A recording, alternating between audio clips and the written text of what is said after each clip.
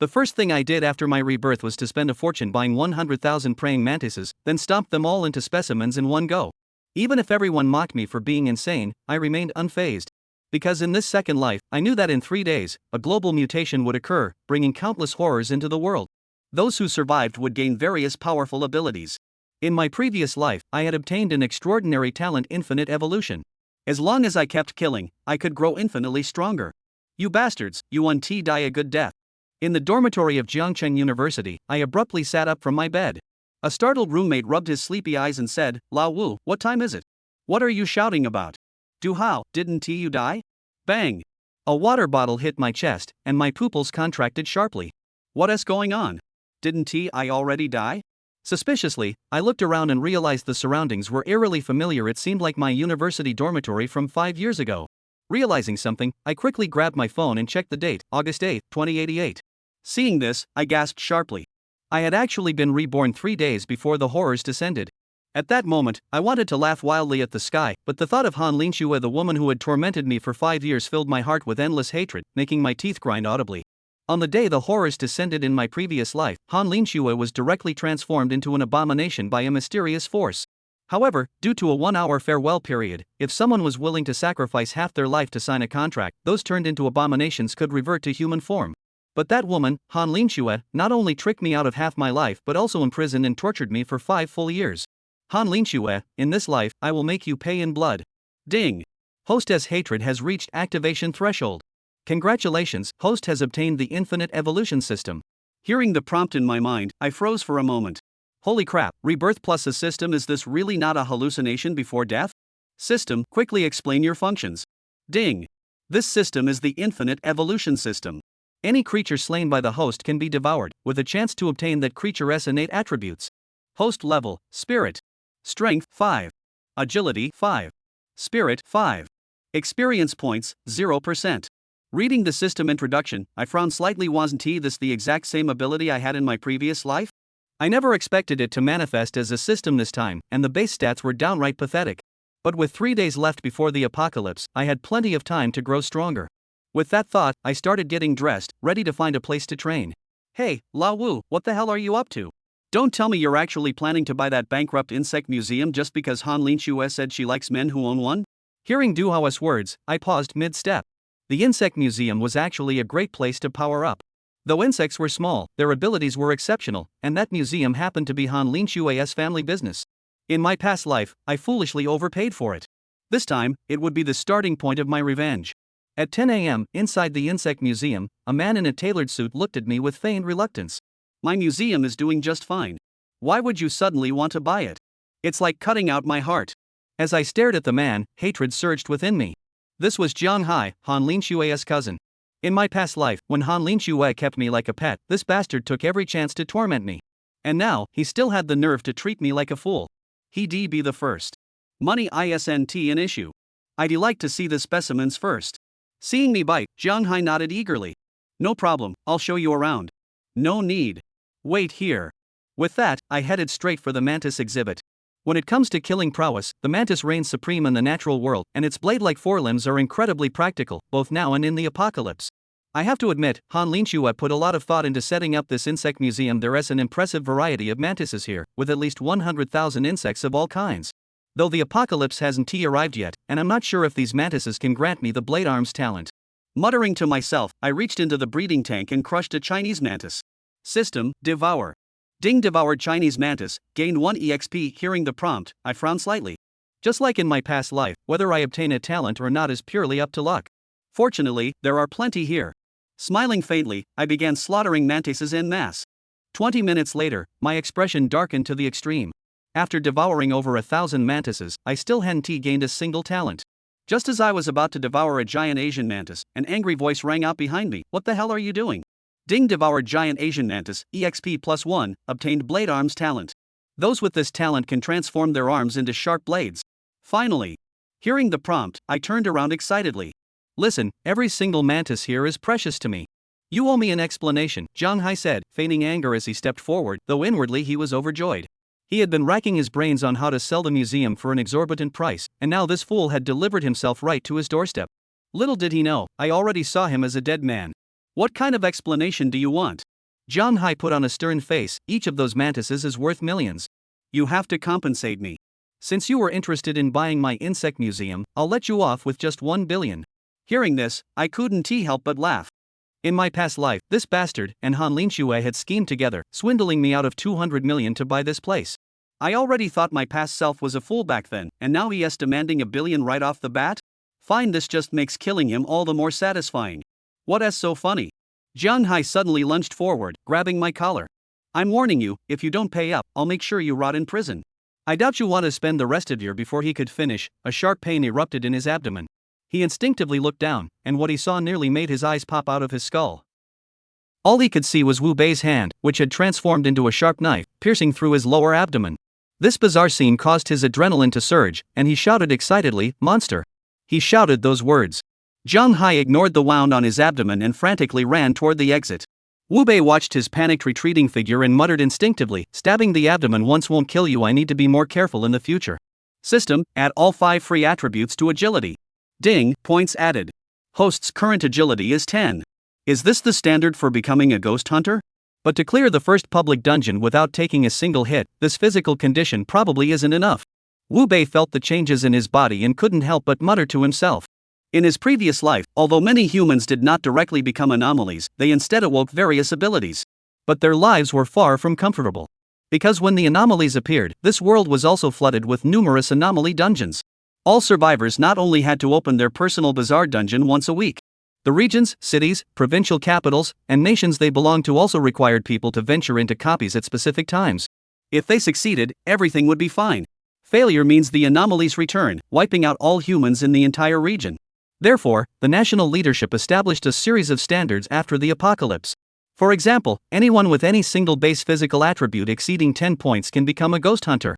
If a player's attributes exceed 20 points, they can begin to enjoy special subsidies provided by the state. Exceeding 30 points allows one to become the ruler of a specific region, controlling the lives of all its citizens. In the previous life, the Han family, where Han Lingxue belonged, rose to power in a short time because of a genius, becoming the ruler of Jiangqing district. That's why he was treated like a prized possession and kept in captivity. But now, Wu Bei glared coldly at Zhang Hai, who had collapsed on the ground from blood loss and could only crawl. Are you scared? Wu Bei, I'm warning you, murder is a crime. Call 120 immediately and send me to the hospital, and I'll pretend nothing ever happened. Otherwise, you'll end up rotting in prison. Poof. Seeing that Zhang Hai was still threatening him from his high ground even now, Wu Bei laughed. Have you ever considered that I might actually be here to kill you? You? Zhang Hai was speechless. He didn't know how to respond.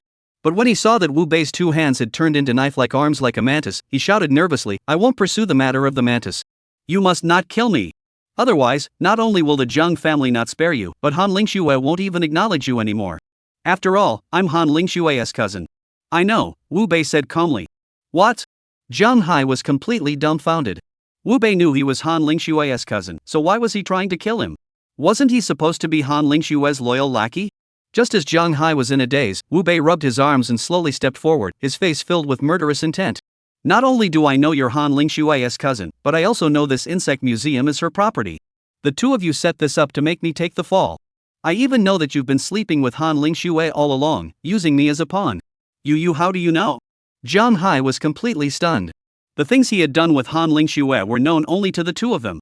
How could Wu Bei possibly know about these things? Because I came back from hell. He shouted those words. Wu Bei seemed to have gone mad, continuously hacking at Zhang Hai with his knife-like arms. Until he had chopped Zhang Hai into over 100 pieces, he finally exhaled a cloud of foul air and transformed his knife arm back into a human form. Then, he looked down at the pile of flesh on the ground and raised his eyebrows instinctively. There were only 3 days left until the apocalypse. Killing this guy now, I wonder if the system can handle human corpses. System, devour. Ding, congratulations, host, you have consumed an unawakened being. Experience points plus 100. Ding, congratulations to the host for the first time devouring an unawakened being, gaining 1 evolution point. Evolution points? Wu Bei's eyes lit up. In his previous life, when he awakened his talent, he knew that the most powerful aspect of the evolution talent was that the talents he gained from devouring corpses could be further enhanced by obtaining evolution points. However, before he could figure out how to obtain evolution points, he was imprisoned by Han Lingxue. Now he could finally ask the system how exactly to obtain these evolution points. System, explain the methods for obtaining evolution points. There are 3 ways to obtain evolution points. First, the host can obtain evolution points by devouring high-tier lifeforms. Second, the host can complete first kill missions against various high-tier lifeforms to obtain evolution points. Third, hosts can obtain evolution points from dungeon clear rewards.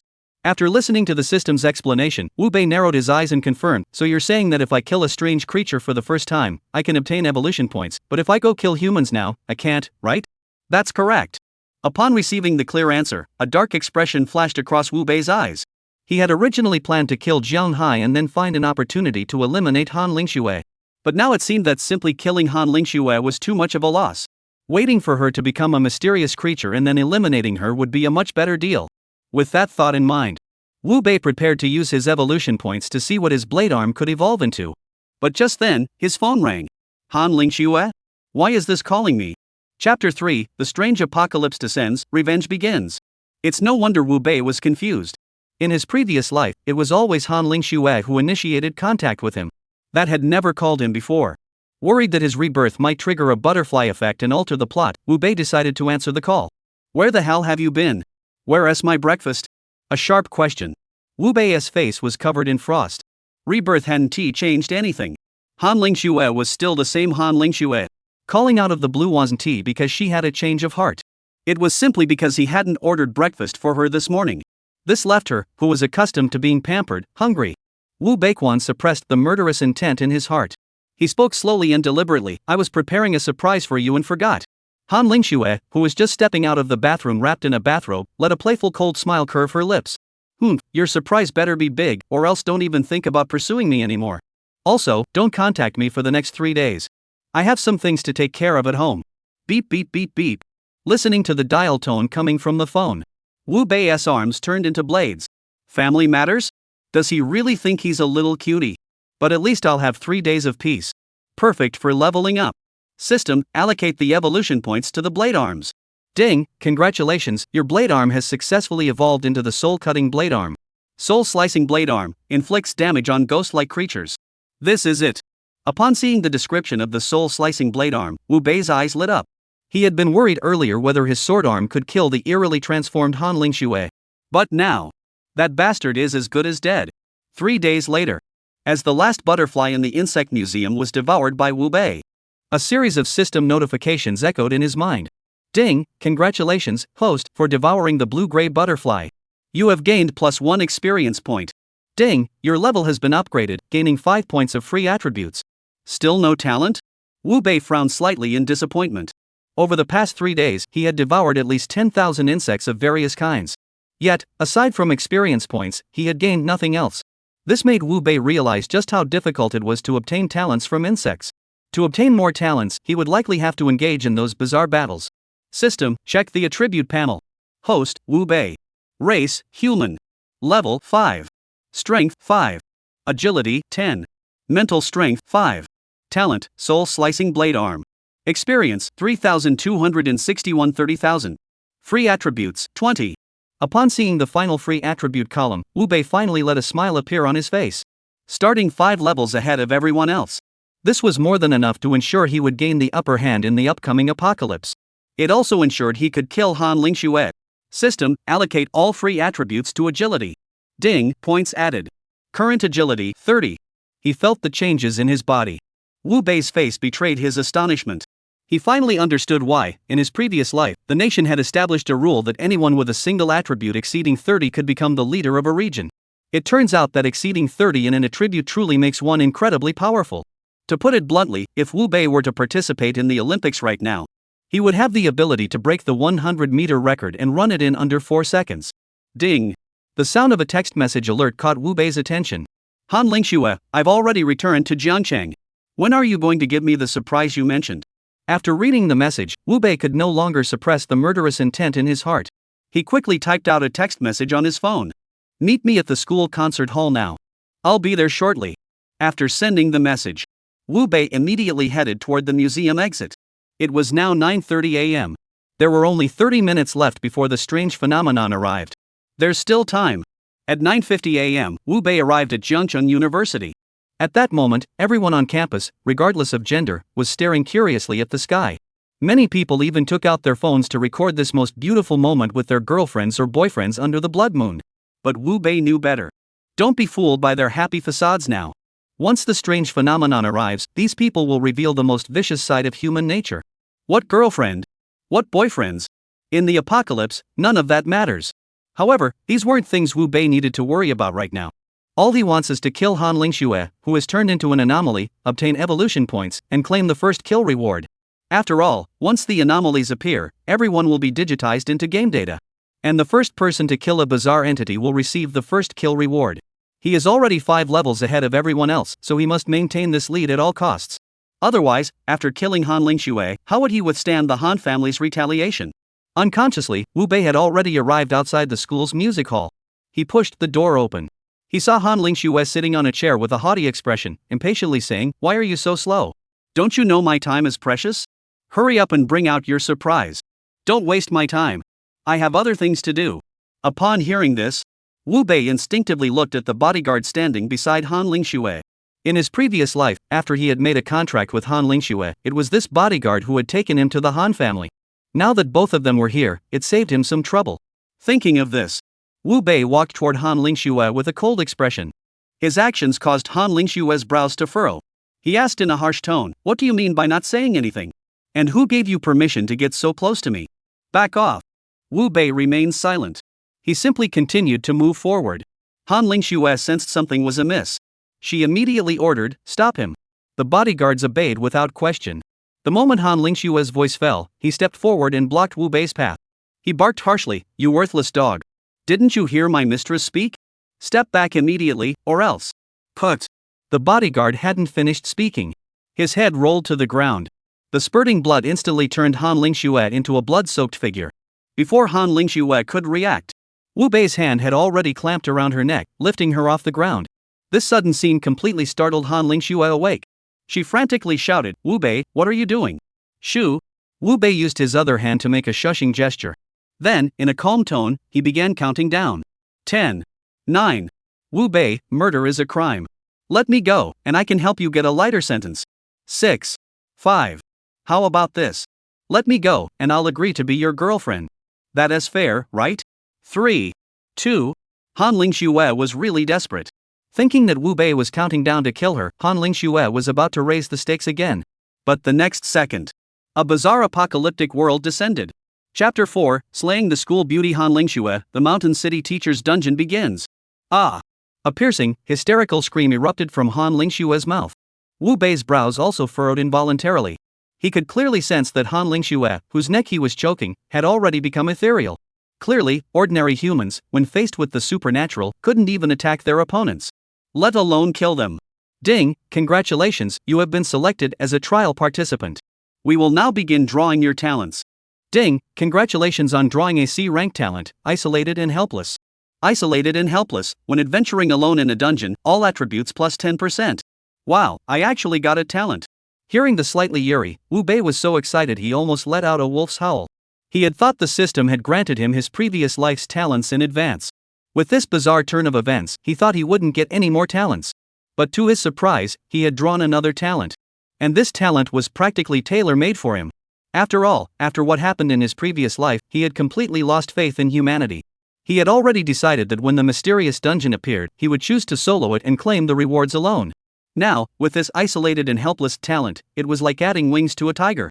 As for the fact that this talent is only C-rank, Wu Bei, who possesses evolution points, couldn't care less. Ding, the farewell period countdown has begun. Any human who doesn't want their loved ones to turn into anomalies can use half of their own life to contract with them, restoring them to human form. Are you ready? Wu Bei slowly raised his head and looked at Han Lingxue. At this moment, Han Lingxue had changed drastically from before. If the previous Han Lingxue looked pure and innocent, then the current Han Lingxue was a stunningly beautiful young woman. Every smile and frown were enough to captivate the heart. Wu Bei, am I not beautiful now? Do you want to spend the night with me? If you're willing to make a contract with me, letting me become human again, I'll marry you and make you happy every day. Facing Han Lingxue's temptation, Wu Bei remained silent, transforming his hands into soul-slicing blades. This scene caused Han Lingxue's originally alluring face to instantly contort into a hideous grimace. Her terrifying mouth stretched almost to her ears. Wu Bei, don't be so ungrateful. In my eyes, you're nothing but an ant. If you bind yourself to me, I might spare your life. If you refuse to acknowledge my power, I'll make you wish you were dead. Do you believe me? Looking at Han Lingshua's hideous expression, Wu Bei slowly narrowed his eyes. Enough with the act? You worthless dog. You're nothing but a sycophant. Who gave you the right to speak to me like this? I order you to kneel down and apologize immediately, or else. Put. Han Lingshua hadn't finished speaking. Wu Bei's soul-slicing blade arm pierced straight through her chest, lifting her into the air. Answer me, or else what can you do? Han Lingshua was stunned. She had already turned into a monstrosity. Why could Wu Bei still hurt her? She wasn't Li Jia. But she knew all too well that if she kept pretending, she was as good as dead. Wu Bei, I'm sorry, please don't kill me. As long as you don't kill me, I promise I'll do whatever you tell me to do. Seeing Han Lingshua's pitiful, pleading expression, Wu Bei felt no pity at all, only disgust. You don't know you're wrong, you just know you're going to die. Seeing that Wu Bei's other hand had also turned into a sharp knife, Han Lingshua panicked completely. Wu Bei, you can't kill me. I'm from the Han family. If you kill me, the Han family won't let you off. Put. The sound fell. Han Lingshua's head followed suit and hit the ground. Ding, congratulations on becoming the first person in the world to slay a bizarre creature in the trial, earning the title of First Slayer. Ding, would you like to enable global announcement with your real name? No. Wu Bei didn't hesitate and refused immediately. Are you kidding? In a society governed by the rule of law, being too flashy will only invite trouble. In a bizarre apocalyptic world, revealing your real name is no different from seeking death. Global broadcast, Trialist XXX is the first to slay the bizarre entity, completing the first kill mission and earning the first killer title reward. Global broadcast, Trainee XXX was the first to slay the bizarre creature, completing the first kill mission and earning the first Slayer title reward. 3 consecutive alert sounds rang out, like a bombshell dropped into a calm lake. In the blink of an eye, the world's population, who had been in a state of confusion, was startled so much that their eyes nearly popped out of their sockets. What the hell? I haven't even figured out what is happening, and someone else already killed the abnormal? That's way too exaggerated. Investigate. Find out immediately who the first person to kill it is and see if we can recruit them into our ranks. Shouts of astonishment echoed from every corner of the world. Meanwhile, the instigator, Wu Bei, fixed his gaze on the description of the first kill title. First kill title, upon equipping, all attributes +5, and immune to the Gi's seduction. No wonder those major clans and national powers in my previous life went crazy trying to break records. This reward is truly tempting. After reading the attributes, Wu Bei's eyes sparkled with determination. Even without the +5 to all attributes, the boost was immense. Just the immunity to bizarre seduction alone was worth more than any number of attribute points. After all, the most terrifying thing about the bizarre isn't their strength. It's their ability to manipulate minds. Equip the first Slayer title. Feeling the new changes in his body, Wu Bei's heart began to race with excitement. In his previous life, his starting point was nothing short of disastrous. In this life, he not only started 5 levels ahead of all the other trial participants. Now he had even obtained the title of First Killer. If he continues to maintain this lead, the Han family is doomed. Even if they have military connections, it won't matter. Thinking back to his own ordeal, Wu Bei's gaze once again fell upon Han Lingshua, whose body lay decapitated before him. He wouldn't forget the reward for devouring the now mutated Han Lingshua, along with the evolution points. He hurried forward. Wu Bei stepped on Han Lingshua's head with his foot. Without a hint of emotion, he uttered 4 words, System, Devour. Ding, congratulations, host, you have successfully devoured a level 1 bizarre entity and obtained 500 experience points. Ding, congratulations to the host for successfully devouring a level 1 bizarre entity, earning 1 evolution point. Sure enough, it's trash. That's all the reward I get? Wu Bei spat angrily. Then, in his mind, he addressed the system, add the evolution points to isolated and helpless. Ding, congratulations to the host for successfully evolving the C-rank talent isolation to B rank. Isolated and helpless B, all personal attributes plus 10%. Wow, B rank actually removed the dungeon restriction. Wu Bei was thrilled. He was still low level, so this talent didn't seem that powerful yet.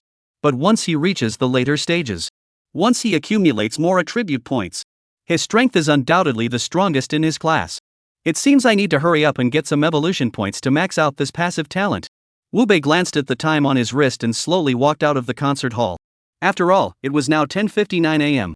In 1 minute, the global anomalous dungeon would begin deployment. As expected, things unfolded exactly as Wu Bei had anticipated. Just as he stepped out of the concert hall, the global broadcast sounded again. The farewell period countdown has ended. All anomalies return to their original positions. The anomaly apocalypse officially begins. All testers must complete a personal instance within 1 week. Those who fail to do so will be eliminated. This week's personal dungeon, Mountain City Teacher. Chapter 5, Dungeon Introduction. Prepare to secure an SSS rank evaluation. Dungeon Overview, Shangqing's top private high school. Principal Li Yan has gone missing without explanation, and the school has hired a new substitute teacher to take over for the day. Dungeon requirements: the trial participant appointed as homeroom teacher must not receive any negative reviews. Dungeon reward, determined based on the trial participant's performance and rating within the dungeon. Note, your students are not human. Do not provoke them, or you will meet a gruesome end.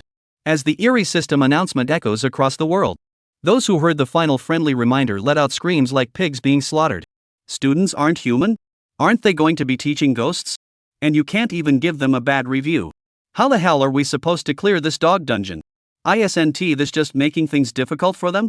As he walked toward the main gate, Wu Bei could hear the constant murmurs of complaints from his classmates.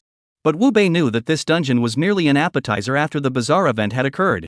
Its purpose was to make the survivors realize the cruelty of the bizarre apocalypse. After all, he had already completed this dungeon in his previous life. As long as he followed the students' instructions obediently, there would be no negative reviews. However, the requests made by these students were varied and unpredictable. Each trial participant faced different demands. If they encounter simple requests, it's the trialist's good fortune. If they encounter someone who wants to use your head as a soccer ball, you can only hope for the best. However, completing the quest according to the student's requirements results in a very low evaluation. The rewards obtained are also quite meager. Wu Bei, reborn into a new life, decided to give it a try: the SSS-rank dungeon clearance theory proposed by his former nation. He wanted to see what kind of reward he could get for achieving an SSS-rated dungeon evaluation. Wu Bei, wait. Just as Wu Bei was reminiscing about the details of his previous life's completion, a shout suddenly rang out from behind him. Wu Bei instinctively turned around and froze when he saw who was speaking. Li Yue, the renowned ice queen of Jiangcheng University. Due to her family background, she was extremely powerful. No one dared to provoke her on campus. Suddenly being called over by her, Wu Bei, after a moment of shock, instinctively asked, "Is there something you need?" It's like this: a mysterious apocalypse has descended, and everyone's lives are in danger. I want to form a team so we can stick together and survive this apocalypse.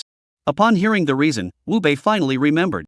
In his previous life, Li Yue, backed by the Li family, had established an extremely large guild. Not only had she multiple times achieved the first clear record in dungeons, she had even conquered a national-level bizarre dungeon, rescuing the people from danger. However, in his previous life, Wu Bei was betrayed by a woman. In this life, even though she knew Li Yue wasn't the kind of woman like Han Lingxue, but one can only judge a book by its cover. Li Yue might not be moved by his talent. But who can say the same for the Li family? Therefore, Wu Bei firmly shook his head and refused. "I'm sorry, I don't plan to join any team. Wu Bei, you may not realize the danger of this bizarre apocalyptic world. Going it alone is no different from seeking death. And joining my team, I won't force you to do anything dangerous. It's just to preserve more talent for our Yanxia." Wu Bei knew that Li Yue wasn't lying. But he had already decided to tackle the dungeon alone to maximize the rewards. He shook his head again. "I'm really not interested. You should go find someone else." "You?" Li Yue wanted to say more. But before she could speak, a man beside her interjected. "Yue, why waste your time with this idiot? If he wants to die, let him die." Hearing this, Wu Bei suddenly looked up at the speaker. Chao Bin, a second-year student in the Mechanical and Electrical Engineering Department at Jiangcheng University. Not only does his family background match Wu Bei's, he had also awakened an S-rank talent for fire. In his previous life, he had also gained some fame within Li Yue's team. But Wu Bei, who has returned to this world, has already sworn that he will never allow anyone to toy with him or humiliate him again. "If you don't clean your mouth, you'll die." Oh. Chao Bin saw that Wu Bei dared to threaten him. Flames erupted from his body as he said, "You, who was treated like a toy by Han Lingxue, dare to threaten me? Do you think I'm bluffing? I'll kill you right now. Go ahead and try." Wu Bei immediately released his blade arm, ready to strike at any moment.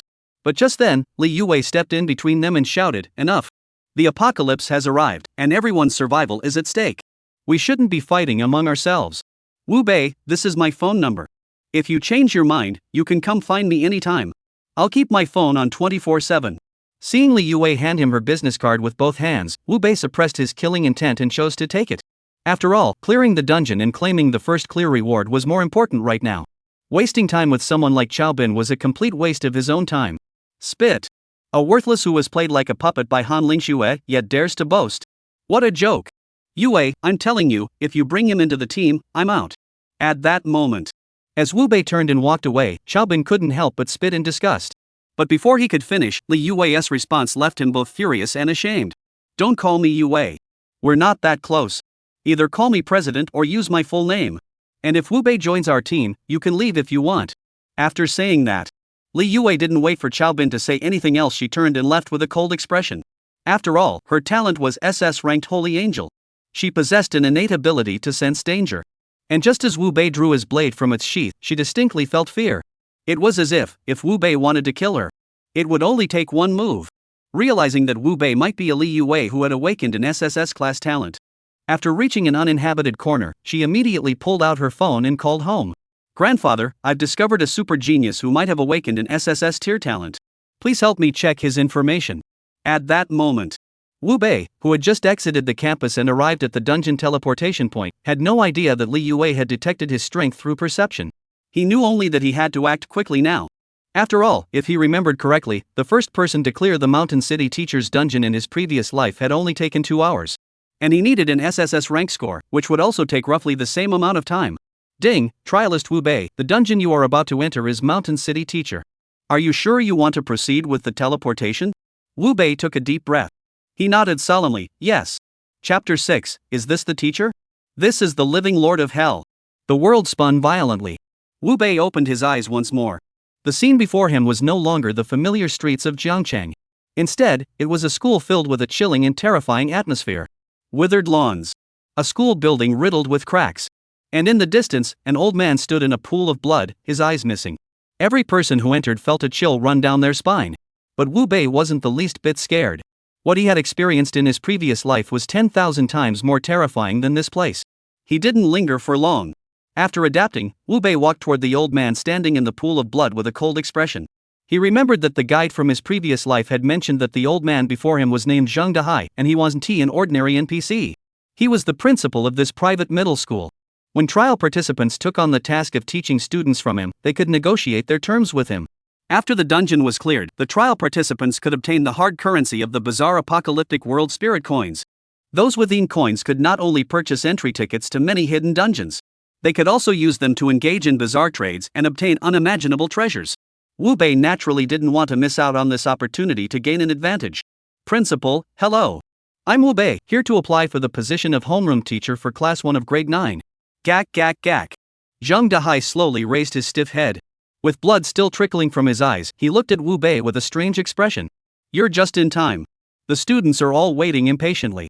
Let us go to the classroom right away. As he spoke, Zheng Dahai turned to leave. But as soon as his body turned, Wu Bei grabbed his shoulder with his hand. Let's not rush to class. We should discuss the terms first. Zheng Dahai stiffened, slowly turning his head back. With a face as terrifying as a horror movie, he said with a pained expression, I almost forgot to mention the pay. Your daily rate for substituting is 100 spirit coins. Is that acceptable? Seeing that he could actually negotiate the terms, Wu Bei couldn't help but let a sly smile curl the corners of his mouth. Your students are all ghosts, so teaching them is a bit challenging. I need a raise. As soon as he said that, the atmosphere on the scene turned eerie in an instant. Zheng Dahai's body was enveloped in a chilling black mist. Since you know they're ghosts, you still dare to ask for money? Do you want to die?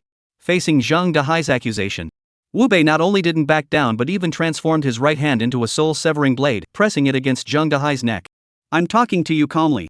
I'm warning you not to be so ungrateful. After all, money is just money, but your life is your own. Zheng Dahai was stunned. Before meeting Wu Bei, he had already dealt with numerous trial participants. Not to mention someone threatening him with a knife. Not even a single person had asked for payment. Yet Wu Bei not only demanded payment but even drew a knife. Zheng Dahai was now beginning to wonder who the real oddball was. How about 1,000? Zheng Dahai backed down. He thought Wu Bei was right. The money was just a copy, he was merely managing it on behalf of someone else. There was no need to offend Wu Bei, this living tyrant, over money. 10 million. Wu Bei demanded. But as soon as the words left his mouth, Zheng Dahai collapsed to his knees with a thud, pleading desperately in sheer terror. Mr. Wu, please don't do this to me. The maximum for a 1-star copy is 3,000. I can't possibly come up with any more. 3,000? Wu Bei instinctively narrowed his eyes. Though this amount was still short of what he needed for his current endeavor. But thinking back to his previous life, even the top experts who broke records and created guides for the state only made 300 yuan a day. He decided to accept it. Alright, 3,000 it is. Take me to the classroom. Alright, please follow me. 5 minutes later. Wu Bei followed Zheng Dahai to the floor where the 9th grade class was located. From a distance, they could hear various noisy sounds coming from the classroom. Moreover, the entire classroom was engulfed in flames, giving it an eerie appearance. Just then, Zhang Dahai stopped in his tracks and spoke hesitantly, "Mr. Wu, I'll take you this far. You can just go straight into the classroom and start teaching the students. But I must remind you that our school is private, and the students here come from wealthy or influential families. You must not let them complain about you, or else our school won't be able to keep you on." Upon hearing this, Wu Bei knew that his journey in this alternate reality could begin. Bang! The classroom door was pushed open. The previously noisy atmosphere in the classroom suddenly fell silent. The 36 students in the class all turned their gaze toward Wu Bei at the same time. Wu Bei didn't hesitate, walking toward the podium. As he walked, he coldly introduced himself. "My name is Wu Bei. I'm your new homeroom teacher. I'm not a very patient person, so I hope you'll behave yourselves and not make me angry." Perhaps it was Wu Bei's opening remarks, which were nothing new in the teaching profession. As soon as he finished speaking, the classroom erupted in dismissive boos. One student with dyed yellow hair stood up and asked sarcastically, "Mr. Wu, this is a science class. Do you even know what science is?" As soon as the words left his mouth, a transparent countdown appeared on Wu Bei's arm. 39:58. The mission had officially begun.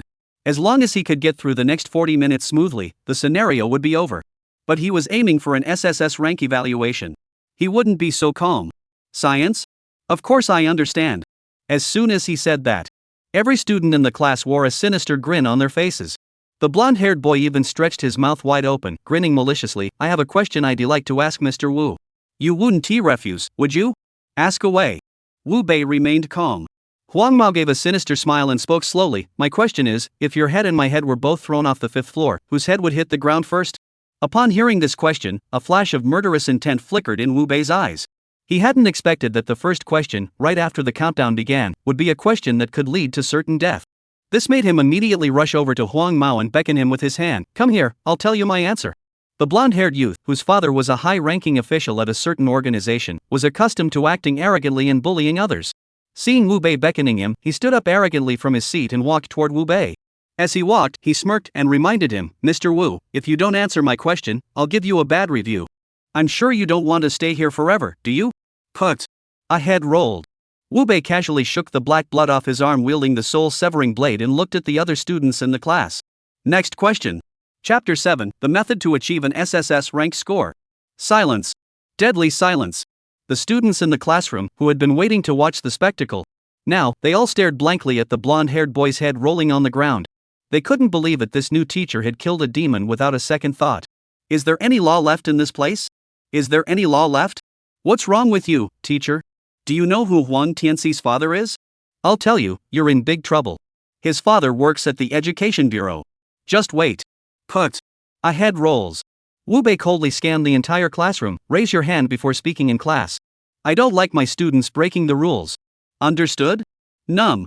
Completely numb.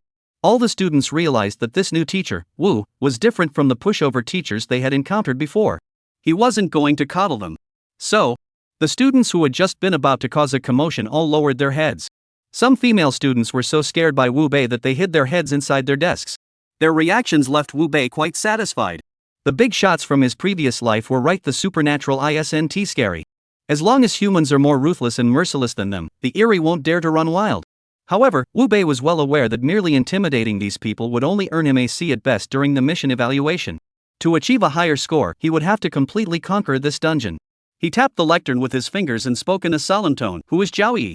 As soon as he spoke, all the strange beings present immediately fixed their gaze on a beautiful girl. The girl, seeing this, turned as pale as a sheet of paper. She instinctively raised her hand and stood up trembling. Report, teacher, I am Zhao Yi. Are you Zhao Yi? Wu Bei glanced at her, his eyes filled with coldness. You're quite pretty, but why are you so cruel? The icy question sent a chill down Zhao Yi's spine. She hurriedly explained, Teacher, did you misunderstand something? Misunderstanding? Wu Bei's tone grew even colder. I asked you, where did you hide Zhang Xiaohua's body? Bang! As the word Zhang Xiaohua left Wu Bei's mouth, the atmosphere in the classroom changed instantly. The lights hanging from the ceiling began to shatter one after another.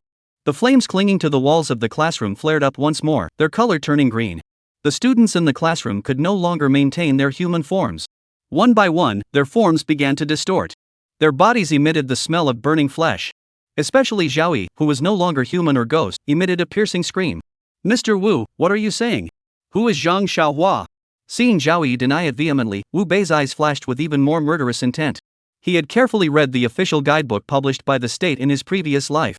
He was well aware of the true mechanics of this scenario. This scenario shouldn't be called Mountain City Teacher. It should be called Zheng Xiaohua's Revenge or Zheng Xiaohua's Curse. Because this class originally had 37 students. The missing person was Zheng Xiaohua. She was the child of an ordinary working-class family. Her parents, like most parents, hoped their child would study hard and bring honor to the family. So they were willing to eat coarse food and endure hardships to send the academically outstanding Zheng Xiaohua to the best middle school in the mountain city. But they overlooked one crucial factor: class differences. Although Zheng Xiaohua was academically excellent. But some are born with a silver spoon in their mouths, while others are born into poverty. Her outstanding grades at this school only made her the target of others' envy. Among those who bullied her the most was Zhao Yi, the daughter of the deputy mayor.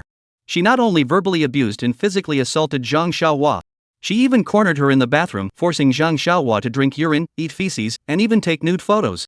Even when Zheng Xiaohua reported this to her teacher, Li Yan, she did not receive fair treatment. Instead, it angered Zhao Yi. This led to Zheng Xiaohua being subjected to repeated humiliation by the entire class, ultimately resulting in her death. Then, Zheng Xiaohua's revenge came. Li Yan disappeared. All the students in the class were also swept away in a fire. Therefore, the guide speculated that to fully clear this dungeon and obtain an SSS-rank evaluation, one must find Zheng Xiaohua's body and figure out where the homeroom teacher Li Yan had gone. But now Zhao Yi dared to act dumb, and Wu Bei directly transformed his arms into soul-slicing blades, walking toward the podium with a cold expression. "I don't have time to waste with you. Either tell me where Zheng Xiaohua is, or you'll die." Put. One of Zhao Yi's arms was severed. The excruciating pain from her soul caused her to let out a hysterical scream. "She's in the abandoned warehouse behind the school." Hearing the answer he wanted, Wu Bei returned to the podium and said firmly, "This science class is now a PE class. Everyone, follow me to that warehouse." One sentence caused all the students in the class to turn pale with fear. But upon seeing the two gleaming knives in Wu Bei's hands, they ultimately chose to comply. 10 minutes later, Wu Bei, led by Zhao Yi and the other students, arrived at the warehouse behind the school. Even before they got close, a chill ran down Wu Bei's spine, causing his eyebrows to furrow. He could clearly sense the eerie atmosphere and the extraordinary power within. However, Wu Bei, already at the 5th level, remained unfazed. He immediately pointed at Zhao Yi and said, "Go open the door." "Teacher, I." Put. Zhao Yi's head was severed. Wu Bei pointed at another student, "You go open it." Facing Wu Bei, this madman, the others dared not hesitate. He rushed forward and pushed open the warehouse door. But the next second, a terrifying aura of resentment erupted violently from within the warehouse. The students' eyes turned blood red in that instant. Ding! Congratulations, trialist, for discovering the hidden dungeon. Upon clearing it, you will receive additional rewards. The eerie system notification sound made Wu Bei realize he had made the right choice. This was the key to obtaining an SSS rank evaluation. Looking at the countdown on his arm, only 20 minutes remained. Wu Bei's gaze grew sharp. The students shrouded in also lunged toward Wu Bei at that moment. "You're asking for death." Wu Bei no longer hesitated, utilizing his 35 points of agility from the first kill title plus 5, and began to move like a dragon in the eerie surroundings. Just 3 minutes had passed. The ground was littered with over 30 corpses. Just as Wu Bei was about to enter the warehouse to search for Zheng Xiaohua, suddenly, a piercing scream echoed throughout the campus. Then, a woman dressed in a red long dress, holding a ruler in her hand, emerged from the warehouse with a grim expression. It was Li Yan. Chapter 8, Clear the Dungeon, Rewards are Unbelievable. "You bastard! How dare you lay a hand on the daughter of Mayor Zhao and the son of Director Wang? Get down on your knees and apologize." Seeing that Li Yan was innocent, Wu Bei attacked her first, causing his expression to darken. He finally understood why Zheng Xiaohua had turned into a ghost even before the strange phenomenon occurred. Facing such a snobbish and unreasonable teacher, anyone would be filled with resentment. "Kneel before your mother and die." 300. As a bright red damage number appeared above Li Yan's head, Wu Bei was momentarily stunned. He instinctively asked, "System, what's going on?" Given the host's current situation, this system has automatically updated with a hotfix to better serve the host. "Host, you can now digitize your enemies during combat." "That's awesome." Wu Bei was thrilled. Datafying enemies meant he could clearly assess their strength and avoid unexpected setbacks. "System, scan Li Yan's data." Ding, system scanning in progress. Li Yan. Level 1 abnormal boss. Health, 9,710,000. Strength, 15. Agility, 20. Mental power, 15. Innate ability, snobbery. Snobbery, when Li Yan's health is above 50%, all attributes plus 20%. Sigh. No wonder in my previous life, the nation only proposed a hypothesis no one could achieve an SSS rank evaluation. Just looking at these 3 core attributes and that health pool, anyone entering this dungeon for the first time would be terrified. However, I'm now at level 5. Agility is boosted by the title to 35 points. I outpace Li Yan in speed. And my damage output is 300 points per hit. It only takes 34 hits to take her down. Let's take her down. With a plan in place, Wu Bei charged toward Li Yan once more. 2 arms transformed into soul-slicing blades were swung high into the air. In the blink of an eye, Li Yan's vital energy dropped below 50%. Stop fighting. I'm not making this easy for myself. If I don't help Zhao Yi and the others, they'll fire me. Seeing Li Yan say such things at this moment, Wu Bei's eyes flashed with even more murderous intent. Whether you get fired or not has nothing to do with me. I just want you dead. Bang. As Li Yan's health bar was depleted by Wu Bei, her body crashed to the ground. The ruler she had been holding in her hand also fell to the ground at that moment, emitting a white glow. Equipment dropped. Wu Bei quickly stepped forward and picked up Li Yan's teaching rod. Immediately, the specific data of the cane appeared in his mind. Ruler white. Strength +2. Agility +3. This is a decent item. In the early days of this bizarre post-apocalyptic world, it's definitely a useful item. Unfortunately, I have no use for it. However, once I get out, I can try to sell it for spirit money to exchange for that world-shocking treasure from my previous life. Thinking of this, Wu Bei stored the equipment in his system space. Then, glancing at the time on his arm, he noticed there were still 15 minutes left. He then entered the abandoned warehouse. After all, compared to devouring those ghostly creatures, he now wanted to find Zhang Xiaohua and obtain a higher score. But upon entering the warehouse, Wu Bei froze in place.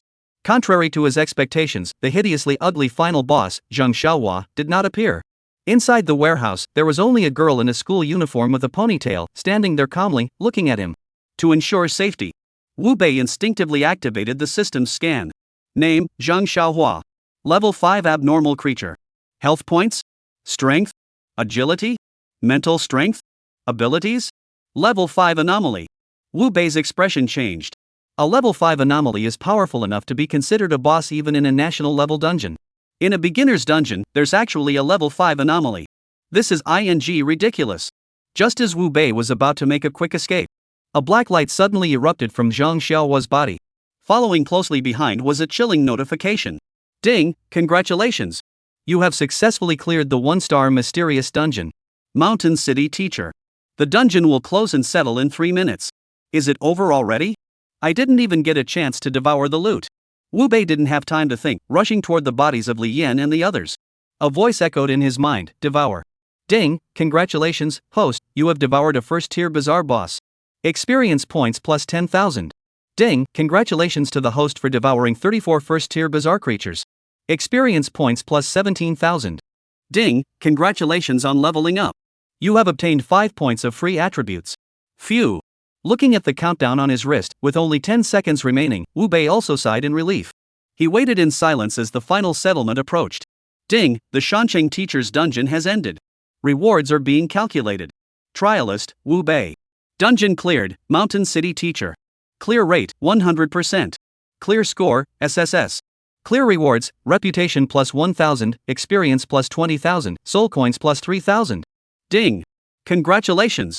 You have become the first trainee globally to clear the Mountain City Teacher dungeon, earning a name change card and a black market invitation voucher. Ding. Congratulations.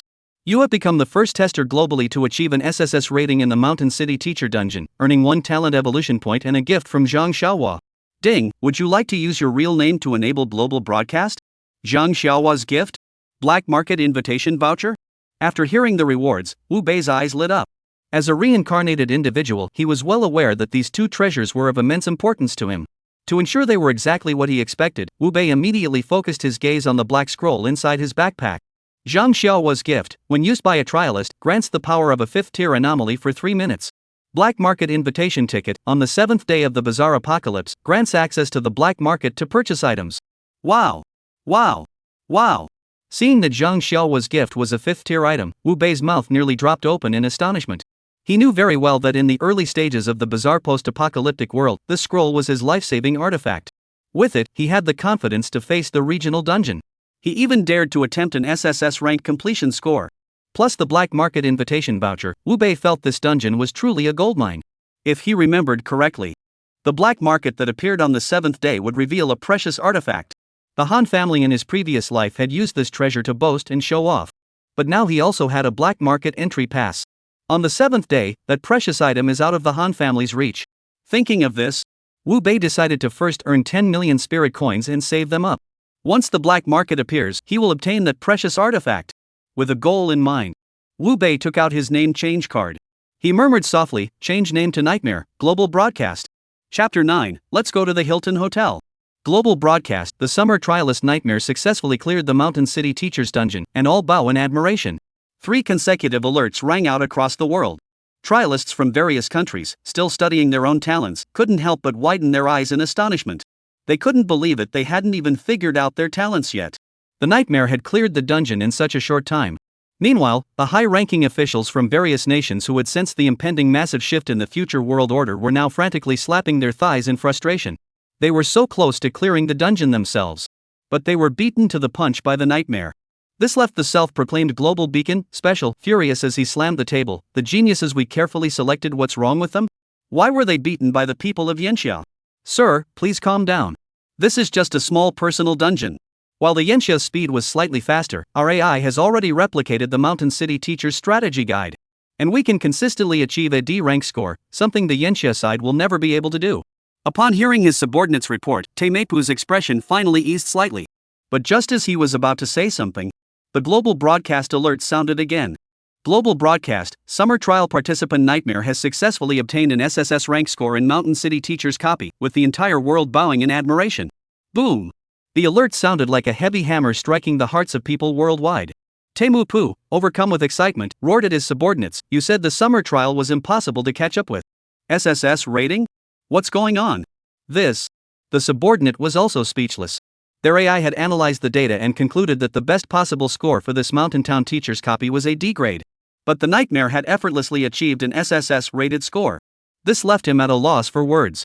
"I don't care. You must obtain that SSS-rank copy guide by any means necessary. Otherwise, you'll be fired by the efficiency department." At the same time, leaders from almost every country were urging their subordinates to find Nightmare and obtain the SSS-rank copy guide. Especially the leader of Yanxia, who stood in the meeting room, his emotions running high. "We thought getting a C rank was already leading the world, but it turns out there are still experts in our ranks. Hurry up! Check the database immediately and find out who this Nightmare is. We must bring him into the national team." Faced with the leader's urgency, the staff members reviewing the database were left with an extremely awkward expression. "Sir, there's no one named Nightmare in the database. We suspect he used a pseudonym. That's impossible." Li Jiangua said solemnly, "This system that has transformed our world into a bizarre post-apocalyptic realm does not allow anonymous users. Did you fail to do your job properly at the grassroots level and overlook this person?" No one dared to respond to this question. After all, everyone knew what the lower ranks were like. Bringing it up would just make things awkward. Li Jiangua clearly realized he had been too hasty. He had actually asked such a foolish question. He sighed helplessly. "Regardless, the other party is one of our own from Yanxia. Immediately release the information across all channels and inform the Nightmare that the nation is searching for him." Yes. At that moment, the entire world was in an uproar due to Wu Bei's SSS-rated evaluation. Meanwhile, the instigator, Wu Bei, stood at the dungeon teleportation point, pondering how to obtain 1 million spirit coins before the treasure emerged. After all, in his previous life, the Han family had risen to prominence precisely because they had obtained that treasure. He absolutely couldn't accept that treasure falling into the Han family's hands again. He glanced at the time on his phone. He realized it was almost midnight. Wu Bei suddenly recalled that on the first day of the mysterious phenomenon in his previous life, at 12 o'clock, a small crisis had erupted in Jiangqing City. Many people had died at the time. After the strange phenomenon was killed, a large amount of ghost money was revealed. Therefore, Wu Bei decided to start making money by dealing with that creature first. He stood at the intersection.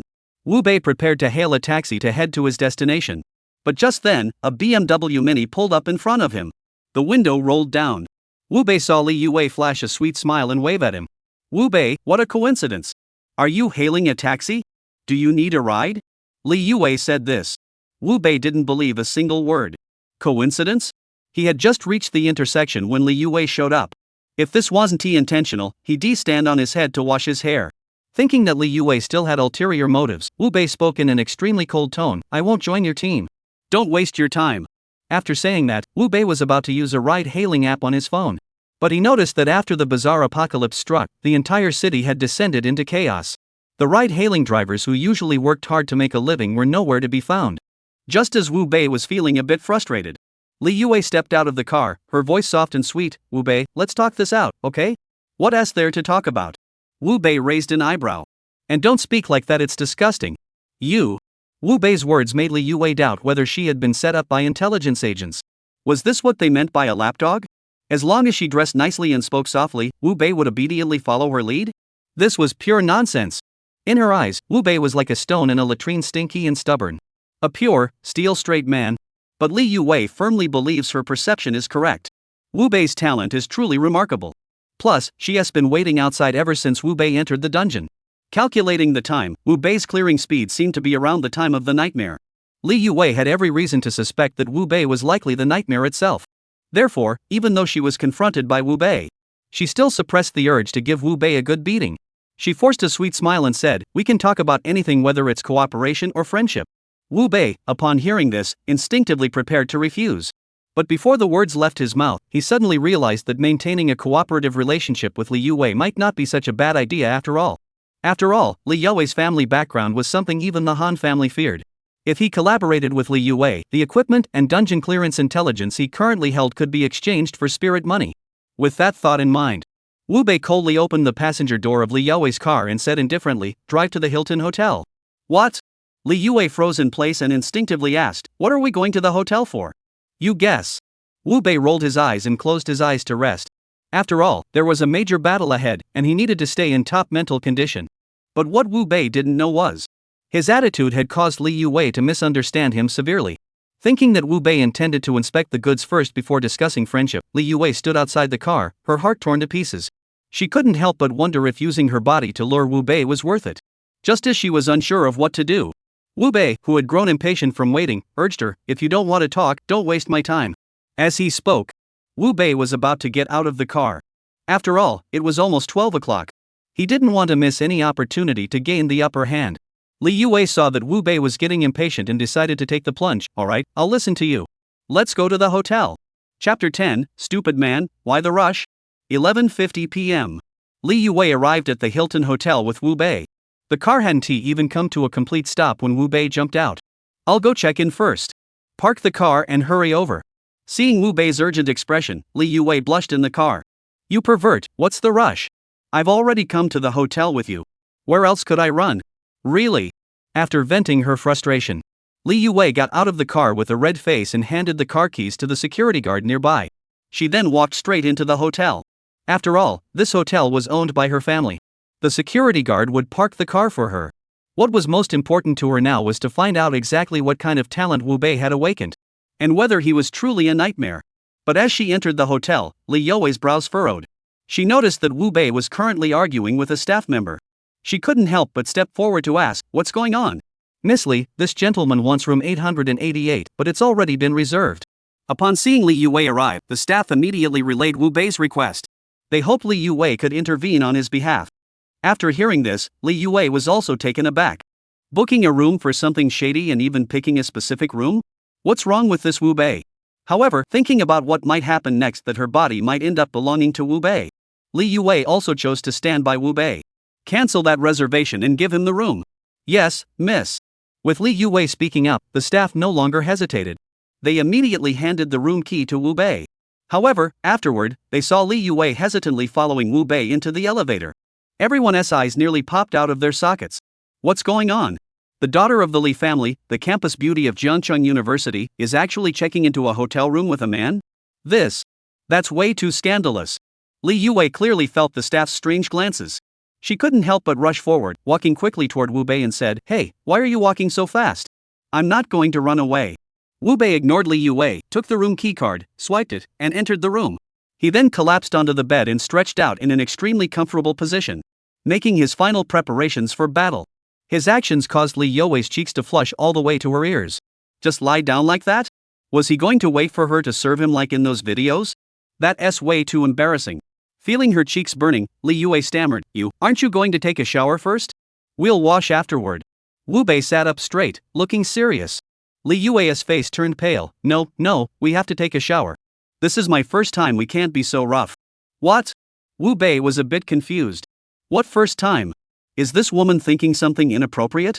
Just as Wu Bei was about to remind Li Yue not to get any ideas, the temperature in the room began to drop. Streams of black mist were slowly seeping out from the wall behind Li Yue. Wu Bei, seeing this, realized that the strange entity was about to emerge. He immediately stood up and walked toward Li Yue. Li Yue thought Wu Bei was trying to force himself on her, so she immediately shouted, "Wu Bei, don't go too far. I admit, I admire you, and I'm even willing to take things further with you to survive in this post-apocalyptic world. But you can't insult me like this." Hearing this, Wu Bei realized that this woman had misunderstood something. Without time to explain to Li Yue, he suddenly reached out and threw her onto the bed. It's over.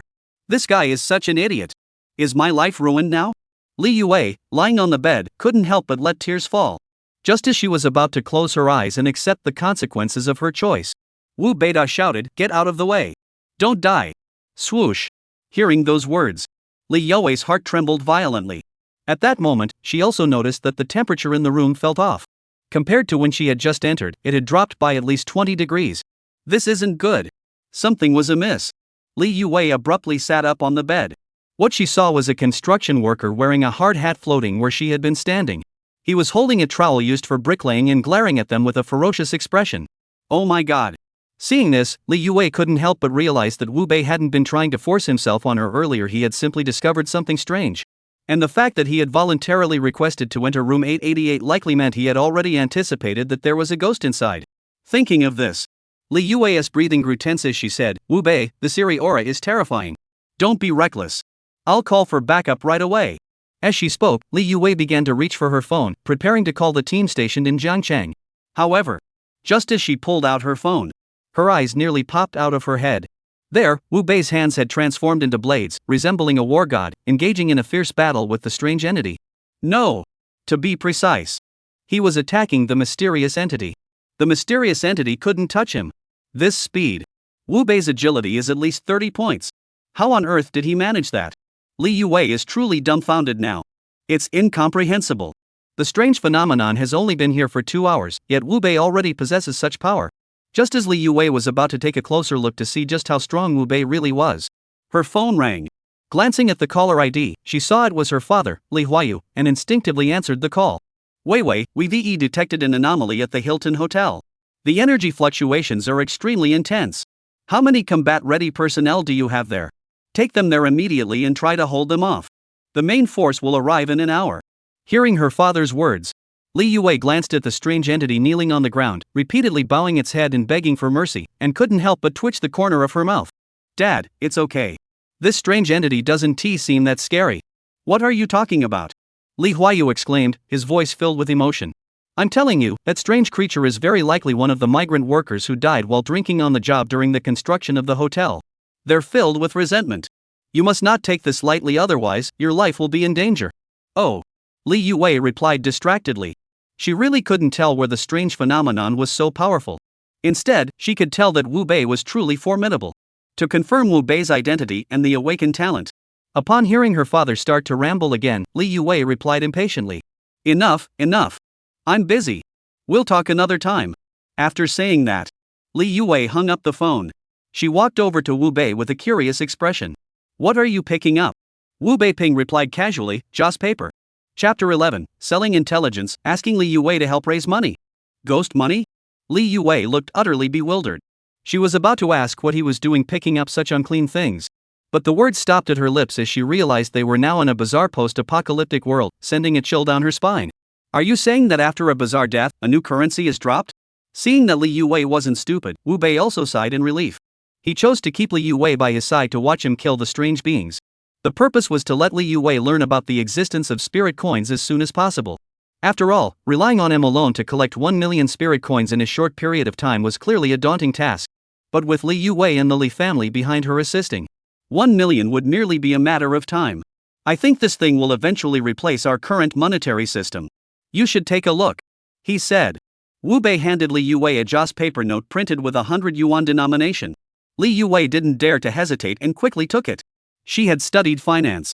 She was well aware that under the bizarre post-apocalyptic circumstances, the existing financial system would inevitably collapse. Her elders had even begun considering whether to use gold and silver as a new form of currency. But the appearance of the joss paper money made her realize that the world's financial systems would all unify due to its emergence. 100 yuan joss paper can be used for normal transactions in the bizarre post-apocalyptic world, not limited to trial participants. Sigh. After reading the description of the joss paper, Li Yue couldn't help but gasp in shock. Not limited to trial participants. That means this thing can also be used for bizarre transactions. Such currency was destined to become the dominant currency in the post-apocalyptic world. Realizing the importance of the spirit money, Li Yue's gaze toward Wu Bei grew extremely solemn. Do you know the channels through which these spirit coins can be obtained? As a reincarnated individual, Wu Bei naturally knew. But having been reborn, he knew even more clearly that to survive in this post-apocalyptic world where people devoured one another, the first thing one must abandon was mercy. I know, but why should I tell you? You. Wu Bei's coldness left Li Yue wide-eyed. She couldn't believe that Wu Bei could say such heartless words. But soon, she realized that Wu Bei was still the same unyielding man he had always been. All the embarrassing things she had imagined were just her own one-sided fantasies. I can pay you. Li Yue suppressed her urge to explode, looking at Wu Bei with a complex expression. Wu Bei held up one finger. 10,000. 10,000 for a message? You're really asking for a lot. Li Yue's expression darkened. It had only been 2 hours since the bizarre apocalypse had descended. She didn't have a single penny in her hand. Heaven only knows how long it would take her to scrape together 10,000 yuan. Wu Bei, who had noticed what Li Yue was thinking, said casually, 10,000 isn't much, and if you buy the copy of the mission information from Shan City Teacher along with it, I can guarantee you'll come out ahead. Shanqing Teacher's dungeon information. Li Yue's expression changed. She had already suspected that Wu Bei might be a nightmare. Now that she saw Wu Bei offering the information on the Shanqing dungeon for sale, she blurted out, is it an SSS-rank clear guide? No, it's AB rank guide, but my guide guarantees a 100% success rate for all trial participants. And it can also guarantee that every trial participant will obtain 1,000 to 3,000 soul coins within the dungeon. Wu Bei immediately dismissed Li Yue's suspicion. He didn't want to reveal his true identity as the nightmare so soon. Moreover, Zhang Xiaohua was no longer in the dungeon. This dungeon couldn't possibly have anyone else get an SSS rank score. Moreover, Li Yan's boss was not someone an ordinary awakened individual could handle at this point. Rather than risking their lives in vain, it would be better to follow his plan and allow more people to survive longer in this bizarre post-apocalyptic world. Only B rank? Li Yue saw that Wu Bei didn't seem to be lying, and felt a slight pang of disappointment in her heart. However, thinking about Wu Bei's strength, Li Yue quickly pushed that disappointment aside. After all, no one knows the true strength of the nightmare. But Wu Bei was the real deal. Therefore, still eager to recruit Wu Bei, Li Yue asked with great seriousness, how much are you asking for these 2 pieces of intelligence? 1 million spirit coins. Wu Bei held up one finger. All right. This time, Li Yue didn't haggle. Regardless of anything else, a 100% success rate alone was enough for her to spare no expense. At that moment, as the deal was sealed, Wu Bei also revealed the method of obtaining the spirit money and the details of Shan City Teacher's pass, spilling everything at once. But as soon as the words left his mouth, Li Yue's eyes nearly popped out of her head. Are you kidding me? If you can't solve the mysterious problem, you just eliminate the mysterious person who asked the question? Is mystery that easy to kill? Wu Bei knew that his method of clearing the level was unconventional. But based on his experience, those students were just spoiled brats relying on their parents' connections. Their combat strength was all trash. As long as the trialist had the guts, dealing with them was a piece of cake. On the other hand, if they cowered out the moment they step in, then they're finished. If you don't believe me, you can try it yourself first. All right. Seeing that Wu Bei had spoken so bluntly, Li Yue no longer hesitated. I'll go back and try your method right now. If it really works, I'll get the 1 million to you as soon as possible. After saying that, Li Yue opened the door and left immediately. She needed to hurry and relay the crucial information she had just obtained to her grandfather. Ask him to make a decision. At the same time, outside the Hilton Hotel, inside a luxurious limousine, the driver responsible for surveillance spotted Li Yue exiting the building. He hurriedly shouted, Brother Bin, Li Yue is out. Upon hearing this, Chao Bin immediately rushed from the second row of seats to the driver's seat. When he saw that Li Yue's hair was a bit messy and her clothes were wrinkled, his expression darkened to the extreme. She pretends to be an ice queen and a virtuous maiden, but she's just a lowlife.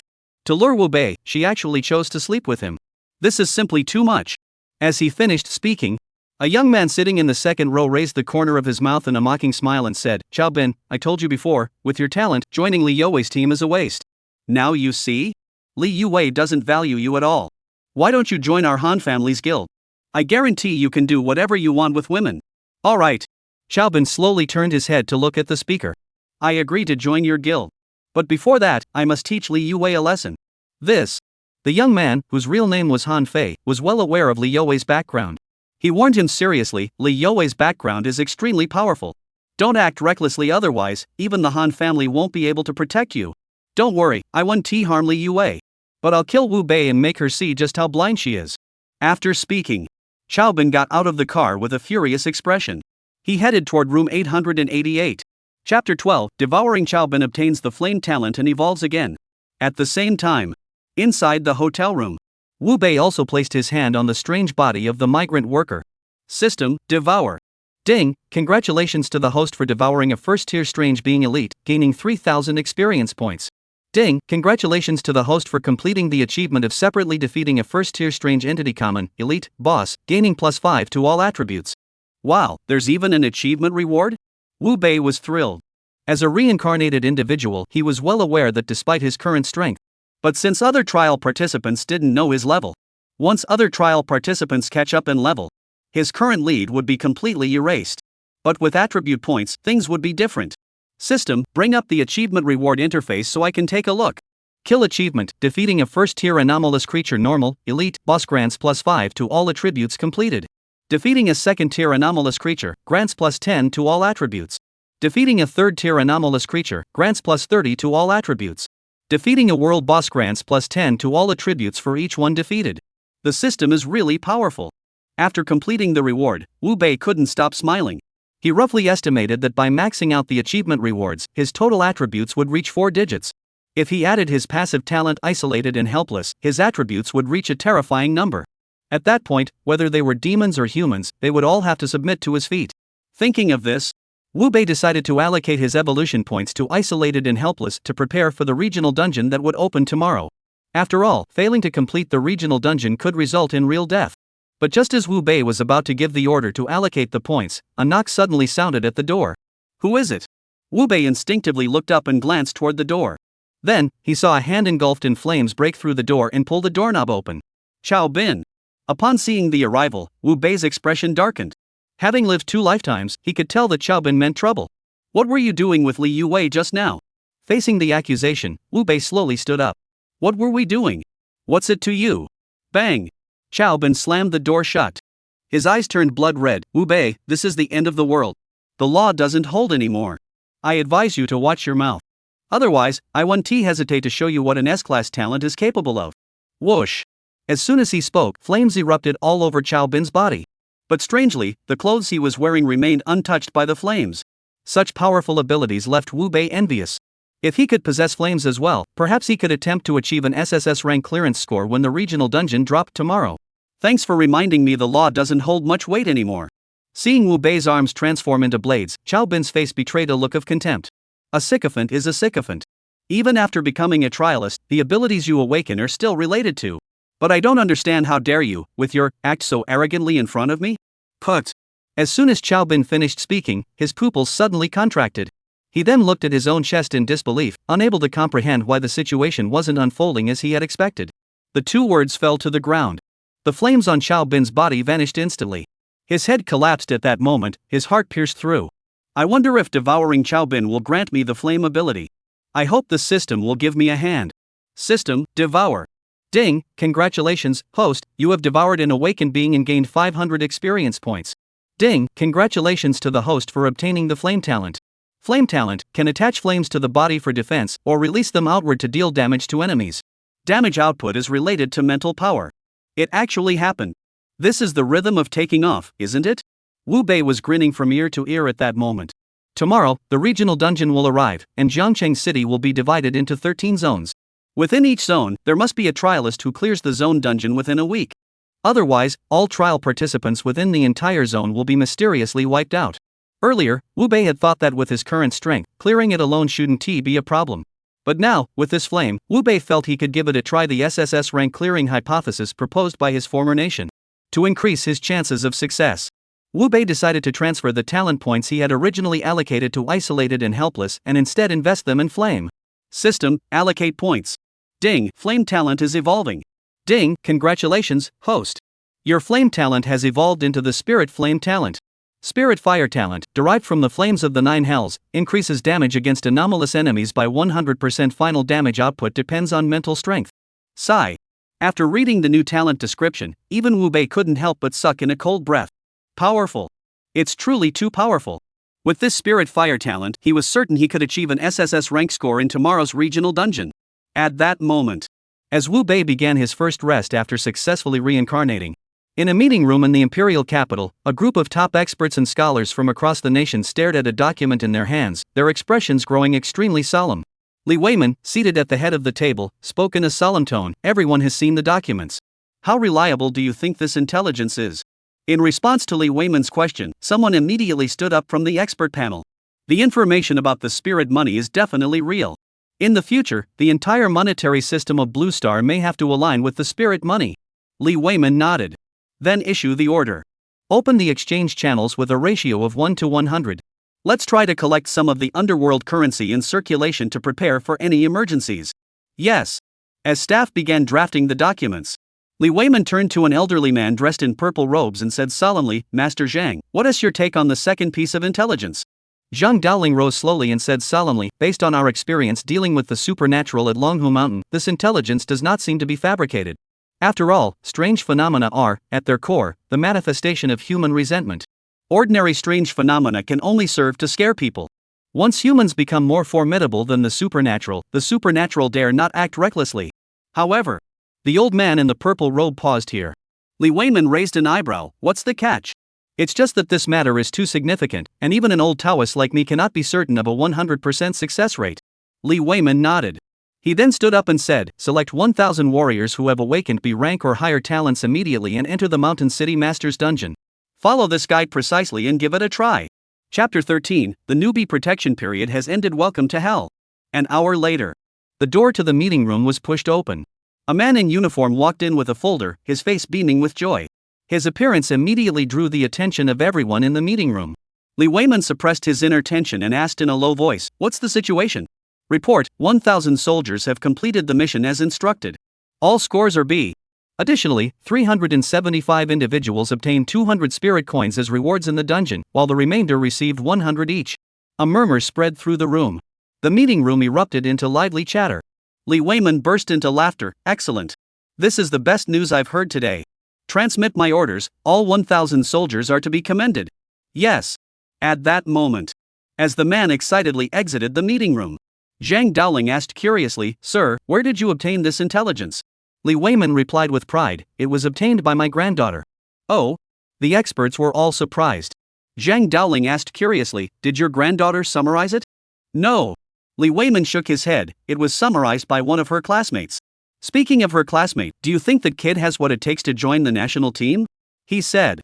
Li Weiman nodded toward the secretary standing beside him. The secretary, who was very understanding, pressed the remote control in his hand. Then, Wu Bei's image appeared on the large screen, along with his detailed information. Name, Wu Bei. Ethnicity, Han. Age, 20. Personality? Family background, his parents were prominent real estate developers in Jiangchang, but they passed away in a car accident when Wu Bei was 16, leaving behind a fortune of billions.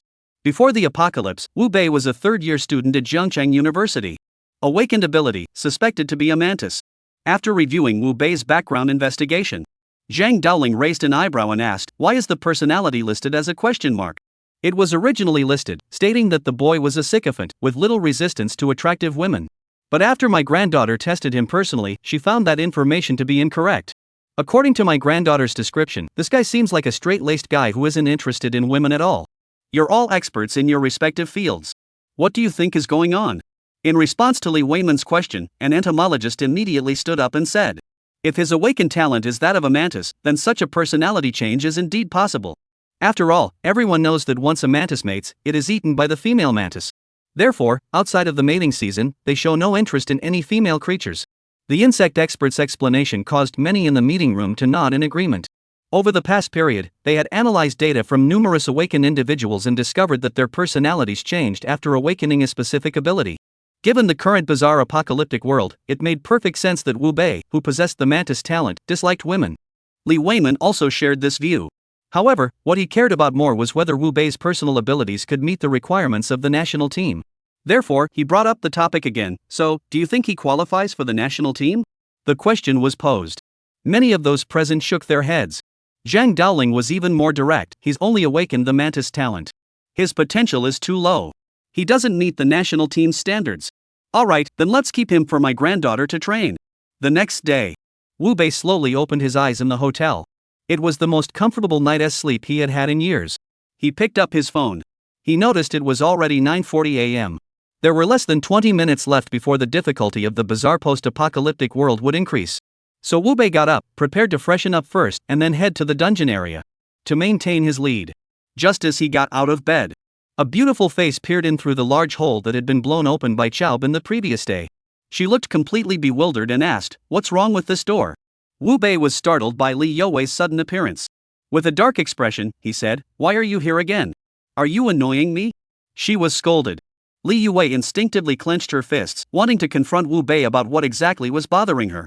But upon recalling the data analysis her grandfather had given her, she ultimately swallowed her words. Instead, she comforted herself inwardly. This guy has the temperament of a mantis. He is probably afraid I'll eat him, so he is not getting angry, not angry. Feeling a bit better, Li Youwei opened the door on her own. She revealed a sweet smile and said, "I'm here to tell you that I've tested the intelligence report, and it's flawless. 1 million spirit coins should be in your hands by tonight." Upon hearing this, Wu Bei was also startled inside. In his previous life, he had known that Li Youwei's family, the Li clan, was extremely powerful. Even the Han family dared not cross her. But Wu Bei still found it hard to believe that Li Youwei could gather 1 million spirit coins in such a short time. "Why are you looking at me like that? Is there something on my face?" Seeing Li Youwei instinctively pull out a small mirror from her handbag, Wu Bei's lips twitched slightly as he said, "There is nothing dirty. I'm just surprised you managed to gather the money so quickly. Hee, I told you, my team is excellent. Join my team, and you won't regret it. What do you think? Want to consider joining my team? I'll pay you 3,000 spirit coins a month. How about it?" Seeing that Li Youwei wasn't giving up, Wu Bei rolled his eyes and said, "Even if you gave me 300 million, I wouldn't join." After saying that, Wu Bei headed toward the restroom. But Li Youwei followed him in, leaning against the doorframe, and asked curiously, "Why?" Because, in the apocalypse, trusting others is like asking for death. The cold words sent a chill down Li Youwei's spine. From Wu Bei's words, she sensed that he had a story to tell. This made her curiosity about Wu Bei reach its peak. "Do you know something? Just like you know this hotel is haunted." Facing Li Youwei's extremely serious question, Wu Bei wiped the toothpaste foam from his mouth and replied calmly, "You're overthinking it. I just happen to know that someone died here and made an educated guess." Li Youwei didn't believe a single word of Wu Bei's response. Anyone who has worked on a construction site knows that if someone dies there, the outside world never finds out. Plus, given the Li family's influence, it was even less likely. Therefore, Li Youwei, who suspected Wu Bei was hiding something, half jokingly, half seriously asked, "Is that true? Then do you know where else strange things might happen?" "I plan to take my team and find a strange place to practice." Upon hearing this, Wu Bei slowly turned his head to look at Li Youwei. "No need to look. Soon, strange phenomena will be everywhere." "You?" Li Youwei was startled. "What do you mean by that?" Wu Bei didn't respond. He merely raised his head slowly and looked out the window. The next second, the time on the phone read exactly 10 o'clock. A chilling, eerie alert sounded, echoing across the globe. Newbie protection period has ended. Welcome to the real hell. Chapter 14, the terrifying second day of the apocalypse. What is that? Li Youwei stared at the dark mist rising slowly on the horizon, a sudden wave of fear welling up in her heart. Wu Bei did not respond. Because the entity that had brought them into this bizarre post-apocalyptic world would provide answers for everyone. As Wu Bei had anticipated, the truth unfolded exactly as he had foreseen. The next second, a chilling alert sounded once more. Regional dungeon released. All trial participants shrouded by black mist within 1 week must clear their respective regional dungeons. Otherwise, the entire region will be erased by the bizarre force. Note, to challenge the regional dungeon, trial participants must be at least level 10. Oh my god. Li Youwei instinctively covered her mouth, her eyes filled with shock. Yesterday, the mysterious phenomenon struck, turning her relatives, comrades, and classmates into monsters. In Li Youwei's eyes, that was already terrifying enough. But what she never expected was that today would be even more terrifying. Failing to complete the regional dungeon meant everyone in the area would die. How could it be so cruel? Realizing that the disaster had truly arrived, Li Youwei trembled as she reached for her phone, intending to ask her grandfather for advice. But when she pulled out her phone, she was shocked to discover that all the signals were gone. The apps that had been installed on it had also changed. For example, Taobao has turned into an auction house. Weibo has turned into a bazaar forum. Didi has turned into a hearse delivery service. This bizarre transformation left Li Yue so frightened that she dropped her phone on the ground. In contrast, Wu Bei remained calm. He pulled out his phone and opened an app called Eerie Mall. He swiped left to the dungeon entry ticket interface. He added a regional dungeon entry ticket for the Guangming district of Jiangcheng City to his shopping cart. He then took out the spirit money he had obtained yesterday and placed it on his phone. This action immediately caught the attention of Li Yue, who was standing nearby. She asked tremblingly, "What are you doing?" "Saving money to buy tickets." "What?" Li Yue was a bit confused. But the next second, as the Joss paper was swallowed by Wu Bei's phone, her eyes nearly popped out of her head. "You can save Joss paper money in your phone?" Wu Bei nodded. "This phone will become the most important thing for our survival in the post-apocalyptic world." "How do you know all this?" Li Yue looked at Wu Bei with extreme confusion. Wu Bei didn't explain. He merely mentioned casually, "Instead of dwelling on those trivial matters, you should focus on the issue of obtaining the area dungeon entry tickets. After all, this thing has a limited supply. If you buy them too late, you'll have to hand your life over to others." "What?" Upon hearing this, Li Yue's expression changed drastically. She could accept that regional dungeons required entry tickets. But this thing has inventory? That's just a rip-off. Realizing something was about to go wrong, Li Yue immediately looked at the inventory alert on Wu Bei's phone. She couldn't help but gasp in shock. There were only 1,000 tickets available for the entire region. This means that if all 1,000 tickets in that region are used up, then everyone in the entire area would die. Thinking of this, Li Yue began to panic. Eager to spread the news as quickly as possible, she said anxiously, "Wu Bei, I have something to attend to at home. I need to leave first. I'll come back and invite you once I'm done." After saying that, before Wu Bei could say anything, she hurriedly ran out of the room. Wu Bei watched her departing figure and shook his head. This woman is cold on the outside but warm on the inside. Interesting. But now the real apocalypse has arrived. Who has time for romance? He had to hurry up and level up. Stepping out of the Hilton Hotel. The scene on the streets has changed drastically compared to yesterday. Take the vehicles on the streets, for example. Yesterday, due to the sudden appearance of the strange beings, many humans turned into them. The streets were filled with various vehicles abandoned by their owners, who had turned into monsters. But today, these vehicles have started moving again. And there are drivers inside them. Some of these drivers have blood all over their foreheads. Some had their heads completely flattened. Similarly, many of the shops that were previously closed on the streets have reopened today. But what they are selling is not ordinary earthly goods. Wu Bei was well aware of this.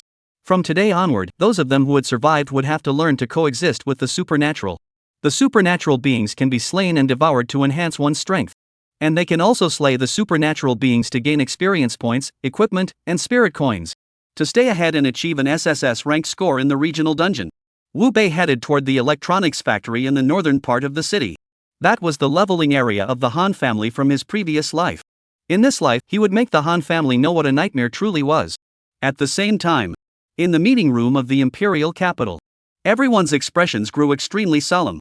What had happened today was something they had never anticipated yesterday. The city was suddenly filled with numerous strange phenomena. This rendered the plans they had formulated yesterday completely ineffective. Li Weiman spoke with a solemn expression. "Have the data on those strange phenomena been analyzed yet?"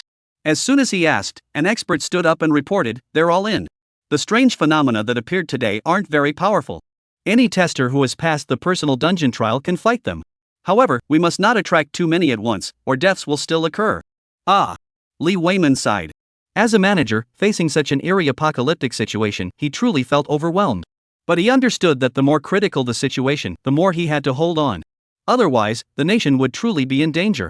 "How is the issue with ticket purchases being handled?" Another expert stood up and said, "We have already notified the major clans. They are rushing to establish ghost hunter guilds to attract trial participants. With them in control, the issue of dungeon entry tickets should be under control." "Good." Li Weiman nodded satisfactorily. He then turned to Zhang Daoling. "Master Zhang, regarding the regional dungeon, has the Dragon and Tiger Mountain faction made any progress?" Zhang Daoling shook his head grimly. "That dungeon requires a level 10 to enter, and we've only obtained some basic information about it so far." "Tell me what you know. Let's see if we can analyze the dungeon strategy from this basic information." Seeing that Li Weiman was being direct, Zhang Daoling didn't beat around the bush. "We Dragon Tiger Mountain disciples have learned that all the regional dungeons worldwide are the same this time. The dungeon's name is Path of Survival. The dungeon description is, a virus has struck the world, but the virus is no match for human hearts. If you don't want to die, escape. The maximum number of players allowed in the dungeon is 10. After hearing the description, Som Lao, responsible for strategizing the dungeon, spoke softly. It seems to be an escape-type dungeon. However, the information is still too limited. If we could know the setting or what kind of virus it is, we could deduce more information. Therefore, sir, please urge them to hurry up with the upgrades. Li Weiman nodded seriously. Alright, I'll issue the order immediately. The first tester to clear the dungeon and bring back detailed stage information will receive 50 million spirit coins. And if anyone can create an effective strategy, they'll receive 2 million spirit coins directly. Chapter 15, Massacre at the Electronics Factory. The spirit fire shows its might. North of the city. Outside the electronics factory. Wu Bei looked at the strange forum post, the one pinned at the top by the state, and his eyes lit up. The government was indeed doing the same as in his previous life, offering a bounty for a strategy guide. Now, as long as he was the first to clear the regional dungeon, he could once again obtain 2 million. This would bring him one step closer to raising the 10 million needed to claim that treasure. To secure this money as soon as possible. Wu Beishan took a deep breath, pulled a mask out of the bag he was carrying, and put it on his face. He planned to use the name Nightmare from now on whenever he leveled up outside. Because only by doing so could he kill without restraint and remain untraceable. What are you doing here, young man? Go sign up for an interview at a labor agency. Wu Bei had just reached the entrance of the electronics factory. A security guard with an odd appearance, holding a rubber stick, approached Wu Bei and shouted at him. A quick glance. The security guard's basic information appeared before Wu Bei. First tier abnormal, security guard ordinary. Level 3. Health points 600. Talent, laziness. Laziness, as long as you don't enter his territory, he won't bother you. Upon seeing the security guard's basic information, Wu Bei's face was filled with disdain. Such a lowly karami was no different from an insect in a museum in his eyes. However, Wu Bei did not activate his blade arm talent. Instead, he gathered the spiritual fire in his hands and threw it at the security guard. He intended to test the power of his spiritual fire talent. At the same time, he completely separated Wu Bei from the nightmare. 240. 30. 30. Seeing the damage numbers floating above the security guard's head, Wu Bei grew excited. He hadn't expected that the spirit fire attack actually had a burning effect. This made Wu Bei feel that this evolution was truly worth every effort. In the future, when facing those tough bosses, he could completely rely on the burning effect to kite them. To increase the burn damage further, Wu Bei silently commanded the system in his mind, allocate all my free attributes to mental strength. Ding, points added. Current spirit, 20. He felt his mind grow sharper. Wu Bei once again hurled a fireball at the security guard. 270. 35.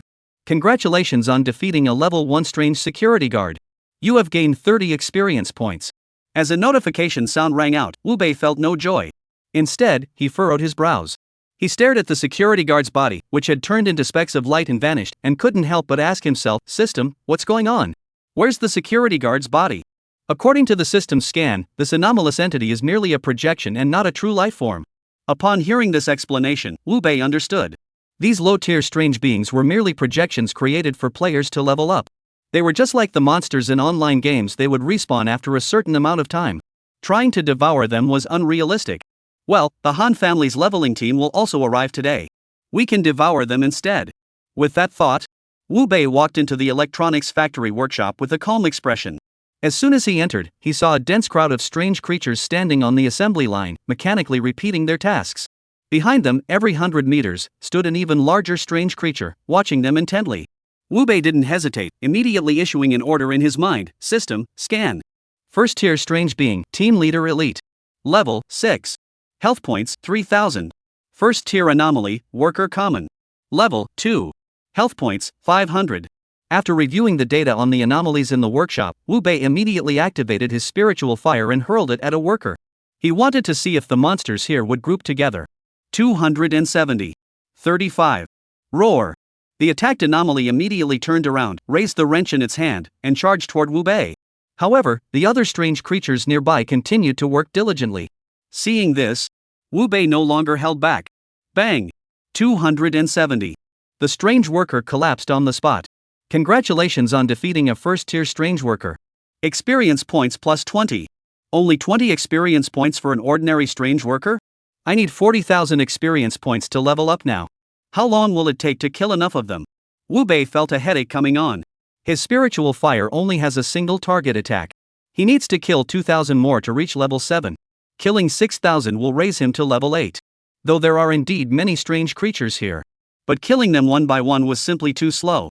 As Wu Bei pondered how to quickly eliminate the enemies, the image of Chaobin breaking through the door yesterday flashed through his mind. An idea then emerged in his mind. Wu Bei channeled the spiritual fire into his body, transforming himself into a fiery figure. He then charged toward a worker on the assembly line. 35. 35. 35. As expected, the anomalies are instantly incinerated upon contact with the spiritual fire. I can use my speed to set all the anomalies here on fire and slowly burn them to death. Half a day later. The people of the world had already adapted to the true bizarre apocalypse. They, like in the scorching summer, had turned this strange apocalypse into an online game to play. Major clans, companies, and factions had all formed their own guilds. Among them, the pioneers of the apocalypse, the Yanxia, were exceptionally outstanding in this regard. Some aristocratic families who had been secretly preparing for this had, upon receiving orders from the state, shed their disguises and taken to the streets to hunt the strange, level up, and secure an advantage in the apocalypse. Among them, the Sacred Alliance founded by Li Yue, the War Gods Hall founded by the Han family, and the Warriors Guild founded by the Yi family have shown the most aggressive growth. Especially the Han family, with its military background and the aggressive actions of its family members, has become the most powerful among the three major factions. They have almost become the most powerful of the three major factions. They not only threatened trial participants with death to force them to join. They also forcibly divided the area into upgrade zones. Anyone not affiliated with the War Gods Hall is strictly prohibited from fighting monsters. At that moment, at the entrance of the electronics factory, 5 trialists, in an extremely domineering manner, severely injured a security guard and then rushed over to Han Fei, saying, "Young Master Han, this strange creature is almost defeated. You can finish it off." Han Fei nodded satisfactorily, then flicked his finger, sending a bolt of electricity crashing into the security guard's body. The next second, he stretched lazily. "I'm now level 4. I'm probably the highest ranked person in the entire world. There used to be tens of thousands of people working in this electronics factory.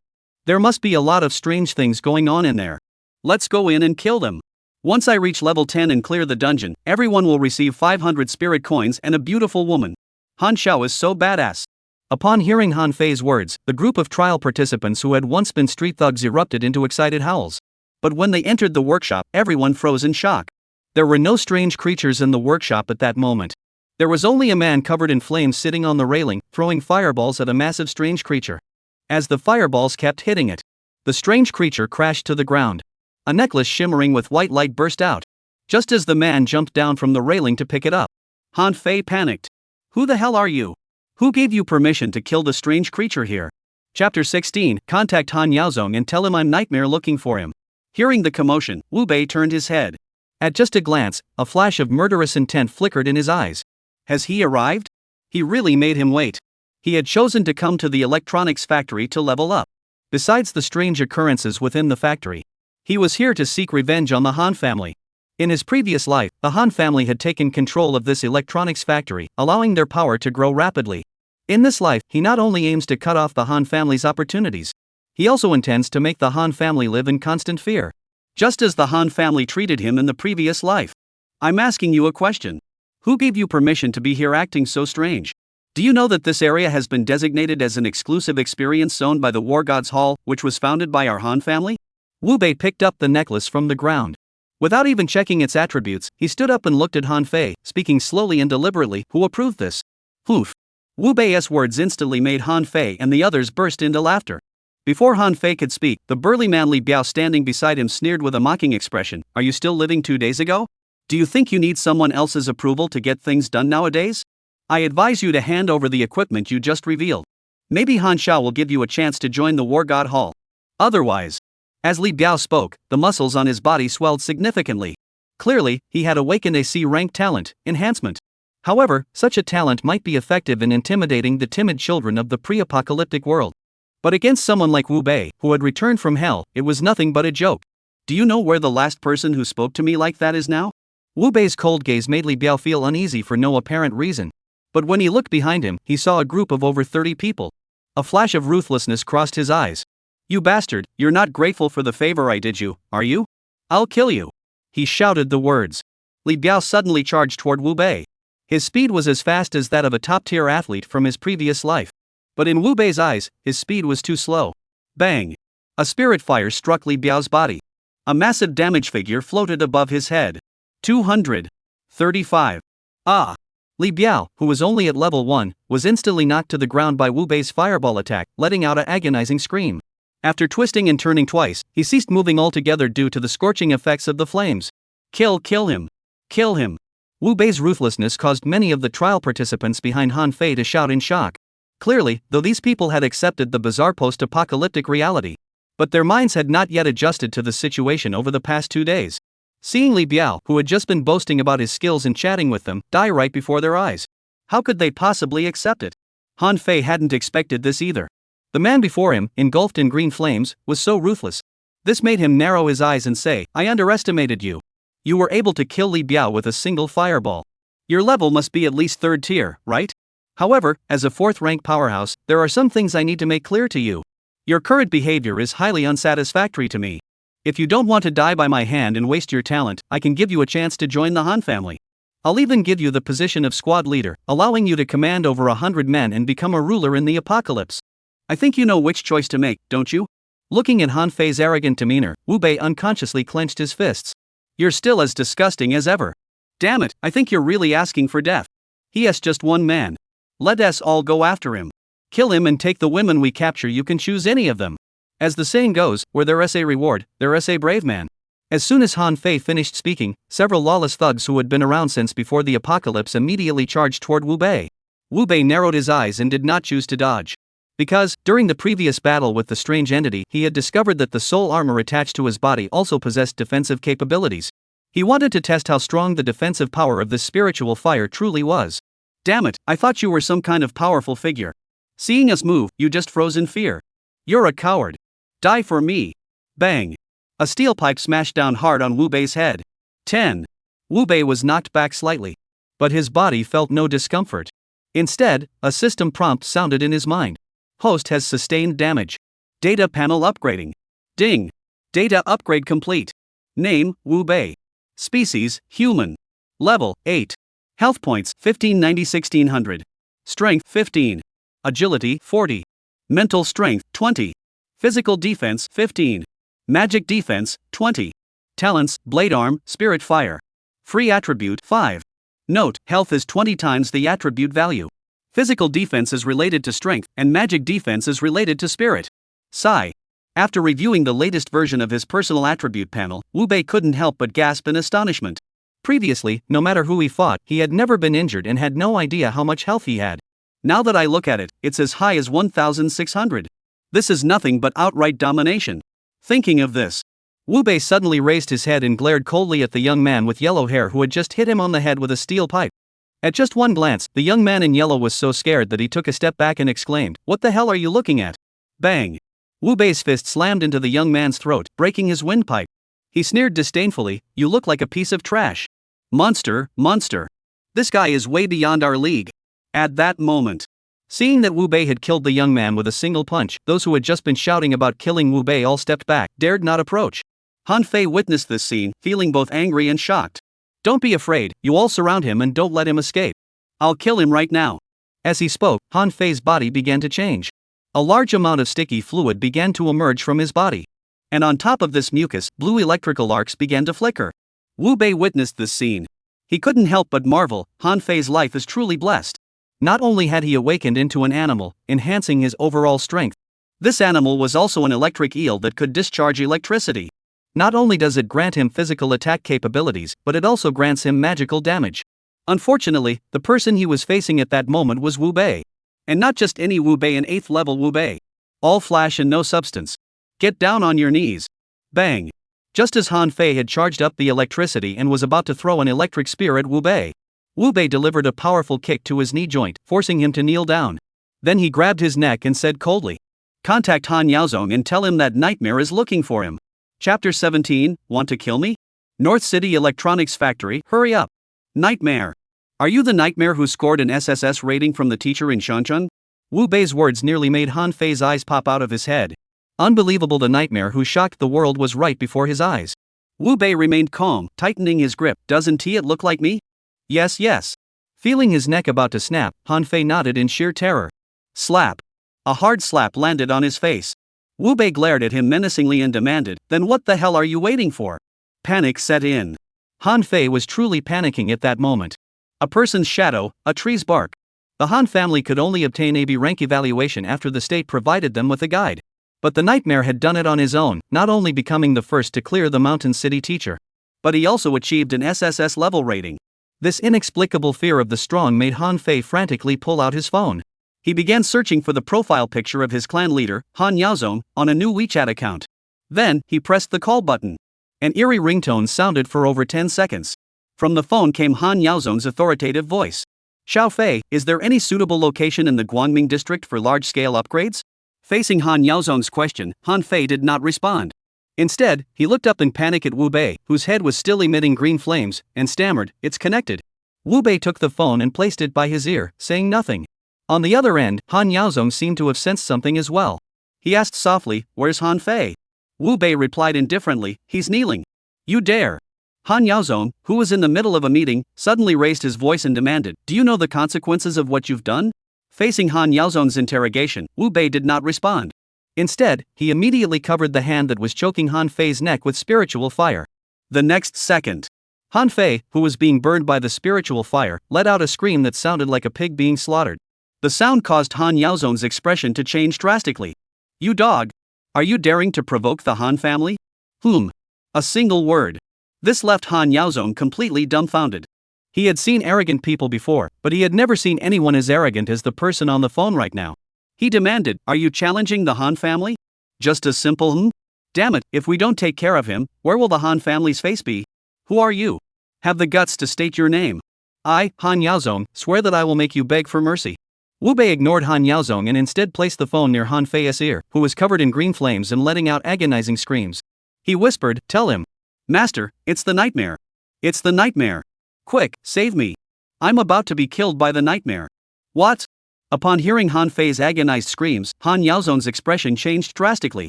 Nightmare. How dare this guy dare to attack the Han family?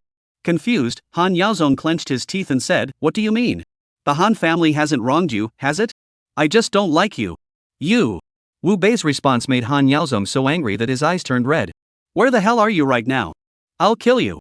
Wu Bei glanced at Han Fei, who was already completely lifeless. He said calmly, "North City Electronics Factory, hurry over." Bang! As soon as he finished speaking, Wu Bei crushed Han Fei's phone. Then, with a cold expression, he murmured in his mind, "Devour." Ding, devoured a level 4 awakened being, gained 400 experience points. As expected, devouring these scum is the fastest way to level up. Wu Bei slowly turned around and fixed his gaze on the remaining trial participants. All the strange beings in the electronics factory had been eliminated. It would take 5 hours for them to respawn. Rather than searching everywhere for anomalies to level up, it would be better to target the War God's Hall of the Han family. "No, don't kill us. We're just workers for the Han family. Please don't kill us. We can serve you." Watching the terrified expressions of the trial participants, Wu Bei shook his head slowly. "I'm sorry, but in the apocalypse, mistakes are fatal. Damn it, this is utterly despicable." Meanwhile, in the Han family's meeting room, Han Yaozong, who had just hung up the phone, was so angry that his eyes were bloodshot. Han Chang, who had awakened his SSS tier talent, curiously asked, "Grandfather, what happened? Why are you so angry?" Han Yaozong, seeing Han Chang's question, clenched his teeth in anger and said, "That bastard nightmare. I don't know why he suddenly targeted our Han family. Little Fei is already dead." What? At those words, everyone in the conference room was startled. Han Chang clearly hadn't expected the infamous nightmare to appear in the bright district of Jiangchang. He certainly hadn't anticipated that the guy would clash with the Han family. However, Han Chang, who had always been sharp-witted and now possessed extraordinary talent, immediately sensed that this might be a golden opportunity. "Grandfather, the nightmare is helping our Han family rise to greatness." "What do you mean?" Han Yaozong was baffled. The nightmare was practically writing on his head, defecating on him. How was it helping the Han family? Seeing that Han Yaozong didn't understand, Han Chang excitedly explained, "The nightmare is the only person in the world who knows the SSS-rank strategy guide for the Mountain City teacher. If we capture him and interrogate him thoroughly, wouldn't everyone in our Han family be able to achieve an SSS level clearance score? How far ahead would we be then?" Swish! Upon Han Chang's reminder, Han Yaozong's eyes lit up. Indeed. Although the state had provided them with the B rank clearance guide from the Mountain City teacher, but the rewards for AB rank were still too meager in their eyes. If they could obtain the SSS level guide, they would undoubtedly surpass everyone else. At that point, would there be any distinction between nobles and commoners? Thinking of this, Han Yaozong narrowed his eyes slightly and said, "That guy Nightmare will definitely attract the nation's attention. Will the nation allow us to treat Nightmare like that?" Hoof. Han Chang smiled wryly. In times of peace, even generals can disobey orders. What more can we say in the end times? Moreover, Nightmare provoked us first. We retaliate, it's only fair. Who can criticize us? Han Chang's words hit the nail on the head for Han Yaozong. Seeing an opportunity, Han Yaozong immediately turned to a middle-aged man in the crowd and asked, "How many people have joined our Han family's War Gods Hall in the Bright District so far?"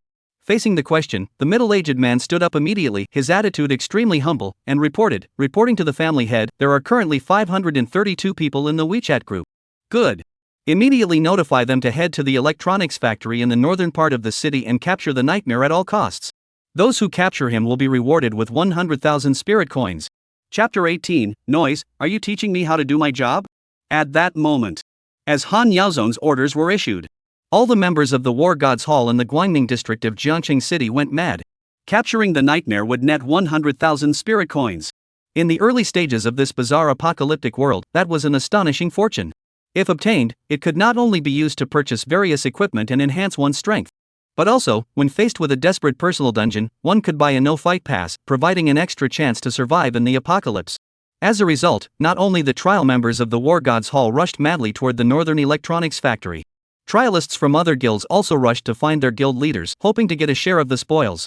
At that moment, Jiangqing University, inside the sports stadium, the sweet-looking Li Qianqian excitedly approached Li Yuwei and exclaimed, "Sis, we found the reason why the War Gods Hall is mobilizing everyone." "What is it?" Li Yuwei asked, looking exhausted. "They're going to capture the Nightmare." Apparently, Han Yaozong, the head of the Han family, said that capturing the Nightmare will be rewarded with 10,000 spirit coins. What? Han Yaozong wants to capture the Nightmare? Li Yuwei's face turned pale upon hearing this. Her reaction startled Li Qianqian, who asked nervously, "Is there a problem?" "Damn it!" Li Yuwei didn't explain and immediately ordered, "Notify everyone to assemble immediately and head to the electronics factory in the northern part of the city." "Hurry!" Li Qianqian excitedly asked, "Are we going to get a piece of the action?" "Save your breath, we're going to rescue people," she said.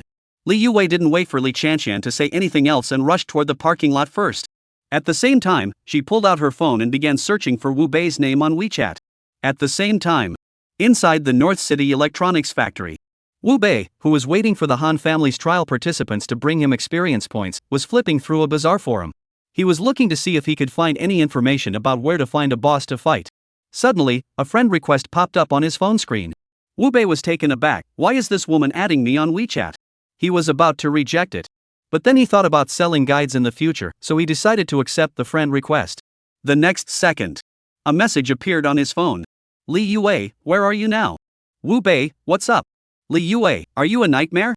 Upon seeing the message, Wu Bei froze for a moment. But he quickly realized that something must have happened at the Han family. Li Yuwei thought he was the Nightmare and was worried he might die. He immediately replied, "No, I'm sleeping. Don't bother me. This bastard." Upon seeing the message, Li Yuwei cursed angrily.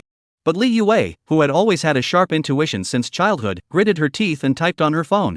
"Regardless of whether you are or not, under no circumstances should you go to the electronics factory in the northern part of the city. The Han family has already sent hundreds of people there." Upon reading this, Wu Bei shook his head. This girl is quite the do-gooder. However, without the Han family coming to their doom, how could he advance to level 10 today? Open the regional dungeon? Shut up, are you telling me how to do my job? This bastard. If he could find a wife, the sun would rise in the west. Li Yuwei was furious. She simply couldn't understand how Wu Bei's mind worked. Couldn't he tell she was worried about him? Just as Li Yuwei was about to send another message, her phone screen popped up with a call request. Seeing that it was Li Weiman, Li Yuwei immediately composed herself and answered the call with utmost seriousness. "Grandfather, you called me? A nightmare has appeared in the Bright District and is being surrounded by the Han family. Go there immediately and rescue the nightmare." Upon hearing this, worried about Wu Bei's safety, she nodded, "I'm on my way there. I hope I arrive in time." 10 minutes later, outside the North City Electronics Factory, the area was filled with various vehicles. Beside each vehicle stood 4 or 5 people. They all held chains, ropes, and handcuffs in their hands, their expressions filled with excitement. At the front, Han Ming, a member of the Han family, raised his right arm excitedly and said, "Guys, there's 10,000 yuan inside, but I need to reiterate the rules. Only capture them alive, no killing. If anyone is killed, you won't get a single penny, and you'll be held accountable. Got it? Got it. Everyone shouted in unison with excitement. Han Ming nodded satisfactorily, just as he was about to wave his hand to signal that everyone could go in and make their fortune. But before he could speak, a man enveloped in green flames emerged from the workshop. He spoke impatiently, "Why are you so slow? I've been waiting until I'm exhausted." The words had barely left his mouth. Everyone present froze in shock. Han Ming, his face twisted with anger, demanded, "Who the hell are you? Han Yaozong, that old fool, sent you idiots here? How dare he look down on me like this? Damn it, this guy is a nightmare." Han Ming suddenly came to his senses. He roared angrily, "Brothers, attack! Bring this guy down! Hold on!" Just as everyone was about to act, Li Yue executed a smooth U-turn, blocking the entrance to the electronics factory with her car. She shouted emotionally, "This man is under our protection. You can't arrest him." Li Yue. Han Ming's pupils suddenly contracted. He clearly hadn't expected Li Yue to arrive so quickly. However, having already received secret instructions from Han Yaozong, he flashed a look of disdain. "Miss Li, are you joking? This man killed my brother, and you want to protect him with just one word? Did my brother die in vain?" Faced with the accusation, Li Yue felt a momentary headache. She was well aware that this was the end of the world. What mattered was the survival of the strongest. The old-fashioned notions of status and law were now utterly irrelevant in this new world. However, Li Yue, who understood the value of the nightmare, forced herself to say, "I'm deeply sorry about your brother. Rest assured, the Li family will definitely give you an explanation. But you cannot touch this man now, that is my grandfather's order." Seeing Li Yue bring up Li Weiman, a flash of cruelty crossed Han Ming's eyes. He was about to take the plunge and deal with the nightmare first. Wu Bei, however, grew impatient and spoke first. "You woman, can you stop getting in the way? You!" Li Yue suddenly turned around, glaring at Wu Bei, who was completely engulfed in flames, her eyes red with anger. She couldn't understand how the nightmare could be so ungrateful. Couldn't he see that she was trying to save him? "Li Yue, you saw it too. This trash, even if you save him, he won't be grateful.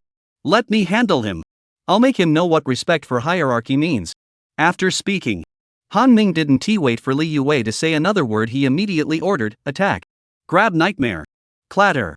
With the order given, everyone immediately charged into the electronics factory. At that moment, Wu Bei also revealed a savage, beast-like expression. "You all deserve to die." Chapter 19, Put away your saintly heart and get out of here. No! Seeing the battle begin, Li Yue instinctively cried out, intending to stop them. However, before she could finish speaking, a terrifying figure swept past her, delivering a punch that pierced the neck of a trialist. Bang! Blood gushed everywhere. The trialist collapsed to the ground in disbelief, convulsing violently. At that moment, the entire world seemed to fall silent. Everyone stared at Wu Bei in shock. They couldn't believe his strength was so terrifying. With just one punch, he had killed a person. Could such a monster be something they could handle? Realizing that the nightmare was no easy foe, Han Ming, to prevent any signs of cowardice, shouted immediately. "Everyone, stay calm. The nightmare is just one person. We have over 500 brothers. We can overwhelm him with sheer numbers. Charge together. Grab the 10,000 spirit coins and become the elite." Sure enough, where there's a big reward, there's no shortage of reckless men. As soon as Han Ming finished speaking, dozens of people charged toward Wu Bei. However, their current levels were all at level 1. Their attributes hadn't even broken into double digits. In front of Wu Bei, whose agility attribute exceeded 40, they were nothing but lambs awaiting slaughter. Bang bang bang bang. One after another, the bodies of the trial participants crashed to the ground. Li Yue's body trembled uncontrollably. How can he be so strong? Han Ming was equally terrified. He stared at the rapidly piling corpses on the ground and shouted hoarsely, "Stop him! Stop him!" But in the face of death, the allure of money was nothing but a joke. Wu Bei charged like a ferocious tiger into a flock of sheep, and anyone who dared to block his path became a casualty of his fists. It was no wonder Wu Bei had no mercy at that moment. In his previous life, it was these very people who had given the Han family the audacity to act with impunity. The Han family would have tortured him to death. Now they know fear? Where the hell were they earlier? Run! Run! This guy is not someone we can handle. At that moment, Han Ming also realized it. The nightmare truly lived up to its name, terrifying beyond belief. Not wanting to die, he immediately shouted at the crowd and instinctively tried to flee. As a member of the Han family, the moment he entered Wu Bei's line of sight, he was already as good as dead. Bang! A fist engulfed in flames pierced Han Ming's neck. Han Ming's eyes filled with tears of regret. He regretted it deeply. If he hadn't gone after the nightmare, how could he have ended up like this? But in the apocalypse, there was no room for regret. Choose wrong, and you die. In just 10 minutes. The entrance to the electronics factory in the northern part of the city was piled high with over 500 corpses. The stench of blood mixed with feces and urine made the entire area unbearably disgusting. The trial participants from the Sacred Alliance who had come to assist Li Yue had just gotten off the vehicle and nearly all of them vomited. They stared in disbelief at the man standing atop the pile of corpses, his body emanating green flames, convinced he was not human. But he was a demon that had emerged from hell. Li Yue, who had witnessed the full extent of Wu Bei's brutality, was so terrified that she collapsed to the ground, trembling uncontrollably. "Sis, are you okay?" Li Qianqian rushed over to Li Yue in panic, constantly glancing at her. Li Yue didn't respond. She slowly stood up and tremblingly asked Wu Bei, how could you do this?" Upon hearing this, Wu Bei slowly turned his head to look at Li Yue. "What did I do? They're all human beings. You killed over 500 people." Screaming those words, Li Yue nearly exhausted all her strength. She couldn't accept that over 500 people had been slaughtered like livestock by the nightmare. Even more unbearable was the fact that, despite killing so many, the nightmare remained utterly unfazed. But while she couldn't accept it, her younger sister Li Qianqian, standing beside her, was panicking. Before Wu Bei could respond, she apologized first. "I'm sorry, my sister is a bit unstable. She's just talking nonsense." Wu Bei ignored Li Qianqian and coldly looked at Li Yue. "They wanted to kill me. Is it wrong for me to kill them?" "But they didn't kill you, did they?" Li Yue shouted excitedly. The next moment, Wu Bei suddenly appeared in front of Li Yue, grabbed her by the neck, and lifted her off the ground. This scene instantly startled all the bodyguards responsible for protecting Li Yue's safety. They drew their weapons and aimed them at Wu Bei. "Let go of the lady." Wu Bei ignored them. He merely said calmly, "Did you see that? I didn't kill you, but your bodyguards were trying to kill me. So, put away your ridiculous sense of righteousness and get out of here." Bang! Wu Bei directly threw Li Yue to one of the bodyguards and then stared at them coldly. That predatory gaze sent shivers down the bodyguards' spines. They had witnessed the earlier battle. They knew full well that with their guns, trying to kill a nightmare whose speed surpassed human limits was nothing but a pipe dream. Therefore, each of them looked nervously at Li Yue, fearing she might make a reckless decision. Fortunately, Li Yue wasn't truly naive or overly compassionate. Earlier, she had simply been unable to accept the sight of over 500 people being slaughtered like livestock. But after being educated by Wu Bei, she realized that the nightmares might not be entirely at fault. If he hadn't fought back, he would have been the one to die today. In fact, death might even have been a luxury. Thinking of this, Li Yue slowly stood up, cast a complicated glance at the nightmare, whose body was still emitting green flames, and turned to leave. She needed to hurry and tell her grandfather about the nightmare's supermodel level strength, and ask him to make a decision. The others, seeing Li Yue leave, not a single one dared to linger. They immediately scattered and fled, fearing that if they were too slow, they would be killed on the spot. Just 30 seconds had passed. The once bustling street was now deserted. Wu Bei stood atop the pile of corpses, watching their receding figures, and sighed deeply. "It seems that the days ahead will no longer be peaceful. But as long as I maintain my lead, any trouble that comes my way will be nothing but a joke."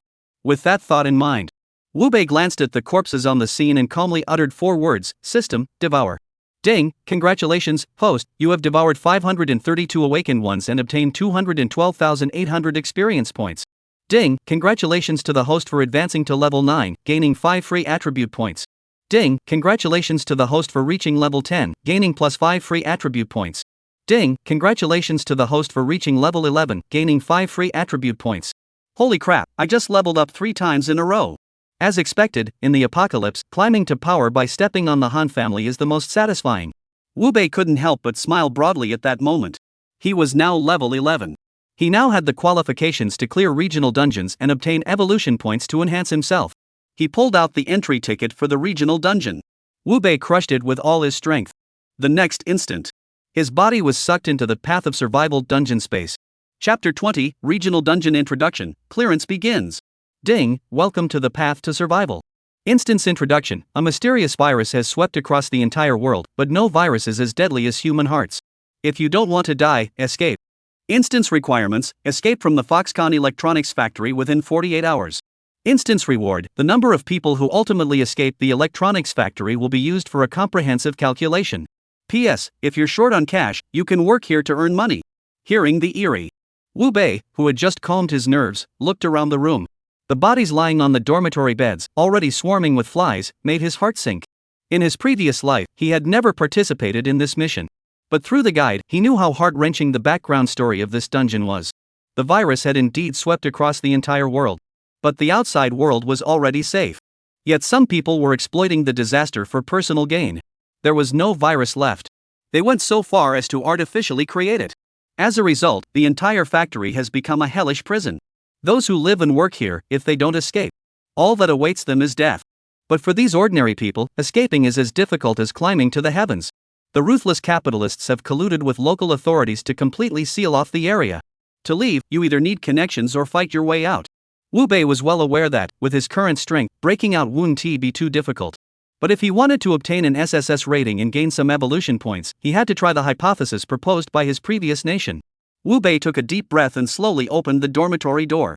But as soon as he stepped out of the dormitory, the corridor was instantly filled with a figure in a hazmat suit, wielding a rubber baton, glaring at him with bloodshot eyes and shouting, "Get back inside!" Wu Bei didn't respond. He merely murmured to himself, "Scan. First tier abnormal, guard elite. Health points, 8,000. Ability, call for reinforcements. Call for reinforcements, when activated, teleports all allies within a 100-meter radius to this location within 10 seconds. How disgusting."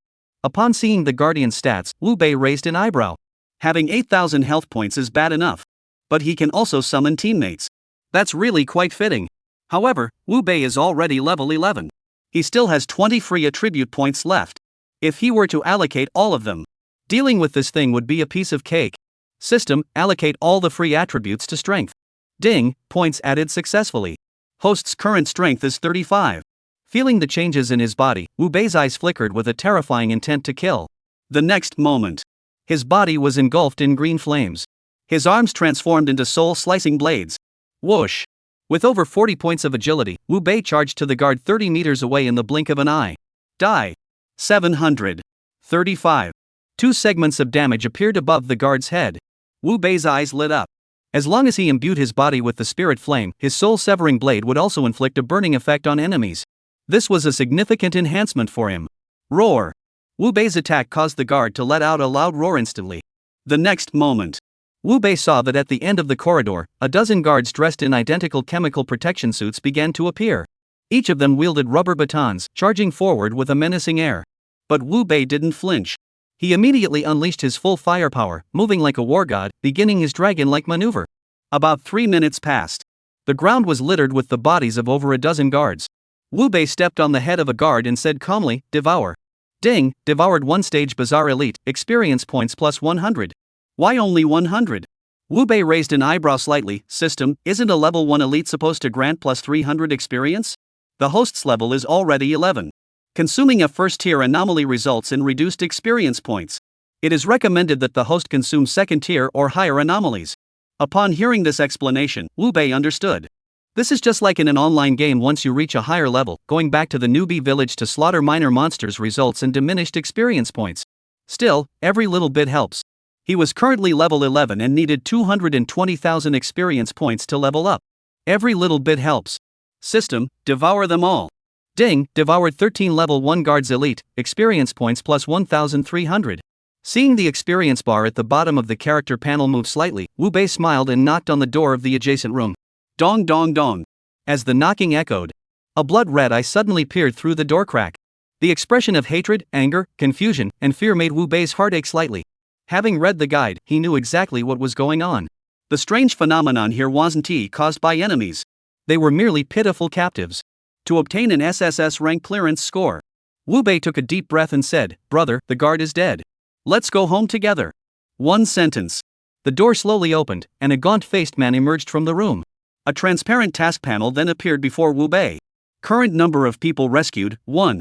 Seeing the situation before him exactly as described in the guide from his previous life, Wu Bei immediately followed the instructions and knocked on every door on the floor.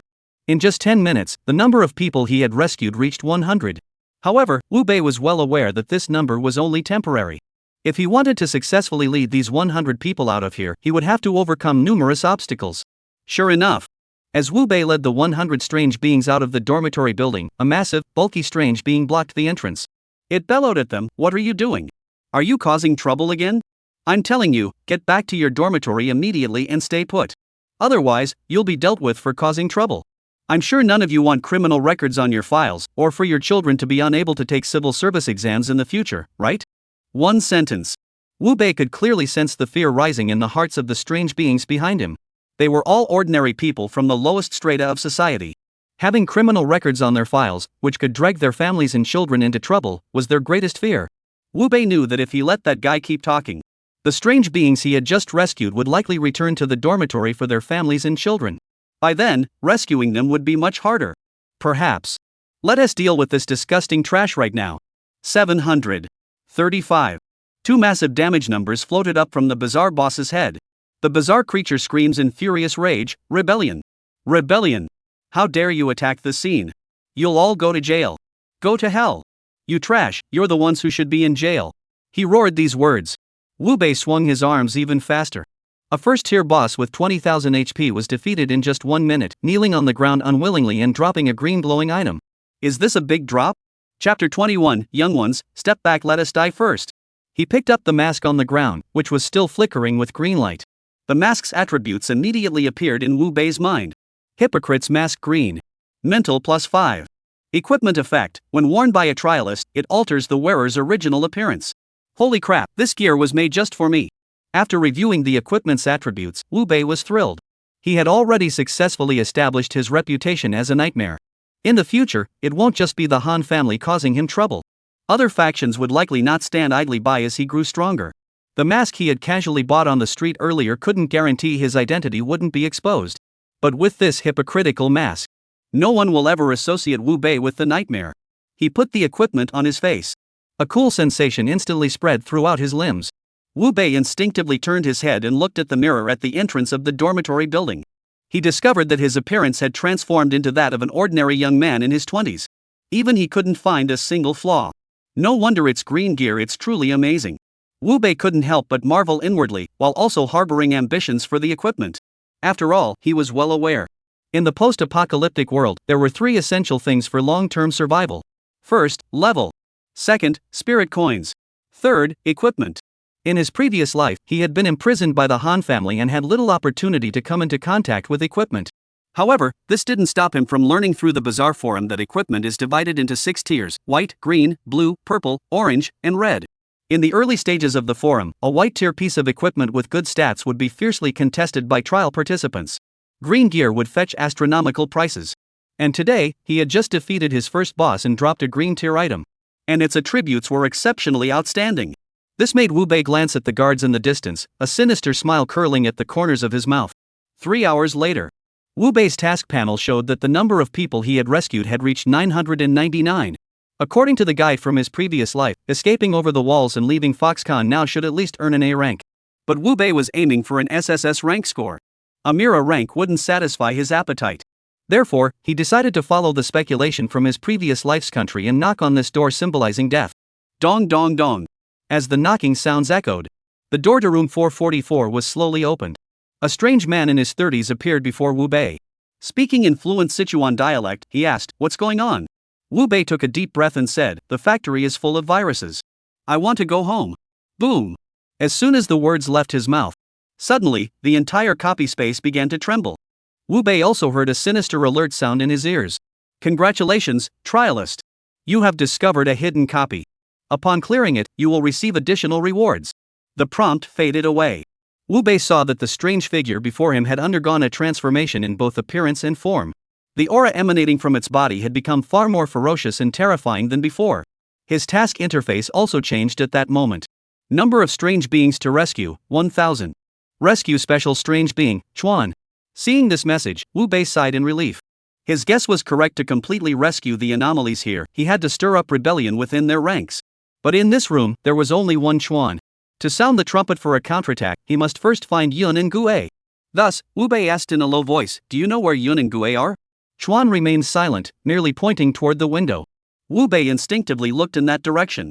He couldn't help but gasp in shock. The map of the dungeon had changed. The square he had previously cleared was now filled with strange creatures. At a glance, there were at least 1,000 of them. They were not only armed with shields and rubber clubs. Even Wu Bei spotted dozens of strange creatures armed with firearms lurking in the rear of the crowd. Beside them, 2 massive strange beings were constantly roaring. Their names were Yun and Gue. This is trouble. At that moment, Wu Bei finally understood why the SSS rating was only a speculation from the government. Damn it, just looking at the chaos outside, Trying to gather Yun Gue Chuan to activate the buff and launch a counterattack was harder than climbing to the heavens. Let alone the fact that he's alone right now. Even a 10-person squad would be doomed facing at least 1,000 bizarre elites and dozens of bosses. But now the hidden dungeon has already been activated. Wu Bei has no way out. If he can't rescue Yun and Gue within an hour, death is inevitable. Desperate for survival, Wu Bei stood at the window, constantly scanning the slowly moving crowd below. He wanted to see if he could find a way out among them. Just then, a strange figure wearing glasses on the rooftop across the street caught Wu Bei's attention. Second tier strange being, nuclear Zhang boss. Health, 100,000. Strength, 30. Agility, 30. Mental, 30. Talent, unmatched authority. Unmatched authority can infinitely summon first-tier anomalies, including first-tier bosses. Holy! After reviewing nuclear Zhang's detailed stats, even Wu Bei couldn't help but let out a curse. The three primary attributes were still acceptable. But this talent was truly absurd. If he doesn't die, there's no way he can save Yun and Gue. And he definitely couldn't clear the dungeon. Thinking of this, Wu Bei immediately switched to combat mode and jumped out the window. Then, using his sharp arms, he began moving swiftly along the walls. Whoosh, whoosh, whoosh, whoosh. As he moved, bullets kept firing toward him from the ground. The walls were pelted with bullets, sending dirt flying everywhere. 200. Damn it! Suddenly, a sharp pain shot through his waist. Wu Bei cursed again. He had been hit. The number of guards below was growing steadily. It was clearly that nuclear Zhang using his special ability to cause trouble for him. Damn it, you forced my hand. It felt like ordinary methods wouldn't even get him close to nuclear Zhang. Wu Bei took out a scroll glowing with red light from his system backpack. Zhang Xiaohua's gift. Girl, it seems we'll have to borrow your power to resist this damn oppression. Wu Bei muttered under his breath, slowly crushing the scroll in his hand. The next moment, Wu Bei's body erupted with an extremely terrifying aura. His attributes underwent a complete transformation at that moment. Name, Wu Bei. Race, human. Health, 320,000. Strength, 535. Agility, 540. Spirit, 525. Defense, 535. Enhanced due to special circumstances attributes will return to normal after 3 minutes. 3 minutes. That's enough. Wu Bei looked at nuclear Zhang on the rooftop across the street, his eyes filled with murderous intent. He stood there like a war god, completely ignoring the first-tier bizarre attack. With a cold expression, he walked toward the chained-up Yun and Gue. Then, with his own blade-like arm, he severed the chains. In the next instant, the dark sky above the dungeon suddenly lit up with 3 beams of light. Each enveloped the 3 brothers Yun, Gue, and Chuan within its glow. Then, a furious roar echoed through the night. The young ones stepped back. Let us die first. Chapter 22, in adversity, look to Yun, Gue, and Chuan. The dungeon begins its settlement. Roar.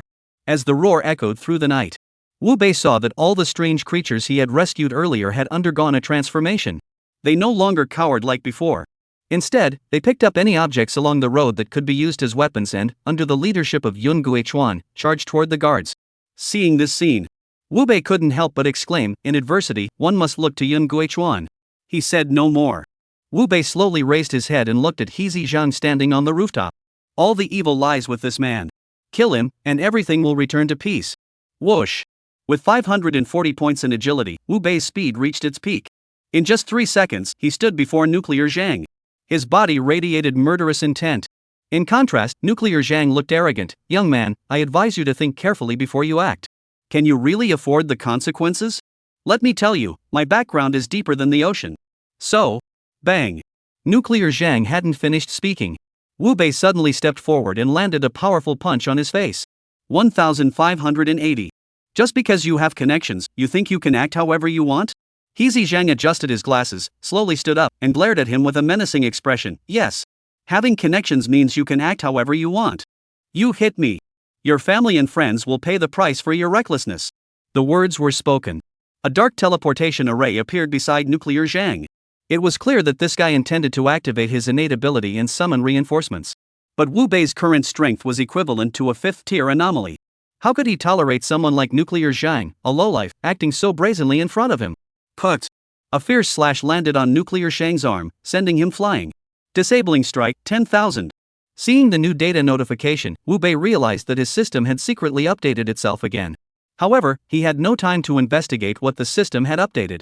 He only wanted to make this monster who had dragged the world into the abyss pay a terrible price. Disabling strike, 10,000. This blow is for the people you've betrayed. Disabling strike, 10,000. This blow is for the nation you have betrayed. Disabling strike, 10,000. This blow is for the 3 years of youth you've stolen. This blow. As Wu Bei raised his knife once more, He Zhang, now reduced to a monstrous creature, pleaded in terror. Don't kill me. I have money. Just don't kill me, and I'll give you money. Ding, He Zhang is willing to give you 10 million spirit coins to spare his life. Please spare him. Do you agree? The sudden reminder alert startled Wu Bei, who had raised his knife. How bizarre, he is actually willing to pay to save his life. 10 million Joss coins, that's no small sum. With that money, I could get my hands on that treasure. But Wu Bei was well aware that some money could be earned. Some money, once taken, would make one lose one's conscience. He doesn't care about that. Fatal blow, 60,000. Bang. As the head of nuclear Zhang hit the ground, Wu Bei looked at the pile of equipment scattered on the ground and murmured softly, this blow was for Zhang Xiaohua. Ding, congratulations to the trialist for defeating the hidden boss nuclear Zhang. The dungeon will begin settlement statistics in 3 minutes. Bang bang bang bang. The notification sound faded. The guards downstairs, who were engaged in fierce combat, began to explode one after another. Only 3 seconds had passed. The once thundering square fell silent. Then, one by one, large buses slowly approached from the end of the square. On the front of the buses were the words, XXX region, welcome home, children. Wu Bei knew that the mission had been successfully completed. Those who had been trapped here at the bottom through their resistance had finally gained their freedom. And he could now enjoy the fruits of his victory. He picked up the equipment that had fallen to the ground. For white items, 1 green, and 1 blue. Wu Bei immediately looked at the blue garment. Nuclear outer garment blue. Strength plus 10. Agility plus 10. Spirit plus 10. Equipment effect, symbol of nobility. Symbol of nobility, when the trialist wears this equipment, their eerie affinity increases by plus 10. Holy crap! Upon seeing this equipment effect, Wu Bei's eyes lit up. In this bizarre post-apocalyptic world, what equipment is the most valuable? It has to be equipment that increases eerie affinity. In his previous life, each piece of such equipment was sold for astronomical prices. And the reason the Han family was able to purchase the treasure in their previous life was because they possessed a piece of gear with a plus 5 bizarre affinity bonus. That's what allowed them to come out on top in the end. But in this life, he obtained an item with plus 10 affinity. This means that as long as he has the money, that treasure is his for the taking. Thinking of this, Wu Bei immediately turned his attention to another green-colored piece of equipment. Nuclear bracelet green. Mental plus 5. Seeing this green equipment with average stats and no special effects, Wu Bei scoffed. He then stepped on the head of the nuclear Zhang with his foot and whispered, devour. Ding, congratulations to the host for devouring a second-tier bizarre boss, gaining 50,000 experience points. Ding, the host has consumed a second-tier bizarre boss for the first time, gaining 1 evolution point. Wow, evolution points actually dropped. Wu Bei heard the system's notification sound and couldn't close his mouth. He had taken the risk of challenging an SSS-rated boss specifically for evolution points. Now that the dungeon hadn't settled yet, he had already obtained 1 point through the system's devouring. Once the dungeon is settled, there will be another point. Getting 2 evolution points from a single dungeon was a total win. Ding, survival path dungeon completed, rewards being calculated. Trialist, Wu Bei. Cleared dungeon, survival path. Clear rate, 100%. Clear rating, SSS. Clear rewards, reputation plus 5,000, experience plus 100,000, soul coins plus 30,000. Ding. Congratulations. You have become the first tester globally to clear the survival path dungeon and earned the title of War God of Yunnan Guizhou Sichuan. Ding. Congratulations. You have become the first player globally to achieve an SSS rating in the survival path dungeon, earning 1 talent evolution point. Ding, please select which name to broadcast globally. Upon hearing the eerie system prompt, Wu Bei, like before, did not broadcast it immediately. Instead, he fixed his gaze on the brand new title. After all, titles have no limit on how many you can wear. As long as you obtain them, equipping them grants attribute bonuses. Yun Gui Chuan War God, all attributes plus 10. Title effect, kill rate plus 10%. Impressive. It's still my brothers from Yunnan, Guizhou, and Sichuan who deliver. Wu Bei smiled. Plus 10% drop rate. This effect was one of the most crucial effects he needed for his goal. Tomorrow would be the 3rd day of the bizarre apocalypse. At that time, strange bosses that actively attack humans will begin to appear all over the world. Among them, the most terrifying is the world boss. Wu Bei really wants to try killing it to see what good gear drops. Ding, please select a name for the global broadcast. If the tester does not decide within 3 seconds, the announcement will be made randomly. The eerie prompt sounded again. Wu Bei snapped back to his senses. Let's use the name Nightmare for the global broadcast. Chapter 23, The benefits of an SSS-rank evaluation shock the world. At the same time, in a meeting room in the imperial capital, a group of experts watched the video footage filmed by bodyguards on the large screen, the atmosphere tense to the extreme. They couldn't believe it. The Han family had deployed 532 people, yet not only had they failed to capture the nightmare, they had been completely wiped out by it. This prompted Li Weiman to speak in a solemn tone. "Gentlemen, how do you suggest we handle this nightmare?" The question was posed. Han Batian, the powerful backer of the Han family, immediately stood up and shouted angrily, "This brat is completely lawless. We should dispatch the strongest members of the national team to eliminate him and set an example for others. Otherwise, those trial participants who have awakened special abilities will think the apocalypse has come and there are no laws anymore." As soon as he finished speaking, many experts who had already sided with the Han family stood up and nodded in agreement. However, He Yunfeng, the head of the Yi family who had always disliked the Han family, sneered, "If it weren't for your Han family wanting to capture him first, would they have killed you? That is not the same as that little bastard who killed 532 people. Han Batian roared back without backing down. "Enough!" Seeing that the Yi family and the Han family were about to erupt into a fight, Li Weiman suddenly slammed his hand on the table and shouted to stop them. But this was the end of the world. In the past, Han Batian would have feared Li Weiman. Now, the War Gods Hall founded by the Han family had spread nationwide, recruiting an extremely large number of trialists. This gave him far more confidence than ever before. That nightmare of a man must be punished. The Han family's reputation is at stake. Seeing Han Batian's arrogant attitude, a flash of anger crossed Li Weiman's eyes. The Han family has indeed become somewhat arrogant. But he also understood that the current global landscape had undergone a complete transformation. Relying on his former status to suppress Han Batian was indeed quite challenging. To prevent the nightmare from being ruined by the Han family, Li Weiman fixed his gaze on Zhang Daoling, the strongest present. "Master Zhang, do you think this nightmare could become a threat even greater than the bizarre entity?" Zhang Daoling, a seasoned veteran, could see right through Li Weiman's intentions. He spoke softly. "Whether the nightmare is more dangerous than the mysterious threat cannot be determined solely from the video. I suggest we observe first. If that creature poses a threat to society, it must be eliminated. But if it's only targeting the Han family, it could be interpreted as a personal vendetta. After all, the Han family initiated the conflict, and the nightmare retaliated. It's only fair." As soon as these words were spoken, the tension in the meeting room escalated once more. Han Batian suddenly stood up and said, "Are you blaming the Han family for this? Let me make this clear, that nightmare is dead, and the Han family will kill him. Whether you agree or not, you will have no choice but to comply. Otherwise, starting today, the Han family will no longer obey your orders." Han Batian's arrogant attitude made Li Weiman's eyes turn red with anger. Just as he was about to say something, suddenly, a chilling alert sounded from the void above. Global announcement: the nightmare of the summer trial has successfully cleared the regional dungeon survival path. All bow in admiration. Global announcement: the nightmare of the summer trial has successfully obtained an SSS rank evaluation in the survival path dungeon. All creatures kneel in reverence before the master, who now reigns supreme. Boom!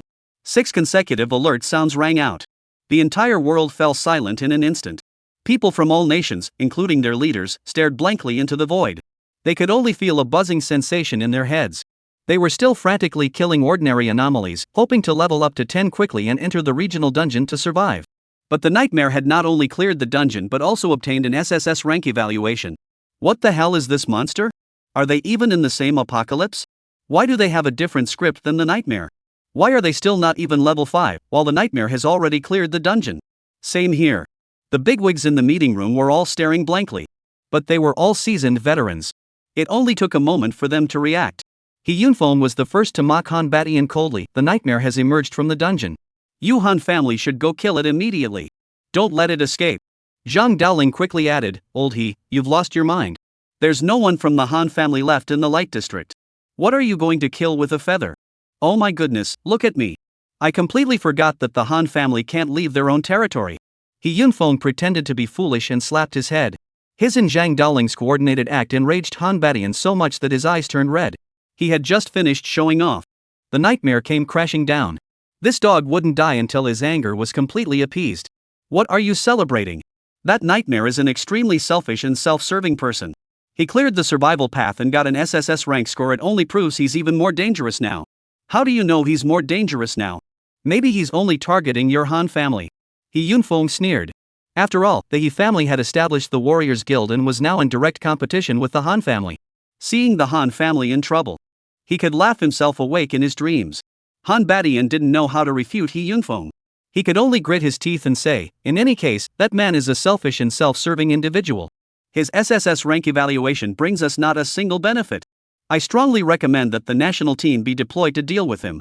Han Badian hadn't finished speaking. Suddenly, a somber alert sounded again. Global announcement, Yan Xiaomengyan, as the first trialist to achieve an SSS-rated evaluation on the survival path, the region he belongs to will receive double experience points for 1 week. Boom! As the alert sounded, everyone in the conference room turned pale. Obtaining an SSS rank clearance evaluation could actually unlock double experience points for the entire region. In the early stages of the apocalypse, this was a real advantage. Therefore, He Yunfeng, who clearly understood the true value of the nightmare, sneered again. Han Badian, do you still dare to call the nightmare selfish and self-serving? Han Badian opened his mouth, but he didn't know what to say. Li Weiman saw this scene and sighed softly, saying, alright, everyone, let's stop arguing for now. The most important thing right now is to find the nightmare and ask him how to survive the survival path. After all, he is currently the only person in the world who knows the detailed information about the survival path dungeon. Finding him and obtaining the dungeon guide will save countless lives. When Li Weiman said this, everyone present nodded solemnly. They understood that Li Weiman was right. Finding the nightmare and obtaining the guide was now the top priority. Thus, everyone except Han Badian began contacting their contacts in their respective light zones to search for the nightmare's whereabouts. They hoped to form an alliance with it. Chapter 24, Invitation to join the national team, Wu Bei's attitude. Meanwhile, at the entrance of the North City Electronics Factory, Wu Bei, the instigator, was also startled by the global broadcast alert. He couldn't believe it, obtaining an SSS-rated score actually came with such benefits. This was something he had never experienced in his previous life. It seems that this little butterfly has quietly altered the post-apocalyptic landscape. I wonder if this is a blessing or a curse. Wu Bei muttered to himself before preparing to use his evolution points. He was well aware that, with his current strength, he was still far from invincible. Once the mysterious boss appeared tomorrow, the national task force would be deployed. Those people were either Taoist priests who made a living by exorcising ghosts before the apocalypse, or they were martial artists who had trained since childhood. After awakening their innate abilities, their combat power had skyrocketed. If he didn't want his lead to be cut off, he had to hurry up and improve his strength. He aims to reach a level where even the national team would have to look up to him. But just as Wu Bei was about to order the system to allocate points, a familiar figure, under the terrified gazes of the other trial participants, walked toward him. What is she still doing here? Wu Bei raised his eyebrows instinctively. His opinion of Li Yue wasn't particularly good or bad. He simply saw her as a partner in his quest to grow stronger in the post-apocalyptic world. On the other hand, Li Yue felt a slight pang of disappointment upon realizing that the nightmare's true form wasn't Wu Bei. However, she bowed deeply to Wu Bei with an extremely sincere expression. Mr. Nightmare, I apologize for what happened earlier. I'm sorry. I didn't understand the current situation and was still thinking with old ideas. Seeing that Li Yue seemed to have realized her mistake, Wu Bei waved his hand dismissively. Let's get to the point. No beating around the bush. One sentence left Li Yue frozen in place. She began to doubt herself. Had she lost her charm? Why was Wu Bei so cold toward her, and why was the nightmare the same? Fortunately, Li Yue was well aware of her purpose. Taking a deep breath, she said firmly, I am here on behalf of the nation to invite you to join the national team. As for the benefits, you can name your terms. Whatever we can provide, we will definitely fulfill. The national team? Wu Bei looked at Li Yue in surprise. In his previous life, he had known that Li Yue had deep connections. But he never imagined that her background was so extensive. She could represent the nation to invite him to join the national team. This meant that the Li in her surname was likely connected to that person in the imperial capital. Thinking of this, Wu Bei shook his head, no interest. Upon being rejected, Li Yue assumed Wu Bei was unaware of his current situation and hurriedly reminded him. Mr. Nightmare, you may not be aware, but your current situation is actually quite dire. The Han family's influence is far greater than you imagine. They won't give up easily. But if you join the national team, even if the Han family had 1,000 dares, they wouldn't dare to provoke you again. Upon hearing the words Han family, a cold, murderous glint flashed in Wu Bei's eyes. Are you threatening me? No, I'm just being honest with you. Li Yue shook her head nervously. Then I can tell you now that I'm not afraid. After speaking, Wu Bei pushed Li Yue aside and turned to leave. It was double experience time, and he didn't have time to waste here with Li Yue. Li Yue also realized that trying to recruit the nightmare into the national team was no longer feasible. She immediately stopped Wu Bei and revealed her second objective. Mr. Nightmare, wait. If you don't want to join the national team, we won't force you. But the higher-ups asked me to inquire, are you selling the walkthrough guide for the survival game? After all, this concerns the lives of countless people. A walkthrough guide? Wu Bei instinctively narrowed his eyes. His original plan was to clear the game quickly and then use his fame to sell the guide for a high price. Now that Li Yue had brought it up, he could take advantage of the situation and sell the guide to them.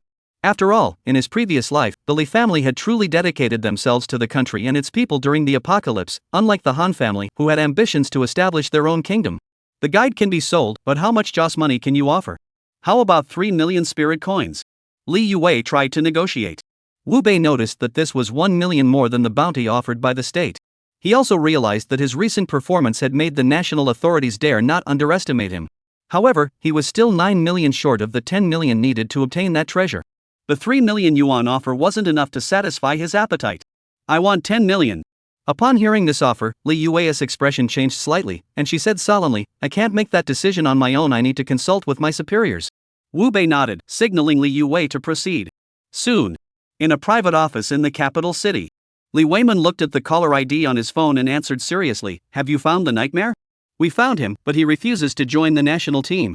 Hearing this answer, Li Weiman, whose mental fortitude and political cunning far surpassed Li Yue's, nodded. In a lawless apocalypse, not trusting others is understandable. Is he willing to sell the cheat codes?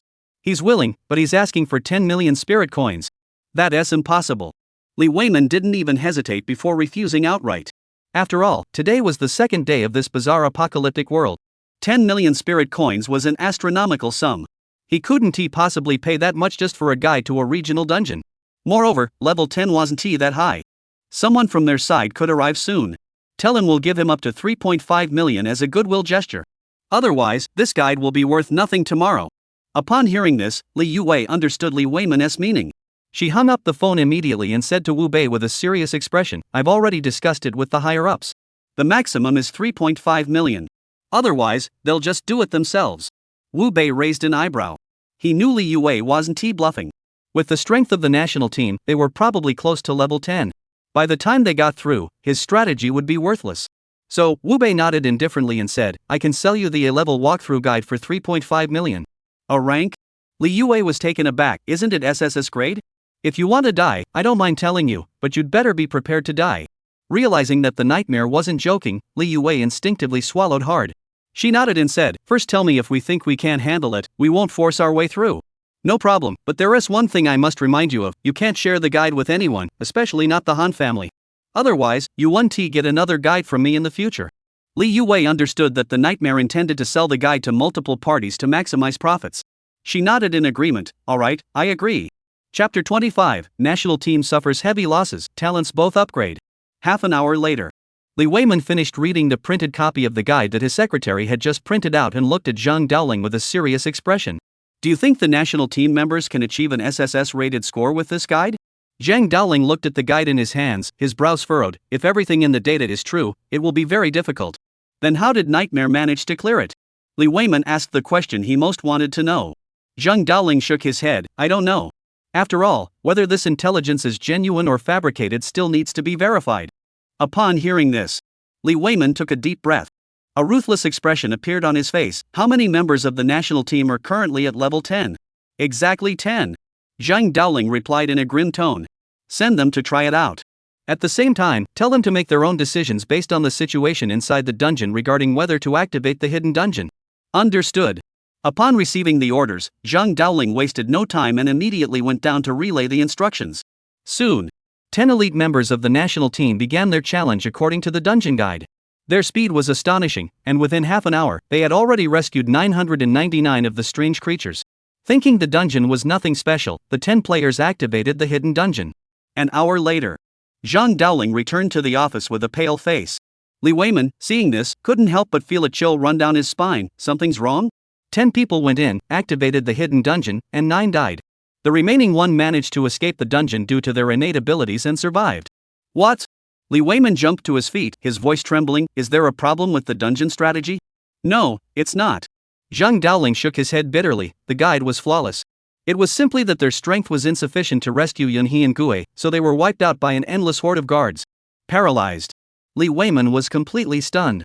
The 10 people who went to tackle the regional dungeon were all the nation's most elite trialists. Who would have thought that out of 10 who went in, 9 died inside? The remaining one managed to escape like a stray dog, relying solely on his innate talent. This left Li Weiman speechless as he asked, "How strong is that nightmare? How could he possibly take it on alone?" Facing this question, Zhang Daoling fell silent. After a long pause, he sighed deeply and said, "His strength is likely beyond our imagination. He might even be as strong as me." Sigh. Seeing that Zhang Daoling had given the nightmare such a high evaluation, Li Weiman couldn't help but suck in a cold breath. He knew how arrogant Zhang Daoling was. If it weren't for the difficulty of the hidden dungeon, which even he found troublesome to tackle, he would never have given the nightmare such a high evaluation. Therefore, Li Weiman took a deep breath and said, "What attitude should we adopt toward the nightmare? Cooperate. Such a person, if pushed to the limit, is truly more terrifying than the supernatural." Zhang Daoling said with utmost seriousness. "Alright, I'll have my granddaughter pay him and strengthen our cooperation." At that moment, at the Villa District of Junlin International, Wu Bei had just finished showering and was preparing to approach the next phase of his talent evolution with the utmost devotion. But as soon as he sat down on the bed, his phone received a text message with a rather eerie tone. "Ding, your spirit money account has received 3,500,000 yuan. Current balance, 45,033,000 yuan." Seeing the message, Wu Bei's lips curled into a smile. Now, he only needed 5.5 million more to reach the 10 million required to obtain that precious item. But this amount of money, the other two guilds would definitely hand over to him if they didn't want to see the Li family dominate alone in the post-apocalyptic world. This effectively meant that the treasure was already as good as his. He could even use this opportunity to deal the Han family the heaviest blow. Let the genius they worked so hard to find die in the hidden dungeon. However, Wu Bei is well aware that after doing this, his relationship with the Han family will be irreparably strained. To prepare for the Han family's retaliation, Wu Bei immediately issued an order in his mind: "System, allocate my evolution points to the Blade Arm talent and the Spirit Fire talent." Ding, congratulations, host. Your soul-slicing Blade Arm has successfully evolved into the soul-devouring Blade Arm. Soul-devouring Blade Arm, each attack on an enemy reduces their maximum health by an amount equal to the damage dealt. Ding, congratulations, host. Your Spirit Fire talent has successfully evolved into the Ghost Flame talent. Ghost Flame, flames that hit enemies cannot be extinguished for 60 seconds. After hearing the system's explanation, even Wu Bei couldn't help but curse under his breath. This evolution was an absolute game-changer for him. After all, in his previous life, when the bizarre bosses appeared, the National Task Force was deployed to eliminate them, but many of the bosses were classified as invincible. The main reason was their bizarre regenerative abilities, which were simply too overpowered. No matter how many people were deployed, they couldn't kill them faster than they could heal. However, his soul-devouring Blade Arm could reduce the life value limit of the bizarre creatures. This means that their healing abilities are nothing but a joke in his presence. Especially when combined with the Ghost Flame talent, he had the confidence to wear down that world boss. Thinking about the gear the world boss could drop, Wu Bei's mouth was watering. Just as Wu Bei stood up to try out his new talent, the door to his house suddenly knocked. The sudden noise caused Wu Bei to immediately transform his arms into soul-devouring blades, slowly approaching the door and speaking in a low voice, "Who is it?" "Wu Bei, it's me." Hearing this, Wu Bei also froze. "Li Yue. Why won't this woman leave me alone? I've already proven I'm not a nightmare. Why is she still here?" Confused, Wu Bei glanced at his reflection in the mirror, confirming that his appearance had indeed transformed into that of Wu Bei. He slowly opened the door. "What's up?" Li Yue looked at Wu Bei, then peeked into his room. She muttered, "If there's nothing, can't I come find you?" Her response made Wu Bei's expression darken. "If there's nothing, why come find him? Are you just looking for trouble?" Wu Bei, who didn't want to waste time on women, shut the door firmly. "No way. You." Staring at the tightly closed door, Li Yue was so angry her eyes turned red. She really wanted to ask Wu Bei if he ever wanted to have a girlfriend again in this lifetime. But the words stopped at her lips as she thought about Wu Bei's awakened talent, that of a mantis. Before reaching mating season, they were afraid of women. She suppressed the resentment in her heart and knocked on the door again, saying, "I came to find you because I discovered a hidden dungeon and want to invite you to explore it." A hidden dungeon? Wu Bei, standing inside the house, was also startled. In his previous life, he had seen them on the forum. Besides the dungeons that trial participants had to join, there were many hidden mini-dungeons. However, since he had been imprisoned by the Han family, he had never entered one. Now that Li Yue had invited him, Wu Bei was eager to take a look. After all, at his current level, devouring a first-tier ordinary anomaly was too slow for him to level up. And within the dungeons, there were bosses. Devouring them not only grants more experience but also drops equipment. It's a decent option. Thinking this, Wu Bei opened the door. He spoke indifferently, "Where is that dungeon?" Chapter 26, Kneel down, kowtow, and you may live. Are you agreeing to go? Seeing Wu Bei open the door again, Li Yue showed her little fangs. Her joyful, triumphant expression made Wu Bei's face darken. If you keep stalling, get out. You. Li Yuwei was completely flustered by his words. To be honest, if it weren't for the fact that several members of her team were already trapped inside, she really wouldn't have come looking for Wu Bei when he wasn't in heat. But now, with lives at stake, Li Yuwei could only suppress her resentment, clench her fists, and say, "It's at Hongda Green Oasis in the northern part of the city." Hongda Green Oasis? Upon hearing the name, Wu Bei instinctively raised an eyebrow. That place, he had heard of it in his previous life. It was quite notorious for being haunted. However, there were no detailed records about it on the forums from his previous life. He knew nothing about the situation inside. But as the old saying goes, great skill breeds great courage. Wu Bei's current abilities were already quite extraordinary. Even though he knew nothing about the situation at Hongda Green Oasis, he was confident he could dominate there. So, without beating around the bush, Wu Bei directly stated his demands: 100,000 spirit coins, and all the equipment obtained within the dungeon are mine. I'll go with you. You want money too? Li Yuwei instinctively widened her eyes. She couldn't believe a man would say such a thing. Wu Bei remained expressionless. If you don't agree, go do it yourself. I don't care. After speaking, Wu Bei prepared to close the door again. He now wanted to find some second-tier anomalies to kill. After all, the second-tier boss, Nuclear Zhang, had already been devoured by him. Finding another ordinary or elite one would allow him to obtain a 10-point all-attribute achievement. This would be another significant boost for him. But before he could close the door, Li Yuei's chest pushed her way inside. All right, 10,000 it is. But if any equipment drops, you have to sell it to me if you don't need it, right? Sell the gear to Li Yuei? It could save a lot of time. Wu Bei thought for a moment and nodded, asking, "What price will you pay for it?" "It depends on the attributes, but I promise I won't short you." "Deal?" Wu Bei didn't hesitate and pulled out all the white tier gear he had recently obtained. "Take a look at these. How much can you offer for them?" "Wow, where did you get so many items?" Seeing the 7 white tier items Wu Bei had tossed on the ground, he felt his worldview shatter. Their entire team, plus his grandfather's side, had only managed to get 3 pieces of equipment so far. And here Wu Bei had 7 pieces by himself. Is this really the bizarre post-apocalyptic world she knew? Why is the gap so huge? Want them? Wu Bei saw Li Yuei standing there dumbfounded and spoke with a hint of irritation. Yes. I want all of them. Li Yuei snapped out of it and quickly picked up the white outfit from the ground, examining it closely. Ruler white. Strength +2. Agility +3. Great stuff. White gold necklace white. Agility +1. Spirit +2. This is also a good item. After reviewing the attributes of 7 white-colored items in succession, Li Yuei's eyes sparkled with excitement. Wu Bei's equipment was almost all dual attribute. For them, who were just starting out, it was like a divine artifact.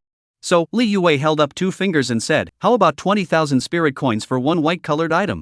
Wu Bei thought for a moment. Since the boss would arrive tomorrow and a large number of white-tier items would appear, the price would stabilize at 5,000 soul coins per piece. He nodded and agreed, deal. Half an hour later, Wu Bei rode in Li Yuei's car and arrived at Hongda Oasis. But as soon as he got out of the car, Wu Bei's brows furrowed. Are you sure we're in the right place? Hongda Oasis doesn't even have its exterior walls painted.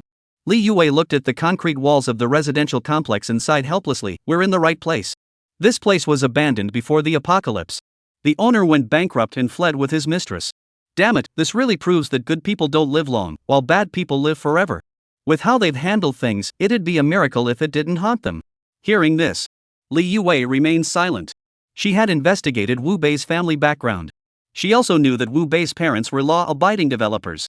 The houses they built could withstand an 8-magnitude earthquake, and the materials used for the interior decoration all met environmental standards. But unfortunately, they had been involved in a car accident long ago. Now, seeing such a despicable company like Hongda Green Oasis, it was only natural to feel resentment. Nevertheless, she was well aware that this was not the time to dwell on such matters. Within her team, there are already many people trapped inside, their lives hanging in the balance. They must act quickly, enter the site, and rescue them. Wu Bei, let's go first. All right. Wu Bei spat out a mouthful of saliva and followed Li Yuei. But just 30 seconds later, Wu Bei's expression darkened. He noticed that there were still 5 people standing outside the apartment building in the nearby residential complex.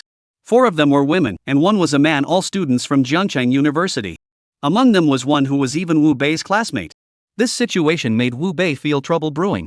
After all, his reputation at school, to put it bluntly, wasn't exactly stellar.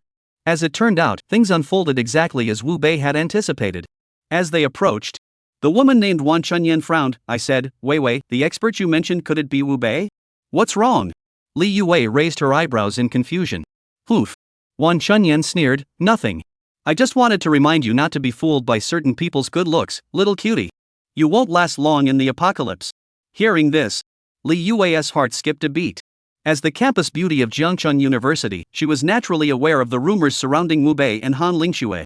However, after observing him for the past 2 days, she felt that Wu Bei wasn't like the lapdog he was rumored to be. Instead, he seemed more like the domineering CEO from a novel or short drama. To resolve the conflict, and to prove herself to Wu Bei, Li Yue said seriously, don't talk nonsense. Wu Bei isn't like you think he is. Oof. Wan Chunyan sneered disdainfully, whether it's what I think or not, someone with an A-rank talent like me would never team up with. If you bring him, I'm out. Wan Chunyan emphasized the A-rank talent heavily. Clearly, she was warning Li Yue not to make the wrong choice. But before Li Yue could speak, Wu Bei, whose anger had already flared up, blurted out first, next time you ask me to mediate, don't bring along I'll turn on you. After speaking, Wu Bei turned and left. He feared he might lose control and kill these people here. But just as he turned around, the only man in the group, Lu Yu, suddenly pulled out a revolver and pointed it at Wu Bei's head. His tone was extremely cold. You traitor, who did you call a traitor? You bastard, say it again if you dare. Swoosh. Wu Bei suddenly turned around. He glared at Lu Yu with a dark expression. Kneel down and kowtow, and you may live. Chapter 27, The Bounty on Li Yue, Hidden Copy New Gameplay. Oh my god, I'm being held at gunpoint, and you're still acting like a spoiled brat? Do you think this is before the apocalypse? Lu Yu's arrogant attitude made Wu Bei's expression grow even colder. Li Yue, standing nearby, seemed to sense something and hurried forward to mediate, saying, Lu Yu, what are you doing? Put the gun down immediately. What if I don't? Lu Yu looked at Li Yue with a playful expression. His attitude made Li Yue's heart skip a beat. As the true daughter of a wealthy family, the education she had received since childhood made her realize that something was about to go wrong. Lu Yu, I'm warning you, don't do anything reckless, or the consequences will be more than you can handle. Oh my. Lu Yu made an exaggerated expression. No wonder you're the eldest daughter of the Li family. Even in the end of the world, you can still act so high and mighty. But have you considered that in this world, who the hell would listen to you? Attack! The order was given. Wan Chunyan and the other 3 immediately surrounded Li Yue. With mocking expressions, they said, we were worried you'd found a skilled fighter who might ruin our plans, but it turns out you just found a sycophant. Then don't blame us for not sparing you out of school friendship. After all, you're worth 100,000 spirit coins. As she spoke, Wan Chunyan's arms transformed into vines, wrapping around Li Yue. Li Yue, seeing this, immediately prepared to activate her ability, transforming into her holy angel form. However, before she could act, a gun was pressed against her head. Miss Li, I advise you to surrender peacefully. Otherwise, put. Lu Yu hadn't finished speaking. Suddenly, a cold gleam flashed by, and his head flew into the air.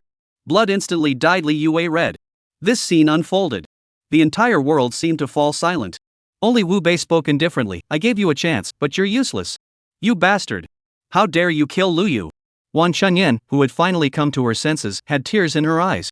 She and Lu Yu had been a couple before the apocalypse. After the apocalypse, their feelings for each other had grown even deeper. Now, seeing her beloved man's head severed, how could she possibly accept it? Put. The head rolled to the ground. Wu Bei remained expressionless. I don't like weaklings who whine and complain. At this point, Wu Bei turned his gaze to the remaining 3, grinning wickedly. What do you think? Am I right?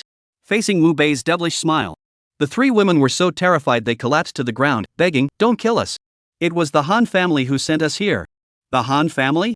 Upon hearing that name, Wu Bei's murderous intent could no longer be suppressed. Then you truly deserve to die. Puff, puff, puff. 3 heads rolled to the ground in quick succession. Wu Bei slowly turned his gaze toward Li Yue. His icy gaze made Li Yue instinctively swallow hard. She stammered, You won't kill me too, will you? Of course not. You're my boss, I'd have to charge you extra. Li Yue. She simply couldn't fathom how Wu Bei's mind worked. A hero saving a damsel in distress, a lone man and woman alone in a room. With all these suggestive idioms thrown together, couldn't he say something romantic? More money? More money? How desperate for money is this guy? Li Yue, unable to comprehend, rolled her eyes. 10,000. Okay. Wu Bei put away his soul-devouring knife arm, a smile appearing on his lips. It wasn't that he desperately needed the 10,000 spirit coins. The main reason was to establish Wu Bei's persona as a cold-blooded assassin who takes money to get things done. Only then would Li Yue or the state, when faced with difficult situations in the future, not stand on a moral high ground to pressure him. Little did he know. His aloof and unconventional demeanor only made Li Yue like him even more. At that moment, After transferring 10,000 spirit coins to Wu Bei, Li Yue spoke in a soft, almost girlish tone. Is it okay for the two of us to enter the dungeon together? What's the problem? Wu Bei tossed out the question without waiting for Li Yue's response, then stepped into the building entrance. Ding, you are about to enter a hidden dungeon. Dungeon difficulty. Are you sure you want to enter? A 3-star dungeon difficulty? This is actually quite interesting.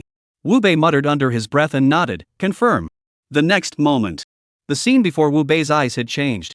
What had once been a post-war style apartment building corridor now resembled a truly high-end, fully renovated residential complex. The suspended chandeliers illuminated the clean floor, making it shine like a mirror. The murals on the walls were as exquisite as art pieces in a museum. However, the staff member standing at the elevator entrance, responsible for guiding others upstairs, caused Wu Bei's eyebrows to involuntarily raise. Li Yue, who had also entered the scene at the same time, couldn't help but exclaim, Xianxian, are you okay? As she spoke, Li Yue tried to step forward to check on her sister. But Wu Bei grabbed her arm firmly. Don't go. Why? Li Yue asked in confusion. Wu Bei narrowed his eyes and uttered a chilling statement that sent a shiver down Li Yue's spine. She's a ghost. How could this happen? Li Yue instinctively covered her mouth with her hands. Tears began to well up in her eyes. Li Qianqian was her own sister.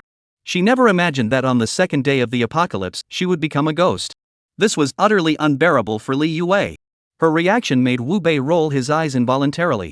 Why are you crying? I just said she is a ghost. I didn't say she was your sister. What? Li Yue was a bit confused. Not Qianqian? What's going on here? Wu Bei ignored Li Yue and activated the system scan. First tier anomaly, Tianlu damage immunity. Health points, 300. Description, no princess destiny, yet afflicted with princess syndrome. Trading youth for money, Hangda is out to get her. Seeing this strange description, Wu Bei's eyebrows involuntarily raised. In his previous life, he had never seen the guide for this hidden dungeon. But he knew that the way to clear hidden dungeons was completely different from the ones that appeared in the Bizarre Apocalypse. To put it simply, the dungeons from the Bizarre Apocalypse only required testers to kill their way through. However, these hidden dungeons scattered across the world required players to dispel the eerie within them to be considered cleared. Otherwise, the bizarre entities here cannot be killed. And the testers would be trapped here forever. Realizing that this dungeon was interesting, Wu Bei said casually, let's go talk to them. What's there to talk about with ghosts? Li Yue was confused. But Wu Bei gave a sinister smile, walked up to the princess, pulled out 500 spirit coins, and handed them over with ease. Little sister, want to chat with your big brother? Chapter 28, Can ghost coins be used like this? Li Yue snapped. Upon seeing the 500 spirit coins, Tianlu, who had been standing seriously at the elevator entrance, immediately broke into a smile. She took the money with ease and stuffed it into her chest. Sure, big brother, what do you want to talk about? Little sister, you can talk about anything you want. Seeing Tianlu's loving gaze, Li Yue was completely speechless. Can Joss paper be used like this? This bizarre scenario feels a bit inappropriate. Especially since Tianlu was using the face of her own sister, Li Qianqian. Li Yue felt uneasy and said, Wu Bei, be careful, don't get too close to her. Wu Bei ignored Li Yue. Instead, he turned to Tianlu with a mischievous smile, you said it yourself. Now, big brother has a question for you, can we ride this elevator? This. Tianlu looked troubled. Wu Bei immediately understood and pulled out another 500 ghost coins, handing them over. After that, Tianlu's smile grew even brighter. No way. Big brother. This elevator isn't even installed. If you get on it, you'll die. Wu Bei nodded. Just as he had suspected, all the unfinished infrastructure in this apartment building had been created by the mysterious entity using its abilities to generate illusions. If the trial participants treated this place as a normal dungeon world to conquer, death would be their inevitable fate. Having figured out the hidden rules that lead to certain death here, Wu Bei gave another mischievous smile. Hey, girl, I've got a question. Is there a manager in this building? After all, we bought these apartments. We can't just let them remain unfinished with no explanation, right? One sentence. Tianlu's smile vanished instantly. In its place was a hideous, bloodied expression. This scene startled Li Yue, who was behind Wu Bei, into immediately assuming a combat stance. But Wu Bei remained smiling as he looked at Tianlu. They locked eyes for a long moment. Tianlu's voice grew cold and hoarse. So you're also an owner here? Yes, we bought a house here to get married. That damn developer hasn't even finished building the house yet. How is my child supposed to go to school? As these words fell, Tianlu slowly extended her arm, which had been broken, and pointed toward the stairwell. Go to the top floor. They're up there. A stairwell filled with a chilling and eerie aura appeared beside him. Wu Bei understood that the key to clearing this level lay on the top floor. Without hesitation, he turned and headed toward the stairwell. Li Yue saw this and immediately followed, asking anxiously, "Do you believe her? Why wouldn't I?" Wu Bei asked casually as he made his way to the second floor. "She's a ghost." Li Yue emphasized the word ghost heavily. Clearly, she was trying to remind Wu Bei that they were different. But Wu Bei suddenly stopped in his tracks and looked at Li Yue. "Weren't they human just 2 days ago? Have you ever considered why they became ghosts?" Li Yue froze. At that moment, she also realized how bizarre it was to be living with them now. After all, just 2 days ago, they were still humans living among them. But then the strangeness descended, transforming them all into strange beings. As for why they had become strange beings, it was likely related to their living environment and the experiences they had endured. Thinking of this, Li Yue silently lowered her head. She knew that her grandfather might have some unresolved issues with these anomalies. Wu Bei saw that Li Yue had understood, and raised his leg again, speaking softly. "A distorted society has brought about the arrival of this bizarre apocalypse. Those who are still alive are simply paying the price for the actions of those who came before them. If one cannot grasp this truth, no one will survive a single month." Hearing these words, Li Yue looked at Wu Bei's back, her eyes filled with admiration. Indeed, the strange beings living among them now were, at their core, still the same humans from before. If they fail to grasp this truth and continue to treat the eerie beings as enemies, then the strange phenomena would only grow heavier. Ultimately, the strange phenomena will become the dominant force in this world, devouring all of them who remain alive. Realizing this, Li Yue immediately caught up with Wu Bei. She intended to see if she could uncover any more information from Wu Bei. But when she reached the second floor, she froze in her tracks. Because the staircase leading from the second floor to the third floor was empty. This made her curious, and she asked, "Why is it empty? Wasn't it built?" Wu Bei narrowed his eyes. His family used to be in the real estate business. He knew very well that when building a house, the elevator wouldn't be installed first. But the stairs would definitely be poured first. At that moment, the staircase leading to the third floor was gone. This meant that there was an obstacle on the second floor that they needed to resolve. He had an idea. Wu Bei ignored Li Yue and pushed open the door to the second floor staircase. The next moment, the scene inside the second floor caused a serious expression to appear on Wu Bei's face. Li Yue instinctively shivered. "It's so cold." However, before she could finish speaking, suddenly, a door swung open, and a man with a terrified expression rushed out. The man was still screaming frantically, "I really didn't go to file a petition. Please, put." Before the man could finish speaking, a rebar emerged from his head. Blood mixed with brain matter spilled out, accompanied by his unwilling gaze, as he collapsed to the ground. Wang Chong. Li Yue saw this and instinctively gasped. Wang Chong was a highly talented young genius in her team. Originally, Li Yue had brought him into this dungeon to help him level up quickly. But what Li Yue never expected was that their next meeting would be their last. This caused Li Yue to look at the middle-aged man slowly emerging from the room and picking up the threaded steel bar, her eyes turning red. "You bastard, I'll kill you." Boom! Flames erupted from Li Yue's body. A long sword, shimmering with a dazzling light, appeared in her hand.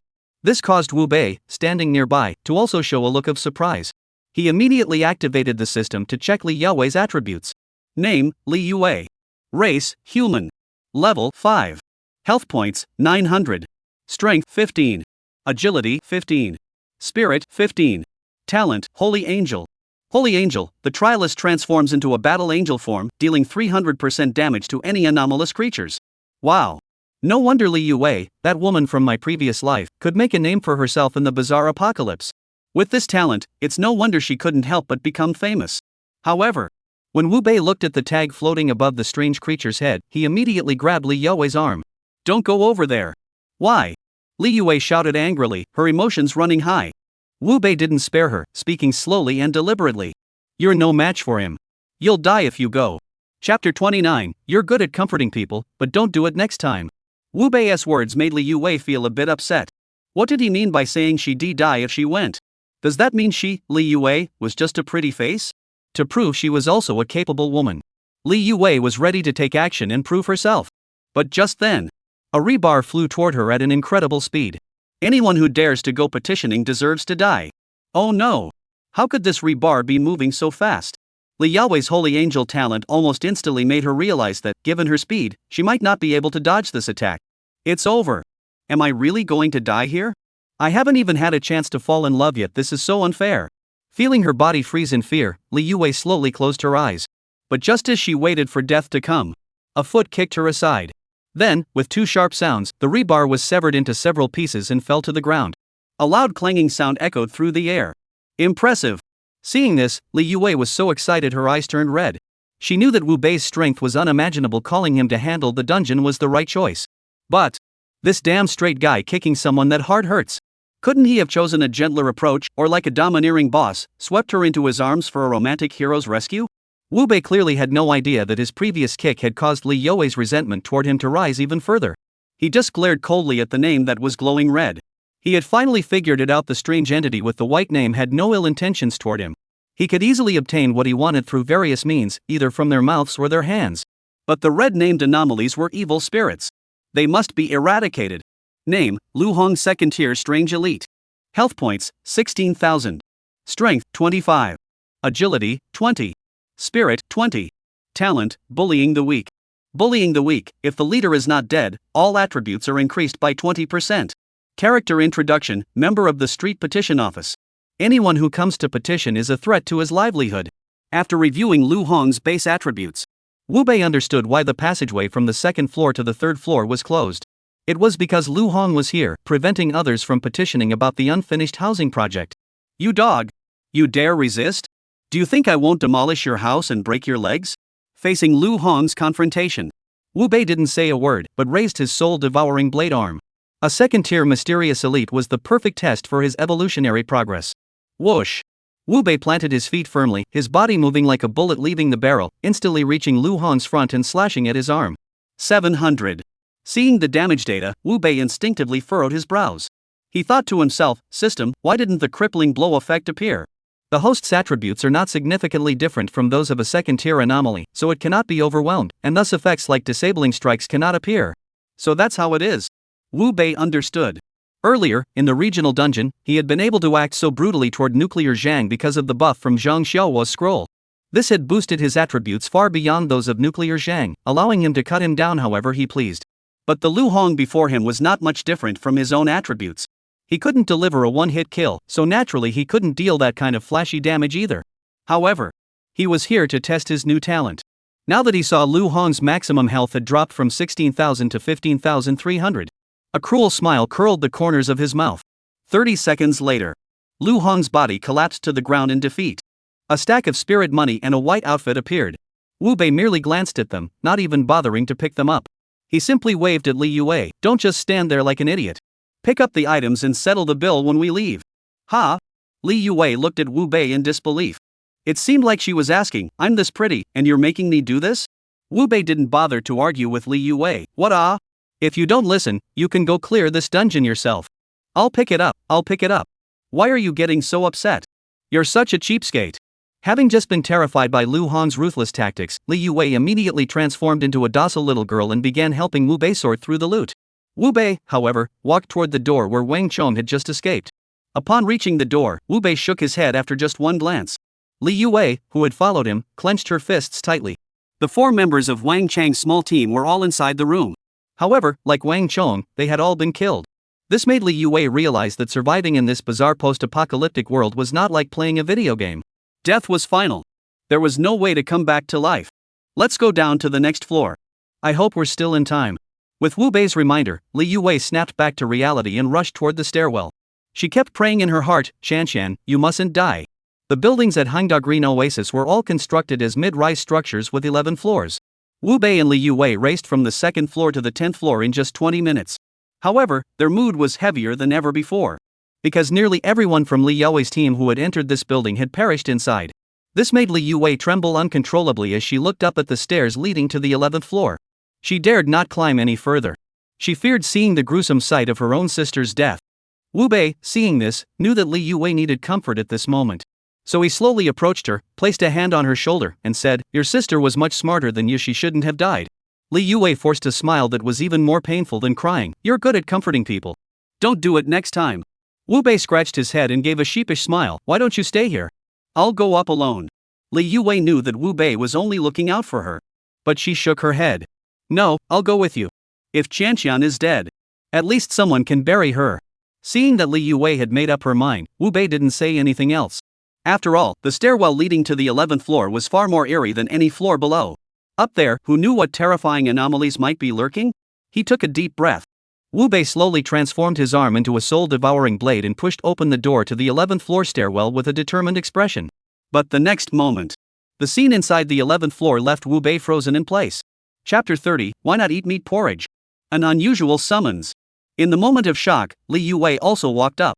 But upon seeing the scene inside the 11th floor, she immediately reached out to cover Wu Bei's eyes. At the same time, she shouted at Li Chanxian, who was dressed provocatively and dancing vigorously, "Chanxian, what are you doing?" One sentence. The 11th floor, lavishly decorated like a palace, fell silent as the music stopped. A sudden, bone-chilling cold wind swept through the palace, causing the sheer curtains to rustle loudly. A dozen or so men in suits, looking strange and grotesque, stopped their gluttonous feasting. Their blood-red eyes fixed on Li Yuwei. "Sister, run!" Li Chanxian saw Li Yuwei approaching. Instead of excitement at seeing help, her face was filled with fear. But Li Yuwei, upon hearing this, did not leave. Instead, she clenched her fists tightly and glared angrily at the strange figures on the high platform, who wore badges on their chests. These bastards! The common people downstairs were living in misery, struggling to survive for their families. As the people's trusted representatives, they were here feasting and indulging in debauchery. They deserve to die. "Chanxian, don't be afraid. I've hired experts, will definitely get you out." He left those words behind. Li Yuwei fixed her gaze on Wu Bei. She intended to ask Wu Bei if he could handle it. But upon seeing Wu Bei peering through her fingers, closely examining Li Chanxian, she was so furious she wanted to curse. What's going on with this bastard? Aren't the experts supposed to have said that once the mantis's innate abilities awaken, it wouldn't be interested in women until mating season? Why is he staring at Li Chanxian so intently now? Could it be because A isn't as good as C? Li Yuwei suppressed the urge to hit him. She clenched her teeth and said, "Have you had enough?" Wu Bei snapped back to reality. He nodded indifferently, "Don't overthink it. I was just observing the chains on your sister's body." Chains? Li Yuwei was speechless. Li Chanxian has chains on her body? How did she not notice? Has this guy started lying just to look at girls? Just as Li Yuwei was about to remind Wu Bei to stop messing around, a cold snort suddenly rang out. "Who gave you permission to come here, you vermin? Get out of here immediately. Or else you'll ruin Mr. Sua's mood, and you'll beg for your lives." At those words, Li Yuwei's face turned even darker. The person speaking was someone she recognized. He was a minor official from a street in the Guangming district. Now he had become so strange that he dared to scold her. This was truly lawless. Li Yuwei decided to intervene and save the person. But Wu Bei was much faster than her. In the blink of an eye, his figure appeared before the strange young official, and he swung his blade fiercely at his neck. Put! The head rolled to the ground. Wu Bei looked at the corpse on the ground, his eyes filled with disgust. In his previous life, he had often heard his father complain during meals about how the real estate industry was becoming increasingly difficult to navigate. Some big companies didn't even bother to build proper houses. They even formed a collusive alliance with certain corrupt officials, treating the common people like disposable tools. At that time, Wu Bei was still young and thought that this matter had nothing to do with them. They just wanted to live their own lives, didn't they? But as the real estate bubble burst, bosses fled, and countless ordinary people were driven to jump to their deaths. He finally realized how despicable these people were. It was utterly appalling. They had woven a vast network of connections for their own gain. They treated all the people living at the bottom of society like pigs. And those who claimed to be dedicated to the people were nothing but fuel for their arrogance. At that moment, Wu Bei swore that one day, when he had the power, he would change the situation. Little did he know that before he even graduated from university, the apocalypse had arrived. But now, he has been reborn. Why would he tolerate these scum anymore? How dare you act so brazenly in Mr. Su's palace? I see you're tired of living. He heard another eerie voice. Wu Bei immediately turned his icy gaze toward them. Second-tier strange boss, bank manager. Another damnable creature. Without their corruption and embezzlement, diverting regulatory funds for personal gain. How else would someone like Mr. Su, such a big rat, have emerged? Thus, Wu Bei walked toward the strange figure with a cold expression, showing no emotion. But before he could get close, over 100 bodyguards dressed in suits suddenly appeared inside the palace. Each one looked like a violent thug, fierce and terrifying. What unsettled Wu Bei was that these creatures were all second-tier ordinary anomalies. Whether it was their health points or their three primary attributes, they were all quite high. Realizing that he had to give it his all to get through this, Wu Bei slowly turned his head to look at Li Yuwei, who had just reunited with her sister. "Take your sister down first, don't hold me back here. You." Li Yuwei could tell that Wu Bei was protecting her. But what Wu Bei said was way too harsh, wasn't it? What does hold me back even mean? I'll just go home and eat papaya. Bang! As the door to the 11th floor corridor closed, the temperature throughout the entire palace plummeted to freezing point. Several second-tier bazaar bosses stood atop the high ground, gazing down at Wu Bei like kings. Below the steps, hundreds of bodyguards began to surround Wu Bei. Seated at the main position, Mr. Su, whose name was written in a deep red color, spoke calmly as if he were a god in control of everything. You young man, have some courage. Kneel before me and submit to me, and I will spare your life. I can even let you live forever in this bizarre apocalypse. Ding, an offer of amnesty from Mr. Su. Accept or decline? Amnesty? Upon hearing this term, Wu Bei was also startled. In his previous life, he had never heard of trial participants being forced to serve as beasts of burden for ghosts. However, Wu Bei quickly realized, just because he hadn't heard of it didn't mean it didn't exist. Because according to the plot development of his previous life, the struggle between humans and the bizarre was so devastating that it could be described as a complete defeat. Many nations and cities had already been overrun by the supernatural. But strangely, the people living there had somehow managed to survive. When Wu Bei had seen these reports on forums before, he had simply assumed they had survived due to their overwhelming strength. But now it seems, those people have likely already become servants of the mysterious forces. Realize this. Wu Bei suddenly looked up at Mr. Su. He spoke slowly and deliberately, kneel down, and I'll give you a quick death. You're being ungrateful. Mr. Su waved his hand dismissively. In the next instant, rubber batons suddenly appeared in the hands of over 100 bodyguards, who swung them toward Wu Bei. But just as they were about to reach Wu Bei's body erupted with terrifying black flames, engulfing the area around him. Then, like demons emerging from hell, he spoke slowly and deliberately, it was I who gave you face. Chapter 31, The Love Struck Li Qianqian and the Terrifying Mr. Su. As the words fell, Wu Bei, resembling a war god, began to move through the eerie crowd like a dragon. Those he struck were engulfed in terrifying black flames, causing them to scream in agony.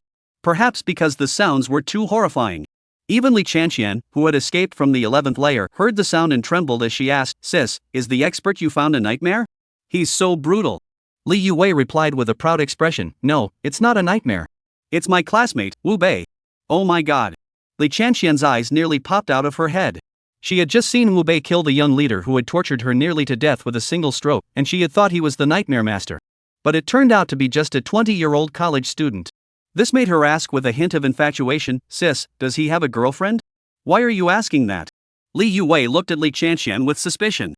Of course, to use the beauty tactic to lure him into our team.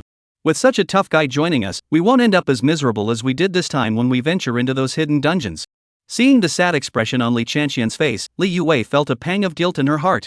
They had discovered this hidden dungeon earlier and thought it was a great opportunity to widen the gap between their guild and others. Little did they know, this place wasn't their paradise for advancement. It was a hellish place instead. All the top-tier trialists in the team, except for Li Qianqian, had perished here. This loss was a harsh wake-up call for her. The mysterious dungeon was never meant for the weak to challenge. Only the strong, like Wu Bei, deserved to survive there. But, thinking about Wu Bei's personality, Li Yuwei felt a bit discouraged and said, that guy is a straight-laced guy who only cares about money, not beautiful women. That's not necessarily true.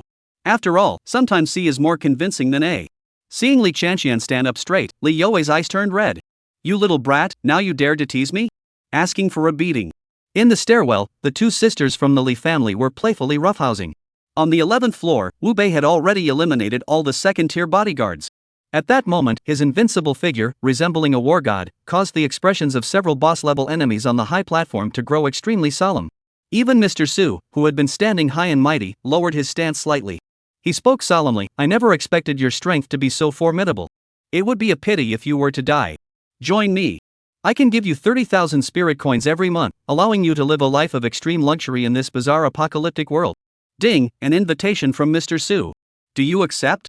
The eerie notification sound rang out once more.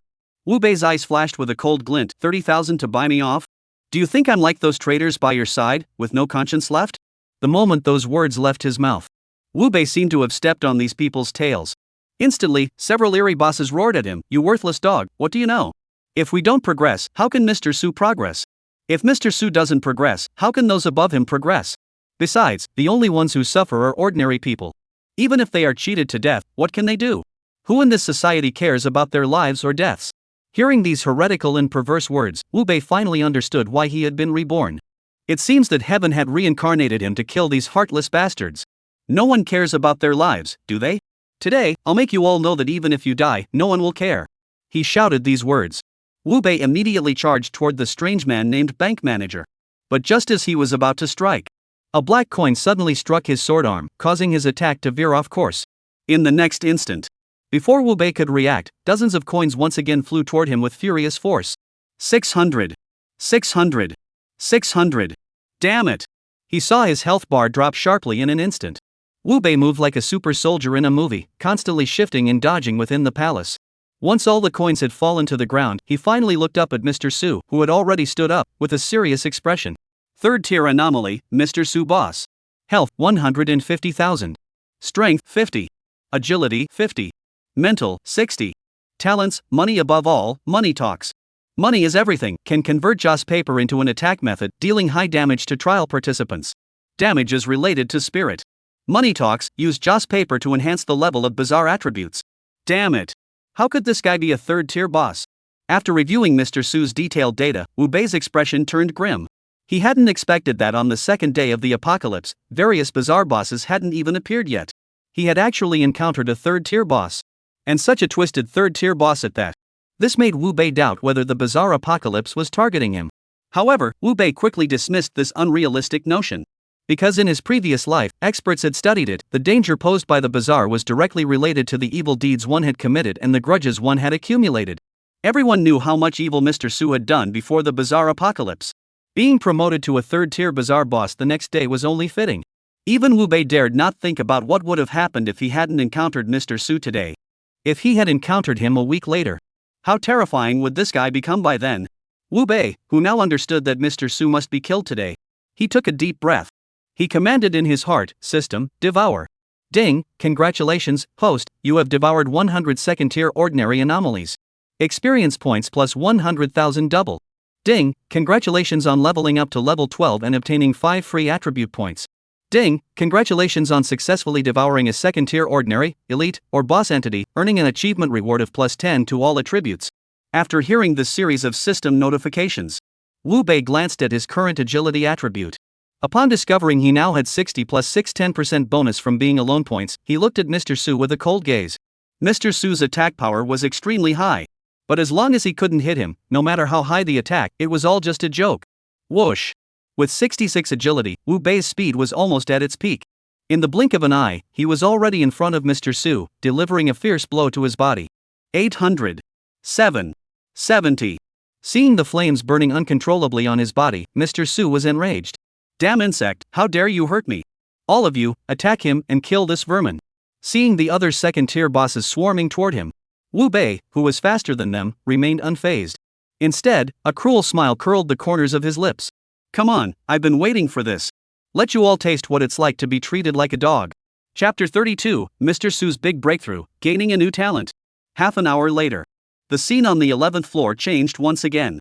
The once luxurious palace had now turned into a dilapidated building with no roof. The arrogant, bizarre bosses had turned into charred corpses. As for Mr. Su, he now resembled a stray dog. Kneeling on the ground, he kept bowing his head and begging. Friend, please spare my life. I can give you a lot of money, and I can even train you to become the strongest trialist in this world. Just spare my life, and we can talk about anything. But as soon as the words left his mouth, Wu Bei suddenly lunged forward, stepping on his fingers with his foot, his face dark with malice. Spare your life? When you betrayed your conscience and swindled the people as hard-earned money meant for buying homes, did you ever consider sparing their lives? Feeling the terrifying killing intent emanating from Wu Bei, Mr. Su, whose vital energy had already dropped below 500, was completely panicked. Friend, how can they be with us? We were born to accomplish great things, while those common folk are nothing but lowly beasts of burden. You're giving up such easily attainable wealth for them that's not wise. Wu Bei heard this and laughed. He suddenly realized that trying to make someone like Mr. Su truly realize his mistake was like trying to teach a dog to play fetch. People like them looked down on the common folk from the very core of their beings. In their eyes, the common folk were nothing more than lambs waiting to be slaughtered. Rather than trying to awaken them with words, it would be more practical to fight until the sun and moon are reversed and order is re-established. Whoosh! His arms once again transformed into soul-devouring blades. Wu Bei's gaze was more resolute than ever before. Since this world is filled with injustice everywhere, then Wu Bei will use this bizarre apocalyptic world to show these dogs and scum. Water can carry a boat, but it can also capsize it. Put! A single stroke fell. Mr. Su's head flies into the air. Several pieces of equipment, shimmering with dazzling light, erupted from the ground. But Wu Bei did not immediately pick them up. Instead, he silently commanded, "Devour." He was well aware that Li Yue and the others could enter at any moment. He didn't want to expose his ability to devour others. Ding, congratulations, host, you have devoured 11 second-tier bazaar bosses, gaining 440,000 experience points double. Ding, congratulations to the host for leveling up to level 13 and obtaining 5 free attribute points. Ding, congratulations to the host for reaching level 14, gaining 5 free attribute points. Ding, congratulations to the host for devouring a 3rd-tier bazaar boss, gaining plus 80,000 experience points double, and obtaining the talent, money can make the devil grind. Money can make the devil grind, the host can exchange 10 million spirit coins for 10 points of all attributes. Note, this is a special talent and cannot be evolved. Ding. Congratulations, host, on your first successful devouring of a 3rd-tier bazaar boss, earning you plus 1 evolution point. Sigh. After hearing the system's prompt, even Wu Bei couldn't help but suck in a cold breath. He thought that this devouring would definitely yield some valuable loot. But he never imagined that Mr. Su would actually grant him such a powerful talent. 1 million spirit coins could be exchanged for 10 points of all attributes. Didn't that mean that as long as he had the money, he could enhance himself endlessly? If he combined that with his isolated and helpless passive ability. Sigh. The scene was too beautiful to imagine. Wu Bei dared not think any further. Just as Wu Bei was about to pick up the equipment, sell it for money, and upgrade himself, a concerned voice rang out from behind him. Wu Bei, are you okay? Wu Bei turned his head. He raised an eyebrow. Didn't I tell you to wait for me down there? We found that the entire building had turned into a dilapidated ruin again, and we were worried something had happened to you, so. Li Yue trailed off, feeling a bit embarrassed. But Li Chanqian, standing beside her, stepped forward confidently, grabbed Wu Bei's arm, and smiled sweetly. So we came to check on Wu Bei, brother. Are you hurt? Brother, look at us, aren't we good? Wu Bei's lips twitched. Li Chanqian, this girl, is she still in high school? So direct and uninhibited, is that really appropriate? You're just in time. There's a lot of junk equipment on the ground. I'm too lazy to pick it up. You guys pick it up, and I'll settle the bill later, he said. Wu Bei shook off Li Chanqian's arm and began to inspect the equipment that Mr. Su had dropped. After all, he had already spotted the purple glow among the dropped gear. Luxurious Inn Mansion purple. After use by a trialist, grants a set of luxurious haunted house. This is a good thing. Wu Bei's eyes lit up. Having been reborn, he was well aware that the houses they were currently living in during the apocalypse were extremely dangerous. Once the bazaar boss arrives tomorrow, many of the bazaar creatures will resort to any means necessary to survive the tester's relentless pursuit. The trialists would then become the primary targets of the anomalies. Therefore, starting tomorrow, the houses where the trialists lived would be frequently visited by ghosts knocking on doors in the middle of the night. Some powerful ghosts might even break into the test subjects' homes and forcefully kill and devour them. However, possessing a Inn house is a different matter. The supernatural beings will automatically assume that anyone living there is one of their own. Not only will they not bother them, if their affinity with the supernatural beings is high, they might even become friends with them. In his previous life, possessing a Inn house was something every trialist dreamed of. Yet now, not only has he revealed one, it's even a luxurious purple one. This made Wu Bei feel like he was truly blessed today. However, 3 minutes later, Wu Bei's expression turned grim. He discovered that the blue and green gear he had picked up not only lacked special effects but also had rather average stats. Such equipment, for his current level, couldn't be called completely useless, it was just not very useful. Without hesitation, Wu Bei turned to Li Yue and asked, how many pieces of equipment did you guys pick up? Are there any with special effects that boost strange affinity? Li Yue stood up and shook her head. We found 53 pieces of equipment, including 3 green-colored items and 50 white-colored items. However, none of them have the special effects you mentioned. Do you want me to check them? Wu Bei shook his head. No need. I trust you. Just give me a price. With Wu Bei's trust, Li Yue felt sweeter than honey. She immediately smiled sweetly and said, white gear is still 20,000 each as before. I'm not sure how to price the green gear. To avoid you getting shortchanged, I suggest you put it in the auction house and set a time-limited auction. Put it in the auction house? Wu Bei nodded instinctively. Auctions were the largest trading platform in the post-apocalyptic world. And it was a nationwide trading platform. He currently didn't have a great need for equipment. However, other trialists or major factions would definitely need a large quantity of equipment. If he were to list high-quality gear at a limited time discount now, it would undoubtedly yield a bountiful harvest. Thinking of this, Wu Bei searched through his system backpack. Then his eyes lit up, and he said casually, let's go big sell this piece of equipment first. Chapter 33, The Golden Sword emerges, shocking the world. As the old saying goes, life is like a bow, since you can't resist it, you might as well enjoy it. As the second day of the bazaar apocalypse drew to a close, the surviving trial participants had almost all adapted to the bazaar apocalypse. Not only were testers beginning to boast and share their experiences on the bazaar forum, Many others were selling luxury cars, real estate, and other pre-apocalypse items in the auction house. They hoped to exchange these items, which ordinary people in their previous lives couldn't afford, for afterlife currency. However, strangely enough, there isn't a single piece of equipment for sale in the equipment zone. This has led the operators of major factions who have been stationed at the auction houses to feel that they are wasting their time. In their view, with such a low drop rate for equipment, even if someone were to get incredibly lucky and obtain an item, they wouldn't sell it. After all, this isn't a game. Here, death is final. Every extra piece of equipment, every extra stat, means one more chance to survive in this bizarre post-apocalyptic world. Who would sell equipment? They must be crazy. Just as they were bored out of their minds and casually refreshed the equipment interface, a deep blue piece of equipment nearly popped their eyes out of their sockets. Blue gear. Someone is actually selling blue gear. And it was the traditional demon-slaying artifact, the golden sword. This sent the entire group of trial participants in the scorching summer into a frenzy. At the same time, in a certain office in the imperial capital, Zhang Dowling rushed in, pushing the door open. With a delighted expression, he said, "Sir, I've found a way to achieve an SSS-rank evaluation." Li Weiman's heart leaped with joy. What method? Equip better gear and slaughter those bastards. Upon hearing this, Li Weiman's expression turned from joy to bitterness. Old Zhang, what you're suggesting is indeed a good idea, but it's not realistic. Even basic gear is scarce these days. The dozen or so pieces we have were bought from the nightmare by Weiwei. Better gear. Li Weiman shook his head and didn't say anything else. Zhang Dowling, who had been specially appointed to lead the national team, was well aware of the current situation. If there were no equipment, he wouldn't have come to report. But now the auction house not only has it, and they're the golden swords used by the Taoists for exorcising demons. If they didn't secure it, he wouldn't be able to sleep or eat in peace. Sir, there are trial participants selling blue-grade equipment at the auction house, and it's the money sword. What? Li Weiman immediately took the phone handed to him by Zhang Dowling. At just a glance, even someone of his stature couldn't help but gasp in astonishment. Money sword blue. Strength plus 10. Spirit plus 5. Special effect, inflicts an additional 30% damage against bizarre creatures. Goodness, how did such equipment end up in the auction house? Did you find out who sold it? After reviewing the equipment's attributes, Li Weiman's breathing became rapid. He knew exactly how powerful this equipment was on the second day of the bizarre apocalypse.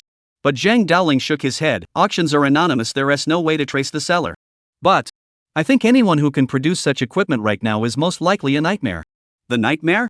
Li Weiman narrowed his eyes, finding Zhang Dowling's words plausible. Currently, within the scope of Yanxia, only the nightmare exists, with power that reaches the heavens. He was selling the blue gear he didn't need, which made perfect sense. So, Li Weiman watched the constantly rising bid amount and clenched his teeth, saying, "How much more spirit currency can we come up with right now?" The secretary beside him immediately stepped forward obediently and reported, "According to the data compiled by various units half an hour ago, we can currently contribute 2 million spirit coins. 20 million? Li Weiman muttered under his breath, narrowing his eyes and said, "If this sword is auctioned off for you, with an SSS-rated score, are you sure you can pull it off? As long as the intelligence on the nightmare is accurate, with an additional 30% damage against the supernatural, I can guarantee we'll break through the guards and rescue Yun and Gue." All right. Li Weiman, hearing this, was also willing to take the risk. Then we'll do whatever it takes to get that golden sword. At the same time, inside the Han family's mansion, Han Batian watched the constantly rising amount and his expression darkened. How much Joss money does our Han family have available right now? About 2 million, someone reported immediately. Then put up 100 million first and expel the lone wolves and small factions. Yes.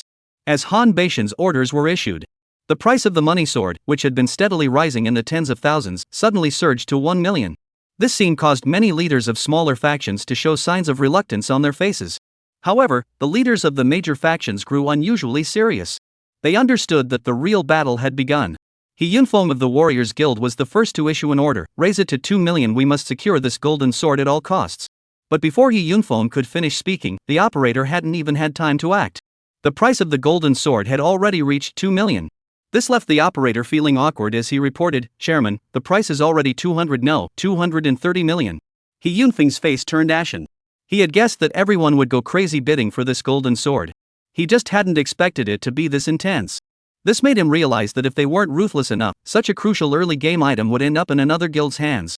By then, their warriors would find it difficult to catch up with other guilds. Thinking of this, He Yunfeng glanced at his account. He decided to take the plunge and said, "Raise the price to 8 million. What? The operator asked in surprise, "President, did you just say 8 million? Yes. 8 million is all we have left. If we can't secure it, we can only blame our own lack of strength. The operator understood He Yunfeng's meaning. With a determined look, he entered the amount of 8 million into the system. The next moment, the price of the golden sword remained unchanged. Countless testers across the country who were watching this price war were stunned by the sudden price. Even Wu Bei couldn't help but suck in a cold breath. In his previous life, during the peak of blue-tier equipment, the highest price was 200,000 per piece. Now someone was bidding 8 million. This made Wu Bei quickly realize that in the early stages of the apocalypse, this money sword was no longer just a sword. It was an opportunity for major factions to rise to power. Any major faction that obtained this pioneering artifact would undoubtedly establish a significant lead over other factions in the early stages. However, Wu Bei, who had 3 blue-grade items to sell, couldn't help but curve his lips into a playful smile. In the post-apocalyptic world, having a single dominant power was not beneficial for his development. He must maintain balance. At that moment, Li Weiman and Han Badian had no idea that the golden sword was merely the first piece of equipment Wu Bei had put up for sale. After seeing the 8 million yuan figure, neither of them continued to bid higher. Instead, they prepared to wait until the final few seconds of the countdown to steal the tower. As the countdown continued, only 3 seconds remained. Li Weiman and Han Badian almost simultaneously gave the order. Raise the bid. Chapter 34, The Frantic Han Family and Wu Bei's Evil Revenge Plan. Ding, the final selling price of the golden sword blue you listed for auction is 10 million yuan. After deducting a 10% handling fee, you have received 9 million spirit coins. Ding, your account has received 9 million balance. That's awesome. Seeing the extra 9 million in his account, Wu Bei clenched his fist excitedly. He now had enough money to purchase that precious item. Next, he needed to consider how to use the money to enhance his attributes. So, Wu Bei immediately placed a blue weapon without any special effects into the auction house. At the same time, in an office in the imperial capital, Zhang Daoling looked at the golden sword he had obtained, his eyes brimming with joy. As expected of a leader, he actually anticipated that others would try to undercut him and raise the price by 2 million directly. Otherwise, this equipment would have fallen into someone else's hands. Li Weiman looked at the previous bid of 9 million and laughed heartily. With this weapon, can you guarantee we'll stay ahead? Rest assured, whether it's the Han family or the He family, they can no longer surpass us, Zhang Daoling said with extreme confidence. But before he could finish, the secretary in charge couldn't help but exclaim, "There's still blue gear." Swish. One sentence. Li Weiman and Zhang Daoling's expressions both changed. Zhang Daoling immediately snatched the phone, looking utterly disbelieving. How could this happen? Li Weiman looked at the blue-colored equipment ranked first in the auction house and couldn't help but let out a wry smile. We calculated everything, but we never expected that Nightmare had more than one blue-tier item. We've really been taken for a ride. Zhang Daoling was also feeling a bit headache at that moment. They had planned to secure this equipment and quickly establish their dominant position in the early stages of the apocalypse. But Nightmare had brought out another blue-tier item and it was a weapon. This meant that if they wanted to completely dominate, they would have to obtain that weapon as well. Sir, this weapon is priced at 8 million. Should we go for it? Li Weiman shook his head. Can you confirm that the Nightmare doesn't have any blue gear? Zhang Daoling remained silent. The Nightmare is now the most mysterious entity in Yanxia. No one knows exactly how much equipment he possesses. If we spend 8 million on this blue-tier equipment with no special effects, and Nightmare gets another one, we'll be the ones left holding the bag. But if they didn't buy it, suppressing the Han and He families would be nothing short of a pipe dream. Li Weiman was well aware of this. But he dares not take the risk, unsure if the Nightmare has any more blue gear. He could only sigh helplessly. Well, in the apocalypse, without strength, you can't set the rules. Let them buy if they want to. We'll stick to our original plan. After all, double experience is more important now. Zhang Daoling nodded, holding the golden sword solemnly, and walked out of the office. At the same time, in the Han family's courtyard, Han Badian was furious, sweeping everything visible on the table onto the ground. Damn it, damn it. If only I had offered 10 million back then. Han Shang, standing beside him, furrowed his brows slightly. Grandfather, there's no need to be so upset. It's just a blue-grade item. If it's been bought, it's been bought. What's the big deal? Once our levels go up in a few days, we should be able to farm these items ourselves. What do you know? Han Badian suddenly raised his voice several octaves. This is the early stage of the apocalypse. If other factions have better gear than us, they'll develop faster than us. By then, when faced with death, would you dare to fight them for territory and resources? Swish. One sentence. Han Cheng's expression changed drastically. He had never realized before that such a dangerous matter could be hidden behind a single piece of equipment. This made him tremble as he asked, "Grandfather, what should we do now?" What should we do? Han Badian hadn't finished speaking. Suddenly, the room echoed with the operator's shouts, "My goodness, another blue-tier weapon." Swish! Han Badian rushed forward and snatched the phone. At a glance, he couldn't help but burst into laughter. Heaven hasn't abandoned the Han family. Quick, quick, buy this weapon. The operator, with a delighted expression, took the phone and prepared to make the purchase. But just as he was about to pay, the equipment was gone. This left him in a state of panic as he shouted, "Master, the weapon seems to have been snapped up by someone else." Useless! Han Baishan's hand suddenly transformed into spider legs, piercing the operator's head. He was furious. The opportunity for the Han family to rise to power was right before their eyes, yet it had been ruined by an operator. How could he possibly accept this? Han Chang, standing nearby, was also pale with anger. "Grandfather, the only families who can come up with 8 million now are probably the Li family or the He family. What should we do? Should we take advantage of the fact that everyone is still at the starting line and act first?" Han Badian glanced at Han Chang's throat-slitting gesture and shook his head with hatred. "That old Foxley Wayman isn't someone to mess with. Now isn't the right time. But we don't have the land-clearing artifact now. The longer we delay, the more dangerous it will be," Han Chang said with concern. Han Badian was well aware of this truth. But as the old saying goes, experience comes with age. Zhang Daoling could analyze where these weapons came from, and so could he. In order to stay on par with other factions, Han Badian made a decision that filled him with shame. Apply to add Nightmare as a friend and see if you can add them. Add Nightmare as a friend? Why? Han Chang asked in confusion. These days, the only one who can continuously sell blue-grade equipment is Nightmare. He must still have some equipment. Ask him if we can buy it, and let him name the price. This. Han Chang raised his eyebrows skeptically. Will he agree? If you don't try, how will you know he won't agree? But Han Chang was about to say more. Han Badian waved his hand dismissively. "Don't worry. That Nightmare is clearly someone capable of great things. He should know that there are no permanent enemies, only permanent interests. As long as we offer a high enough price, he won't pass up the chance to make some ghost money just to hold a grudge against us." Seeing that Han Badian had spoken so decisively, Han Chang no longer hesitated. He immediately pulled out his phone, opened the search interface, and typed in the Nightmare's name. And selected Add as friend. At the same time, outside the Hangda Oasis residential complex, Wu Bei leaned against the car, watching Li Yue hang up the phone beside him, and asked casually, "Did you find out who bought those 2 pieces of equipment earlier?" "I checked. The golden sword was bought by my grandfather, and the blood-colored short blade was purchased by the He family from the Warriors Guild." Upon hearing that the Han family hadn't purchased any equipment, Wu Bei's lips curled into a playful smile. The reason he didn't put the third weapon up for auction was actually to see who bought the first 2. After all, the last person who didn't buy a weapon must be the most desperate now. And he could also sell the weapons at a higher price. Now that he knew it was the Han family who hadn't bought it, a sinister plan began to form in Wu Bei's mind. "I got it. Next time there's a difficult dungeon, remember to find me," he said. Wu Bei turned and was about to leave. He planned to find a place to sell the weapon to the Han family for a high price. Then he would enhance his strength and wait for the world boss to appear tomorrow. But just as he turned around, Li Yue grabbed his arm and asked urgently, "Where are you going?" "To take a shower." "Are you coming?" Chapter 35. The praying mantis catches the cicada, but the sparrow is behind. Wu Bei confronts the Han family. This. Suddenly invited by Wu Bei, Li Yue's cheeks flushed red all the way to her ears. This bastard, has he finally come to his senses? But his words were way too direct. Not romantic at all. How is she supposed to agree to that? Li Yue was muttering to herself. Li Chanqian, who had just come out of the hallway, asked curiously, "Sis, what are you doing here? Where's Wu Bei?" Swish. One sentence. Li Yue suddenly looked up at where Wu Bei had been standing. But at that moment, there was no one there. Where did he go? Li Chanqian looked at Li Yue strangely. "Did he see you acting up and misunderstand?" "Sis, I'm not trying to tell you this, but if you want to play both sides, just step aside. A man like Wu Bei, you can't handle him." Seeing Li Chanqian puff out her chest again, feeling humiliated, Li Yue immediately reached out and grabbed her ear. "You're only 18 years old. What is going on in your head? I'm not the one playing both sides. It's that guy who's too forward." Li Chanqian raised her eyebrows in confusion. "What's wrong with being straightforward?" Li Yue. At that moment, Wu Bei, who had left Li Yue without a word, had no idea that he had once again ignited the war between the two sisters. All he knew was that the opportunity to teach the Han family a lesson had finally arrived.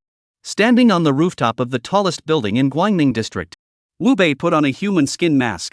The next moment, not only did his appearance transform into that of a nightmare, even the name on his phone account changed from Wu Bei to Nightmare. Looking at the 999 plus friend requests on his phone, Wu Bei immediately began searching through them for any information related to the Han family. Within 30 seconds, he indeed found it. And this person was none other than Han Chang, the Han family's top genius. Thinking back to how Han Chang had used him as an experiment in his previous life, intending to strip him of his natural talents, Wu Bei pressed the accept button with a cold expression. At the same time, inside the Han family compound, Han Chang, who had received a message that his friend request had been accepted, suddenly jumped up from the sofa. Grandfather, he accepted. Upon hearing this, Han Badian sighed in relief. Then, with a haughty expression, he said, I told you so. There are no permanent enemies, only permanent interests. If that nightmare were smart, he wouldn't have made our Han family his sworn enemy. Han Chang looked up at him with admiration. You're truly the best, Grandpa. You guessed it perfectly. Stop flattering me. Hurry up and ask the kid if he still has any blue gear. I heard that Zhang Daoling has already led a group to tackle the regional dungeon. We absolutely can't fall too far behind. Han Chang nodded vigorously, picked up his phone, and began sending messages to the nightmare. Han Chang, brother, it was our people from the Han family who were ignorant and caused you trouble. I apologize here. Upon seeing Han Chang's message, Wu Bei's face was filled with a disdainful sneer. He knew the Han family's modus operandi all too well. If it hadn't been for the orders from the Han family's higher-ups, could they have mobilized 532 people? However, Wu Bei had always intended to betray the Han family. At this moment, he didn't bother to expose it. He simply typed coldly on his phone, alright, this is a one-time thing. Let's get down to business. Grandfather, this guy actually believed what I said. Seeing Wu Bei's response, Han Chang couldn't help but burst into laughter. Han Badian, watching from the side, sneered, he even believes his enemy's words. This nightmare isn't fit for the stage. He is probably just a lucky kid. Keep him under control for now and get what we want from him. Then find a way to lure him to our territory. Han Badian stopped speaking at this point. But Han Chang, who knew what the Han family was planning, wore a sinister smile on his face. He typed again on his phone, brother, I'm so glad you understand. I came to you this time mainly to apologize, but I also wanted to ask if you have any equipment for sale? I can assure you here that the price the Han family will offer you is the highest possible, and we guarantee you won't be shortchanged. Seeing the Han family reveal their true intentions, Wu Bei raised the corner of his mouth and continued typing. Sure, I just happened to get a blue-tier weapon. If you're interested, I'll sell it to you. Swish. Seeing that the nightmare indeed had a blue-tier weapon, Han Chang and Han Beishan's eyes lit up. Han Badian exclaimed excitedly, when asking the price, make sure to find out where the equipment came from. Han Chang immediately understood. He also felt that the nightmare was now so far ahead of everyone else. It was highly likely that he had found a good spot for farming equipment. If only the Han family could also discover that place. Then, the entire Yanxia region, and perhaps even the entire world, would be under the Han family's control. With this ambition in mind, Han Chang sent another message. Can I take a look at the gear? Wu Bei didn't hesitate and immediately initiated a transaction with Han Chang. As the transaction interface popped up, Wu Bei placed the last blue-tier equipment item dropped by Mr. Su onto the interface. Evil Repelling Sword Blue. Strength plus 10. Agility plus 5. Upon seeing the attributes of the demon repelling sword, Han Chang's eyes were filled with greed. His current strength attribute was already 30. If he were to obtain the demon slaying sword, it would be 40. With such attributes, defeating a first-tier boss would no longer be a problem. Thinking of this, desperate to obtain the weapon, Han Chang suppressed his excitement and typed on his phone. Bro, how much spirit money are you asking for this weapon? Wu Bei thought for a moment, 20 million. Swish. Seeing this price, Han Chang's expression darkened. Han Badian, standing beside him, snorted coldly with a displeased expression. This dog of a man is truly greedy. 2 million? You dare to ask for that? Do you really think our Han family is a pushover? Han Chang replied coldly, Grandfather, how should we respond? Tell him it's impossible. It's just a blue-grade item. Han Chang nodded. Just as he was about to send a message to negotiate. But Wu Bei's message came through first. SSS Clear Guide including regional copies. Swish. Upon seeing the message, Han Chang's expression changed, and he immediately looked at Han Badian. Han Beishan's expression was also solemn at that moment. He was aware that the nightmare had sold the intelligence on the regional dungeon to the Li family. However, in his view, the regional dungeon was merely a survival dungeon. As long as someone could clear it, whether or not they obtained an SSS-rank evaluation was meaningless. Just as he was about to tell Han Chang to refuse, suddenly, a chilling alert sounded across the globe. Global announcement: in the imperial capital Chang'an district, Zhang Daoling, Zhang Lingyu, and Zhang Qiling have successfully obtained an SSS rank score in the regional dungeon. The regions they belong to will receive double experience points. Valid for 7 days. Upon hearing that the core area of the Li family had also received double rewards, Han Beishan's expression darkened to the extreme. He realized that he must obtain this SSS-rated dungeon guide at all costs. Otherwise, the gap between the Han family and the Li family would only grow wider. Tell him that if he can reveal where the Han family can obtain equipment, the Han family is willing to pay 2 million spirit coins. Chapter 36, 9 Lives, The Raging Han Badian. The Han family really is courting death. They even dare to ask me where to farm gear. Upon seeing the message sent by Han Chang, Wu Bei's face was filled with mockery. He had originally just wanted to use an SSS tier guide to trick the Han family's elite fighters into their deaths. But he never expected the Han family to come knocking on their own door.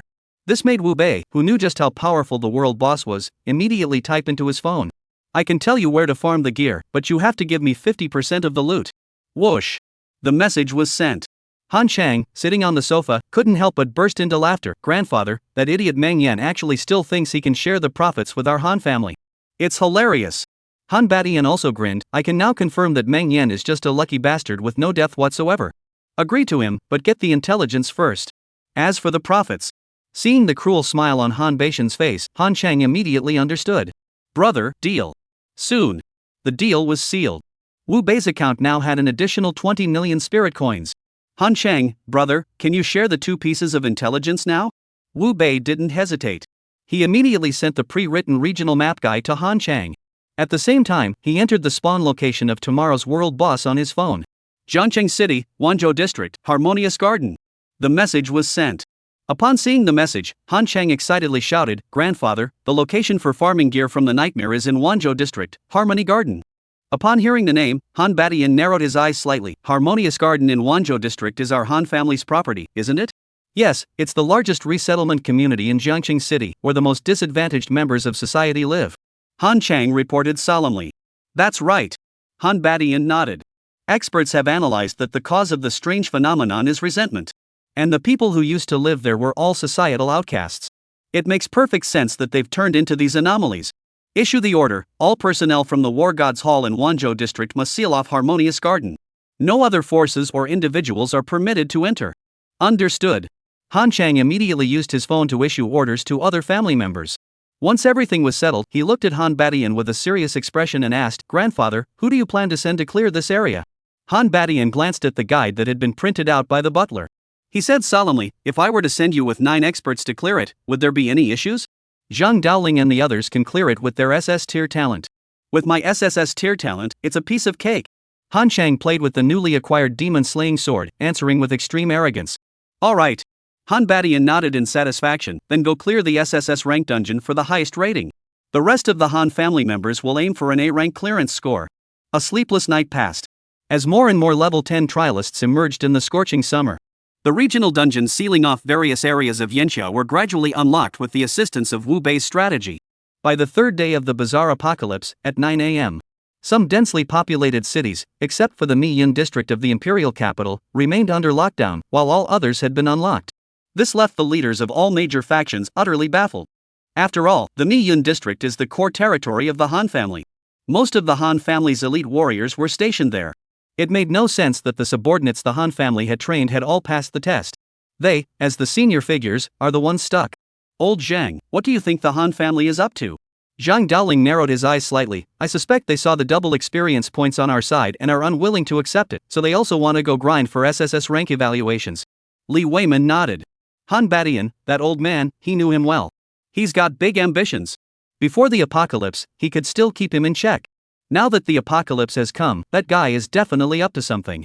Thus, Li Weiman furrowed his brows and said, an SSS-rated score is that easy to obtain? Easy to fake, my ass. If it weren't for our years of dealing with the supernatural at Longhu Mountain, we'd have screwed up big time. Upon hearing this, Zhang Daoling also felt a chill run down his spine.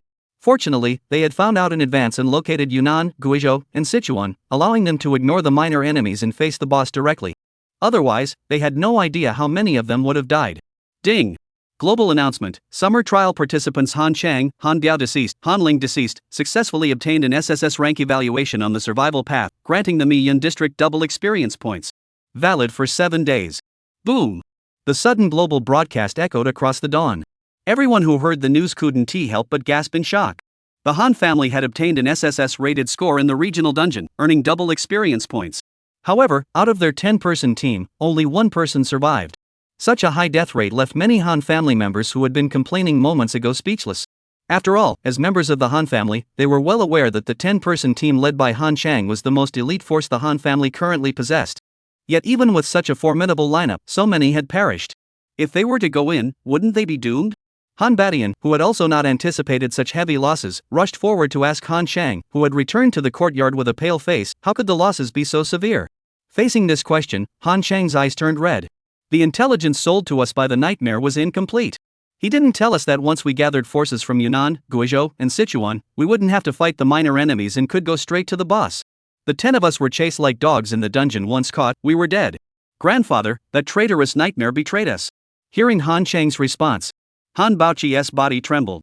Having never suffered such a humiliating defeat before, he immediately pulled out his phone from Han Chang's body and sent a voice message to Nightmare. At that moment, Wu Bei, who was sitting across from Harmony Garden at a breakfast shop, saw the incoming call request. A playful smile curled the corners of his mouth. Taking a sip of soy milk, Wu Bei answered the call. Brother, congratulations. You've achieved an SSS-rank rating. Nightmare, are you trying to screw over the Han family? Hearing the voice was not Han Chang but Han Badian, Wu Bei's smile grew even wider. What do you mean by that? If I betrayed you, how could you have gotten an SSS-rated score?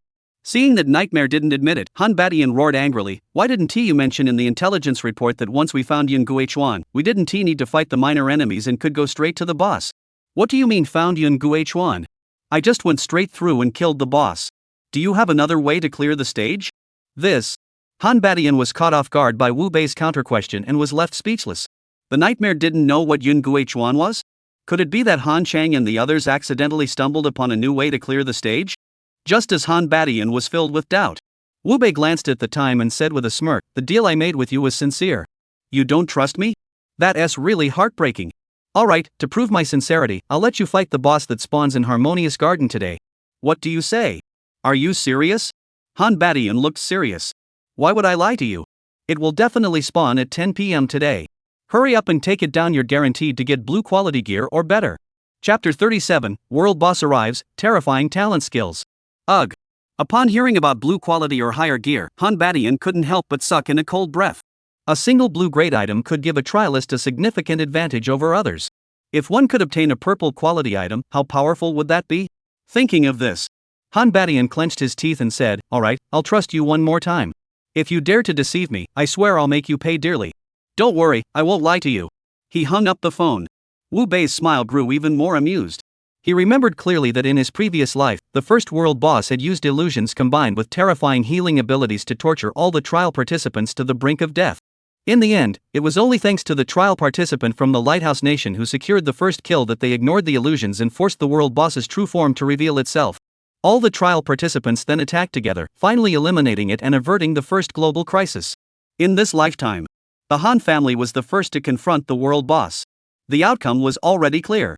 As Wu Bei pondered how many members of the Han family would perish this time, a familiar voice rang out beside him. Hey, Nightmare, you're here too? Is there something good to be had here? Upon hearing this, Wu Bei instinctively looked up. He saw Li Yue, looking at him with a surprised expression. Behind her stood dozens of trial participants with decent strength. Judging by the lineup, Wu Bei realized that Li Yue must have heard about the Han family's major move and wanted to see if she could get a piece of the action. But Wu Bei, who knew that today there was nothing but death here, he shook his head indifferently. If your family runs a crematorium, you'd be making a fortune today. Upon hearing this, Li Yue was taken aback. Then, realizing something, she exclaimed in shock, the Han family is gathered here, could it be to deal with you? If they're after me, what would you do? Wu Bei asked instinctively. He wanted to see how the Li family felt about the Nightmare identity. To see if this woman was worth saving today. Li Yue clearly hadn't expected the Nightmare to ask such a question suddenly. She froze for a few seconds. She replied with a determined expression, the Li family will never stand by and let Mr. Nightmare come to harm. Poof. Upon hearing this answer, Wu Bei smiled. He waved his hand and said, I won't come to harm. It's you who should leave quickly. Otherwise, next year on this day, it will be your funeral. Sigh. As these words fell, Li Yue suddenly sucked in a sharp breath. Having received an elite education since childhood, she knew all too well that this Nightmare wasn't joking around. This made her curious enough to ask, can you tell me why? Wu Bei ignored Li Yue. He merely raised his finger, pointing toward the blood-red sky. His actions left Li Yue even more bewildered. Just as Li Yue was about to ask again, a sinister alert sound suddenly rang out. Congratulations, you have survived to the third day of the bizarre apocalypse. From today onward, the eerie beings filled with resentment will return and live among you. P.S. They're all very fierce. If you can't resolve their resentment, you'll all be killed. Whoosh, whoosh, whoosh, whoosh. The eerie alert sound faded away. Countless black shadows plummeted from the blood-red sky like raindrops, crashing down upon the world. The terrifying scene left all the trial participants who witnessed it pale with fear. They couldn't believe that this cursed, bizarre apocalypse had a new twist every day. Similarly, Li Yue never imagined that the bizarre apocalypse would change again on the third day. Her voice trembling, she looked at Wu Bei and asked, "Will these strange entities that have descended be terrifying?" Wu Bei nodded. "They will actively attack the trial participants, devour them, and enhance their own strength. If they aren't cleared out in time, a single strange entity could wipe out an entire nation with ease." What? Upon hearing this, Li Yue's expression completely changed. She knew exactly what Wu Bei's words meant. Feeling that things were getting serious, Li Yue urgently asked, "Are you sure?" Wu Bei looked impatient. "Believe it or not, it's up to you. Anyway, I'm not going to die." She was at a loss. Li Yue was truly at a loss at that moment. She could tell that the nightmare wasn't lying. The fact that the nightmare would actively attack people was true. Therefore, Li Yue looked at the nightmare with great tension. "You appeared here because there's going to be a strange phenomenon that could threaten Yanxia?" "You're wrong." Wu Bei shook his head. Li Yue was confused. "Where did I get it wrong?" "It should be said that a strange phenomenon capable of destroying the world will appear here." Boom! Wu Bei finished speaking. A sinister warning sound rang out once more. Basic mysterious beings have been distributed. Apocalyptic mysterious beings are now being distributed. First phase apocalyptic anomaly guest, Shu Renmei. Friendly reminder, the apocalyptic anomalies will persist for 3 days. If all trial participants fail to eliminate them within 3 days, all trial participants will be eradicated. Boom, boom, boom. This eerie alert sounded like a heavy bomb dropped into a calm lake. In an instant, it not only knocked Li Yue unconscious. All trial participants worldwide were left speechless. What the hell is this? Apocalyptic anomaly? Can't be killed within 3 days? Are all global trial participants doomed to die? This is even more ridiculous than those so-called regional dungeons. Just as all the trial participants were secretly complaining that this bizarre post-apocalyptic world wasn't fit for humans, a woman dressed in a blue robe, with disheveled hair, slowly descended from the void across the world. Accompanying her descent was a chilling voice, Xiao Chang. What kind of monster is this? Li Yue heard the name Xiao Chang and felt every hair on her body stand on end. She hurriedly asked. But Wu Bei did not respond. Instead, he ordered in his mind, "System, scan." Name, Shu Renmei Post-Apocalyptic Anomaly World Boss. Health points, 1,000,000 1,000,000. Strength, 5. Agility, 30. Spirit, 100. Abilities, Illusion, Telekinesis.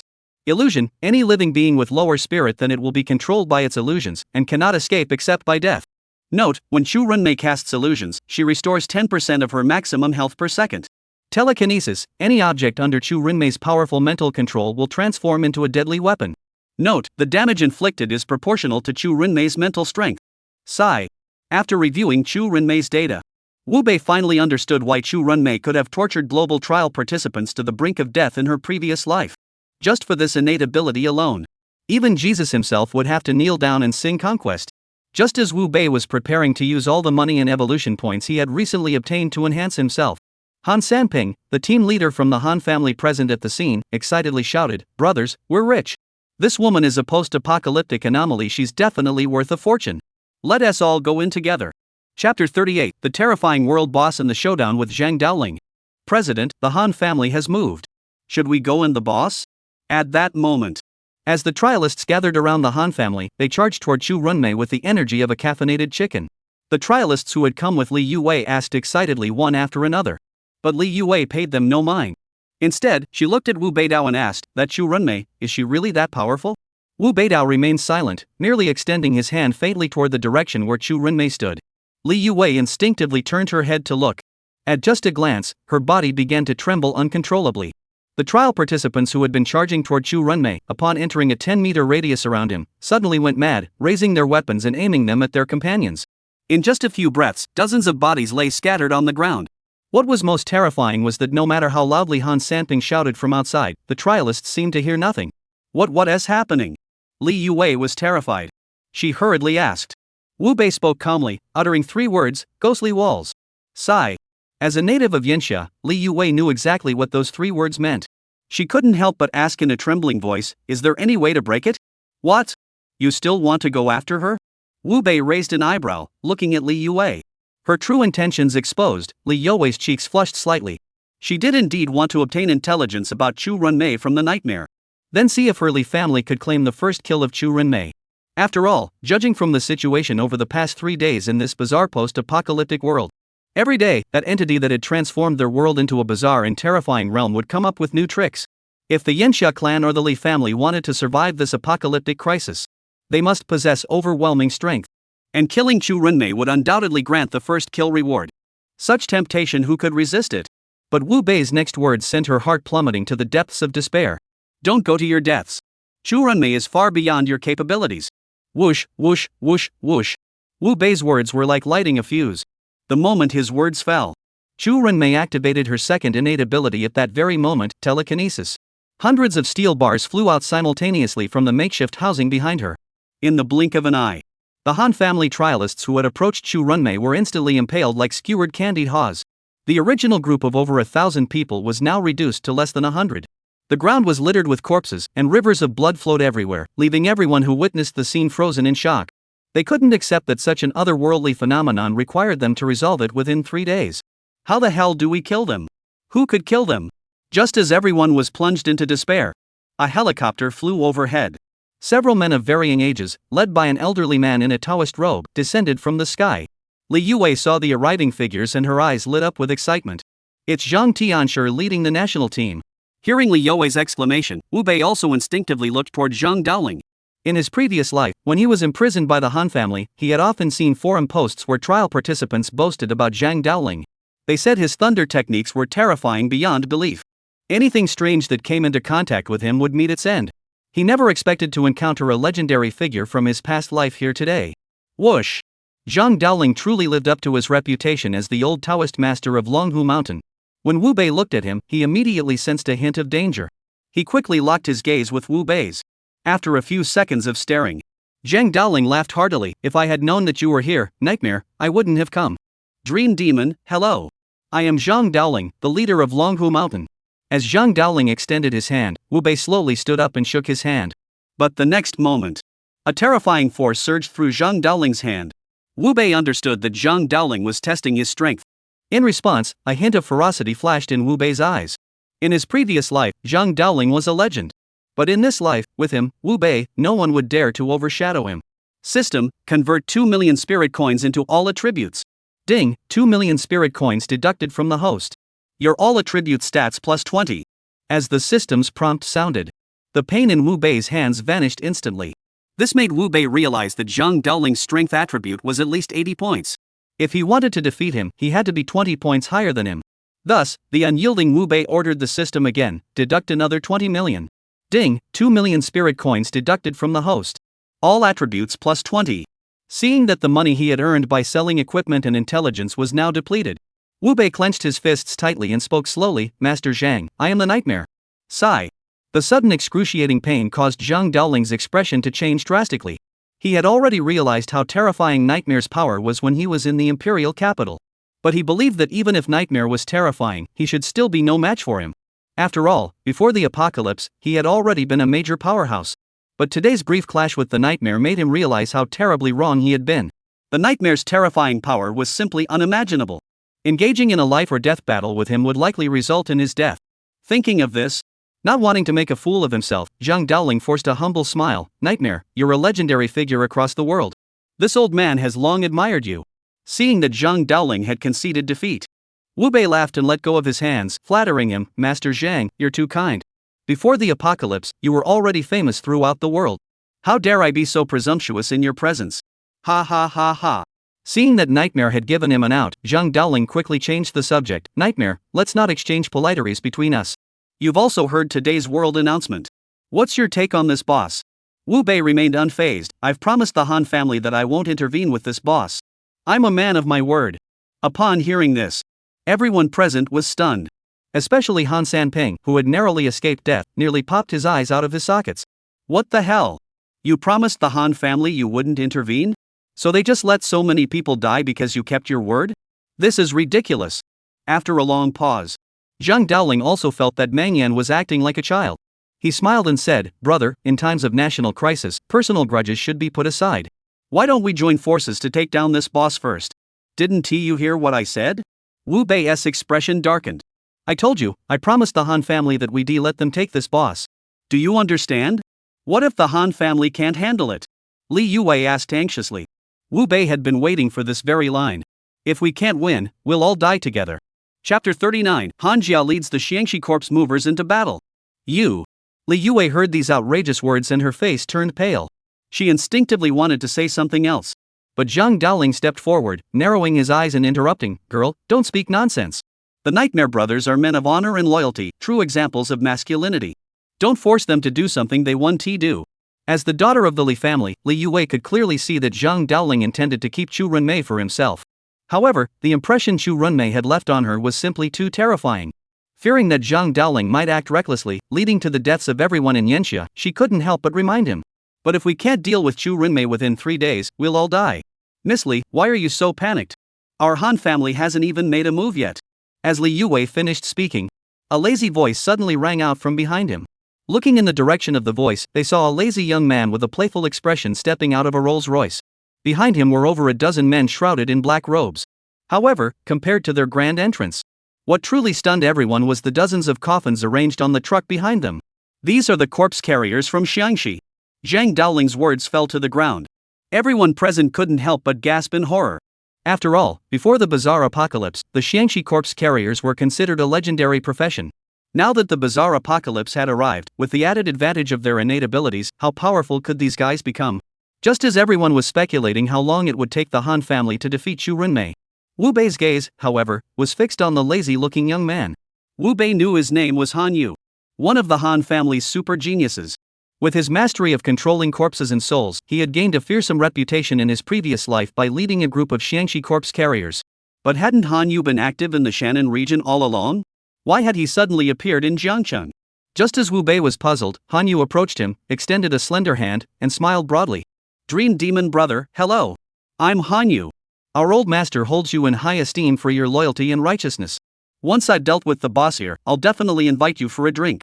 Please don't make things difficult for your younger brother." Hearing Han Yu's sincere words, Wu Bei sneered inwardly. He knew exactly why Han Yu was here. It was because Han Batian, that old man, wanted Han Yu to finish off Chu Runmei and then kidnap him as well. After all, Han Yu's talent for controlling corpses and souls, along with the mysterious and cunning methods of his group of corpse-chasing men, made them experts at kidnapping. "No problem, you guys go take down the boss. Once you're done, we'll go drinking. Ha ha ha, deal." Seeing that the nightmare had agreed, Han Yu couldn't help but burst into laughter. He felt that this nightmare would become a thing of the past from today onward. The future world would belong to the Han family. Thus, Han Yu looked at Zhang Daoling with a smug expression and said, "Old Taoist master, according to the agreement made at the beginning of the apocalypse, whoever's family's property shows signs of the supernatural must take responsibility for dealing with it. If our Han family takes action now, you have no objections, do you?" Facing such a provocative question, Zhang Daoling's expression grew grim. But he also knew that if the rules were broken, the Yanxia Empire would plunge into chaos in an instant. He couldn't take the blame for a single boss causing the entire nation to descend into chaos. He could only coldly reply, "Be careful not to get overconfident and die." Oof. Han Yu sneered and ignored Zhang Daoling. Instead, he turned to the 10 Xiangxi corpse carriers behind him and ordered, "Attack." As soon as the words left his mouth, the Xiangxi corpse carriers all pulled out a bronze bell and began to shake them. In the next instant, everyone saw that the coffins on the truck began to move. Then, the lids of the 10 coffins were flipped open. 10 zombies dressed in Qing dynasty attire slowly rose from the coffins. Clang! The sound of bronze bells echoed. The 10 zombies suddenly leaped out of the coffins and charged toward Chu Runmei in unison. Wu Bei, seeing zombies for the first time, he immediately activated the system and began scanning. First tier ghostly creature, common zombie. Health, 800. Strength, 20. Agility, 5. Mental, 0. Upon seeing the zombie's attributes, Wu Bei shook his head. With such strength, daring to challenge Chu Runmei was nothing but a pipe dream. But the next moment, something strange happened. These zombies, upon entering Chu Runmei's illusory realm, were not affected by the illusion. This left Wu Bei quite puzzled. Zhang Daoling, standing nearby, sighed helplessly. Zombies have no minds of their own, they're driven solely by the bells. It seems this boss is going to fall into the hands of the Han family. Oh, so it's because they have no brains. Wu Bei heard this and instantly understood everything. However, he was well aware that Chu Runmei's true terror did not lie in her ability to control others through illusions. It was her seemingly unstoppable healing ability. 10. 10. Plus 1000. As the damage data appeared, the eerie post-apocalyptic world kindly placed it above Chu Renmei's head. Everyone present, except for Wu Bei who remained calm, was completely stunned. Each zombie attack dealt 10 points of damage to Chu Renmei. Chu Renmei restored 100,000 HP per second. Is this some kind of joke? How the hell do you kill this boss? Just as everyone was completely baffled, Chu Renmei might have been annoyed by the harassment. He swung his arm again. The next moment, the over 20 zombies in front of her were directly impaled by steel bars falling from the sky, pinned to the ground, dead and stiff. At the same time, over 100 steel bars fell from the sky, indiscriminately striking the onlookers. Quick, everyone, get out of the way. Zhang Daoling was extremely powerful and instantly realized that Chu Renmei's attack was ferocious beyond belief. He shouted loudly and quickly pulled Li Yuwei aside to dodge the attack. However, some of the weaker trial participants were not so fortunate. They were impaled by the steel bars and pinned to the ground like zombies. 3 seconds later, the entrance to the entire harmonious community was shrouded in deathly silence. All those who had survived stared at the gruesome scene on the ground, their faces completely pale. Only Han Yu wore a twisted smile on his face. Powerful, so powerful. If I can control this anomaly, my strength will become the strongest in the world. Release more zombies. Hold this boss back and buy me time to gain control over her. Yes. The Xiangxi corpse carrier hired by the Han family shook the bells in his hands again upon hearing Han Yu's orders. In an instant, the lids of all the coffins on the truck were flung open. Over 20 Qing dynasty zombies swarmed toward Chu Renmei. Meanwhile, behind Han Yu, a terrifying and eerie figure resembling the zombie sealing technique from Naruto appeared, floating toward Chu Renmei. Chapter 40, Global Despair: The Conditions for the Nightmare's Intervention. What an incredible talent. No wonder that old fool Han Badian was so arrogant. Zhang Daoling truly lived up to his reputation as the old Taoist master of Longhu Mountain. With just a glance at the strange phenomenon Han Yu had unleashed, he could sense Han Yu's true power. However, Wu Bei, upon hearing this, looked down on him with disdain. While Han Yu's corpse control and soul manipulation were indeed formidable as innate skills, their strength was directly tied to one's own power. Based on his observation, Han Yu's current mental strength was only 50. To control Chu Renmei, who possesses 100 points of spiritual power, was nothing but a pipe dream, a humiliating endeavor. The reality turned out exactly as Wu Bei had anticipated. As Han Yu released his eerie energy into Chu Renmei's illusory realm, the strange entity he had summoned suddenly froze in place, motionless. Then, it eerily uttered the same voice as Chu Renmei, Xiao Chang. The sound echoed through the air. Everyone felt an icy chill run up their spines, from the soles of their feet to the top of their heads. As for Han Yu, the spellcaster, he instantly seemed to lose his mind, staring blankly as he walked toward Chu Renmei. His face twisted into a foolish grin, like that of a lovesick fool. Mei. This is bad. He's been enchanted by Chu Renmei's illusions. He shouted. Zhang Daoling immediately moved forward to rescue Han Yu. After all, no matter how much they disliked the Han family, in this bizarre apocalyptic world, every additional expert meant one more chance for humanity. But just as he was about to act, a hand suddenly grabbed his arm. The force was so great that he couldn't break free for a moment.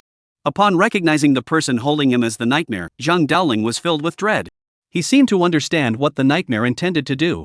His voice trembling, he said, "Young friend, you're risking the names of all the trialists in the world." Wu Bei remained calm. Only the weak fear the unknown. The strong fear nothing. Sigh. One sentence. Zhang Daoling couldn't help but suck in a cold breath.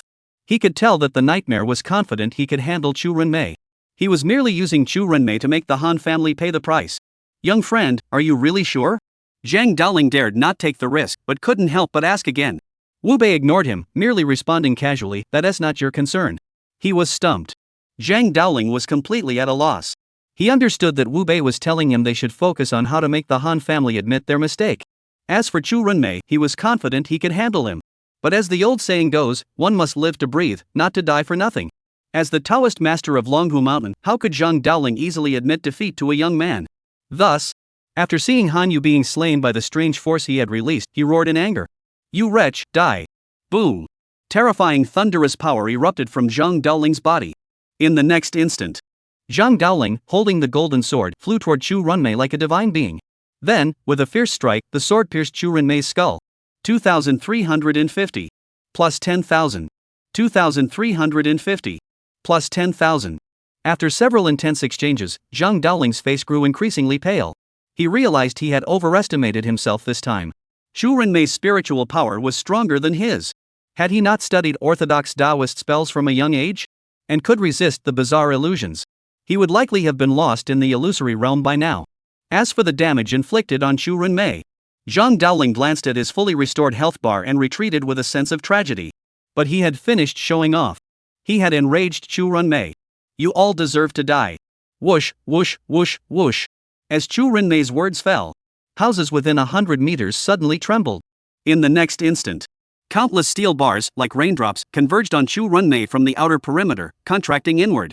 All the Han family trialists within the encirclement were pierced like sieves in an instant. My God, how could he be this strong? Li Yue, standing 100 meters away, watched the horrific scene unfold before her, her body trembling once more. Zhang Daoling's face turned ashen, and he fell into silence. This was the first time he had ever felt such a profound sense of defeat at the hands of something so bizarre. He realized that this boss was likely a world-ending terror of unimaginable proportions. Zhang Daoling instinctively turned his head toward the direction where the nightmare stood, hoping to appeal to the greater good of the nation and ask the nightmare to intervene. But where his gaze fell, he saw the nightmare had already turned and left with a casual air. On the table, for large characters written with chopsticks remained, only 3 days. 2 hours later. In the grand conference hall of the imperial capital, Li Weiman sat in the main seat, his expression solemn. On the large screen opposite him, over 180 elderly figures, each with a grim expression, were displayed. Since Chu Runmei's arrival, 3 hours had already passed. Almost all nations had already deployed their most powerful tactics. Even the Lighthouse Nation had gone so far as to detonate a nuclear bomb within its own territory. Yet the result remained the same. Chu Runmei was still there. Their cities, on the other hand, had been reduced to ruins. Upon the commencement of the meeting, Taimepu erupted in anger, shouting, "It's all your fault, Yanxia. You have no regard for human rights, which is why you created such a monster as Chu Runmei. You must take full responsibility for this." As soon as he finished speaking, the sycophants he had cultivated also joined in the attack. Li Weiman was also furious. "What are you shouting about? We're here to discuss how to resolve the Chu Runmei issue, not to argue about whose family this strange creature belongs to. If you keep arguing, the meeting is over. You'll have to fend for yourselves." When Li Weiman lost his temper, Taimepu and the others backed down. He softened his tone and said, "Oldly, we were just in a hurry earlier. This Chu Runmei is simply too abnormal. We have no idea how to kill him. You people from Yanxia have always had experts who can deal with the mysterious, right? Can you handle it?" Li Weiman sighed deeply. "I just called them, and they can't do anything either. However, they seem to say that there is a solution. I'll ask them when they return." Li Weiman's words had barely left his mouth. The secretary left the meeting room and whispered softly in his ear. Li Weiman's eyes lit up, and he immediately said, "Please bring Zhang Tianxia in." Soon, Zhang Daoling entered the meeting room with a grim expression. Li Weiman didn't bother to wait for the meeting with the leaders of various countries to end. He anxiously asked, "Old Zhang, you just said that someone from the Chu people can be killed. Is that true?" Zhang Daoling glanced around the room and nodded slowly. "I don't know if it's true, but if even he can't handle it, we're as good as dead." Upon hearing this, Li Weiman's heart trembled violently. He could hear the despair in Zhang Daoling's words. He couldn't help but ask in a trembling voice, "Who are you talking about?" The Nightmare. Chapter 41, Han Badian explodes with rage, global boycott. A commotion erupted. As the words nightmare left Zhang Daoling's mouth, the eyes of world leaders lit up. After all, a person's shadow is like the bark of a tree. In this bizarre apocalyptic world, who is the most famous now?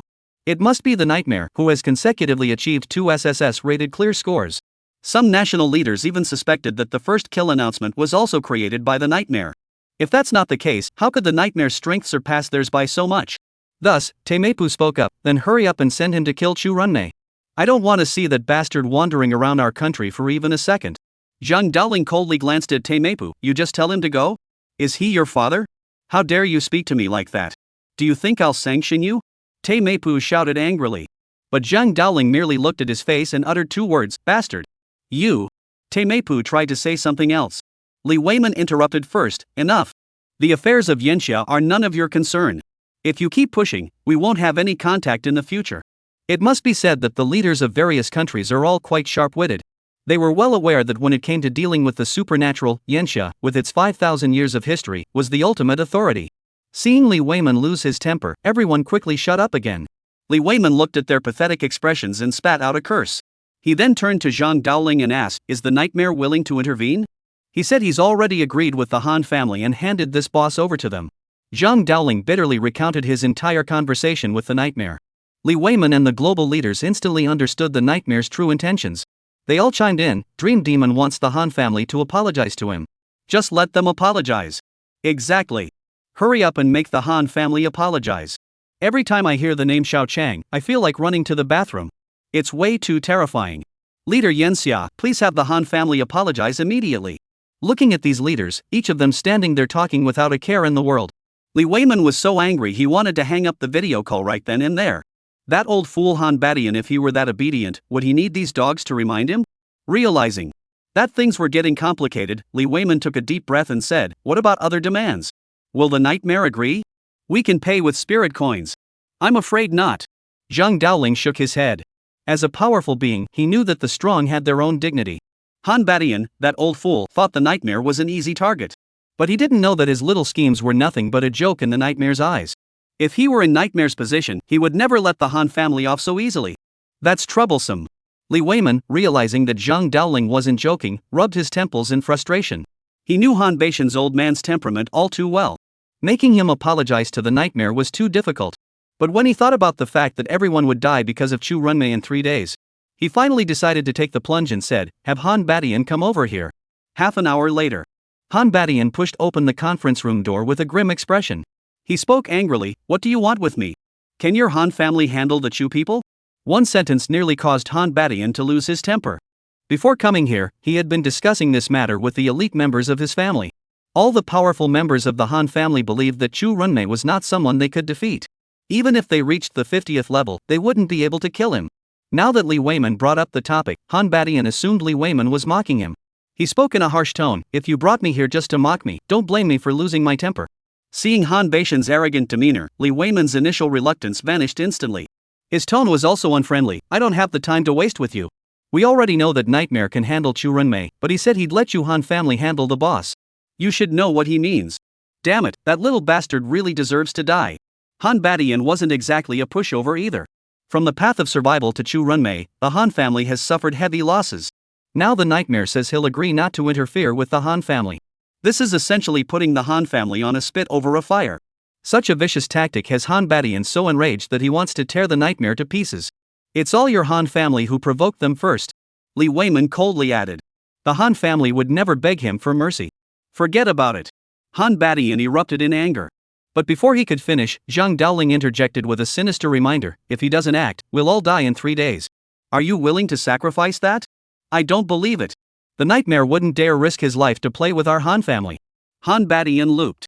Li Weiman and Zhang Daoling fell silent upon hearing this. To be honest, they also believed that the Nightmare would eventually take action against Chu Runmei.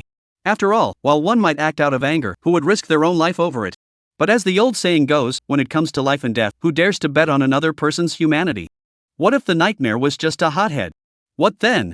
Therefore, Li Weiman, who believed that the Han family must back down, clenched his teeth and said, "Han Badian, your Han family must apologize to the Nightmare. Otherwise, starting today, the Han family will no longer receive any support from the Yanxia Empire. Additionally, I will issue an order that anyone who joins your Han family War Gods Hall will be charged with treason, and any trial participants who encounter them must be killed on sight. You should know that once things have escalated to this point, the Han family has no hope left." You're threatening me? Han Badian glared at Li Weiman with a cold expression. "The world is so big. I have people under my command. Where can't I go? If you dare set foot in our lighthouse nation, I'll be the first to kill you." As Han Beishan's words fell, Temu Pu was the first to lose his temper and began cursing loudly. Shortly after, leaders from other nations also issued statements. If the Han family does not apologize, they will be traitors to Blue Star. They would issue a joint statement declaring that any member of the Han family who dared to set foot on their territory would be killed on sight. Seeing that all nations around the world were speaking out against the Nightmare and boycotting the Han family, Han Beishan's eyes turned red with anger. He felt that the Han family had been wronged beyond belief. After all, they were the victims, yet now they were being forced to apologize to the Nightmare. Is there anyone as bullying as you? But Han Badian was well aware that if he didn't apologize this time, in a world as vast as Blue Star, there would be no place left for the Han family to call home. The trialists who joined the Han family would also leave them because of the Han family's selfishness. At that point, the Han family would truly be in danger. Thinking of this, Han Badian, who had already added the Nightmare to his list of targets to eliminate, clenched his teeth and spoke slowly and deliberately. "Alright, the Han family apologizes.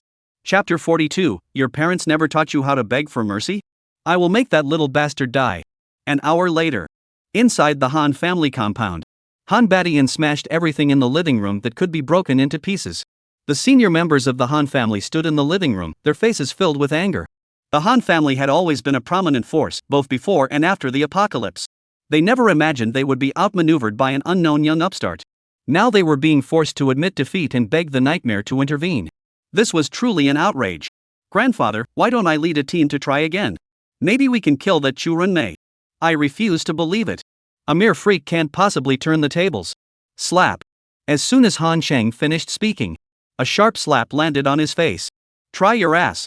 Do you think our Han family hasn't lost enough people already?" Han Badian's ferocious expression made Han Cheng's eyes well up with tears. "Are we really going to beg that little bastard for help? Our family's reputation will be ruined, and it'll be hard to recruit new trainees then." Han Badian, a seasoned veteran, well understood the consequences of submitting to the nightmare. But he was even more certain that if they didn't surrender, the Han family would have no future. Not only would the current trialists abandon them, the Li family and the Yi family would certainly not miss the opportunity to strike while the iron is hot. They would certainly exterminate them completely. This is the nightmare's open strategy. We have no choice left. But that little bastard, if he thinks this will be enough to defeat us, he's gravely mistaken. The cold words trailed off.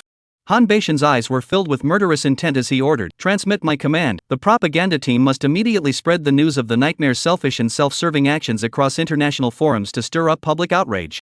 Then gather all trial participants of level 10 or above and send them secretly to Jiancheng. Once the nightmare kills Chu Runmei, I will make him wish he had never been born." 3 hours later, Chu Runmei's power had plunged the world into complete panic. Trialists from all nations, seeing no hope, had become utterly. In just a few short hours, the order that had barely been maintained collapsed completely. Even in the heartland of Yanxia, rape, looting, and murder were rampant. Especially the mysterious forum, which was now bustling with activity. Countless trialists, while condemning the nation's incompetence, also vented their anger at the nightmare for being unworthy of their title. Despite having the power to deal with Chu Runmei, they showed no concern for their lives. It was utterly heartless. Wu Bei, sitting in the cafe across from the harmonious home, read these messages with a look of contempt on his face. He knew these posts were most likely orchestrated by the Han family. The purpose was to leverage public opinion to help the Han family turn the tide.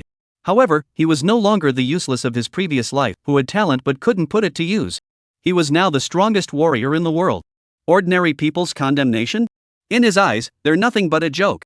System, allocate my free attributes to strength and spirit, ensuring they match agility. Ding, points added.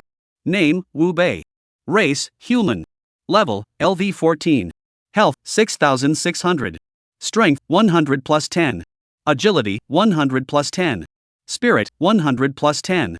Evolution points, 1. Passive talents, Money Talks Max, Isolated and Helpless LV2. Active talents, Soul Devouring Blade Arm, Ghost Flame. After reviewing his current base attributes, Wu Beima rubbed his chin and began to ponder where to allocate this single evolution point. After all, although Chu Runmei's illusions were ineffective against him, but Chu Runmei's attacks were no joke. The steel bars flying everywhere would drain a health point even if he was merely touched. Plus, Chu Runmei had 1,000,000 health points. Even if he were to attack, it would take a significant amount of time.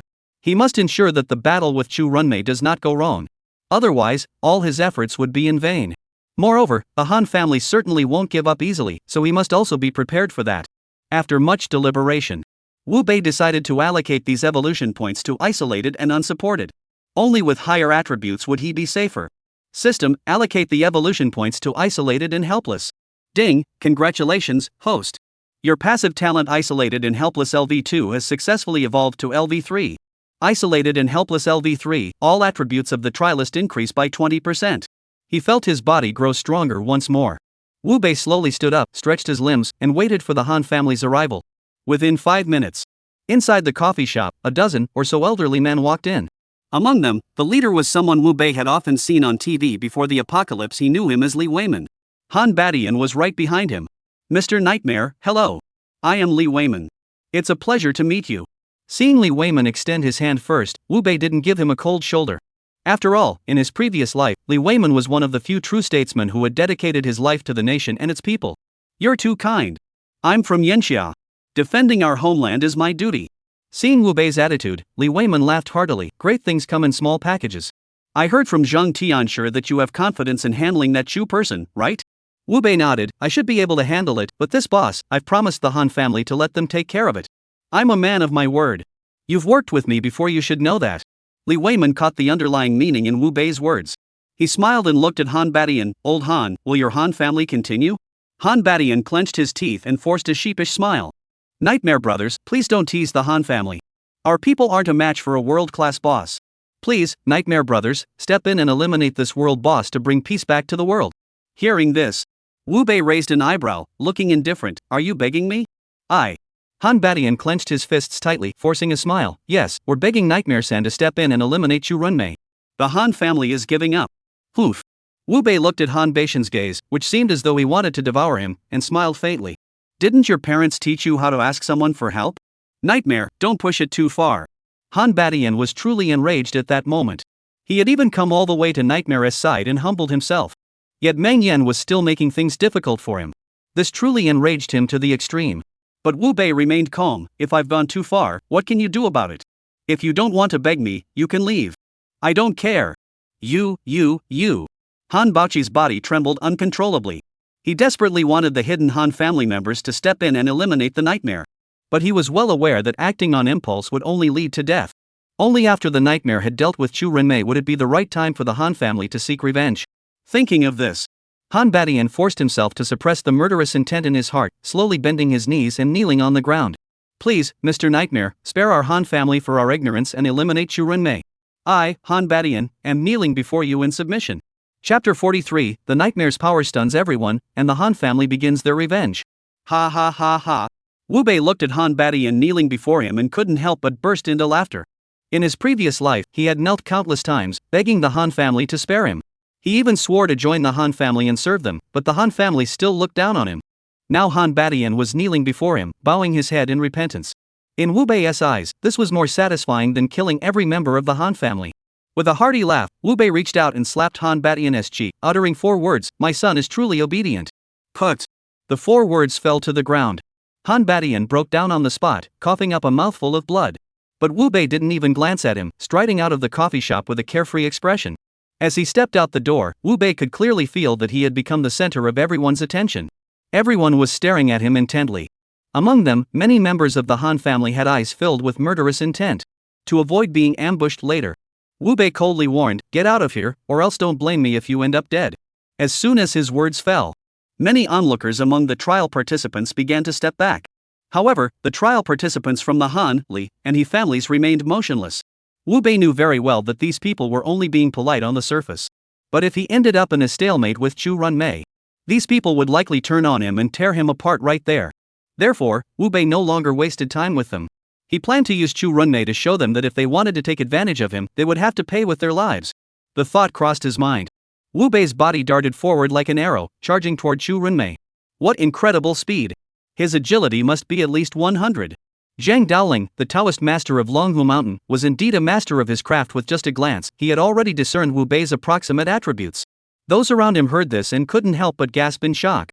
Agility exceeding 100 points, no wonder the Nightmare was so terrifying. However, these were not the issues they were concerned about. They were more curious about what gave the Nightmare the confidence to believe he could kill Chu Runmei, a monster with healing abilities. Bang! As Wu Bei's fist, enveloped in ghostly flames, struck Chu Runmei's body, 3,000 damage appeared instantly above Chu Runmei's head. Zhang Daoling, seeing this, exclaimed once more. Just with his fists, he dealt 3,000 points of damage. His strength attribute must exceed 100. Everyone was stunned. Everyone at the scene was stunned. Agility exceeding 100 was bad enough. Strength over 100 too. What level is this Nightmare now? Why are his stats so high? As everyone was puzzled, Han Badian clenched his teeth and said, even if he deals 30 million damage, what's the point? Look at Chu Runmei's health bar, it's already full again. Swish. Han Beishan's words were like pulling everyone back from heaven to hell. Everyone stared at Chu Runmei's health bar, which had once again filled up, their faces pale as death. They acknowledged that the Nightmare was indeed powerful. But they couldn't stop Chu Runmei from healing. Wasn't that the same as them? This little bastard is just toying with us. I suggest we kill this little bastard right now. Han Badian was furious. He had thought the Nightmare must have some special trick up its sleeve to deal with Chu Runmei. But he never expected that even after he bowed his head, the outcome remained unchanged. How could he possibly endure this? Just as Han Badian was about to order the use of heavy weapons, Li Yue, who had noticed something amiss, couldn't help but exclaim, "Look! Chu Runmei's maximum health is decreasing." Boom! The words were spoken. Everyone immediately turned their attention to Chu Runmei's health bar. They then saw that Chu Runmei's original health bar, which had been at 1 million, had now been reduced to 970,000 by Wu Bei. This discovery made Zhang Daoling excitedly shout, "No wonder that guy Nightmare is so powerful. He's really awakened an incredible talent." Leader, with Nightmare on our side, we no longer need to fear bosses that can regenerate health. Seeing Zhang Daoling's excited expression, Li Weiman also nodded with a smile. After all, his purpose in coming to Jiangcheng this time was not only to bring Han Batian here to apologize and make amends. The rest was to see Nightmare's true strength. Now, after witnessing the Nightmare's battle with Chu Runmei, he finally understood why the Nightmare was stronger than them. It turned out that the Nightmare's innate abilities were simply too extraordinary. His flames not only dealt damage equal to the boss's maximum health, they also come with a burning effect. This terrifying ability is fatal to any boss. However, Han Batian, upon witnessing the Nightmare's overwhelming power, had a different thought from Li Weiman and the others. He had already realized that the Nightmare harbored deep hostility toward the Han family. Even if the Han family were to surrender, the Nightmare would not spare them. Therefore, the stronger the Nightmare became, the greater Han Batian's desire to kill him grew. To ensure that the Nightmare dies today, Han Batian slowly turned his head to look at Han Cheng beside him. Execute Plan C. Han Cheng's expression changed drastically upon hearing this. He instinctively wanted to say something. But before the words could leave his mouth, the bodyguard behind him suddenly shouted, "Master, be careful." Whoosh! As the bodyguard's words fell, a steel bar pierced through his body and came to a stop in front of Han Cheng. At that moment, Han Cheng finally realized. During the battle between the Nightmare and Chu Runmei, the Nightmare had been constantly pulling Chu Runmei toward them. This bastard wants to kill us. Everyone, get out of here quickly. As Han Cheng's startled cry rang out, the trialists from the Han family fled for their lives. Li Weiman and He Yunfeng, witnessing this scene, realized that the Nightmare was intending to clear the area to avoid being ambushed themselves. This kid is really cautious. Well, now that I know he can kill Chu Runmei, I can rest easy. Order everyone to withdraw. With Li Weiman's order, the trialists of the Li family retreated one after another.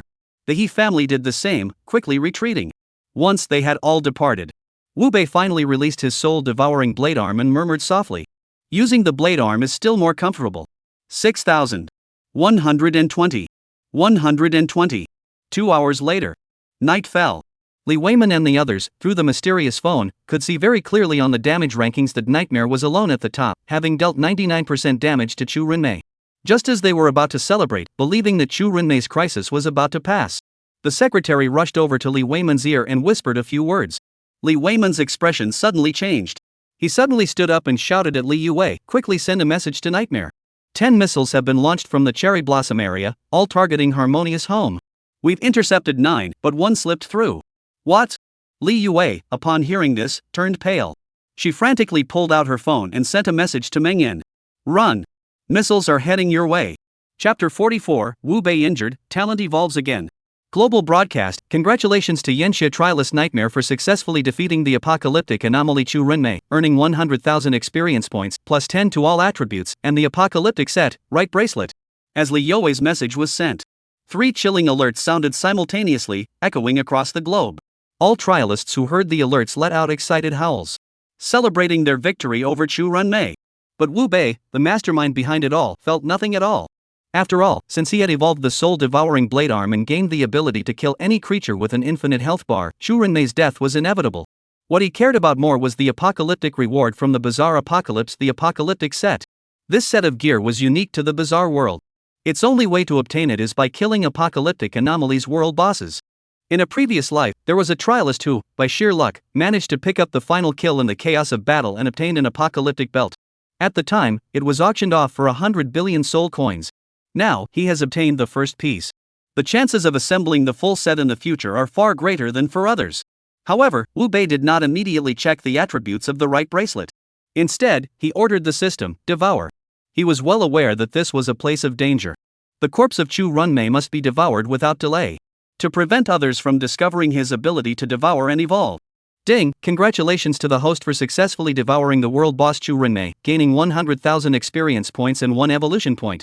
Ding! Congratulations to the host for achieving the Devour World Boss achievement, all attributes plus 10. He had obtained what he desired. Wu Bei instinctively pulled out his phone to check the attributes of the Apocalypse outfit. But as he pulled out his phone, the message from Li Yue displayed prominently on the screen sent his expression into shock. Before he could react, a piercing screech echoed from the distance, growing louder as it approached his location. Damn it! Wu Bei cursed under his breath and immediately sprinted toward the interior of the Harmonious Garden residential complex. At the same time, he regretted his carelessness. Since his rebirth, he had only thought of the trial participants as his opponents. He had overlooked the fact that before the fourth day of the bizarre apocalypse, the heat weapons from before the apocalypse were still functional. Now someone was using large-scale weapons of mass destruction against him without mercy. If he didn't want to die, he had to jump into the artificial lake inside the residential complex before the weapon landed. Using the water's cushioning force, he must avoid as much damage as possible. Boom! A towering column of fire erupted at the entrance of Harmonious Garden. Surrounding buildings and vehicles were destroyed in an instant. Even the temporary meeting hall where Lee Wayman and his men were located was shattered by the terrifying shockwave, shattering all the glass. Lee Wayman, inside the meeting room, saw this scene and his eyes turned red with anger. He turned abruptly and glared at Han Badian, roaring, "Han Badian, do you even consider yourself a citizen of Yenxia anymore? You've actually colluded with the Sakura people to target the nightmare." Han Badian scratched his ear, looking unconcerned boldly. "You can eat whatever you want, but you can't just say whatever you want. Though I don't like the nightmare, betraying one's country is something I, Han Badian, would never do. Don't slander an innocent man. You." Han Badian's expression enraged Lee Wayman so much that his body began to tremble. He knew very well that without someone providing specific coordinates to the cherry blossom side, Sakura would never have known that the nightmare was here. But as the old saying goes, catch the thief with the goods, catch the adulterer in the act. He had no evidence of Han Badian's collusion, so he couldn't act against him. If he acted forcefully, Yenxia might plunge into chaos overnight. Other nations, seeing this, would likely not miss such a golden opportunity. At that point, the losses Yenxia would suffer would be incalculable. But if he were to swallow his pride, what kind of superpower would Yenxia be then? "Transmit my orders, scramble the fighter jets, load the missiles, I'll make sure they all sink to the bottom of the sea." He roared these words. Lee Wayman stormed out of the hastily assembled meeting hall, boarded a helicopter, and returned to the imperial capital. He must take command and annihilate those damn cherry blossoms. Let other nations dare not harbor any illusions. As for the nightmare, the entire 2-kilometer radius around the Harmonious homeland had been reduced to rubble. He didn't believe anyone could have survived. 3 hours later, within the ruins of the Harmonious homeland, a hand covered in burns emerged from the rubble. Then, a bloodied and mangled figure broke through the debris and struggled to its feet. Under the glow of the blood moon, Wu Bei, whose body had been severely burned, resembled a demon crawling out of hell. His blood-red eyes, combined with his terrifying intent to kill, caused many of the strange creatures roaming the night to flee in panic. Wu Bei did not pursue the strange creatures. Instead, he glanced at the attribute panel that appeared before him. When he realized that his health points were down to the final 30, his hatred reached its peak. He was so close to dying. But even if he hadn't died, recovering in such a short time was now impossible. After all, the bizarre apocalypse was different from the game world. In this world, injured testers didn't have access to powerful potions to help them recover quickly. To recover, they either had to go to a hospital for proper treatment, or they have to encounter test subjects with healing abilities. But after suffering a devastating attack with lethal weapons on home soil, Wu Bei no longer trusted anyone. Determined not to lose his lead, Wu Bei had no choice but to pin his hopes on his last remaining evolution points. According to his speculation, his first evolution had enhanced his offensive capabilities. The second evolution enhanced his sustained damage output. Therefore, the third evolution was highly likely to grant him the ability to recover. Thus, with no other options left, Wu Bei, his face twisted in desperation, barked at the system, "Allocate the evolution points to the ghost flame." Ding, congratulations, host. Your ghost flame has successfully evolved into Undying Ghost Flame. Undying Ghost Flame, when the flame is attached to the body, it restores 1% of the maximum health per second if used on enemies. The burning effect will never fade. He had made the right choice. Upon hearing the system's prompt, Wu Bei was so excited he nearly let out a wolf's howl. With Undead Ghost Flame, he would no longer have any weaknesses. "Han Badian, you old dog, just wait for me. I'll make you all live in a nightmare forever." He shouted those words. Wu Bei began to channel the Undying Ghost Flame into his body to heal his wounds. He had already guessed that this attack was definitely related to the Han family. But he was even more certain that night had already fallen. The bizarre bosses would also begin their movements. If he didn't want to be caught up by others on the fourth day, he had to obtain that item at all costs. His injuries were healing. Wu Bei pulled out his phone and opened the DD Funeral Car Service, a service he had never experienced in his previous life. Enter destination. Call a luxury private car. Chapter 45, Apocalypse Set Attributes, Begin Revenge Against the Han Family. Within 3 minutes, a Mercedes-Benz Maybach emerged from the darkness and came to a smooth stop in front of Wu Bei. The door opened. A man dressed in medieval attire stepped out with extreme reverence, opening the door for Wu Bei. But as the door opened, a bone-chilling coldness akin to opening a refrigerator on the hottest day of summer emanated from within. Clearly, the hearse was vastly different from the vehicles they had driven before the apocalypse. But Wu Bei hesitated not a moment and stepped inside. He knew that such vehicles would gradually become the mainstream mode of transportation after the fourth day of the bizarre apocalypse. And the vehicles, weapons, ammunition, and other items they had used before the apocalypse would be confiscated, leaving the world truly a place inhabited only by the bizarre and the awakened. As the hearse began to move, Wu Bei noticed that the scenery outside the windows had also changed. The steel behemoths unique to modern society were all shrouded in black mist. Glancing at the estimated arrival time on his phone, there were still 5 minutes left. Wu Bei decided to check the apocalyptic gear he had obtained. Post-apocalyptic gear set, right bracelet red. Strength plus 50. Agility plus 50. Mental plus 50. Special effect 1, strange affinity plus 20. Special effect 2, increases damage against the strange by 30%. Set bonus 1, collecting 2 pieces activates a plus 30% boost to all attributes. Set bonus 2, collect 4 pieces to activate a plus 60% boost to all attributes. Set bonus 3, collect 6 pieces to activate a plus 120% boost to all attributes. Set bonus 4, collecting all 10 pieces activates a plus 240% boost to all attributes and grants the Eerie King talent. After reviewing all the attributes of the right bracelet, even Wu Bei, who had seen these attributes on a forum in his previous life, he couldn't help but feel a chill run down his spine. A single piece of equipment, without counting the set bonus, already has 50 points of all attributes. If he could obtain all 10 pieces of the set, who in this world would dare to act recklessly in his presence? He took out the right bracelet and put it on his wrist. The originally extremely luxurious jade bracelet had vanished into Wu Bei's body. This change filled Wu Bei with joy once again. Before putting it on, he had been worried that these items, if worn for too long, might be noticed by someone with malicious intent. He never expected the apocalypse outfit to be so user-friendly. Just as Wu Bei was checking his current attributes to see how much they had increased, the hearse he was riding in had also arrived at its destination. "Sir, we've arrived at the Sea of Heaven banquet." Hearing this, Wu Bei snapped back to reality and glanced out the window. Before him stood an entertainment venue with an extremely luxurious and grand exterior. This made Wu Bei couldn't help but marvel that even in this bizarre post-apocalyptic world, one still had to travel by spirit car. If it were a car from his previous life, appearing in Penghu district, 60 kilometers away, would be nothing short of a pipe dream. Just charge it to my account. With those words, Wu Bei opened the car door and stepped out. But the moment he stepped out, Wu Bei could clearly feel that the temperature around him was even colder than inside the hearse. However, he didn't feel the slightest bit of panic. Instead, he felt incredibly excited. The densing energy here proved that everything discussed on the forum in his previous life was true. This Hai Tian Shang Yen Entertainment Club would indeed produce the treasure he desperately needed today. Just as Wu Bei was about to enter and retrieve the item inside, a sudden sound of a bullet being chambered echoed behind him, immediately followed by a harsh shout, "Who the hell are you? Don't you know this place has been reserved by the Han family? Get out of here immediately, or I'll shoot you dead." The Han family? Upon hearing those two words, Wu Bei slowly turned his head to look at the speaker. As their eyes locked, the Han family trialist, recognizing who the person was, his expression changed drastically. You're the nightmare? How did you survive?" It was clear. During the 3 hours that Wu Bei was unconscious, all the trialists around the world believed the nightmare was dead. Now, seeing the real thing suddenly appear, anyone would be speechless with shock.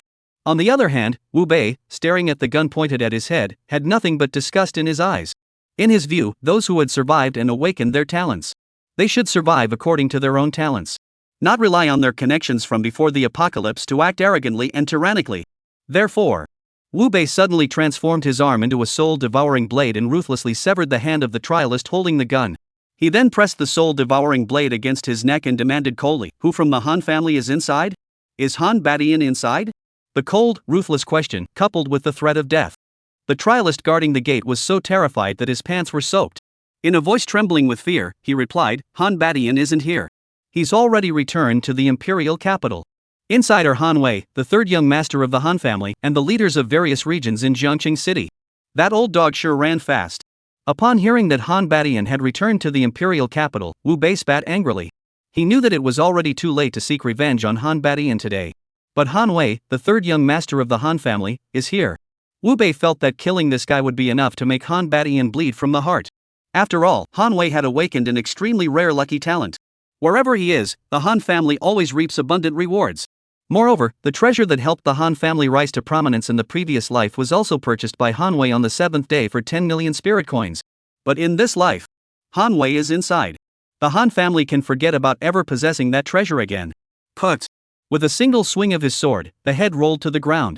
Wu Bei walked slowly into the Hai Tian Shang Yen Entertainment Club under the terrified gazes of the trial participants. At the same time, inside the club, in a private room, Han Wei stood at the back of the crowd, shouting repeatedly, "Kill this quickly. I can feel it, she must have something valuable on her." The other members of the Han family's junior leaders in the private room were well aware of Han Wei's abilities. Thinking of the huge rewards the Han family would give them for good loot, the subordinates displayed their talents to the fullest. There were half-beast trialists enduring bizarre attacks head-on. Behind them, there were also controllers and ranged attackers performing.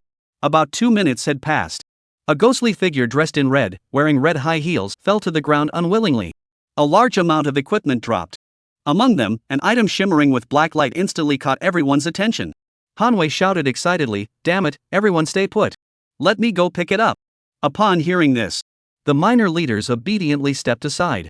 But just as Han Wei, with a face full of excitement, approached the equipment and was about to bend down to pick it up, the private room door suddenly swung open. Then, a voice as cold as ice echoed throughout the private room. "Dare to pick it up, and I'll chop you to pieces." Chapter 46, Special Dungeon Entry Ticket, Livestream tearing apart the third young master. "You dog, who do you think you're talking to? Do you think I'll—" Wu Bei's shout echoed through the room. The Han family's junior henchmen, who had just reacted, all turned their heads toward the source of the voice. At the same time, they began to vent their pent-up frustration. But when they saw the person speaking that familiar face, everyone was stunned. The words that had been on the tip of their tongues now turned into icy breaths, too terrifying to utter. Their behavior had greatly displeased Han Wei. He slowly picked up the item on the ground, which was emitting a black glow, and said with dissatisfaction, "Why did you stop speaking mid-sentence? Hurry up and tell him what will happen if he offends the Han family." Silence. Deadly silence. All the minor leaders were already cursing Han Wei's ancestors in their hearts. "Damn it. What will happen if you offend the Han family? If you tell others, they might feel afraid. But telling a nightmare, isn't that just asking for death?" So, Su Lei, who was quick-witted, noticed Wu Bei's expression growing increasingly gloomy. He suddenly stepped forward and slapped Han Wei hard across the face. He scolded, "What kind of family are you, the Han family? Hand over the treasure immediately." After speaking, Su Lei saw Han Wei standing there dumbfounded. Not wanting to die, he kicked Han Wei to the ground. He then snatched the treasure glowing with black light from his hands, ran over to Wu Bei, and presented it with both hands. "Mr. Nightmare, this just came out. Take a look and see if you like it." Glancing at the obedient Su Lei, Wu Bei took the treasure emitting a black glow. The next moment, the electronic screen in front of him floated up, displaying the artifact's information. Event entry ticket. This ticket grants access to the special event dungeon opening tomorrow. Seeing this thing, it had indeed appeared here. Wu Bei smiled. With this entry ticket, he could compete against trial participants from around the world who also held entry tickets tomorrow. "Nightmare, how are you still alive?" At that moment, Han Wei, who had been kicked to the ground, also caught a glimpse of the person inside the VIP box. However, compared to Su Lei and his henchmen, his level of fear was exceptionally high. As the third young master of the Han family, he knew all too well that the conflict between Nightmare and the Han family was irreconcilable. Now that Nightmare had appeared here, it meant trouble was coming his way. The truth was exactly as he had feared. Upon hearing his scream, Wu Bei slowly raised his head and spoke in an extremely cold tone. "Was the missile launched by your Han family?" Knowing the consequences of telling the truth, Han Wei shook his head frantically. No, it wasn't the Han family. It was the people from Sakura. It has nothing to do with us." "Hoof." Wu Bei sneered coldly, "Do you think I'm a 3-year-old child? Those dogs of Sakura, do they know where I am? It really isn't the Han family. Right now, Yen Xia is already at odds with the Sakura clan. If you don't believe me, you can ask others. It really has nothing to do with the Han family." Han Wei defended himself passionately. But Wu Bei didn't want to hear a word of it.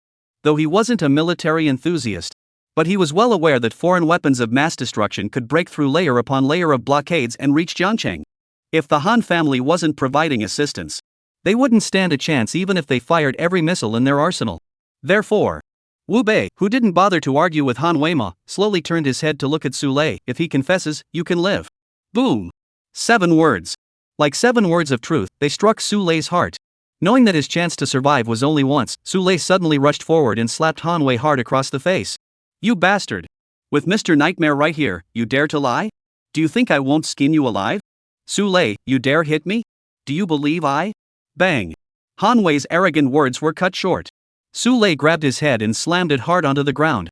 In an instant, blood, snot, and tears flowed everywhere. "Stop hitting me! I'll talk. I'll talk. It was indeed my grandfather who conspired with Sakura to eliminate the nightmare. Upon hearing the answer he wanted, Wu Bei's hatred for the Han family reached its peak. In a previous life, the Han family had tortured him to death. In this life, they had even collaborated with Sakura to kill him. They were truly deserving of death. To make the Han family feel his wrath, Wu Bei coldly ordered, "Bring him out to me." After speaking, Wu Bei flicked his finger. A dozen black immortal flames descended upon the minor leaders, leaving only Su Lei untouched. The next moment, the agonizing screams from the private room caused Su Lei to frantically grab Han Wei's hair and drag him out. Then, with extreme reverence, he turned to Wu Bei and said, "Sir, how should we deal with this dog? I guarantee you'll be satisfied." Seeing Su Lei's terrified expression, Wu Bei knew he was only acting this way to save his own life. However, Su Lei's cleverness sparked a small idea in Wu Bei's mind to form his own team. After all, whether it was destroying the Han family or finding Zhang Xiaohua, neither task could be accomplished alone. Thinking this, Wu Bei asked casually, "Can you operate a camera?" Su Lei was taken aback by the question. But once he understood Wu Bei's meaning, he nodded frantically, yes, I can not only film, but also edit and use Photoshop." Wu Bei nodded and tossed his phone over. He then took out a blue-hued dagger from the system backpack and walked toward Han Wei. Han Wei, seeing this, shouted in terror, "Nightmare, what are you doing? I'm telling you, I'm different from those ordinary Han family members. If you dare to lay a finger on me, the Han family will never forgive you." Seeing that Han Wei still had the nerve to threaten him, Wu Bei sneered. "I can make Han Badian kneel down and kowtow to me. Do you think I'm afraid of your Han family's revenge?" Han Wei didn't know how to respond. He knew very well that the Han family's might could only intimidate cowards. Someone like Rumen, who had forced Han Badian to kneel, was a ruthless individual. Threatening him was nothing but self-humiliation. Desperate to survive, Han Wei took a gamble. "Don't kill me. My talent is luck. As long as you don't kill me, take me with you, and I can help you obtain more equipment." Wu Bei heard this and smiled even more broadly. The talent of luck was something he had coveted for a long time. Thus, Wu Bei grabbed Han Wei by the hair, pressed the dagger against his neck, and said calmly, "Answer my questions honestly, and I might consider sparing your life." All right, ask away." Han Wei shouted excitedly. "Wu Bei, how did the cherry blossom missiles penetrate the flames of summer?" "It was my grandfather, Han Badian, who colluded with them." Han Wei shouted in fear. "Wu Bei, why did your grandfather insist on capturing me?" "He saw your talent and wanted to take it for himself." Having obtained the desired answer, Wu Bei directly severed Han Wei's neck. Then, facing the camera, he said calmly, "I swear on my nightmares here that from today onward, anyone who joins the Han family's forces will be my enemy. I'll kill every last one of them." After speaking, Wu Bei tossed the blue-hilted dagger directly to Su Lei. Edit the video and post it on the Strange Forum. Chapter 47, The Mad Han Family, Unlocking the 9-Star National Crisis Dungeon. 1 a.m. In a large compound on Chang'an Street, the lights were still on. Li Weiman stood in the command center, calmly directing the retaliation against Sakura. Just as a staff member reported that an entire city had been submerged underwater, his eerie phone suddenly rang. Glancing at the caller ID, he saw it was his granddaughter, Li Yue. He raised his eyebrows slightly. He couldn't understand why the girl was calling him at such an inconvenient time. He hung up immediately. He was about to give orders to continue expanding their gains. But before the words could leave his mouth, a message appeared on his phone screen. "Grandpa, look at the forum. The nightmare isn't dead." Boom. Upon seeing the message, Li Weiman's heart also gave a sudden jolt. He didn't bother to order revenge. He immediately grabbed his phone and opened the eerie forum. At a glance, he saw a post at the top of the forum. "The Han family, your nightmare is back." Nightmare. He saw the signature. Li Weiman's heartbeat quickened involuntarily. He knew exactly what it meant. Posting messages on the eerie forum required real names. Nightmare posting personally was proof enough that he was still alive. He clicked on the red, glowing post. The scene that greeted his eyes caused his brows to furrow deeply. All he could see was Nightmare holding a dagger to Han Wei's neck, his expression cold and indifferent. However, after hearing the exchange between Nightmare and Han Wei, Li Weiman angrily slammed the table and shouted, "Han Badian, that bastard, deserves to die." Zhang Daoling, who was standing beside Li Weiman, also saw the information in the post. He said with a grim expression, "Should I go and bring that old man here?" Li Weiman clenched his teeth but ultimately did not issue the order. "No, the Han family's influence is far more formidable than you imagine. If we move against him, chaos will erupt within Yanxia, and foreign powers will take advantage of the situation." Li Weiman stopped speaking at this point. But Zhang Daoling understood the unspoken meaning. If they arrested Han Badian now, those foreigners would certainly not let this opportunity slip away. But Zhang Daoling, who knew what the Han family had done, couldn't help but say angrily, "Are we just going to let the Han family do as they please?" Li Weiman sighed deeply. We can't do anything, but the nightmare has already declared war on them. With this video, those who wish to join the Han family's trials will have to think twice. The situation unfolded exactly as Li Weiman had anticipated. When the nightmare's post spread across the country like wildfire, many trial candidates who had originally intended to join the War Gods Hall chose to join other guilds instead. After all, the nightmare had proven his brutality countless times with his strength. The trialists weren't fools. They naturally knew which was more important between life and work. Meanwhile, inside the Han family mansion, Han Badian saw the post and once again smashed all the items in the room. Then, with bloodshot eyes, he roared, "That little bastard, how did he survive?" Faced with Han Baishan's question, no one present could answer. In the end, Han Chang could only say helplessly, "Grandfather, talking about this now is pointless.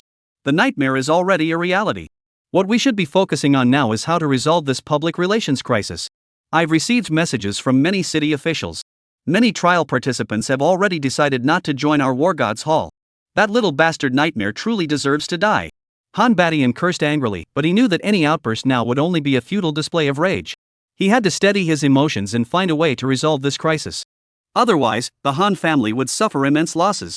Take my phone and post immediately, stating that the person in question is not affiliated with the Han family and that nightmare is slandering us. At the same time, order the recruitment department to increase the salary and guarantee their safety if they join the War Goddess Hall. Understood. Han Chang nodded and immediately carried out Han Baishan's instructions.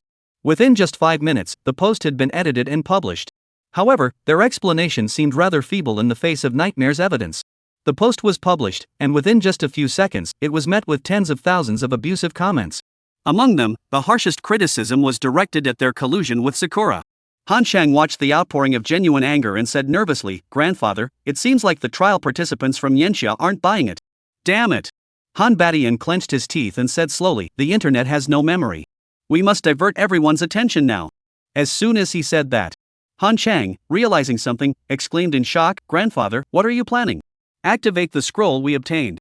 Seeing that Han Badian was really going to do such a crazy thing, Han Chang grew tense. "Grandfather, if we activate that thing and no one can complete it, we'll all die. If we don't divert everyone's attention now, what's the difference between our Han family and being dead?" Han Badian roared hoarsely. Han Chang fell silent. He knew Han Badian was right. If they didn't divert everyone's attention now, the Han family would inevitably fail to survive this crisis. With lingering doubts, Han Chang whispered, "Grandfather, what if that nightmare-inducing guy refuses to go in? He's currently at the peak of his fame. If he doesn't go in, his image in the eyes of the trialists will plummet. This would also be advantageous for our Han family." Han Chang nodded. Indeed, Nightmare's fame had already soared after he killed Xu Renmei. Later, being struck by a missile and left in a life-threatening condition only made him a legendary figure. Now that he has returned safely, he is regarded as a godlike figure in the eyes of the trialists. However, if the Yanxia trialists were all facing life-threatening crises, and Nightmare chose to turn a blind eye, the trialists' criticism would be enough to drown them. Thinking of this, Han Chang slowly pulled out a scroll emitting a black glow from his phone. However, before activating it, he nervously glanced at Han Badian and asked, "Grandfather, what if the Nightmare has already passed the trial? What should we do then?" "Impossible." Han Badian declared firmly, "This is a 9-star difficulty dungeon. Even if he were a god, he couldn't possibly pass it. But we can watch his gameplay videos and analyze the strategies to figure out how to clear it. Then, the rewards from this dungeon will still belong to the Han family." Seeing that Han Badian had spoken so decisively, Han Chang no longer hesitated. He immediately activated the black scroll in his hand. The next moment, a chilling alert sounded across the globe. Global announcement: the Yanxia trialists have activated the 9-star National Crisis Dungeon Black Humor. From this moment onward, the Yanxia territory will be sealed off. If the National Crisis Dungeon is not cleared within 7 days, all trial participants within the territory will be eliminated. Chapter 48, I can go to the National Crisis Dungeon, but with conditions. Boom. The sudden global broadcast felt like a magnitude 10 earthquake, sweeping across the entire world. All trialists who heard the news froze in place, unable to believe what they had heard. However, the Sakura people, who had nearly been annihilated by Yanxia, burst into excited laughter. A trial participant from Yanxia had activated the National Crisis Dungeon, causing their territories to be sealed off. This meant that Yanxia's weapons and ammunition could no longer be poured into their territory. This was absolutely fantastic news for them. On the other hand, the Yanxia trialists were all dumbfounded. National Crisis Dungeon? If it's not completed within 7 days, all trial participants nationwide will die? Who on earth was so heartless to come up with such a cruel thing? In an instant, trialists from all over the country nearly exhausted their linguistic abilities. On forums, abusive posts flooded in endlessly. Even Li Weiman stood in the command hall, roaring angrily, "Investigate! Investigate immediately. Find out which idiot did this." Upon hearing the order, everyone in the command center immediately began their investigation. Zhang Daoling, standing nearby, narrowed his eyes and said, "Could it be a nightmare?" Li Weiman paused. A shadow of darkness flashed across his eyes. He did not respond to Zhang Daoling's words. Instead, he picked up his phone and called Li Yue. Soon, Li Yue answered. Li Weiman clenched his teeth and said, "Send a message to Meng Yan and ask if he's the one behind the National Crisis Mission." Li Yue was well aware that this sudden National Crisis Dungeon had touched a nerve with his grandfather. Without hesitation, she replied, "I'll go ask right away," and immediately sent a message to Nightmare. "Mr. Nightmare, did you activate the National Crisis Dungeon? Do you have confidence in clearing it?" At that moment, in a villa in Penghu District, Jiangcheng City, Wu Bei sat on the sofa, looking equally stunned. If he remembered correctly, the Black Humor National Crisis Dungeon had been opened by the Han family in the third year of the apocalypse. He never expected that in this lifetime, after suffering his revenge, the Han family would choose to activate it on the third day of the apocalypse. This made Wu Bei realize that he, this little butterfly, had already begun to alter the course of the plot from his previous life. If he continued to act according to his previous life's mindset, he might get into trouble. Thinking of this, Wu Bei pulled out his phone and prepared to contact Li Yue. Then he would contact her and get in touch with Li Weiman. He was well aware that in this national crisis scenario, only he, who knew the plot's direction, could complete it. Everyone else, anyone who went in would die. However, as soon as he pulled out his phone, a message from Li Yue appeared on his screen. He glanced at the message. Wu Bei immediately typed on his phone, "I didn't start the dungeon, but I can try to clear it. However, before that, I need to talk to your grandfather." Whoosh! The message was sent. Upon seeing the message, Li Yue's expression grew even more grim. The use of the word "try" by Meng Yan, did that mean even he wasn't confident? Realizing the gravity of the situation, Li Yue didn't dare to hesitate and immediately called Li Weiman. "Grandfather, Meng Yan said he didn't create the copy and wants to speak with you." Li Weiman didn't hesitate. After hanging up on Li Yue, he directly added Nightmare as a friend. Once the friend request was accepted, Li Weiman immediately pressed the call button. "Hello, this is Li Weiman." Wu Beishan took a deep breath and got straight to the point. "This dungeon was opened by the Han family, but I can try to clear it. However, I need your cooperation." Upon hearing the words Han family, Li Weiman's body trembled. He wasn't a pushover.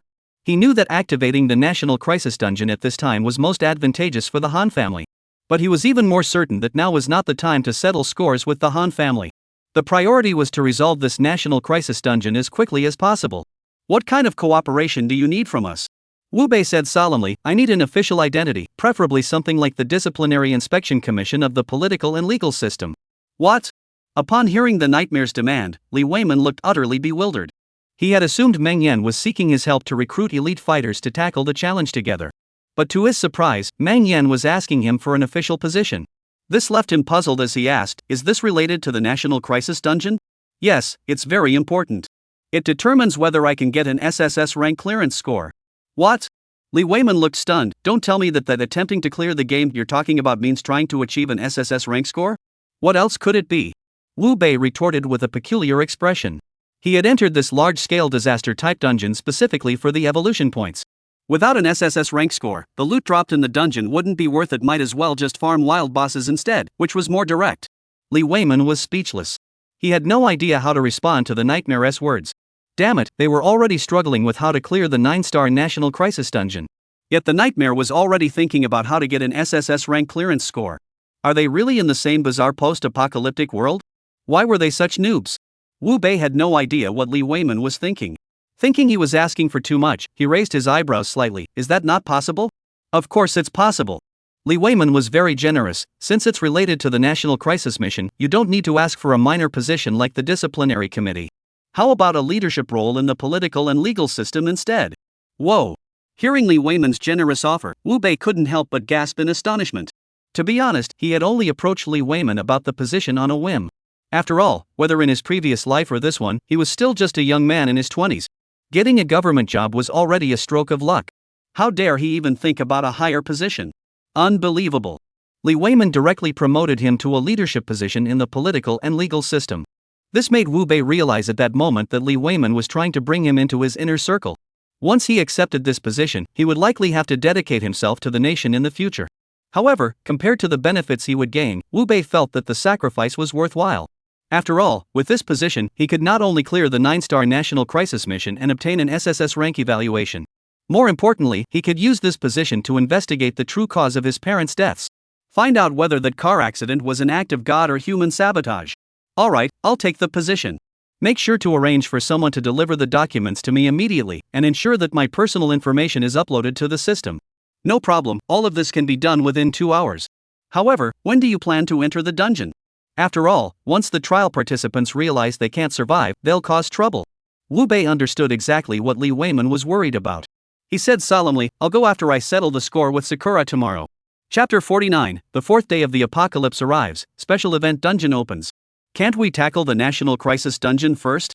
Upon hearing that the Nightmare intended to seek revenge on Sakura, Li Weiman furrowed his brows slightly.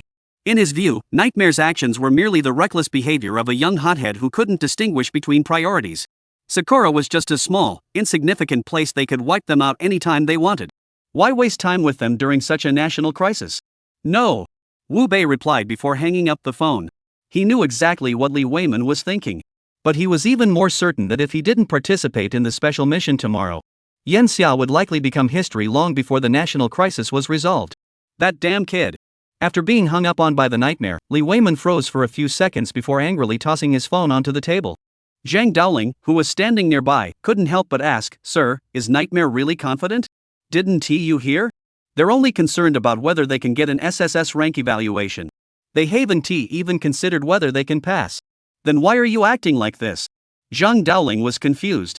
Li Weiman sighed. That kid insisted on taking revenge on Sakura first before tackling the National Crisis dungeon. Do you think he can't tell the difference between priorities? Understanding the reason, Zhang Dowling laughed. He's young, it's understandable. Once this kid gets a position, I must give him a proper political education lesson. After speaking, Li Weiman looked up, his tone extremely serious. Order, appoint Nightmare as the leader of the political and legal system, to take office immediately. At the same time, dispatch the most advanced fighter jets to deliver Mr. Nightmare's credentials directly into his hands.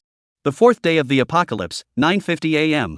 Wu Bei played with the documents in his hand and looked at Su Lei standing before him. He spoke casually, Want to join me? My life is now at your disposal, sir. Su Lei knelt down with a thud, his eyes filled with fanatical devotion. Since following the Nightmare yesterday, he had finally seen what a true powerhouse was like. Not only did he dare to confront the Han family head-on, he could even get Li Weiman to promise him a high-ranking position to lure him over. Su Lei could already envision the glory that awaited him by serving the Nightmare. Wu Bei was very satisfied with Su Lei's attitude. He nodded faintly. I need you to assemble a team of loyal and principled individuals. The number doesn't matter, but each one must be utterly loyal. No problem, right? No problem, I will not disappoint you. Su Lei nodded solemnly. Good. Take these items first and quickly level up to 20. I'll take you to the next city dungeon to grind. Looking at the equipment flickering with blue and green light, Su Lei's eyes turned red. He had risked his life for the Han family, yet they had only given him a low-tier green-colored piece of equipment. And it wasn't even for a major body part. But the Nightmare had given him a full set of gear, and more than half of it was blue quality. Comparing the two, the Han family could go to hell. Master, rest assured. I won't hold you back. Wu Bei waved his hand, signaling Su Lei to leave. After all, it was almost 10 o'clock. His battlefield was about to open. Dawn. As the clock struck 10, a cold, ominous alert sounded at that very moment. Congratulations to everyone for surviving to the fourth day. To celebrate this momentous milestone, starting today, all pre-apocalyptic weapons, equipment, and vehicles will be systematically destroyed. Boom. The ominous words came to an end. Terrifying scenes unfolded before the eyes of people worldwide. Countless vehicles, missiles, and firearms rose from the ground, charging toward the sky, and instantly turned into dust. This scene unfolds. Ordinary test subjects, after a moment of shock, plunged into chaos. However, the higher-ups, one after another, turned pale with fear. Without these weapons and equipment, the apocalypse would become fair. The privileges they had once held would vanish in an instant. How could they possibly accept this? But the bizarre apocalypse paid no heed to their complaints. It simply continued its chilling broadcast. By the way, to celebrate this momentous occasion, a special event dungeon titled The Reaper Has Come will be unlocked today. Players with event tickets can choose to enter the dungeon and receive abundant rewards. Upon successfully clearing the dungeon, trial participants may designate any city in a country to be invaded by the bizarre forces. P.S. Nations that have not entered the instance by 11 p.m. will be directly invaded by the bizarre forces. Sigh. The eerie warning sound echoed through the air. The entire world fell silent in an instant. All the testers realized at that moment how cruel the bizarre apocalyptic transformation had become. They now had to not only guard against the strange entities that shared their world, they also had to guard against the other nations, which were creating a crisis that could lead to the destruction of their own countries. Thus, the high-ranking officials of all nations immediately set aside the matter of weapon recovery. They began convening meetings to inquire with their respective guilds whether anyone had obtained the event tickets. Li Weiman, however, directly dialed Wu Bei's phone, his voice trembling with emotion. "Are the tickets in your hands?" Wu Bei nodded indifferently. "Yes." "Good. Good. Good." Li Weiman let out a sigh of relief and collapsed into his office chair. He finally understood why the Nightmare had refused to go challenge the National Crisis Dungeon first. It turned out that if things went wrong over the next 4 days, it would be on the same level as the National Crisis. He was absolutely certain that if any other nations had trial participants who managed to clear the dungeon, they would undoubtedly target Yanxia as the target of their bizarre invasion. At that point, how many people from Yanxia would die? Thinking of this, Li Weiman took a deep breath and asked seriously, "Is that okay?" "Enough." He tossed the words aside. Wu Bei pulled out the flickering black light-emitting admission ticket from his system backpack and crushed it. The next moment, his body vanished within the villa. Then, a sinister alert sounded once more, echoing across the globe. The trialists of the Blazing Summer have entered the arena. The live streaming app has been automatically downloaded to the Eerie phones. Testers can watch the thrilling performances of the testers on the mysterious phone. The alert sounded. Still in shock, the summer trial participants snapped back to reality and pulled out their phones. They wanted to see if the people fighting for them were reliable or not. When they entered the live stream and saw the figure within, their initial concerns vanished. In their place was a sense of confidence that came from deep within. Because that figure was none other than. It was none other than their own legend, Nightmare. Meanwhile, the other nations, upon seeing that Yanxia had sent out Nightmare, their expressions changed instantly. They immediately convened meetings to discuss how to curb Yanxia's development and eliminate the Nightmare. Chapter 50, The Terrifying Strange Invasion, Nightmare Surrounded. Similarly, Li Weiman, after a brief twitch at the corner of his mouth, also realized that the world order would be completely transformed from this day forward. The once powerful technological superpowers would likely begin to fade into obscurity after this day. On the other hand, traditional ancient nations with rich cultural heritage would gradually become the mainstream. To ensure that Yanxia still holds influence in the new world order. After the Nightmare entered the event venue, Li Weiman immediately contacted leaders from various countries, hoping to form alliances and weather the apocalypse together. However, the responses he received were not that other nations were in the midst of chaos. Instead, they made exorbitant demands. Among them, countries like the Lighthouse, Greece, India, Persia, Siam, and Japan issued a joint statement demanding that Yanxia hand over the SSS-level strategy guides for personal and regional dungeons. Otherwise, they would ensure that the Nightmare would have no place to rest in the event dungeon. These bastards really deserve to die. 10:40 a.m. Li Weiman, upon seeing the joint statement in the meeting room, was so enraged that his eyes turned red. Back when hot weapons were in use, these nations dared not utter a word in the face of Yanxia.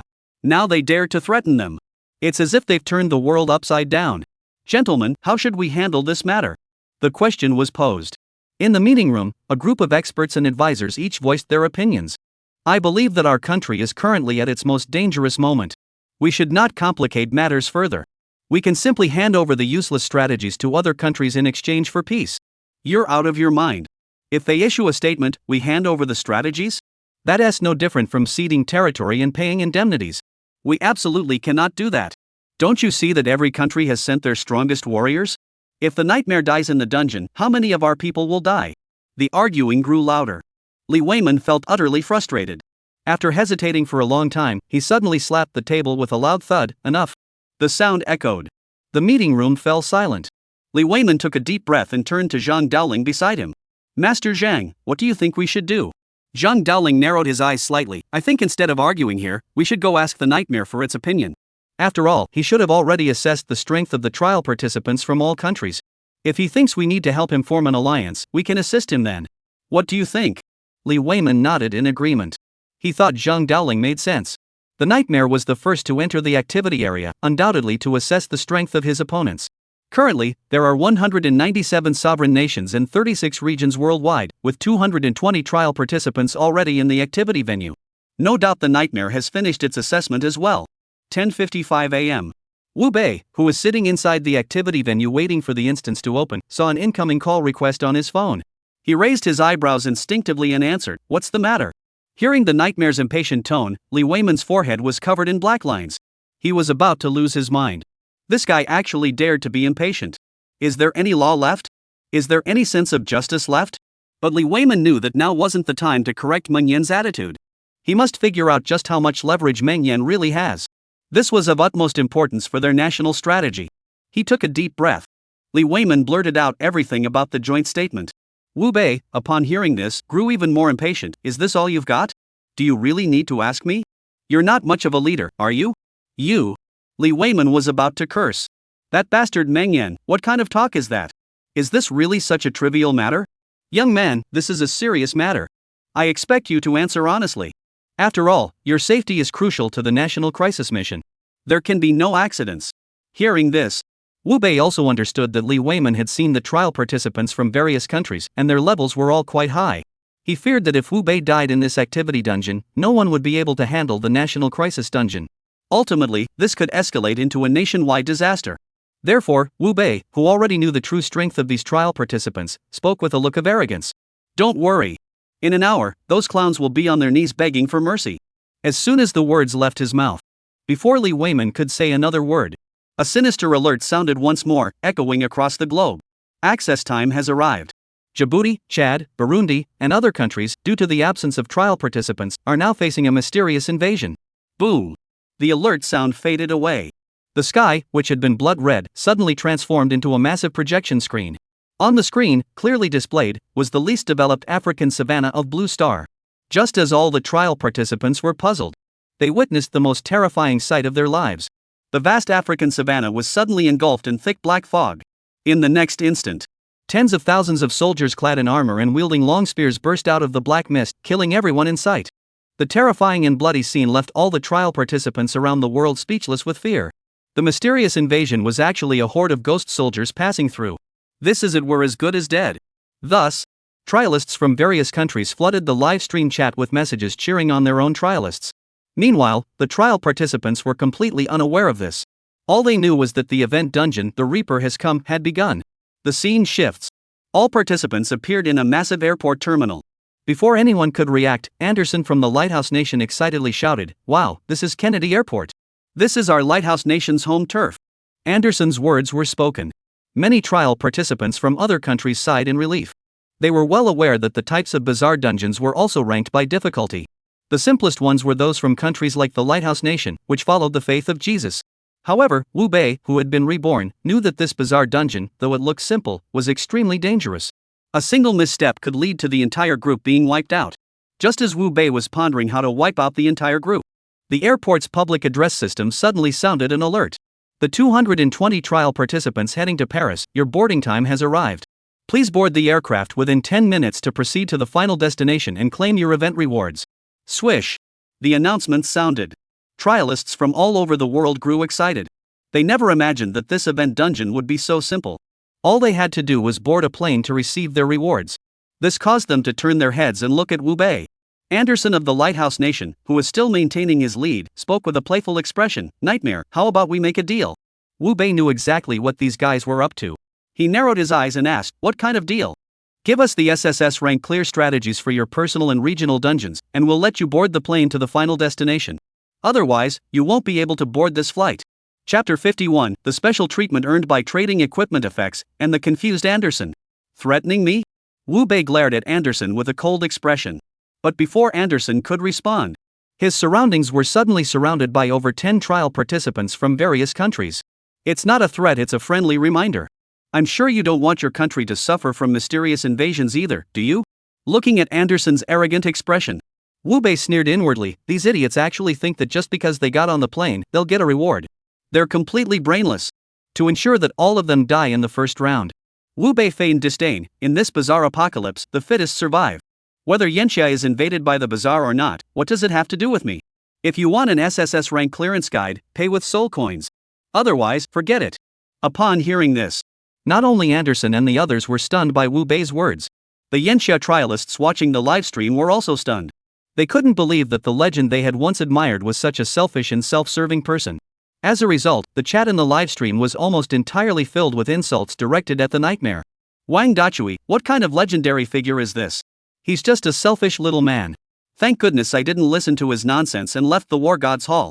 Otherwise, I would have lost everything. Li Jiushou, nightmares aren't worth trusting. Lu Ruyan, I was actually considering giving the nightmare a chance to pursue me, but now that I see what he's really like, he won't get that chance. Dirt truck, ding ding. Han Badian, upon seeing this, burst into laughter. Dream demon, you little bastard, you're really digging your own grave. Immediately send people to the Strange Forum, live streams, and other places to intensify the smear campaign against Nightmare. I'll make this little bastard know that offending the Han family means there'll be no place for him to be buried. As Han Badian issued his orders, the domestic backlash against Nightmare grew increasingly intense. Li Weiman, standing in the command center, frowned at the scene. Has this kid lost his mind? Doesn't he realize the consequences of his words? As he spoke, Li Weiman pulled out his phone, intending to remind the Nightmare to watch his words. But Zhang Daoling, standing beside him, reached out to stop him. Sir, be patient. Nightmare may be arrogant, but he's not a fool. A single reminder snapped Li Weiman back to his senses. Indeed, Meng Yan was the kind of person who could make Han Badian kneel before him. Such mental acuity and cunning would never utter such foolish words. Unless he had other motives. The truth turned out exactly as Li Weiman had suspected. Anderson, upon realizing this, his face was filled with anger. Nightmare, do you think we're negotiating with you? Today's SSS-rank clearance guide, if you hand it over, will spare you out of respect for what you did for Chu Renmei. But if you refuse. As Anderson spoke, two muscular black men emerged from behind him. Everyone then saw that the arms of the two men had transformed into gun barrels, aimed directly at Wu Bei's head. They spoke slowly and deliberately, hand it over, or die. Facing the black men as threat, Wu Bei sneered. He spat out two words, You're asking for death. Seeing that the Nightmare dared to act so brazenly even with a gun pressed against his head, the black-clad men instinctively raised their guns. However, before he could fire, a series of gunshots rang out from the distance. The magazine was emptied. A dozen or so white men armed with guns approached swiftly, pointing their weapons at Wu Bei and asking, Respectable sir, you weren't scared by those filthy black men, were you? Upon hearing this, not only were Anderson and the others at the scene stunned, but also the testers worldwide watching the event were left speechless. Oh my god! Reality collided with the bizarre. This was truly a beacon of light. For a moment, the live stream from the Lighthouse Nation took on a completely different vibe. The previously unified comments suddenly turned into a black and white battle.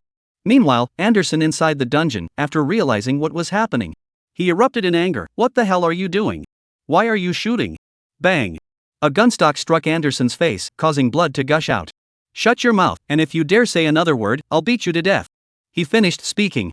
The white man moved swiftly, approaching the 13 trial participants gathered around Wu Bei and forcing them all to kneel on the ground.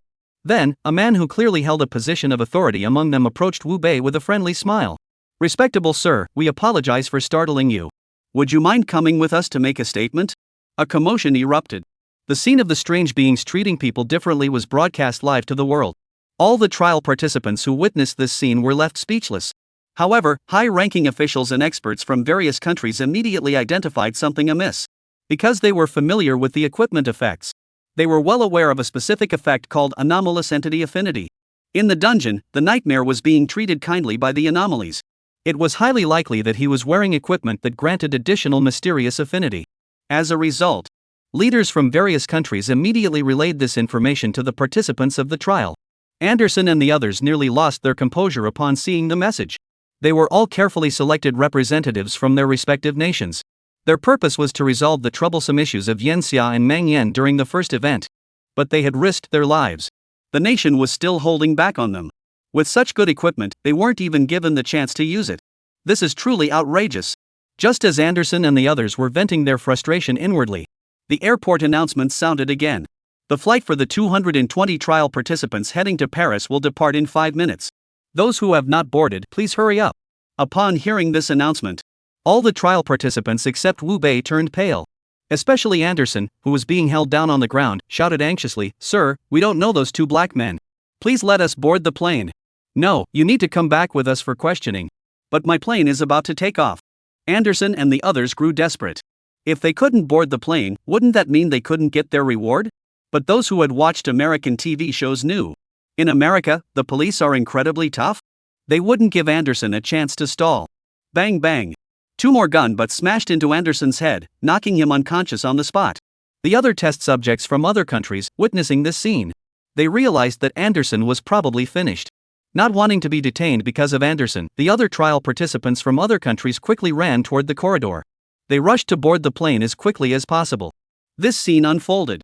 The trial participants from the scorching summer saw that the nightmare had no intention of rushing to catch the plane and immediately refused to cooperate. Wang Dachui, this idiot nightmare is truly useless. With such a perfect starting hand, he managed to screw it up like this. He really deserves to die. Li Jiaxiu. Dirt truck, look, a kid is running a red light. Seeing the heated comments in the live stream, Li Weiman also furrowed his brows and immediately took out his phone to send a message to the nightmare. What are you doing? Why aren't you on the plane? Upon seeing the message, Wu Bei's lips curled into a playful smile. Then, he extended his hand and pointed toward the plane slowly gliding outside.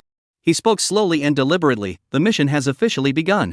Chapter 52, the terrifying second stage death lurks everywhere. As soon as he spoke, Li Weiman was momentarily stunned. What does nightmare mean? The dungeon has officially begun? Isn't he already inside the dungeon? Just as Li Weiman was puzzled and about to send a message to ask, a loud explosion. Instantly, Li Weiman's expression changed drastically. The plane carrying 202 trial participants exploded shortly after takeoff. The 202 trial participants on board were reduced to dust almost simultaneously. Damn it, this dungeon is such a huge trap. Li Weiman wasn't someone to be messed with. Seeing this scene, how could anyone not realize that this eerie dungeon, where death lurked, was far more brutal than they had imagined? If they didn't take it seriously, they might not even know how they died. Just as Li Weiman was preparing to gather experts to thoroughly analyze this dungeon, a chilling alert sounded across the globe. Congratulations to the trial participants from 14 countries, including Yanxia, Lighthouse, Sakura, Siam, Asan, and Bangzi, for successfully passing the first stage. Each trial participant will receive a blue-tier equipment reward upon completing the dungeon.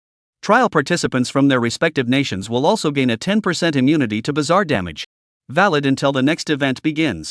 P.S. The second stage has begun. We hope you can survive until 3 hours later when the event ends. The final echoed. The hearts of trialists worldwide trembled violently. A chill ran through their bodies, making them realize that the second stage was likely to be far more terrifying than the first. Li Weiman immediately rushed toward the experts and scholars in the conference room and exclaimed, "Analyze this bizarre dungeon quickly. See if we can provide any assistance to the nightmare." The experts and scholars also realized that if the nightmare could survive until the end, not only would they be spared from the mysterious invasion in their own world, but it could also help them obtain better survival buffs in the apocalypse. Thus, one after another, they immediately discarded their previous negative impressions of the nightmare. They all began discussing the dungeon. Regarding the situation unfolding outside, the trialists trapped within the dungeon were completely unaware of this. They only knew that, by targeting the nightmare, they had somehow managed to survive. They had even obtained a blue-tiered piece of equipment. This made them, upon following the mysterious white figure into the interrogation room, not feel the slightest bit of fear or anxiety. Instead, they were laughing heartily. However, Wu Bei, standing in the corner, had a particularly serious expression on his face. Having been reborn, he was well aware that in his previous life, not a single trial participant from any country had managed to survive for 3 hours. After the second stage began, they all perished in various bizarre disasters.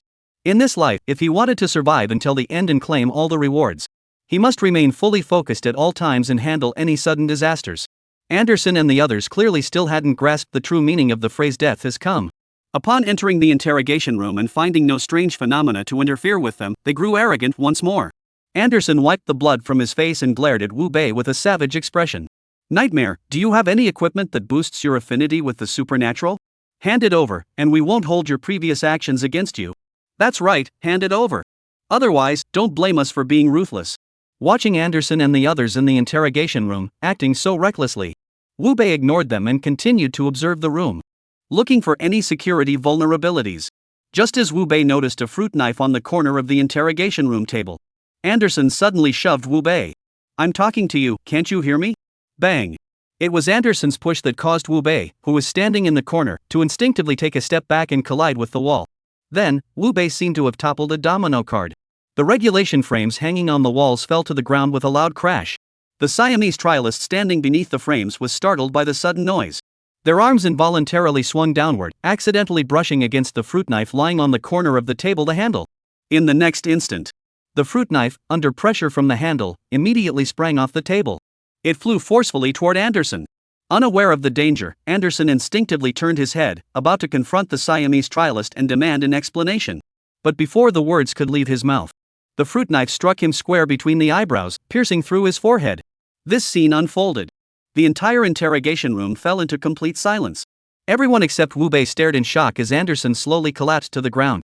Unable to believe it, they couldn't fathom that Anderson was dead. I didn't mean to. I was just scared. Paka from Siam, fearing blame, shouted frantically. The other trial participants, upon hearing this, all glared angrily at Paka. It's just a regulation that fell down. What the hell are you getting so worked up about? Paka didn't know how to respond. He could only point at Wu Bei and say, it's all his fault. He bumped into the wall, so the regulation frame fell down. Upon hearing this, the remaining 12 trial participants all turned their angry gazes toward Wu Bei. Nightmare, you killed Anderson. How do you plan to compensate us? Seeing that these people were still demanding compensation from him at this moment, Wu Bei coldly spat out a curse and turned to leave the interrogation room. He knew very well that staying with this group was no different from seeking death. However, his arrogant demeanor caused the remaining 12 trialists' faces to turn an extreme shade of anger. Among them, a trialist from John's country, who had once had excellent relations with the Lighthouse Nation before the apocalypse, chased after Wu Bei. He shouted angrily, "You bastard, who do you think you're talking to?" Wu Bei suddenly turned his head, his face filled with murderous intent, and glared at the John country trialist. If it weren't for his desire to obtain an SSS-rank clearance score in this dungeon, he would have already slaughtered these ungrateful fools the moment he entered the dungeon. But this didn't mean that Wu Bei would tolerate their harassment just for an SSS rank evaluation. Just as Wu Bei was about to act and teach these guys a lesson, a sudden alarm bell rang in his mind. A sense of impending danger made him instinctively leap toward the distance. The next moment, the ceiling where he had been standing collapsed suddenly. Two steel beams pierced the ground where Wu Bei and the Zhongguo trialist had been standing. However, Wu Bei managed to dodge them. But the Zhongguo trialist's head was pierced through. This scene unfolded. The 11 trialists who had just been about to follow him out were all terrified and retreated back into the room. They weren't pushovers. If Anderson's death was an accident, then what about the deaths of the trial participants from John's kingdom, and the Nightmare escaping unscathed? Ding, congratulations on surviving the second stage for 10 minutes. You have earned 1 million soul coins as a reward, which can be claimed after the dungeon ends. Ding, there are now 2 minutes and 50 seconds remaining until the dungeon ends. Chapter 53, when you give a dog too much face, it thinks it's a wolf. Damn it, what the hell kind of weird dungeon is this? Hearing the eerie, the trial participant from Persia lost his composure. He wasn't afraid of the bizarre bosses with physical forms. But this mode, where he didn't even know who his enemy was something he truly couldn't accept. Most of the other trial participants were just as frustrated as the one from Persia, their hearts racing with anxiety. They kept checking their phones, hoping that the experts back home could provide some clues. Unfortunately, they couldn't figure out that the experts back home were just as clueless. Just as everyone was at a loss for what to do, the Onmyoji from the land of cherry blossoms, Abe Kinzo, spoke softly. Actually, this dungeon isn't as difficult as you all imagine. Upon hearing this, the trial participants in the room all turned to look at Abe Kinzo. Park Il Sung from the land of the bamboo couldn't help but ask, "Master Abe, do you know how to clear this dungeon?" "I don't know. But the Nightmare didn't die just now, which proves that the danger can be avoided." Upon hearing this, the trial participants in the inquiry room suddenly perked up. That's right, the Nightmare should have died along with the test subject from John's country. Yet he managed to escape. This means that this dungeon isn't a guaranteed death dungeon. If the Nightmare could escape, they should be able to escape as well. Thinking of this, Park Il Sun said excitedly, "Master Abe, what should we do next?" "We'll follow your lead." "Right, we'll all follow Master Abe's lead." Looking at the group of trial participants, who were all eager to please, Abe Kim-san smiled satisfactorily.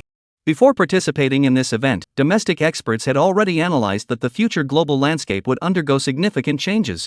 Their patron, the Lighthouse Nation, without its advanced weapons, would eventually become a laughingstock. Meanwhile, Sakura, which possessed the Onmyoji, would once again stand at the pinnacle of the world. To ensure the cherry blossoms rise again, Abe Shinzo said arrogantly, "After my analysis, to clear this level, we must ensure that our environment is absolutely safe. Take Anderson's death just now as an example. If there hadn't been a fruit knife in the room, wouldn't he have survived?" The trial participants present were no pushovers. After hearing Abe Kim-san's analysis, they instantly came to their senses. The most dangerous aspect of this bizarre dungeon is that you never know where the danger will come from. If they could remove all the dangerous items from this interrogation room, wouldn't they be safe? Thinking of this, Park Il Sung exclaimed excitedly, "No wonder you're Abe-senpai. Your analysis is spot on. It's just a small matter." Abe Kim-san waved his hand dismissively. Then, he turned his gaze toward the Nightmare preparing to leave. With a haughty expression, he said, "Nightmare, if you just lower your head, you can return to the interrogation room and hide from the disaster with us. There's no need. Because of a minor disagreement, you're willing to abandon your own life and that of your countrymen." Upon hearing this, Wu Bei corrected him seriously, the conflict between me and your country is no small matter. Oof. Abe Kim-san, displeased, smacked his lips. I admit your strength is quite impressive. But you must understand that in this bizarre apocalyptic world, going it alone will inevitably lead to death. Why not this? Give me some face, say a few kind words, and we'll turn swords into plowshares. How about it? Wu Bei smiled. Those bastards from the Sakura faction nearly killed him with missiles, almost causing him to perish on the spot. Now that Abe Jin-san has gained the support of a few traitors, he thinks he's so powerful and wants to make peace with him? This is really giving someone too much face. Even the dogs think they're wolves now. This time, I'll bring the strange invasion to Osaka. He finished speaking. Wu Bei didn't wait for Abe Kim-san to say another word. He turned and walked toward the airport exit. His arrogant attitude not only darkened Abe Jin-san's expression. Even many trialists within Yenxia felt that the nightmare had gone too far. In their view, since Abe Jin-san had already given the nightmare a way out, Meng Yan should prioritize their safety and choose to back down, instead of putting himself and them in danger. Thus, in the live stream, comments condemning the nightmare began to flood in once again. Even Li Weiman couldn't resist sending a message. Kid, if the dungeon is too difficult, don't be reckless. Saving your life is the most important thing. Seeing Li Weiman's message, Wu Bei looked displeased. The dungeon is too difficult? That's for everyone else. If he chose not to go for the SSS rank rating, this dungeon was just a reward-giving dungeon in his eyes. So, Wu Bei replied directly. I'm doing my job, don't mess around. This brat. Seeing Wu Bei's reply, Li Weiman's face turned red with embarrassment. Zhang Daoling, standing nearby, couldn't help but laugh. Sir, Nightmare has already created so many miracles. We should believe in him. I'm not saying I don't believe him, but this mission is just too bizarre. By choosing to leave the airport now, isn't he clearly putting himself in danger? Hearing Li Weiman's words, Zhang Daoling, who had studied the nightmare extensively, narrowed his eyes slightly and said, Have you considered that the airport might not be safe? No way. Li Weiman was startled. Why not? Zhang Daoling said seriously, Haven T, you noticed that this nightmare seems to know more than we do? What do you mean? Li Weiman's expression changed drastically. I suspect his talent isn't limited to fire alone, he might possess other precognitive abilities. If that's the case, why was he so confident when he entered the dungeon, as if he knew exactly what would happen inside? Sigh. Hearing this, Li Weiman's expression also turned serious. He had actually suspected it when the nightmare had asked him for a position. The nightmare's talent wasn't as simple as it seemed on the surface. However, the nightmare's personality was too aloof. He didn't care about his status at all. He was worried that if he tried to use his status to force a confession, he might end up like the Han family. Therefore, Li Weiman, who wanted to figure out what kind of talent Meng Yan truly possessed, immediately picked up his phone and sent a message to Li Yue. Girl, if Meng Yan comes out safely this time, you should take the initiative and aim for 2 children in 3 years. Upon seeing the message, Li Yue's eyes nearly popped out of her head. She was about to send a message to ask her grandfather what he meant. However, Li Chanxian, who was watching the live stream nearby, couldn't help but exclaim in shock. My goodness, how could this dungeon be so terrifying? Chapter 54, Disaster Strikes. But the nightmare dances on the edge of a knife. Upon hearing this, Li Yue immediately turned her gaze toward Li Chanxian. At just one glance, her pupils contracted instantly. A Boeing 787 en route to John's country had just taken off to an altitude of 190 meters when it suddenly crashed into the airport terminal. And the angle of impact was directly toward the interrogation room. Boom! A towering column of flames erupted into the sky. The 11 test subjects hiding inside the airport inquiry room were instantly engulfed by the flames. Countless shards of glass and metal, like sharp knives, pierced their bodies, tearing them to pieces. This scene unfolded. Trialists worldwide watching the livestream were on the brink of mental collapse. Especially Li Weiman and other high-ranking officials from Yenxia, their fear reached its peak. A total of 220 test subjects participated in the activity dungeon. But with less than half an hour remaining before the dungeon began, only the nightmare remained alive. What if? If Nightmare also dies, who would be left to handle the National Crisis Dungeon for Yenxia? What will become of the Yenxia faction in 7 days' time? Li Weiman, unable to bear the thought, looked at Nightmare's back and couldn't help but tremble. On the other hand, Han Batian, upon seeing this, burst into laughter at home. Excellent, excellent. Kill that little bastard Nightmare. Let him keep trying to show off in front of our Han family. Han Chang, standing beside him, saw his grandfather's excited expression and his face was filled with smiles. Especially when he noticed the advertisement board behind the nightmare, from which a screw suddenly fell. He excitedly shouted at Han Batian, Grandfather, look! The billboard behind the nightmare. Hearing this, Han Batian immediately turned his gaze in that direction. The next moment, his eyes lit up. He noticed that the nightmare's gaze was still fixed on the airport. but the billboard behind him was silently crashing toward his head. It would only take 5 seconds. The nightmare's head would be crushed into a pulp. Don't notice, don't notice. Smash him to death, smash him to death. Han Badian screamed wildly in his mind. Meanwhile, Li Weiman, witnessing the scene, frantically pulled out his phone to send a message to the nightmare. But before the message could be sent, the billboard crashed down with brutal force. It's over. Li Weiman collapsed to the ground, his body as limp as a deflated balloon. Zhang Daoling, standing nearby, couldn't help but exclaim, "Damn, that was fast. He's gotten stronger again." Swish. One sentence. Li Weiman suddenly jumped up from his chair and looked at the big screen. Moments later, he saw the nightmare appear on the rooftop of another building the instant the billboard fell. He dodged the deadly attack with ease. But before Li Weiman could utter a word of praise, he was stunned to discover that the roof beneath Nightmare's feet was collapsing.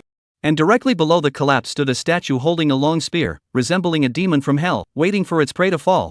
Damn it, this dungeon is targeting the nightmare. Li Weiman cursed under his breath, his heart racing with anxiety for the nightmare. He knew all too well that with the force of gravity, if the nightmare landed on that spear, it would be certain death. But the next moment, the nightmare's maneuver caused the entire world to fall silent. Despite encountering a landslide, he didn't panic. Instead, he used the falling rocks as footholds and began climbing upward. In just 3 seconds, he had returned to the rooftop. He even managed to dodge a javelin that had been thrown at him from an unknown direction. Damn it, this bizarre dungeon, is it a waste of time? Han Badian watched as the nightmare performed moves that seemed divine, his expression darkening to the extreme. He had thought that this bizarre dungeon, being so powerful, would definitely be able to kill the nightmare. Unexpectedly, the nightmare had taken root within this dungeon, leaving him utterly unable to accept it. Han Chang, standing nearby, knew his grandfather well and understood just how much he feared the nightmare. He immediately spoke up to comfort him. "Grandfather, please don't worry. There's still 2 minutes and 40 seconds left before the dungeon ends. Even if this nightmare is powerful enough to evade the earlier dangers, people eventually grow tired. Once the nightmare grows tired or loses focus, it will still be defeated." Han Chang's words made Han Badian's expression ease slightly. He thought Han Chang was right. Although the nightmare had managed to dodge several fatal attacks so far. But with this dungeon's 10-second intervals between bizarre attacks, he truly didn't believe the nightmare could keep going indefinitely. However, 2 hours later, not only had Han Badian's face turned as black as a pot bottom, all the other trial participants, except for Yanxia, looked rather grim. Why were the trial participants from their country unable to last even half an hour before being sent packing?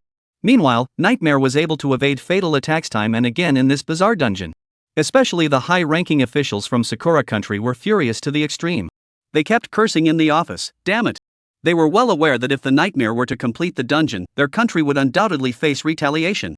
Therefore, the Emperor of Sakura country, with a grim expression, turned to his advisors in the office and asked in a low voice, "Do you think this Nightmare can clear the dungeon?" Faced with the Emperor's question, the advisors had no idea how to respond. They could only shift their gaze to the Prime Minister, who refused to eat cilantro. After a long pause, the Prime Minister, who didn't eat cilantro, sighed wearily, "Whether the Nightmare can pass or not, we can't gamble anymore. I propose that we immediately order the test subjects in Osaka to flee to Kyoto to avoid the Nightmare breaking through and causing massive casualties." Upon hearing this, the Emperor and the others nodded in agreement. They believed that since the Nightmare had already revealed its target for revenge, if they didn't act now, once the Nightmare broke through, who knew how many people would die? "Transmit my orders, immediately have the trial participants in Osaka head to Kyoto."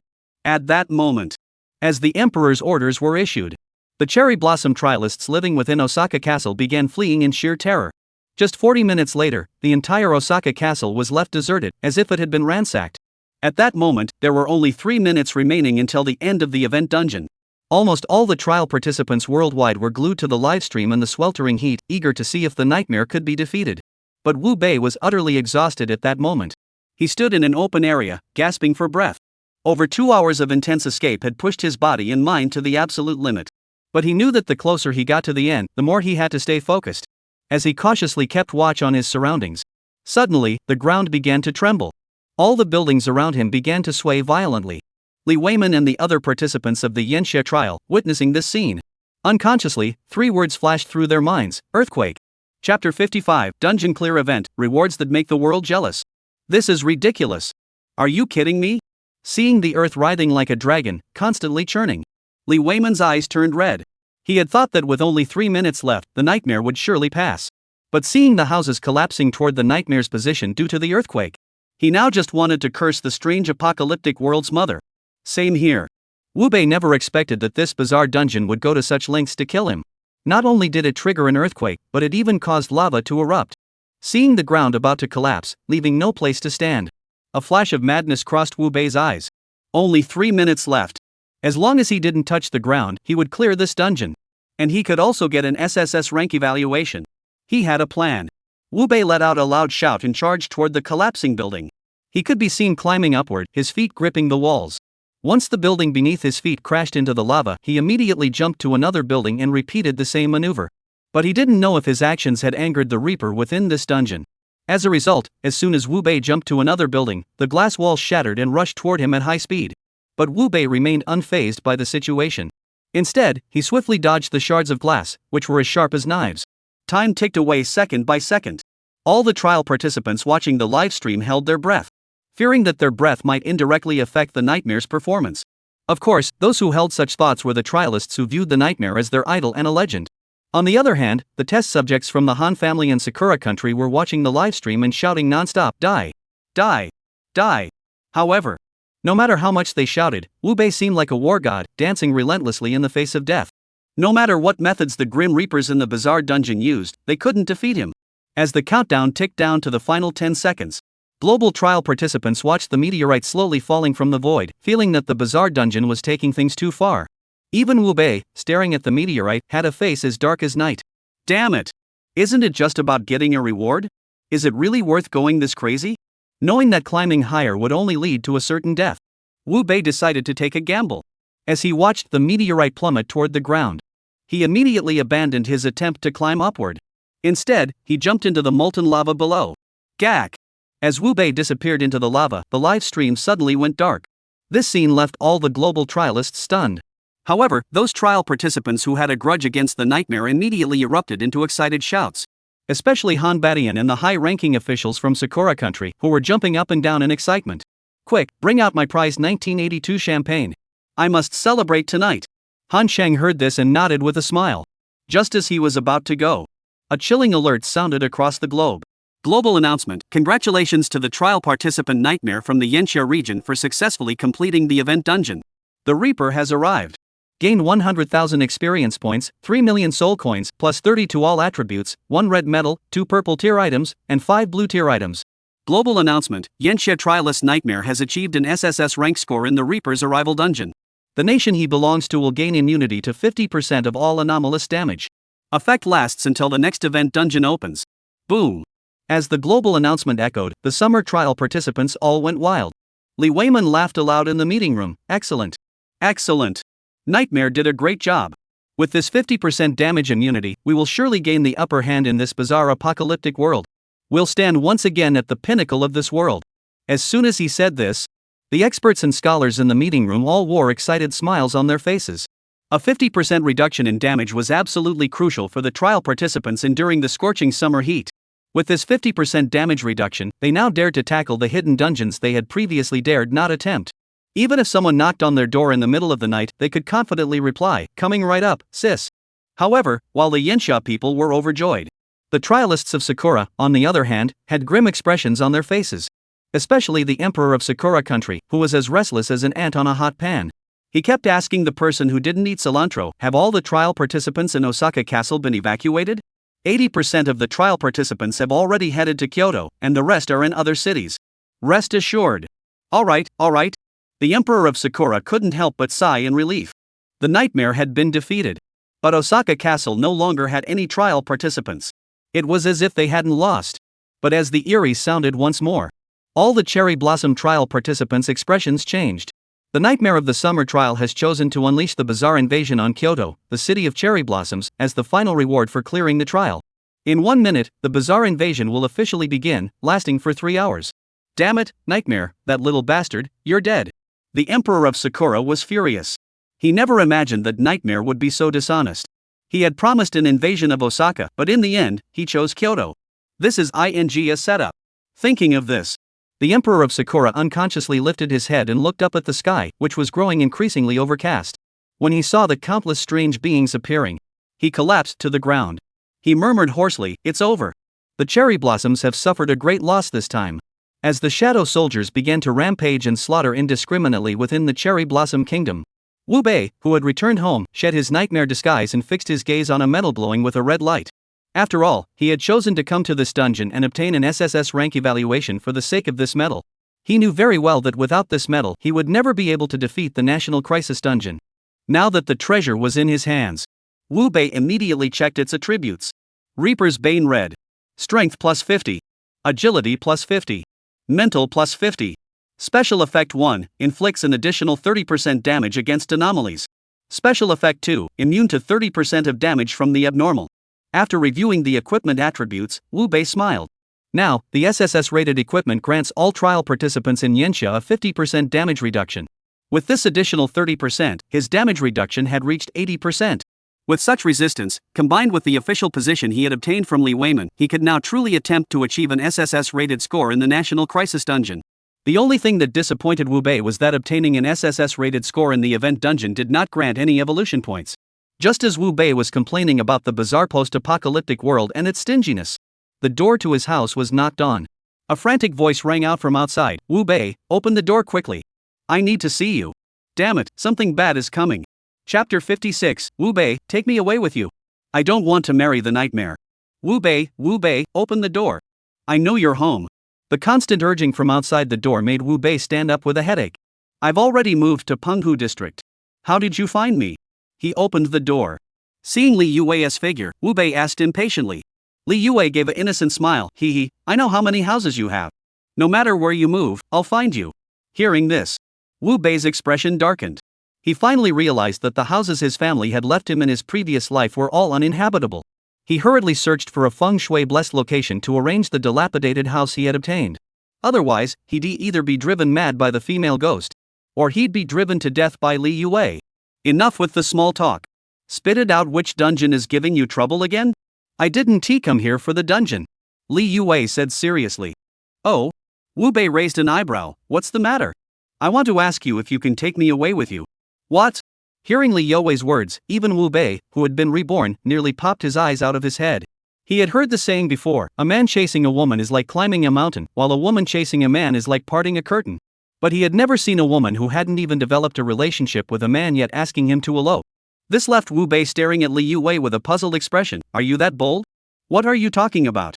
Li Yue's pretty face suddenly darkened. Wu Bei remained calm. Otherwise, how could you say such a thing? Li Yue was about to lose her temper. If it weren't for her grandfather, who had planned to marry her off to a nightmare, she wouldn't have ended up here with Wu Bei, enduring this humiliation.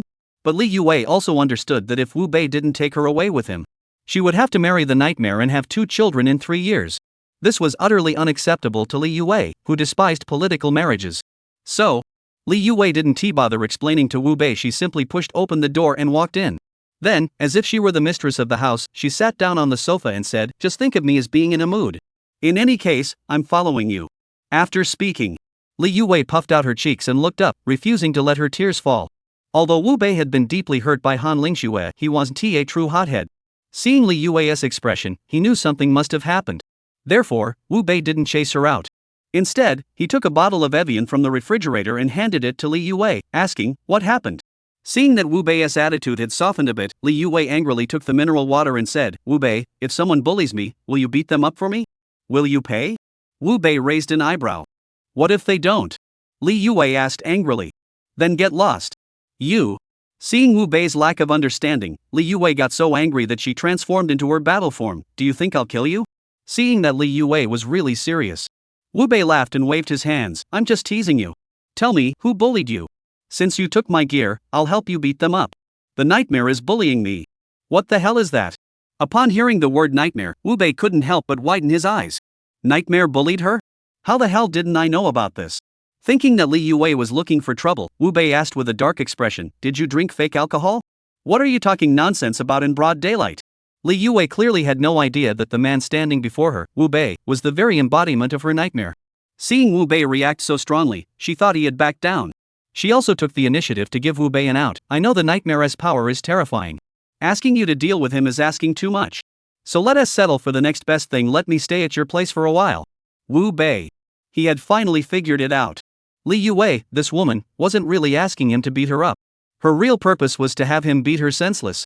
To get Li Yue to leave quickly and not disturb his rest. Wu Bei held up a finger and said, "If you want to stay in my house, it'll cost you 10,000 ghost coins a day. Why don't you just go rob someone?" Upon hearing Wu Bei's demand, Li Yuwei instinctively spat out the mineral water she had just swallowed. Wu Bei remained cold and indifferent. "If you don't want to stay, get out." "You." Li Yuwei now understood clearly that Wu Bei, who wasn't even in mating season, was just a money-grabbing scoundrel. Talking about love with him was like talking to a wall. But Li Yuwei was also well aware that she had no other options. If she couldn't get Wu Bei to take her in and grant her the title of girlfriend, her grandfather would definitely force her to go on a blind date with the nightmare. Then her tragic life would begin. It would be better to believe in love and wait in Wu Bei's home for his mating season to arrive. By then, perhaps she wouldn't even have to pay a dime, and could manage the money Wu Bei earned under the guise of being his girlfriend. Thinking of this, Li Yuwei gave a cunning smile and said, "Alright, 10,000 a day is 10,000 a day, but I require monthly payments. Is that okay?"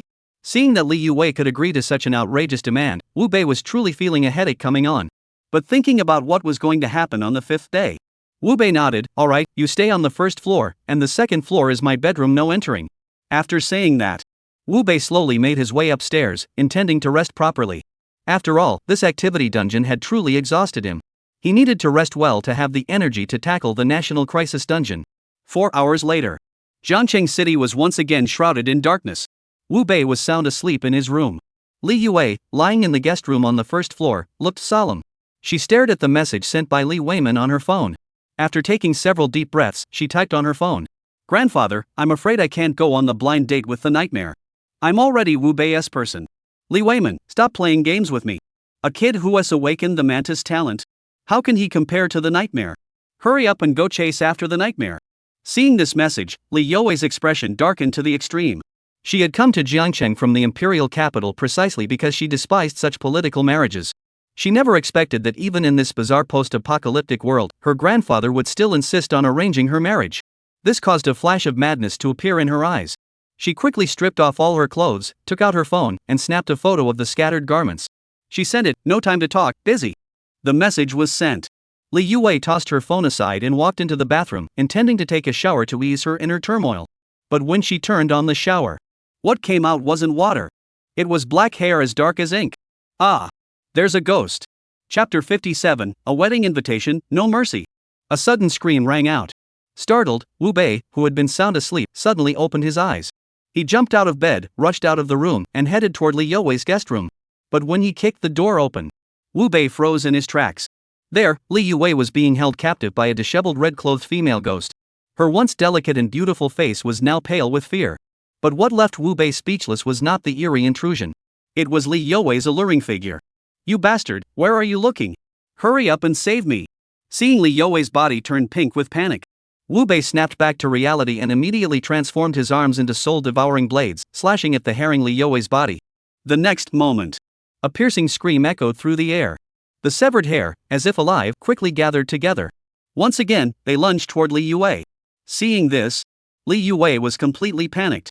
She rushed behind Wu Bei and urged him to kill the female ghost quickly. But her actions were far too ambiguous. So much so that Wu Bei's blood began to boil. Especially when he felt something constantly writhing against his back. Even Wu Bei couldn't help but blurt out, "If you keep playing with fire, watch out or I'll beat you." One sentence left Li Yuwei frozen in place. She didn't understand why was Wu Bei suddenly scolding her out of the blue. Just as she felt wronged, she was startled to discover that a small tent had silently erected itself. Put. Experts are all frauds. What about the claim that mantises don't approach female insects until mating season? This seems perfectly normal. Just as Li Yuwei was lost in her thoughts, Wu Bei also began his actions. After just over 20 swings, the red-clothed female ghost let out a piercing scream and fell dead on the spot.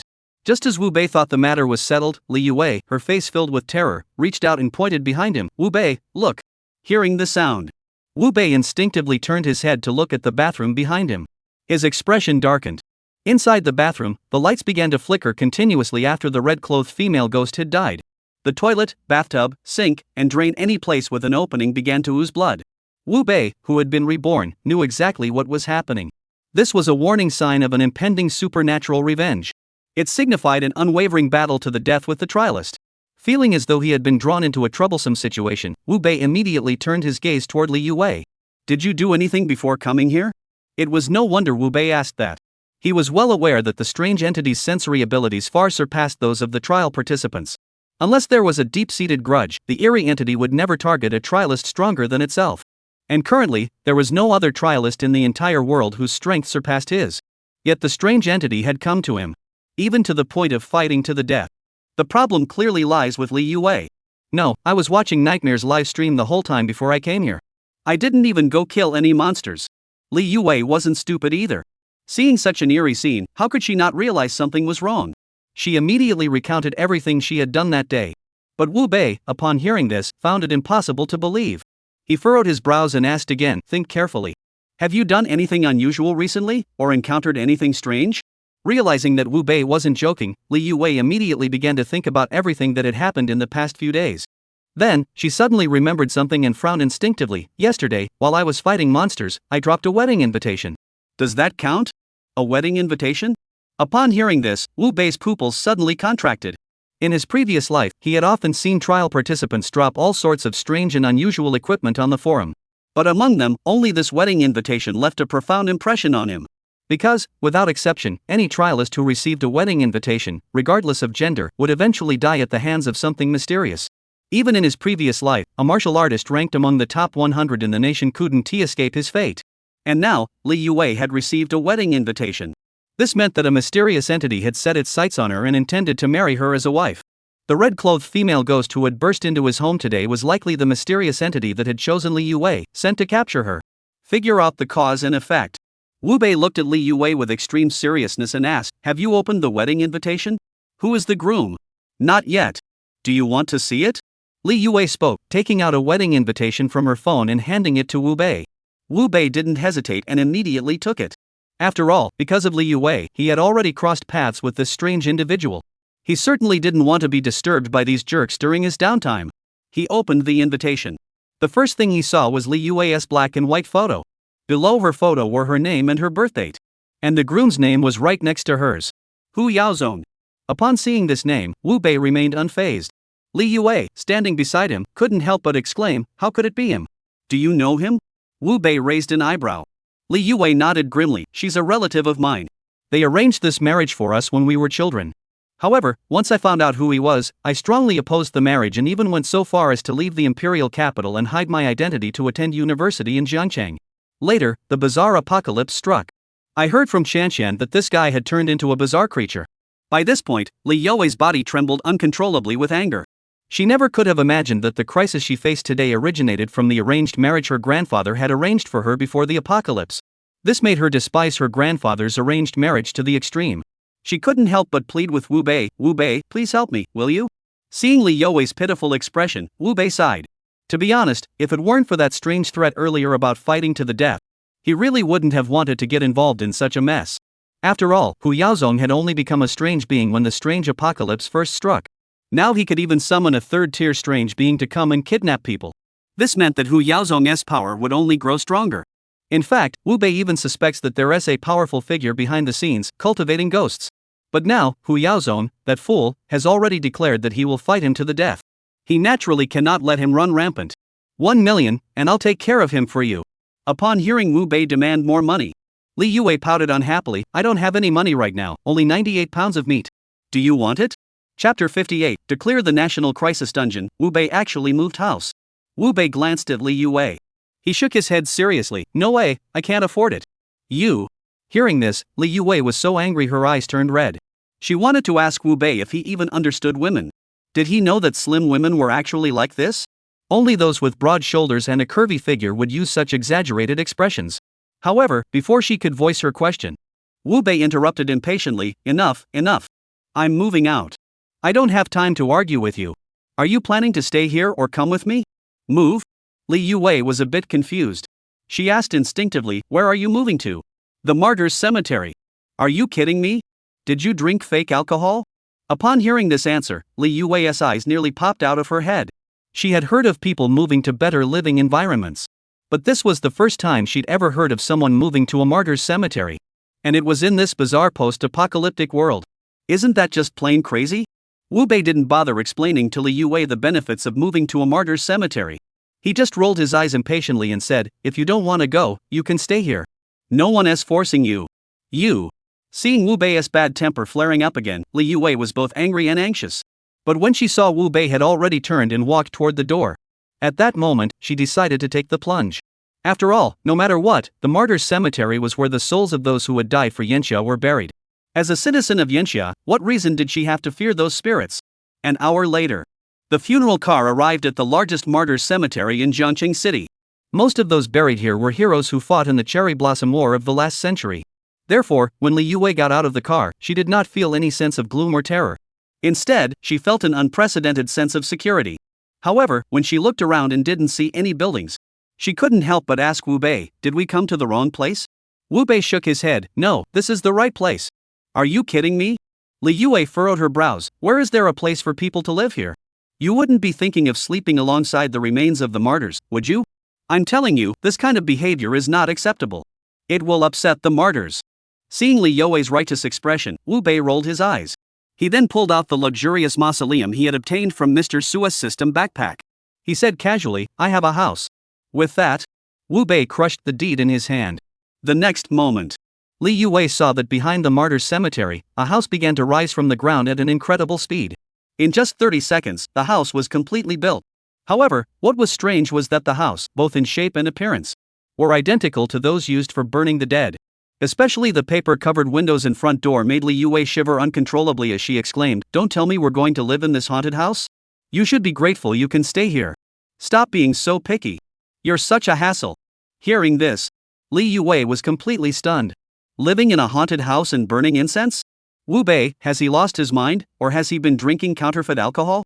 Just as Li Yue was about to ask something, a sudden gust of wind swept through the martyrs' cemetery. One after another, spirit forms emerged from the black mist, slowly rising from the tombstones, their eyes fixed intently on Wu Bei and Li Yue. The atmosphere on the scene grew tense to the extreme in an instant. Li Yue, who had never experienced such a solemn atmosphere before, wiped the cold sweat from her forehead. She whispered to Wu Bei, "Did you build a house here and upset the elders? Maybe we should leave. Let's not disturb the elders' rest." Upon hearing this, Wu Bei shook his head and said, "If I leave now, the elders will be even more upset." "Elder, do you think I'm right?" "You're absolutely right. Someone like you, who would deign to let us settle here, we're overjoyed to have you here. How could we be unhappy? Is Li Yue really that naive? Wu Bei is building a house and settling down at the martyrs' cemetery. The elders aren't angry at all, they're actually very happy? They even referred to Wu Bei as a great man. What on earth is going on here?" Just as Li Yue was completely baffled, she witnessed a scene she had never seen before in her life. There, the spirits of over 1,000 martyrs who had lived within the martyrs' cemetery were now lined up in formation. They all saluted Wu Bei in unison, thanking him for continuing to protect the scorching summer and shattering the foreigners' schemes. Wu Bei was deeply moved by these most adorable people. He immediately raised his right hand and returned the salute in all directions. Then, he took out the incense, candles, and rice wine he had purchased in the Erie shopping mall and apologized. "Today, brothers, we have important matters to attend to. Once I've finished, we'll drink 300 cups together." After speaking, Wu Bei placed the items he had purchased at the base of the monument.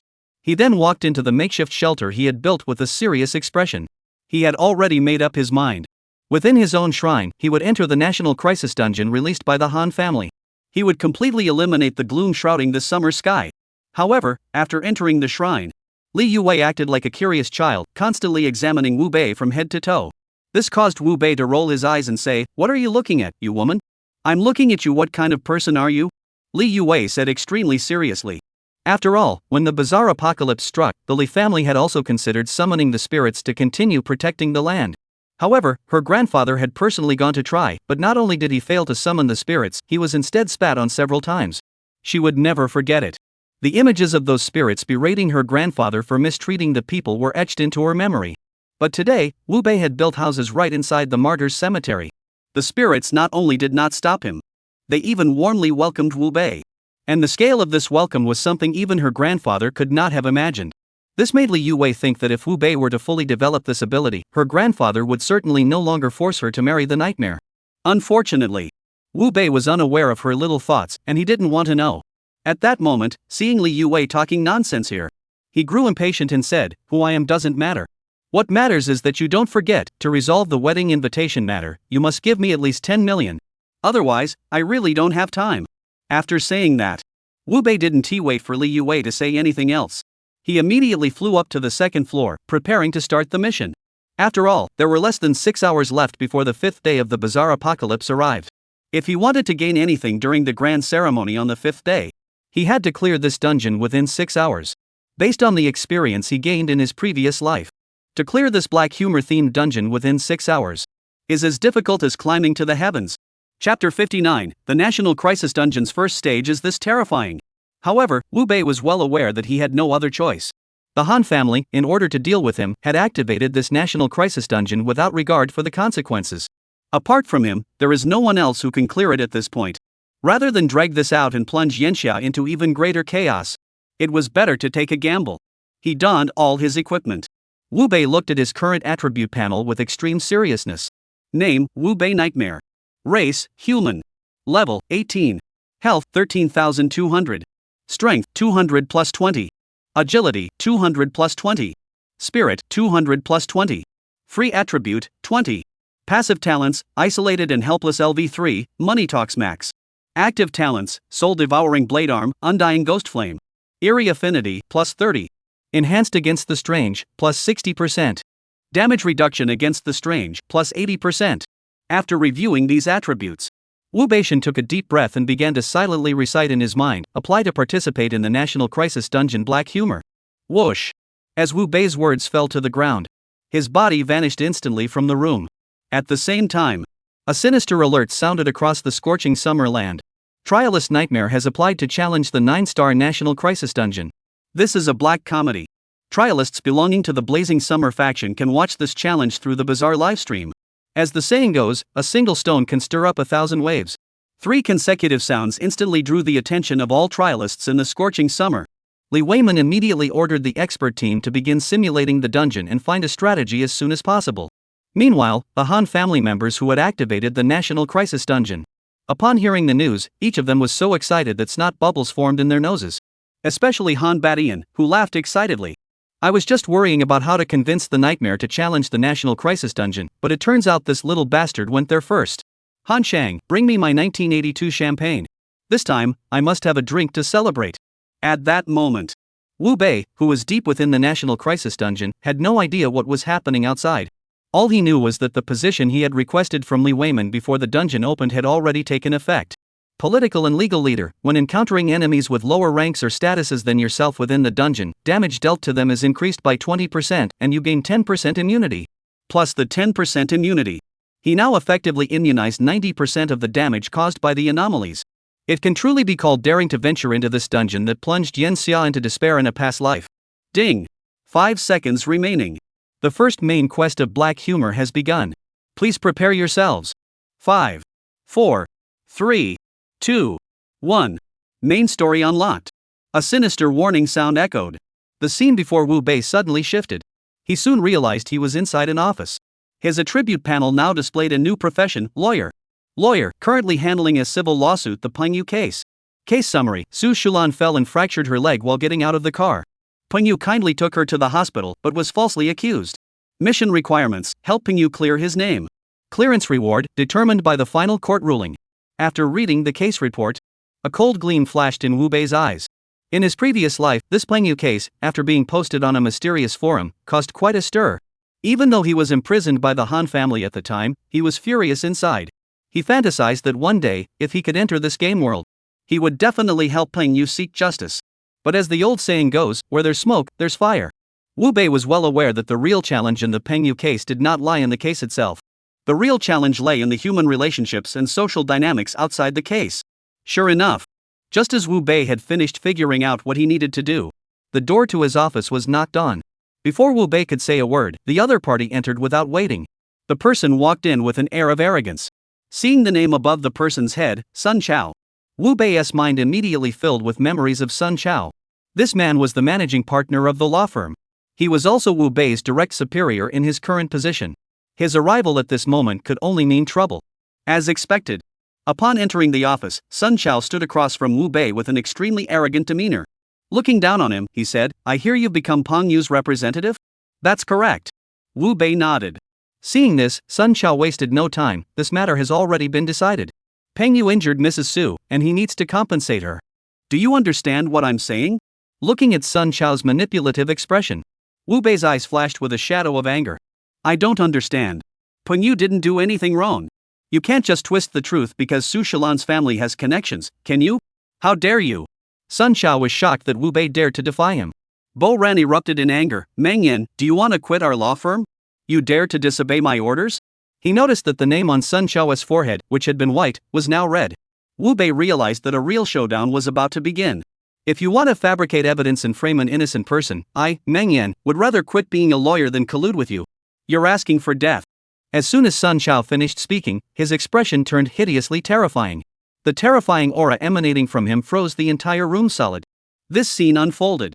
All the viewers of the live stream were left speechless. They couldn't believe that in the 9-star National Crisis Dungeon, which had only just begun, the first monster they encountered was already so terrifying. On the other hand, Han Batian and the others burst into excited laughter. This fool! Sun Xiao has already provided a solution, yet he still dares to go against the grain. He truly doesn't know when to give up.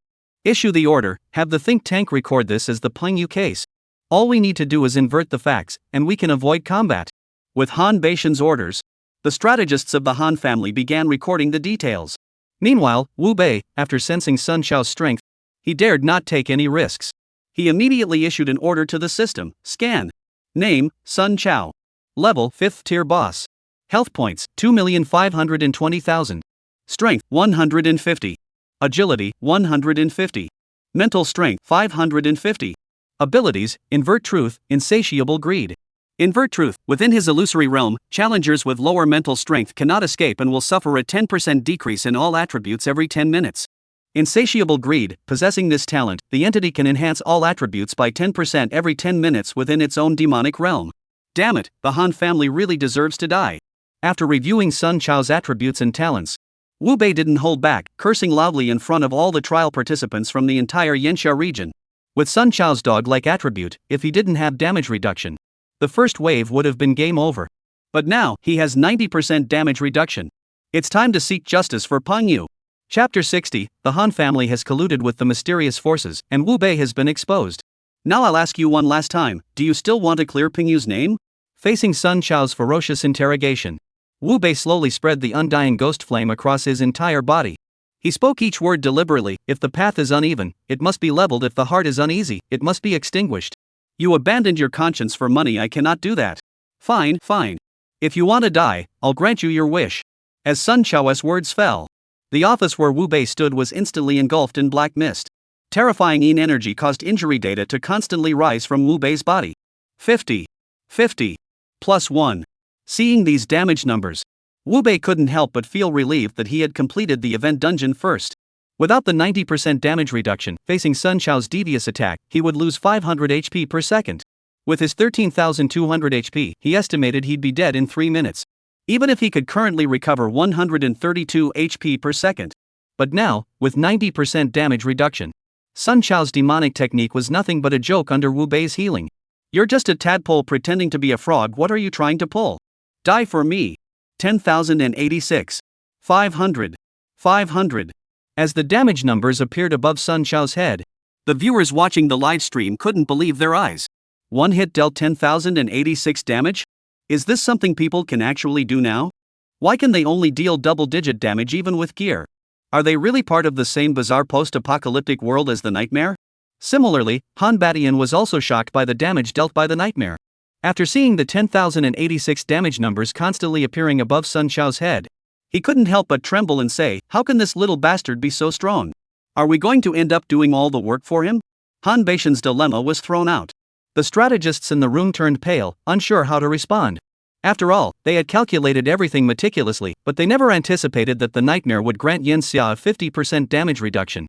They also hadn't anticipated that Nightmare's damage output was so absurdly powerful.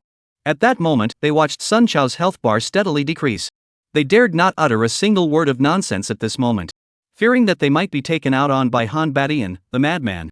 Just as everyone in the room fell silent, a chilling voice slowly echoed from outside the door, "Uncle, don't worry. This Sun Xiao is just a minor obstacle within the dungeon. There are countless more challenges awaiting the nightmare. He has no chance of clearing the stage." Upon hearing this, everyone in the room immediately turned toward the source of the voice. At a glance, everyone except Han Batian couldn't help but gasp in horror. Because the creature that had spoken was not human. And its aura was incredibly terrifying and eerie. However, Han Badian, upon seeing the figure approaching, showed no signs of tension. Instead, he burst into a hearty laugh. With your words, I can rest assured. Han Chang, stay behind. The rest of you may leave. Remember what you saw today, not a word to anyone. Otherwise, don't blame me, Han Badian, for being impolite. Those who could join the Han family's think tank were all exceptionally intelligent. Seeing the strange man conversing so amicably with Han Badian, they immediately understood what the Han family was up to. Thus, the strategists who had no intention of getting involved quickly left the meeting room. After they had left, Han Chang turned to Han Badian in shock and asked, "Grandfather, who is this?" "Let me introduce you. He is your grandmother's nephew, Hu Tianxi. This scroll of the 9-star replica was given to me by him." Whoa! Upon hearing that the man had such a connection to the Han family, Han Chang immediately adopted the posture of a junior and bowed, saying, Han Chang pays his respects to his uncle. Good, good, good. It's been so many years since we last met. Not only have you grown up, but you've also awakened an SSS-rank talent. That is truly wonderful. Feeling Hu Tianxi's gaze on him, it felt like a predator staring at its prey. Han Chang took a step back nervously and forced a smile. "Uncle, how did you become so strange? Did you not contract with any other humans during the regret period and revert back to human form?" Facing this question, Hu Tianxi looked seriously at Han Badian. "Uncle, haven't you told Han Chang about this yet? I was planning to tell him in a few days, but I didn't expect you to show up suddenly." Han Badian spoke these words, his gaze deepening as he looked at Hu Tianxi. Clearly, he was asking why Hu Tianxi had come early. Hu Tianxi immediately understood the underlying meaning of Han Badian's words. He replied solemnly, "Because of my son's issue, I intended to ask you to help apprehend someone." "Oh?" Upon hearing the reason, Han Badian narrowed his eyes and asked, "Who?" "Li Yue." Hu Tianxi slowly uttered the 3 words. "What?" Upon hearing that it was Li Weiman's granddaughter, a look of astonishment flashed across Han Badian's face. However, knowing the details of the Hu family, Han Badian narrowed his eyes and said, "Is this about the engagement from back then?" "Yes." Hu Tianxi nodded. "My son needs to fulfill the marriage agreement with Li Yue to advance to the 5th-tier supernatural realm. We had already sent an anomaly to capture Li Yue, but that woman was accompanied by a skilled expert who killed the anomaly we sent. Therefore, I'm asking you, uncle, to help us eliminate the person protecting Li Yue so we can capture her." Upon hearing that Hu Tianxi had no intention of forcing him to capture Li Yue, Han Badian hesitated not a moment before nodding and saying, "Alright, what's the name of the person protecting Li Yue?" "It seems to be called Wu Bei." "What? Wu Bei?" As Hu Tianxi mentioned Wu Bei's name, Han Badian didn't react much. Han Chang, standing beside him, couldn't help but exclaim in shock. His commotion immediately caught Han Badian's attention, who narrowed his eyes and asked, "Do you know him?" "I don't know him either. On the first day of the strange events, when I was compiling the list of Han family members, I noticed that our family as socialite, Han Lingxue, had disappeared. And this Wu Bei is Han Lingxue's most loyal sycophant. The last person seen with Han Lingxue before she disappeared was also this Wu Bei." "Oh?" Upon hearing Han Chang's words, the cunning and experienced Han Badian instantly realized that Han Lingxue's disappearance must be related to this Wu Bei. He immediately looked up at Hu Tianxi. Hu Tianxi also understood immediately and nodded, saying, "I'll go investigate." As soon as the words left his mouth, a towering black mist began to emanate from Hu Tianxi's body.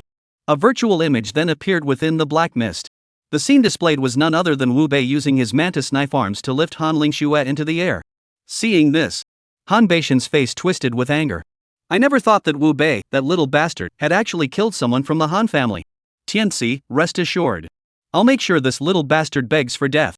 Chapter 61, The Rise of the Wu Family, Wu Biting Rages in Court. "Alright, then this junior will not disturb my uncle. I'll enjoy watching the nightmare's demise." As Hu Tianxi finished speaking, his figure slowly vanished from the room. Han Chang, seeing this, couldn't help but ask, "Grandfather, what's going on with the Wu family?" Han Badian glanced at the live stream, where the nightmare stood invincible, and sighed wearily. "The Wu family are descendants of the corpse-raising sect of Mount Mao. When the bizarre apocalypse descended, they decided that instead of becoming test subjects, they would cultivate themselves as bizarre beings. As it turned out, they made the right bet. Not only did they return to the human world, but their power is now incredibly terrifying. So that's how it is." After hearing the story, Han Chang also looked envious. He knew very well that in the bizarre apocalypse, the Wu family's moves were inevitable for their rise to power. After all, they didn't have to worry about how to clear the dungeon. All they needed to do was figure out how to kill the trial participants and become stronger. Thinking about it, Han Chang, who was also a bit envious, couldn't help but ask, "Grandfather, can we also become strange beings to level up?" Han Badian shook his head wearily. "There's no chance now. All we can do is maintain good relations with the Wu family. In the future, we'll be yin and yang, controlling this world." "Alright. Hearing there was no chance, Han Chang pouted in frustration. I'll go arrange people to deal with Wu Bei right now. Yes, make sure to find him today. Don't let the Hu family down. We're truly no match for them now. After speaking, Han Badian, even more exhausted, fixed his gaze on the live stream, praying that the nightmare would end soon. At the same time, Wu Bei, who was inside the dungeon space, had no idea that his killing of Han Lingxue had already been discovered by the Han family. He only knew that Sun Chao was about to die. 10,086. Bang! As the damage data appeared above Sun Chao's head, Sun Chao's hideous face froze in that instant, and he slowly collapsed to the ground. But after his death, Wu Bei's brows furrowed. Because Sun Chao was dead. But there was no equipment dropped on the ground. This bizarre situation left Wu Bei curious, prompting him to ask in his mind, "System, why didn't any equipment drop?" Because this dungeon is a custom-made one, not officially released. No equipment dropping is normal. Custom dungeon? Upon hearing the system's response, Wu Bei was taken aback. In his previous life, he had never heard of custom dungeons before. This prompted him to ask again, could you explain what a custom dungeon means? In simple terms, a custom dungeon is a dungeon created by a mysterious entity using their own abilities, designed to collect negative emotions such as resentment and fear. Sigh. After hearing this explanation, Wu Bei's expression turned extremely serious. In his previous life, he had believed that the Han family had obtained this dungeon scroll by looting it from a monster. He never imagined that it was actually given to the Han family by a powerful mysterious entity. This made Wu Bei instantly realize that the Han family was likely collaborating with the mysterious beings, betraying the interests of living people. Thinking of this, Wu Bei decided that by the 5th day, he must make the Han family feel the agony of bone-chilling pain, to prevent this wicked family from causing any more trouble. Just as he was thinking about how to use the rules to cripple the Han family tomorrow, Wu Bei's office door was knocked on once again. The sudden knock snapped Wu Bei back to reality. He realized that now was not the time to think about destroying the Han family. He needed to deal with this copy first. Otherwise, the strange entity that created this copy might absorb a massive amount of negative emotions, and who knows how much stronger it could become. Come in. He spat out the 2 words. Wu Bei saw a young man with bloodshot eyes walk into his office. Mr. Nightmare, the trial is about to begin. Can you ensure I'll win? This matter has had a huge impact on me. The school not only plans to discipline me but also wants to expel me. I really can't afford to lose. Seeing Pingyu's distressed expression, Wu Bei felt a heavy weight in his heart. It was clearly a good deed, yet he was falsely accused and had to pay compensation. But now he is even facing expulsion from school, which will ruin his future. Such a despicable act. Wu Bei truly couldn't fathom what the person who created this scenario was thinking. Don't worry, I guarantee you'll win the case. Really? Then thank you, Mr. Nightmare. Swish. As soon as the words left his mouth, Wu Bei found that the scene before him had changed. The office he had been in had transformed into a solemn courtroom. The man who had been speaking to him moments ago, Pingyu, now stood in the defendant's dock. He, on the other hand, was seated in the defense attorney's chair. Surrounding him were numerous strange and unsettling elements. Among them, the figure seated on the high platform, holding a gavel, gave Wu Bei a sense of impending danger. To assess the opponent's strength, Wu Bei immediately activated the system in his mind. Scan. Name, Wang Hao. Rank, 5th tier strange being boss. Health, 1,800,000. Strength, 100. Agility, 100. Spirit, 500. Abilities, Invert Truth, look down on others. Invert Truth, within his illusory realm, trialists with lower mental strength cannot escape his illusory realm and suffer a 10% decrease in all attributes every 10 minutes. Discriminating against inferiors, against testers of lower status than him, all damage dealt increases by 30%. After reviewing Wang Hao's attributes, Wu Bei's disgust for him grew even stronger. As a public official, he actually possesses these 2 disgusting talents. If Pingyu could overturn the case, it would be a miracle. But now he's here. Even if the king himself came today, we must ensure Pingyu gets justice. Dong. As a dull bell tolled, the entire courtroom was instantly shrouded in black mist. Wu Bei then saw Wang Hao, sitting on the judge's bench, tapping the gavel in his hand. He spoke with utter coldness. The trial begins. The plaintiff may now present their case. As soon as Wang Hao finished speaking, a woman with an eerie appearance stood up from the plaintiff's bench, her face darkened, and said, "My mother was hit by Pingyu when she got out of the car. She is currently in the hospital, and the medical expenses have already exceeded 10,000 yuan. We earnestly request the honorable judge to order Pingyu to pay the medical expenses, nutritional expenses, and lost wages, totaling 30,000 yuan. As the woman's words fell, Wang Hao nodded instinctively. He then turned to look at Pingyu with a cold expression. But Wu Bei saw mockery and ridicule in the depths of his eyes. Pingyu, do you have anything else to say? I have nothing to say. I was truly doing a good deed. You dare to lie. Wang Hao slammed the gavel down forcefully, speaking with extreme anger. You say you're doing good deeds, but why doesn't anyone vouch for you? And if you didn't cause the accident, why did you pay for the medical expenses? You're not just trying to cover up your guilt, what else could it be? The cold, harsh questions fell like a ton of bricks. Peng Yu, just a student, couldn't defend himself. Just as he was at a loss for words, Wu Bei stood up and said, "What the hell are you talking about?" Chapter 62, Yan Xiao breaks ties with the Han family, the terrifying and mysterious Hu Qian makes her debut. Boom! Wu Bei's sudden outburst was like lighting a fuse. In an instant, all the eerie figures in the courtroom turned to look at Wu Bei with grim expressions. Wang Hao, with a murderous expression, banged his gavel and coldly demanded, "Nightmare lawyer, what did you just say?" "I said, you're full of..." Wu Bei spoke without a hint of fear, enunciating each word clearly. Peng Yu clearly did something good, yet you took bribes and dared to twist the truth. How can you face the national emblem on your head? These words were spoken. Wang Hao seemed to have been stepped on his tail. He screamed, "You bastard! You're just a lowly lawyer, how dare you tell me what to do? Bring someone here. Throw him out." Clatter. As Wang Hao's words fell to the ground, a group of men in uniforms, looking eerie and with grim expressions, drifted toward Wu Bei. The terrifying chill froze the surrounding environment inch by inch. But just as their hands were about to touch Wu Bei, a terrifying golden light erupted from Wu Bei's hands. In an instant, the strange figures near Wu Bei were shattered by the golden light. The previously frozen environment began to crumble inch by inch. This scene unfolded. Not only were the strange beings in the courtroom stunned, the trial participants watching the livestream were also stunned. Only Li Weiman instinctively exclaimed, "My goodness, isn't that the certificate I issued to him? I never expected it could have such a clever use." At this point, a joyful smile appeared on Li Weiman's face. He felt that the nightmare had passed this test and the problem should be resolved. The other experts and scholars clearly shared this view. Their faces all bore the relaxed expression of someone who had narrowly escaped danger. Only Zhang Daoling felt a sense of sadness. He snorted disapprovingly. A simple civil lawsuit has turned into a national crisis case with a 9-star difficulty level. I really don't know what you're so happy about. Upon hearing this, everyone, including Li Weiman, paled. Especially Li Weiman, who felt his face burning with embarrassment. From his perspective, it was clear that Peng Yu, the young man, had been framed. However, everyone involved in handling the case had chosen to side with the Su Shulan family. This meant that the common people at the bottom of society had already endured the same horrors before the apocalypse. Which is why such a terrifying situation had arisen. And as a person in power, he was completely unaware of it. Realizing this, Li Weiman felt utterly defeated and hung his head in shame. This bizarre apocalypse is truly a mirror that reveals the true nature of things, allowing me to see just how dark our Yanxia once was.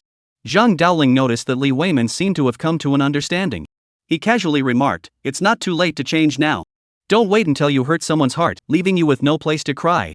Hearing this, Li Weiman understood what Zhang Daoling was implying.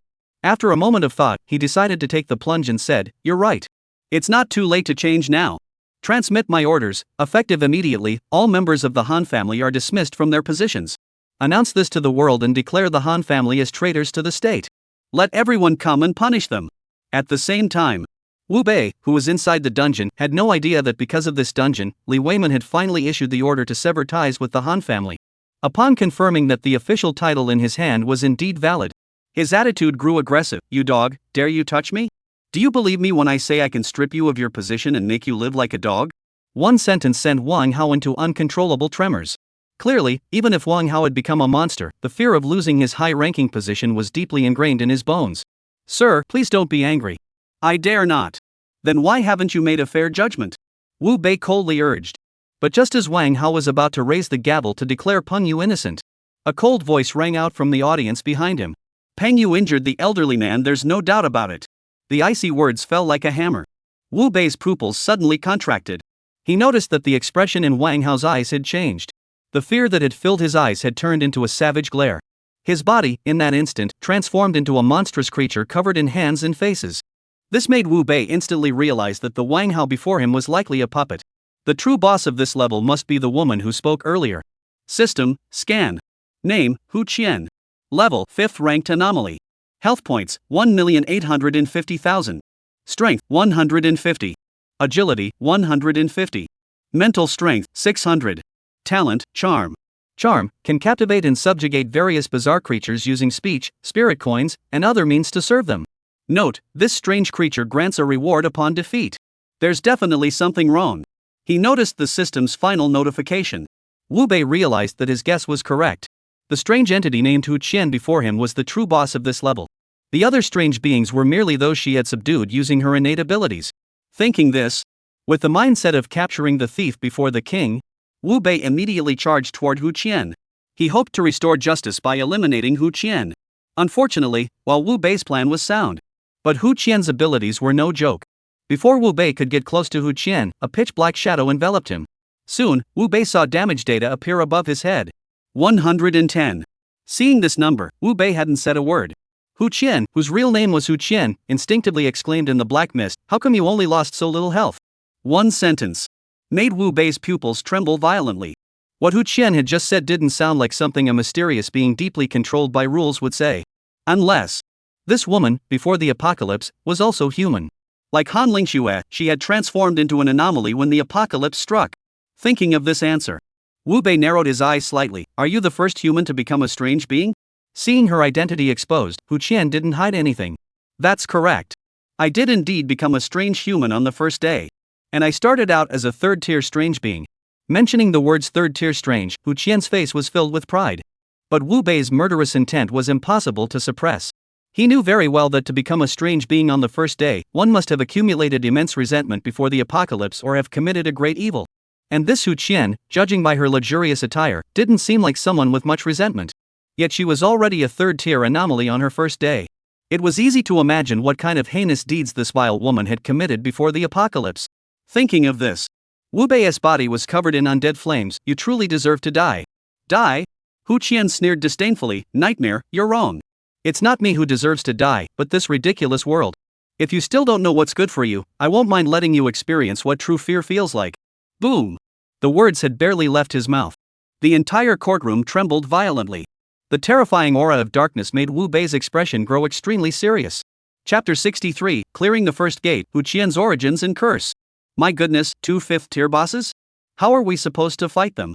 As the situation inside the courtroom unfolded, it was transmitted through the eerie livestream. All the trial participants who witnessed the scene inside the courtroom felt their breath grow heavy.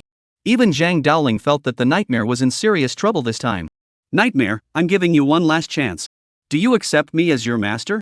Facing Hu Qian's accusation, Wu Bei looked up at the 170 damage data floating above his head, his eyes flashing with a cold, murderous intent. He never expected that the ghostly realm could stack damage. However, he currently had 13,200 HP. He could recover 132 HP per second. The damage Hu Qian and Wang Hao were inflicting on him was only 170 per second. As long as he could eliminate one of the strange creatures within 5 minutes, the winner of this battle would still be him.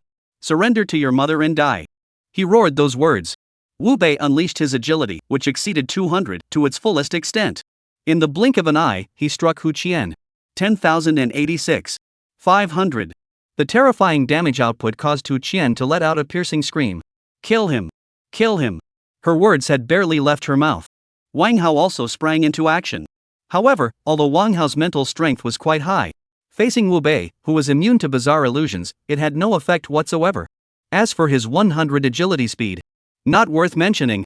As Wu Bei began to weave wildly between the two bosses, the viewers in the livestream were so shocked they nearly popped their eyes out of their sockets. Before the battle began, they had all assumed the nightmare was doomed. But once the battle started, they realized just how wrong they had been. The two bosses were like spinning tops in Nightmare's hands, being spun however he pleased. They didn't even have the chance to fight back. Nightmare, stop fighting. Let's talk. 2 minutes later, Hu Qian, whose health bar had already dropped by more than half, began to panic.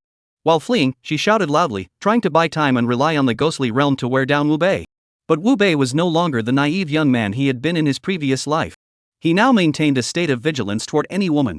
Especially someone like Hu Qian, who enjoyed manipulating people's hearts. He wanted to tear her to pieces. How could he possibly listen to her? You bastard! I'm from the Hu family. If you kill me, the Hu family won't let you off. Another minute passed.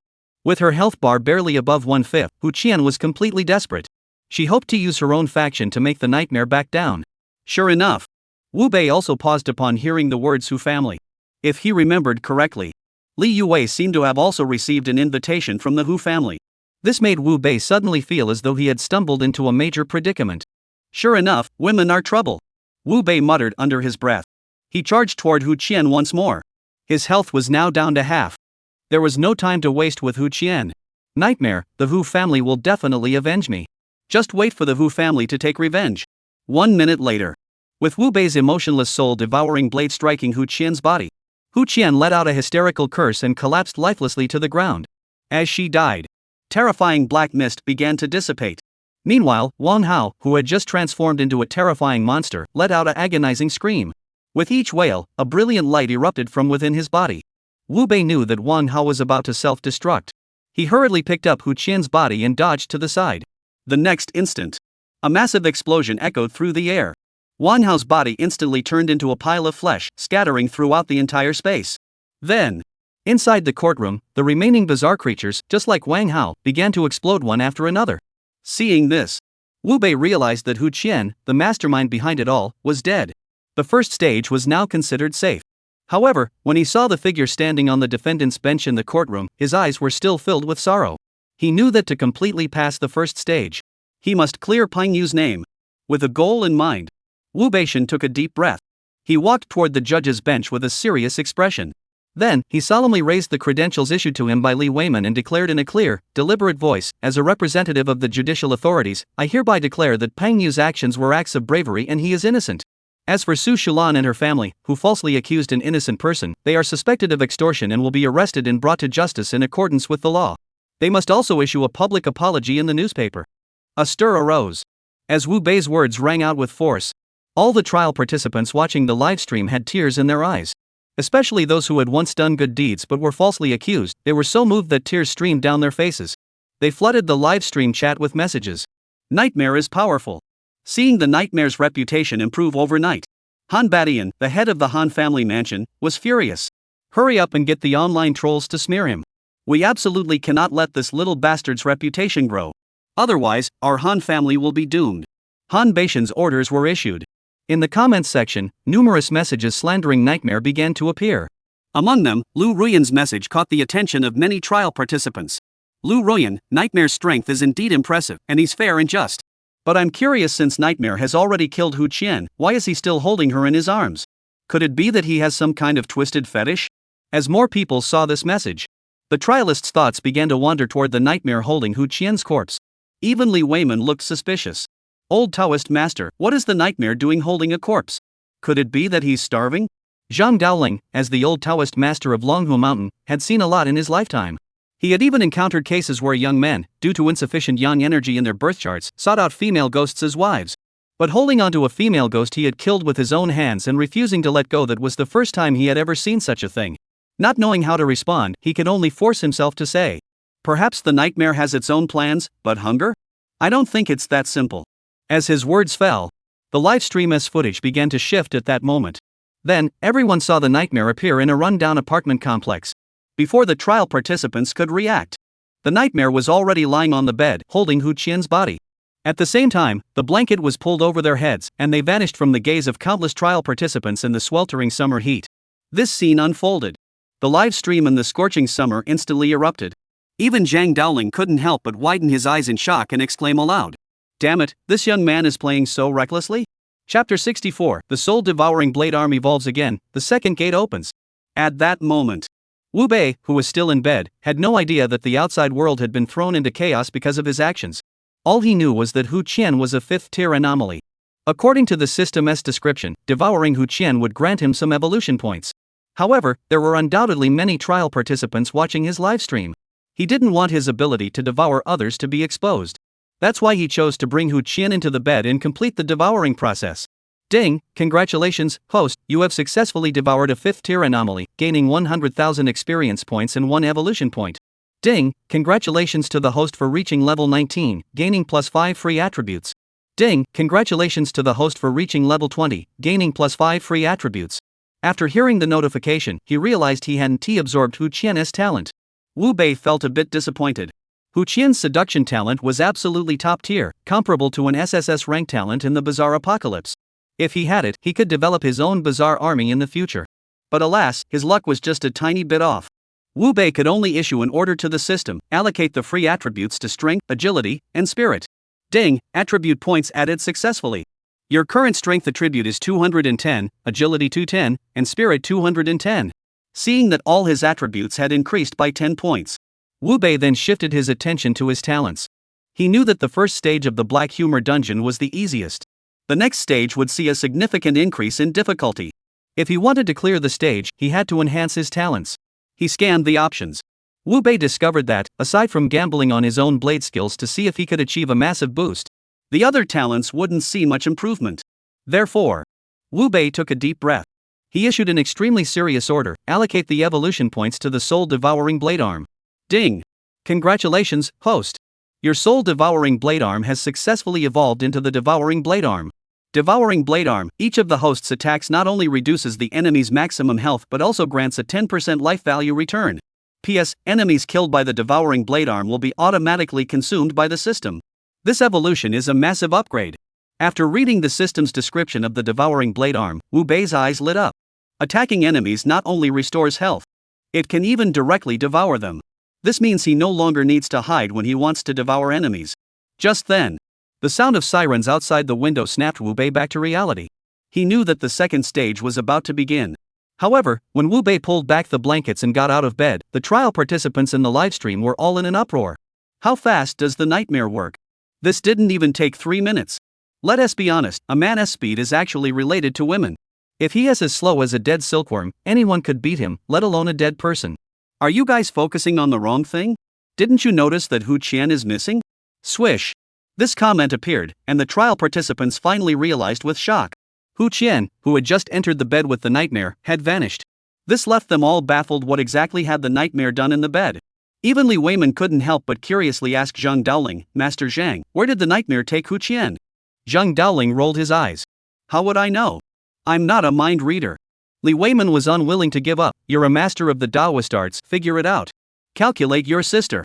If you have the time, you'd better analyze the second stage and figure out what's going on.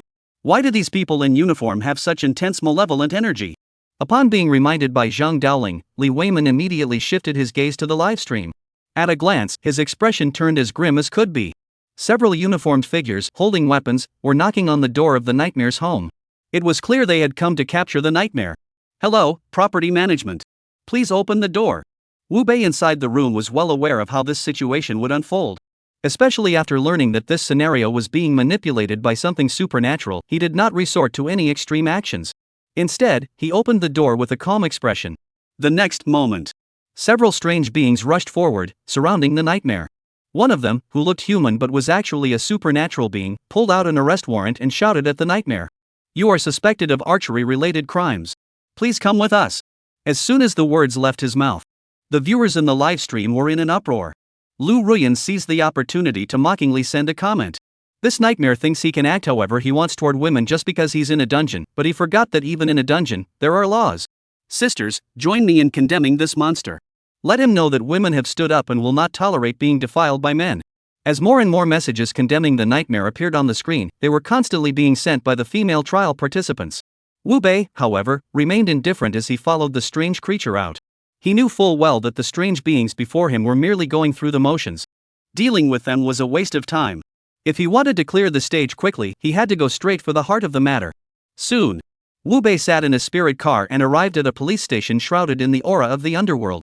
Before even entering the door, he saw two female strange beings giving him a cold smile. Wu Bei, who had read the guide in his previous life, immediately recalled their basic information. The younger female spirit was named Wu Xinyao, who was his fiancée in name only. The older female ghost was named He Xiulan, his so-called mother-in-law. The reason they had come here in the middle of the night was because both of them were professional marriage scammers. Their goal was to scam half of the house that Wu Bei was pretending to be the male lead in. They deliberately used a teasing and flirtatious attitude on the day of the engagement to deceive the male lead into having some minor romantic interactions with Wu Xinyao. After that, they demanded that Wu Xinyao's name be added to the property deed. The male protagonist was unwilling, so he was sued for adultery. At that moment, Wu Bei escorted her to the front of the two. Wu Xinyao immediately started crying and acting as if she had been deeply wronged.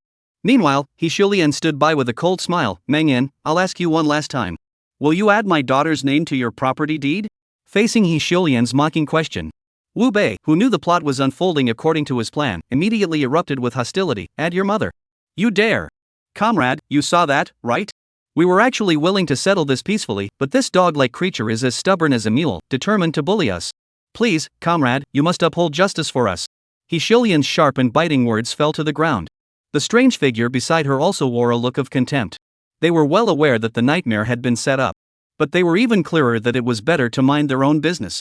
After all, it was just part of the case. Just follow the legal procedures. Who cares about justice? And so it went. The escorting officer, acting suspiciously, shoved Wu Bei. Hurry up and go inside to give your statement. But Wu Bei didn't move. Instead, he turned his head and slapped the strange man across the face. Record my ass. Is this how you do things? Chapter 65, The Terrifying Attributes of the Hidden Boss in the Second Stage. Slap. The crisp sound of a slap echoed through the air. It was like dropping a heavy bomb into a calm lake. Almost instantly, the strange figure that had been slapped by Wu Bei began to mutate, its form and features twisting and contorting. The chilling words sent a shiver down the spines of those around him, causing the very environment to warp. How dare you hit me? Do you know what the consequences of this will be? Facing the strange creature's accusation, Wu Bei remained unfazed. Instead, he coldly retorted, do you know what the consequences will be for you for tolerating these two dogs? How dare you? Seeing that Wu Bei not only failed to acknowledge his mistake but was instead lecturing them, the group of men in uniforms, their faces twisted into hideous expressions, charged toward Wu Bei. But before they could get close, Wu Bei once again pulled out the ID card Li Weiman had given him and coldly said, you blind dogs, dare you touch me? One had to admit, every circle had its own rules. If Wu Bei hadn't obtained his identity from Li Weiman before the mission began, he would have had no choice but to engage in a fight. But with his identity and such a high-ranking one at that, the strange beings dared not act recklessly. One by one, they looked at Wu Bei in terror, wishing they could bury their heads in the ground. Watching their cowardly and bullying behavior, Wu Bei felt sick to his stomach. But he was also well aware that to quickly clear this stage, he must force out the mysterious beings lurking behind the scenes, manipulating this level. He must use these monstrous beings who feed on human flesh and commit unspeakable acts. What the hell are you still standing there for? Hurry up and arrest these two immediately. Interrogate them thoroughly. How many times have they deceived people into marriage? As soon as he spoke, the supernatural beings in uniform immediately displayed their trademark trait of bullying the weak and cowardly. They all turned their cold stares toward Wu Xinyo and He Xiaolan. This sudden change made both of them tremble inwardly, just as the two were about to surrender. In the pitch-black night, a chilling voice echoed, "Nightmare, you've gone too far." Just 6 words were spoken. Wu Bei could clearly feel the temperature around him dropping rapidly. The strange figures that had been standing beside him began to stare blankly. Wu Xinyo and He Xiulian, at that very moment, transformed into utterly repulsive, grotesque forms. Seeing this, Wu Bei slowly enveloped himself in the undying ghost flame. His gaze grew icy as he looked toward the source of the voice. Soon, a young man emerged from the house with a cold expression on his face. A chilling aura and terrifying killing intent filled the air. Even Wu Bei dared not take any chances and immediately issued an order in his mind. Scan. Name, Hu Tianyu. Rank, 5th tier. Health points, 3,580,000. Strength, 600. Agility, 250. Spirit, 250. Talents, ultimate in body, unmatched authority. Extreme in constitution, naturally grants an unusual affinity, allowing for significantly faster cultivation as an unusual being, and grants a 1% per second health regeneration effect. Unmatched authority, inflicts triple damage on any creature of lower status. Sigh. After reading Hu Tianyu's attributes and innate skills, even Wu Bei couldn't help but suck in a cold breath. 600 points of strength. 250 points of agility and spirit. Plus the innate ability to heal wounds and critical damage. This is basically the template for a world boss. No wonder this dog dungeon was so difficult right after it was created, with a 9-star difficulty rating. Just looking at Hu Tianyu's stats, Wu Bei didn't know who else in Yanxia could challenge him. Nightmare, feel my power now? Now, I'll give you a chance to voluntarily exit the dungeon and leave Yanxia. What do you think? Upon hearing Hu Tianyu's words, Wu Bei slowly raised his head. He realized that Hu Tianyu must have found out about his battle with Hu Qian in the first stage. Therefore, he didn't want to ruin their relationship. But as the old saying goes, a true man knows what to do and what not to do. If he didn't know that the Hu family was manipulating the mysterious dungeon, he might have turned a blind eye and chosen not to cause trouble. But now, because of Li Yue, he was already locked in a life or death struggle with the Hu family. If a monster like Hu Tianyu were to survive, who knows what kind of trouble that would bring in the future. Thinking of this, Wu Bei's body was enveloped in black flames. Hu Tianyu, seeing this, flashed a cold, murderous intent in his eyes. It seems you're being ungrateful. Or do you think I'm that fool Hu Qian? Wu Bei ignored Hu Tianyu's meaningless taunts. He simply extended his hand and beckoned Hu Tianyu. You're asking for death. Seeing that Wu Bei dared to provoke him, Hu Tianyu suddenly swung a punch toward Wu Bei. The terrifying speed left the trial participants in the livestream with pale faces. Even Zhang Daoling couldn't help but exclaim, "Damn it, this guy's agility is at least over 200. The nightmare is in trouble." However, as Zhang Daoling finished speaking, in the next instant, Wu Bei's actions caused his eyes to widen in shock. As he faced Hu Tianyu's aggressive attack, Wu Bei not only did not dodge. Instead, he charged forward with great force. Bang! A dull thud echoed through the air. Wu Bei and Hu Tianyu's heads both displayed damage data. 750. 10,300. 510. Plus 750. Seeing the damage numbers appear above their heads, Wu Bei smiled. But Hu Tianyu's expression darkened to the extreme. The reason he had dared to speak so arrogantly to Wu Bei earlier was all due to his own overwhelming strength. But he never imagined that the strength and speed he prided himself on would hold no advantage against Wu Bei. On the contrary, Wu Bei, armed with the devouring blade arm and the undying ghost flame, had seen a qualitative leap in his recovery abilities. Even after losing 750 HP, with a 10% damage recovery rate, he could instantly restore all his health. Meanwhile, Hu Tianyu's maximum health was steadily decreasing. Damn it, what kind of innate ability did you awaken? Realizing that the nightmare's strength was beyond his imagination, Hu Tianyu couldn't help but curse. Wu Bei, however, approached him with a playful expression. "Go ask the king of hell what talent I've awakened." 10,300. 510. 51. Realizing that he couldn't possibly defeat the nightmare alone, Hu Tianyu dared not take any more risks. He immediately charged at the surrounding eerie figures and bellowed, "All of you, attack together. Kill this dog." Roar! As soon as Hu Tianyu finished speaking, the strange creatures around him seemed to have heard the battle cry, chargingly toward Wu Bei. But Wu Bei, seeing this, not only didn't back down. Instead, he laughed wildly with extreme arrogance. "Come on, I've been waiting for this. You're all just ghosts now. What gives you the right to be so arrogant?" Chapter 66, Slaying Hu Tianyu and Gaining Another Talent. My goodness, how strong is this guy, Nightmare? At that moment, as Hu Tianyu gave the signal, the surrounding eerie presence surged toward Wu Bei in an all-out assault. But Wu Bei didn't even try to dodge. Instead, he chose to withstand their attacks head-on, focusing all his efforts on Hu Tianyu. 10,300. 510. 10,300. A series of terrifying damage numbers sent a chill down the spines of all the trial participants. Even Han Badian, at this moment, clearly realized how foolish it had been for the Han family to have made enemies with the nightmare. "Chang'er, do you think we can still make peace with the nightmare now?" Facing Han Batian's question, Han Chang looked at the nightmare inside the dungeon, who seemed like a war god, and his heart was filled with bitterness. He knew all too well that the 9-star dungeon they had activated was likely beyond their capabilities to defeat the nightmare. Once the nightmare emerged from the dungeon, the Han family would undoubtedly face unprecedented retaliation. As for making peace? Given the nightmare's previous treatment of the Han family, agreeing would be a miracle. "Grandfather, let's not even think about such an impossible thing. Let's prepare for the worst." Hearing this, Han Badian seemed to age 10 years in an instant. He never imagined that the mighty Han family could be reduced to this by an unknown upstart. But Han Badian also knew that Han Chang was right. Making peace with a nightmare was simply impossible. If the Han family wanted to survive in the apocalypse, they must prepare in advance. "Have you located that little bastard Wu Bei's whereabouts?" Han Chang shook his head. "The people we sent out have searched every corner of Wu Bei's family residence, but we haven't found anything. Hurry up and find him today. That way, we can still rely on the Hu family to turn the tables." Han Chang was well aware that the Hu family's rise was now unstoppable. If the Han family wanted to achieve anything in this bizarre post-apocalyptic world, they had to complete the task assigned by the Hu family. Otherwise, the Han family would truly be finished. "I'll dispatch more men. Even if we have to turn Jiangcheng upside down, we must find that little bastard Wu Bei today." At that moment, as the Han family began to send more men to search for Wu Bei's whereabouts, the battle within the national crisis scenario was also nearing its end. Hu Tianyu, whose health bar was now less than 1/10 full, no longer showed any trace of his previous arrogance. All that remained were fear and regret. "Nightmare, stop fighting. Spare me, and I'll compensate you with a purple-tiered equipment piece. How about that?" Upon hearing this, Wu Bei's face was filled with disdain. A purple-colored equipment? His backpack already had several pieces gathering dust. Was that even enough to impress him? "Keep them for your funeral clothes." The words had barely left his mouth.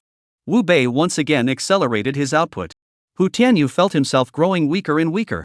His voice trembled. Red attire, will that do? As long as you spare me, the Hu family will definitely give you a red outfit." As soon as the words left his mouth, the trial participants watching the battle couldn't help but grit their teeth in envy. Damn it, they'd worked their asses off fighting those weird creatures, and even if they managed to get a green outfit, they'd brag about it for days. Yet here, the nightmare went to clear a dungeon, and the bizarre creatures voluntarily offered a red outfit. This gap was enough to make them green with envy. However, Wu Bei's only requirement for equipment was the apocalyptic set and special medals. As for the red gear the monsters offered, to be honest, if there were no conflicts, he'd take it. But the Hu family had already declared an all-out war with him. He naturally wouldn't risk his life for a piece of equipment he couldn't use. Even if you give me your own mother, you'll die today. You dog. If you dare kill me, the Hu family will make you wish you were dead. Seeing the nightmare was like a stone in a latrine stinking in hard. Hu Tianyu, in that moment, ceased his pleas and roared at Wu Bei like a madman. But as the old saying goes, there's no first in literature, but there's always a second in martial arts. After Wu Bei's soul-devouring blade arm evolved, his combat power had reached an unprecedented level. Even Hu Tianyu's desperate counterattack in his final moments was. But facing Wu Bei, who possessed dual recovery abilities, he could only end up as a laughingstock. Put. As the health bar emptied, Hu Tianyu's head also fell to the ground with a loud thud at that moment. But as it hit the ground, his head and body vanished before the eyes of all the trial participants of Yanxia. Meanwhile, in Wu Bei's mind, the system's notification sounded. Congratulations, host, for devouring a 5th-tier mysterious boss. You have gained 100,000 experience points and obtained the Extreme Body talent. Extreme Body LV1, upon activation, the host will automatically be recognized as a kindred entity by anomalies, increasing anomaly affinity by +30. The talent has activated. After hearing the system's explanation, even Wu Bei couldn't help but feel excited. He knew that evolution points were easy to obtain, but good talents were extremely rare. But this time, he not only obtained one, but he had obtained it in the bizarre apocalypse, making it the most valuable Extreme Body. This made Wu Bei want to give Hu Tianyu a good guy card right then and there. However, as the bizarre surroundings gradually returned to a clearer state, Wu Bei knew that now was not the time to delve into the mysteries of the Extreme physique. He still needed to hurry up and complete the dungeon, eliminating the dark clouds looming over the participants of the Inferno trial. After all, there was less than an hour left until 10 a.m. on the 5th day. He had to act quickly. With a goal in mind, Wu Bei snapped back to reality, his gaze cold as he looked at Wu Xinyo and He Xiulian. He spoke slowly and deliberately. Do you confess your crimes? The 5 words fell heavily. Having witnessed Wu Bei's terrifying power firsthand, Wu Xinyo and He Xiulian trembled uncontrollably, nodding rapidly like chicks pecking at grain. We confess. We are indeed part of a marriage fraud ring, and our goal was to deceive honest people out of their dowries and properties. Please, don't kill us. Seeing Wu Xinyo and He Xiulian in such a pitiful state, Wu Bei truly wanted to eliminate them as well. But he was well aware that the root cause of the emergence of individuals like Wu Xinyo and He Xiulian lay in the flawed legal system. If he wanted to achieve an SSS-rank clearance score in this scenario, he had to fix this flaw. Thus, Wu Bei once again pulled out the ID card Li Weiman had given him, his eyes filled with determination. I hereby declare that from today onwards, any property acquired before marriage belongs solely to the person who acquired it. Even in the event of divorce, not a single penny may be taken away. Additionally, any fraudulent activities carried out with the sole purpose of marriage will be punished by the death penalty. A stir arose. As Wu Bei's resolute words echoed through the air, the entire copy space trembled violently. Then, the sky, shrouded in dark clouds, suddenly burst into an extremely brilliant light, enveloping Wu Bei. The next moment, a sinister warning sound rang out once more. Chapter 67, after the dungeon ended, the Han family actually sought revenge against Wu Bei.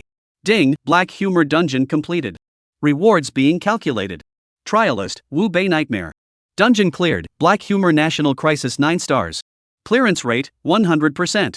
Clear score, SSS. Clear rewards, reputation plus 50,000, experience plus 2 million, soul coins plus 30 million. Ding. Congratulations. You have become the first tester globally to clear the National Crisis Dungeon and earned the title of Savior. Ding. Congratulations. You have become the first tester globally to achieve an SSS rating in the National Crisis Dungeon, earning 1 talent evolution point and permanently increasing the drop rate in the summer region by 10%. Ding, would you like to use the nightmare name for global broadcast? Sigh. After hearing the reward settlement, even Wu Bei couldn't help but suck in a cold breath. Before participating in this dungeon, he truly never imagined that the rewards he would receive would be so generous. Not only did he gain talent and evolution points, but there was also a permanent 10% increase in drop rates nationwide. Such rewards made Wu Bei doubt whether the Han family was seeking revenge on him or supporting him. Ding, would you like to use the name Nightmare for the global broadcast? Just as Wu Bei was lost in his thoughts, the eerie prompt sound once again snapped him back to reality. Yes. Global announcement: congratulations to the Yenxia trialist Nightmare for successfully clearing the 9-star National Crisis Dungeon Black Humor, earning the title of Savior, and being worshipped by all. Global announcement: Summer Trialist Nightmare has successfully obtained an SSS-rank evaluation in the National Crisis Dungeon. All trialists in the summer region will now have a permanent 10% increase in drop rates. Boom! With 6 consecutive alert sounds echoing across the globe. All the summer trial participants went wild.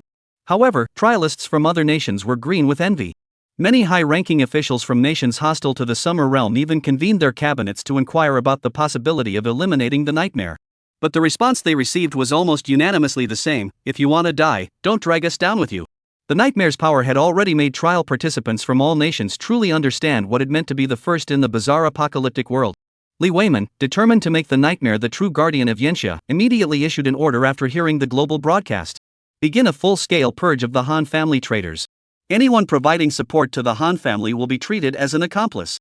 As Li Weiman's orders were issued, the machinery of the state sprang into action. Led by Zhang Daoling himself, a team was dispatched to the Han family estate to arrest Han Badian and others and hand them over to the nightmare for punishment. However, upon arriving at the Han family estate, they found it completely deserted. This left Li Weiman's expression grim. He had originally planned to hand over the Han family to Meng Yan once he emerged from the dungeon, as a demonstration of his loyalty. But now, all the core members of the Han family had fled. This made Li Weiman's hands tremble as he sent a congratulatory message to Meng Yan. At that moment, Wu Bei, who had successfully escaped from the dungeon, returned to his own haunted house. As soon as he opened his eyes, he saw 2 congratulatory messages on his eerie phone. One of them was from his subordinate, Su Lei. It simply read, "Master is amazing." The other was a lengthy message from Li Weiman. "Congratulations, Nightmare Master, on successfully resolving the National Crisis Dungeon. On behalf of all trial participants of Yenxia, I extend our deepest gratitude to you. At the same time, I assure you that the official authorities of Yenxia will not spare a single traitor. We will spare no effort to track down and bring the Han family, those traitors to the nation, to justice." Upon seeing this message, Wu Bei's eyes flashed with a hint of coldness. He understood Li Weiman's underlying meaning. Yenxia had already decided to sever ties with the Han family and align itself with him. But the Han family members had already fled. They had no idea where they had fled to. Wu Bei, who knew what would happen on the 5th day, thought for a moment before replying on his phone. "The Han family can't escape, I'll handle it." After sending the message, Wu Bei lay on the bed and stretched lazily. This national crisis mission had taken him over 5 hours to complete. He had been fully focused the entire time, leaving him completely exhausted. Now, there was only half an hour left until 10 o'clock in the morning. Wu Bei planned to first study the Savior title and the extreme body, then settle the score with the Han family.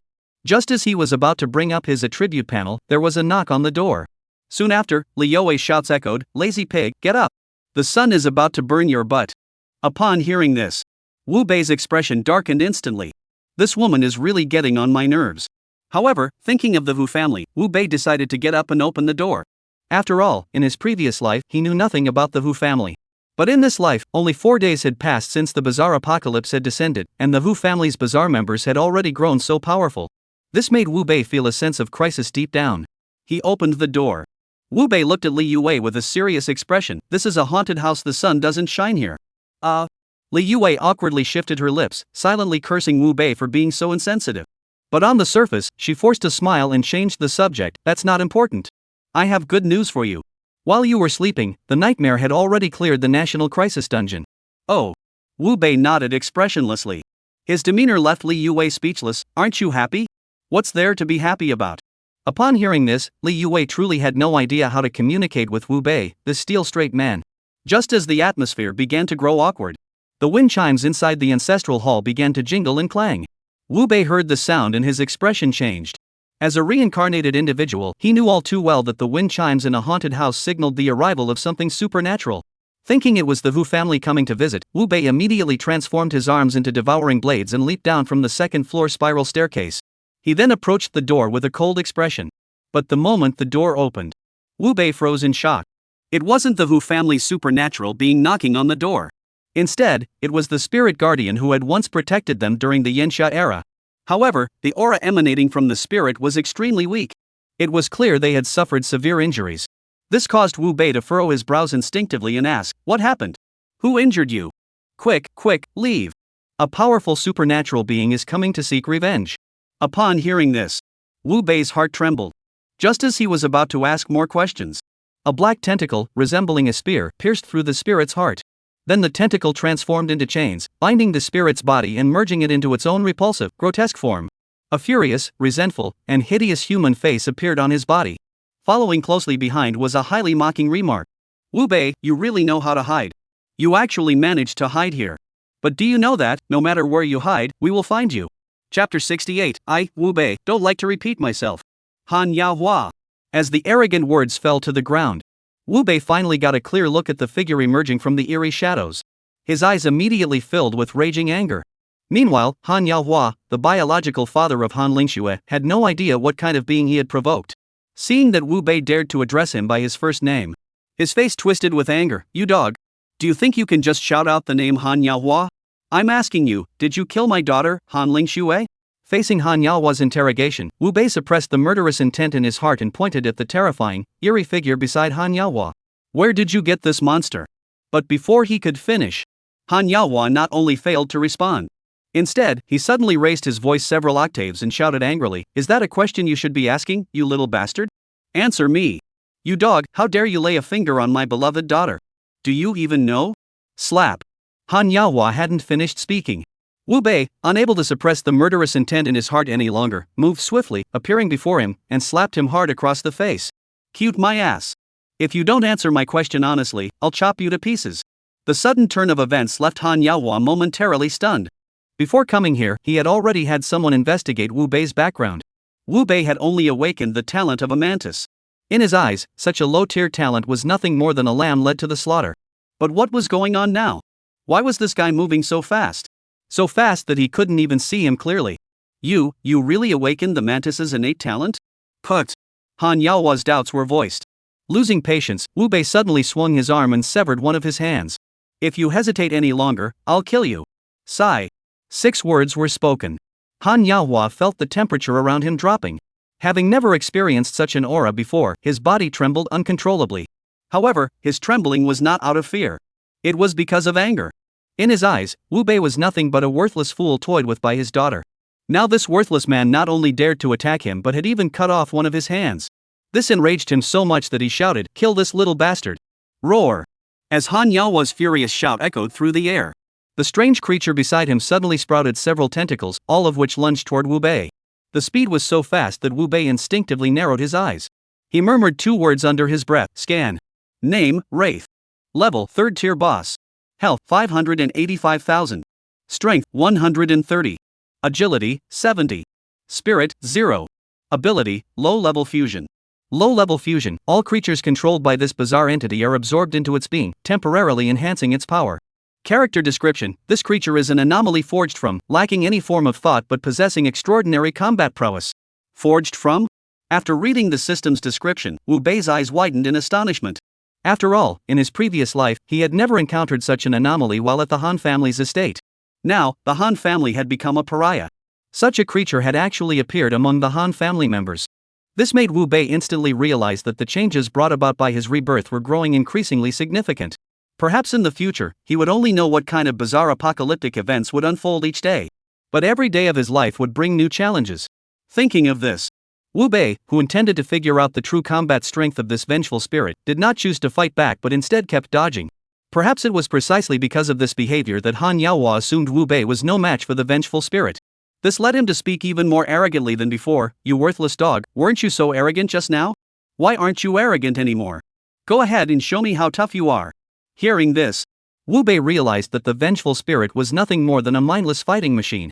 Instantly, his arms turned into blades, his body darted forward like an arrow, and the blades struck the vengeful ghost's body like shooting stars. 10,300. 10,300. As wave after wave of damage data rose from the vengeful ghost's body. Just 23 seconds had passed, and the once ferocious vengeful spirit was now covered in cracks, emitting agonizing screams. As one after another spirit broke through the cracks and regained their freedom, Wu Bei finally turned his gaze toward Han Yaohua. What did you just say? Gulp.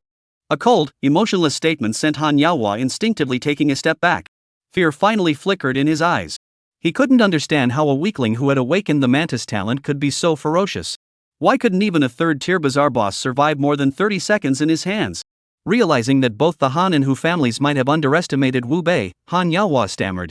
Wu Bei, I was just joking with you earlier. Don't take it seriously. I put. Han Yaohua hadn't finished speaking.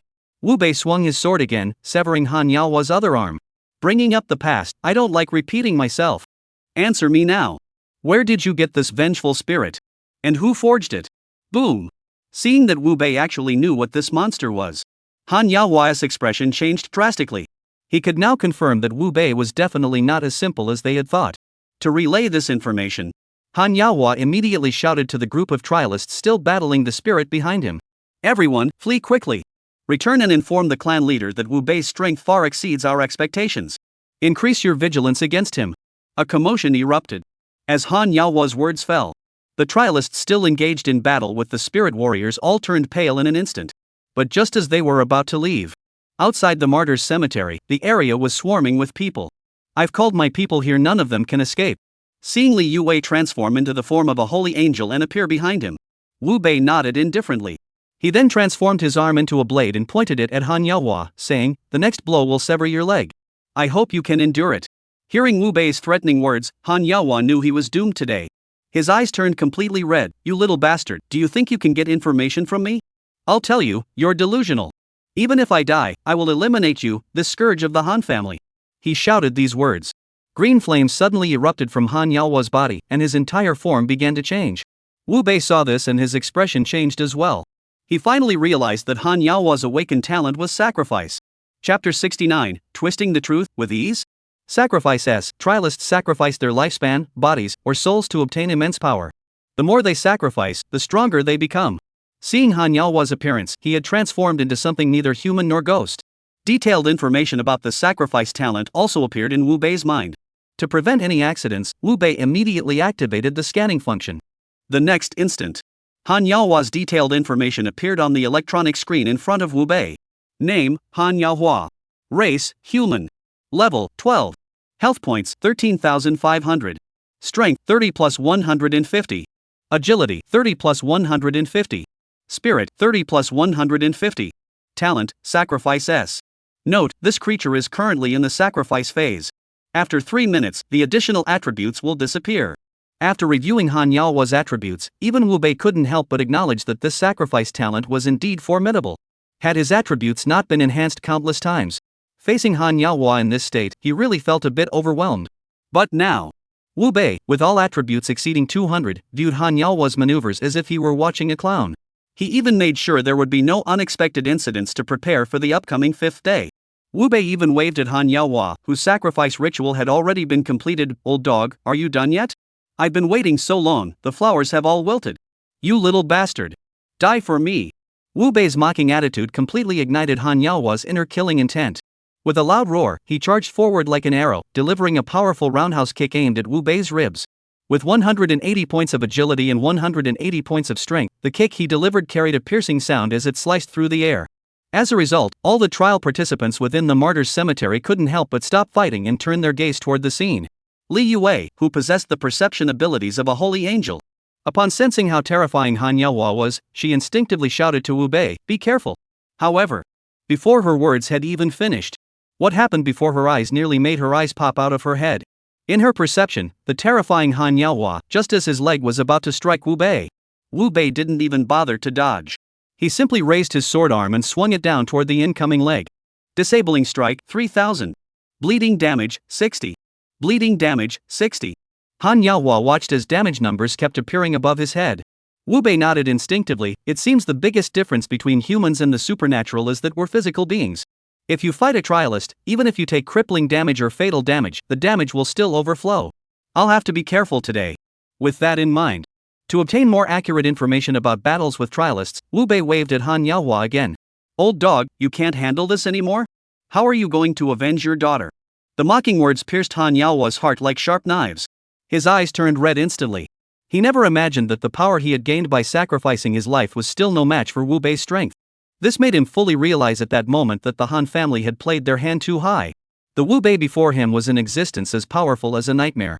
The Han family had provoked him, which was like lifting a rock only to drop it on their own feet. But Han Yaohua was well aware that there was no such thing as a second chance in this world. Now that the Han family had already antagonized Wu Bei, they must do whatever it takes to restrict Wu Bei's development. If they can't match him in strength, they can still smear his reputation. Glancing aside, he saw Li Yue staring in disbelief. Han Yaohua feigned excitement and shouted, "Wu Bei, you bastard! My daughter sacrificed half her life to prevent you from becoming a monster, transforming you back into a human being. Yet you killed her. Do you even deserve to be called human?" Upon hearing this, everyone present was left speechless, their faces filled with shock. Especially Li Yue, who looked at Wu Bei in disbelief. She kept mulling over Han Yaohua's words in her mind. Wu Bei clearly hadn't expected that Han Yaohua, that old man, would be so shameless. However, Wu Bei soon laughed. Upon reflection, hadn't the Han family done countless despicable things in the previous life? Twisting the truth was merely the least of the despicable acts the Han family had committed in their depraved existence. "You're right. I'm no longer human." Boom! Wu Bei's words fell to the ground. Li Yue's face turned as pale as paper. Han Yaohua, however, was overjoyed and shouted angrily, "You admit it?" "Yes, I admit it. Since the bizarre apocalypse began, I've no longer been human. But the god who controls the lives of your Han family." Put. The sound faded. Wu Bei suddenly appeared before Han Yaohua and swung his sword down. 10,000. The damage data from the fatal blow appeared above Han Yaohua's head. His head crashed heavily to the ground. "Ding, congratulations, host, you have successfully devoured a level 12 trialist and obtained 12,000 experience points." As the notification sounded, Wu Bei did not stop his slaughter. He immediately transformed into a demon from hell, reaping the lives of the Han family's trialists. Just 20 seconds had passed. All the trialists who had come with Han Yaohua were devoured and completely vanished within the martyrs' cemetery. This scene unfolded. Li Yue and the others were completely stunned. They knew Wu Bei was extremely powerful. But they never imagined that Wu Bei could be this powerful. Slaughtering the other trialists was as easy as cutting through vegetables. Such power was likely on par with that of a nightmare itself. However, most people were marveling at Wu Bei's strength. But Li Yue was thinking about what Han Yaohua had said earlier. At that moment, the time had reached 9:55 a.m. Li Yue first ordered everyone not to mention Wu Bei's matter. She then approached Wu Bei and asked in a trembling voice, "What Han Yaohua just said, is it all true?" Wu Bei glanced at Li Yue and replied indifferently, "What? Are you afraid I'll kill you too?" Li Yue looked at Wu Bei's serious expression, clenched her teeth, and blurted out, "I'm not afraid. Han Lingxue is notorious at school for being a social butterfly. She toyed with you like that she deserved to be killed. I firmly believe that Han Yaohua saw how strong you are and deliberately slandered you. At least you have some sense." With that, Wu Bei turned and walked toward his own grave. It was almost 10 o'clock. He had to try and see if his plan would work. After all, this was crucial to whether he could eliminate all the high-ranking members and geniuses of the Han family in one fell swoop. Chapter 70, The Fifth Day Arrives, Cruel Rules. 9:58 a.m. Wu Bei, sitting on the sofa in the gloomy house, waited quietly for the eerie of the fifth day to sound. However, Li Yue, who had entered with him, was like a curious child, constantly asking questions. "Wu Bei, what kind of talent do you have? How come you're so strong? Wu Bei, be honest, are you a nightmare? I think your attributes are pretty similar to theirs. Wu Bei, you." Enough. Fed up with Li Yue's constant questions, Wu Bei immediately cut her off. "If you keep talking, you'll have to handle the wedding invitation yourself." Li Yue, scolded by Wu Bei, pouted in frustration. She now seriously suspected that Wu Bei was the nightmare. Since the bizarre apocalypse had descended, it had only been a few days. The appearance of a nightmare-like creature in the midst of the scorching summer was already a blessing from the ancestors. Yet Wu Bei's strength was on par with the nightmare.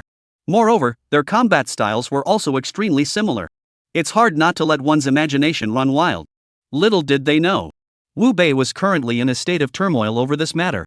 As a reincarnated individual, he was well aware that on the fifth day of the mysterious phenomenon, the first ever world's greatest martial arts tournament would commence. Today, all trial participants worldwide will be forcibly dragged into the trial space to engage in brutal one-on-one life or death duels. If the bizarre apocalypse only allows him to enter the arena under a single name, then those with ulterior motives could definitely identify him as the nightmare based on today's battle at the Martyrs' Cemetery.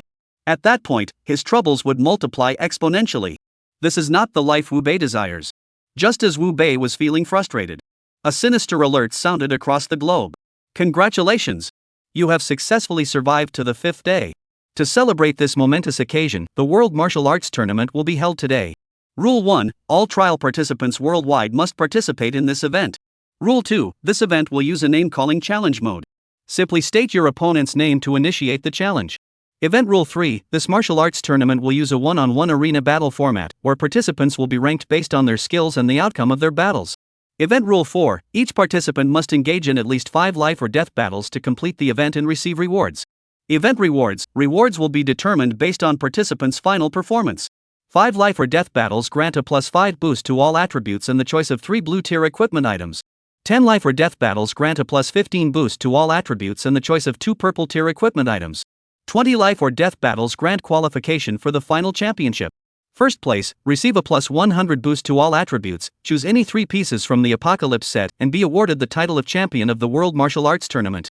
Second place, receive a +80 boost to all attributes and choose any 3 red tier equipment items. Third place, receive a +50 boost to all attributes and choose any 2 red tier equipment items. Fourth place. Boom, boom, boom. A series of eerie alert sounds echoed, as if a heavy bomb had been dropped into a calm lake. Global trial participants were startled, their hearts trembling. They thought that surviving in this bizarre post-apocalyptic world would only grow more difficult each day. But they never imagined that the intensity of the 5th day would be this overwhelming. Every trial participant must endure at least 5 life or death battles. Any single defeat meant certain death. These almost inhuman rules left many weaker testers crying out in despair. However, the stronger participants saw a glimmer of hope for their rise to power. Especially when they saw the reward for first place, their eyes lit up with greed. All attributes +100. 3 end of the world sets. Plus the title of champion of the World Martial Arts Tournament. If they could obtain these, wouldn't they soar to new heights? Thinking of this, many powerful trial participants have already begun researching how to enter the competition and select their opponents. Similarly, Wu Bei was also stunned by the news. However, he wasn't surprised by the competition rules. But it's the first place reward. If he remembered correctly, the Apocalypse set had only ever dropped from world bosses in his previous life. But this time, the event had directly released 3 pieces. This made Wu Bei realize that the bizarre post-apocalyptic world was also changing because of his rise. If he wanted to maintain his lead, he absolutely had to secure the event rewards this time. With a goal in mind, Wu Bei immediately pulled out his strange phone and opened the automatically downloaded app for the world's greatest martial arts tournament. He then nervously clicked confirm in the registration section. The next moment, a prompt appeared on the phone screen.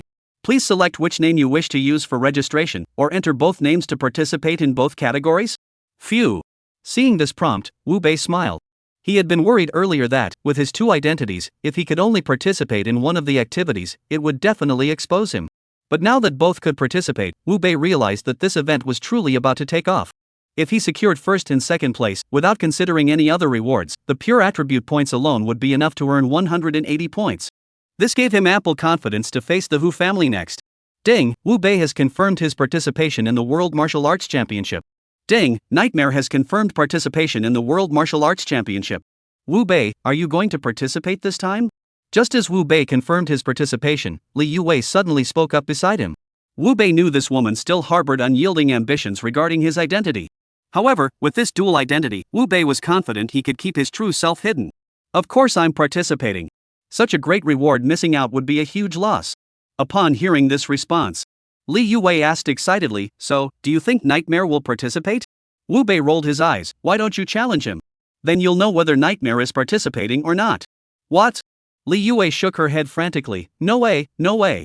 If I fight Nightmare, I'll definitely be dead. Wu Bei, unwilling to waste any more time with Li Yuwei, slowly stood up and said, enough. Instead of wasting your time here, why don't you go study who you should pick to survive 5 rounds? With that, Wu Bei directly jumped up to the second floor and closed his door. After all, although he was participating under 2 identities, he was still just one person. If someone suddenly came barging in to challenge the Nightmare and dragged him into it, Li Yuwei, that silly woman, would start complaining again. Moreover, he now needed to begin a targeted cleanup of the Han family. Who has time to mess around with a pair of aces? Upon entering the room, Wu Bei sat on the bed and opened his phone. Then, in the opponent's name field, he typed the name he had always wanted to eliminate. Han Batian. Chapter 71, Revenge Begins, Han Baishan's Madness. At the same time, in a small county town in Xiangxi, the senior members of the Han family were gathered in the courtyard, discussing the upcoming event. In their eyes, this event was both a crisis and an opportunity for the Han family to rise again. After all, in the post-apocalyptic world, power meant everything. Therefore, Han Bati, the head of the Han family, looked at the geniuses gathered in the courtyard with a satisfied expression. These individuals were the most core members of the Han family. Each of them possessed talent rated S-class or above. Especially Han Chang, who possesses an SSS level talent. This gave Han Batian the confidence to speak with authority. Changer, this is the list your grandfather has carefully selected for you. Follow it, and you will definitely make it to the final round. Taking the folder handed to him by Han Batian, Han Chang instinctively opened it. The first name he saw was Wu Bei. This left Han Chang puzzled. Is Wu Bei still alive?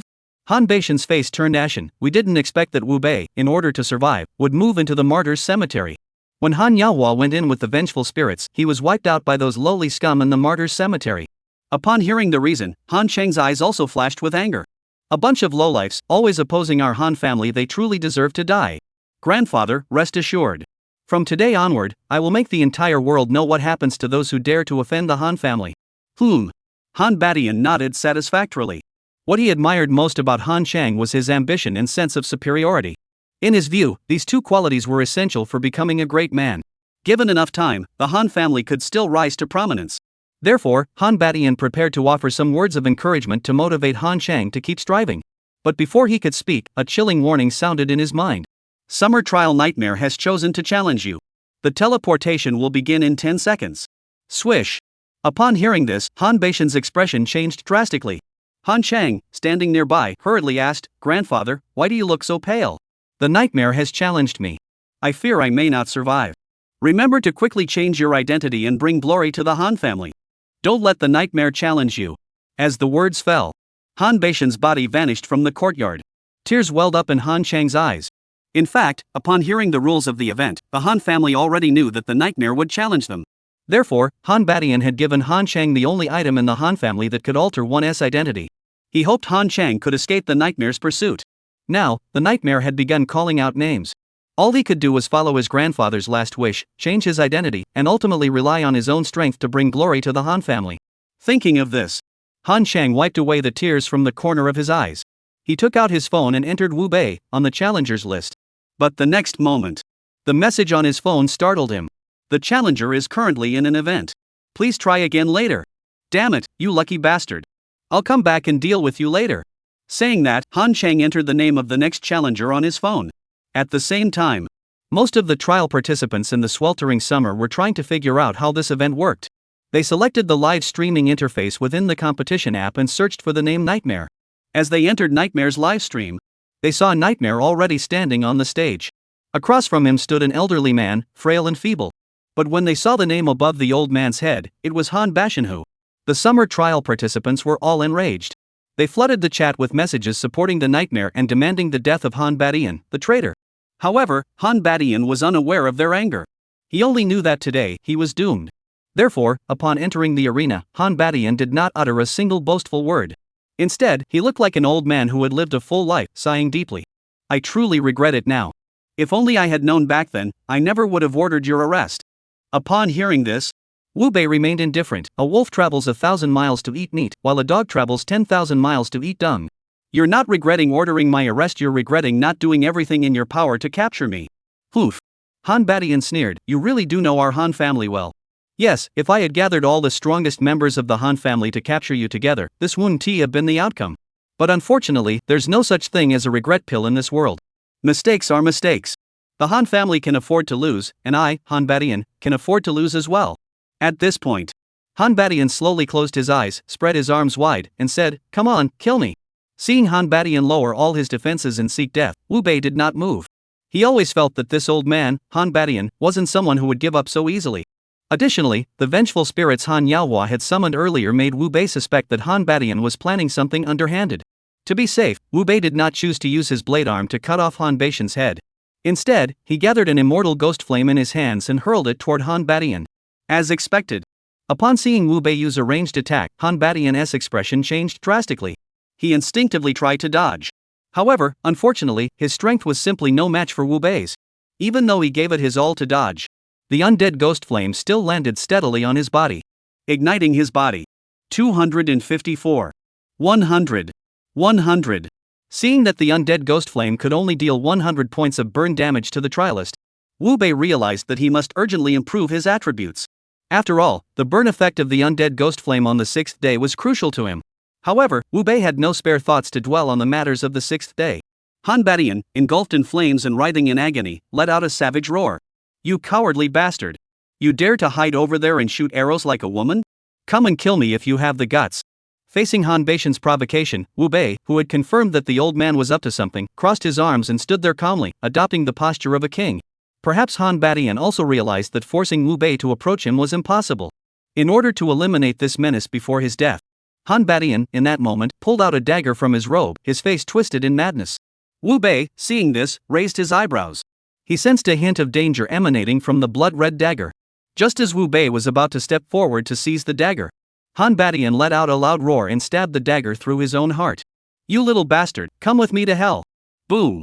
As Han Badian's words echoed through the air, all the trial participants watching the livestream felt a chill run down their spines.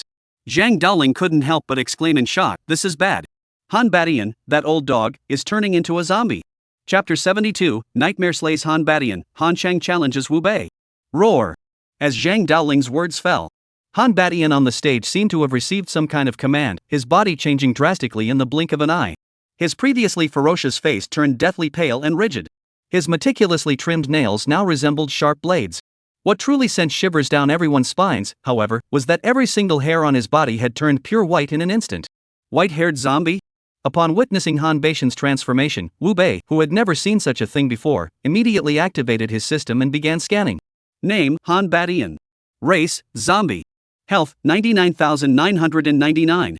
Strength: 130. Agility: 50. Mental strength: 50. Ability: corpse poison. Corpse poison: when the trialist is bitten or scratched, they become infected with corpse poison, causing continuous damage over time. Damage is related to spirit. If poisoned to death by corpse poison, there is a 100% chance of turning into a zombie. After reading the information about Han Badian turning into a zombie, Wu Bei finally understood why Han Badian, that old man, had resorted to self-mutilation. It turns out the Han family still harbors ulterior motives toward him. Realizing they couldn't get him, they resorted to turning him into a zombie to give the Han family's zombie controllers a chance to control him. Old man, I must say, your Han family is truly cunning. But you're overestimating yourself. Immortal Ghost Flame, go! A cold voice came from Wu Bei's mouth. The undying ghost flame attached to Wu Bei automatically split into dozens of fireballs, relentlessly crashing toward Han Badian. In the blink of an eye, Han Badian, struck by the undead ghost flames, let out a scream that didn't sound human. However, he seemed to harbor an almost demonic obsession with infecting Wu Bei. Even as his body was completely engulfed by the undead ghost flames, he still approached Wu Bei with blood-red eyes. Unfortunately, his 99,999 health points were no match for Wu Bei's terrifying output. Just as he was about to reach Wu Bei, raising his arm to attack, his health was completely depleted. He fell to the ground in utter despair. This scene unfolded. Every trial participant watching the livestream felt their breathing grow heavy.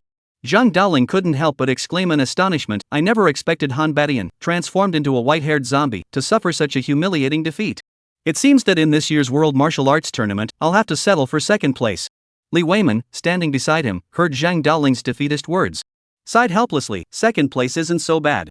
At least we get 3 red grade items and 80 points in all attributes. There's no need for us to compete with a freak." Zhang Daoling nodded. He no longer harbored any illusions about winning the championship of the World Martial Arts Tournament.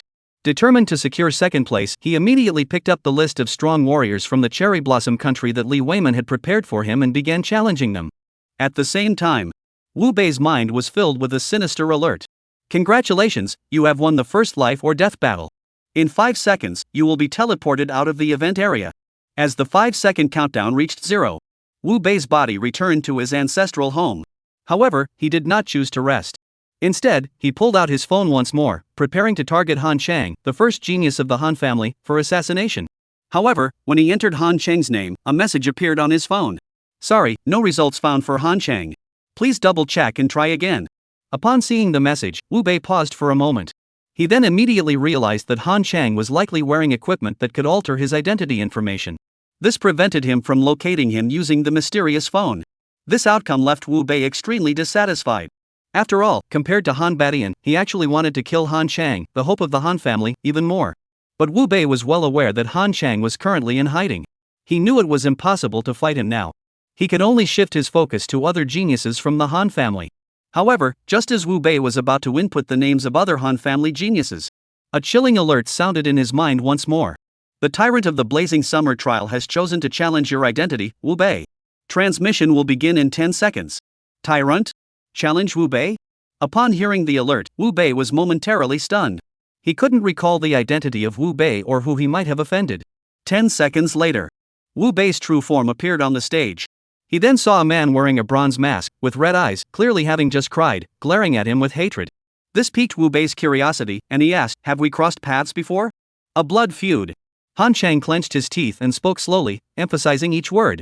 Clearly, he had already decided to vent the anger over Han Beishan's death onto Wu Bei. Let this little bastard, Wu Bei, feel the full force of the Han family's wrath. Therefore, after uttering those 4 words, Han Chang's body immediately emanated a thick black aura. Moments later, Wu Bei noticed that the stage had suddenly been filled with 10 eerie figures, all glaring at him menacingly. Wu Bei was stunned. Summoning the bizarre. Isn't that Han Chang's innate ability? Could this guy actually be Han Chang? Thinking this, Wu Bei's gaze toward Han Chang grew strange. Damn it. He had just been regretting that Han Chang had changed his name, thinking this event would be impossible to handle. But unexpectedly, Han Chang turned around and chose to challenge Wu Bei's identity. This really is an old fool, eating arsenic because he thinks his life is too long. However, Wu Bei had already figured out Han Chang's true identity. Han Chang, however, had no idea that the Wu Bei standing before him was the very nightmare that had just sent Han Batty into hell. At that moment, when he saw Wu Bei looking at him with an expression as if he were looking at a cute little thing, he erupted in anger. "You little bastard, what are you looking at?" "I'm looking at how much you resemble a little brat," Wu Bei replied honestly. But as soon as the words left his mouth, Han Chang felt as though he had suffered the most humiliating insult of his life. He suddenly charged at his men and shouted wildly, "Attack! Tear this bastard to pieces! Roar!" With Han Chang's order, over a dozen strange creatures charged toward Wu Bei. Wu Bei glanced at them and saw that the strongest among them was only a second-tier strange creature boss. If this had happened on the first or second day, Wu Bei might have actually backed down. But now, these laughable creatures weren't even worth his time. He let their attacks land on his body, remaining expressionless as he walked toward Han Chang. 1. Seeing the damage numbers floating above Wu Bei's head, Han Chang was taken aback. After all, before challenging Wu Bei, he had already faced other trial participants. With just a single glance, the bizarre creatures under his command had already torn him to shreds. The damage output was as high as over 100 points. But now, dealing just 1 drop of damage to Wu Bei? What was that supposed to mean? Was this just a tickle? Just as Han Chang was utterly baffled, Wu Bei walked up to Han Chang and slapped him hard across the face. "Damn it, have you had enough? Chapter 73, you're too weak. Why don't you show some real cards?" After being slapped, Han Chang felt like the sky had collapsed. What's going on? Isn't it supposed to be that Wu Bei only awakened the mantis talent? Why did 1 slap from him drain 255 HP from me? Could we have gotten the wrong person? As this thought crossed his mind, Han Chang was certain that must be the case. Otherwise, how could the sycophant Wu Bei possess such power? Thus, not wanting to complicate matters, Han Chang immediately put on an innocent smile and said, "Brother, I'm really sorry. I must have gotten the wrong person. Can we just call it quits? I'm willing to compensate you with 10 million spirit coins." Upon hearing this, Wu Bei laughed. Han Chang would rather believe he had the wrong person than admit that Wu Bei was truly that powerful. This made Wu Bei's lips curl into a wicked smile as he spoke slowly and deliberately. "You didn't make a mistake. I am Wu Bei from Jiangcheng University, the lapdog in the eyes of the Han family." Boom! The moment those words left his mouth, Han Chang's expression changed drastically. The man before him was actually Wu Bei from Jiangcheng University? What the hell kind of international joke is this? The people who gathered intelligence on Wu Bei back then, were they all idiots? How much black money did they take to give this monster AB level danger rating? And what does he mean by bringing up the Han family? Does he know that I'm a member of the Han family? Just as Han Chang's mind was in a complete mess, Wu Bei spoke again. "Enough, stop daydreaming and wasting time. Speak up. How do you plan to die, Han Chang, the first genius of the Han family?" Boom! Seeing Wu Bei directly call out his name, Han Chang's heart sank completely. Knowing he couldn't hide it anymore, he clenched his teeth and said, "How do you know I'm Han Chang?" "Ever since I killed Han Lingxue, I've been plotting how to take revenge on your Han family. I just didn't expect that before I could come find you, you'd actually challenge me to a duel. You're really a smart one, aren't you?" Han Chang. He was now regretting his decision so much he could have eaten his own intestines. If he could live his life over again, he swore he would never cause trouble for Wu Bei again. But Han Chang also knew that his life couldn't be replayed. If he didn't want to die, he had to play his trump card against the nightmare. This thought arose. Han Chang fell to his knees with a thud and began to kowtow to Wu Bei. "Wu Bei, I know I was wrong. Please spare me. I'm begging you on my knees." Seeing Han Chang's humiliating posture, Wu Bei sneered inwardly. In his previous life, he had already known that Han Chang was a two-faced traitor who could bend and twist to suit his needs. Now that he was suddenly kneeling and begging for mercy, he must be up to something, just like Han Batian. However, as the old saying goes, the more skilled one is, the bolder they become. Wu Bei was well aware that while Han Chang's talent was indeed SSS tier, but his summoning ability heavily relied on attributes. Even if this guy has some trump card that can boost his attributes, the most he can summon is a 4th tier anomaly. Such a bizarre entity is nothing more than a joke for Wu Bei, who possesses 90% damage reduction. It's just a joke. Therefore, Wu Bei didn't bother to expose Han Chang's little trick. He simply stood there indifferently, basking in the adoration of the Han family's top genius. On the other hand, Han Chang, upon seeing that Wu Bei hadn't moved a muscle, was overjoyed to the extreme. In order to turn the tide of the battle, Han Chang bowed his head in apology while secretly channeling his spiritual energy into the scroll given to him by the Hu family. As his spiritual energy reached the required level, a powerful yin energy suddenly erupted from Han Chang's body. Wu Bei, who had received a gift from Zhang Xiaohua, knew immediately that Han Chang had activated some strange gift. He immediately notified the system to initiate a scan. Name, Han Chang. Race, human. Level, 13. Health points, 150,000. Strength, 60. Agility, 60. Mental strength, 600. Talent, summoning SSS. Summon, can summon 10 different bizarre creatures based on mental strength to fight for you. Note, the trial participant's mental strength is in an abnormal state and will disappear in 3 minutes. After reviewing Han Chang's attributes, Wu Bei's smile grew even brighter.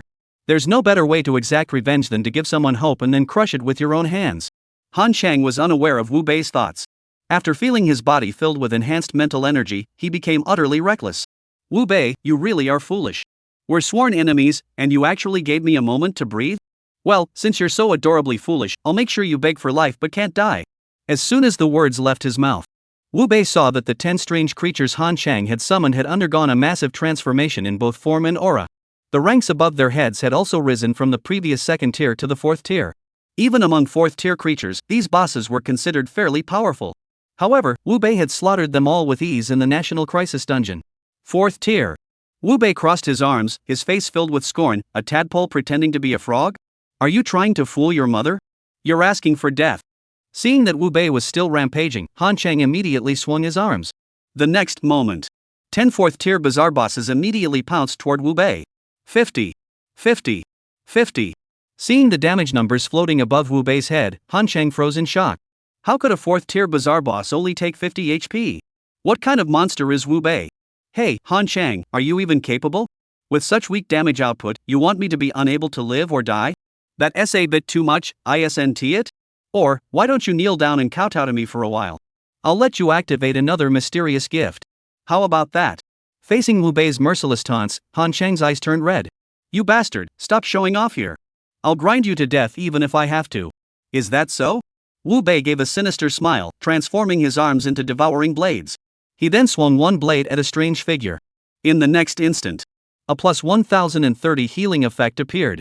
Wu Bei pointed to the full health bar above his head and said, "Do you still think you can wear me down?" Han Changren was speechless. After attacking him for so long, he had finally managed to take 1,000 drops of blood from Wu Bei. But unexpectedly, Wu Bei absorbed it all back with a single strike. How the hell was he supposed to fight him now? Han Chang, who felt he had really messed things up this time, showed a look of fear on his face. Especially when he saw Wu Bei slowly walking toward him, his body began to tremble. Wu Bei, you can't kill me. Otherwise, the Han family will definitely avenge me. You don't want to be targeted for assassination every day, do you? Seeing that Han Chang dared to threaten him at this moment, Wu Bei's eyes were filled with coldness. Rest assured, if you don't come looking for me, I'll come looking for you. But for now, go die first. Don't waste my time. Chapter 74, 37-63, I appeared for 3 seconds, and he managed to slash me 7 times. The words fell. Wu Bei's body appeared in front of Han Chang, and he swung his sword fiercely at Han Chang's neck. The next instant, the words fatal blow appeared above Han Chang's head. His head instantly fell to the ground. Seeing Han Chang die so directly, Wu Bei murmured to himself, fighting against a trialist is indeed far more dangerous than battling against the bizarre. No matter how much health you have, getting your head cut off means instant death. It seems that my focus for improvement should be on defense from now on. That was all he could say. Wu Bei's mind was also filled with the system's notification sound. Ding, congratulations, host, you have successfully devoured a level 13 trialist and gained 13,000 experience points. Oof. Seeing that Han Chang had only dropped a little experience, Wu Bei couldn't help but pout in disappointment. He had been hoping that if he could absorb Han Chang's summoning talent, he would have an easier time when the 6th day arrived. But now it seemed like the 6th day would have to rely on himself. Congratulations! You have won this life or death battle. You will be teleported out of the activity area in 5 seconds. Hearing the eerie prompt, Wu Bei immediately pushed the thought of improvement out of his mind. He knew very well that now was not the time to think about the 6th day. He had to act quickly, taking advantage of the Han family's current disarray, and eliminate each of their former renowned warriors one by one. He aimed to completely crush the Han family today. At the same time, Imperial Capital. Li Weiman's office. The atmosphere was unusually tense. Everyone present, including Li Weiman, stared blankly at the images on the large screen. Even after the video ended, everyone remained frozen in place, unable to recover from the shock for a long time. At that very moment, Zhang Daoling concluded his battle with the Sakura Onmyoji, emerging victorious, and returned to the office. Upon seeing Li Weiman and the others, whose eyes were nearly popping out of their sockets, he chuckled, "I told you, boss. It's just a little yin-yang master. Is there really a need to be so shocked?" Upon hearing Zhang Daoling's voice, Li Weiman, who had come to his senses, spoke excitedly, "Master Zhang, Han Chang is dead." "He's dead, so what? The Han family offended the nightmare. Now they're being targeted one by one. What's so surprising about them being killed?" Zhang Daoling rolled his eyes indifferently. He felt that Li Weiman's political acumen was deteriorating rapidly. Even the death of someone who was already doomed could shock him so much, no wonder Meng Yan looked down on him. It wasn't Meng Yan who killed him, it was Wu Bei. "What?" Upon hearing Li Weiman's words, Zhang Daoling also exclaimed in disbelief, "Sir, are you joking with me? Wu Bei is just that college student who awakened the Mantis talent, right? He could kill Han Chang, that SSS tier talent?" Seeing that Zhang Daoling didn't believe him, Li Weiman didn't bother to explain further. He immediately picked up his phone and played the live video that Li Yue had sent him again. Sigh. As the video progressed, it kept moving forward. Zhang Daoling had no idea how many times he had sucked in cold air. He had originally thought that even if Wu Bei could kill Han Chang, it must have been sheer luck or that he was severely injured. But he never imagined that Wu Bei's victory would be so decisive. Especially when he saw Wu Bei single-handedly withstand the attacks of 10 4th-tier bazaar bosses without a scratch. He felt his worldview shatter completely. The nightmare was powerful, he could accept that. After all, the nightmare had been taking the initiative all alone, securing all the scarce resources. But this Wu Bei, what gives him the right to be so strong? Zhang Daoling, unable to accept it, stammered, "Sir, where did you get this video? It's not edited, is it?" Li Weiman was well aware that making Zhang Daoling, a seasoned veteran, accept that a younger person was stronger than him was indeed hurtful. But the facts were right there, and he couldn't pretend not to see them. He could only open his phone, search for Wu Bei's livestream, and click in. As soon as he entered, Zhang Daoling's pupils suddenly contracted. That old man Han Xingzi isn't dead yet? Wu Bei is in trouble now. However, as soon as Zhang Daoling finished speaking, what happened next? Almost popped his eyes out of his head. There he was, Han Xingzi, the notorious leader of the corpse-carrying sect, who hadn't even finished his trash talk. Wu Bei had already severed his head with a single stroke. Such terrifying strength left even this seasoned master of the heavens, who had seen it all, feeling a bit uneasy. Li Weiman, seeing this, sighed deeply and asked, "Old Taoist master, if you were to fight Wu Bei, what would your chances of winning be?" "Gulp." Zhang Daoling swallowed hard to ease the shock within him. He replied with an extremely serious expression, 37-63. Hearing this answer, Li Weiman sighed in relief. "That's a relief. You should still be able to secure second place in this event." "No, I'm afraid I'll only be able to get third place." Zhang Daoling corrected him seriously. This left Li Weiman puzzled. "Isn't it 37%? Could it be that you're giving him 70%? "No, I'll be on stage for 3 seconds, and he can cut me 7 times. Li Weiman was speechless. Appearing for 3 seconds and getting slashed 7 times, that's basically just going out to get slaughtered. This made Li Weiman look at Zhang Daoling with a hint of resentment. "Master Zhang, before you came down the mountain, you said you could defeat anyone in the world. How could you become so cowardly in just a few days?" Zhang Daoling was also a bit embarrassed. "Sir, it's not that I'm cowardly, but I feel that this Wu Bei is even more terrifying than that nightmare. To be honest, if Wu Bei wins this competition, I wouldn't be surprised at all." "Oh?"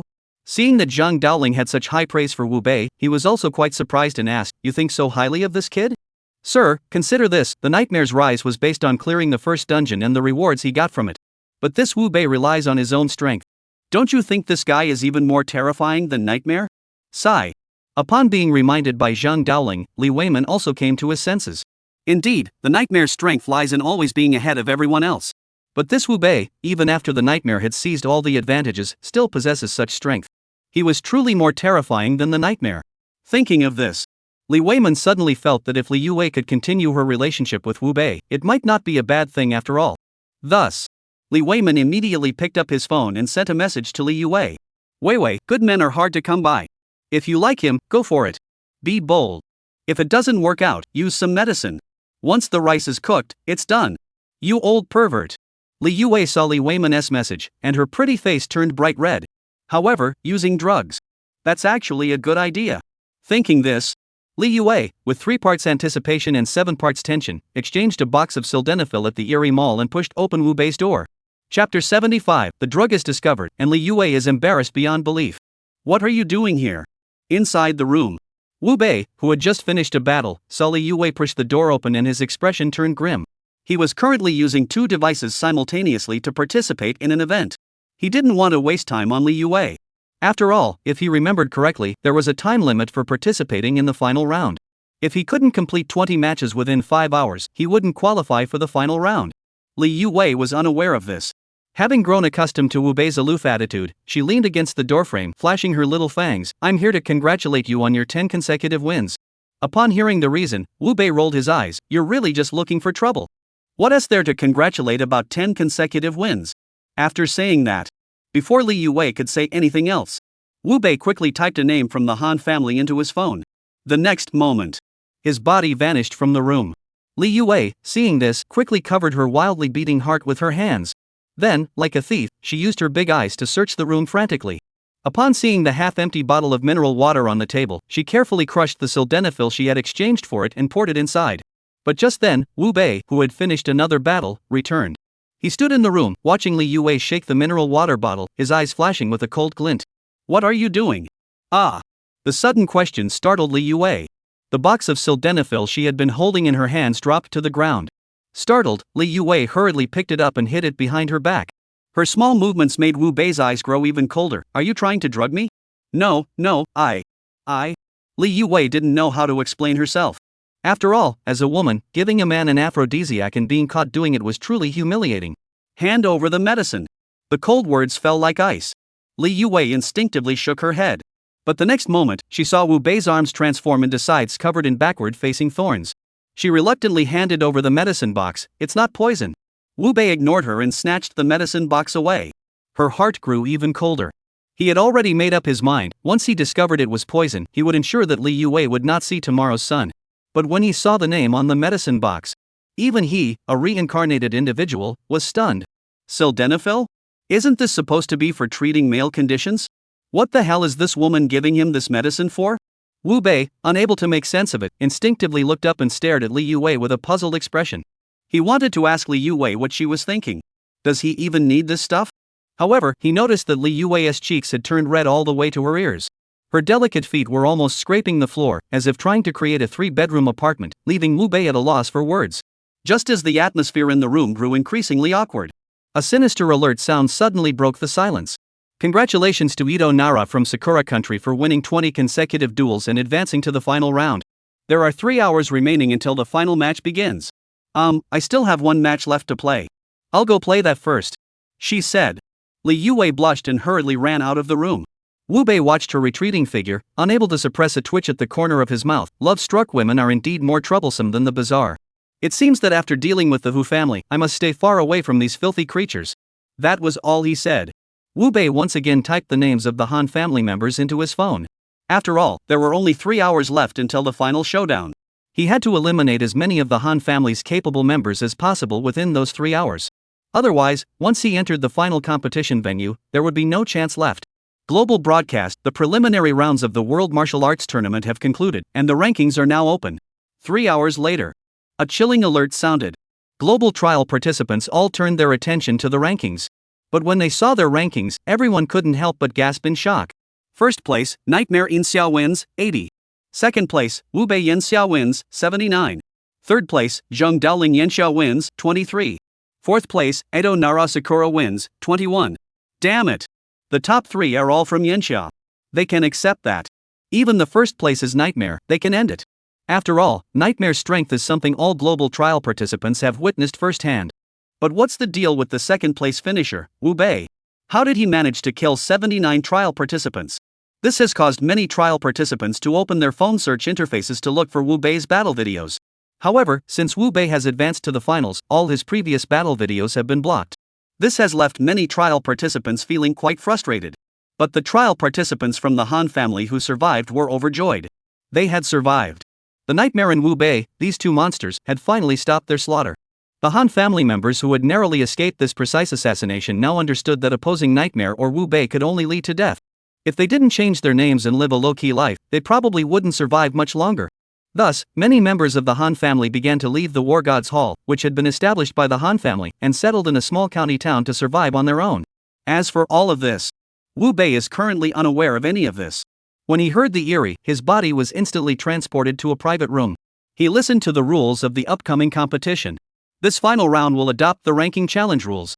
Contestants with higher rankings on the leaderboard are not allowed to challenge those with lower rankings. Those with lower rankings who challenge those with higher rankings are not allowed to refuse. Do you all understand? After hearing the rules, Wu Bei narrowed his eyes. Challenging according to the rankings wasn't a problem. But the key issue was that he and the Nightmare were the same person. What should he do if he is challenged by multiple opponents at the same time? Unable to figure it out, Wu Bei immediately narrowed his eyes and asked, "In my situation, what should I do if someone challenges me at the same time?" To challenge the first place, you must first secure the second place position before being allowed to continue challenging. Upon hearing this, Wu Bei couldn't help but sigh in relief. He was worried that if he was playing two games at the same time, he might be targeted by multiple opponents and wouldn't be able to handle them all. But if he had to challenge the first place, he would have to get past him first. Then he was fully capable of keeping the Nightmare in first place. Thinking of this, Wu Bei nodded. "Got it, let's begin." As soon as he finished speaking, on the large screen in Wu Bei's resting room, a ninja-clad trialist appeared. A sinister alert sounded in his ears. From Sakura Country, Moonlit River, requesting to challenge Wu Bei. Prepare for battle. 3 seconds until teleportation to the battle arena. 3, 2, 1. Teleportation activated. Chapter 76, the challenge begins, and the world thinks Wu Bei is a noob. As the saying goes, he who does not speak does not make a sound, but when he speaks, he astonishes everyone. As Wu Bei secured the second spot on the rankings, almost all the trial participants worldwide have chosen to book his live battle stream. Clearly, they all want to see if Wu Bei reached the second spot on the rankings by bullying weaker opponents or if he truly has the skills to back it up. Damn it, Wu Bei's first opponent is actually Wang Yuechuan.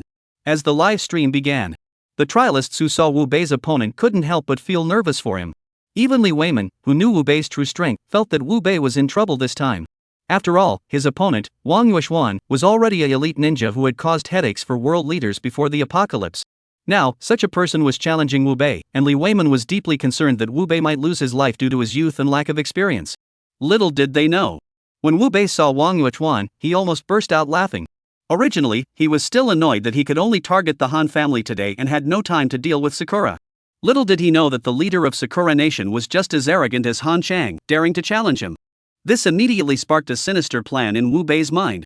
He planned to use his acting skills to make Sakura send more people to their deaths. After all, every participant who made it to the final round possessed extraordinary talent. If he could devour one, it would be a huge boost for his growth. Thus, Wu Bei provoked him. "What are you looking at? Stop staring. I'm your father. Just kneel down and call me dad. You bastard." One must admit that when it comes to verbal artistry, the combined languages of the entire world couldn't match those of Yanxia. Wu Bei's single sentence was enough to darken Wang Yuechuan's expression. "You're dead, dead. Oh my goodness, I'm so scared. Come on, dad is right here. Come and kill me." Seeing Wu Bei wildly waving at him, Wang Yuechuan's eyes grew colder and colder. However, as a ninja, and an elite upper-rank ninja at that, Wang Yuechuan was well aware that when facing an enemy, one must always be cautious and vigilant. Wu Bei, this guy, was now deliberately letting him get closer clearly with ulterior motives. To test Wu Bei's true strength, Mochizuki drew his hidden dagger and threw it at Wu Bei. The speed was so fast that Wu Bei had to dodge it with some difficulty. He then patted his chest in feigned alarm, saying, "Using a hidden weapon? Isn't that a bit unchivalrous?" Facing Wu Bei's accusation, Wang Yuechuan remained silent. However, the look in his eyes toward Wu Bei was filled with contempt. From their brief exchange, Wang Yuechuan could tell that Wu Bei was completely inexperienced in combat. If he hadn't been faster, that kunai would have easily injured Wu Bei. Thinking of this, several kunai reappeared in Wang Yuechuan's hands, flying toward Wu Bei. This time, the angles of the throws were almost completely blocking all of Wu Bei's escape routes. Wu Bei, seeing this, knew that continuing the charade would only get him injured. He immediately released his sword arm, deflecting all the kunai that couldn't be dodged. This scene unfolded. The trial participants watching the duel all believed that Wu Bei was doomed this time. After all, how high could the achievements of a trialist who had awakened the mantis talent possibly be? Similarly, when Wang Yuechuan saw Wu Bei's knife arm, he assumed that Wu Bei had obtained his second place ranking by killing weaker opponents. To quickly eliminate Wu Bei and challenge the nightmare, Wang Yuechuan drew the katana at his waist. Weakling, remember this, the one who kills you is the elite upper-ranking ninja of the Moon family of the Great Cherry Blossom Empire Moon Calf. Whoosh! As soon as Mochizuki Kawara finished speaking, he swung his sword fiercely toward Wu Bei's neck. Wu Bei, seeing this, instinctively raised his sword arm to protect his neck. Bang! A heavy force surged through his arm and spread throughout his body. Wu Bei instantly realized that Wang Yuechuan's strength was around 60.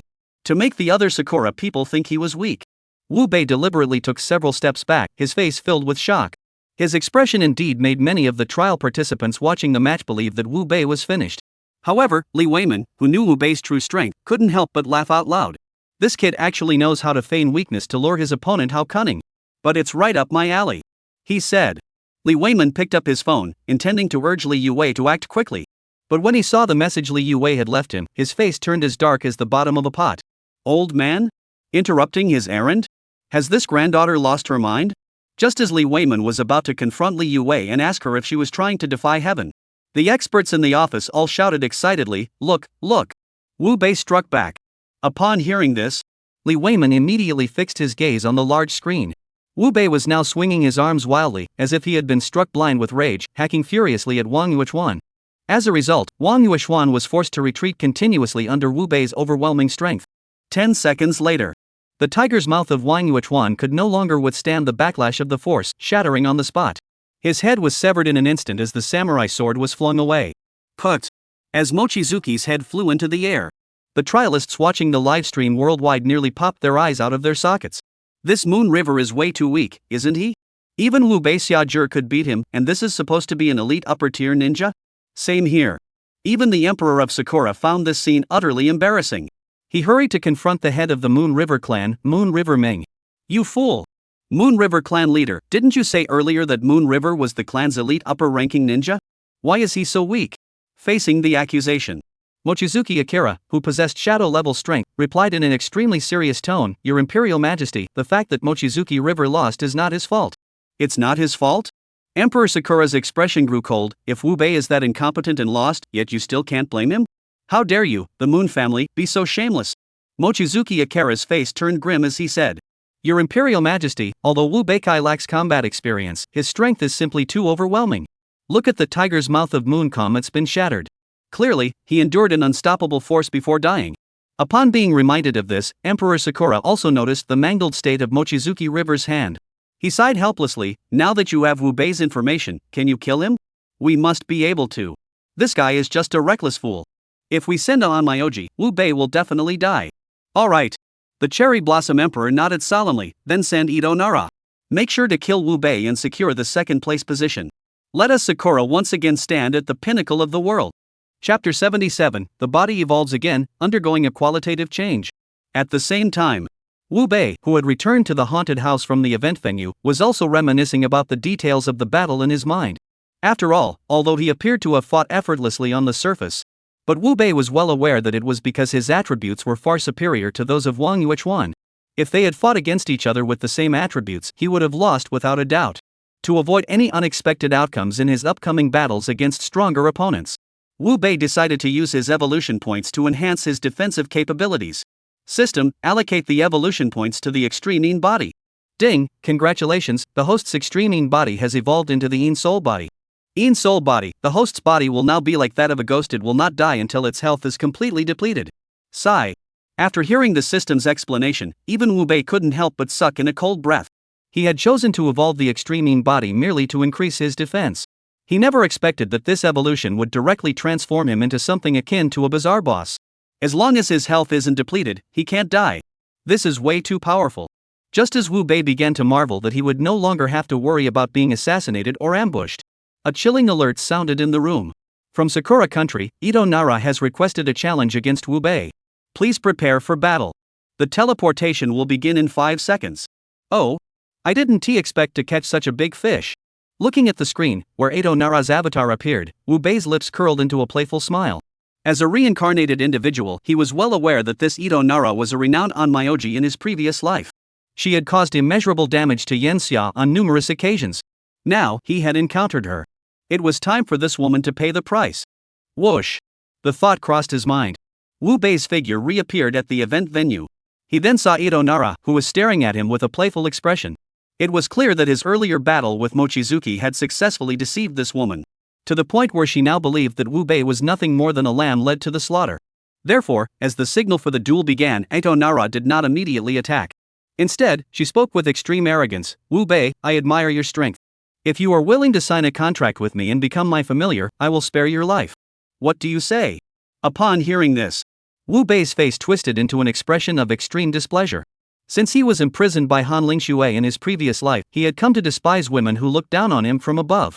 Now, a lowly servant from the cherry blossom country dared to try to recruit him? It was truly like a tiger not showing its claws, thinking he was a sickly cat. If you perform a pole dance in front of all the trial participants, I might consider sparing your life. A commotion erupted. Wu Bei's words fell to the ground. All the male trialists around the world lit up. Wu Bei is really something.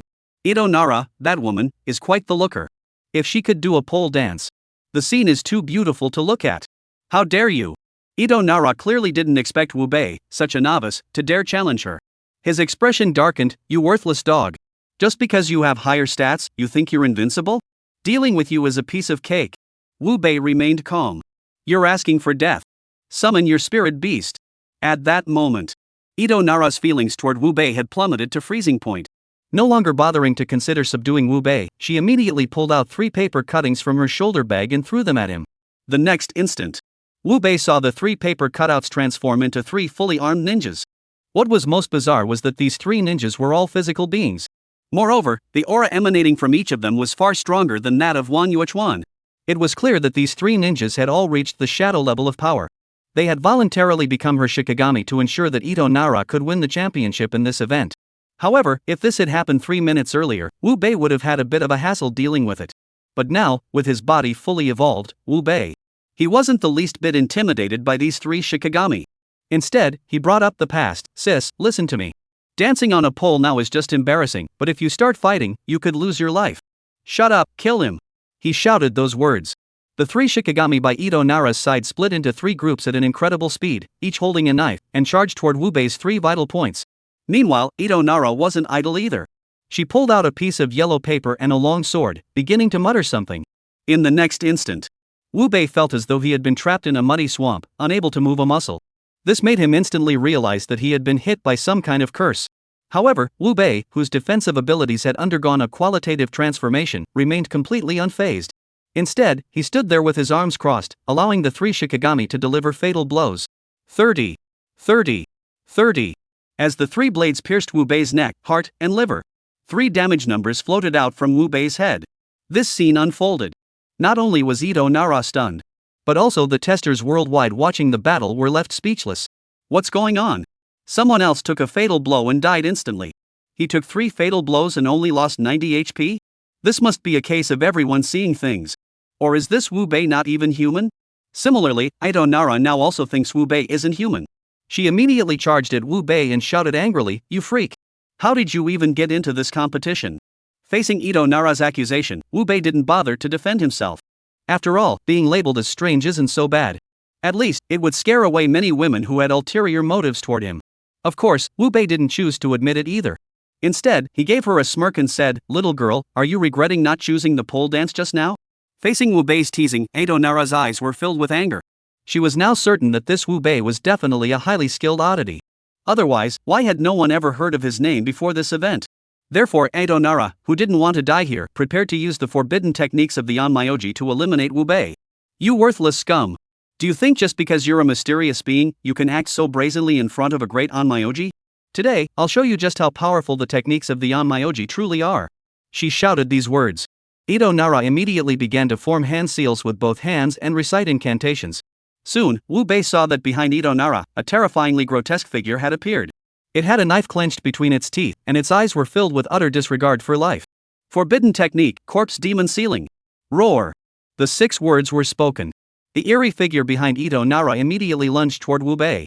However, in the next instant, when the terrifyingly grotesque figure passed through Wu Bei's body, Ito Nara was completely dumbfounded.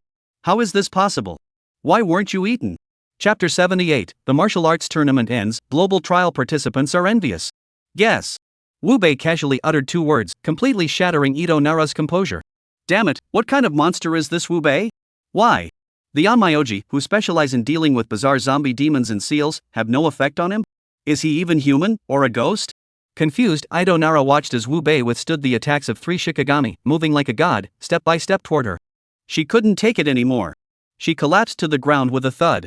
She held up a black scroll with trembling hands and said, "Don't kill me. I'll become your servant."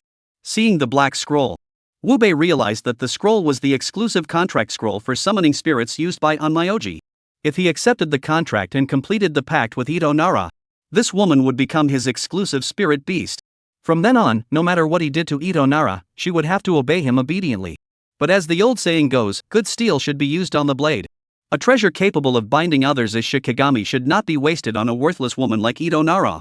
As for a woman who obeys, Wu Bei didn't exaggerate when he said that he only needed to show the slightest hint of desire. Li Yue, that naive and innocent girl, can be easily manipulated by him. Why waste such a precious contract token? Thinking of this, Wu Bei's arms once again transformed into devouring blades. The words that came out of his mouth were icy cold. I gave you a chance before, but you didn't know how to take it. Now you want to beg for mercy? Don't you think it's too late? Ito Nara instinctively tried to explain herself. But before she could speak, Wu Bei acted first, striking out. Put! As Ito Nara's head flew into the air, 3 ninja-style spirits also burst into flames at that moment. This scene unfolded. The entire world fell silent. All the trial participants watching the livestream now understood. Wu Bei's first battle against Mochizuki was not because he was weak. It was because he was too good at pretending. His true strength was already beyond their comprehension. Challenging him was nothing short of suicide. Therefore, after Wu Bei's duel with Ito Nara concludes, the trial participants who had originally targeted Wu Bei all chose to challenge the 3rd-place contender instead. This left Zhang Daoling, who was still watching the spectacle, nearly exhausted at the age of nearly 80. 3 hours later, as the 5th night fell, a sinister alert sounded once again across the globe. Global announcement: the first World Martial Arts Tournament has concluded successfully. All participants who failed to complete 5 matches will be eliminated. The rankings for this year's World Martial Arts Tournament are now being announced. First place, Nightmare Inferno. Rewards, plus 100 to all attributes, end of the world set, choose 3 items, and the title of champion of the World Martial Arts Tournament. Second place, Wu Bei Yanxia. Reward, plus 80 to all attributes, 3 red tier equipment pieces. Third place, Zhang Daoling Yanxia. Reward, plus 60 to all attributes, 1 piece of red equipment. As the eerie sounded, the rewards for this event were distributed. Global trial participants, one after another, envied the winners so much their faces turned purple. Especially the reward for first place. Countless trial participants flooded the forums with posts, hoping to catch a glimpse of the champion's reward. However, Wu Bei completely ignored these requests. Instead, he lay in bed, beginning to tally the gains from this event. First, his personal attributes. Wu Bei opened his personal attribute panel. Name, Wu Bei. Race, human. Level, 21. Health, 26,400. Strength, 400 plus 40. Agility, 400 plus 40. Mental, 400 plus 40. Physical defense, 440. Magic defense, 440. Bonus damage against anomalies, 60%. Damage reduction against anomalies, 80% with a 50% chance to activate for a limited duration. Critical hit rate, 20%. After reviewing the personal attributes, Wu Bei's smile grew exceptionally bright. Combined with his passive talent Isolated and Helpless, his total attributes now reached 440 points. Such attributes can no longer be described as leading global trialists.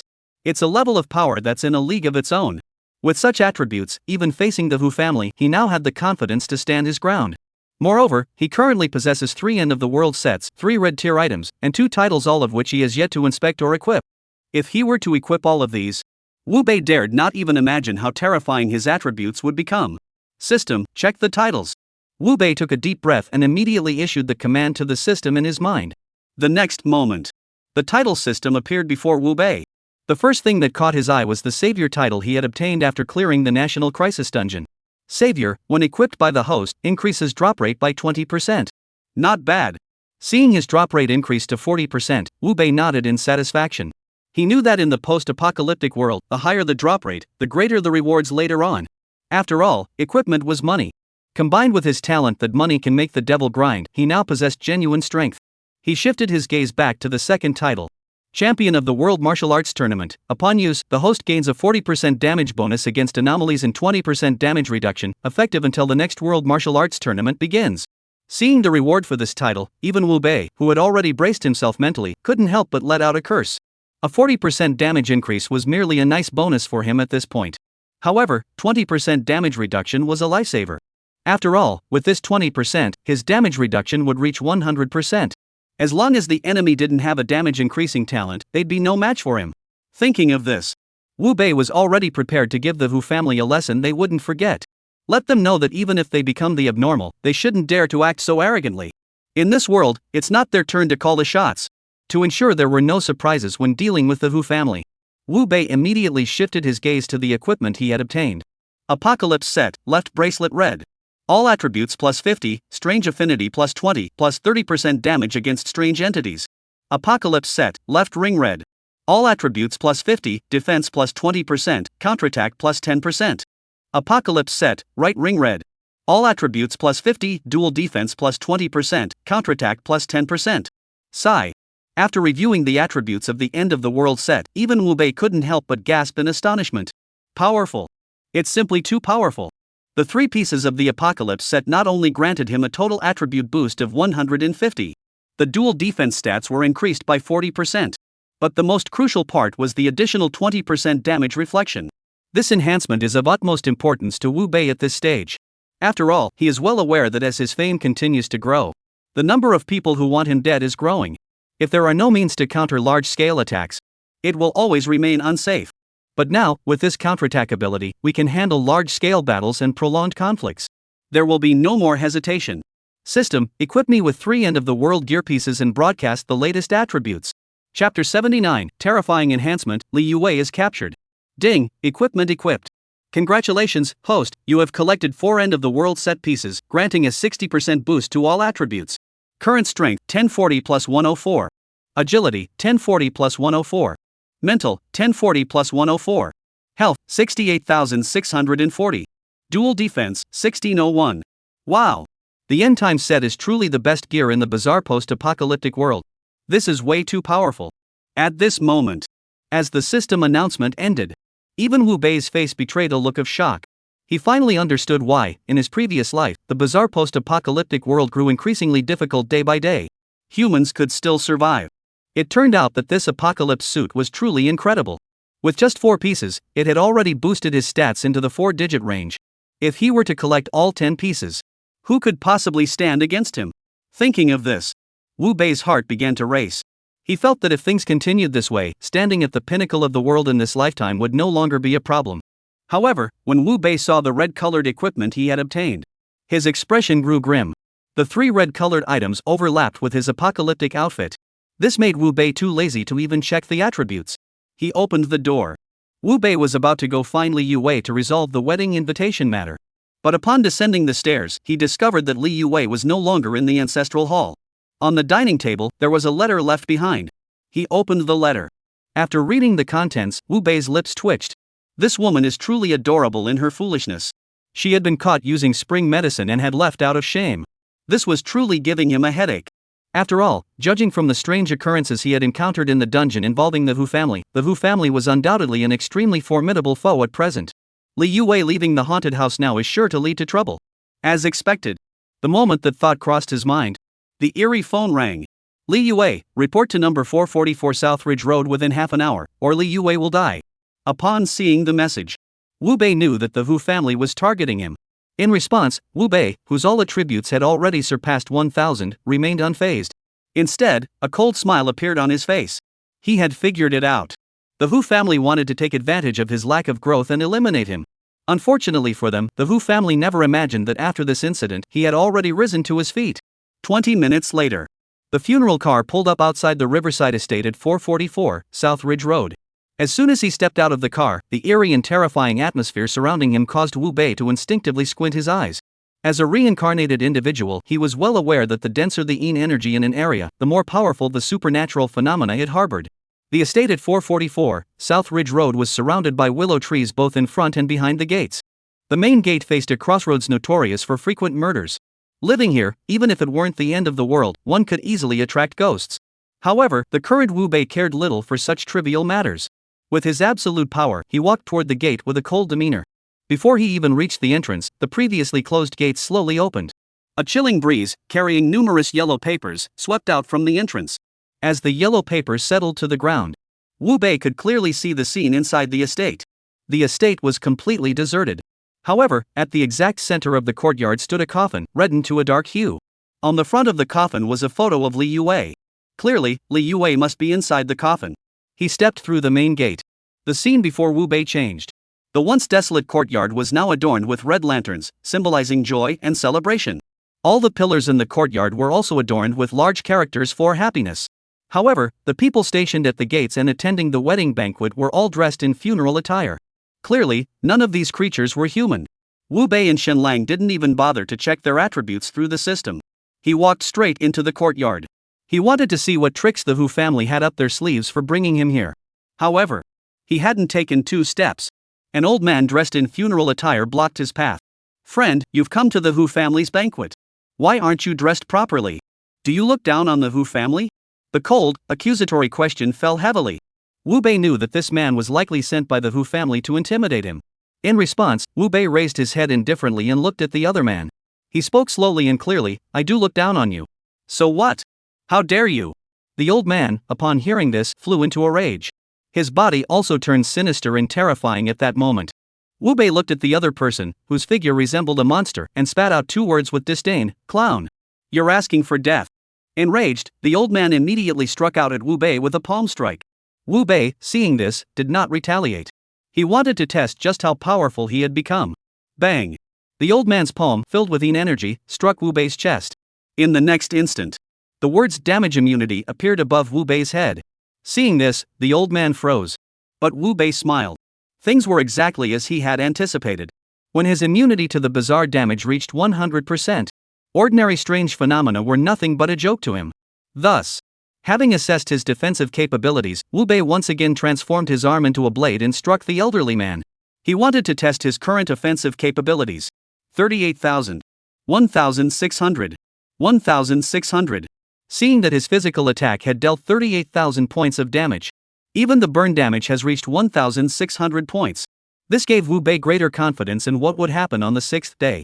However, he was very satisfied with this improvement. But the elderly man sent by the Hu family to intimidate Wu Bei was nearly terrified out of his wits. He only had 200,000 HP. Yet, with a single strike, Wu Bei had taken away 1/6 of his health. How the hell was that supposed to be a warning? While the old man was still in shock, Wu Bei struck again. With over 1,100 points in agility, Wu Bei's attack speed reached a terrifying rate of 11 strikes per second. Bang! As the clock ticked to the next second, the old man's body collapsed instantly, dropping a green-colored item. But Wu Bei, seeing this, didn't even bother to pick it up. Because he realized that with the old man's death, he seemed to have opened Pandora's box. The other strange beings in the courtyard seemed to have heard some kind of call, rushingly toward Wu Bei. Seeing this, Wu Bei realized that the Hu family intended to use a human wave tactic to wear him down and kill him. Unfortunately, he had already completed his cultivation. Their numbers could no longer pose a threat to him. Only 3 minutes had passed. The once eerie courtyard was now filled with flickering lights on the ground. Wu Bei didn't bother to pick anything up. He simply raised his head indifferently and looked at the 3 strange figures standing at the entrance of the hall. He spoke casually, "Either hand over the person, or I'll kill them." Chapter 80, Wu Bei's power causes the strange creatures' heads to fall off. "You young upstart, you're getting too arrogant." As Wu Bei's words fell to the ground, one of the 3 strange beings, dressed in a Taoist robe, grew extremely displeased upon hearing Wu Bei's words. As a disciple of the corpse-nurturing sect, even before the apocalypse, he was already quite formidable. After the apocalypse, he had survived on his own, and his power had become truly terrifying. How could he tolerate Wu Bei's audacity? But Wu Bei, upon hearing this, didn't even bother to respond with insults. He immediately transformed his arms into blades, moving like lightning, and charged toward him. "You don't know when to back down, so just go die." As the words fell, Wu Bei struck the disciple of the corpse cult named Yang Qing. 38,000. 1,600. 1,600. As a series of injuries appeared above Yang Qing's head, Yang Qing was so scared that his head fell off. 38,000 physical damage, plus 1,600 burn damage per second. Is this the kind of damage output humans should be capable of now? Yang Qing couldn't comprehend it. But he was well aware that with his current health, he couldn't possibly withstand Wu Bei's damage output. Not wanting to die like this, he frantically charged at the two strange figures beside him and bellowed, "Attack together! Kill him!" As soon as his words fell, the two strange creatures beside him immediately attacked. But Wu Bei's current attributes had already surpassed those of a typical 5th tier strange creature by more than double. Even if these two were both 5th tier, they couldn't even touch Wu Bei's clothes. On the other hand, Wu Bei was currently pushing his agility attribute to its absolute limit. With an attack speed of 11 strikes per second, the health bar on Yang Qing's body began to shrink at a visible pace. Just 10 seconds had passed. Yang Qing's maximum health points had dropped below 300,000. Clearly, knowing he was doomed if the fight continued, he trembled and said, "Don't kill me. I can raise the strange creatures for you, and in the apocalypse, you'll have an invincible army." An invincible army? Upon hearing this, Wu Bei sneered at the strange creature that had finally managed to attack him but was immune to damage, saying, "This trash? Even if there were more of them, what use would they be?" This. Yang Qing was stunned. A 5th tier bizarre creature attacking Wu Bei and being immune to damage? Where the hell did this monster come from? Why is it stronger than a nightmare? Yang Qing, unable to comprehend, began to regret becoming an anomaly. If only he had chosen to remain human, he could have made a name for himself using his own abilities. He wouldn't have ended up facing Wu Bei, a true monster. "Damn it, the Wu family betrayed me." He shouted those words. Yang Qing closed his eyes completely as Wu Bei launched another attack. "Ding, congratulations, host, you have successfully devoured a 5th tier bizarre boss and gained 100,000 experience points." Ding, level up failed. The system detected that the host did not complete the promotion task. Experience points saved. Hearing the system's notification sound, Wu Bei paused for a moment. Then he realized that trial participants must complete the breakthrough dungeon once they reach level 21 to advance. The breakthrough dungeon would only be unlocked on the 6th day. Wu Bei didn't dwell on it too much. After all, with his current attributes, he could breeze through not just the breakthrough dungeon, but even the national crisis dungeon. Thus, having put the breakthrough matter out of his mind, Wu Bei turned his attention back to the remaining two mysterious figures. 30 seconds later, Wu Bei stepped on the white light orbs on the ground and pushed open the doors to the Grand Hall. What greeted his eyes was a wedding scene in the style of the Republic of China era. Li Yue was currently wearing a traditional wedding dress from the Republican era, standing before the spirit tablet. Hu Yaozong, standing beside her, was so anxious that his face was contorted. It was clear that Hu Yaozong wanted to rush through the wedding ceremony and escape in the chaos. However, he hadn't anticipated that Yang Qing and the others could hold out for even a single minute. As a result, before the first bow to heaven and earth could even begin, Wu Bei walked in. Realizing he was no match for Wu Bei, Hu Yaozong immediately dropped to his knees with a thud and pleaded, "Brother, don't kill me. I'm the young master of the Hu family. I can give you a lot of joss paper money." "Oh?" Wu Bei raised an eyebrow. "How much is a lot?" "How about 500 million joss paper money?" "As long as you don't kill me, I'll give you 500 million joss paper money. If you hand over Li Yue to me, I can even give you 10 billion joss paper money." Upon hearing Hu Yaozong's words, the chill on Wu Bei's face grew even colder. Having been subjected to such an eerie bribe before, Wu Bei knew all too well that the sinister hadn't sounded yet. This means that the bastard Hu Yaozong is just writing empty checks. Therefore, he didn't bother to waste his time with Hu Yaozong and walked toward him with a cold expression. This scene. Startled, Hu Yaozong backed up repeatedly. 10 billion isn't enough? I'll give you 20 billion, even 100 billion. Just don't kill me, and I'll give you whatever you want. Shut up. As the words fell, Wu Bei struck him directly. In just 3 seconds, Hu Yaozong's health bar was completely depleted. A black scroll then burst forth. Wu Bei, seeing this, instinctively picked it up. An expression of disbelief spread across his face. Mysterious Dungeon Creation Scroll. Possessing this scroll allows you to create mysterious dungeons for challengers to test their skills. PS1, the difficulty of the mysterious dungeon will be determined by its design and the bosses in each stage. PS2, if a trialist dies within the dungeon, their soul coins and equipment will all belong to the dungeon creator. After reading the scroll's instructions, Wu Bei felt like thanking Hu Yaozong properly. Damn it, he had been wondering how to take revenge on those who targeted him after the 6th day. Little did he know that Hu Yaozong had actually given him a dungeon creation scroll. This immediately sparked a sinister plan for revenge in Wu Bei's mind. At the same time, with Hu Yaozong's death, the once luxurious estate once again fell into ruin. The former wedding venue had turned into a coffin stained red and black. Li Yue, dressed in her wedding gown, lay inside the coffin, slowly opening her eyes. But when she saw Wu Bei standing outside, her wide-open eyes immediately closed again. How embarrassing. She left a note and ran away from home. She had planned to give each other some time to ease the awkwardness of the situation. But she never expected. Just moments after leaving home, he was captured by Hu Yaozong's men. Now, I'd been rescued by Wu Bei again. Li Yue simply couldn't face Wu Bei. Little did she know. Her little tricks couldn't possibly escape Wu Bei's notice. However, Wu Bei didn't expose her. He simply stood by the coffin and casually mentioned, "Once you wake up, pick up the equipment on the ground. Then calculate it into money and transfer it to me along with the 10 million you owe me." After saying that, Wu Bei didn't wait for Li Yue to say anything else. He hailed a Didi funeral car and headed toward the South Lake community in Jiangqing City. After all, his subordinate, Su Lei, had just sent him a distress message. He had to go check it out. What the hell was going on? Who dared to mess with his people? Chapter 81, ISNT. There's supposed to be something terrifying and mysterious? Where is it? Lei Ge, don't worry about me. Just get out of here quickly. Otherwise, if that crazy woman has an episode, none of us will be able to escape. Nanhu Residential Area, Room 306. Su Lei was bandaging Lu Dazhuan while shaking his head seriously. Wait a little longer. I've already sent a message to the boss. Once he arrives, we'll be safe. As soon as he said this, the man and woman standing behind him looked solemn. Especially Lang Qingxiu, who was carrying a massive axe on her back, couldn't help but furrow her brows and ask, "Lei Ge, you always say you have a boss above you. Who exactly is he? In this situation, will he be able to help?" "He can." Su Lei replied with unwavering certainty, "As long as the boss arrives, that crazy woman will have to kneel down and sing conquest for us." Looking at Su Lei's serious expression, Cole Qingxiu, standing beside him, was a man dressed like a scholar named Wu Xie.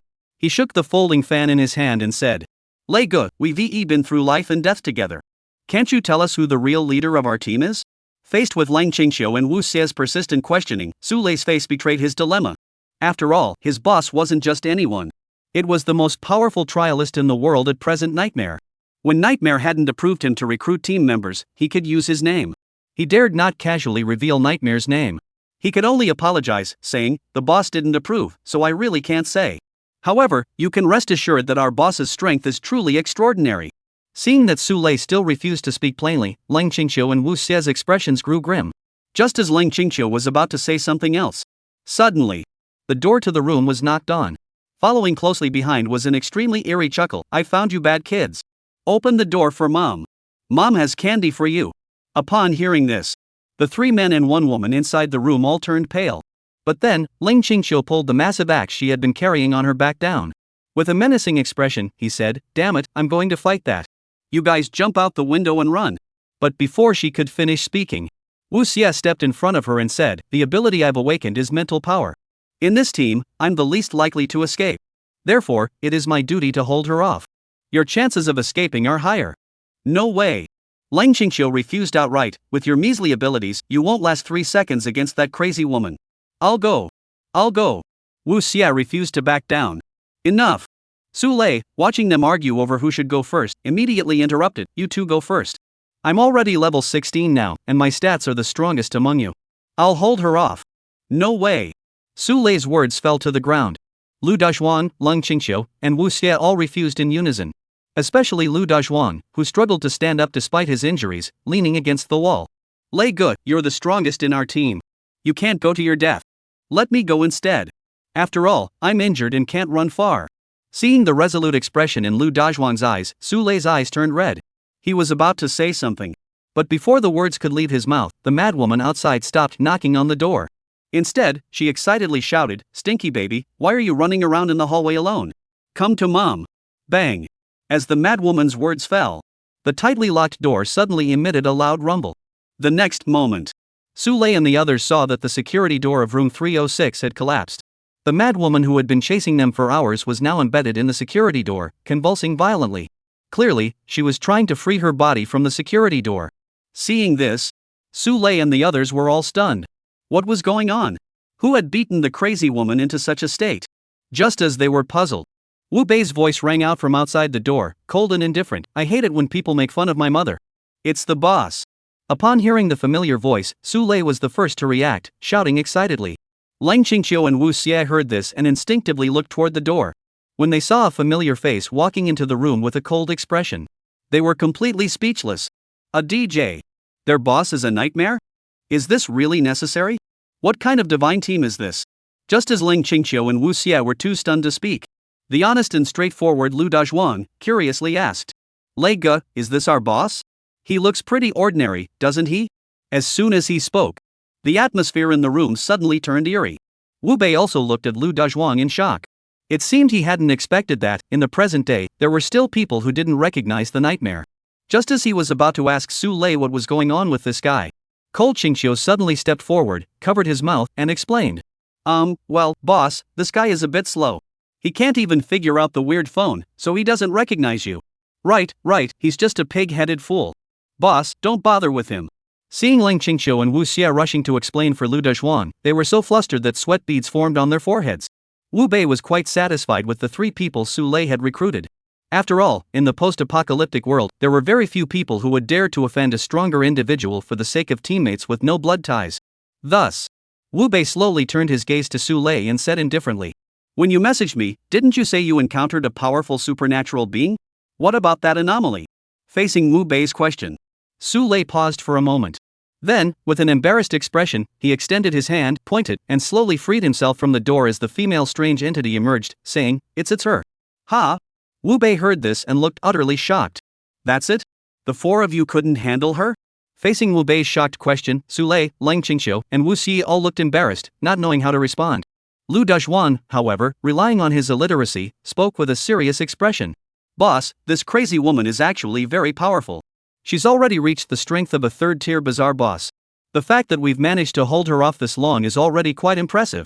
Upon hearing Lu Dazhuang's words, Wu Bei realized that he must urgently enhance the abilities of Su Lei and his group. Otherwise, by the time the 6th day arrives, with their current strength, they might not be able to help him and could even hold him back. Therefore, Wu Bei took a deep breath and said, Add me to your team. I'll help you level up. Tomorrow, will follow me and pull off a big job. Chapter 82, Preparing for the 6th day. The Hu family begins their revenge. Upon hearing this, Su Lei and the others' eyes lit up instantly. Nightmare was taking them leveling and even planning something big. This was clearly the start of something big. Thus, Su Lei didn't hesitate for a moment and immediately added Nightmare to the team. As the Nightmare joined the team, they couldn't help but gasp in astonishment at the Nightmare's level. Damn, that's some tough skin. The old saying was indeed true. Comparing people leads to death, comparing goods leads to discard. The 4 of them had been grinding levels day and night. Now the highest ranked Su Lei is only just 16th level. The weakest, Lu Dazhuang, is only level 13. Yet the Nightmare has already reached level 21. This made Su Lei unable to resist asking, Leader, where are you planning to take us to level up? Facing this question, Wu Bei instinctively narrowed his eyes, thought for a few seconds, then pointed out the window and said, Let's just stay within the South Lake residential area. Su Lei nodded immediately upon hearing this. After all, before the apocalypse, Nanhu residential area was already Jiangcheng's most notorious neighborhood for mistresses and mistresses. The women living here weren't all exceptionally beautiful, but every single one of them was brimming with resentment. After the apocalypse, out of 10 women here, 8 had become strange and eerie. This place was indeed perfect for monster hunting. However, Lu Dazhuang had clearly been scared by the female ghosts here before. Upon hearing Wu Bei say to stay here and fight, he couldn't help but ask nervously, the female ghosts here are all very fierce. Are you sure it's safe? Wu Bei glanced at Lu Dazhuang and didn't bother to explain further. He directly attached the undead ghost flame to his body and casually mentioned, I'll handle the killing. If you see any suitable equipment, pick it up and wear it. The rest, just throw them into the auction house. After speaking, Wu Bei didn't wait for them to say anything else. He suddenly charged at the female demon emerging from the door and swung his sword at her. 38,000. 160. 1,600. Just 2 seconds had passed. The female ghost who had been chasing Su Lei and the others for several hours was instantly killed on the spot, with several pieces of equipment exploding. This scene unfolded. Lu Dazhuang was so shocked his eyes nearly popped out of his head. Ling Qingxiu couldn't help but pull Su Lei's arm and said, Now I finally understand why you dared not mention the boss's name. This is way too brutal. Seeing Ling Qingxiu's disbelieving expression, Su Lei's heart was also filled with shock. How long had it been since he left the Nightmare and started developing on his own? The Nightmare's strength had already reached this level? If this continues, who will be able to stand against Nightmare? Thinking of this, Su Lei realized that he had truly made the right choice back then. In this bizarre post-apocalyptic world, only by following the Nightmare could one truly survive. Thus, Su Lei immediately adopted the posture of his team's second in command and scolded. Shut up. The boss doesn't like people complaining when he is working. Hurry up and pick up the boss's gear. Don't let him get distracted by trivial matters. At the same time, in the sweltering summer heat, a gloomy cave. At this moment, there is an eerie atmosphere floating in the air. Each of them emanated an extremely terrifying aura. Especially an old man with his body pierced by countless funeral nails, causing the surrounding space to warp slightly. Dad, that boy, Yaozong, is dead. As Hu Tianxi's words fell, the old man, whose real name was Hu Tongtian, suddenly opened his blood-red eyes. He spoke words that made the air shatter. Who did this? Wu Bei. Upon hearing that name, a murderous intent surged across Hu Tongtian's face. Take the strange one there immediately and bring him to me. I will make him beg for his life and unable to die. However, as soon as his words fell, Hu Tianxi remained motionless. This made Hu Tongtian extremely displeased as he demanded, What? Did you not hear me? Father, I heard you, but I dare not. What? You dare not? Hearing this response, Hu Tongtian's expression darkened to the extreme. He suddenly reached out with his withered hand, gripped Hu Tianxi's neck, and said without a trace of emotion, You're now a 5th-tier peak-level anomaly. I sent you to deal with a human, and you dare to say you're afraid? Then what is the point of you being alive? Feeling the yin energy being drained from his body, Hu Tianxi frantically shouted, Father, don't do it. Wu Bei's strength is far beyond our imagination. He's even stronger than the nightmare. Nonsense. I know the nightmare's strength. He only became this powerful after seizing countless opportunities first. What does that Wu Bei have to rely on? Seeing that his father didn't believe him, Hu Tianxi also shouted anxiously, If you don't believe me, I have proof here. You'll see for yourself. As soon as he finished speaking, immediately, a strange figure used chains to fling a trialist to the ground. The trialist, upon landing, dared not hesitate and immediately pulled out his strange phone, playing the footage he had secretly recorded of Wu Bei's battle with Yang Qing. Sigh. As the video played on, even Hu Tongtian couldn't help but suck in a cold breath. He never would have imagined that this was only the 5th day of the strange phenomenon. Wu Bei's damage to them had already reached 38,000 points. He never imagined that his defensive capabilities had actually nullified the output of a 5th-tier boss. This made Hu Tongtian immediately realize that it wasn't because Hu Tianxi was too cowardly. It was indeed this Wu Bei who was truly abnormal. Realizing that, with the damage reduction buff, Wu Bei was no longer someone they could handle. Hu Tongtian clenched his teeth and asked, How much longer will the damage reduction from Yanxia last? It should last another week. Upon hearing Hu Tianxi's answer, Hu Tongtian shook his head immediately and said, No, that's too long. We must kill him before the 10th day arrives. Otherwise, the Hu family will miss our chance to rise to greatness. Hu Tianxi also understood why Hu Tongtian had chosen to kill Wu Bei 10 days earlier. But the fact was that Wu Bei's current situation was simply too difficult to handle. They had the will but lacked the strength. Hu Tianxi could only speak the truth with a look of helplessness on his face. Father, this is truly a difficult matter. Unless you use that scroll. Otherwise, we really have no chance to eliminate Wu Bei within 10 days. Upon hearing this, Hu Tongtian narrowed his eyes slightly. The scroll Hu Tianxi mentioned was used to open the gates of the underworld. Once the gates of the underworld were opened, the trialists in the surrounding area would not only lose their damage reduction and enhanced attributes. Within the gates of the underworld, countless bizarre creatures would escape. Following that, according to the nature of this apocalyptic world, they would definitely dispatch shadow soldiers to capture everyone in the city. At that point, the city where Wu Bei is located will have no survivors. Thinking of this, Hu Tongtian, who found the plan feasible, nodded solemnly, Alright, use that scroll. However, it must only be used tomorrow. Hu Tianxi nodded solemnly. He was well aware that tomorrow would be an unforgettable day for all global trial participants. If they seized this opportunity, Wu Bei would have no chance of escaping. Rest assured, tomorrow I will make Wu Bei know the consequences of offending the Hu family. Chapter 83, the 6th day arrives, the endless black prison opens. The next day, 9:30 a.m. Within the South Lake residential area, Su Lei and the 3 others looked at their levels in the team list and felt their worldview shatter. The 4 of them had been working non-stop for the past 2 days to level up. In the end, they had only managed to level up by 2 ranks. But after spending several hours queuing with the Nightmare Group, they finally understood the true meaning of the saying, great fame comes with great responsibility. Damn it, Nanhu residential area, known as the haunted district of Jiangqing City. Even major guilds wouldn't dare to set foot here on a regular day. But in just a few hours, the eerie atmosphere of Nanhu residential area was completely cleared. Their levels, except for Lu Dezhuang, had all reached level 21. Such a rapid level increase left even those who experienced it firsthand feeling a bit unreal. In contrast, Wu Bei remained calm. He glanced at Su Lei, who had already finished changing his gear, and asked casually, How much gear did you loot tonight, and how much did you sell it for?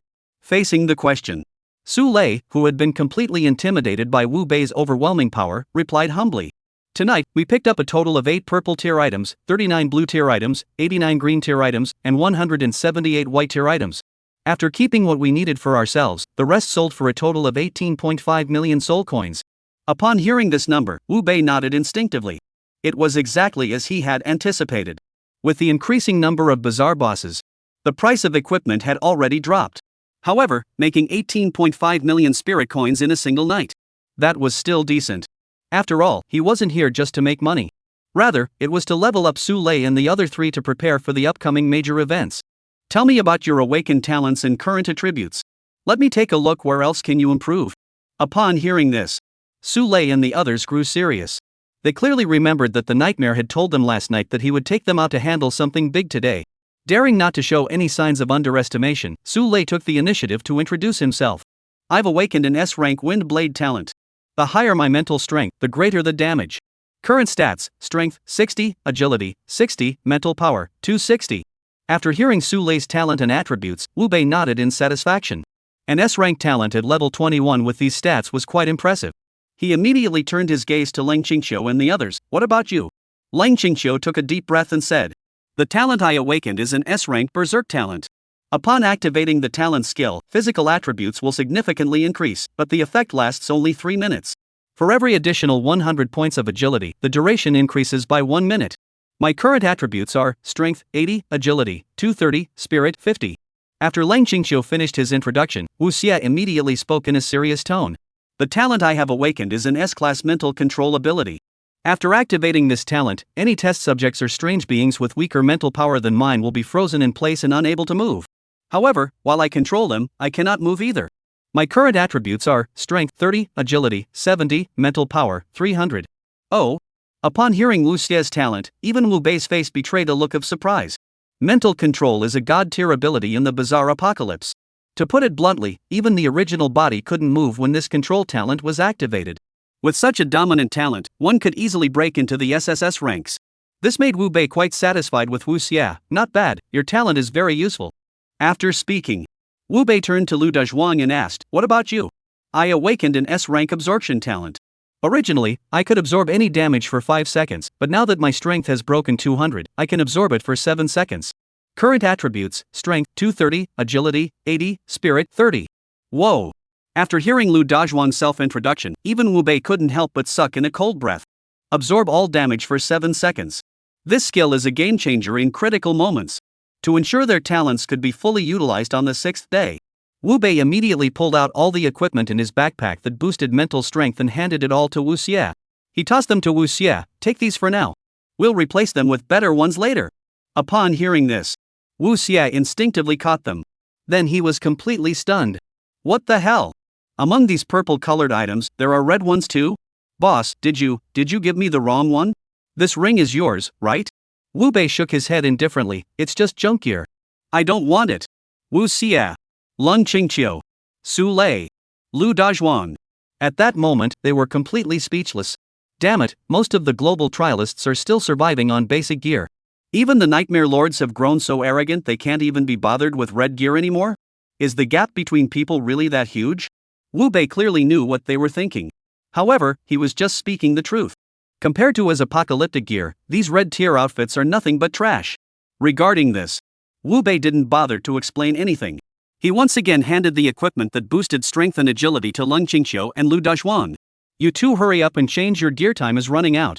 Upon hearing Wu Bei's words, having already realized that the bizarre apocalyptic world would refresh at exactly 10 p.m. every day, the 3 of them, who would face the new day's storyline, immediately put on their new equipment.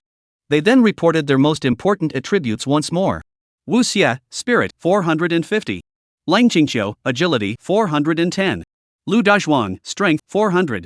Upon hearing the 3's attributes, Wu Bei nodded. He then handed all the remaining equipment to Su Lei. Take a look at these. If there's anything you can use, take it first. Sell the rest for me. Su Lei, upon hearing this, instinctively began to pick and choose among the items. However, he didn't feel dissatisfied because there were no red-colored items. Instead, he felt extremely excited inside. Because he knew very well that the Nightmare had directly handed over all the equipment to him, telling him to handle it. This meant he had already considered him one of his own. This was something no amount of red gear could ever replace. As the time reached 9:58, Recalling what would happen today in his previous life, Wu Bei took a deep breath and said, "What we are about to face may involve death. I need you all to be mentally prepared." Upon hearing this, Su Lei and the other three immediately grew serious. From the moment Wu Bei had equipped them so well, they knew that today would be a bloody day. They straightened their backs and declared, "Rest assured, we will never be cowards." "Good. Then get ready to buy tickets and enter the arena." Wu Bei's words had barely left his mouth. A sinister alert sounded precisely at 10 o'clock. "Congratulations! You have successfully survived to the 6th day. The city dungeon, Endless Black Prison, is now open." Chapter 84, City Dungeon begins, layers of crisis erupt. Dungeon introduction. The deep-sea prison has been haunted by unknown entities. If you don't want to die, you must escape within 24 hours. Dungeon party size, limited to 5 players. Dungeon reward. The shorter the time taken, the higher the reward.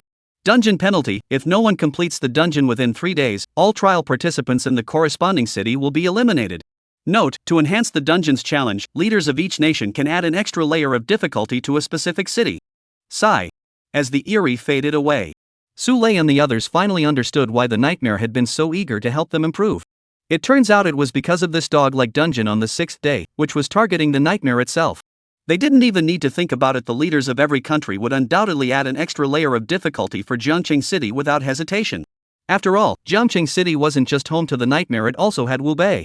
If they could clear the dungeon and eliminate both of them, that would be more joyful for those nations than Christmas. And that's exactly what happened. As they purchased their tickets and prepared to enter, a chilling warning sounded in their minds. Warning, the region you are in is Yanxia Jiangqing City, which currently has leaders from 170 nations. Do you wish to increase your difficulty level? Current challenge level, 200. Are you sure you want to proceed? Go! Su Lei and the others swallowed hard and instinctively looked at Wu Bei. They asked Wu Bei what he meant. Wu Bei remained expressionless and uttered 2 words, "Confirm." Whoosh! As soon as the words left his mouth, the unmanned body suddenly vanished from its original spot. About 30 seconds later, after the chaos in their minds subsided, everyone opened their eyes. What met their eyes was a sealed, enclosed space. There were no windows, no iron bars, only a bright red Arabic numeral 1 at the center of the wall. This eerie scene left Su Lei and the others, who were attempting this high-difficulty dungeon for the first time, completely baffled. Unable to contain themselves, they asked, "Leader, how do we clear this dungeon?" Wu Bei pulled out his strange phone and checked the time. He said calmly, "There are only 30 seconds left before the food is distributed. Let's wait here and take the food elevator down." Food elevator? Su Lei and the others were all taken aback. Before they could react, the previously seamless ceiling suddenly emitted the sound of mechanical movement. The next moment, the ceiling began to descend. On the ceiling, there were now all kinds of delicious foods.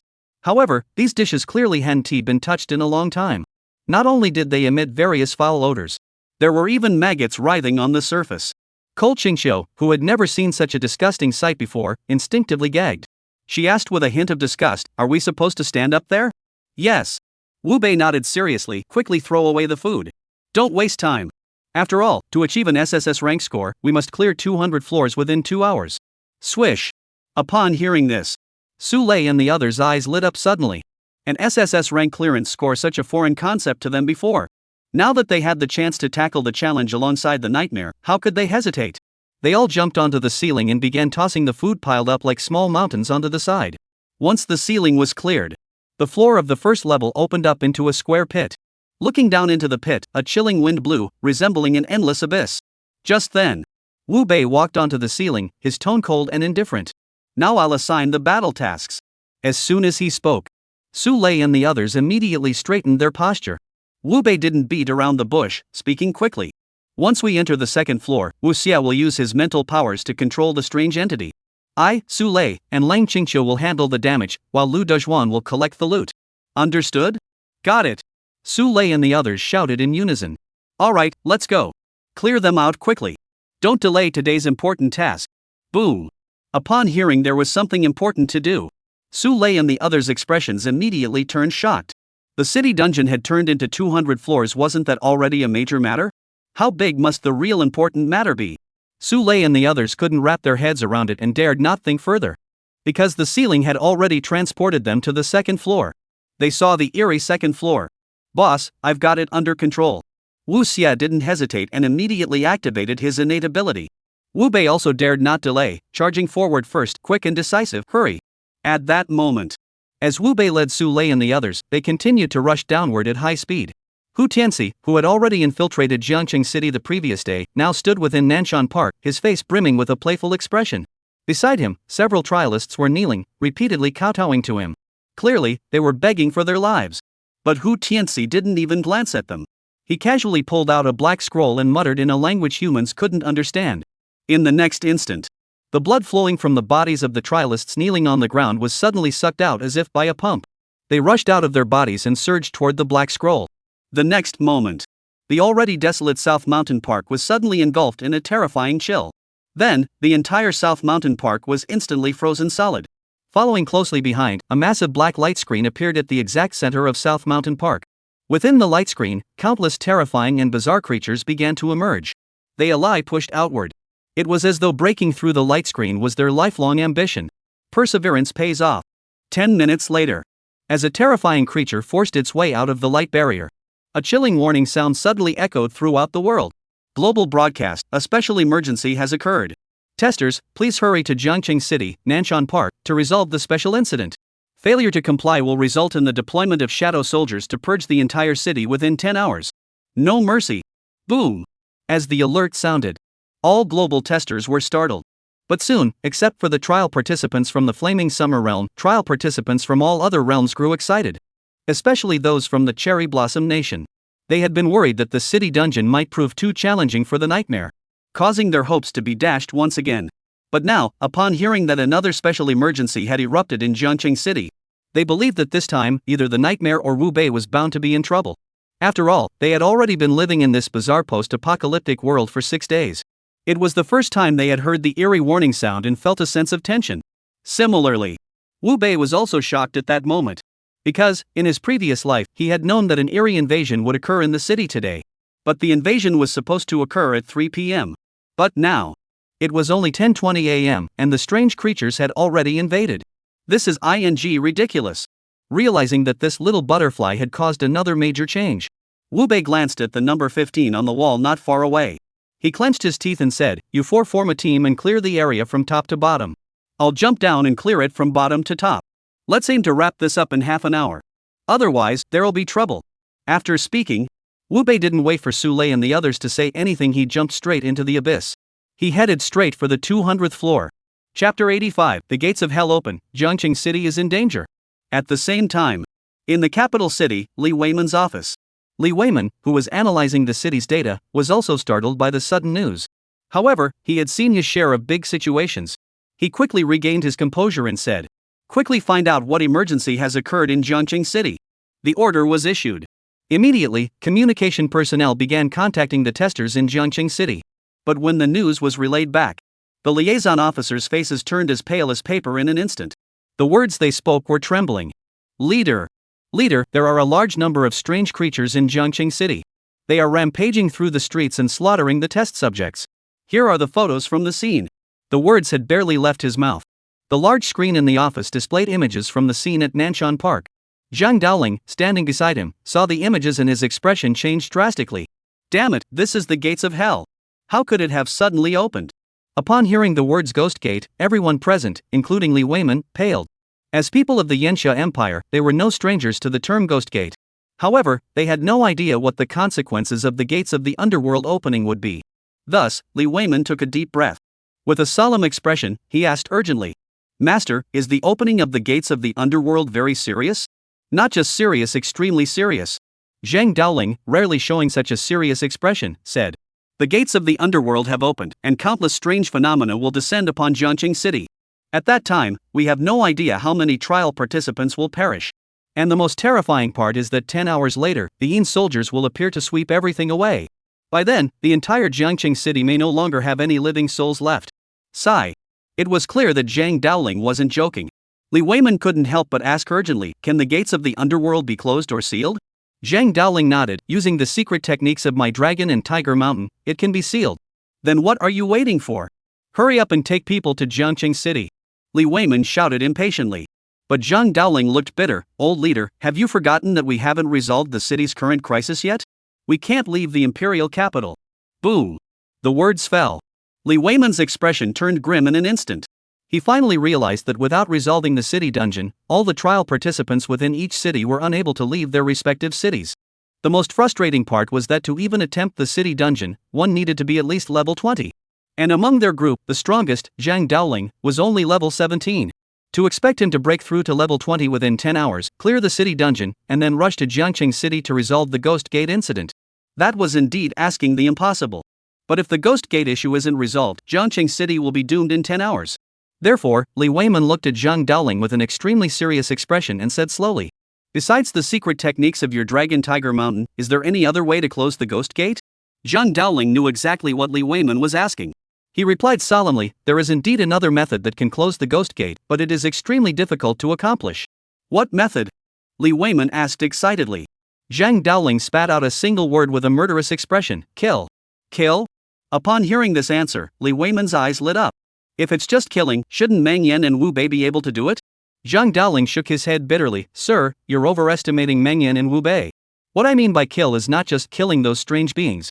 It's about killing them so that the supernatural beings tremble in fear, so that they know that even if they escape the gates of the underworld and come to the mortal realm, they won't even have the chance to become ghosts. Therefore, neither Meng Yan nor Wu Bei possesses such power. Moreover, even if they had such power, they wouldn't have the time to deal with the Ghost Gate right now." "Why?" Li Weiman asked in confusion. "Because the city's alternate reality in Jiangqing is truly hell-level difficulty." Upon hearing this, Li Weiman immediately recalled the matter of the 170 countries worldwide adding checkpoints to Jiangqing City. He immediately shouted with bloodshot eyes, "Damn it, those bastards! I'll make them pay for this." Seeing Li Weiman in such a furious state, Zhang Daoling could only shake his head helplessly. After all, what happened today was something no one could have anticipated. Now, the nightmare had entered the dungeon, facing the challenge of the city dungeon with 200 levels. If he could get out in 10 hours, that would already be quite impressive. Let alone dealing with the Ghost Gate of Jiangqing City. Therefore, Zhang Daoling believed that Jiangqing City was doomed. Sighed deeply and said, "Sir, Jiangqing City is doomed. Instead of getting angry here, we should thoroughly investigate who is responsible. After all, the Ghost Gate isn't something that can be opened easily. Li Weiman isn't someone to be underestimated." Reminded by Zhang Daoling, he immediately snapped out of it. They had already endured 6 days in this bizarre post-apocalyptic world. He knew clearly that only one new task would be released each day. But today, 2 disaster-level tasks had appeared one after another. And the second one was released while he was in the nightmare dungeon.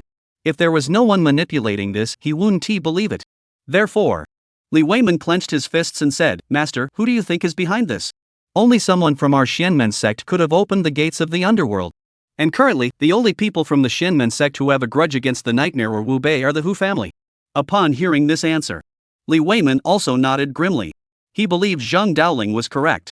The Hu family had become enemies with Wu Bei due to the matter involving Li Yue.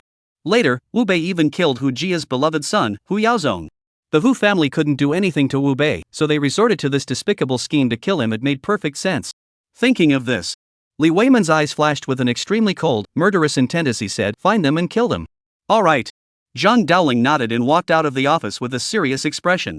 The secretary, seeing this, immediately approached and reported with a solemn expression, "Sir, the young lady has sent a message asking if we can contact the nightmare. The city of Jiangqing is suffering severe casualties." Upon hearing this, Li Weiman aged 10 years in an instant. He sighed and said, "Tell Weiwei that Jiangqing City is beyond salvation. Nightmare cannot possibly escape from the dungeon within 10 hours. Have them do their best." Ding, global broadcast. Congratulations to the Yanxia trialists Nightmare, Su Lei, Wu Xia, Lang Qingxiu, and Lu Dezhuang for becoming the first in the world to clear the city dungeon and the endless black prison, earning the title of Liberators. Chapter 86, Dungeon ended, Nightmare arrives at South Mountain Park. Boom! Li Weiman hadn't finished speaking when an abrupt, eerie alert sound nearly made him bite his tongue off. What the hell is this?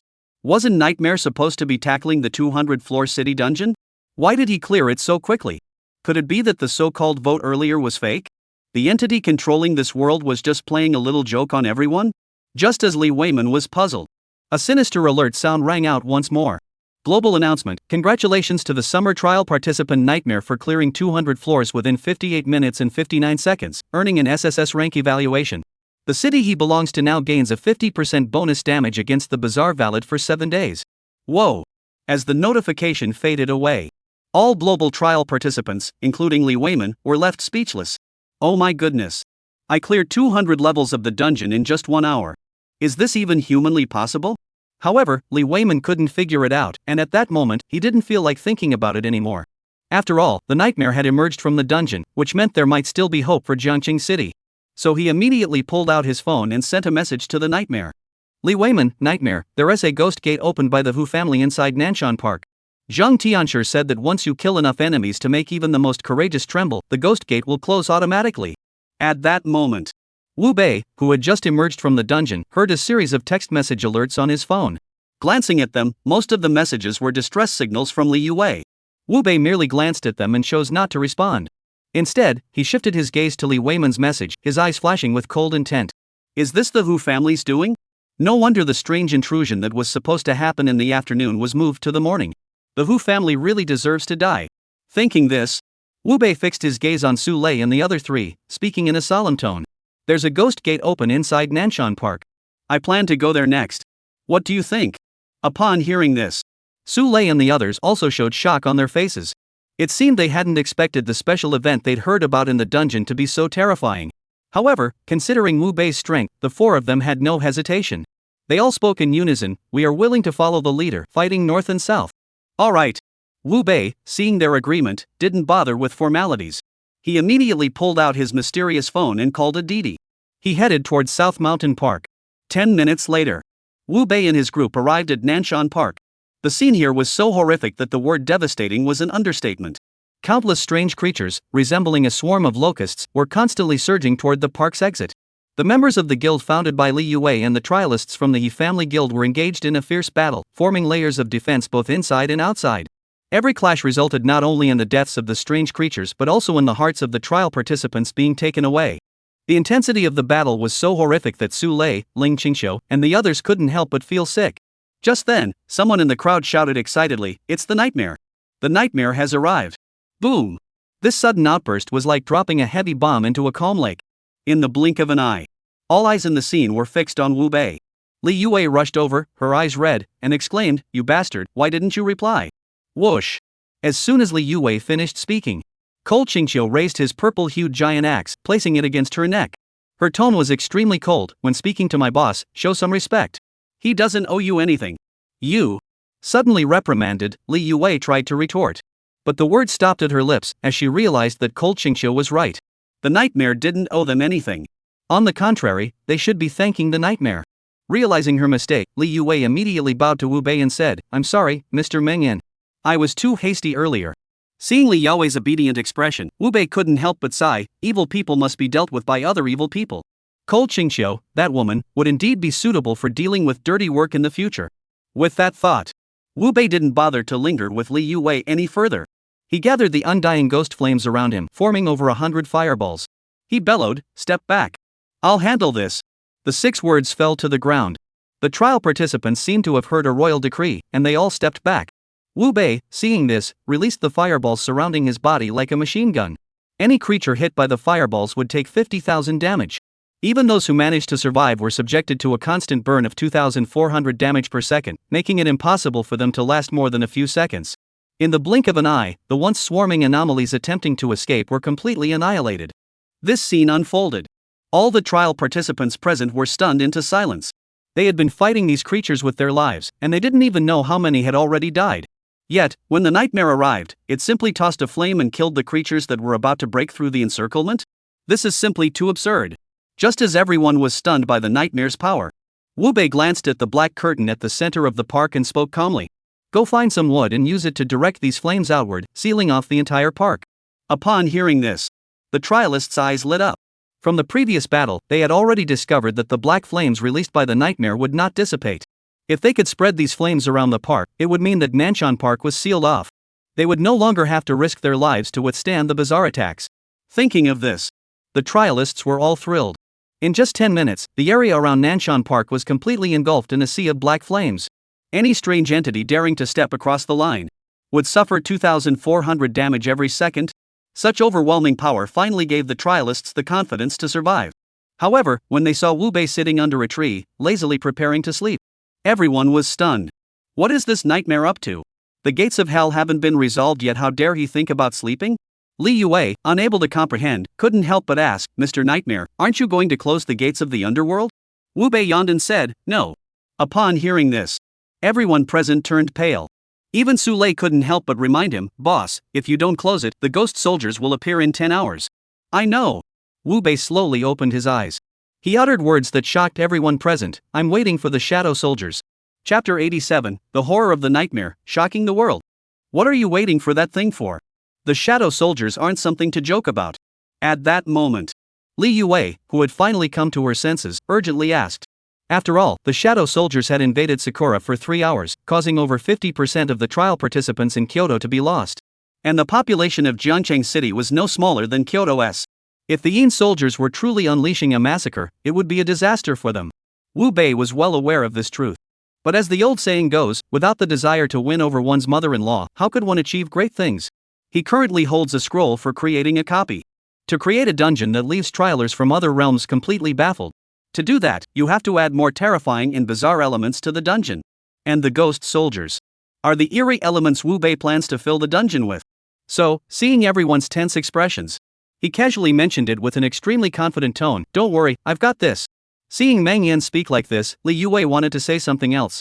But Leng Qingxiu, standing beside her, spoke in a serious tone. "Since the boss says he's confident, you all stop bothering him. If you're not satisfied, go solve it yourself." You. Once again rebuked, Li Yue was deeply dissatisfied. What's so great about him? It's like you don't even know the big shot. After saying that, Li Yue walked away in a bad mood. At the same time, she took out her strange phone and sent a message to Wu Bei. "Are you there?" Wu Bei was just about to rest. He heard the phone's notification sound and instinctively opened it. But when he saw that the message was from Li Yue, his lips twitched involuntarily. He had to admit that he was truly impressed by Li Yue. To bring him into the Li family's camp, she really had gone all out. So, Wu Bei simply replied, "I'm taking a shower," then tossed his phone aside and began to rest. After all, in 8 hours, the shadow soldiers would arrive. He had to rest up to ensure he was in top condition and avoid any mishaps. But Wu Bei was sleeping quite comfortably at that moment. But Li Weiman was frantic with anxiety. He had originally believed that once the nightmare emerged, the sudden disaster that had struck Jiangcheng City would be resolved.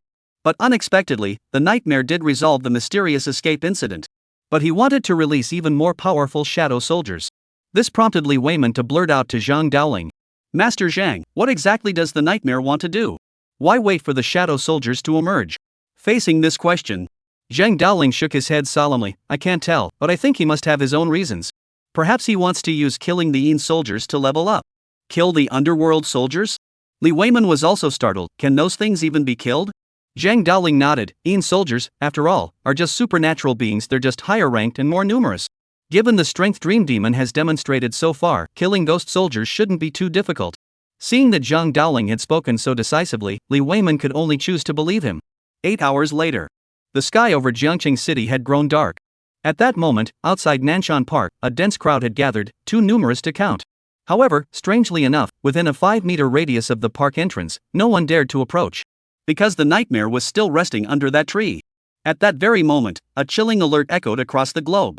Global broadcast. Due to the unresolved special incident in Jiangcheng City during the scorching summer, shadow soldiers have been dispatched to carry out a cleanup operation. Boom! The sound echoed. All the trial participants around the world who had been longing to escape this nightmare were filled with excitement. Even the eerie members of the Wu family couldn't hide the excitement on their faces. Their plan had succeeded. Jiangcheng City was doomed. Nightmare and Wu Bei must die. However, Wu Bei, whom they believed to be doomed, stretched lazily and slowly stood up from under the tree, saying, "That was comfortable. Boss, is there anything we can do?" Su Lei, seeing that Wu Bei had woken up, immediately approached him like a loyal servant and asked. Wu Bei stretched his limbs and said, "No need. Stay away. Don't get hurt later." After speaking, Wu Bei didn't wait for Su Lei and the others to say anything else. He walked toward the park with an indifferent expression. At that moment, a massive black curtain opened, revealing rows of shadowy soldiers armed with long spears. They formed an extremely disciplined formation, preparing to emerge from the black curtain. The sheer scale of the formation alone sent chills down the spines of the trial participants waiting outside the park. They couldn't help but doubt whether the nightmare could truly counter such a terrifying existence. Wu Bei had no idea what the other trialists were thinking. Seeing the shadow soldiers for the first time, he instinctively activated his scanning ability. Name, Shadow Soldiers. Rank, 6th tier anomalous. Health points, 9,999,999. Strength, 999. Agility, 999. Spirit, 999. Ability, Capture. Capture: when health drops below 50%, the target is immediately captured and cannot use any abilities. Upon seeing the attributes and talent of the Shadow Soldiers, even Wu Bei couldn't help but marvel. Produced by Yenxia, they're truly top-notch. Even a legendary minor anomaly possesses such attributes. This made Wu Bei curious about how powerful the legendary 10 kings of the underworld, the black and white impermanents, and the ox-headed and horse-faced demons must be. However, Wu Bei only pondered this for a few seconds before pushing the thought aside. Because the Yin soldiers were about to emerge, he could begin his actions as well. At that moment, Wu Bei took out the scroll that Hu Yaozong had obtained from the system backpack, his expression serious as he walked toward the black curtain. The next instant, the Shadow Soldiers burst through the black curtain, their cold stares fixed on Wu Bei. Without giving Wu Bei a chance to react, they charged forward with their long spears, aiming straight for him. The speed was so fast that the onlookers outside the trial arena turned pale with shock. Cole Qingxiu, Su Lei, and the others couldn't help but shout, "Boss, be careful." However, when the Shadow Soldiers' spears pierced Wu Bei, everyone at the scene was stunned. Instead of Wu Bei being pierced through by the spear, instead, a red exclamation mark appeared in the head of the Shadow Soldier. Lu Dazhuang, who possessed the 5-second True Man talent, witnessed the scene. Couldn't help but exclaim, "What the hell is this? Damage immunity? How freaking powerful is our boss?" As soon as his words fell, the others present finally understood why the Nightmare dared to disregard the Yin soldiers. It turned out that the Nightmare could actually ignore the damage from the Shadow Soldiers. This made the trialists who had been worried earlier feel relieved. However, some trial participants raised a serious question. Why doesn't the Nightmare fight back and let the Shadow Soldiers attack? The question was posed. Everyone at the scene fixed their gaze on Wu Bei, who was being attacked by the Shadow Soldiers. No one understood what he was trying to do. Chapter 88, capturing a few ghost soldiers as minions for a dungeon run that makes perfect sense. But they didn't know what Wu Bei was thinking. Though these ghost soldiers were individually powerful, but they were leaderless. Once inside the dungeon, they're easily pulled apart by the trial participants and kited to death.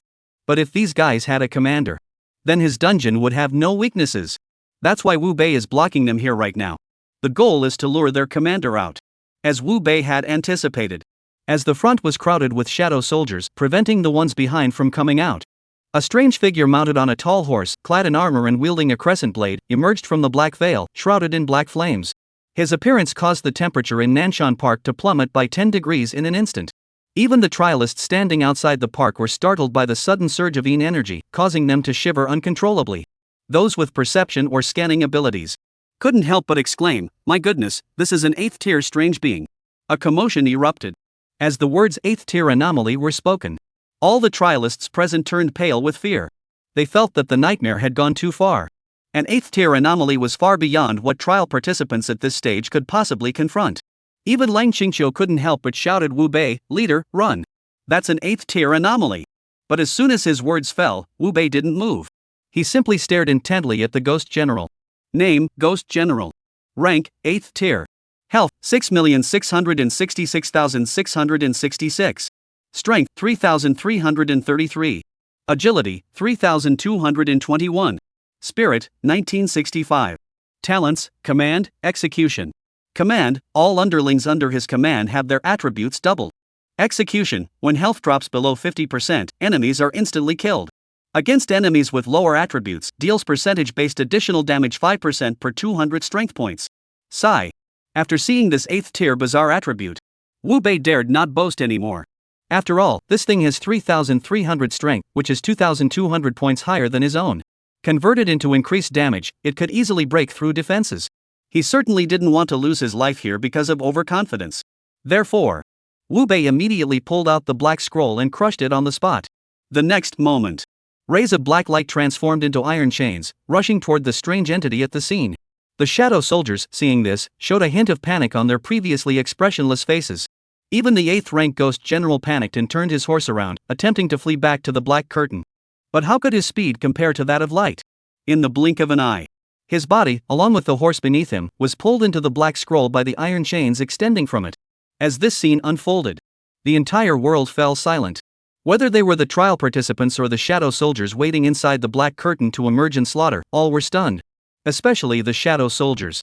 They felt as though their worldview had been shattered. What the hell is going on? Weren't we supposed to let them come out and kill anyone they saw? But what's going on now? Why are my good brothers, comrades, and leaders being captured? Is there any law left? Is there any law left? Just as the shadowy soldiers were feeling a bit dazed, a chilling alert suddenly sounded. Global announcement: the summer trial nightmare has successfully apprehended the Ghost General and 300 shadow soldiers, completing this special event. The alert faded away. The black veil that had shrouded Nanshan Park also vanished in that instant. However, after it vanished, the words black curtain began to form in the minds of all the trial participants worldwide. After all, the eerie alert had just stated that no one had completed the special mission in the Summer of Flames, prompting the dispatch of shadow soldiers to sweep the area. Yet, how long had the sweep taken before the Ghost General and 300 shadow soldiers were captured? If there wasn't a black curtain involved, they'd rather stand on their heads and take a dump. Similarly, Hu Tianxi was also left speechless at that moment. What's going on? The Hu family had brought out their precious scroll, yet not only did they fail to kill Wu Bei. Instead, they ended up aiding the nightmare. Is there anyone who dares to bully them like this? Unable to fathom what had happened, Hu Tianxi realized that this mission to hunt down Wu Bei had been a complete failure. He had to hurry back and ask his old master what to do next. At that moment, as the icy environment of South Mountain Park began to thaw, Wu Bei also frowned in dissatisfaction. He felt that the bizarre apocalyptic world was targeting him. After capturing only a few shadow soldiers, the other side immediately closed the special incident. It was utterly heartless. Therefore, the moment he stepped out of Nanshan Park, his expression was extremely grim. Leng Qingxiu, noticing his expression, couldn't help but ask, "Boss, why do you look so upset? Are you injured?" "No, it's just that the harvest was too meager, I'm not happy." Upon hearing this, Cold Qingxiu and the others couldn't help but twitch their lips. Too little? If she hadn't heard wrong earlier, the eerie prompt had clearly stated that the nightmare had captured 300 shadow soldiers and 1 ghost general. That's called a meager harvest? What would you call a lot, then? Realizing the gap between herself and the nightmare wasn't just about strength, Qingxiu finally gave up on catching up with the nightmare. Instead, she asked with extreme curiosity, "Master, what was that black scroll you used to capture the ghost soldiers?" "A homemade copy scroll." Wu Bei didn't hide anything. But as soon as he finished speaking, Leng Qingxiu and the others nearly popped their eyes out of their sockets. "You were capturing the ghost soldiers to create a dungeon? Who could possibly clear that dungeon?" Seeing Leng Qingxiu's shocked expression, Wu Bei's lips curled into a wicked smile. He wasn't making the dungeon for others to clear. It was for the 7th-day revenge. Though there were only 300 ghost soldiers and 1 ghost general now. But with the current strength of the trial participants, tomorrow would surely be their downfall. Thinking of this, Wu Bei stretched lazily and said, "I'll go rest first. You guys take Dazhuang and level up to 21 first. I'll tell you tomorrow how to tackle the solo breakthrough dungeon." After speaking, Wu Bei didn't wait for Leng Qingxiu to say anything else and walked into the darkness of the night. After all, this copy is currently only in its initial stages.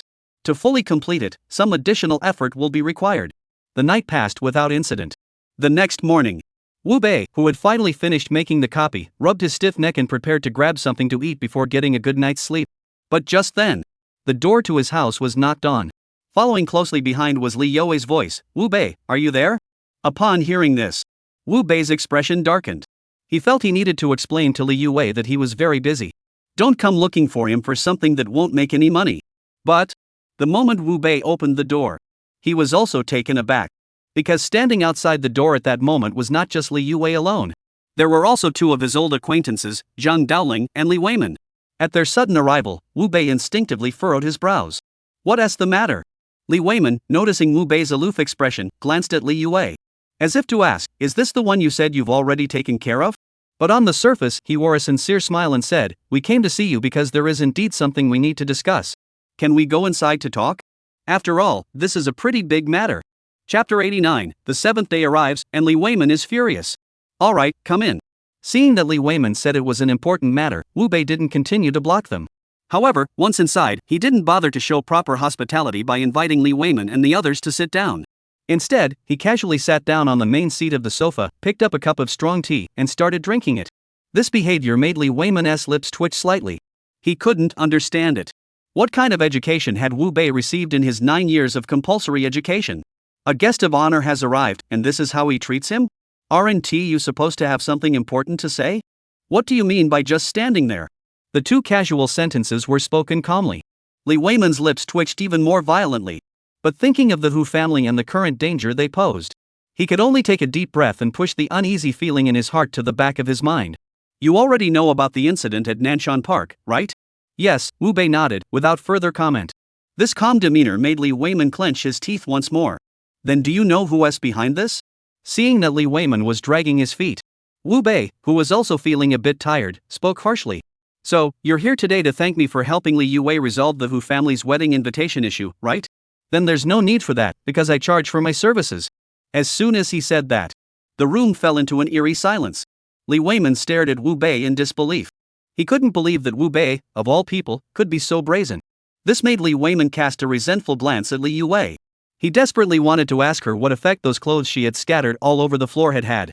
Li Yue, standing nearby, felt awkward under his gaze. She couldn't help but mutter under her breath, "The money will be given to you. My grandfather came today to discuss the matter of eliminating the Hu family. Don't keep bringing up money. Act a little more dignified." Upon hearing this, Wu Bei raised a finger. Li Yue, seeing this, exclaimed excitedly, "Grandfather," Wu Bei said. "You can continue." Li Weiman nodded, thinking that Wu Bei, this young man, still had potential. He knew when to speak and when to keep quiet. But before he could speak, Wu Bei corrected him, 10 billion, and I'll help you take down the Hu family. You. Seeing Wu Bei mention money again, the atmosphere at the scene suddenly fell silent. Li Weiman finally realized that Wu Bei was completely obsessed with money. To get him to come out of retirement and deal with the Hu family, it was impossible without making him bleed. So, Li Weiman glanced at Zhang Daoling. Zhang Daoling immediately understood. He immediately said with a meaningful tone, "Young friend, aren't you being a bit too confident? The Hu family isn't a small clan, their influence is vast. Even our dragon Tiger Mountain can't claim to easily defeat them." Wu Bei, who understood Zhang Daoling's underlying meaning, rolled his eyes. "Do you think I'm weak? Why didn't you come to challenge me at the World Martial Arts Tournament? Is it because 80 points in all attributes isn't impressive, or is the red armor not good enough?" Zhang Daoling was left speechless for a moment. He had only intended to help Li Weiman negotiate a better deal and make Wu Bei realize that he couldn't handle the Hu family alone. But he never expected Wu Bei to be so skilled at stabbing people in the heart. However, he understood Wu Bei's meaning. Longhu Mountain was beyond his control. As the second-place winner of the World Martial Arts Tournament, he had the ability to handle it. So, Zhang Daoling, who had no idea how to negotiate the price, could only turn his helpless gaze toward Li Weiman. He signaled for him to go ahead. Seeing this, Li Weiman took a deep breath and said solemnly, "Wu Bei, this time the Hu family is targeting you. We're here to help you. Asking for so much money is a bit excessive, isn't it? I don't need your help." Wu Bei shrugged indifferently, "Anyway, I'm just one person. If I can't beat the Hu family, I'll just die. I don't care." Li Weiman, Zhang Daoling, they had finally figured it out. Wu Bei was a tough nut to crack. If they wanted him to take action and eliminate the Hu family, it wouldn't be possible without some bloodshed. 10 billion? That's too much. We can't come up with that much. Wu Bei remained calm. "That's your problem, not mine." Seeing that Wu Bei wouldn't budge an inch, Li Weiman was completely defeated. He had participated in countless negotiations in his life, but he swore that no negotiation had ever been as exhausting as this one with Wu Bei. However, he was also well aware that the Hu family could no longer be spared. Otherwise, who knew what kind of trouble they might cause in the future? "Alright, 10 billion. We'll gather it for you as soon as possible. But before that, if there's anything you need help with, please don't hesitate to ask." "No problem. As long as the money is in place, I'll do anything for Blue Star." After saying that, Wu Bei yawned and pointed at the door to his house. Li Weiman and the other two saw this and couldn't help but grimace. This little brat is really annoying. Stepping out of Wu Bei's gloomy house, Li Weiman looked at Li Yue with a dissatisfied expression. "Girl, I told you before, you should pursue your dreams. What kind of person is Wu Bei? All you care about is money. You have no sense of national duty at all." Li Yue heard this and remained silent, instinctively looking around. Her behavior left Li Weiman utterly baffled. "What are you looking for?" "A stick." Li Yue, with a dark expression, severed a branch from a tree. Li Weiman, seeing this, turned pale. "Girl, I was just venting. I'm not trying to meddle in your marriage. You better hope so, because the marriage you're arranging is simply unreliable." After being criticized, Li Weiman also looked embarrassed. After all, if he hadn't arranged the betrothal with the Hu family earlier, none of this would have happened. Just as the atmosphere grew awkward, Zhang Daoling cleared his throat and said, "Enough. Since Wu Bei has already agreed to deal with the Hu family, we should hurry back and prepare for what's going to happen today. After all, there is less than 3 hours left before 10 o'clock. Upon hearing this, Li Weiman nodded. He knew that now was not the time to discuss whether Wu Bei was being deceitful or not. After all, it was almost 10 o'clock. What might happen on the 7th day was more important than the Hu family. "Girl, you're in charge of keeping in touch with Wu Bei. As soon as we hear anything from the Hu family, I'll let you know right away." 3 hours passed quickly. Wu Bei, who was resting, was suddenly awakened by a chilling alert sound. "Congratulations, you've survived to the 7th day. To celebrate this momentous occasion, the black market will be open today. Wishing everyone a pleasant time. The notification faded away. All global trial participants were left speechless. The 7th day, and that's it? Has the entity controlling this bizarre apocalypse changed its ways? Just as everyone was celebrating that the 7th day was safe, Wu Bei opened the strange phone. He took out the black market entry ticket and crushed it gently. The next moment, his body vanished from the room. Chapter 90, The Rules of the Black Market. Is the nightmare in danger? The scene shifted. Wu Bei appeared on a street filled with white lanterns. On both sides of the street, there were still many stalls. Behind the stalls, strange creatures with excited expressions were staring at him. Their gaze was like that of starving wolves who had finally spotted their prey. Wu Bei remained completely unfazed by these eerie gazes.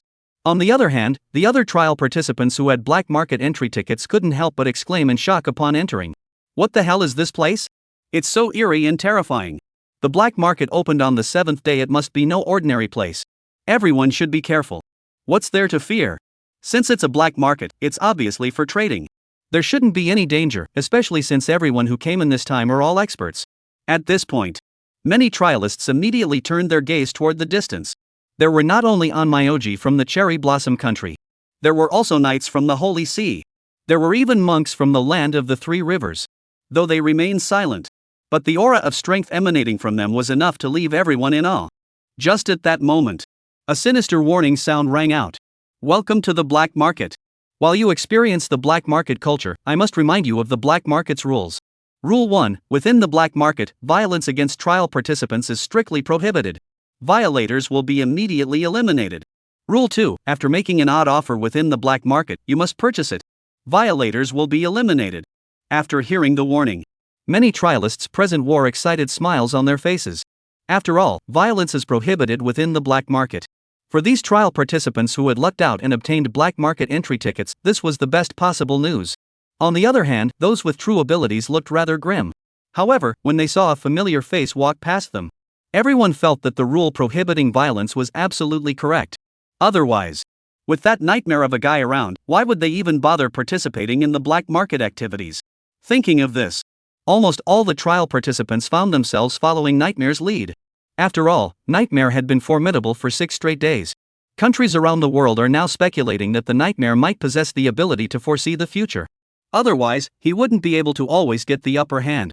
Therefore, following the Nightmare had become a common strategy among the trial participants from all nations. As for their actions, Wu Bei didn't bother to pay much attention to them at the moment. After all, the rules of the black market were detailed in guides on forums from his previous life. These people don't understand the rules. Following him won't help them play well.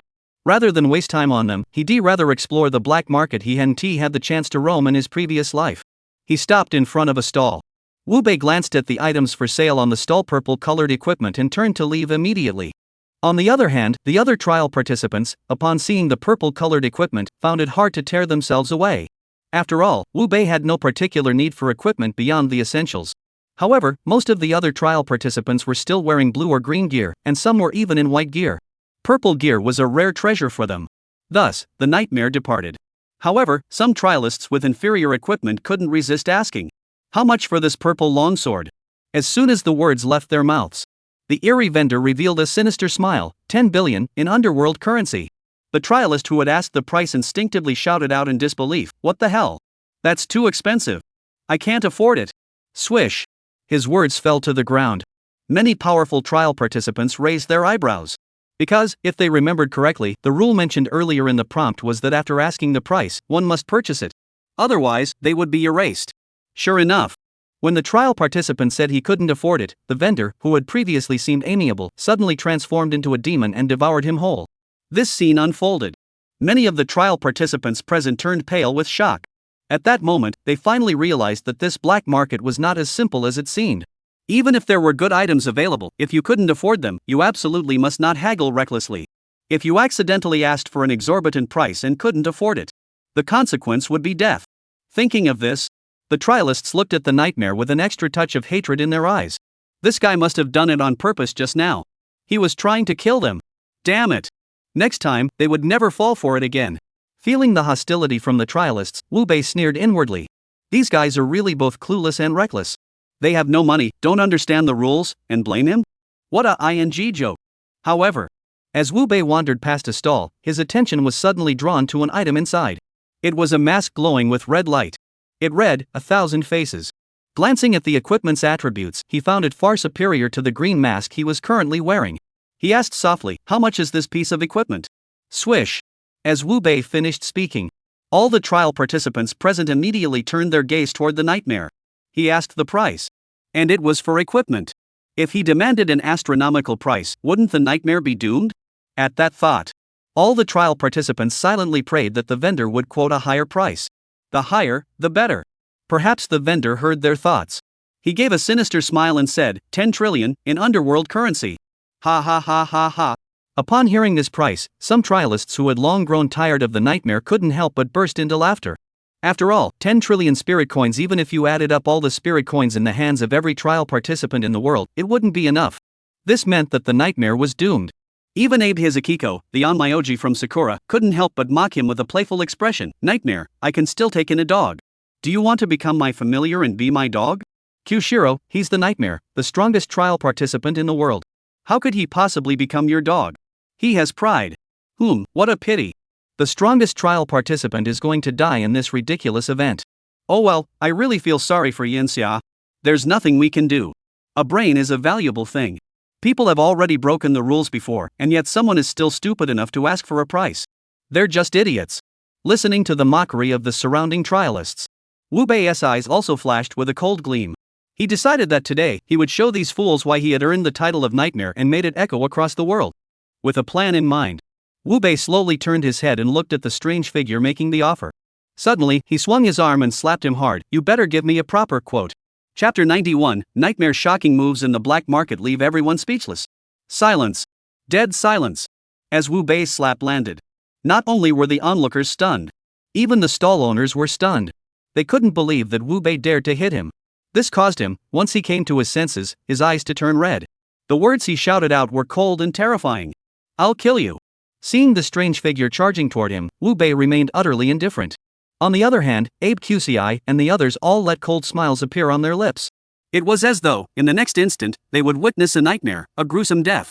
However, when the creature's fingers pierced Wu Bei's chest, all the creatures present, including the creature itself, were left speechless.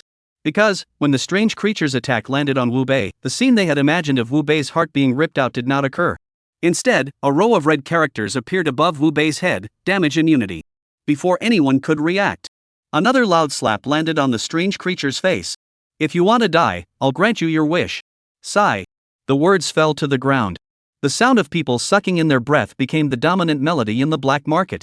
All living beings stared blankly at Wu Bei, feeling as though they were in a dream. Especially the strange vendors here felt as though the sky had collapsed. After all, their sensory abilities were far superior to those of the trial participants. They could clearly sense that Wu Bei was different from the other trial participants. If they tried to bully Wu Bei the way they bullied other newbies, they would likely end up like the old man selling equipment, not getting his heart, but instead getting slapped twice. Feeling that the situation on the scene was under control, Wu Bei raised his hand again and looked at the stall owner with a strange expression. Didn't you hear what I just said? 10 billion spirit coins. 10 billion spirit coins. This equipment is yours. The stall owner looked eerie. He clearly wasn't a nice guy in his previous life. At that moment, he realized he'd bitten off more than he could chew and immediately lowered the price. But before he could finish, Wu Bei slapped him across the face again. Say it again. Brother, this equipment also costs money. The stall owner was nearly in tears. After all, trialists and the Eerie have two separate systems. These anomalies also had to pay a price to participate in the event. Originally, they had planned to use this event to enhance their own strength. But they never expected to encounter someone like Wu Bei once they entered the event. It was truly a case of digging their own graves. I'll name a price. Sell yourself, and you live. Refuse, and you die. Understand? Gulp. Realizing that Wu Bei wasn't joking, the vendor swallowed nervously and said, all right. $10. Wu Bei coldly stated his price. But the moment the price was mentioned, the vendor's face turned as pale as a ghost returning home on the 7th day after his death, only to find his wife cheating on him with someone else while he lay in his coffin. Brother, this price isn't even enough to sell a dog. Tug. The vendor hadn't finished speaking. Black flames rose from Wu Bei's body. Sell it. You can't sell the dog, I can sell it. For $10, you're not buying equipment, you're buying my love. Brother, this is your gear. Take it. Seeing the vendor hand over the equipment, the black flames on Wu Bei's body faded. He smiled and reached out, patting the vendor's cheek. "You're a good kid," he said. Wu Bei didn't linger with the vendor any longer and continued to stroll around the black market. After all, black market activities have time limits. Trialists could only stay here for a maximum of 3 hours. He had to make the most of his time and see how many treasures he could loot. However, what Wu Bei didn't know was, his previous actions seemed to have opened a gateway to a new world for Abe Qci and the others. At that moment, Abe Hisako and the others suddenly realized that to truly enjoy the activity, they couldn't just follow the rules. As long as they didn't break the rules, anything they did within the rules would not be punished. Thus, the knights from the Vatican once again approached the vendor and pointed to a purple cross, asking, "How much is this cross?"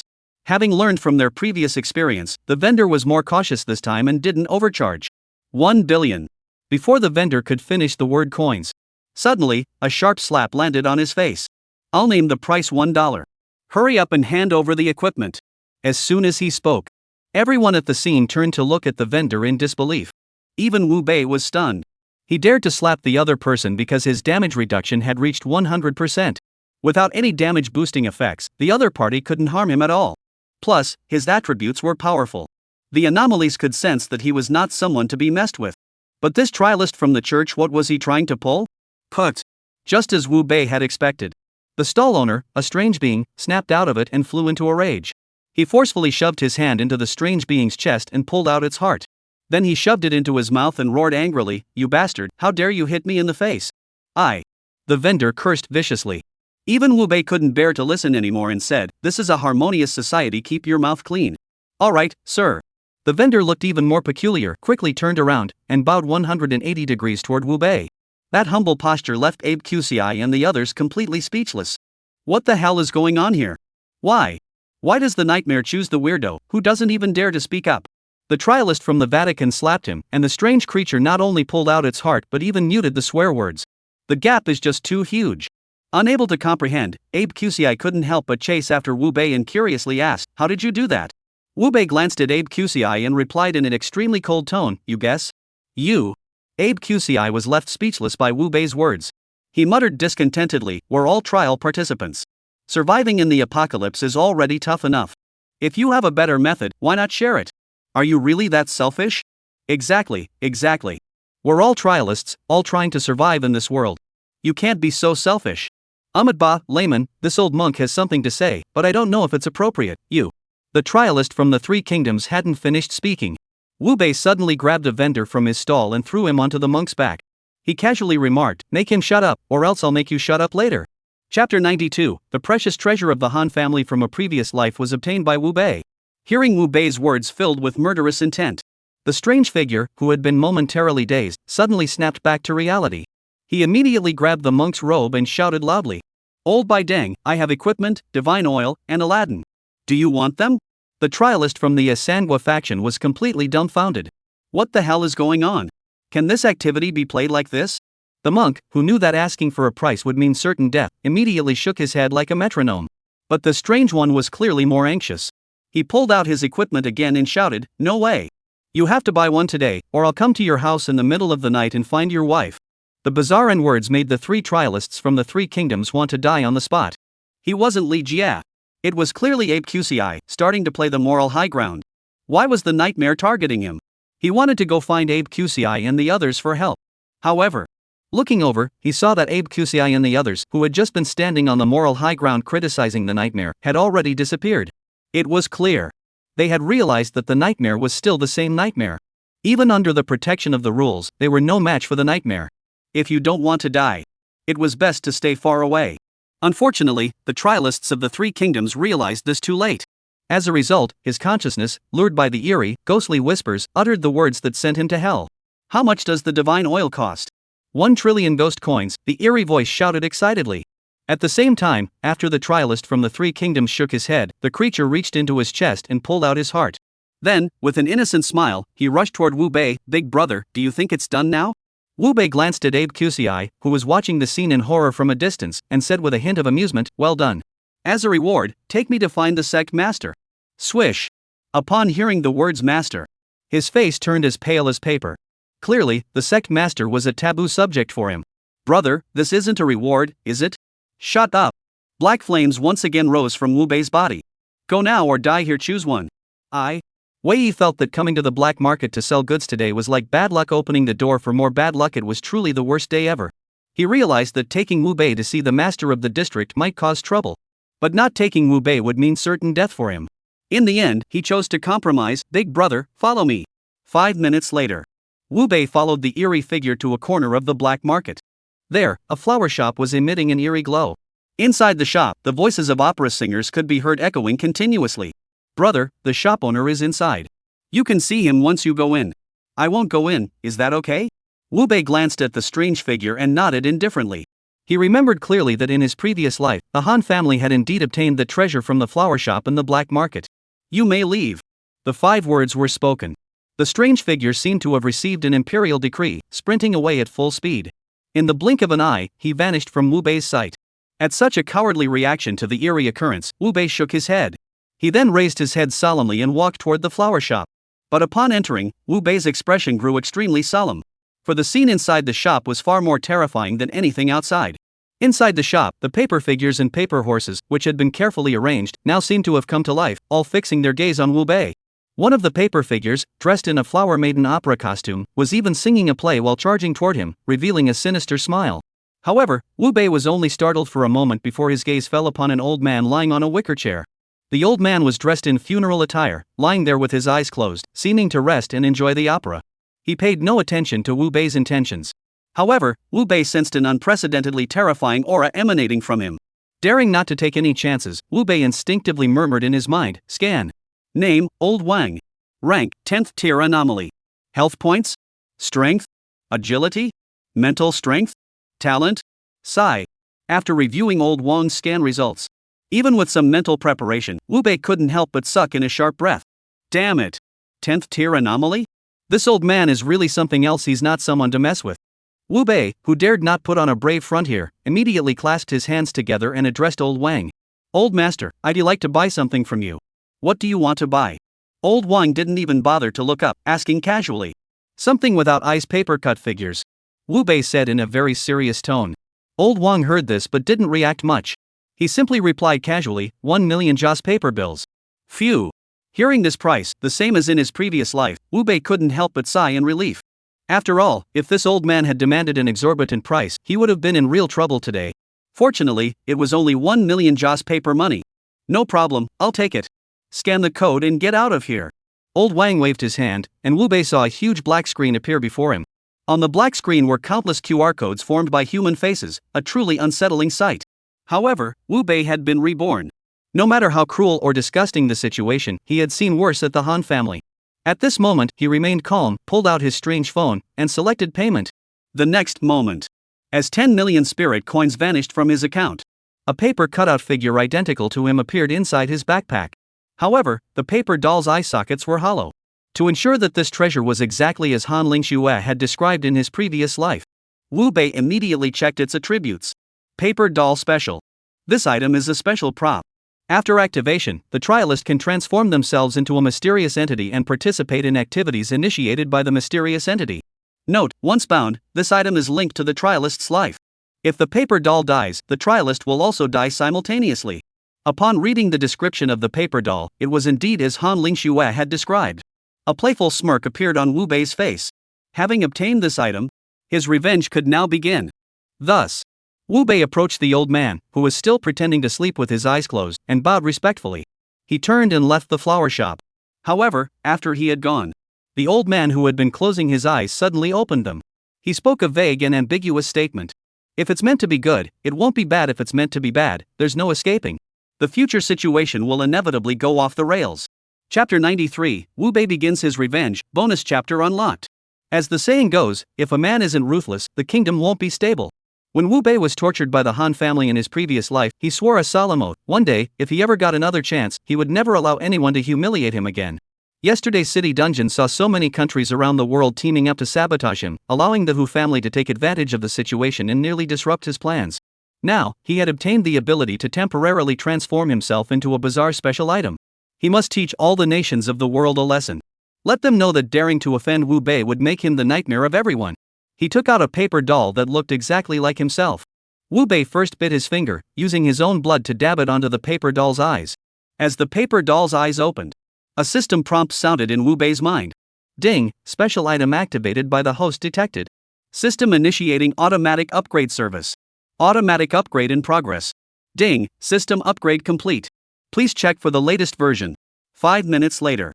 Wu Bei heard this and immediately looked over. After all, although he had obtained the paper doll, however, no one had ever told him how to use it in his previous life. Now that the system was here to help, it saved him the trouble of figuring it out on his own. Host, Wu Bei. Race, human paper doll. The host can switch identities to access different interfaces. Upon seeing this, Wu Bei decisively tapped the Paperman interface. The next moment, the system interface transformed into a gloomy style. Subsequently, a series of related data about his attributes, talents, level, and more appeared on the large screen. Wu Bei only glanced at the basic information. Upon finding it identical to his own attributes, he no longer paid attention. After all, what mattered most to him now that he had become a paper doll was whether he could access the world of the mysterious beings.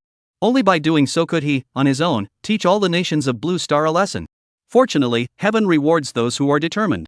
The mysterious task module mentioned in the forum from his previous life was indeed what he had been searching for. He clicked into the task module. Hundreds of tasks appeared before his eyes. The top-ranked one was the black market activity. Pay 1 million spirit coins to enter the black market activities and trade with the trial participants. Task Rule 1, after the trial participants quote a price, you may only consume their heart if they refuse to buy, thereby enhancing your strength. Task Rule 2, upon entering the black market activity, you must strictly follow the master's instructions, otherwise, you will be eliminated. After reading the task description, Wu Bei couldn't help but sigh. It seems that life is tough, and even being a ghost isn't easy. However, these tasks were not what Wu Bei was concerned about. All he wanted now was to open the copy he had created for trialists from other realms to complete. Let them experience what true despair feels like. In the search bar, he typed in dungeon task. Soon, Wu Bei discovered a variety of copies. However, when he saw the price to unlock the copies, his expression turned grim. A national crisis dungeon that could wipe out a country required 10 trillion spirit coins per attempt. City dungeons required 10 billion spirit coins per attempt. Even regional dungeons required 1 billion soul coins per attempt. This expensive thing is clearly beyond Wu Bei's means right now. After all, the prices quoted earlier were just for one country. If he wanted to retaliate against the countries that had provoked him yesterday. But his current strength is clearly insufficient to meet the requirements. With no other choice, Wu Bei could only search for a suitable quest in the dungeon interface. About a minute passed. Wu Bei's eyes lit up. He discovered a bonus dungeon that seemed to match his criteria. Bonus dungeon, when the dungeon is activated, you must set up a reward system within the dungeon, and the challenge fee must not exceed 100,000 soul coins per attempt. Note, since this is a bonus dungeon, all rewards obtained within the dungeon are limited to equipment and soul coins. You cannot obtain power-enhancing items such as or internal organs. Upon reading this, Wu Bei smiled. The monsters despised the bonus dungeon, deeming it worthless for lack of power-boosting rewards and refusing to bother with it. But he didn't need filthy things like life or internal organs to improve. With money, he could have everything. In other words, this welfare dungeon was tailor-made for him. Thus, Wu Bei immediately clicked on the welfare dungeon quest in the task interface. The next moment, a sinister prompt sounded in his mind. You have activated the bonus dungeon. You must provide your own custom dungeon. As soon as the words were spoken, Wu Bei saw a black portal appear before him. Wu Bei knew this was where he was supposed to place his custom dungeon. Without any hesitation, he immediately threw the custom dungeon he had created into the hole. The black hole vanished, and a chilling prompt echoed in Wu Bei's mind. If you're a man, descend 100 floors. Dungeon type, standard. Please set the allowed realms and the cost for challenging the copy. Wu Bei thought for a moment. He spoke in an extremely serious tone. No participants from the Yanxia trial are allowed. All other realms may participate. Challenge fee, 100 spirit coins. As Wu Bei announced the price, a sinister rang out in his mind. Allow live streaming? Wu Bei's lips curled into a playful smile as he nodded solemnly. Allow it. Alright, the bonus dungeon has been set up. It will activate in 5 minutes. You can use these 5 minutes to make final adjustments to the dungeon. As soon as the words were spoken, Wu Bei saw a 3D building model appear before him. This was specifically prepared for the trial participants. To make these trial participants even more, Wu Bei immediately took all the remaining high-quality gear from his system backpack and distributed it evenly across each floor. The further down he went, the higher the gear's grade became. However, in the final layer, he placed all the shadow soldiers he had captured inside. Clearly, Wu Bei intended for the trial participants from around the world to cause chaos before entering the final layer. Then, in the final layer, they would face an unprecedented despair. 5 minutes passed quickly. The trial participants from around the world were still immersed in the peaceful joy of the 7th day. Suddenly, a chilling alert sounded, causing everyone to become excited. Global announcement: bonus dungeon if you're a man, dive into the 100th floor. Coming soon. All testers except those participating in the Inferno Summer Trial can enter the dungeon by spending 100 spirit coins in the mysterious mobile app. Note, although this dungeon is labeled as a bonus dungeon, it does pose certain risks. Trialists who lack sufficient strength are advised to proceed with caution.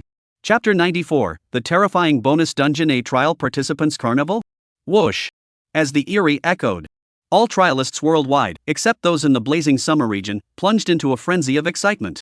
A bonus dungeon, just hearing the name made it clear that this dungeon was meant to distribute rewards. Plus, Yanxia wasn't allowed to participate. This was clearly done to acknowledge Yanxia's current overpowered strength, giving other nations a chance to catch up and eventually challenge Yanxia. Thus, many daring testers directly paid 100 yuan in spirit money on the mysterious phone and entered the dungeon. As they entered, a sinister warning tone sounded once more. This dungeon has activated live streaming functionality. Trialists can now watch the live stream on their eerie phones. Upon hearing this, those who hadn't entered yet rushed to join the live stream of the bonus dungeon. Upon entering, everyone was stunned. What the heck is this DJ doing? Is this dungeon being so generous this time? Inside the dungeon, there were no monsters at all. Instead, the ground was littered with gear. This is truly the epitome of fairness. So, it feels like they're really going all out for the trial participants, with everyone choosing to pay to enter. Meanwhile, the trial participants from Yanxia were green with envy, their eyes red with jealousy. Damn it, it's all because the nightmare's power is too strong, leading to this overwhelming wealth that we from Yanxia can't get a piece of. Strongly suggest allowing Yanxia participants to enter as well. After all, our strength isn't that great yet. Strongly condemn Nightmare for disrupting the post-apocalyptic balance. I want to enter the dungeon. As a barrage of comments flew across the live stream, trialists from other nations, upon seeing this, were nearly driven mad. Many spectators from other nations, who enjoyed the chaos, couldn't resist mocking. You guys from Yanxia are supposed to be so strong? Where's your strength now? Even the first layer has blue gear. This dungeon is called If You're a Man, go down 100 layers, and there might even be red gear below. Too bad the Yanxia people can only watch. Some trial participants have already reached the second layer. Goodness gracious, there's so much gear. People of Yanxia, are you feeling pretty miserable right now? One mocking comment after another left the Yanxia trialists seething with anger. Even Li Weiman, a seasoned veteran, couldn't help but curse. Damn it, this bizarre apocalyptic world is targeting us Yanxia. How the hell are we supposed to play this game? As his curses echoed, the experts around him also looked grim. On the other side, Zhang Daoling narrowed his eyes slightly and said, perhaps it's not a bad thing that we're not participating. Old Taoist master, what do you mean by that? Li Weiman looked at Zhang Daoling in confusion. Sir, consider this dungeon is littered with equipment, and there aren't many trial participants inside right now. But once more people enter, what do you think will happen? Sigh. Upon being reminded by Zhang Daoling, Li Weiman immediately understood. The current situation in this dungeon, though seemingly filled with benefits. However, all of this is based on the assumption that the number of people entering the dungeon remains low. If more people enter, there will be too many wolves and not enough meat, which will inevitably lead to conflicts. At that point, mutual slaughter and looting of equipment would undoubtedly become the norm within the dungeon. Plus, with 100 spirit coins, one could enter. This dungeon, though it appears to be a blessing, hides a deadly threat that is by no means small. Understand this point. Li Weiman couldn't help but suck in a cold breath. You're right. This dungeon isn't as simple as I thought. We won't enter the blazing summer, which will at least prevent a large-scale death toll among the trial participants. But it's a shame about the equipment. The Yanxia trialists won't be able to claim it. Zhang Daoling shook his head with a smile and said, if we can't take them, then we can't take them. As long as the people are alive, the equipment will eventually come back. At that moment, Li Weiman realized the danger of this dungeon. High-ranking officials from other nations also realized it. However, once they realized it, trying to stop their own country's trial participants from entering the treasure hunt was nothing but a pipe dream. With a ticket price of 100 spirit coins and equipment scattered everywhere, anyone who tried to stop them from getting rich would be a traitor. Thus, in just 3 minutes, the first floor of the dungeon was already packed with a dense crowd. Some trialists who had entered first and picked up a lot of equipment were immediately blocked by those who came in later. They demanded the equipment from them. But as the old saying goes, people die for wealth, and birds die for food. The money they had obtained was for their own use, not even their own sons could take it, let alone their own fathers. Therefore, within just 3 minutes, the first conflict within the dungeon erupted. The trial participants from the Lighthouse Nation charged at the Cherry Blossom Nation trial participants surrounding them and shouted, You dogs! How dare you demand equipment from us? Have you forgotten that we are your fathers? Get out of here immediately, or we'll kill you all. They were met with harsh words. The Cherry Blossom Country trialists, who had always harbored treacherous intentions, were filled with murderous intent. Go to hell! Do you think this is still before the 4th day, when we would fear you? I'll tell you this, times have changed. You dogs better hand over the equipment right now, or you'll die here today. Damn it, wasting time with those white dogs. We got ninjas on our side, let us take them out and kill them. He shouted these words. The Cherry Blossom trialists were the first to strike. It must be admitted that, without hot weapons, the Sakura group was still quite formidable. Almost everyone could take on 2 white dogs alone. This meant that within a minute, all the trialists from the Lighthouse Nation were dead. And after they died, not only did the equipment they had picked up drop, even the items they were wearing and the soul coins they carried were all dropped. When this scene unfolded, the powerful trial participants inside the dungeon all went mad. Killing a trialist meant obtaining all their equipment and soul coins. For these trial participants with actual strength, this was a once-in-a-lifetime opportunity. Therefore, those who had previously exercised some restraint. At that moment, they all formed groups based on their countries and began their purge. The high-ranking officials of various nations, upon witnessing this situation, also realized the opportunity presented by this instance. They immediately contacted all their top experts and ordered them to prepare to enter the dungeon and begin clearing it out. On the other hand, ordinary trial participants dared not enter any further. They had also realized that although this dungeon was called a reward dungeon, however, the level of violence in this dungeon was likely to surpass the combined total of all previous dungeons. Without the necessary strength, entering would only mean becoming fodder for others. It was better to stay outside and watch. Without Yin Xia's involvement, which nation would emerge victorious and rise to the top in the end? Chapter 95, Double Revenge, unleashed on the same day. However, what the high-ranking officials of all nations don't know is, the dungeon creator, Wu Bei, watched their moves and couldn't help but grin from ear to ear.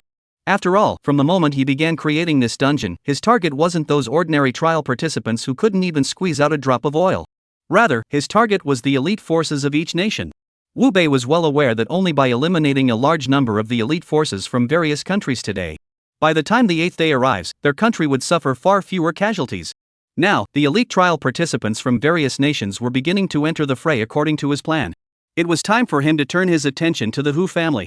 After all, this family had only been around for a few days, yet their strength was rising at a pace that didn't lag behind his own. If they are allowed to continue developing further, it will be a disaster for him. Choose to leave the black market. Wu Bei took out the mysterious phone. He switched to his account. As soon as he switched, a series of message notifications began to ring continuously. Glancing at them, they were all messages from Li Yue. Wu Bei, are you there? Wu Bei, I'm really sorry about what happened earlier. Please don't be mad at me.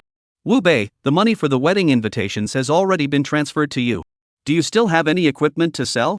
Wu Bei, my grandfather told me to tell you that we found the Hu family's whereabouts. Contact me immediately. Wu Bei, are you taking a shower? Why aren't you replying? Seeing the string of messages, Wu Bei's lips twitched. This woman is really clingy. In the post-apocalyptic world, every day brings new challenges and new crises. And she still has the nerve to chase after men. What a waste of her talent.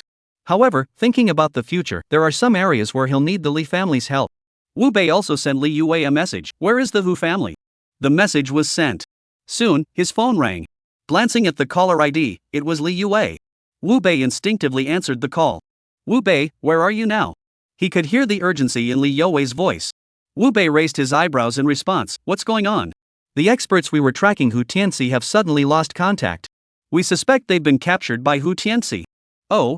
Upon hearing the reason, Wu Bei raised his eyebrows. Where were they? Where did they disappear? Hajia village. What? Wu Bei was also stunned upon hearing the name of the place. His reaction caused Li Yue on the other end of the phone to feel a sudden pang of anxiety. She instinctively asked, what's wrong? Nothing. Tell your grandfather not to let anyone enter Hajia village. Wait for me to arrive. After saying that, Wu Bei didn't wait for Li Yue to say anything else. He immediately opened the DD car and started heading toward Hajia village. After all, Hajia village was quite the hot topic on the forums in his previous life. Every single person in the village was bizarre. And the level of strangeness was extremely high. The national team had attempted to eliminate them multiple times. Not only were they unable to do so, they ended up angering the strange beings within the village. They wiped out all the trialists in the nearby towns. Of course, these matters are not of concern to Wu Bei. What Wu Bei cared about was the artifact produced by Hajia village. He was well aware of how terrifying that item would be in the late stages of the mysterious apocalypse. Once it falls into the hands of the strange beings, this will be a nightmare for the living among them. Soon, a luxury limousine arrived in front of Wu Bei. Wu Bei didn't hesitate for a moment, immediately got into the car, and rushed toward Hujia village. At the same time, outside Hujia village, a young man dressed in a Taoist robe looked at the village shrouded in an eerie atmosphere, bit his lower lip and said, "Captain Wonton, have we heard back yet?" The team member being asked frowned and replied, "Not yet." Damn it! Zhang Jiwei, the young Taoist monk, couldn't help but curse upon hearing the reply. As one of the most promising young disciples of the Dragon and Tiger Mountain sect, he was well aware that there was something deeply amiss within the Yi family village.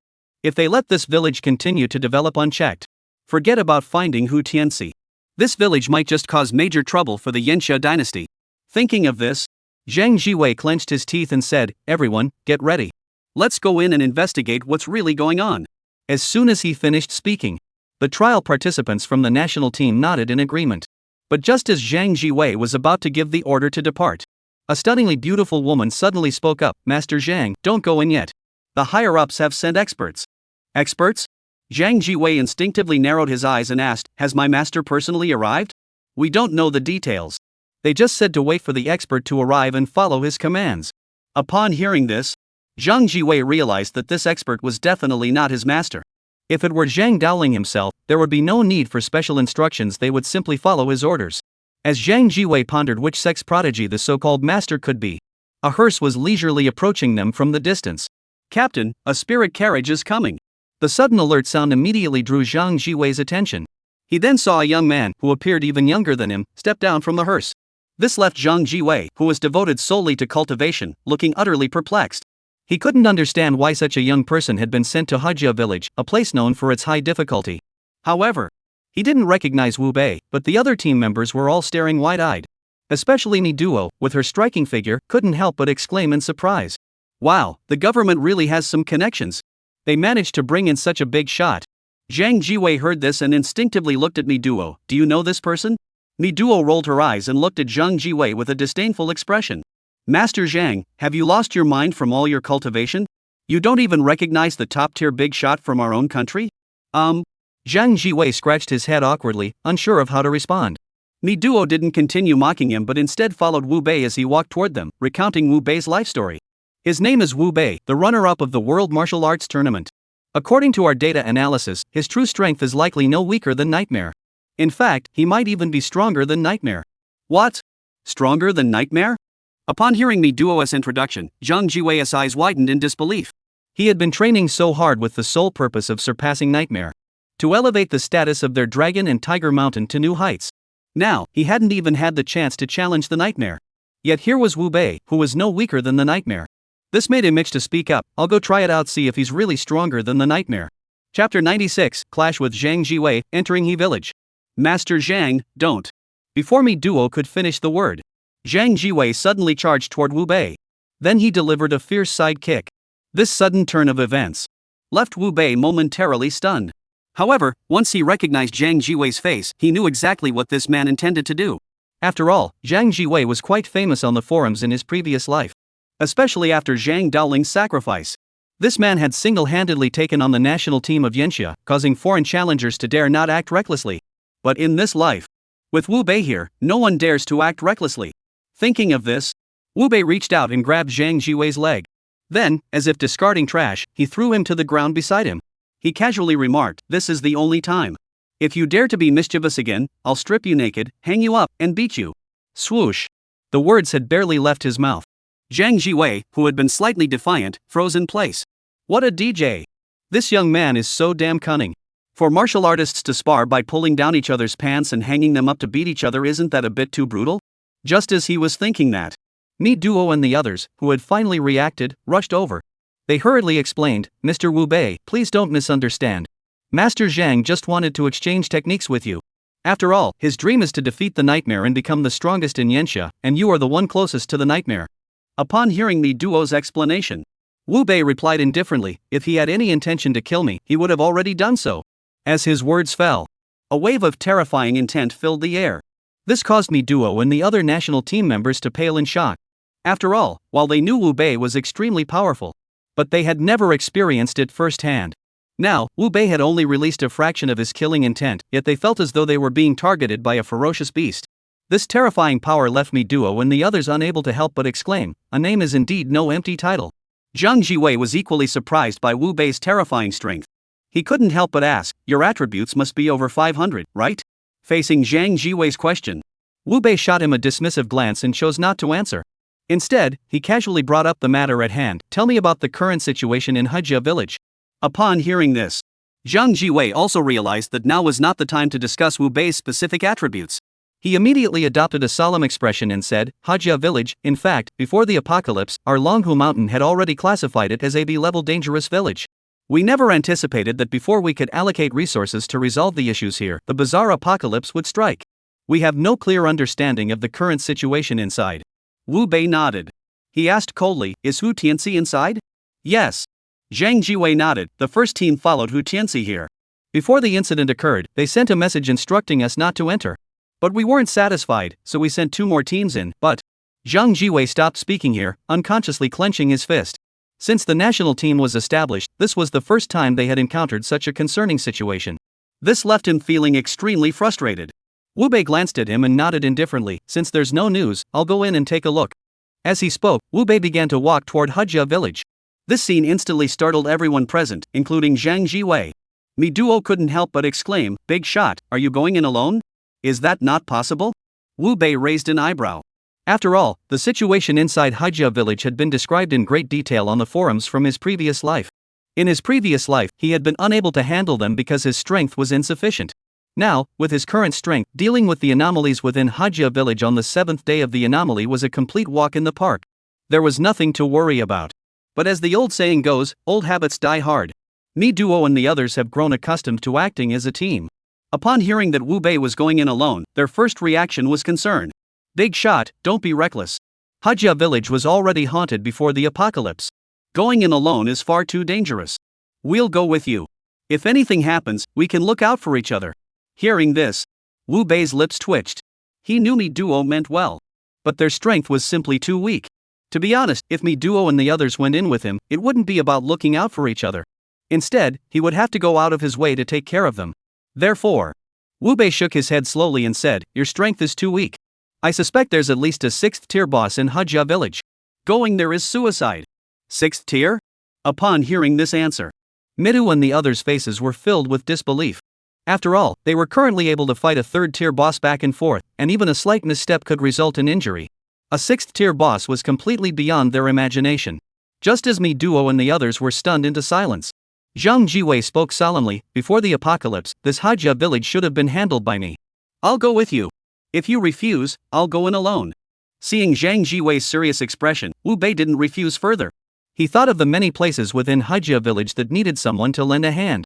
With Zhang Jiwei by his side, he could save some effort. With that in mind, Wu Bei nodded and said, "All right, let us hurry inside. After all, it'll be hard to handle things once it gets dark." After speaking, Wu Bei didn't wait for the others to say anything else and led the way toward Hejia village. Zhang Jiwei watched Wu Bei's back, took a deep breath, and followed suit. At that moment, as the two entered Hejia village, the scene inside Hejia village changed instantly. The village, which had been deserted just moments ago, was now bustling with activity. Zhang Jiwei saw the villagers and his eyes immediately filled with a fierce glint. These strange beings are filled with such immense malice. "Mr. Wu Bei, should we eliminate them?" Looking at Zhang Jiwei's battle-ready expression, Wu Bei shook his head. "No, killing them won't solve the problem in Hejia village." "Do you know how to resolve the issue in Hejia village?" Zhang Jiwei looked at Wu Bei in surprise. Wu Bei did not answer the question. Instead, he walked toward the group of elderly villagers sitting at the village entrance with a smile on his face. He asked cheerfully, "Excuse me, which family is the Zhou family?" Swish! As soon as he finished speaking, the elderly men sitting at the village entrance looked up with strange expressions. They asked in an extremely sinister tone, "What do you want with the Zhou family?" "To attend a wedding banquet." Chapter 97, Within He Village, A Great Terror. The 3 words fell to the ground. The group of eerie figures sitting at the village entrance suddenly dropped their guard. In their place was an eerie smile. "Zhou Yun's house is at the end of the village. You should still be able to make it to the 3rd row of seats." "All right." Having obtained the desired information, Wu Bei nodded and walked toward the village. But he hadn't gone far. Zhang Jiwei, feeling a bit confused, couldn't help but ask, "Why do you know so much about He village?" Facing this question, Wu Bei glanced at Zhang Jiwei and replied casually, I figured it out. Guessed? Zhang Jiwei looked at him with an expression that said, Are you kidding me? And exclaimed, Are you pulling my leg? Hajia village before the apocalypse, none of us could figure out what really happened there. How did you manage to guess? Seeing that he had to explain himself clearly today, or else Zhang Jiwei, this hot-headed rookie with his mind full of combat, would probably harass him endlessly, Wu Bei could only say with a grim expression. Hajia village is a typical impoverished village, but the population there is thriving. That's highly unusual. What is so unusual about that? Zhang Jiwei asked, confused. After all, in his view, the villagers were poor, and that had little to do with having children. Wu Bei saw that Zhang Jiwei didn't understand. He suddenly understood why the national team couldn't handle the situation here before the apocalypse. Therefore, Wu Bei, who didn't feel like wasting time with Zhang Jiwei, spoke bluntly. These days, if a man wants to marry a wife, he must have a car, a house, and a dowry. And in Zhangchang, the dowry is all about having a variety of colors red, purple, and green. The men here clearly can't afford that. So where do their wives come from? Sigh. Upon being reminded by Wu Bei, Zhang Jiwei immediately realized. The key condition for the formation of such an eerie atmosphere is resentment. And Hajia village, this remote and impoverished village, had such a massive amount of resentment. The answer truly lay in the women who had married into the village. Thinking of this, Zhang Jiwei suddenly realized that he was far inferior to Wu Bei. Not only in terms of strength, but also in terms of vision and strategic thinking. Before the apocalypse, they had already received reports of unusual activity in this area. But after taking a look around, he couldn't detect any issues. Wu Bei had only just entered the village and had already identified the problem. This ability left him feeling utterly inadequate. But how did Wu Bei know that the root of the problem lay with the Zhou family? Zhang Jiwei, unable to comprehend, couldn't help but ask again, Mr. Wu Bei, how did you determine that the Zhou family was haunted? Hearing those words, Wu Bei felt a surge of satisfaction. After all, in his previous life, Zhang Jiwei was a war god-level figure who had single-handedly defeated all the world's strongest warriors. Now, in front of him, he was like a child in kindergarten. This feeling is even more exhilarating than Wu Bei going out to kill a few enemies. So Wu Bei didn't hold back. He slowly extended his hand, pointing at a faded wedding notice stuck to the wall. Isn't it written there that the Zhou family has something to celebrate? Upon hearing this, Zhang Jiwei immediately looked at the wedding announcement. At just a glance, he couldn't help but gasp in shock. Because, sure enough, it read, the Zhou family has good news. A wedding will be held tonight at 8 o'clock. But Zhang Jiwei still didn't understand. How could Wu Bei be so certain that something was wrong with the Zhou family just from this notice? Seeing Zhang Jiwei, he turned his inquisitive gaze toward him again. Wu Bei couldn't help but scoff. You're supposed to be a master from Longhu Mountain? Would a ghostly creation crafted by the supernatural really include irrelevant details? Boom. One sentence. Zhang Jiwei was struck as if by lightning. At that moment, he suddenly realized. Ordinary supernatural beings, once formed, would only seek revenge on those they hated. But with the climate's eeriness, after forming their eeriness, they would create the scene they hated most in life, making everyone who entered their haunted realm feel their pain. The appearance of a joyful report in the village signified that the female ghosts here, from the day they married, began to hate everything here. Understand this point. Zhang Jiwei couldn't help but exclaim, I've learned something. Then don't waste time. The third row of seats hasn't been opened yet, which means the third wave of people who entered are likely still alive. Let's hurry up and see if we can save another group. Swish. Hearing this, Zhang Jiwei's expression grew serious. He immediately followed Wu Bei toward Zhou Boyuan's home. 2 minutes later, Wu Bei and Zhang Jiwei arrived at the end of the village. However, upon arriving here, even Zhang Jiwei, a young master of the Dragon and Tiger Mountain sect, looked extremely serious. He noticed that the small courtyard consisting of 3 thatched cottages was shrouded in an oppressive aura so thick it seemed almost tangible. This was a terrifying scene he had never encountered before. So much so that Zhang Jiwei couldn't help but ask, should we go in now? Wu Bei glanced up at the pitch-black clouds hovering above the courtyard and nodded slowly. We have to go in. Otherwise, the strange forces here will devour another group of people, and even if I handle it, it will be tricky. After speaking, Wu Bei didn't wait for Zhang Jiwei to say anything else. He slowly stepped forward and knocked on the small courtyard gate adorned with red double happiness characters. Dong dong dong dong. As the 4 knocks echoed, the courtyard gates suddenly swung open. Soon, a chilling wind, mingled with sobs, swept toward them. Wu Bei saw this and showed no reaction. But Zhang Jiwei bit his fingertip, drawing a talisman on his face with his blood. Wu Bei knew this was a Taoist exorcism symbol. It was meant to ward off supernatural influences. Sure enough, the chilling wind passed, and Zhang Jiwei was not swayed by the strange forces here. This level of ability impressed Wu Bei greatly. However, Zhang Jiwei felt no sense of accomplishment at all. Instead, he looked at Wu Bei with admiration. Under such a terrifying display of power, he hadn't even flinched. What kind of terrifying power must that be? Just as he was thinking this, Wu Bei casually mentioned, "Take a look at the people in the courtyard. Are they from your national team?" Upon hearing this, Zhang Jiwei immediately looked up and glanced toward the courtyard. At just a glance, a look of excitement appeared on his face. "They're from Wantong's team. I'll go wake them up." "Don't." Before Wu Bei could finish speaking, Zhang Jiwei had already charged into the courtyard. But just as his hand was about to touch Wantong and the others, a sudden gust of cold wind swept through the courtyard. A vicious dog, being dragged by a hideously ugly woman, appeared in the courtyard. With a face twisted in hatred and madness, she bellowed, "What are you doing touching my dog's food? Could it be that you're here to steal my daughter-in-law as well?" Chapter 98, Black Flames, Are You a Nightmare? Bite him to death. The old woman's words fell to the ground. The vicious dog she was holding leaped forward like a wild horse breaking free from its reins, charging toward Zhang Jiwei. This sudden turn of events caused Zhang Jiwei to immediately abandon his attempt to rescue Wantong. Instead, he raised both hands to protect his head, preparing to withstand the first wave of the attack before countering. But just as he was channeling his energy, covering his body with a golden light, a figure appeared before him, delivering a powerful kick that sent the vicious dog flying. Then, with a look of amusement, he turned to Zhang Jiwei and said, "Are you an idiot? That's a dog, it can bite people, do you understand?" Scolded, Zhang Jiwei's face alternated between pale and red. From the day he joined the Dragon and Tiger Mountain to now, he had never felt so humiliated. He felt like a misbehaving elementary school student caught by their teacher, shyly nodding his head. But just as he was about to say something to admit his mistake, he saw the vicious dog charging toward Wu Bei again and hurriedly shouted, "Watch out!" Bang! The words had barely left his mouth. Zhang Jiwei's eyes nearly popped out of his head. Wu Bei kicked the attacking dog away while his arms transformed into scythes. With lightning speed, he decapitated it on the spot.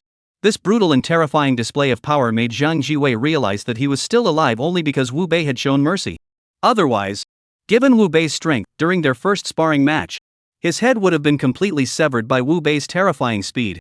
Just as Zhang Jiwei was marveling at how there were always stronger beings out there, the old woman in the courtyard suddenly erupted like a cat whose tail had been stepped on, shouting furiously, "You outsider!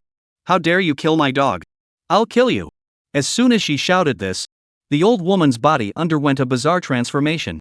The old woman, who had previously resembled a human being, now appeared swollen and evil. Especially her face, covered in mouths, made anyone who saw her for the first time immediately realize how much of a chatterbox she must have been in life. Name, Wang Area. Rank, 5th tier abnormal. Character description, a notorious shrew in the village, her daughter-in-law isn't even as well treated as the dog she keeps, and she still has her dignity. Upon reading this description, Wu Bei finally understood why the village of Hajia was so filled with resentment. Damn it, the poor girl was deceived into coming here and was already terrified. And then she ends up with such a cruel mother-in-law? No wonder she's so resentful. So, Wu Bei didn't bother to check Wang Area's specific attributes. He darted forward like an arrow. He knew exactly what he needed to do to resolve the situation in Hajia village. These evil and bizarre creatures must all die. 58,000. 58,000. 58,000. As terrifying damage numbers floated up from Wang Area's head. In pain, Wang Area shouted frantically, "Xiao Yuan, come save me. Someone's hitting your mother." Hua! As Wang Area shouted these words, Wu Bei saw that the previously closed door suddenly swung open. A burly man then emerged, wielding a steel bar. "Dare to hit my mother? I'll kill you." Looking at Zhou Boyuan's furious expression, Wu Bei's eyes were filled with contempt. At this point, his defensive capabilities against the bizarre had reached their peak. Even if Zhou Boyuan was a 6th-tier mysterious being, Wu Bei didn't care at all.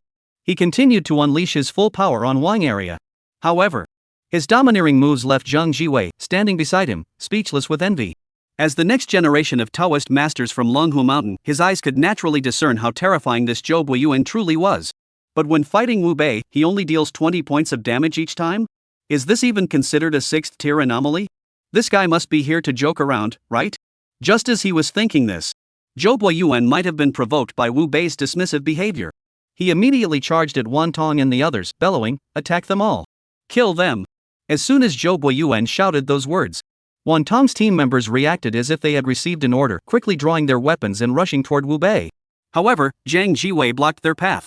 His body was surrounded by lightning, and he said arrogantly, "Weaklings shouldn't get involved in high-level battles. Go back to sleep first." As he spoke, terrifying lightning filled the entire courtyard. Several members of the Wantai squad fainted on the ground. This caused Zhang Jiwei to unconsciously sigh in relief. As expected, I'm still pretty strong when I don't compare myself to a big shot like Wu Bei.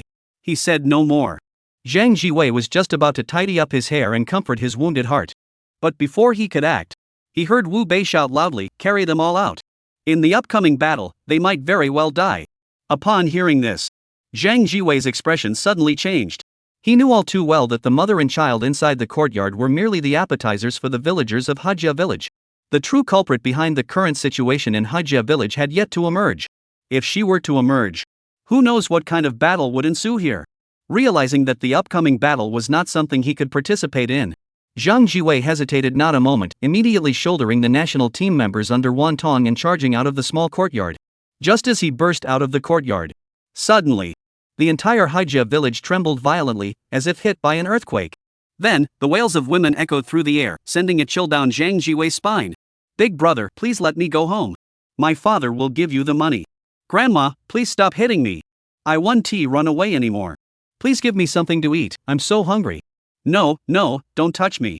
The heart-wrenching cries pierced Zhang Jiwei's ears, leaving him unable to pay attention to Wan Tong and the others. He immediately bit his tongue until it bled, repeatedly reciting the Taoist mantra for calming the mind. Meanwhile, within the courtyard, Wu Bei, after slaying Zhou Buiyuan, fixed his gaze on the woman slowly rising from the cellar. However, after just one glance, Wu Bei shifted his gaze to Hu Tianxi beside him.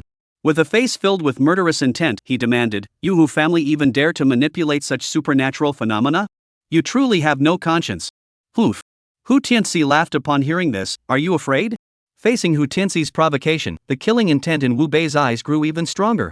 Terrifying black flames began to rise from his body. He spoke slowly and deliberately, "I'm not afraid of you. Today, even if the Heavenly King himself comes, you'll still die." Upon hearing this, Hu Tianxi was about to utter a few more taunting words. But when he saw the undead flames rising from Wu Bei's body, he instinctively let out a scream. "Black flames! You're a nightmare." Chapter 99, The Undead Ghost Flames Evolve Again. Hu Tianxi is stunned. "I'm your father." In response to Hu Tianxi's question, Wu Bei roared, then charged toward Hu Tianxi with his twin blades raised. He was well aware that without Hu Tianxi causing trouble, the situation in Hajia village would be much easier to handle. But now, the biggest problem in Hajia village had already been taken control of by Hu Tianxi. If they didn't act quickly to deal with Hu Tianxi, who knew what terrifying power that female ghost, shrouded in, would unleash? Damn it! Hu Tianxi clearly hadn't anticipated that Wu Bei was the nightmare. However, thinking of the female ghost's power, Hu Tianxi's eyes flashed with a murderous glint as he said, "You worthless dog, even if you are the nightmare, what can you do? In Hajia village, I am the true ruler. Zhao Yashuan, help me kill this dog, and I'll send you home." Home. As soon as Hu Tianxi finished speaking, it was as if he had opened Pandora's box. Zhao Yashuan, who had been standing in the courtyard with a deathly expression, suddenly raised her head, her eyes filled with overwhelming anger. She had been deceived into coming here. Not only had she been chained up by Zhou Buiyuan, but she had also endured unimaginable suffering that no one her age should ever have to endure. She longed to go home every moment of every day. Back to the safe haven that could protect her. Now, the path home has been opened. Those standing in her way deserve to die. 8888. 88. As Zhao Yashuan uttered the words "going home," Wu Bei, seeing that his health bar had dropped significantly, his expression changed drastically. He never expected that his current resistance would still be so severely affected by such terrifying damage. This made him realize that with his current healing ability, he couldn't possibly withstand Zhao Yashuan's passive damage. If he didn't want to die, he had to find a way to escape her ghostly trap. But this thought was certainly correct. But the entire Hajia village was Zhao Yashuan's territory. He had no chance of escaping before his health dropped to zero. "Wu Bei, you dog, weren't you being so tough just now? Why aren't you continuing to attack me now? Aren't you the strongest among the trialists? What's wrong now?"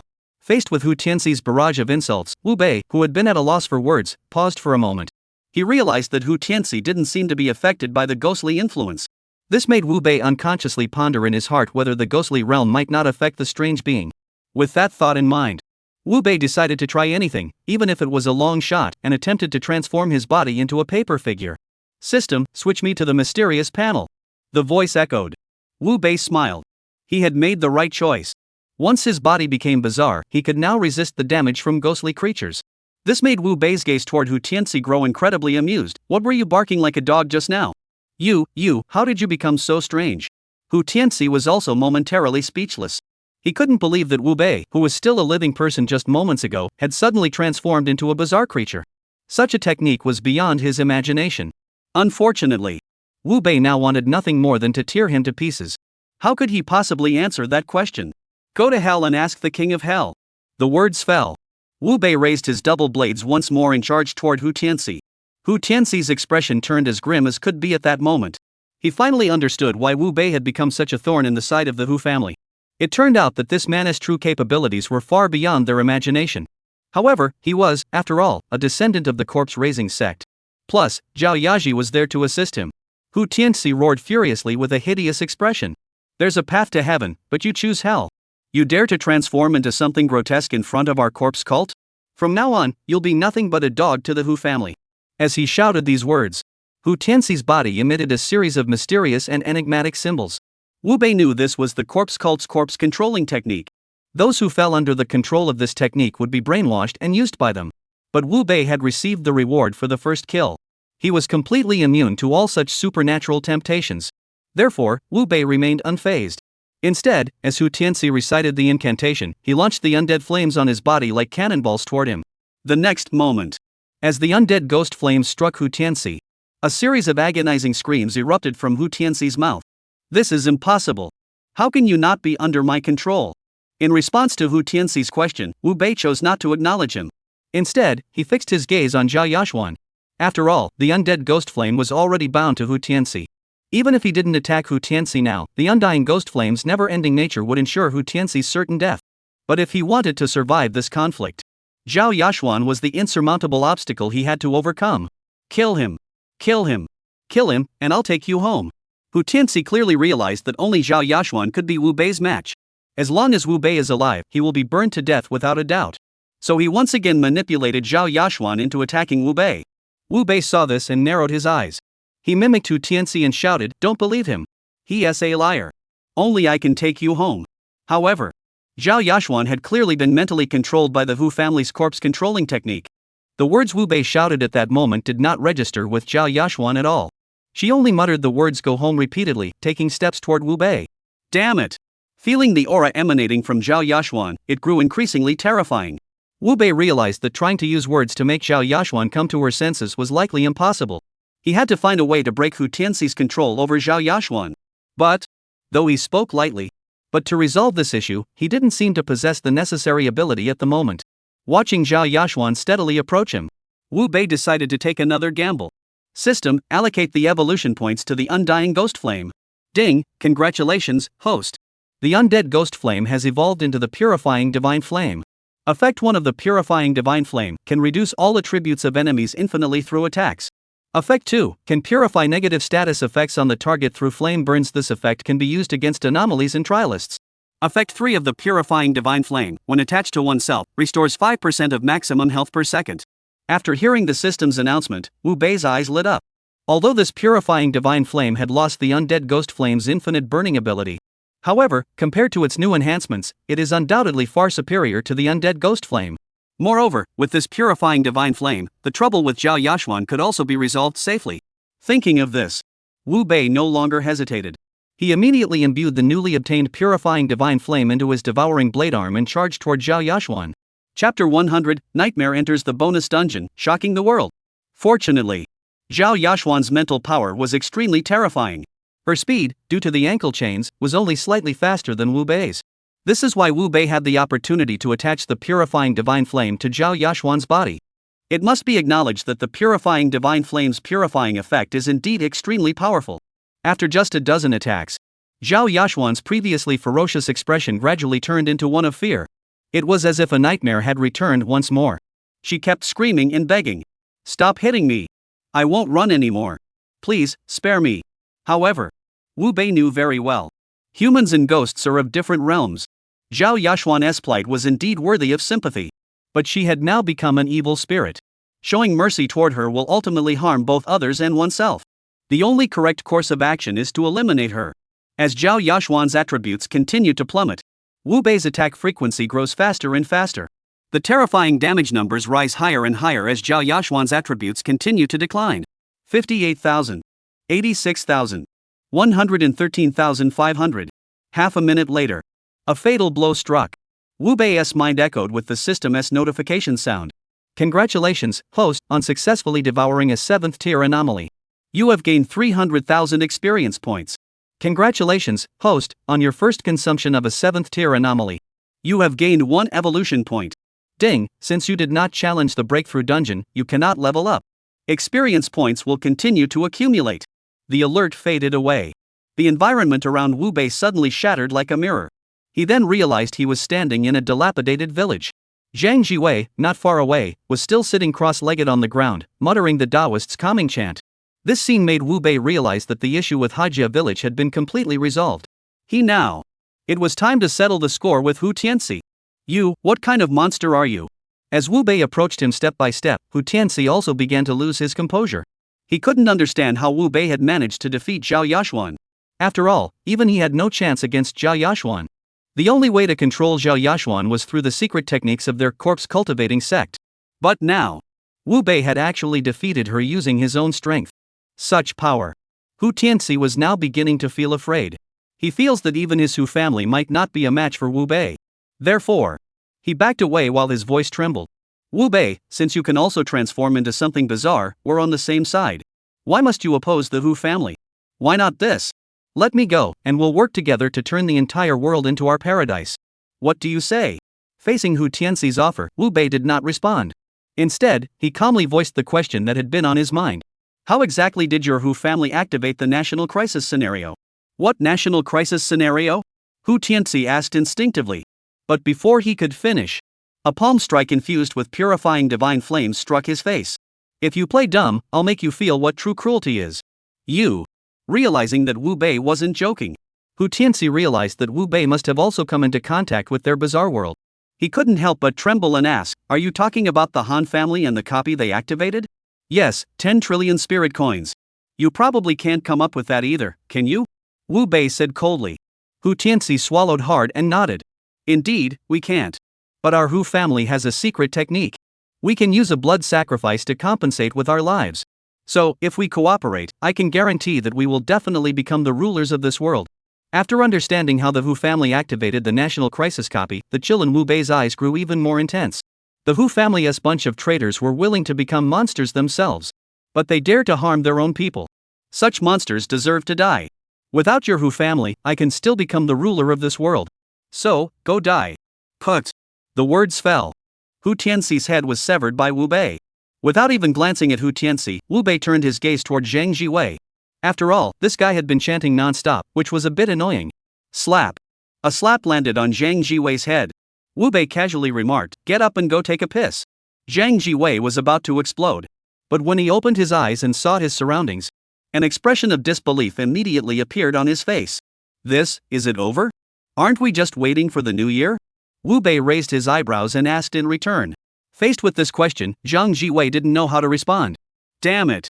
Before the apocalypse, they couldn't even handle Hajia village. After the apocalypse, he couldn't even withstand the sounds they made. And yet, this place, which was so twisted, had been dealt with so quickly by Wu Bei.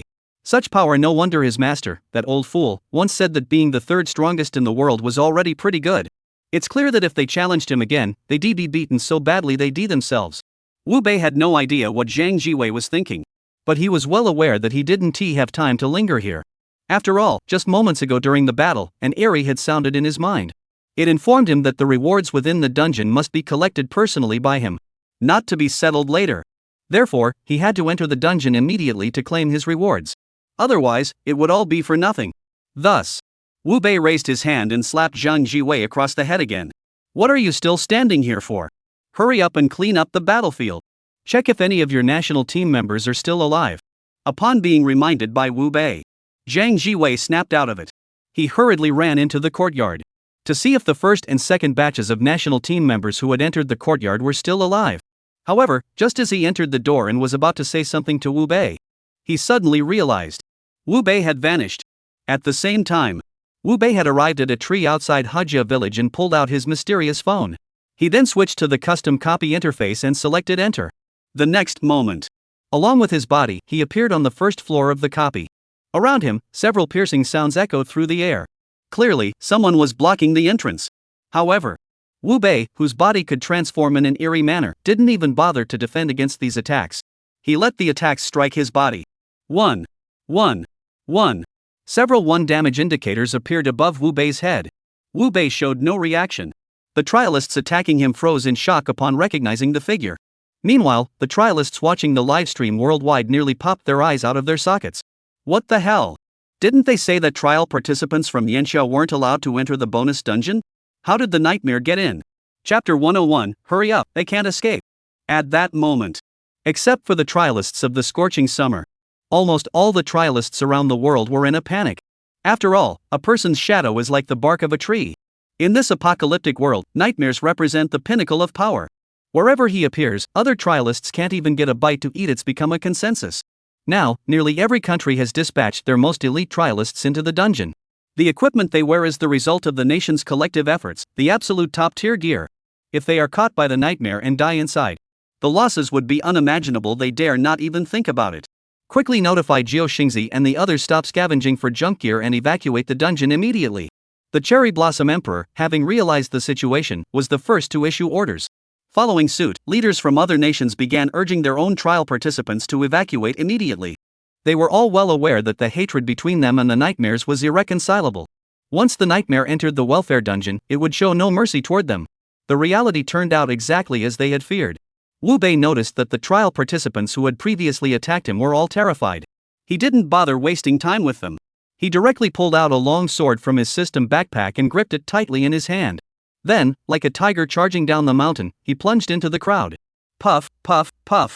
One by one, heads flew into the air. The trial participants from various countries who witnessed this scene grew even more panicked.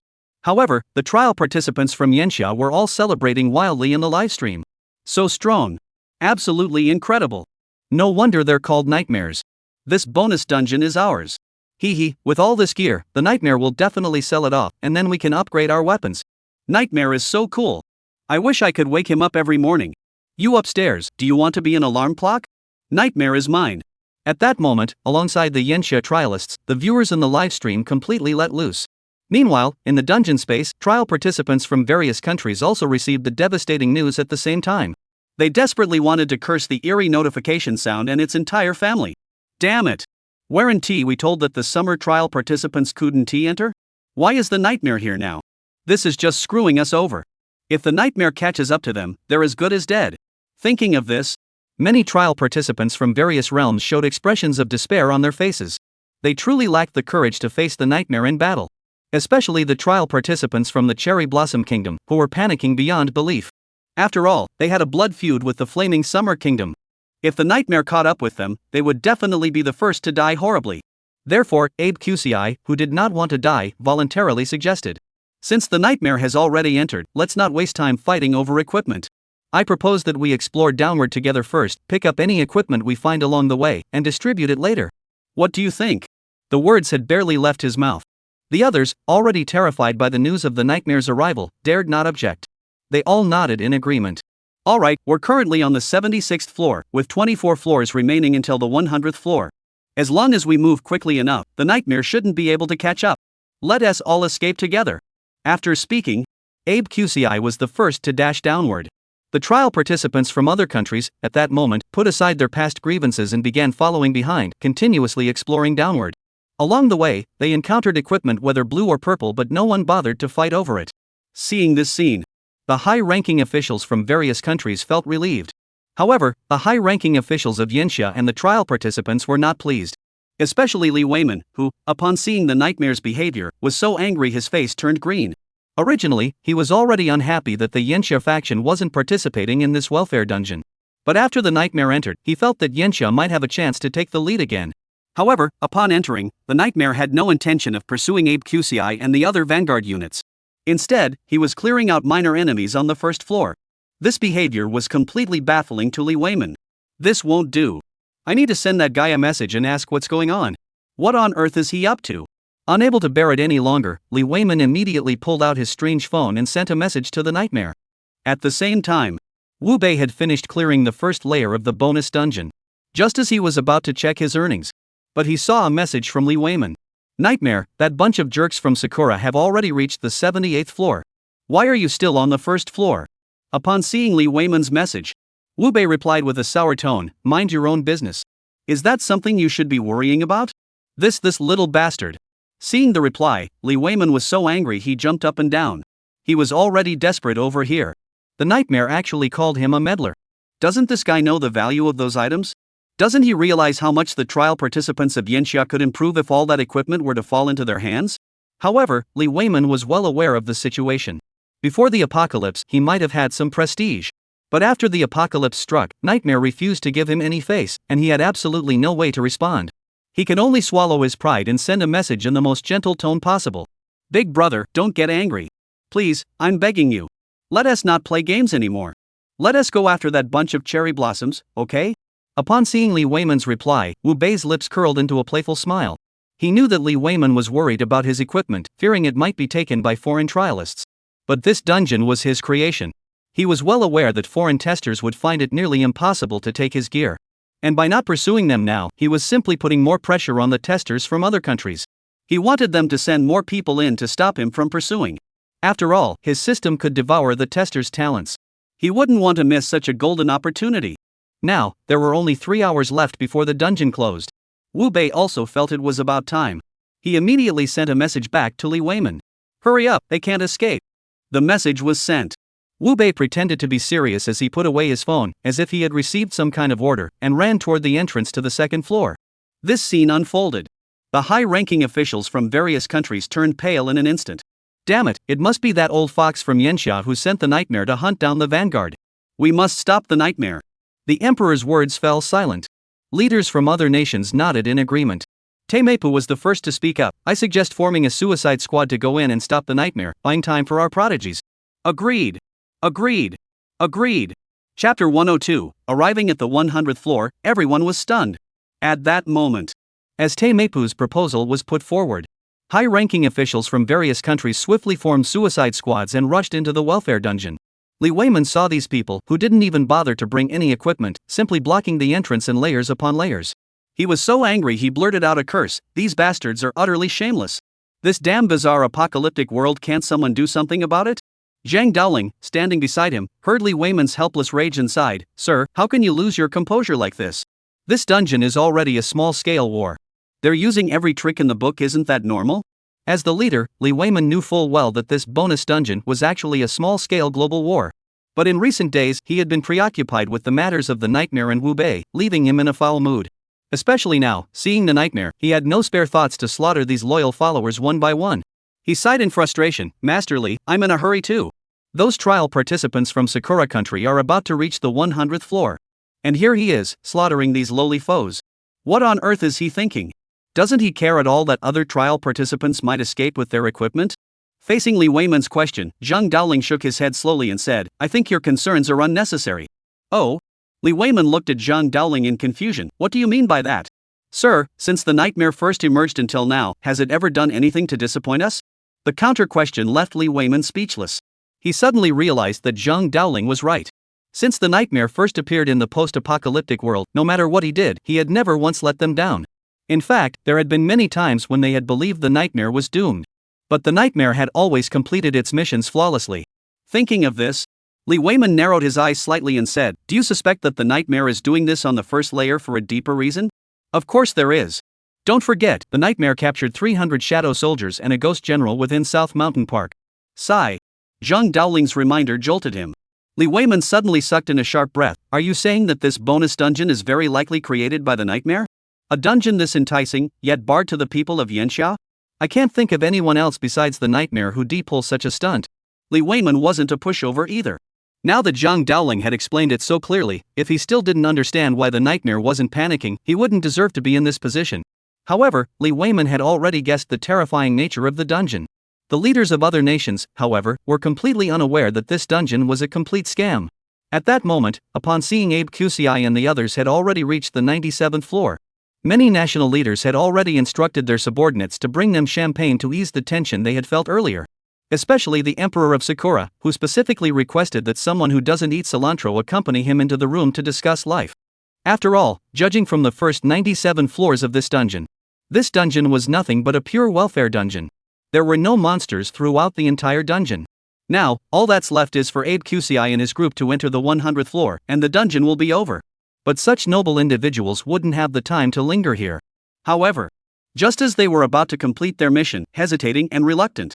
Suddenly, a playful voice echoed from the livestream. "You bastards, I'm the nightmare. Welcome to the dungeon I created, the final stage. I hope you can also, like me yesterday, survive and leave the 200th hell." Boom. As these words echoed through the phones of all global trial participants and entered their minds, all trial participants worldwide froze in shock. What the hell is this DJ doing? Was this dungeon created by a nightmare designer? Is it to retaliate against the countries that increased the difficulty for Jiangqing City yesterday? Oh my goodness. Nightmare's got some serious revenge on his mind, doesn't he? It's over, it's over. Abe QCI enters the 100th floor. At that moment, rows of shadow soldiers emerged from the ground, accompanied by Wu Bei's voice. She collapsed to the ground. She never imagined that Wu Bei would go to such lengths to seek revenge by creating copies of the shadow soldiers. This made her realize that they couldn't possibly pass this stage. However, the trial participants from other realms clearly had no idea how powerful the Yanxia shadow soldiers were. At that moment, they noticed a red piece of equipment glowing brightly behind the shadow soldiers. Everyone's eyes turned red. That nightmare-inducing creature thinks that by using some weird tricks, he can stop us? It's a joke. Brothers, drink the divine water and charge through. As the words of the High Monk Sangwa and Amir Khan fell to the ground, over 10 trialists dressed in monk robes pulled out bull urine and poured it into their mouths. Then, their figures truly began to glow, as if they were true war gods, charging toward the shadow soldiers. The testers from the 3 kingdoms of A saw this scene. One after another, they shouted excitedly in the chat, "Did you see that? This is the power of the 3 kingdoms. Long live the Buddha. You pathetic nightmares think you can stop our great warriors with such despicable tactics? How laughable. Hee hee, that red armor is ours now. The 3 kingdoms will surely become one of the 5 constants of this world." As the trialists from the 3 kingdoms of A3 country flooded the livestream with confident comments, Amir Khan and other elite warriors of the 3 kingdoms also charged toward the shadow soldiers. They moved like acrobats, choosing to stack themselves on top of each other to get their hands on the red outfit first. But these soldiers were all captured by Wu Bei. They had been seething with anger all along. Now, there were even clowns daring to act so brazenly in front of them. This caused the 8th rank Bazaar Ghost General's eyes to flash with an extremely crimson intent to kill. He spoke slowly and deliberately, "Kill them all." Puff, puff, puff, puff. The order was given. The front row shadow soldiers raised their long spears and stabbed toward Amir Khan and his men. In the blink of an eye, the sacred water that the 3 trialists of the AMU kingdom had pride in was pierced through like a piece of cloth. The strongest among them, Amir Khan, was pierced by dozens of spears in an instant, turning him into a sieve. This scene unfolded. The trialists of the 3 kingdoms were all stunned. But the trialists of Yanxia were on the verge of laughter. Using your physical body to withstand the attack of the shadow soldiers? The 3 kingdoms aren't just about showing off on motorcycles. Behavior and manners are also just a facade. Run! Run back! Trialists from other realms, upon seeing the masters of the 3 kingdoms, shattered upon contact. They realized they couldn't possibly pass this stage and screamed in panic, fleeing backward. But just as they were about to leave, they discovered that at the entrance to the 100th floor, a figure stood there, smirking at them with a cold, mocking expression. It's the nightmare. Chapter 103. He has quite a few tricks up his sleeve, but they don't seem to be very effective. We're done for. We're as good as dead. Seeing the nightmare blocking the entrance, many of the trial participants lost their composure. After all, a person's shadow is like the bark of a tree. As the strongest entity in the bizarre apocalyptic world, the nightmare is widely recognized as the ultimate power. Its power had already become deeply ingrained in people's minds. But as the old saying goes, when a person is on the brink of death, they often unleash unprecedented madness. The cardinal from the Vatican, upon seeing the shadow soldiers leaving their ranks and heading toward them, his eyes immediately filled with an extremely expression. Everyone, stay calm. Nightmare is alone. If we all attack together and treat him like a boss, we might just be able to finally clear this damn dungeon. One must admit, when faced with a desperate situation, any piece of good news is clung to like a lifeline. The cardinal's words at that moment were like an icy drink on the hottest day of summer. The trial participants, whose hearts had already collapsed, now gleamed with fierce intent in their eyes. They believed the cardinal was right. This dungeon was created by a nightmare. If they could kill the nightmare, perhaps the dungeon would end. And they could survive. Control him. He shouted those words. Immediately, trialists released control-type innate skills toward Wu Bei. They hoped to temporarily disable the nightmare's combat capabilities through this method. Unfortunately, no matter what talent skills were used, their power was directly tied to their respective attributes. If an attribute is inferior to the opponent's, such a talent is useless. Wu Bei didn't even consider defending himself. He simply walked toward them with an indifferent expression, holding his sword. After all, the breakthrough dungeon would open on the 8th day. If he wanted to obtain the highest rank in the breakthrough dungeon, he must first experience the feeling of being at odds with the world. Damn it, I can't control it. His mental attributes are too high. Seeing the nightmare and the shadow soldiers closing in from both sides, advancing toward them together, the trial participants responsible for control had expressions of extreme distress on their faces. The red-robed bishops and other true experts, seeing this, realized that the time for a decisive showdown had come. Attack together. He is just a human. Once his head is severed, he is as good as dead. With those words, Knights of the Church, Cherry Blossom Ninjas, and many physically powerful trial participants all raised their weapons and charged toward the nightmare. Wu Bei watched them, their fearless expressions causing a cold smile to appear on his face. If you want to die by my hand, I'll grant you your wish. As the words fell, golden flames erupted from Wu Bei's body, and his arms transformed into devouring blades.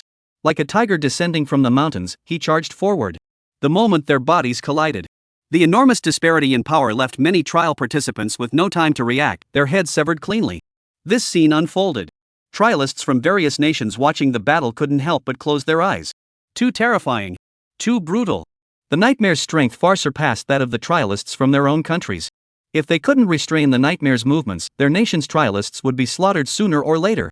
Aware of this as well, Abe QCI clenched his teeth and said, "We can't just charge in blindly like this. We must first find a way to control the nightmare." The red-robed bishop's face turned ashen. Easier said than done. With his mental power like that, how can we control him? Abe Kisiko's eyes flashed with madness. Can you buy me 5 seconds? If I use a forbidden technique, I should be able to forcefully control him for 1 second. Hold on for 5 seconds? The Red Cardinal, seeing the nightmare had already slaughtered the first wave of trial participants, had a look of madness in his eyes. No problem, cast the forbidden technique quickly. The words were spoken. The red-robed bishop's body emitted a pitch-black, malevolent aura. Then, these evil energies transformed into venomous snakes with triangular heads, lunging toward Wu Bei and flickering their tongues. The eerie and terrifying sight left even Wu Bei speechless. The Cardinal of the Church has awakened such an evil talent. It seems your faith isn't very pure after all. You dog. You're as good as dead today. Go! As the words fell, hundreds of venomous snakes, like spears, relentlessly charged toward Wu Bei. Meanwhile, Abe QCI began biting his tongue to draw blood, muttering the secret incantations of a Onmyoji. Their actions left Wu Bei unable to help but marvel. Indeed, one must never underestimate the people of the world. If it weren't for the fact that he had gone to great lengths to enhance his own strength just a few days ago, today, facing these foes, he might have truly met his match. But now, with his strength surpassing the bounds of humanity, regarded the schemes of the Red Bishop and Abe QCI as nothing worth bothering about. Now is the time. Cut off his head. At that moment, as Abe QCI's words fell, a massive hexagram light array appeared beneath Wu Bei's feet. Wu Bei's evasive movements, which had been in motion, came to a sudden halt the moment the hexagram light array appeared. This bizarre ability caused a look of astonishment to appear on Wu Bei's face. However, the Red Bishop and the others wore expressions of excitement. Many of the surviving trial participants raised their weapons and charged toward Wu Bei's vital points. In particular, a Shadow Tier powerhouse from the Sakura faction drew his sword and struck at Wu Bei's head with lightning speed. Damn it, no! Li Weiman and the other trialists from Yanxia, upon witnessing this scene, turned as pale as paper in an instant. They all knew that as trialists, if their heads were severed, they would die instantly. Some of the more timid Yanxia trialists closed their eyes, unable to bear the sight of the nightmare of their heads being severed. In contrast, the trial participants from other nations, especially their high-ranking members, burst into excited laughter. That nightmare is finally going to die. Now it's our turn to rise. 1. As a series of damage numbers floated up from Wu Bei's head. In an instant, the entire world seemed to fall silent. Everyone stared at Wu Bei with blank expressions, his slightly amused expression making them feel as though the sky had fallen. What the hell? What's going on here? Why did the nightmare suffer a fatal wound yet only lose a single drop of blood? Is there any law or justice left in this world? Just as they were at a loss for words to describe their emotions, Wu Bei, having broken free from the control, suddenly swung his sword and severed the head of the Cherry Blossom Ninja standing before him. Then, with a smirk on his face, "You've got quite a few tricks up your sleeve, but they're all useless. Or maybe I should teach you how to kill properly?" Chapter 104, Want to be my dog? Don't dare to defile a dog. Demon. This guy is a demon. Nightmare Lord, it was our country's high-ranking officials who were causing trouble for you. It has nothing to do with us. Please spare us. Yes, Nightmare Lord, please spare us. We're willing to join the Flaming Summer and become your most loyal dog. Whatever you tell us to do, we'll do it. At that moment, as Wu Bei's words fell, the surviving trialists were completely shattered. Nearly 90% of the trialists present lacked the courage to even stand before Wu Bei. They all knelt down on the ground, repeatedly bowing their heads. They hoped that through this most primitive means, they might be granted forgiveness. But as the old saying goes, a person leaves a name behind, a bird leaves a trace. The things they had done to Jiangqing City and Wu Bei were long past the point where a few words of apology could make amends. In fact, it would have been better if they hadn't begged at all. The more they begged for mercy, the more Wu Bei despised them. In his view, if they knew they would die after failing, why didn't they realize it sooner and stop while they could? Now that they know they're going to die, are they afraid? Do they really think he is easy to deal with? Want to be my dog? Don't you dare defile a dog. The words fell. Wu Bei's speed immediately reached its peak. The devouring blade arms in his mouth resembled the scythe of death, mercilessly reaping the lives of the trial participants. Until the head of the last trialist was ruthlessly severed and fell to the ground. Wu Bei then roared in an extremely domineering manner. You foreign trialists, all of you, listen up. This time, I'll teach you a lesson so you'll know to think before you act. Next time, if you dare to act recklessly again, I'll destroy your country. The arrogant words echoed through the air. The high-ranking officials from various countries, along with their trial participants, fell into a moment of complete silence. The lesson Nightmare had taught them was simply too painful, too painful. The elite forces of their nations had nearly been wiped out in this so-called bonus dungeon. And the equipment they had accumulated over the past few days had been completely wiped out in this dungeon. Such losses left them glaring at Wu Bei's arrogant face with bloodshot eyes. Especially the Emperor of Sakura Country, who was raging in his palace. Damn it, damn it.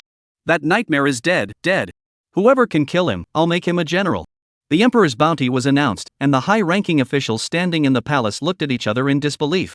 The strength Nightmare had demonstrated made them acutely aware that this man was not someone they could possibly oppose. After a tense silence of several seconds, the Prime Minister, who didn't eat cilantro, bit his lips and spoke in a soft voice, Your Highness, I think we can't keep competing with Yanxia like this. Not compete? Are we just going to wait for Yanxia to annihilate us? The Emperor roared with bloodshot eyes. The Prime Minister narrowed his eyes slightly and said, Your Highness, what I mean is that we shouldn't continue to weaken Yanxia by killing Nightmare. We must utilize their strengths, otherwise, we will eventually be annihilated by Yanxia. Upon hearing this, Sakura Emperor narrowed his eyes slightly. What do you mean? What I mean is, the Sakura Empire also possesses powerful and mysterious abilities. Why don't we choose to collaborate with the mysterious to enhance our strength? Sigh. Upon hearing this, the Cherry Blossom Emperor couldn't help but gasp in shock. Collaborating with the mysterious beings? Is that reliable? Those creatures are bloodthirsty. Seeing the Sakura Emperor's cowardly expression, Bu Qi Shangcai felt sick to his stomach. But on the surface, he remained serious and tried to convince him.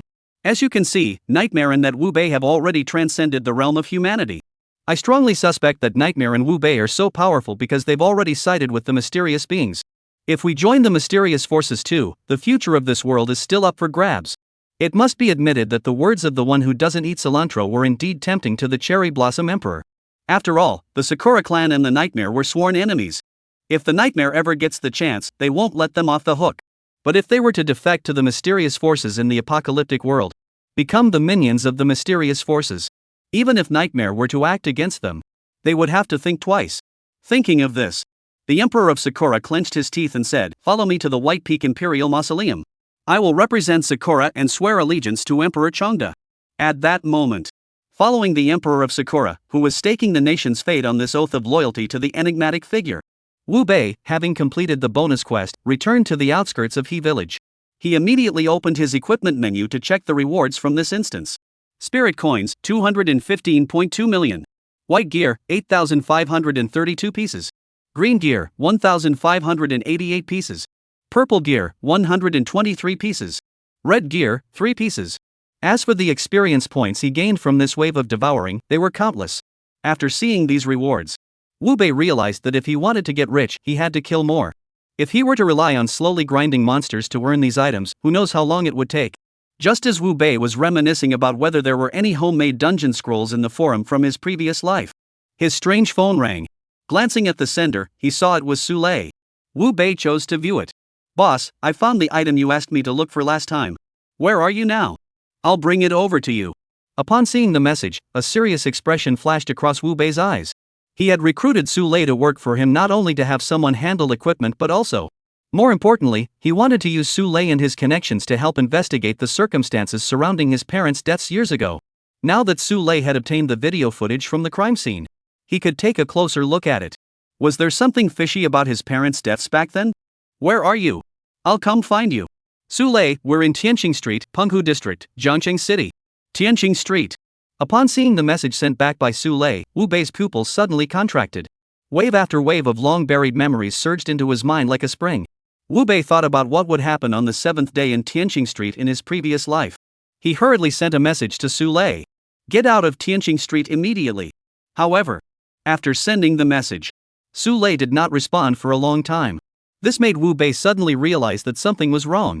To prevent the hard-won lead from disappearing, Wu Bei dared not hesitate, immediately took out his phone, called a Didi funeral car, and rushed toward Tianqing Street. Chapter 105, The Mysterious Woman with Two Mouths, Lu Dezhuang's Brutal Death. At the same time, Tianqing Street was shrouded in a terrifying black mist. The trialists trapped within the fog moved like the living dead, constantly tearing and devouring everything in sight. Even if their mouths were pierced by glass or their teeth shattered by iron tools, they remained oblivious. Su Lei and his 3 companions, whose equipment and attributes far surpassed those of ordinary trialists, were no better off. To resist the demonic creature's attacks and maintain their sanity, they all chose to use knives to cut open their palms, using the pain to snap themselves back to consciousness. However, the constant sound of high heels outside the door made their faces turn pale with fear. Hand over the items, and I might consider letting you go. The voice echoed. The door slowly opened. Su Lei and the others finally saw the strange figure that had driven them mad. However, at just a glance, Su Lei and the others couldn't help but gasp in horror. The female ghost not only had a swollen abdomen but also 2 mouths on her face. The one on her forehead was wide open, chewing on the heart of a trial participant. Such a disgusting and eerie sight made Leng Qingqiu unable to suppress her nausea. Su Lei cursed furiously, "Damn it, this is the two-mouthed woman. How could such a monster exist in our Yanxia?" Upon hearing the words two-mouthed woman, Cole Qingqiu and Wu Ste's expressions changed. Lu Dezhuang, however, was puzzled and asked, "Lei Gu, what is a two-mouthed woman?" It's a bizarre phenomenon from the land of cherry blossoms, with extremely stringent conditions for its formation. Besides the woman having to be promiscuous, she must also be pregnant at the time of her death. After hearing Su Lei's explanation, Lu Dezhuang blurted out a curse word instinctively. Though he wasn't the sharpest tool in the shed, he knew that words like woman, promiscuous, murdered, and pregnant were all buffs that enhanced the power of a supernatural being. Realizing that this female ghost might be beyond their capabilities, Lu Dezhuang. He clenched his teeth and said, "Let us give it a try. If we can't beat her, you guys run first." Su Lei and the others nodded in agreement. They also thought it was worth a try. However, just as Lu Dezhuang charged forward using his innate ability, they saw the mouth on the forehead of the 2 women suddenly detach from their heads, like a man eating flour, and bite into his neck. Put! As his carotid artery was severed, Lu Dezhuang instinctively covered his neck with his hands, collapsing to the ground in disbelief. Damn it, how could she directly attack Lu Dezhuang? Isn't she supposed to be supernatural? As Lu Dezhuang's body twitched uncontrollably on the ground, Su Lei and the others were all stunned. They couldn't comprehend how Lu Dezhuang, who possessed the innate ability to be immune to supernatural attacks, could be instantly killed by this woman with 2 mouths. But as they struggled to comprehend, the 2-handed woman stood there like a queen, looking down on them with disdain. She spoke with utter contempt, "You worthless insects dare to oppose me, a noble new human? How laughable. Hand over the items now. Don't force me to eat each of you one by one." Gurgle. As the 2-mouthed woman spoke with one mouth, the other mouth, connected to her intestines, began devouring Lu Dezhuang's internal organs. Su Lei and the other 2 instinctively swallowed their saliva to ease their fear. They weren't afraid of the bizarre. But this existence, which was even more bizarre than the bizarre, truly unsettled them. "Lei Gu, why don't we charge in to buy you some time? You take the items and leave quickly." Cole Qingqiu's sudden whisper sent a chill down Su Lei's spine. He knew very well that with just the 3 of them, there was no way they could handle this 2-headed woman. In fact, in front of this woman, they couldn't even escape. As for giving her the USB drive, Su Lei wasn't that foolish. He knew that once the USB drive was handed over, he wouldn't even have the right to negotiate. Thinking of this, Su Lei clenched his teeth and decided to stall for time. "The thing you want isn't here." "Where?" the woman asked indifferently. "I plan to send the item via courier to my older brother's place, at a courier station on the street." Su Lei replied solemnly. "Take me there." Seeing that the woman believed him, Su Lei couldn't help but sigh in relief. Earlier, he had already sent his location to the nightmare. Now he couldn't be contacted, and with Nightmare's intelligence, he would definitely realize something was wrong.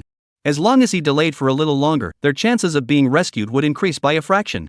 However, this woman wasn't exactly a dummy either. After noticing Su Lei's eyes flickering repeatedly, she said meaningfully, "If we get there and you don't find what I want, I'll kill your companions without mercy. You wouldn't lie to me, would you?" Seeing that Lu Dazhuang's internal organs had already been ripped out, Su Lei's heart was bleeding. But on the surface, he forced an awkward smile and said, "Absolutely not. I wouldn't risk my own life for a joke. Better be true. Hurry up and get going. Don't waste my time." At the same time, Wu Bei's Didi hearse had also arrived at Tianqing Street. At that moment, he looked up at the black mist shrouding the street and raised his eyebrows slightly. Because he could clearly sense that this black mist was vastly different from the ghostly entities released by the eerie presence. This left him puzzled, and he asked, "System, can you scan this black mist?" Ding, scan initiated. Ghostly mist. This mist is created by special creatures and has the ability to seal off and confuse others' minds. Note, ghost mist is vastly different from the ghostly entities released by the anomaly. It is not something the anomaly released. Not released by the strange entity? Upon hearing the system's reminder, Wu Bei's pupils suddenly contracted. In his previous life, he had seen a post on a forum clearly stating that this place was haunted.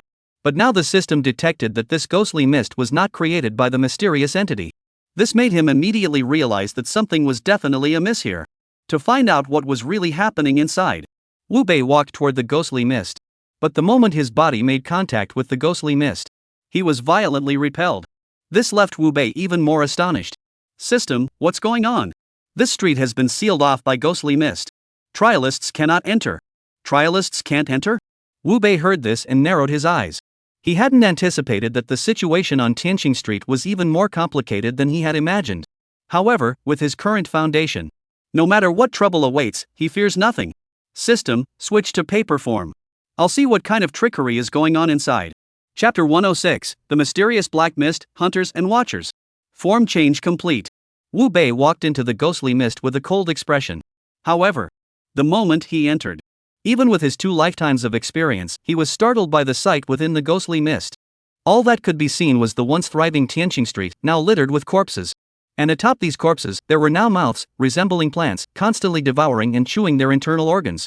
Just as Wu Bei was about to approach to investigate what those mouths were, suddenly, all the mouths seemed to have eyes, and they all turned toward him as the intestines twisted and turned. What the hell is this? It's so disgusting. Wu Bei cursed under his breath. At the same time, he became even more determined to step forward and investigate. After all, in his previous life, he had been imprisoned by the Han family. He had never heard of anything like this on the forum, or even from Han Lingshue's mouth. However, just as he was about to get close to the mouth, a surprised voice suddenly rang out behind him. There's still something strange in Tianqing Street? Upon hearing this, Wu Bei abruptly turned his head to look behind him. When he saw the person speaking, he instinctively widened his eyes. The speaker was a man. However, this man's appearance was extremely unusual. His face had 3 rows of eyes. Each eye contained a tongue, which flickered in and out like a snake's tongue. How disgusting it was. Just as Wu Bei was puzzled, wondering where this monster had come from, the man spoke with a touch of self-admiration. "Do you think I'm handsome? But let me tell you, thinking I'm handsome won't help you. If I find out, you'll have to hand over all the treasures on your body if you don't want to die. If not..." Bang! Before the man could finish his sentence, Wu Bei, who couldn't stand it anymore, suddenly kicked him in the chest. He then grabbed a road sign from the side of the road and smashed it viciously into the man's face. "You bastard! You're so ugly, yet you dare to go out on the streets? Who gave you the guts? You freak, you're asking for it." After being suddenly attacked by Wu Bei, the man's 6 eyes suddenly turned into fierce, demonic ones. The tongue hidden within his eyes now resembled a spear, shooting toward Wu Bei. The speed was so fast that even Wu Bei couldn't react in time. 20. 2 consecutive blows landed on Wu Bei's head. A look of surprise flashed across Wu Bei's face. It could deal 20 points of damage. This disgusting thing actually has some power. This caused Wu Bei to tilt his head, curiously examining it once more. Name, Chen Jibin. Race, human. Level, 21. Health points, 18,000. Strength, 650. Agility, 400. Mental strength, 460. Ability, I kill. I kill. Once locked onto by its gaze, you cannot escape its attacks. After reviewing Chen Jibin's basic information, even Wu Bei was somewhat shocked. The strange phenomenon had only just begun on the 7th day, and yet there was such a formidable individual in the scorching summer? How had he never heard of him in his previous life? Just as Wu Bei was about to ask about Chen Jibin's hometown, Chen Jibin also exclaimed in disbelief, "What the hell are you? I only dealt you 20 points of damage." Facing Chen Jibin's question, Wu Bei didn't respond. Instead, he asked seriously, "Where did you come from? You're not one of us from Yanxia, are you? Do you have any defensive artifacts on you? Hand them over immediately, or else if I really start fighting you..." Bang! Wu Bei didn't wait for Qin Jibin to finish speaking. He leaped up suddenly, like a ninja, performing an Oxyan guillotine, smashing the road sign onto Qin Jibin's head with great force. The next moment, blood slowly began to seep from Qin Jibin's head. Then, blood gushed out like a fountain, continuously flowing down his face. His actions completely enraged Qin Jibin. "You dog! I really gave you face." He shouted these words. Qin Jibin's 6 eyes began crawling toward his forehead. Then, the 6 eyes merged into one, forming a massive eye. Within that eye, there was a massive tongue, resembling a venomous snake, staring intently at him. Wu Bei knew that this was Qin Jibin's innate ability, the pupil kill. Therefore, upon seeing this for the first time, Wu Bei did not immediately choose to kill it. Instead, he narrowed his eyes slightly, preparing to subdue the opponent and thoroughly understand what was happening here. "Die for me!" Whoosh! As Qin Jibin's words fell, the tongue in his eyes, just like Tam's Q skill, shot toward Wu Bei. Wu Bei felt nauseated and did not choose to confront it head on this time. Instead, he released his devouring blade arm. He swung it down with all his might. Put! A jet of blood shot into the air. Qin Jibin suddenly clutched his head and rolled around on the ground, wailing in pain. Clearly, the severed tongue had inflicted significant damage on him. But Wu Bei showed no mercy. Only coldly asking, "If you don't want to suffer, I advise you to cooperate." You're not a monster, you're a hunter too." "Hunter?" Upon hearing these 3 new words, Wu Bei's face lit up with curiosity. After all, in his previous life, he had heard of ghost hunters. This was an organization proposed by the state, specifically tasked with hunting down supernatural beings. In simple terms, it was the national team. But this hunter, he had never heard of before. So, Wu Bei was quite curious about what kind of organization this was. He narrowed his eyes slightly and asked, "Tell me, what exactly is a hunter?" "You don't know?" This time, it was Qin Jibin who was shocked. After all, the strength Wu Bei had just demonstrated was far beyond that of an ordinary trial participant. Only a hunter could explain why he was so powerful. But now, Wu Bei knew nothing. This made him think of something, and he shouted in terror, You're a watcher." "What guardian? Hunter? Spit it out clearly." Wu Bei was completely confused by Qin Jibin's string of unfamiliar terms. He instinctively kicked Qin Jibin, urging him to explain. But at that moment, Qin Jibin seemed to have been struck by lightning. His expression filled with terror, he shouted, "No, it's impossible. The Watchers can't still be alive. It must be a fake. It must be a fake. You bastard, I'm asking you a question." Wu Bei suddenly drew his sword and slashed Qin Jibin's leg with all his strength. In the next instant, Qin Jibin's leg was severed. At that moment, Qin Jibin finally came to his senses. He screamed in terror, "Nana, run. There's a watcher here." As soon as his words fell, Wu Bei immediately turned his head to look behind him. He then saw a woman with 2 mouths on her face staring at him in a daze. And Su Lei, who was being held by her, was screaming in agony with bloodshot eyes, "Boss, help us avenge our deaths." Chapter 107, Yang Na's death. Wu Bei notices something amiss. Seeing Su Lei's legs broken and his body covered in blood, even Wu Bei, the little cutie, knew what had happened.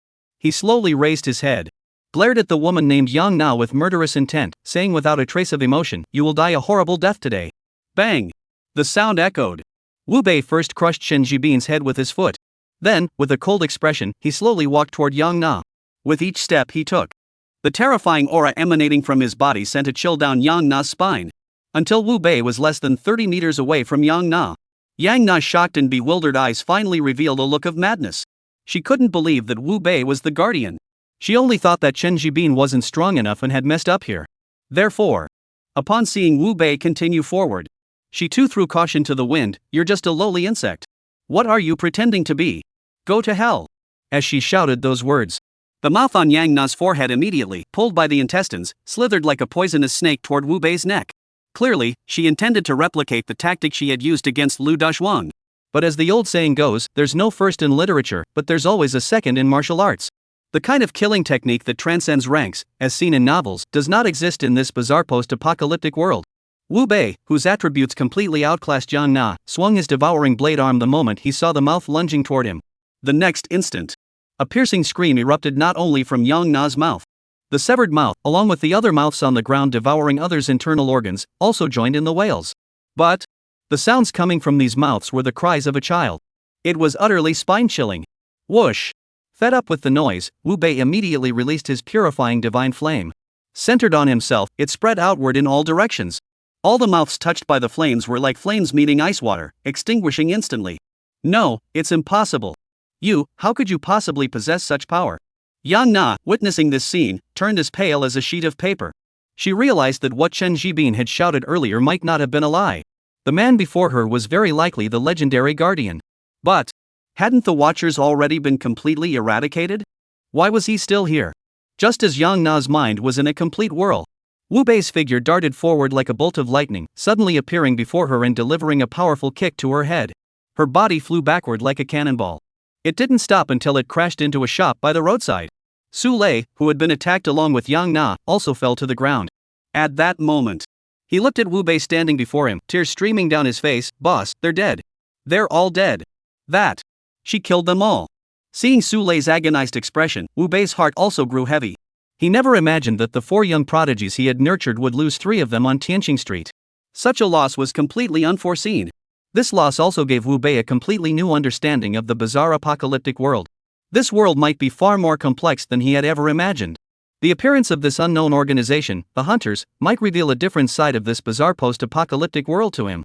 Thus, Wu Bei first imbued the purifying divine flames on his body onto Su Lei to heal his injuries.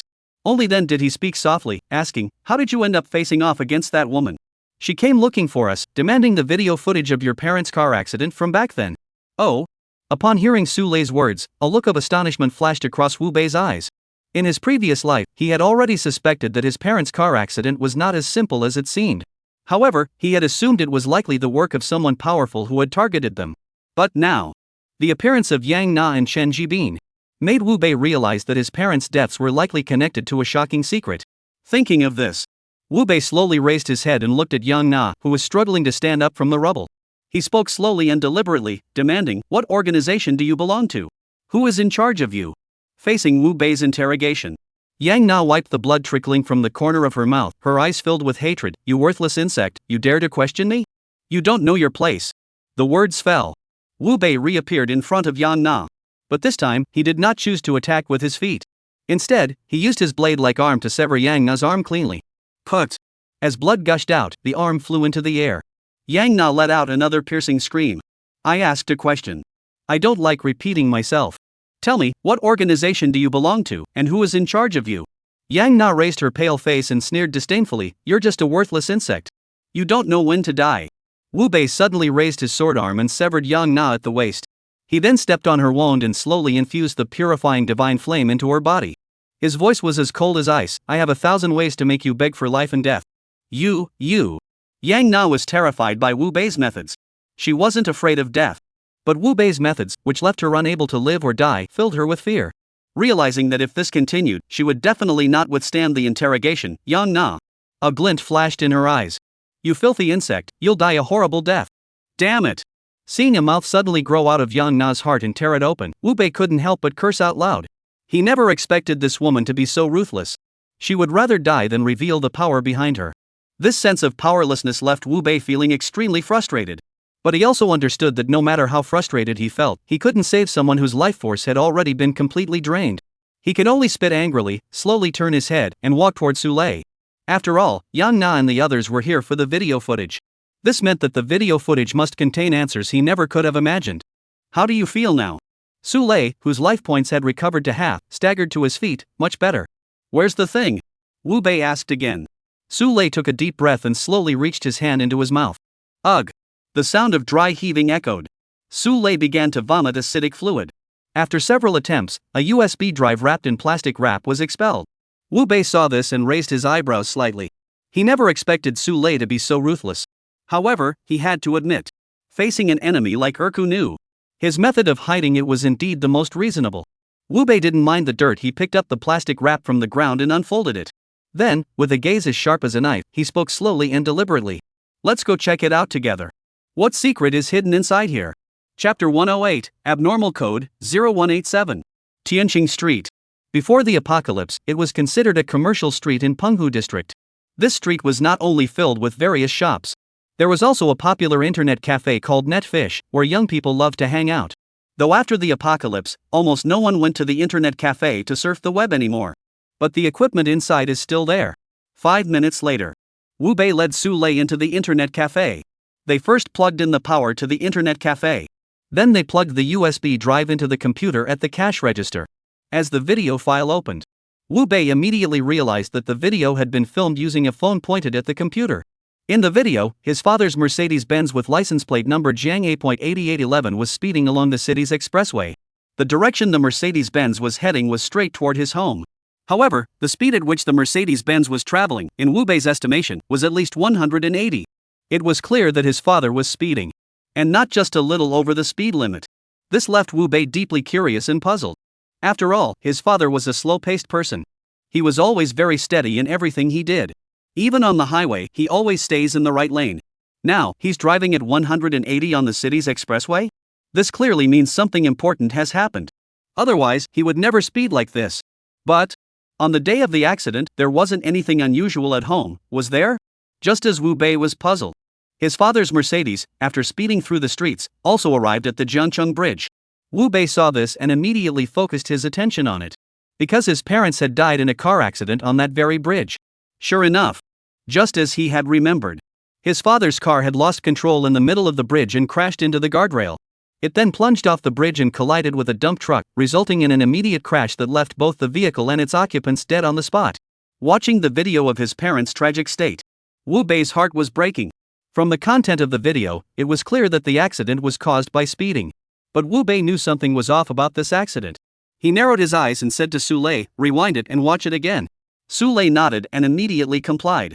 This time, Wu Bei focused his attention on the other vehicles on the road. He suspected that someone in one of the other vehicles had done something that caused the vehicle to lose control. The facts indeed matched Wu Bei's suspicions. Upon closer inspection, a Toyota Corolla driving in the opposite direction caught Wu Bei's attention. No. To be more precise, it was the driver inside the Toyota Corolla who caught his attention. He noticed that the driver's nose was as long as Pinocchio's. Clearly, it didn't belong to a human being. Pause. Su Lei heard this and immediately pressed the pause button. Wu Bei then pointed at the car and said seriously, "I remember you know how to use Photoshop, right? Enlarge this image, I need to see the people inside the car." Following Wu Bei's finger, Su Lei was also startled. He had reviewed the video footage earlier. This person, he hadn't really paid much attention to before. But judging by his nose alone, this guy was definitely no ordinary person. So, Su Lei immediately began operating swiftly. In just 1 minute, the car and the people inside were separated from the video and zoomed in. Then, he couldn't help but gasp in astonishment, "Holy crap, this guy looks just like the Great Tengu from Sakura." Great Tengu? Upon hearing Su Lei's exclamation, Wu Bei also noticed that the man's appearance did indeed bear a striking resemblance to the Great Tengu described in the Cherry Blossom myth. Red skin, long nose. Plus, he was driving a Toyota Corolla. This made Wu Bei immediately realize that Yang Na, Chen Jibin, and the others had probably existed before the bizarre apocalypse. Thinking of this answer, Wu Bei was also startled. He immediately turned to Su Lei and asked, "Are there any other surveillance records for this vehicle?" Su Lei shook his head, "No, just this short clip. It was taken by an auxiliary police officer who was bored at the time. I heard you wanted to buy it, so they chose to sell it to me." "What about that auxiliary police officer?" Wu Bei asked further. "He's dead." Su Lei clenched his fist and said, "He was killed by that woman with 2 children. Damn it!" Wu Bei cursed angrily. He hated this feeling of being unable to control the situation. But in his previous life, he had lived a truly pathetic existence. He had been imprisoned, tortured, and had his talents extracted from his brain by the Han family. No, that's not right. If the Han family was extracting his talents, why did they have to torture him? And why study his brain? Unless the Han family is searching for something. And that thing might be in his mind. Thinking of this, all the things Wu Bei had previously been unable to understand suddenly became clear. The Han family doesn't really want his talent. What they truly wanted was the memories in his mind. However, what those memories were, even he himself did not know. That's why the Han family had imprisoned him for 5 years. Realizing this, Wu Bei immediately turned to Su Lei and said, "Keep a close eye on the Han family's movements recently, especially those who joined the War Goddess Hall but haven't withdrawn yet." Su Lei isn't someone to be underestimated. He also realized that things were beyond his imagination. He nodded seriously, "Alright, I'll handle it properly." "Alright, take these supplies first and be careful." Seeing the red gear Wu Bei handed him, Su Lei nodded seriously once more. After he left, Wu Bei looked at the sun slowly rising on the horizon, his eyes betraying an unprecedented bold conjecture. He suspected that the world he was in was being manipulated by someone. If not, why had this bizarre apocalyptic world descended, with tasks being assigned precisely on schedule every single day? And why did this bizarre apocalyptic world resemble a video game world? Unable to make sense of it, Wu Bei glanced at the time on his phone. It was already 9:55 a.m. He stopped thinking. After all, the 8th day of the apocalypse marked a major turning point. From today onward, the bizarre post-apocalyptic world would enter its true chaotic phase. Numerous new and terrifying phenomena would emerge. He must continue to seize the initiative. Only then. Wu Bei dared to ensure that any schemes, in his presence, are nothing but jokes. Little does he know. As Wu Bei waited for the 8th day to arrive. Inside a massive war fortress, a scientist in a white lab coat pounded on the door of an office in a fit of emotion. Before the man inside could speak, the researcher couldn't help but exclaim in shock. "Sir, it's bad. All the hunters we sent into Anomaly Code 0187 have been killed. Chapter 109, Day 8 Breakthrough Dungeon Unlocked. Trialists are stunned. This is impossible. 0187 only started its 8th day of transformation today. How could the hunters have died inside?" The researcher's words fell to the ground. Inside the room, a man in a standard uniform wore an expression of shock. "We don't know the specifics either, but the hunter's life signals have indeed disappeared." Realizing the researcher wasn't joking, the man named Hong Fei immediately sat up straight and entered a series of passwords on the computer in front of his desk. Soon, the computer screen displayed a series of video surveillance feeds. Below these surveillance footage, red characters marked a series of terrifying numbers. Abnormal code 0256 day 1366. Abnormal code 0369 day 172. Abnormal code 0187 day 8. Target located. Hong Fei immediately clicked on the surveillance video corresponding to abnormal ID 0187 with his mouse. However, as the surveillance video opened, a dense flurry of snowflakes appeared on Hong Fei's screen. Upon seeing this scene, Hong Fei's expression darkened to the extreme. Because, in the bottom right corner of the screen, the number of hunters displayed had changed from 00 to 02. Clearly, the anomaly had already been entered by hunters. And they had died inside. Such a disaster occurring on the 8th day had not happened in years. So much so that Hong Fei remained silent for over 10 seconds. Clenched his teeth and asked slowly, "I recall that the mission for 0187 was to install a surveillance system, correct? Which 2 hunters were assigned this mission?" The researchers understood that Hong Fei suspected someone had cut corners and slipped a weakling into their hunter team. But knowing the truth, he replied in a serious tone, "It was Yang Na and Chen Jibin." "What?" Upon hearing Yang Na and Chen Jibin's names, Hong Fei's expression changed. Because Yang Na and Chen Jibin were considered geniuses in their team. Especially Yang Na, who had already integrated the genes of a two-mouthed woman at such a young age. She had successfully transformed into a two-faced woman. Given time. Once she had absorbed enough resources and her child was born, her strength will rise to that of a second-rate expert. Who would have thought? Such a genius actually died in Unit 0187, this newly transformed, mysterious test tube. Investigate immediately. What exactly happened to Yang Na and the others? Yes. The researchers, upon receiving the order, left with solemn expressions. Hong Fei, however, sat in his office chair, glaring at the screen covered in snowflakes. After a long while, he picked up the red phone on his desk and dialed the number. Send a team to enter Unit 0187 and install the anomaly monitoring system. At the same time, eliminate all abnormal bugs.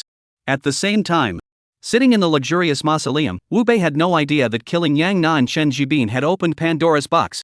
All he knew was that the 8th day had arrived. He had to make a significant improvement today. Dawn. As the clock struck 10 o'clock, a faint sound echoed. The familiar eerie also echoed into the ears of all the trial participants at that moment. Congratulations on surviving to the 8th day. To celebrate this momentous occasion, a breakthrough dungeon will be unlocked today. Trial participants who have reached level 21 can challenge the breakthrough dungeon to increase their level cap. Note, the higher your score in the breakthrough dungeon, the more additional rewards you will receive. A series of eerie sounds echoed through the air. Wu Bei immediately fixed his gaze on the eerie smartphone interface. At that moment, the eerie phone displayed a new app called Breakthrough Challenge. Wu Bei didn't hesitate and tapped it with his finger. The next moment, the phone screen displayed various breakthrough dungeons. However, the names of these breakthrough dungeons were enough to send a chill down anyone's spine. C-rank breakthrough, raid the lighthouse, become the boss in Lighthouse Nation and survive for half an hour to receive a reward of +20 to all attributes. B-rank breakthrough, raid Siam, survive for 1 hour to receive a reward of +50 to all attributes. A rank breakthrough, raid the 3, survive for 1 hour to receive a reward of +80 to all attributes. S-rank breakthrough, raid Sakura, survive for 1 hour to receive a reward of +150 to all attributes. SS-rank breakthrough, raid on the Blazing Summer, survive for 1 hour to receive a reward +300 to all attributes. SSS-rank breakthrough, global cataclysm, become the world boss, survive for 24 hours, and receive a +1000 boost to all attributes. Note, if you choose the SSS-rank breakthrough, your clone will appear in all regions. Any damage your clone takes will be transferred to your main body. Please choose carefully. After reading the dungeon description, he found it identical to what he knew from his previous life. Wu Bei's eyes flickered with a cold gleam. Yesterday, he had already used a custom dungeon to eliminate the elite forces of various nations. His goal was to break through the SSS-rank difficulty today. However, to avoid any unexpected incidents, Wu Bei did not immediately choose to break through. Instead, he sent a message to Li Yue, "How's the money coming along?" Soon, Li Yue replied, "We've already raised 500 million. In 3 more days, we'll be able to pay you the full amount. Wu Bei, transfer the 500 million to me first." Ding, your account has received 500 million yuan in account balance, 582,150,030 yuan. Seeing the balance in his account, Wu Bei didn't hesitate and immediately addressed the system. "Use the money can make the devil grind talent to convert all the money on my body into attributes." Ding, 580 million yuan has been deducted from your account. Your total attributes have increased by 580 points. Seeing his total attributes, which had now reached 1,700 plus 340 points, Wu Bei felt extremely confident in his current strength. He took a deep breath and directly selected the option to challenge the SSS rank breakthrough on his phone.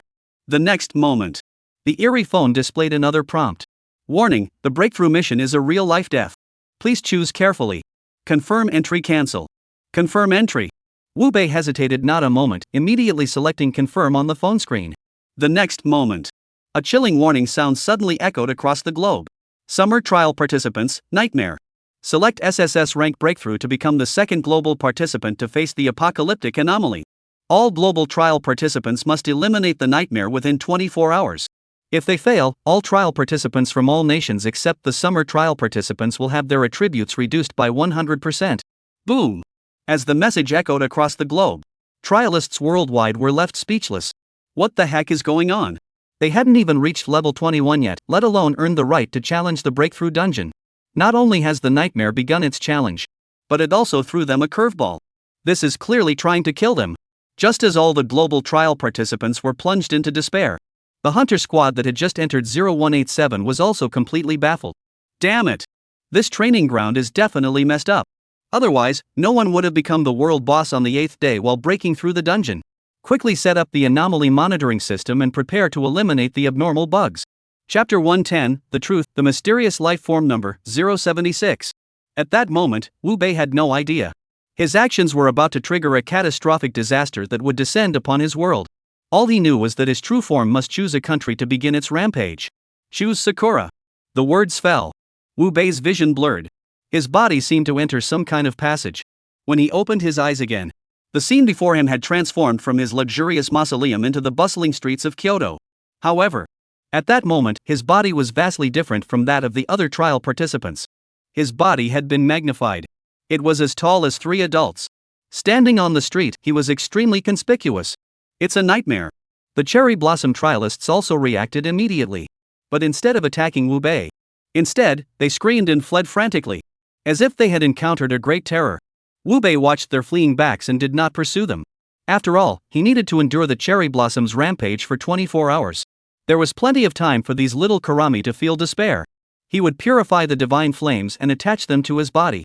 Wu Bei strolled toward the Jin Kingdom's divine toilet amidst the cherry blossoms. He intended to demolish this disgusting structure first. Let the cherry blossom people remember that the people of the flaming summer have never forgotten their hatred. At the same time, leaders from various nations began assembling expeditionary forces to launch an assault on the nightmare. However, as they attacked the nightmare's clones, they were shocked to discover that the nightmare was far more terrifying than the Chu people they had faced before. He stood there motionless. Even the strongest warriors from their nations could only manage to take a single drop of its blood. But in the blink of an eye, the nightmare's blood had already fully regenerated. This agonizing torment caused the nation's leaders to curse uncontrollably. Especially the Emperor of Sakura, who was so enraged that his eyes turned red. After all, in other nations, the nightmare was merely a clone, standing motionless. But in their country, the nightmare is the real thing. And they were about to arrive at the sacred toilet of the Jin Kingdom, where they intended to break their spiritual pillar. The Cherry Blossom Emperor, unsure of what to do, immediately took out a spirit tablet, bit his tongue until it bled, and spat the blood onto it. Soon after, a man dressed in yellow robes emerged from the spirit tablet. He spoke in a faint voice, "What is the matter? Your Majesty, please intervene and eliminate that nightmare." After the Cherry Blossom Emperor recounted all that the nightmare had done, Emperor Chongda's face darkened with anger. You traitor! You are all useless. Our great Sakura Empire, with such profound roots, has been humiliated by a laughable dog from the Yenxia Empire. What use are you? Scolded, the Emperor of Sakura dared not utter a word in response. He could only keep bowing his head, muttering, "Private Mason." Emperor Changda, seeing the Cherry Blossom Emperor's cowardly state, didn't bother to say anything else. He began to mutter in a strange, incomprehensible language. The next moment, Wu Bei, who had arrived at the divine toilet of Jin State, instinctively narrowed his eyes. He noticed that above the Jin Kingdom's divine toilet, dark clouds were gathering. Numerous figures in familiar military uniforms were flickering in the black mist. You dogs, do you think you can use these strange tactics against me? I'll take this opportunity to purge all your cherry blossom-inspired supernatural tricks. Let's see how you'll serve as the minions of the supernatural in this lifetime. With that thought in mind, Wu Bei transformed his arms into devouring blades. With a cold expression, he charged into the black mist. At the same time, the Black Jade Squad had also completed the setup of the anomaly monitoring system. However, as the system began to operate, everyone was stunned. Oh my god! When they carried the anomaly monitoring system with them to handle anomaly incidents. At most, 1 or 2 anomalies would appear in a petri dish. But this 0187 is flashing red dots everywhere. What the hell is going on? Captain, report this immediately. This is no ordinary anomaly. I suspect the anomalous code 076 is malfunctioning. This might require headquarters intervention. Upon hearing the team members mention the anomalous code 076, the captain of the Black Jade Squad, Shiryuhu, his expression grew extremely solemn. Because 076 was the anomalous lifeform that had emerged in their world. It can turn the normal world into a game and transform humans into anomalies. It continuously provides them with mysterious genes for research, enabling them to obtain powerful abilities. The two-mouth female gene previously obtained from Yang Na originated from other mysterious entities in culture dishes. However, this approach also carries a significant risk. That is, while the humans in the petri dishes are clones, they still possess normal human thinking.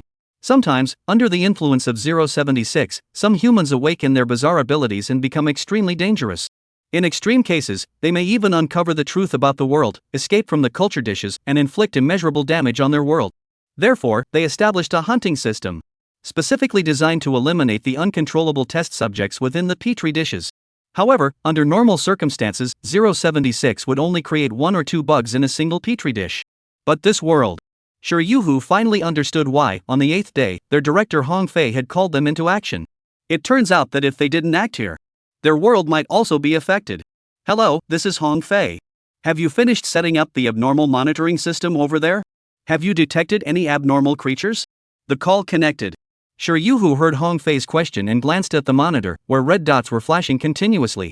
His expression grew extremely grave as he said, "Director, there's a major issue with 076.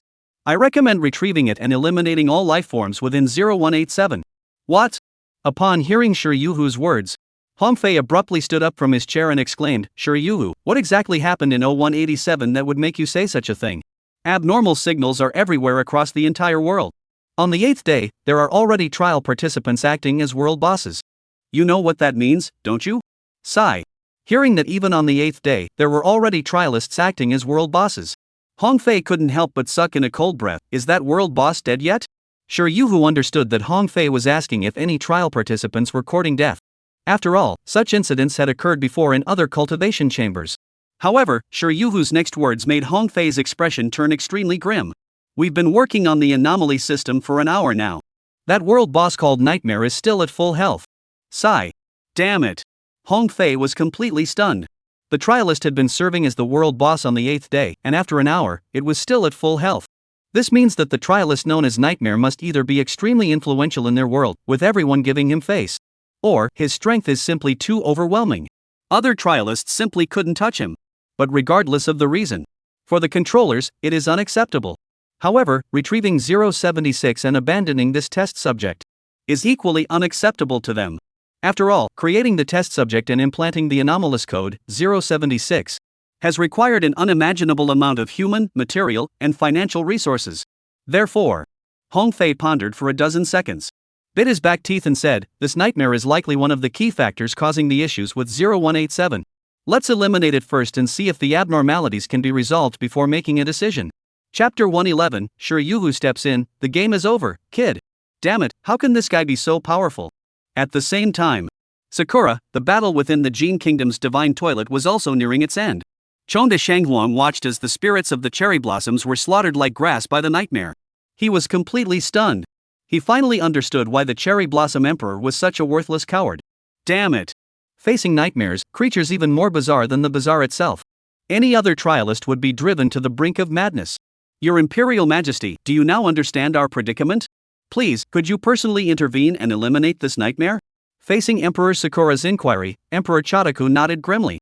He was well aware that if he allowed the nightmare to continue growing, even if he were to fully awaken in the future, he might not be a match for the nightmare. Rather than being crushed by the nightmare in the end, it's better to take advantage of the fact that the nightmare hasn't fully grown yet. Eliminate it. I need the blood sacrifice of 10,000 people to officially emerge into the world. No problem. The Cherry Blossom Emperor didn't even hesitate, agreeing with a delighted expression, I'll go arrange it right away. After all, killing a few thousand people to eliminate the nightmare was no big deal for him.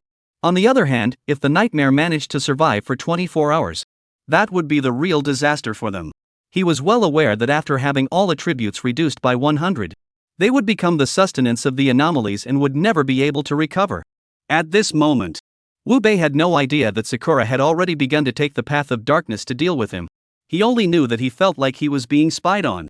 This feeling made him extremely uneasy. But when he searched his surroundings, there wasn't a single living soul, not even a hint of anything strange. This made Wu Bei curious about who could be spying on him in the shadows. Could it be that Sakura's former emperor, the nine-tailed fox, and the demon of wine have awakened? Unable to figure it out, Wu Bei could only direct his suspicions toward the top-tier supernatural beings from Sakura's previous life. He believed that only these supernatural beings could silently bring him such an unusual sensation. To rid himself of this uncomfortable feeling, Wu Bei slowly shifted his gaze toward the burial site of Emperor Chotaku. He recalled that in the 4th year of the previous life, Emperor Chongde of the Cherry Blossom Kingdom had awakened. Following that, the strength of the Sakura Kingdom had been enhanced to an unprecedented degree. Not only did it help the Cherry Blossom Nation reclaim its position at the pinnacle of the world, it even inflicted immeasurable damage on the Yanxia Kingdom.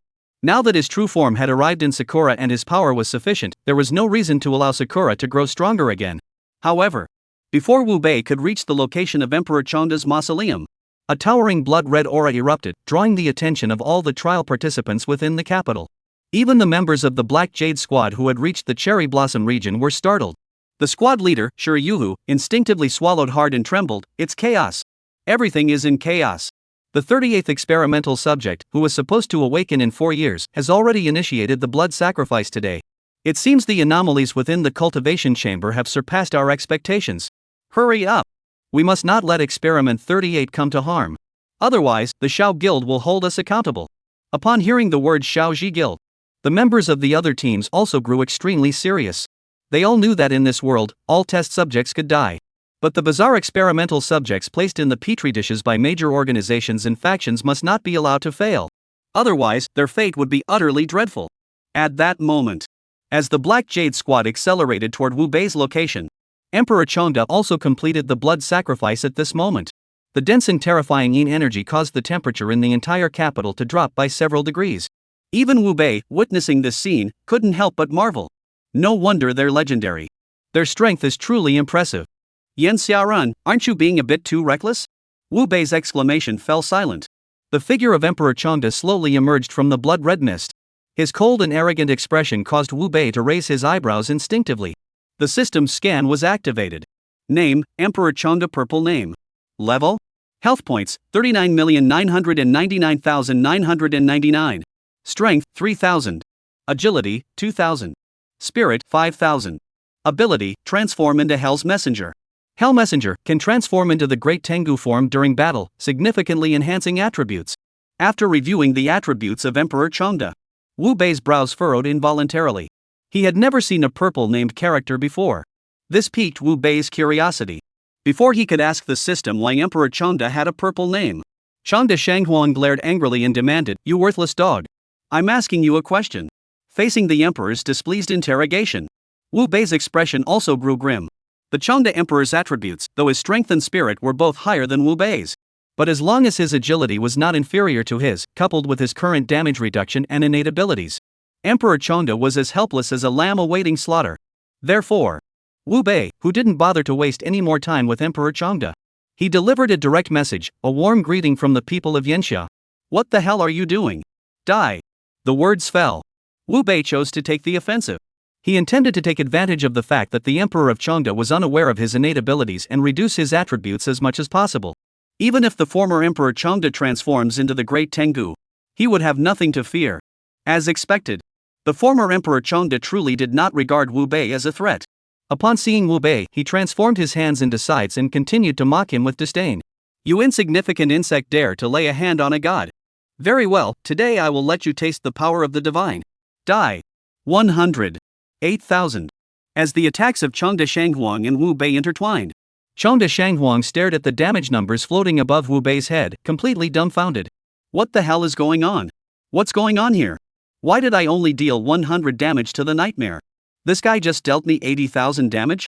He even cut my base stats by 8 points. Between the two of us, who the hell is the weird one? Chengde Shanghuang couldn't figure it out. But Wu Bei was beaming with joy. One strike can reduce 8 points of all attributes.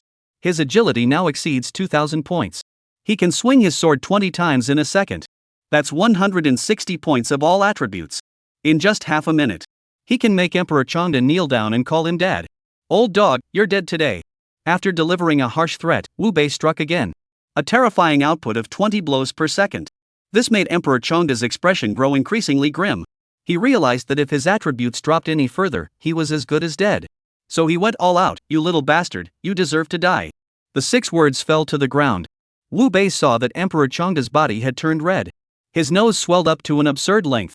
Clearly, he had activated his transformation ability. However, when he saw that, even after transforming, Emperor Chengde's agility was still below 2,000. The murderous intent on his face grew even stronger. Especially when he saw that the Emperor's appearance bore a striking resemblance to the man involved in his parents' car accident. And during the attack, he shouted, "Old dog, did you send Yang Na and the others? You little bastard, die." Chengde Shanghuang clearly had no intention of answering Wu Bei's question. Unwilling to be humiliated by Wu Bei, he was extremely agitated. But as the old saying goes, there's no first in literature, but there's a second in martial arts. Without true strength, relying on loud voices will never solve anything. It will only provoke the stronger ones. In just 1 minute, Chengde Shanghuang's vital energy had dropped below 10%. His agility attribute had been reduced to 0 by Wu Bei. At that moment, he was as still as a wooden, watching Wu Bei walk toward him with a cold expression. He screamed in terror, "Don't kill me. I won't stop you from attacking the trialist of the cherry blossoms." Isn't that enough? Poof. Wu Bei sneered. These followers of Sakura are truly despicable. Knowing they couldn't win, they started begging for mercy. Where the hell were they earlier? Shut up. He spat out those 2 words. Wu Bei was about to end the life of Emperor Chengde. But just as his blade was about to strike, Shi Yuhu suddenly blocked his blade with his own sword.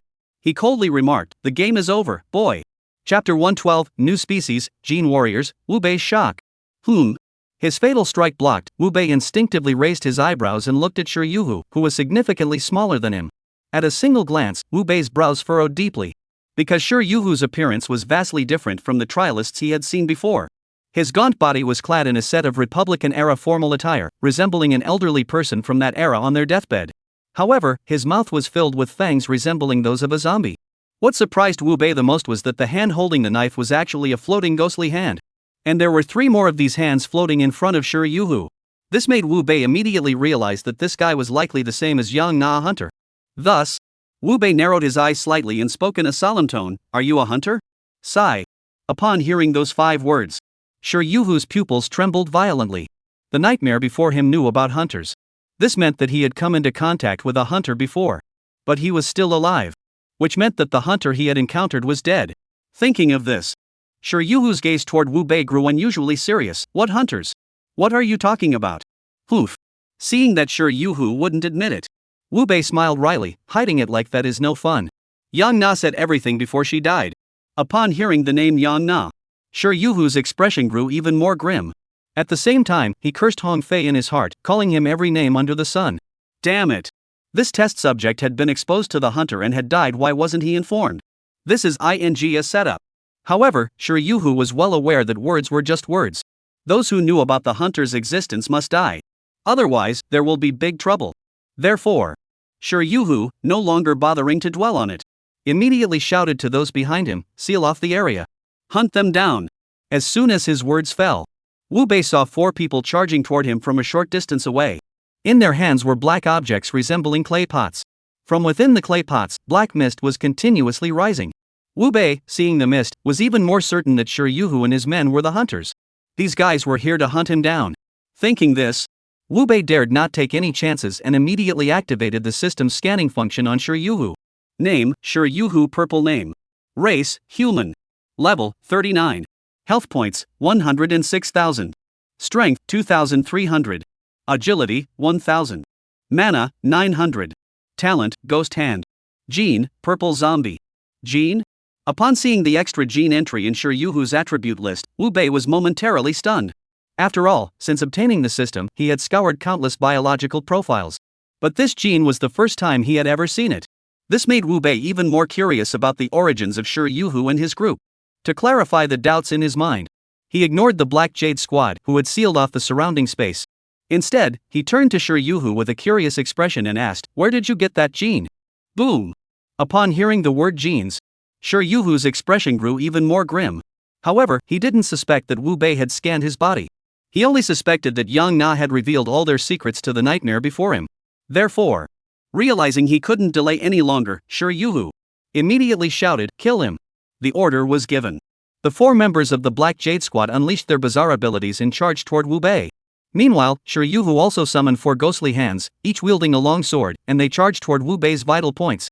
Wu Bei witnessed this scene and realized that he needed to uncover the secrets of this group. Relying solely on words would likely be insufficient. They must be driven to despair. With that thought in mind, Wu Bei acted.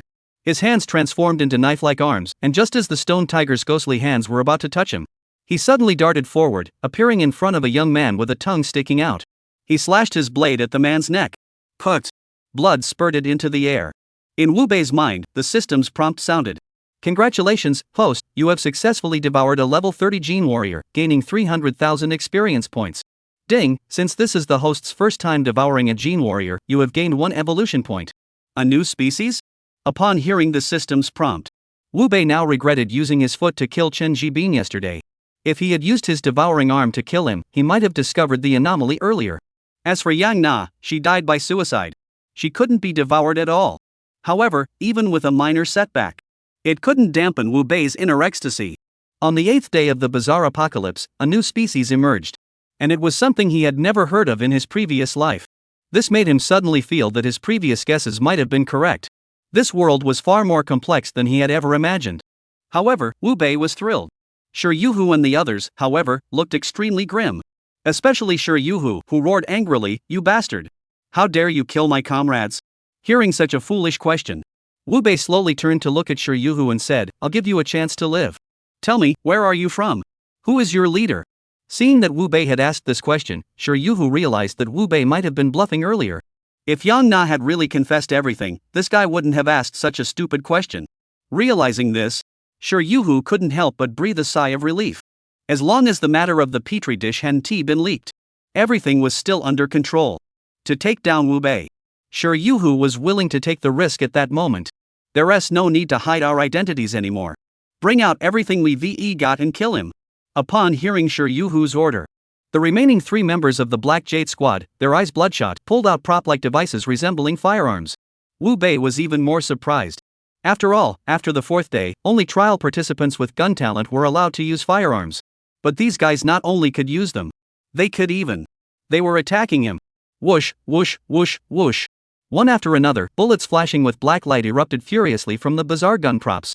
Wu Bei instinctively dodged. At the same time, he closed in on the opponent, trying to see if he could grab one and study it. However, the members of the Black Jade Squad were clearly well trained and had been working together for a long time. Their attacks were highly coordinated and layered. Wu Bei had almost no way to get close without getting injured. Even his evasion angles were constantly narrowing under the pressure of the bullets. A good opportunity. Just as Wu Bei instinctively dodged a bullet, Shi Yuhu, who had been waiting patiently, suddenly swung his massive hand. 4 ghostly hands, each clutching a sharp knife, flashed with a cold gleam, piercing Wu Bei's heart, neck, kidneys, and forehead. Chapter 113, SS Level Alert, requesting full sweep. This is impossible. As 4 consecutive 80 damage figures appeared above Wu Bei's head, Shi Yuhu's previously ecstatic expression froze solid in place. He didn't know Li Jie. The nightmare was clearly human. Why did he only lose so little health after taking a fatal blow? Wu Bei naturally wouldn't explain to Shi Yuhu that his incredible strength was all due to the innate abilities of his own soul body. On the contrary, seeing that Shi Yuhu seemed to be losing his composure, Wu Bei seized the opportunity and coldly asked, "Do you still want to challenge me?" Silence. Deadly silence.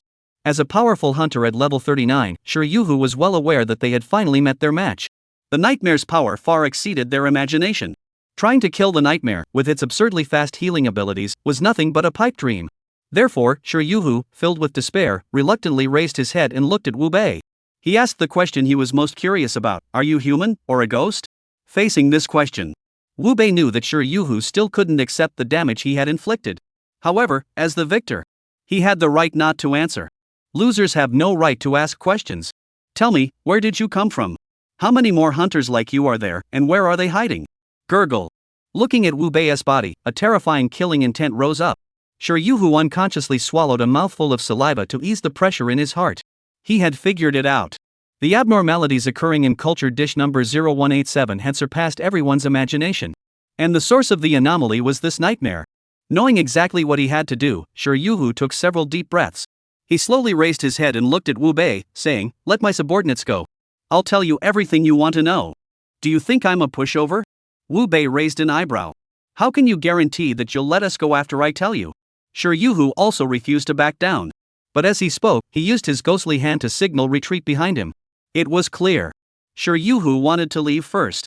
Then report the true situation inside 0187 back to headquarters, requesting higher-ups to dispatch stronger hunters to eliminate the nightmare.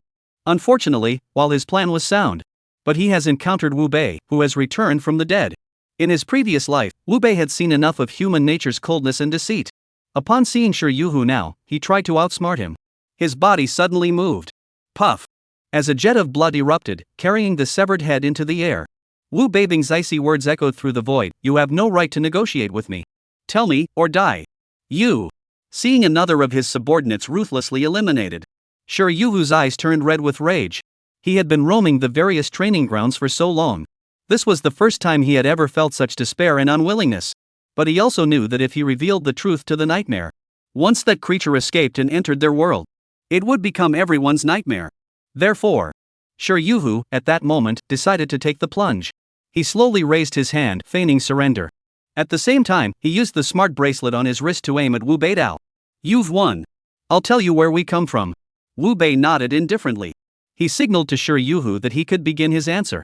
However, the next moment, Wu Bei saw Shi Yuhu turn to his subordinates and flash a faint, apologetic smile. His expression turned grim. He suspected that Shi Yuhu wanted to die. The truth turned out exactly as Wu Bei had suspected. After bidding farewell to his companions, Shi Yuhu suddenly spat out black blood and shouted wildly, "SS level alert. Request full clearance." Damn! Wu Bei noticed that Shi Yuhu had hidden poison in his teeth. Wu Bei immediately unleashed his purifying divine flame onto Shi Yuhu, hoping to revive him. However, the poison Shi Yuhu had ingested was clearly extremely potent. Before Wu Bei's purifying divine flame could touch him, he had already stopped breathing. The remaining two companions also swallowed the poison at that moment. This bold act left Wu Bei's expression darkening to the extreme. He simply couldn't fathom where these madmen had come from. To protect the secret, they had chosen death without hesitation.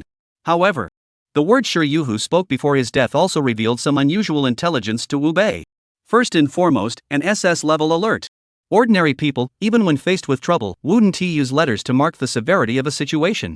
Unless, of course, they operate in an environment where they frequently encounter various kinds of trouble, in which case they would use this ranking system to distinguish the severity of incidents. And the fact that such a system was in use indicated that the organization behind it was extremely powerful. Additionally, Shi Yuhu requested a complete cleanup. This further corroborates Wu Bei's suspicions. To determine exactly what kind of power Shi Yuhu and his group belong to, and what their objectives are, Wu Bei slowly knelt down and began to search Shi Yuhu's body. He wanted to see if he could find anything on Shi Yuhu that could prove his identity. But what Wu Bei didn't know was, his every move was being monitored by Hong Fei. Until Wu Bei slipped the smart bracelet from Shi Yuhu's body into his pocket. Hong Fei finally took a deep breath and stood up from his office chair, looking slightly exhausted. He uttered the words that caused the secretary's expression to change drastically: "Sound the highest level alarm and request backup from headquarters." The piercing alarms sounded repeatedly within the war fortress.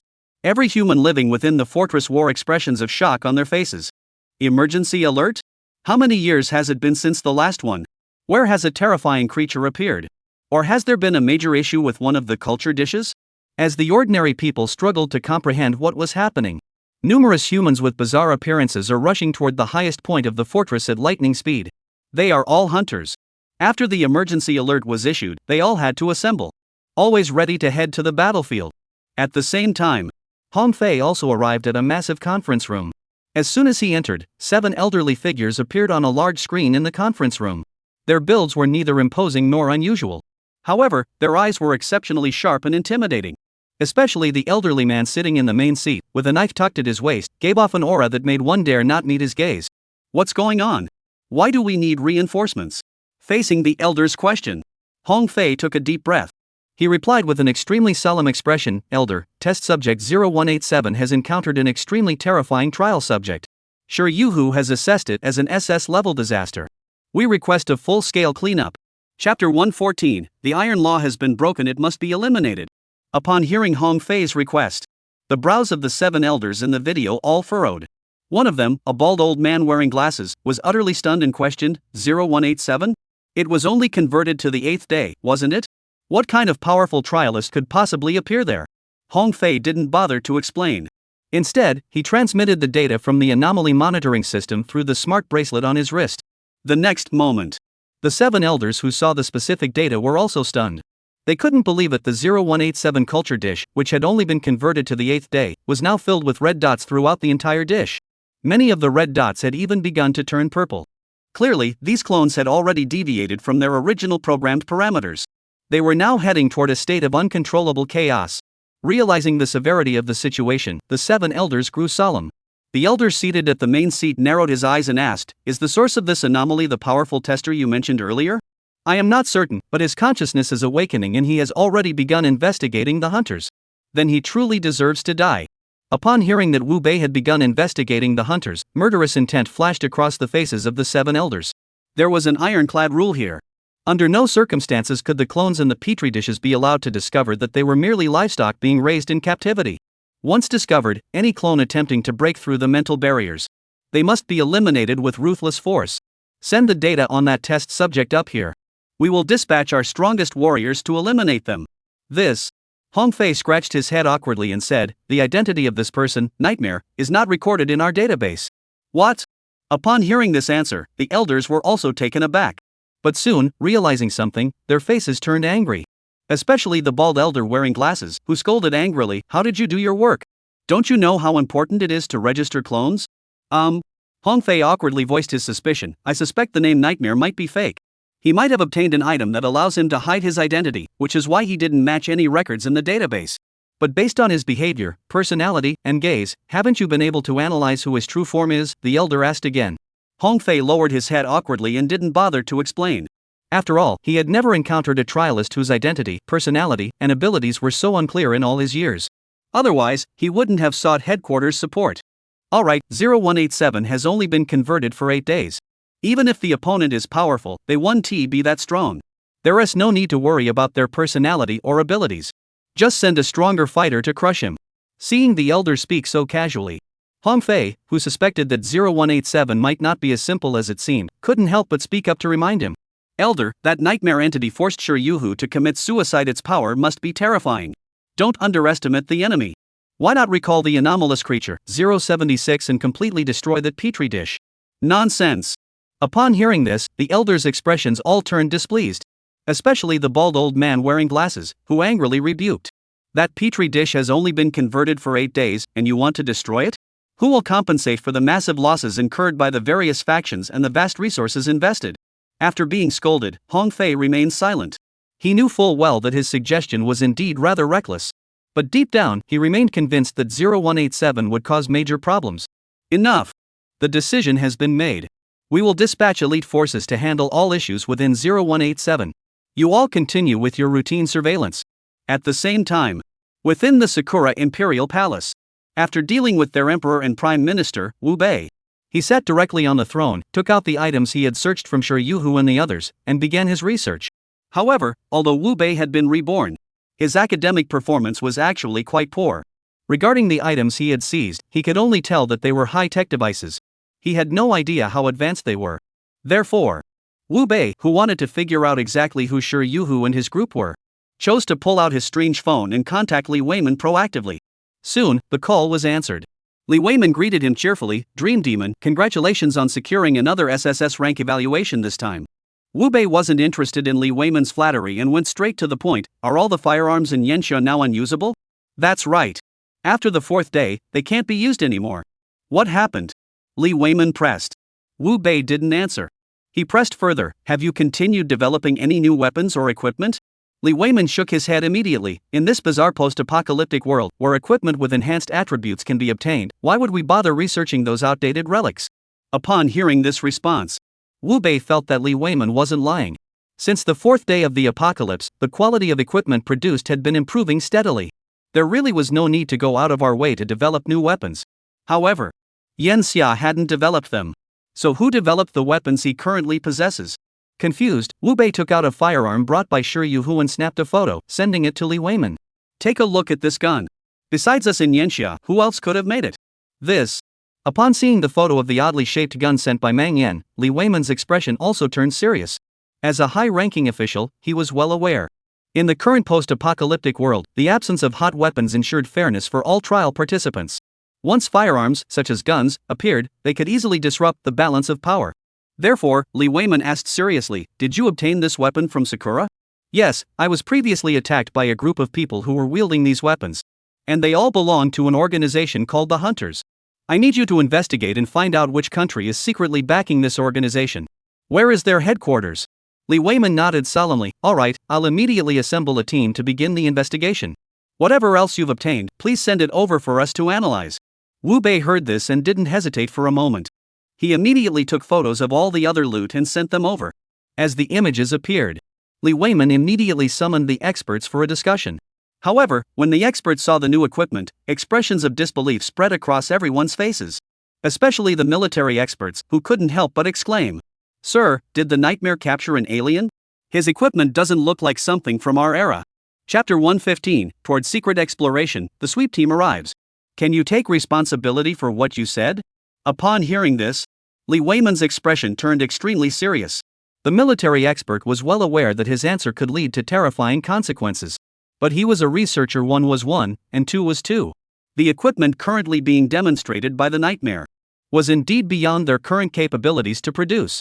I take full responsibility for my words. The technological equipment in Nightmare's hands is absolutely not a product of our era. Sigh. It was clear the expert wasn't joking. Li Weiman couldn't help but suck in a cold breath. He realized that things were getting serious. Their world might be far more complex than they had ever imagined.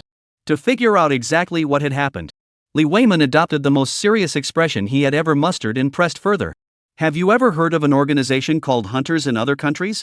The question was posed. Everyone present immediately fell into deep thought. But soon, they all shook their heads, indicating they had no knowledge of it. This response clearly left Li Weiman unsatisfied. The equipment not belonging to this era was one thing.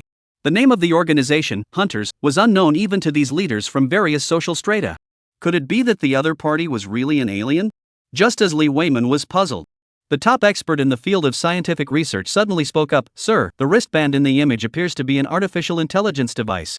If we could obtain the equipment for analysis, we might uncover something significant. Upon hearing this, Li Weiman didn't hesitate. He immediately picked up the strange phone and dialed Nightmare's number.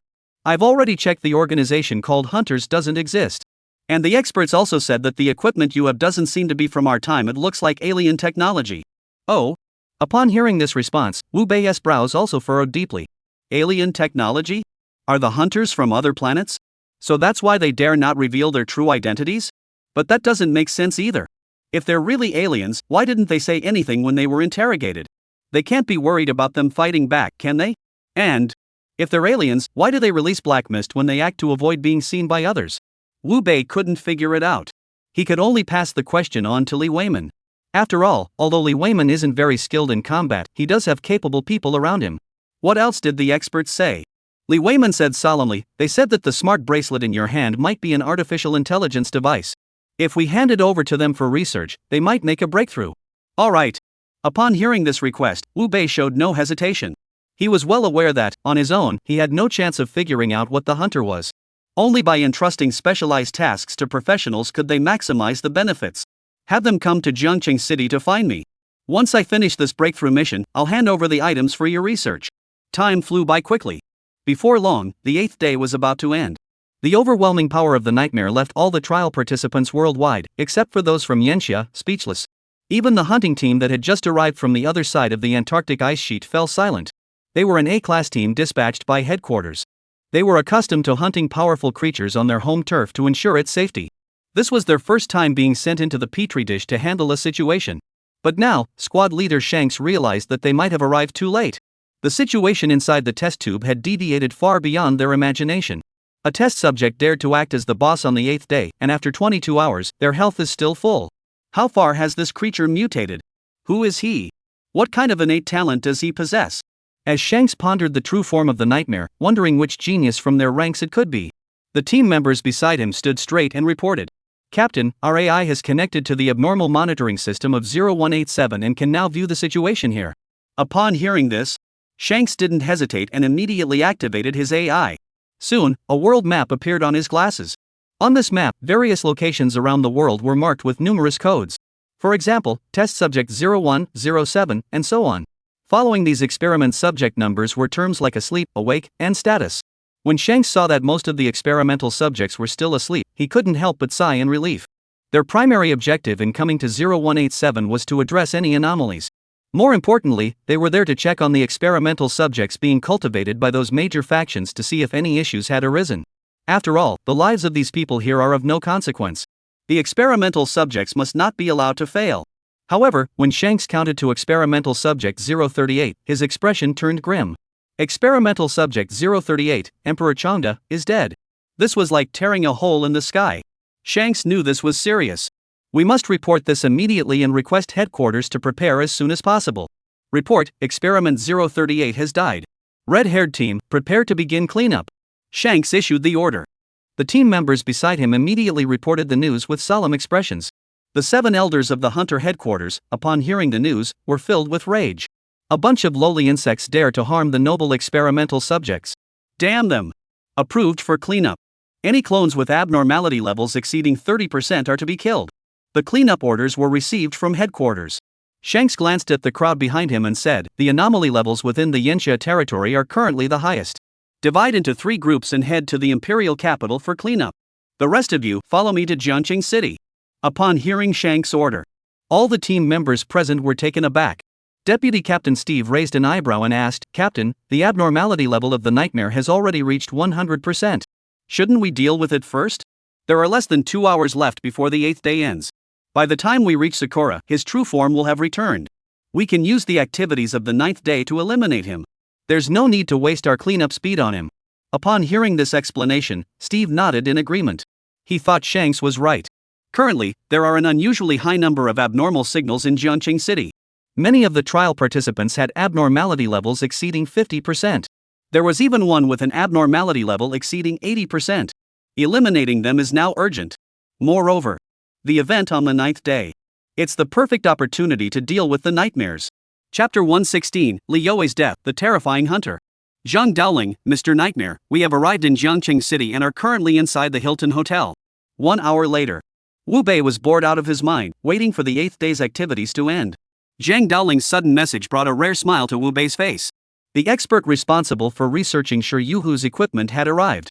Now, all he had to do was wait another 40 minutes before he could return to Jiangqing City and hand over the equipment for research. Wu Bei was confident that once he handed over the equipment, they would definitely give him a satisfactory response. And he could finally relax and enjoy the activities on the 9th day. Obtain that final reward and further enhance his own strength. Alright, I'll come find you in 40 minutes. He sent a message. Wu Bei began to rest. He would challenge the 9th day's activities later. Meanwhile, the experts under Zhang Daoling's protection had already begun analyzing the images sent by the nightmare. Just as their analysis was in full swing, suddenly, Li Yue, who possessed danger perception abilities, couldn't help but exclaim in alarm, "Danger!" Swish! As soon as her words fell, Zhang Daoling's expression also changed abruptly. He noticed the dense black mist was seeping through the door cracks and creeping into the meeting room. Just as he thought the place was haunted, the conference room door was pushed open. He then saw 7 humans of various skin colors walk in. Upon seeing these people, Zhang Daoling assumed they were foreigners left behind in Jiangqing City. He suspected they had sensed some danger outside and were trying to come in to hide. He immediately narrowed his eyes and asked, "What's happening outside?" However, Zhang Daoling's question hung in the air. None of the 7 people answered his question. Instead, Steve, whose skin was dark, stepped forward and spoke in a low voice, "Abnormality level 80%, abnormality level 60%. Let's start with you two first." Upon hearing this, Zhang Daoling's pupils suddenly contracted. As the senior Taoist master of Longhu Mountain, he lacked the ability to sense danger. But from the tone of the other's voice, he could tell. These people meant business. Therefore, Zhang Daoling slowly drew the red-hilted weapon he had obtained at the martial arts tournament, the demon-slaying sword. He asked, enunciating each word clearly, "Looking for trouble?" Shanks glanced at the image of the smart bracelet on the meeting room's large screen. He immediately realized that these people were highly unusual, and there was a reason for it. These guys had already begun a reverse investigation into them. They were truly a bunch of damn pests. Quick and decisive, leave none alive. The order was given.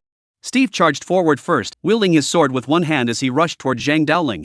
The 5 people standing beside Shanks also immediately charged toward the experts. They were well aware that if they were investigated in reverse, the truth of this world would be exposed. Their investments in this world would likely be completely ruined. "You're asking for death." Zhang Daoling saw that these people dared to attack him. He was completely enraged. He immediately drew his sword and charged toward Steve. He intended to subdue them quickly and force them to reveal who had sent them. But, as the two clashed, Zhang Daoling's expression changed. He was shocked to discover that Steve had managed to block his attack. This made him suddenly realize that he had underestimated these men. The truth turned out exactly as he had feared. Inside the meeting room, the other national-level experts tasked with protection.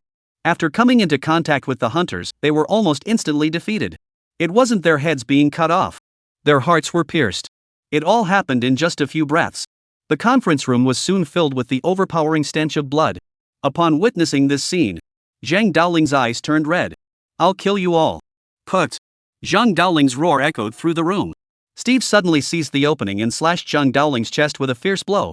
He grinned coldly, "When fighting me, getting distracted will cost you your life." "Damn it!" Feeling the pain in his chest, a look of gravity flashed across Zhang Daoling's eyes.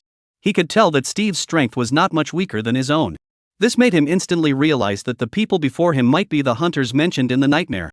Thinking this, Zhang Daoling asked with great curiosity, "Where exactly did you hunters come from?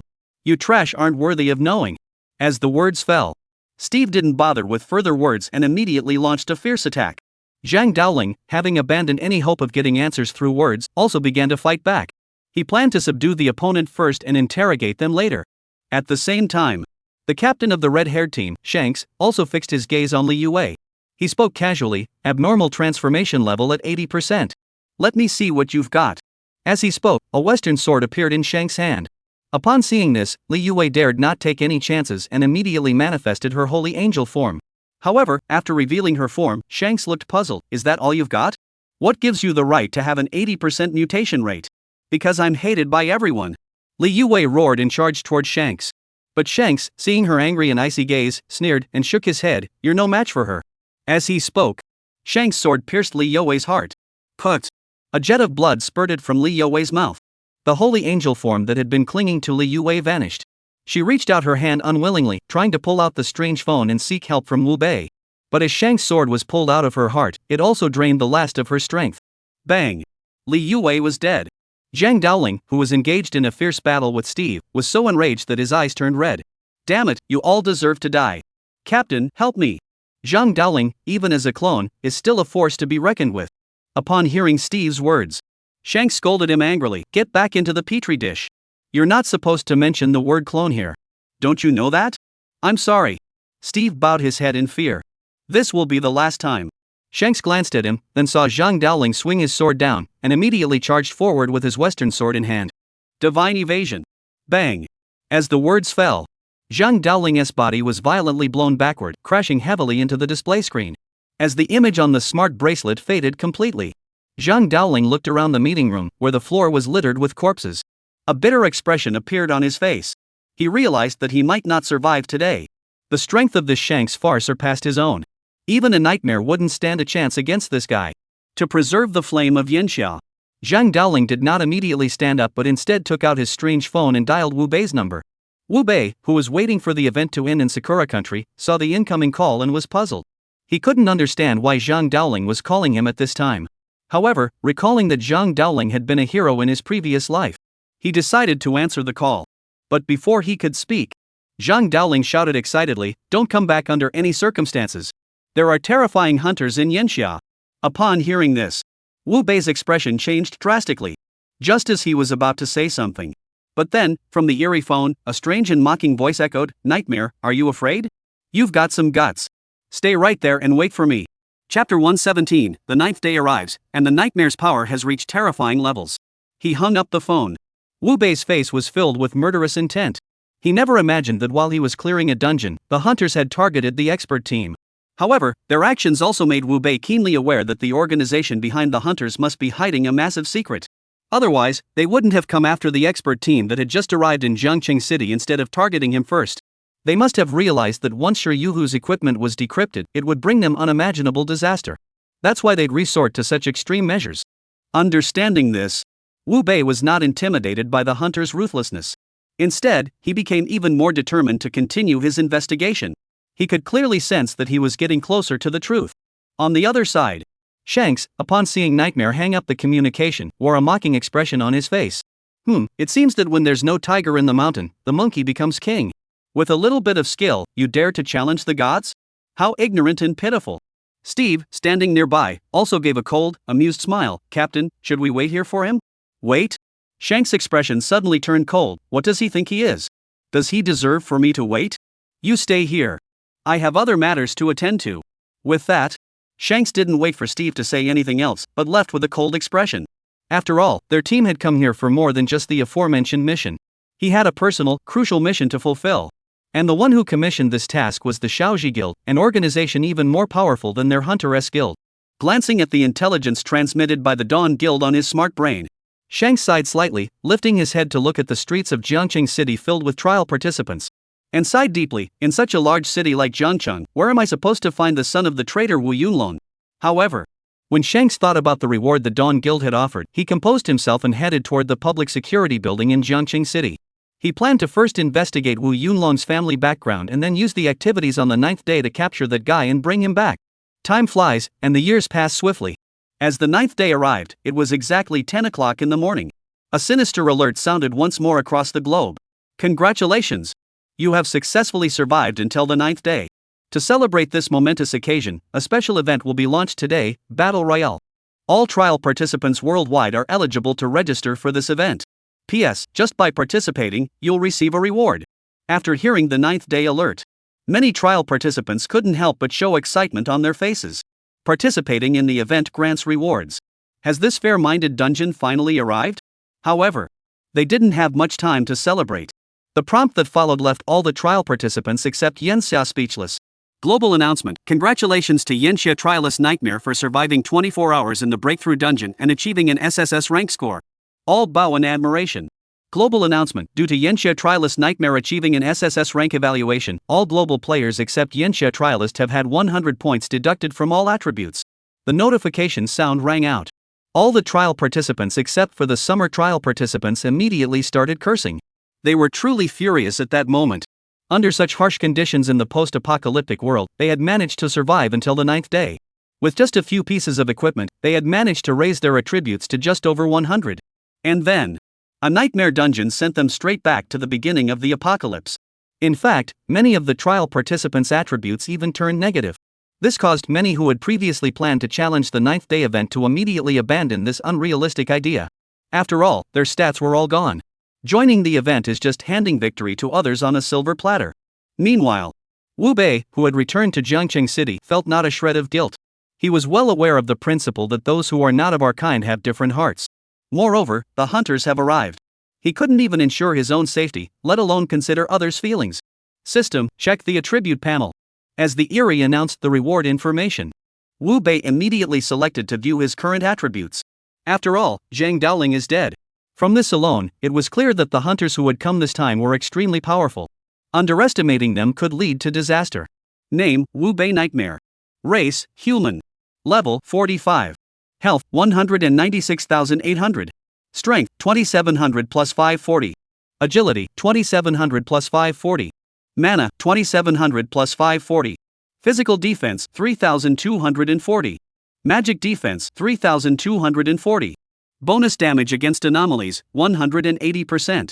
Damage reduction against anomalies 100% with a 50% chance to activate periodically. Passive abilities: Money Talks, Isolated, Haunted Body. Active talents: Devouring Blade Arm, Purifying Divine Flame. Free points 120. Evolution points 3. After reviewing his attributes, Wu Bei couldn't help but raise an eyebrow. With his current attributes, he would be invincible against any trialist. However, the enemies he was facing were unknown hunters. With such attributes, Wu Bei wasn't sure if he could withstand them. After all, the previous Stone Jade Tiger had already been able to break through his defenses. The hunters that had appeared this time were likely far stronger than the Stone Jade Tiger. Not wanting any issues to arise, Wu Bei clenched his teeth and said, "First, distribute the free attributes evenly among strength, agility, and spirit." Ding, attribute points have been allocated. Your current total attributes are 2,740 points. Hearing this notification, Wu Bei couldn't help but sigh. Relying on leveling up to gain attributes was indeed the worst way to go.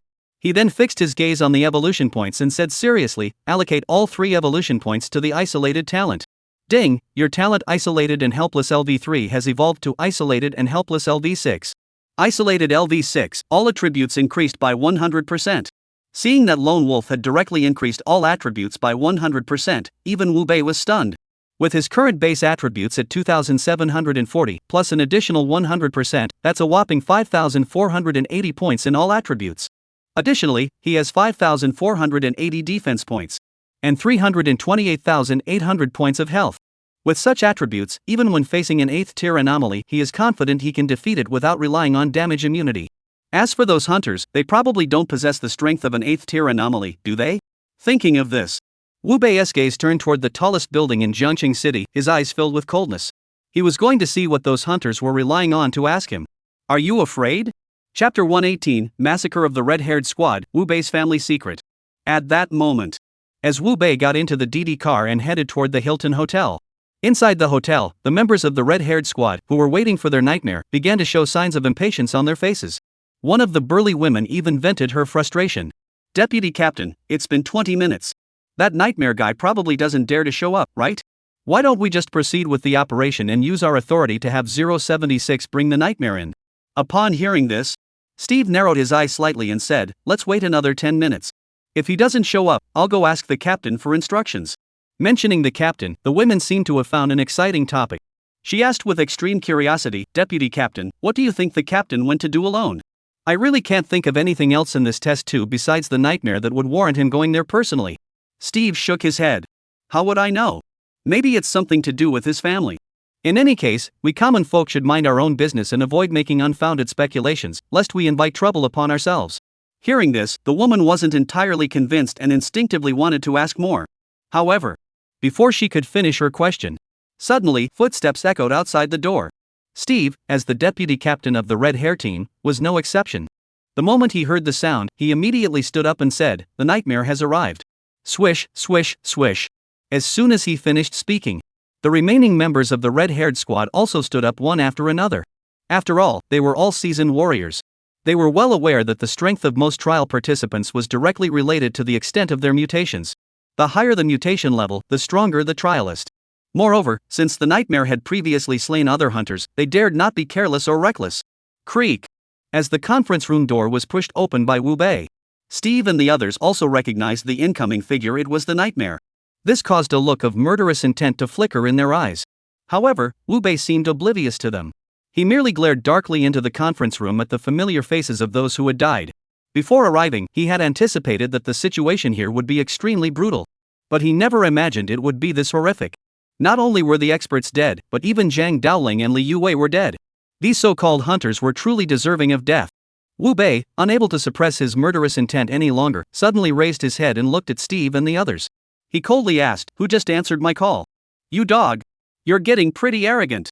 Facing Wu Bei's accusation, Steve's face betrayed his displeasure. After all, from the nightmare's appearance, he could tell that the nightmare's true form wasn't exactly a big deal in their world. Such a person, even if mutated, probably wouldn't have much combat power. However, this thought had only just crossed his mind. Before he could finish his words, suddenly, a cold gleam flashed past his eyes.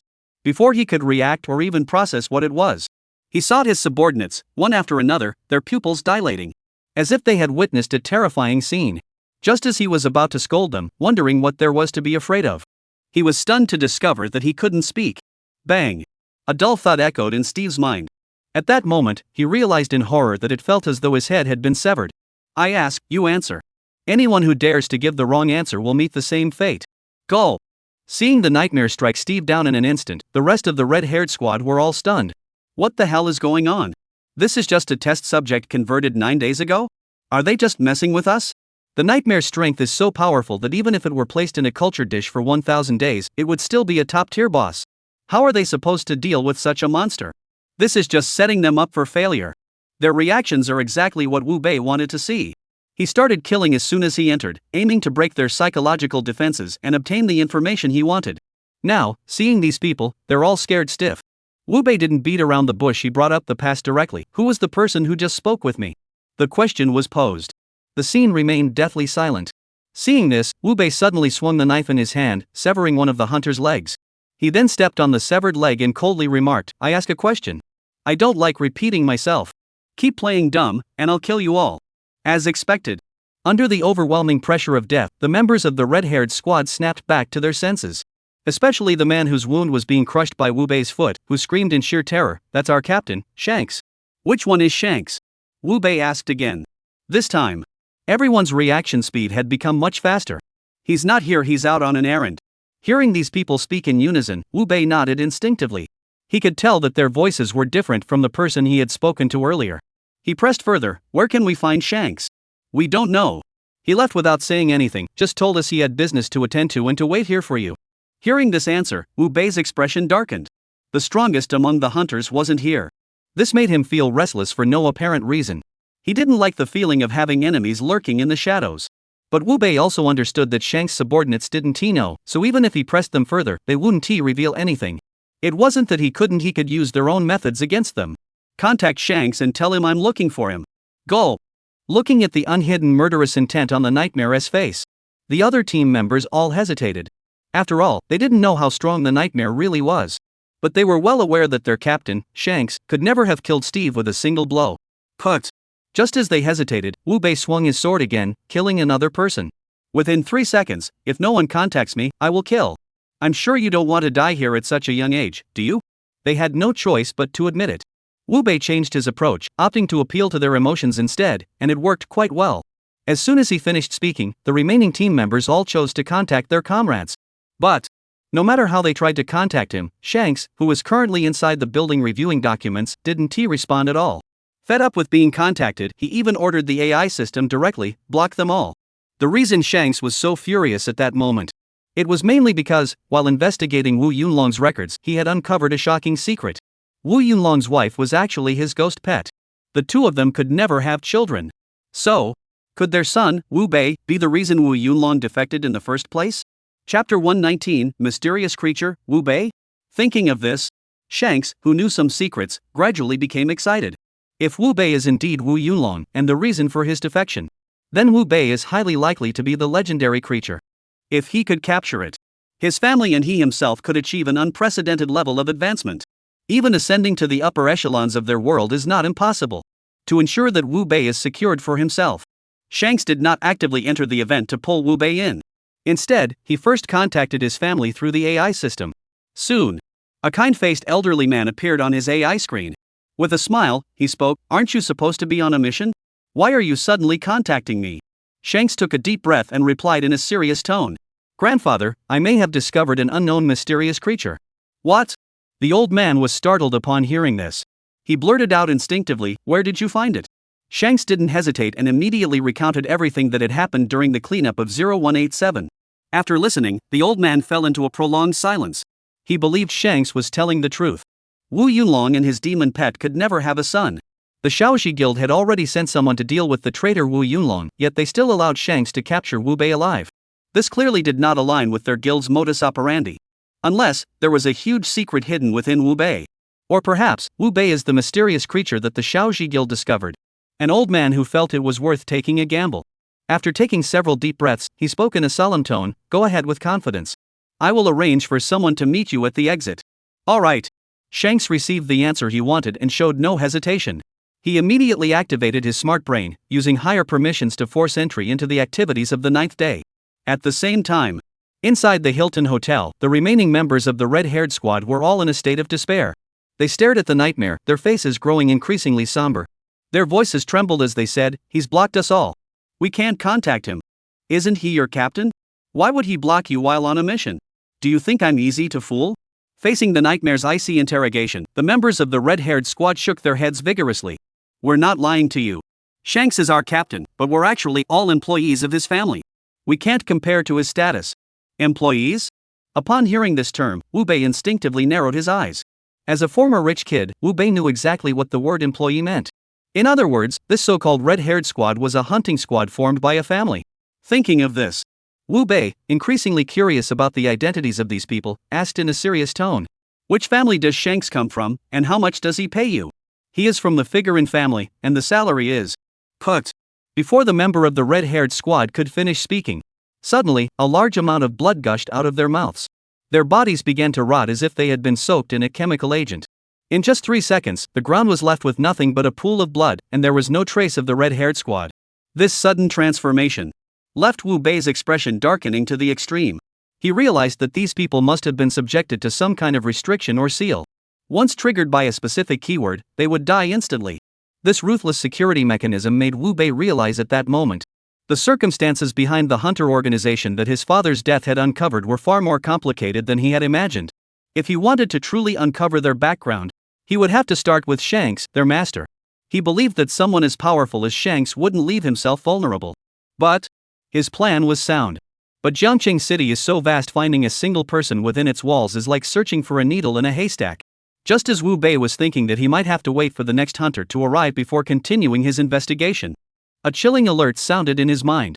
"Trialist Wu Bei, you have been forcibly invited by Shanks to join the Last Stand event. Teleportation will begin in 10 seconds. Please prepare." Upon hearing the alert, Wu Bei was completely dumbfounded. What the hell? I was just about to give up searching for Shanks and join the event. Instead, Shanks actually invited him to join. This is truly a case of planting flowers with intent but seeing them wither, while willows planted without thought flourish. But on the 9th day of the event, how come he didn't remember that he could invite others to join? How did Shanks manage to do that? With this question lingering in his mind, Wu Bei's body also entered the PlayerUnknown's Battlegrounds activity. Opening his eyes once more, Wu Bei found himself standing outside a village shrouded in a sinister and eerie atmosphere. There were already quite a few people gathered there. Based on his memories from his previous life, Wu Bei knew this event required gathering 100 people to engage in a brutal battle within the village. Inside the village, there were not only various pieces of equipment that could enhance the attributes of the participants. There were also various rare items. As long as one survives until the end, they can take all their loot with them. If no hunters or Shanks appeared, Wu Bei planned to obtain the treasures that the Han family had acquired in his previous life within the 9th day. But now, he just wants to find Shanks and force the information he wants out of him. But he only knows that he was dragged into this by Shanks. But who Shanks is, he has no idea. He could only keep his eyes fixed on the crowd, scrutinizing everyone carefully. But after scanning the crowd, he couldn't find anyone who looked like Shanks. Just as Wu Bei was about to use the system to skin everyone one by one, a sinister alert sounded once more. The number of participants for this event has reached the required threshold. In 10 seconds, all participants will board spirit carriages and enter the event venue. P.S. Friendly reminder: do not linger in one area. This event will shrink the trial participants' activity range every half hour. If you fail to escape to the safe zone in time, you will be eliminated. As the eerie warning tone faded away, Wu Bei discovered that his body had appeared on a spirit carriage loaded with 100 people. Wu Bei was about to activate the system to scan the people around him. But the driver of the hearse suddenly turned his head and gave him a sinister smile. "Hello there, Wu Bei." Chapter 120, The Terrifying Shanks, Everyone's Paralyzed. As the driver called out Wu Bei's name, Wu Bei hadn't reacted yet. The other passengers inside the car, however, instinctively let out a curse. After all, they had survived 9 days in this bizarre post-apocalyptic world. They all knew exactly who the most powerful beings in this world were. To put it bluntly, while Nightmare was extremely famous, but many trial participants believed that Wu Bei's strength might not be much inferior to Nightmare's. After all, the abnormal abilities he demonstrated at the World Martial Arts Tournament were still beyond the comprehension of most trial participants. And such a monster is participating in the same event as them. This is basically a death sentence for them. So, When the hearse's door opened, the trialists inside the hearse didn't even need to be told. They all rushed out in a frenzy to escape. Only after all the trial participants inside had fled, Wu Bei finally spoke in a calm tone. "Hello, Fegelin Shanks." "You." Suddenly, his full name was called out by Wu Bei, and a look of shock flashed across Shanks' face. However, the shock on Shanks' face was quickly replaced by excitement. Wu Bei knew his name, which meant his guess was likely correct. Wu Bei was the mysterious creature that had been lost by the Shaoji Guild back then. If not, how could he possibly know his name? Thinking of this, Shanks licked his lips to ease the excitement building inside him. To confirm that his guess was correct, Shanks cut straight to the point and asked, "The name of my family was told to you by your father, Wu Yunlong, wasn't it?" Sigh. Upon hearing the name Wu Yunlong, Wu Bei couldn't help but suck in a cold breath deep within his heart. Earlier, while investigating the video of his parents' car accident, he had already sensed that his father might not be an ordinary person. However, at the time, he had no evidence to prove exactly what made his father extraordinary. But now, the hunter Shanks had directly mentioned his father's name. And in his words, he implied that his father should be quite familiar with their family. This made Wu Bei immediately realize that the truth he sought was likely about to emerge. To obtain the information he sought from Shanks, Wu Bei forced himself to suppress his excitement and spoke in a playful tone. "So what if it is? So what if it isn't? You dragged me here, so it can't be to ask me these trivial questions, can it? Just say it. What do you want from me?" Looking at Wu Bei's arrogant demeanor, a greedy gleam flashed in Shanks' eyes. "I want everything you have." The words fell. Shanks' hand suddenly lunged toward Wu Bei's neck. But Wu Bei, seeing this, did not dodge. Instead, he reached out and grabbed Shanks' arm in his hand. This scene unfolded. Shanks' expression changed drastically. As an elite genius cultivated from childhood by his family, he was well aware that the strike he had just delivered would have been impossible for ordinary trial participants or even the average experts from their own ranks to block. Not only did Wu Bei block it, he even managed to control his arm. This made Shanks immediately realize that he had underestimated him. Wu Bei was definitely not as weak as he had imagined. "Damn it, let go of me!" Shanks cursed loudly, his arm tensing up. But Wu Bei's hands were like a vice, clamping Shanks' arm tightly in place. At the same time, he activated the system's scan in his mind to confirm Shanks' exact attributes. Name, Shanks. Level, 44. Race, human. Strength, 4,000. Agility, 3,500. Spirit, 5,000. Talent, intimidation. Intimidation. When this talent is activated, all testers with lower mental strength than the user cannot maintain their combat effectiveness in its presence. Gene Awakening, Wan Yang. After reviewing Shanks' attributes, Wu Bei finally understood why Zhang Daoling had died.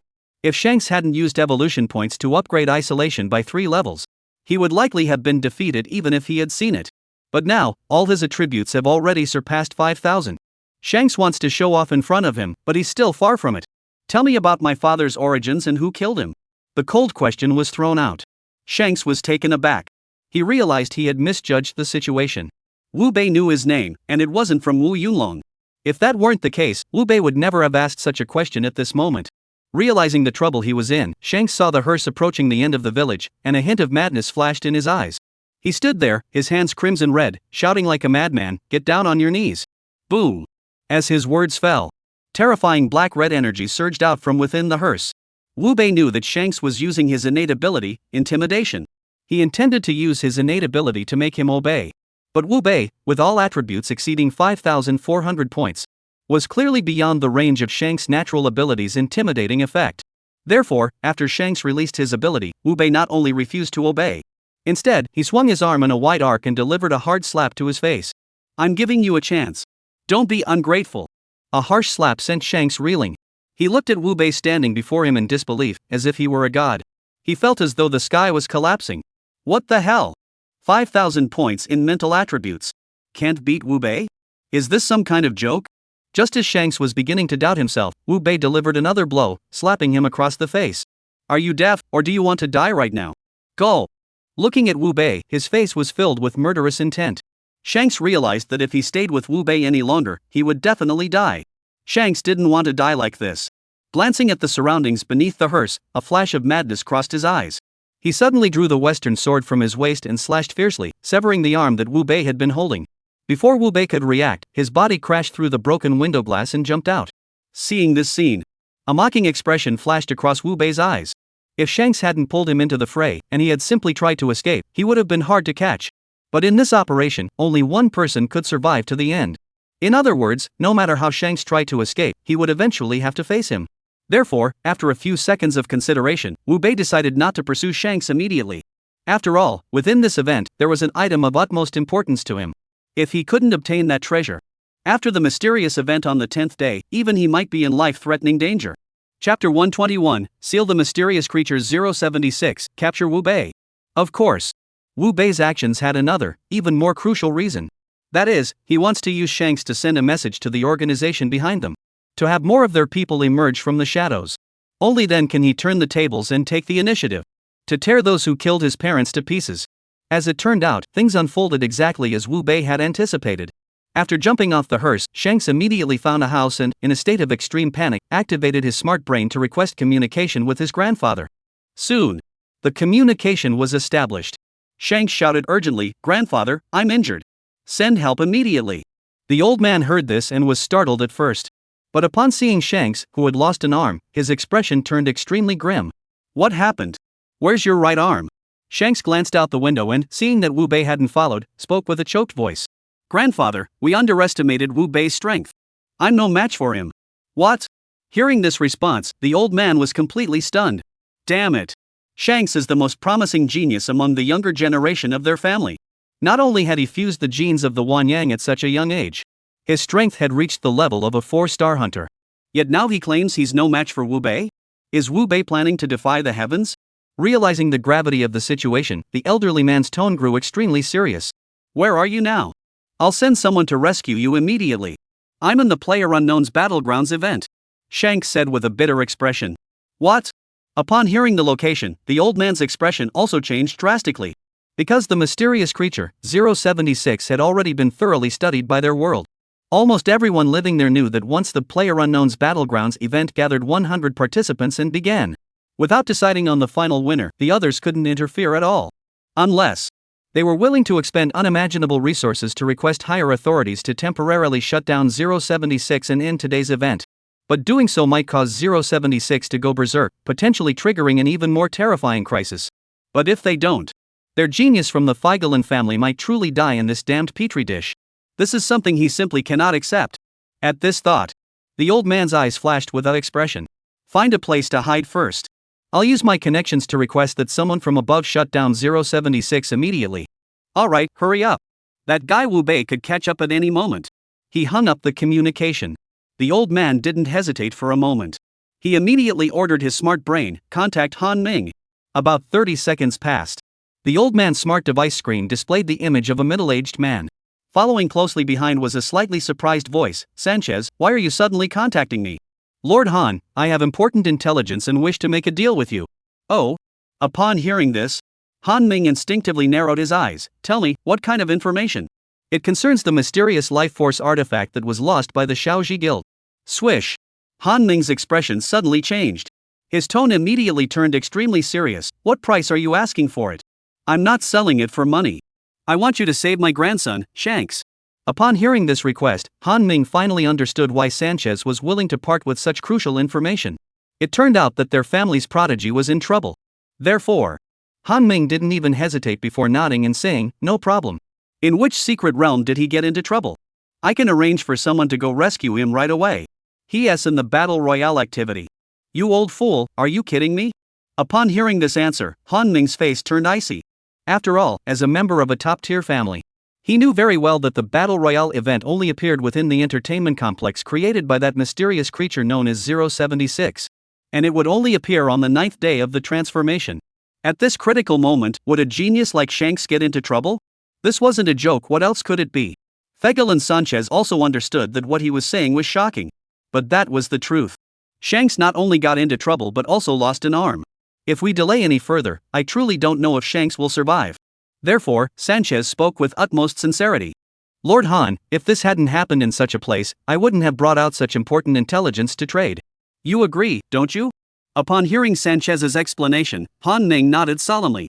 He believed Sanchez wasn't joking. After all, the Figueroa family might not be so bad. But compared to the Han family, they're no match for them. Sanchez probably doesn't have the guts to mess with him. Thinking of this, Han Ming nodded slowly and said, "This deal, our Han family will take it."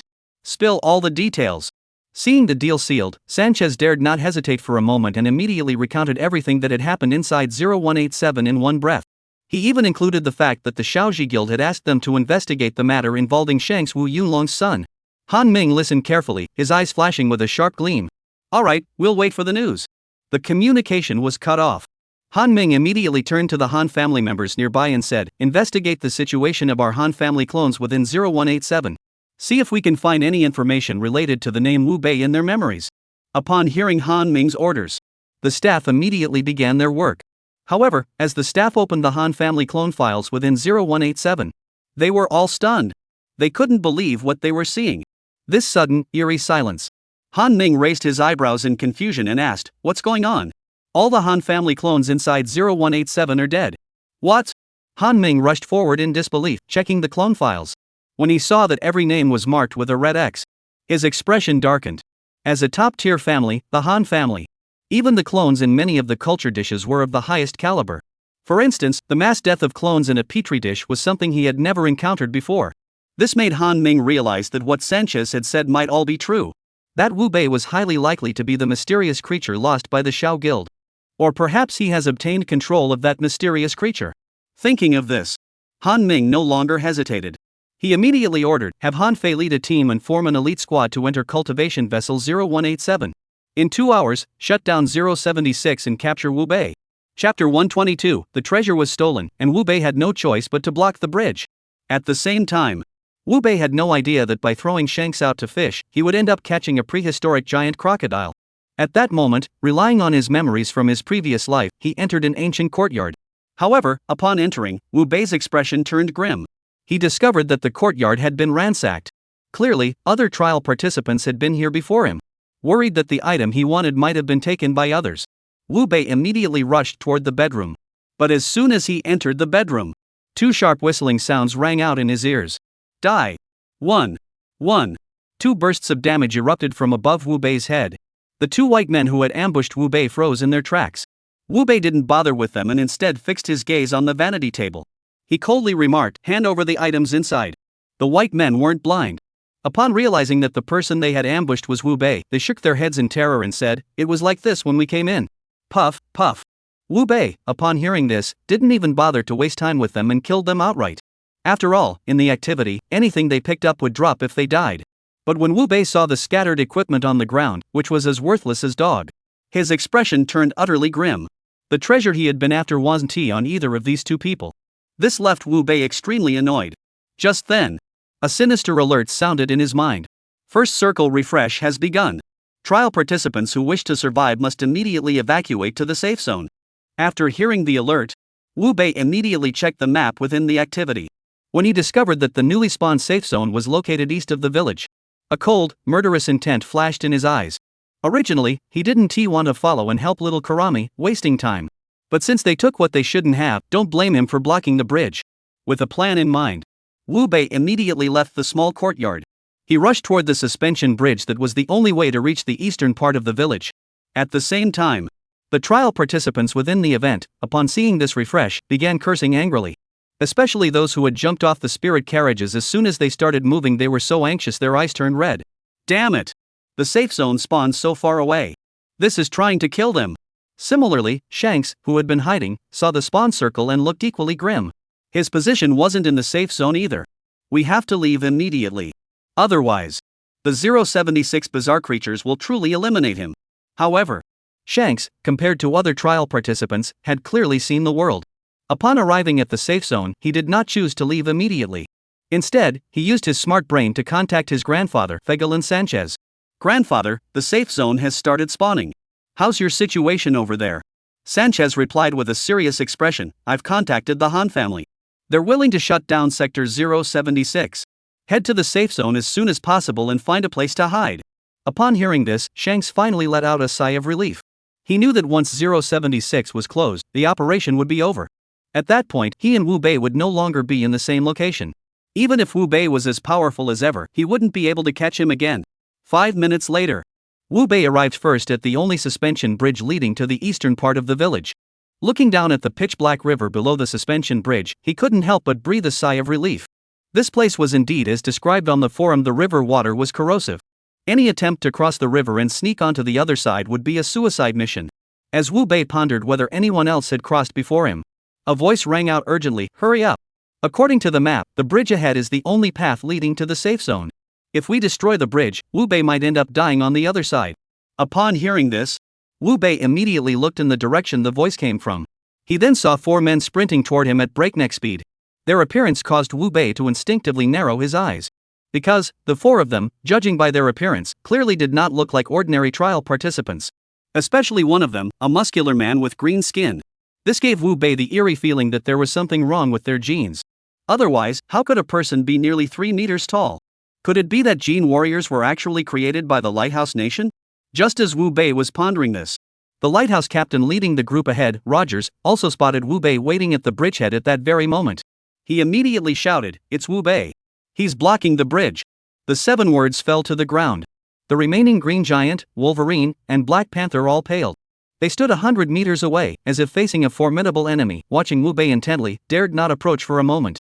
After all, a person's shadow is like the bark of a tree. As the runner-up of the World Martial Arts Tournament, Wu Bei's strength was terrifying, and many trial participants were well aware of this. Facing such a master, even these superheroes dared not provoke him lightly. However, they remained motionless and silent. Wu Bei, however, voiced his doubts aloud. "Does your lighthouse have an organization called the Hunters?" The question was posed. The lighthouse captain, Rogers, narrowed his eyes slightly and said, "If I say no, would you believe me? Then can you explain why he turned out this way?" Wu Bei extended his hand and pointed at the Hulk's body. After all, Wu Bei possessed a system scan. The Hulk had awakened some kind of ability, but it couldn't escape his notice. However, Wu Bei's question had clearly touched upon the lighthouse's core secrets. After a few seconds of silence, Rogers decided to take a chance and see if he could force his way through. "Everyone, get ready for battle. Wu Bei isn't a nightmare, he shouldn't be that abnormal." "Got it." As soon as he finished speaking, the remaining 3 nodded in unison. Even Shanks, who was lying in the rice field not far away, had prepared himself. He had arrived with Rogers and the others. However, being the more powerful one, he had already noticed Wu Bei blocking the bridge. Therefore, he had been hiding in the cornfield, hoping that Wu Bei would leave sooner. But now, the appearance of the Hulk and his group gave Shanks the opportunity to take down Wu Bei. "Attack!" As the words of Lighthouse Captain Rogers echoed through the air, the 4 superheroes of the lighthouse immediately charged toward Wu Bei. Seeing their murderous expressions, Wu Bei's face betrayed a look of contempt. "You don't know when to quit." As the words fell, Wu Bei's hands transformed into devouring blade arms. In the blink of an eye, he severed the heads of all 4 men. "Ding, congratulations, host, you have devoured 4 level 19 trialists and gained 200,000 experience points." Upon hearing the system notification that the targets were trialists, Wu Bei instinctively furrowed his brows. They weren't gene warriors. That meant his guess was wrong. However, when he saw a card emitting a black glow appear on Roger's body, a smile spread across his face. He had found what he was looking for. However, just as Wu Bei reached out to pick it up, Shanks acted first. God, avoid. Chapter 123, Desperate Shanks, The Truth of the Hunter. As the words fell, Shanks' body emanated an extremely terrifying killing intent. The western sword in his hand seemed as though it had been forged in hell, emitting a black-red glow as it swung viciously toward Wu Bei's waist. Shanks intended to take advantage of Wu Bei's distraction while picking up his equipment to slice him in 2, completely neutralizing his combat ability. Then he planned to use the items Wu Bei had brought to capture him alive and study him thoroughly. But as the old saying goes, ideals are lofty, but reality is harsh. Wu Bei, whose body had already turned into a ghostly form, upon sensing Shanks' sneak attack, not only did he not attempt to block it, he didn't even alter his movement to pick up the black card on the ground. After all, Wu Bei knew that the fastest way to break someone's will was to make them feel hopeless. Only then could he obtain the information he sought. The truth turned out exactly as Wu Bei had anticipated. As the damage data 1 floated above Wu Bei's head, Shanks, who had been excited just moments ago, froze in shock. He couldn't believe what was happening before his eyes. Meanwhile, Wu Bei, after slipping the black card into his pocket, smiled and asked, "Have you contacted your family yet? When do they plan to come rescue you?" "Go." Facing Wu Bei's question, Shanks instinctively swallowed hard to ease the shock in his heart. At that moment, he was certain that Wu Bei was undoubtedly the mysterious creature that the Shao Guild had lost. If not, why did Wu Bei, a human being, possess a body as bizarre as that of a creature? Why, despite being hailed as a genius, could he only deal a single drop of damage? However, confirming this fact brought Shanks no joy whatsoever. He knew all too well that what awaited him next would be Wu Bei's relentless interrogation and torture. Shanks did not want to die here like this.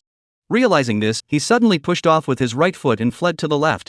He hoped that by doing so, he could buy himself some time to wait for 076 to shut down, then escape for good. However, Wu Bei, who had already obtained the item he wanted, was determined to extract the information he sought from Shanks' mouth at that moment. Seeing Shanks now and still wanting to escape, he immediately kicked out with his foot. Bang! A dull thud echoed through the air. Shanks' body hit the ground with a thud. Before he could react, Wu Bei's foot was already on his chest, looking down at him from above, speaking calmly. "This is your last chance. Tell me what I want to know, or else I'll wait for your family to tell me." "And you?" Gurgle. Shanks saw Wu Bei's arms transform into two gleaming curved blades. Shanks felt the pressure on him surge instantly. He finally understood that Wu Bei hadn't chased after him earlier because he couldn't find him. Rather, Wu Bei had intentionally let him go to contact his family. The purpose was so that when he refused to cooperate, there would be another overconfident fool to come and cause trouble for him. Realizing he had no choice left, Shanks collapsed like a deflated balloon and asked in a dazed voice, "What do you want to know?" "The origins of you hunters, and who killed my parents." Upon hearing Wu Bei's question, Shanks sighed and said, "The so-called hunters are actually the term used for warriors in our world." "Your world?" Upon hearing this, even Wu Bei, who had already braced himself mentally, was so startled that his eyes nearly popped out of his head. After all, although Li Weiman had mentioned earlier that Shi Yuhu and his team's equipment seemed like alien technology, but Wu Bei had always felt that something didn't add up. But now, Shanks had voluntarily admitted that he wasn't from their world. This made Wu Bei unable to resist asking, "Tell me, what is your world like? What is your purpose for coming to our world?" After choosing to be honest, Shanks didn't hesitate. He directly revealed the background of their world. "Our world is similar to your situation after the apocalypse. Demons and monsters roam freely, constantly threatening our safety. As for why we came to your world..." Shanks paused here, suddenly lifting his head to look at Wu Bei, speaking each word slowly and clearly. "We came for you." "For me?" Wu Bei furrowed his brows in confusion. "Did I provoke you or offend you?" "You haven't provoked us, but your father, Wu Yulon, is a traitor within our organization. According to our organization's rules, traitors must be eradicated completely. And as his son..." Shanks stopped speaking at this point. But Wu Bei understood the unspoken meaning. His father was a traitor, and Shanks and his men had come after him to eliminate the threat. But Wu Bei only thought about it for a second before realizing that Shanks was lying. Because if the hunters had come here to eliminate the threat, then why didn't Shi Yuhu and the others go after Wu Bei earlier? Why did they go after the nightmare instead? Moreover, Yang Na was clearly after the video of his father's car accident. None of this aligns with what Shanks had said. Therefore, Wu Bei suddenly raised his foot and stepped on Shanks' severed arm. He coldly said, "You've made up a good story. But you think that's enough to fool me? You're dead wrong." Shanks shouted excitedly, I didn't make it up. I'm telling the truth." Bang! Another brutal kick landed on Shanks' severed arm. Wu Bei finally spoke indifferently, "Including you, I've encountered 4 waves of hunters under different identities. You should know that your lies are full of holes." Boom! Upon hearing Wu Bei mention that he had changed identities and encountered other hunters, Shanks instantly realized that deceiving Wu Bei and buying time was probably harder than climbing to the sky. If he didn't reveal some valuable information soon, the next thing to be severed might be Wu Bei's arm. Thinking of this, Shanks, who didn't want to die, took a gamble and said, "I don't know what other hunters came here for. After all, our world is vast, and there are many powerful beings. Every hunter belongs to their own organization. And I have 2 tasks here. First, to eliminate Wu Yulon's family. Second, to eliminate some of the strong ones in your world to prevent you from competing with us for the treasures." Treasures? Upon hearing this word, Wu Bei instinctively raised his eyebrows. "Our equipment, you can use it too?" "No." Shanks shook his head. He spoke with an extremely serious expression. "The treasures I'm referring to are not the equipment you're carrying. I'm referring to this world itself. Or rather, it is the creature that dragged you into this bizarre apocalyptic world." Chapter 124, Obtaining a New Ability, 076 is shut down. Oh? Upon hearing Shanks' words, Wu Bei immediately concluded that he must be telling the truth. Because, in this bizarre apocalyptic world, new activities and tasks were released precisely at 10 p.m. every day. Moreover, when the tasks were issued, they didn't seem to come from lifeless robots. To be honest, Wu Bei had long suspected that the entity that had dragged them into this bizarre post-apocalyptic world was definitely a living being. However, he hadn't expected that this thing was actually a treasure in Shanks' eyes. This piqued Wu Bei's curiosity, and he asked, "What is this treasure? Where is it?" "I don't know the name of the treasure either. We all refer to it as Mysterious Creature, 076. As for where it is, to be honest, my status isn't high enough to access that secret." Hearing this response, Wu Bei instinctively narrowed his eyes and stared intently at Shanks. After confirming that Shanks wasn't lying, he continued to ask, So, the ultimate goal of you hunters coming to our world is to take the mysterious creature, 076? That's right. Shanks nodded forcefully. That is our purpose. So, Wu Bei, there's no need for us to fight to the death. Why don't we make a deal instead? Noticing a fleeting look of evasion in Shank's eyes, Wu Bei realized that this guy was up to something again. He narrowed his eyes immediately. What kind of deal do you want to make with me? Your strength, in our world, would at least earn you the title of a 4-star hunter. If you let me go, I'll take you out of here and into our world, where you can live a life free from control. How about it? Hearing this, Wu Bei laughed. If he hadn't been reborn, to be honest, the conditions Shanks had offered would have been incredibly tempting for a 20-year-old college student. But in his previous life, he had been imprisoned by the Han family and tortured for 5 years. He knew all too well that in the apocalypse, trusting others blindly was akin to handing over one's own life. Wu Bei was certain that if he foolishly agreed to Shank's offer and followed him to their world, then what awaited him would undoubtedly be the same life as his previous one. Therefore, Wu Bei suddenly lifted his foot and stomped on Shank's severed arm once more, speaking without a trace of emotion. Your pathetic schemes are nothing but a joke in my eyes. Now tell me, which hunter organization do you belong to? What is the name of the monster who killed my parents? Ah! Shanks didn't expect Wu Bei to be so hard to deceive. With excruciating pain in his arm, he chose to confess, I was assigned by the Dawn Guild. But I have no idea who killed your parents. The Dawn Guild? Upon hearing that name, a cold, murderous glint flashed in Wu Bei's eyes. After all, the murder of one's father is an unforgivable crime. The Shaoji Guild not only killed his father but also his beloved mother. This grudge must be avenged. Otherwise, he would be unworthy of being called a son. Tell me how to enter your world and where the Shaoji Guild is located. Wu Bei's question made Shank's heart grow tense as well. After all, the reason he had revealed these secrets to Wu Bei here, besides wanting to survive, he mostly felt that even if he told Wu Bei, it wouldn't matter much. After all, Wu Bei lived in a petri dish. As long as he couldn't enter their world, he wouldn't cause any trouble for their world. But now, Wu Bei clearly isn't satisfied with just developing in this world anymore. Once he discovers the method to enter their world, it would be no less than a catastrophe for him. After all, the laws of the human alliance aren't something to be taken lightly. But we must not tell Wu Bei. Shanks looked at Wu Bei's gleaming blade and swallowed involuntarily. Speak. How did you enter your world? Wu Bei clearly recognized Shanks and hesitated.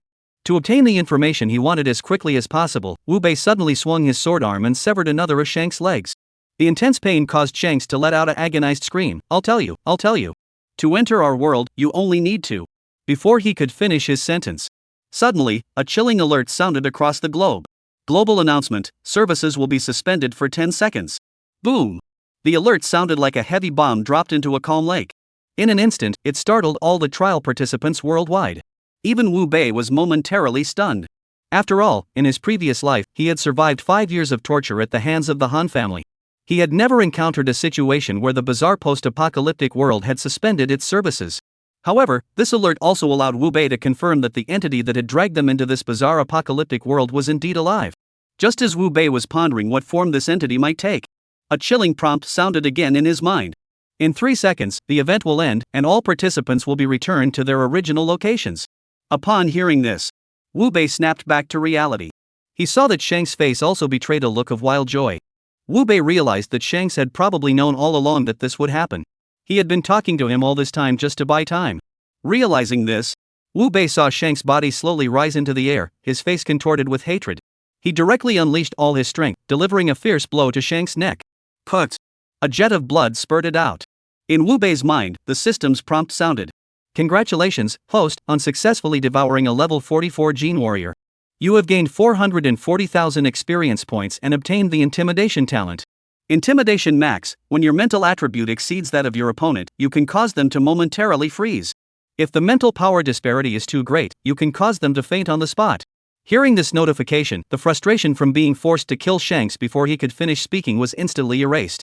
After all, Shanks' Intimidation talent was a true game-breaking ability. He knew that in future battles, life and death would hang in the balance in an instant.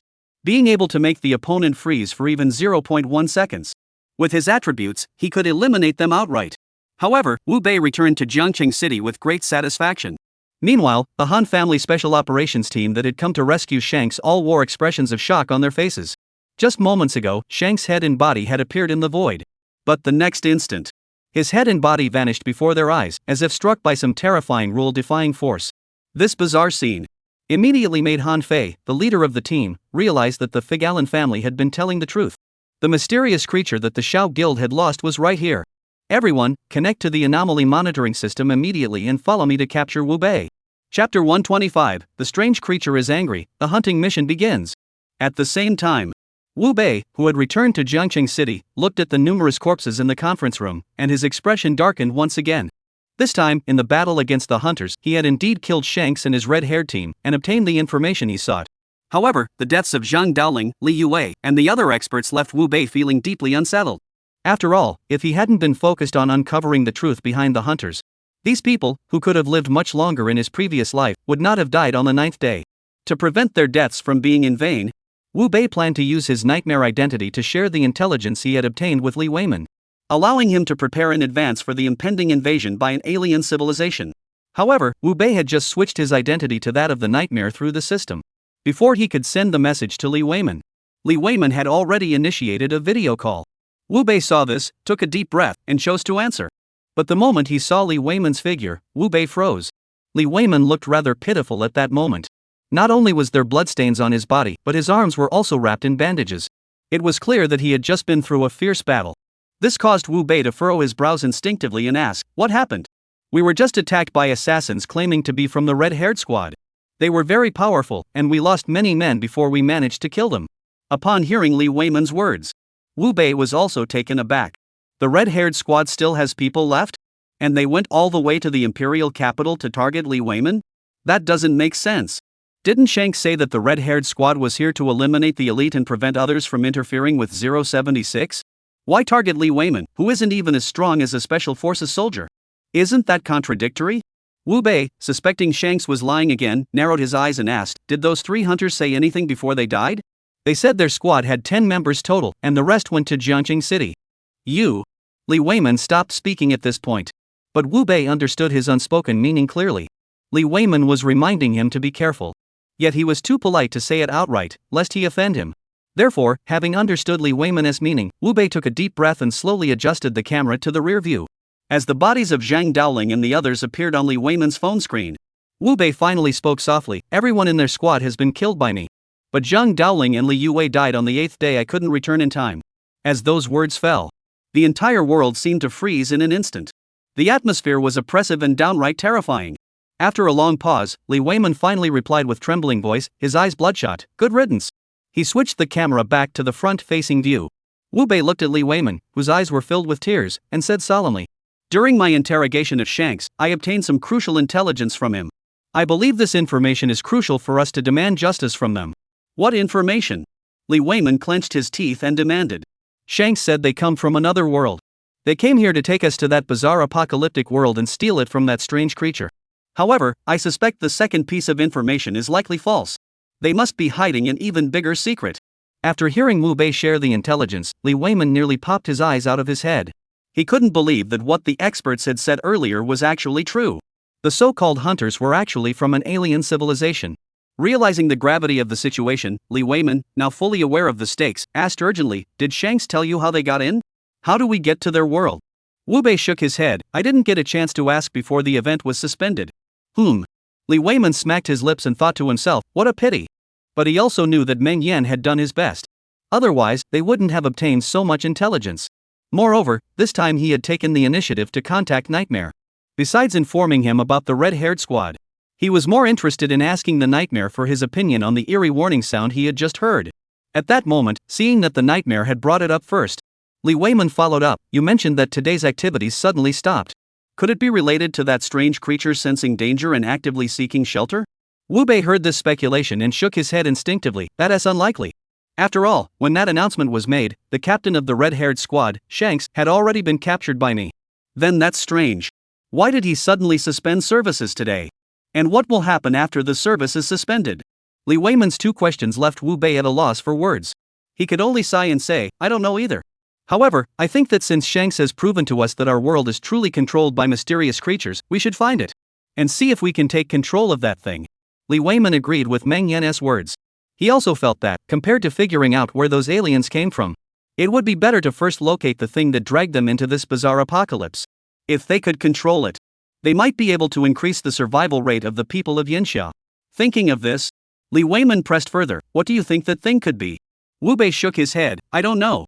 We'll have to send a large number of people to search and see if there's anything suspicious. Alright. Seeing that Meng Yan was also clueless, Li Weiman didn't linger on the matter. He immediately spoke in a very serious tone. I will issue an order to have everyone keep a close eye on things. If you have any new information, please share it with me. No problem. Wu Bei also nodded solemnly. As the video call ended, Wu Bei took a deep breath and began to ponder how to locate the mysterious creature, 076. He felt that using traditional methods to find that thing might be difficult. Perhaps he should use his identity as a paper doll to search within the mysterious world. With that thought, Wu Bei immediately used the system to switch his identity to that of a paper doll. Shortly after, he noticed a top priority task in the taskbar. Eradicate the rule-breaking hunters. Mission requirements, 7th tier bazaar or single attribute exceeding 4,000. Task reward, after complete eradication, your talent can evolve once. Upon seeing the detailed information of this task, Wu Bei's eyes lit up. From this mission, he realized that anomalous creature seemed to have gone berserk. It was targeting the hunters. And if he were to eliminate those hunters who had broken the rules, with all his talents, getting a free upgrade would be like taking off. Thinking of this, Wu Bei chose to accept the mission. Then, he saw the mission panel and map appearing before him. He pulled out the black card he had obtained with a playful expression. Chapter 126, Forbidden Card, Han Fei, how are you still alive? Forbidden Card, Flight A. Activate the card, state your destination, and you will arrive there in an extremely short amount of time. Note, this card consumes 100,000 soul coins each time it is used, with a cooldown time of 12 hours. After reading the description of the black card, Wu Bei's eyes flickered with a cold gleam. This card was originally intended for use during the 10th disaster to raid the enemy base. However, the plot he was familiar with had undergone a significant change. It was time to use this card to teach the hunters a lesson. He must make it clear to those hunters that his world was not a toilet they couldn't come and go as they pleased. Activate. Destination, Jiangcheng City Fantawild Amusement Park. Whoosh. As Wu Bei's words fell to the ground, his body suddenly shot into the air, transforming into a black streak of light, rushing toward Fantawild Amusement Park. At the same time, inside Fanta Amusement Park, Han Fei and his group's expressions were as grim as could be. They had come to Jiangcheng with the intention of capturing Wu Bei. Little did they know that upon arriving in Jiangcheng, they hadn't even seen Wu Bei yet. Instead, they encountered ghosts. Moreover, the number of ghosts was quite large. Not only were there strange beings watching them as they walked, even when they walked down the streets, there were also strange beings using various methods to create dangerous situations. To put it bluntly, if it weren't for their sufficient strength, in just a moment, they would have died at least 30 times. Especially when they encountered the terrifying 7th tier strange beings and were ambushed. They truly realized that the aftereffects of shutting down the mysterious creature 076 had emerged. At that moment, Han Fei, who had just killed a 7th tier bizarre creature alongside them, looking at the corpse of the anomaly, his face turned grim as he said, "Damn it, if we had known that Shanks was such a useless piece of trash, we never would have gone to shut down 076. Now look at this. That 076 is causing trouble again. I have no idea what kind of trouble this will bring this time." Han Fei's words had barely left his mouth. The remaining Han family members all turned pale. They were all high-achieving students who had undergone systematic training in various bizarre creatures since childhood. They knew all too well that when 076 threw a tantrum, it was a major headache. Once, an organization had shut down 076 to save a genius. In the end, the rescuers were killed on the spot by the terrifying creatures before they could save the genius. Their deaths were horrifying. To prevent such incidents from occurring again, they immediately reactivated it after shutting it down. But they didn't expect that 076's revenge had already begun. This caused a hunter named Han Lin to blurt out to Han Fei, "Brother Fei, 076 has already started retaliating against us. Should we leave here first? Send another team to capture Wu Bei?" The question was posed. The remaining squad members all turned to look at Han Fei. Han Fei nodded grimly. He thought Han Lin's suggestion was quite good. Now that 076 was causing trouble, staying here was simply too dangerous. However, leaving without completing the mission would result in punishment upon their return. So, Han Fei didn't immediately decide to leave. Instead, he first used his smart brain to contact Han Ming. As the video call connected, Han Ming looked at Han Fei's serious expression and asked with a smile, "Did you catch him? Have you confirmed what type of supernatural creature he is?" Facing this question, Han Fei shook his head slowly. "We haven't found Wu Bei yet." "If you haven't found Wu Bei, why did you connect with me?" Han Ming's expression darkened. Fearing a scolding, Han Fei immediately explained the reason. 076 is throwing a tantrum, and we're currently being chased by strange creatures. "Oh? Han Ming furrowed his brows upon hearing this, just closed it for a short while, and 076 is already throwing a tantrum? That's really troublesome. Don't stay there. Rescue Shanks first. Once 076's temper has calmed down, go back in and capture Wu Bei. Han Fei scratched his head awkwardly, unsure of how to respond. Han Ming, seeing this, said with a hint of displeasure, don't tell me you haven't found Shanks either? We did find him, but when we found him, he was already dead. And his body hadn't even fully emerged from the activity before Wu Bei swallowed it. What? Swallowed? Hearing this, Han Ming couldn't help but exclaim in shock. But he quickly realized the significance of Han Fei's words. Wu Bei had killed Shanks and eaten him. This meant that Wu Bei was undoubtedly a bizarre creature. Understand this point. Not wanting anyone from the Han family to suffer losses, Han Ming made a decisive order. Since Shanks is already dead, you can all return for now. After all, 076 isn't joking around. Alright. Han Fei, having received authorization, hung up the video call with a delighted expression. He then immediately ordered Han Lin and the others, the higher-ups have approved our withdrawal. Let us leave quickly. However, his orders were issued. He noticed that Han Lin and the others hadn't moved. Instead, they looked up at the empty space. This action infuriated Han Fei, just as he was about to scold them. But before the words could leave his mouth, he too was startled by the black light sphere plummeting downward from the void, nearly popping his eyes out of his sockets. Damn it, that's a forbidden card, flying? It's only the 9th day. How could such a thing appear? Just as Han Fei was puzzled, Han Lin's eyes gleamed with greed as he said, Brother Han, that guy seems to be heading this way. Should we go for it and make a quick profit before leaving? After all, flight is worth a fortune. Faced with Han Lin's temptation, Han Fei also fell into hesitation. After all, ordinary hunters believed that the higher-ups created the culture dishes to select superior bizarre genes and raise the upper limits of the common people. But the truth was that the higher-ups treated each culture dish as a business venture. Due to the characteristics of 076, it turns the world into a game. Within this world, it produces numerous interesting and powerful items.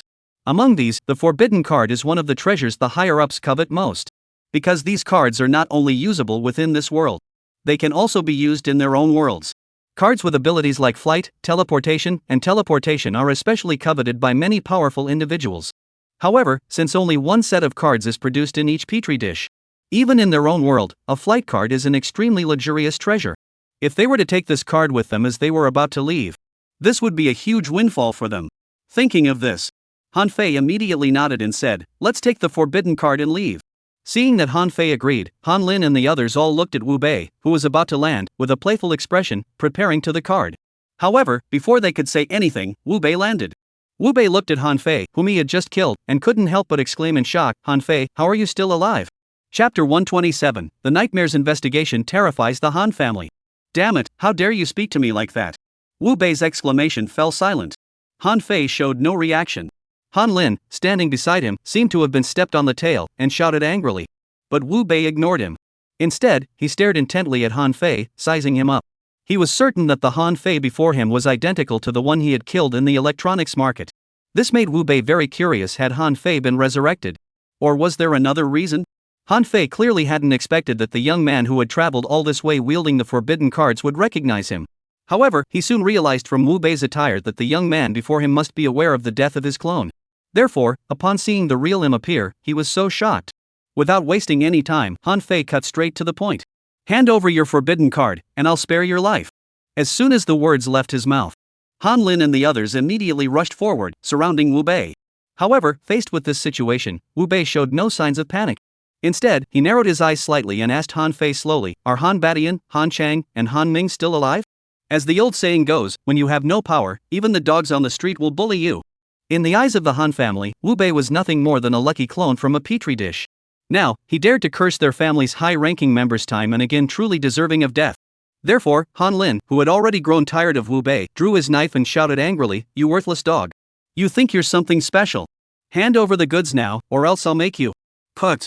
Han Lin hadn't finished his sentence. Suddenly, Wu Bei's arm transformed into a blade, severing his head. Then, with an impatient expression, he added, my patience is limited. Answer my question. Silence. Dead silence. All the Han family members, including Han Fei, were completely stunned. They couldn't believe that the man they had always regarded as trash had just killed Han Lin with a single blow. This made Han Fei instantly realize that they had encountered a tough opponent. He immediately shouted, this dog is powerful. Capture him first, then force him to hand over the forbidden card. Upon hearing the order, the remaining Han family members no longer underestimated Wu Bei. They all pulled out their capture-type weapons and prepared to act. After all, the trialists who had survived in the Petri dish all possessed backpack systems. Once a forbidden card was used, it would automatically return to the backpack to cool down a consensus among everyone. If the trialist did not voluntarily hand it over, others could not take it by force. Unfortunately, their plans were well laid, but, however, they overlooked the most crucial factor. That factor was Wu Bei's ability to kill Han Lin with a single strike. Dealing with them is no problem at all. All of you, get down on your knees. The 6 words came out of Wu Bei's mouth. His intimidating aura activated simultaneously. In the next instant, over 5,400 points of mental intimidation caused all members of the Han family squad with mental strength below 3,000 to faint to the ground. Even Han Fei, a genius with over 4,500 mental strength, couldn't stop his head from spinning. This glaring disparity in innate talent made Han Fei immediately realize that they had truly bitten off more than they could chew this time. The trialist before them was not some weakling to be toyed with. Rather, it was a bloodthirsty tiger capable of completely devouring them. Answer me. Are Han Batian, Han Chang, and Han Ming still alive? Hearing Wu Bei's question again, Han Fei clenched his teeth. He understood that the young man before him had already caught on to something. If he spoke the truth, the true nature of the world might be revealed. At that point, who knows what trouble might arise. Therefore, to avoid revealing the true nature of this world, Han Fei chose to lie. They're all dead. Dead?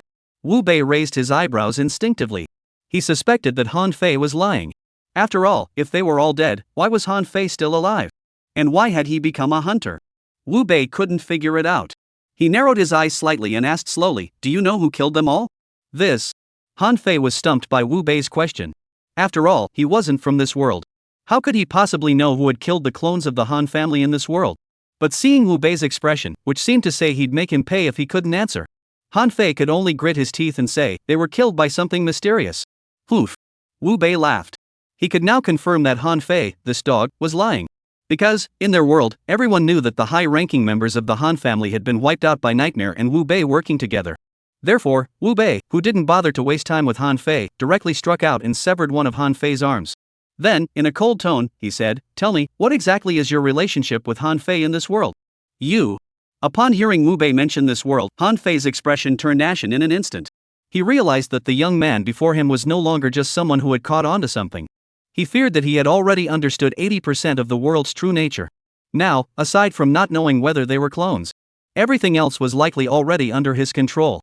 Thinking of this, Han Fei felt that the man before him must die. He couldn't help but ask in a trembling voice, "Who are you? How do you know all this?" Seeing that Han Fei had begun to confess, Wu Bei did not hide anything. "My name is Nightmare. As for how I know, of course it's from the mouths of you hunters. So, will you answer my questions honestly? Or do you want to suffer torture first, watch your companions die, and then reveal all the secrets to me?" Sigh. Hearing the man call himself Nightmare, Han Fei couldn't help but curse under his breath. Damn it. No wonder this guy is so twisted. He must be the strongest being in this world. However, Han Fei was well aware that the truth about Nightmare and the clones must never be revealed. Otherwise, if these clones were to launch a counterattack and infiltrate their world, it would be a disaster for the entire world order. So, Han Fei pretended to be deep in thought. In reality, he was contacting Han Ming again. Soon, Han Ming's image appeared on Han Fei's retina, asking seriously, "Have you withdrawn?" Facing Han Ming's question, Han Fei took a deep breath. Immediately, he pushed off with his right foot and fled from Wu Bei's front. He shouted excitedly, "The Nightmare has discovered our world. Request immediate elimination. You're asking for death." Chapter 128, Seeking the Truth, Interrogating the Han Family. Seeing Han Fei still trying to play tricks at a time like this, Wu Bei's face also betrayed his anger. He suddenly exerted force with his right foot. In the next instant, with agility exceeding 5,400 points, he swiftly overtook Han Fei. Then, under Han Fei's terrified gaze, he severed his head with a single stroke. Put! As the blood spurted into the air, Han Ming, who was connected to Han Fei, suddenly jumped up from his seat, his eyes filled with disbelief. In his memory, cultivation vessel 0187 had only been converted for 9 days. How could this guy's strength be so powerful? Could it be? Has this Nightmare also obtained some kind of bizarre creature? Han Ming, unable to make sense of it, felt his frustration reaching its peak. Just then, an old man entered his room with his hands behind his back. He spoke casually, "I hear you made a rather significant deal with the Fegelin family?" Upon seeing the old man, Han Ming snapped back to reality. He replied with extreme respect, "Yes, master. The Feigelin family traded the information about the mysterious creature that the Shao Guild lost years ago in exchange for our help in rescuing Shanks. Oh? The old man, whose real name was Han Badian, narrowed his eyes slightly and asked, does that mysterious creature truly exist? It does exist, but the situation there now is probably more troublesome than the mysterious creature itself. Upon hearing this, Han Badian raised his eyebrows. What could be more troublesome than a mysterious creature? Unit 076 is causing trouble, and there's a trialist named Nightmare who seems to have discovered our world. As he spoke, Han Ming played the connection Han Fei had made with him before his death. After watching the entire video, Han Baishan's expression darkened to the extreme. As high-ranking members of their world, Han Badian was even more aware than Han Ming that the trialist knew the terrifying consequences for their world. Therefore, he spoke in an extremely serious tone. This nightmare must not be allowed to continue. Activate the chips implanted in the brains of the Han family clones immediately. They must eliminate the nightmare at any cost. This. Han Ming, upon hearing Han Baishan's orders, looked utterly embarrassed. His reaction caused Han Badian to unconsciously furrow his brows. You didn't forget to implant chips into the brains of this batch of clones, did you? Han Ming shook his head. They were installed, but all the Han family clones in Culture Dish 0187 are dead. What? Upon hearing this, Han Badian was also shocked. After all, his status and position were very high in their world, to the extent that the Han family had a place in every petri dish. However, the complete annihilation of the Han family's clones was something even he, who had lived for so long, had never witnessed before. This made him narrow his eyes and ask, do you know which family did this? Han Ming hesitated for a few seconds before deciding to tell the truth. According to my investigation, it seems to be the Nightmare clan. Nightmare? Han Badian was utterly baffled. Why would he target our Han family out of the blue?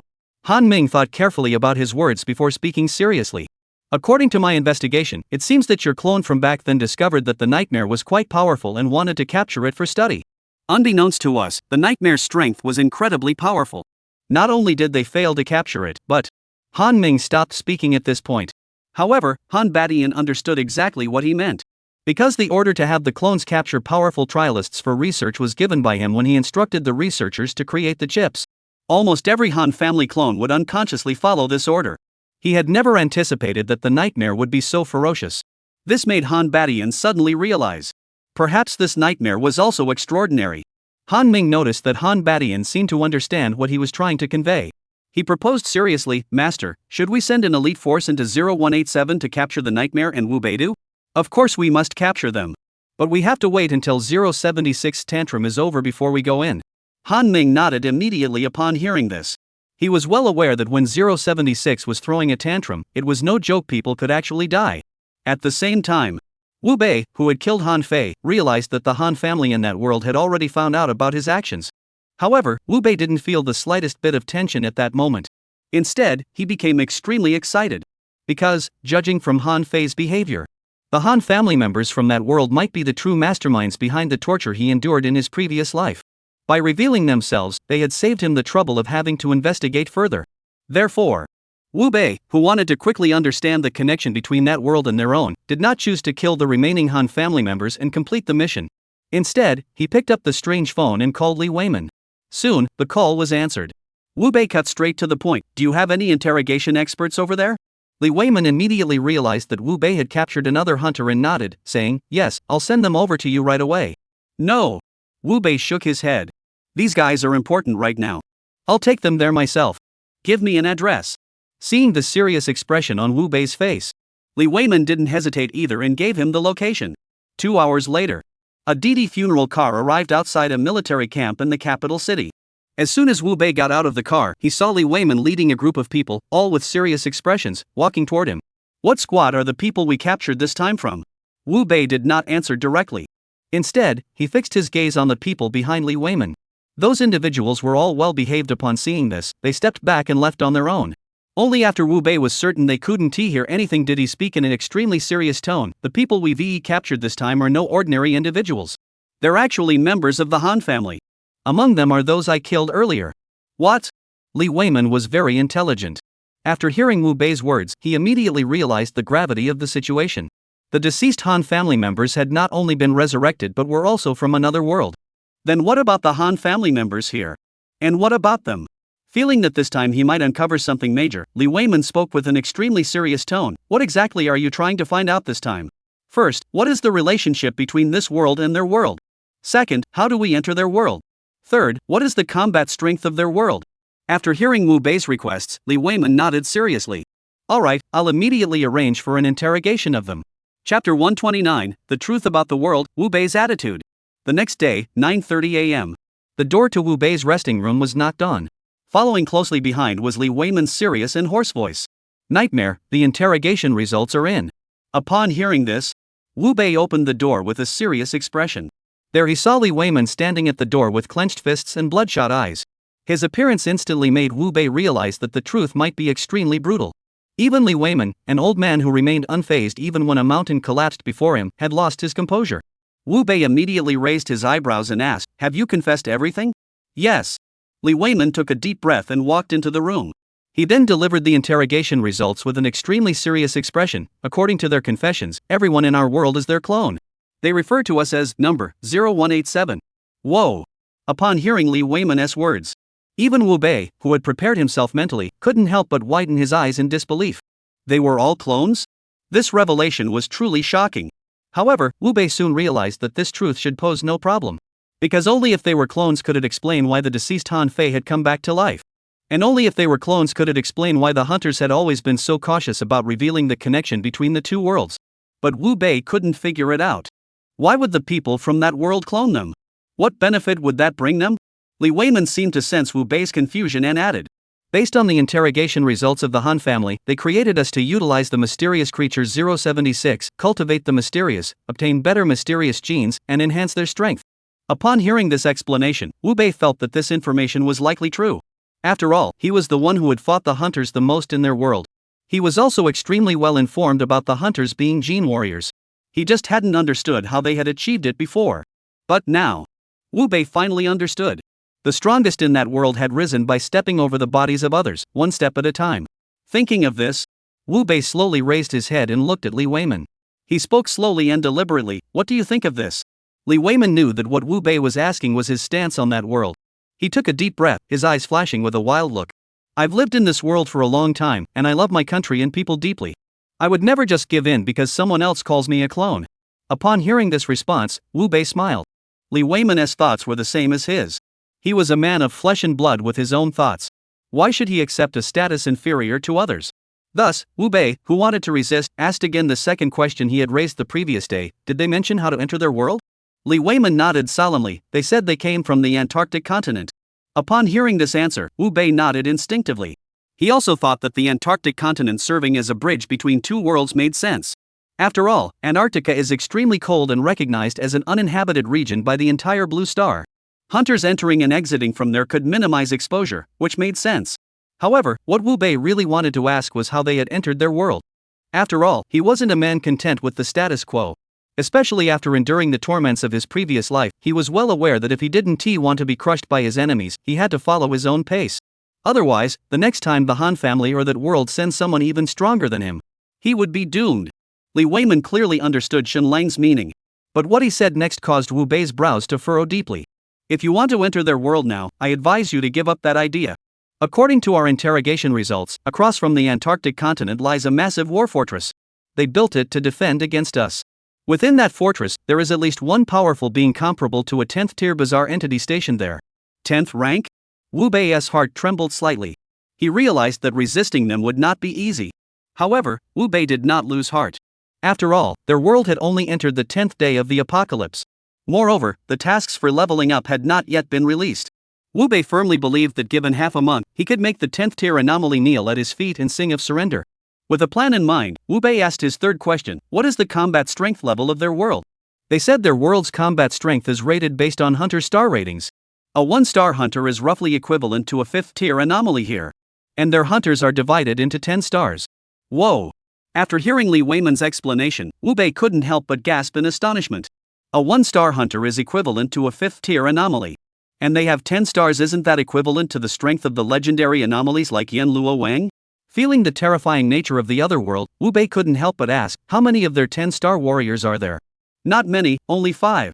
Hearing there were only 5, Wu Bei sighed in relief. He pressed further, what about someone like Han Beidian from the Han family, or you? What level of power do they possess? Li Weiman had clearly anticipated Shen Lang's question. He replied seriously, according to their confession, Han Beidian and I are both 7-star hunters. As for the Fei Jialan family, their strongest member is a 6-star hunter. 7-star hunters? Wu Bei immediately began to estimate the strength of 7-star hunters in his mind. However, when he considered that the other party's strength was at the 12th tier bazaar level, he simply couldn't calculate it. After all, the highest ranked individual he had encountered so far was merely the old man in the black market. He couldn't see their specific attributes. He truly couldn't deduce how strong the real Han Badian truly was. But Wu Bei didn't know how strong they were. But he knew he had to hurry up and get stronger. After all, Han Fei reported his situation to the Han family before he died. Given the Han family's nature, he would never let him off the hook. Therefore, thinking about the task he had been assigned to eliminate a gene-enhanced warrior, Wu Bei immediately pressed, "Did you kill those Han family members? They're all still alive. Is there anything else you need to ask?" "No need."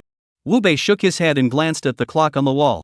He spoke with utter coldness, "I intend to send them to hell with my own hands." Chapter 130, All Abilities Enhanced, the Watcher's Nightmare joins the battle. Congratulations! You have completed the task of eliminating the rule-breaking hunter. Reward, free talent upgrade. Would you like to proceed with the upgrade now? As the other members of the Han family squad were decapitated by Wu Bei without a hint of emotion, Wu Bei's mind was filled with a series of eerie sounds. In response, facing a formidable enemy, Wu Bei hesitated not a moment. He immediately issued the order in his mind, upgrade. Ding, congratulations on your devouring blade arm advancing to the demon-slaying blade arm. Demon-slaying blade arm, in addition to all the functions of the devouring blade arm, it now possesses the ability to unleash attacks outward. Outward damage is equivalent to normal input. Upon hearing the upgrade information, Wu Bei's eyes lit up. What he liked most at the moment was long-range output capability. He never expected that this upgrade to his blade arm would grant him an ability akin to the sword chi projection found in fantasy novels. This was a qualitative leap in his combat power. Thus, Wu Bei immediately calmed his mind and listened to the details of the second talent upgrade. Ding! Congratulations! Your purifying divine flame has evolved into the Void Divine Flame. Void Divine Flame possesses all effects of the Divine Flame, but after activation, enemies cannot detect the flames. Enemies burned by the flames cannot extinguish them on their own. Hearing this upgrade, even Wu Bei couldn't help but let out a curse. He had thought the enhancement of his blade arm was already absurd. But this flame was even more absurd. Direct flame invisibility. This made Wu Bei dare not think about how desperate his enemies would be when they encountered him in the future. Ding! Congratulations! Yurine's soul body has evolved into the ghostly body. Ghostly body possesses all attributes of the shadow soul body. Upon activating the ghostly body, you become enigmatic. No detection can discern that you are a normal human. Oh my god! After hearing about the body's enhancements, Wu Bei couldn't help but laugh out loud at that moment. After all, he knew that the world where Shanks and the others were located was on the other side of the Antarctic continent. He had already made plans to go there and take a look. However, upon hearing Li Weiman mention that there was a war fortress on the Antarctic continent to prevent them from escaping, Wu Bei reluctantly put that idea on hold. But now, his ghostly body had evolved into a demonic body. This meant that if he seized the opportunity, he could fully utilize his mysterious identity to enter their world. At that point, even if he were to cause chaos in their world, the powerful beings in their world would only assume that it was the supernatural entity acting on its own. Thinking of this, Wu Bei continued to listen to the improvements of other talents. Ding, congratulations! Your isolated and helpless LV6 has evolved to LV7 with all attributes increased by 150%. Ding! Due to your money can make the devil grind talent, you have reached the maximum level and cannot be upgraded. Ding! Due to your intimidation talent, you have reached the maximum level for this talent and cannot be upgraded. After hearing 3 consecutive sounds, Wu Bei sighed helplessly. As expected, no surprises appeared. Besides being isolated and helpless, nothing else can be improved. But the 50% boost to all attributes from isolated and helpless is still a huge improvement for me right now. System, open the attribute panel. Thinking this, Wu Bei immediately ordered the system to open the attribute panel. He wanted to see exactly how much attributes he had now. Name, Wu Bei. Level, 45. Health points, 411,000. Strength, 2,740 plus 4110. Agility, 2740 plus 4110. Spirit, 2740 plus 4110. Seeing that his total attributes had reached 6,850 points, Wu Bei glanced at the time on the wall, and a confident smile appeared in his eyes. Now, even if he were to engage in one-on-one combat with an 8th tier anomaly, he wouldn't be at a disadvantage. The 10th day event he had once worried about now seemed like a non-issue to Wu Bei. With this epic boost, he truly didn't believe that the 8th tier mysterious being that appeared on the 10th day in his previous life could cause any major commotion. as Wu Bei waited quietly for 10 o'clock to arrive. The Hu family patriarch had also made thorough preparations. After all, others believed he was a mysterious being created by 076 after the apocalypse.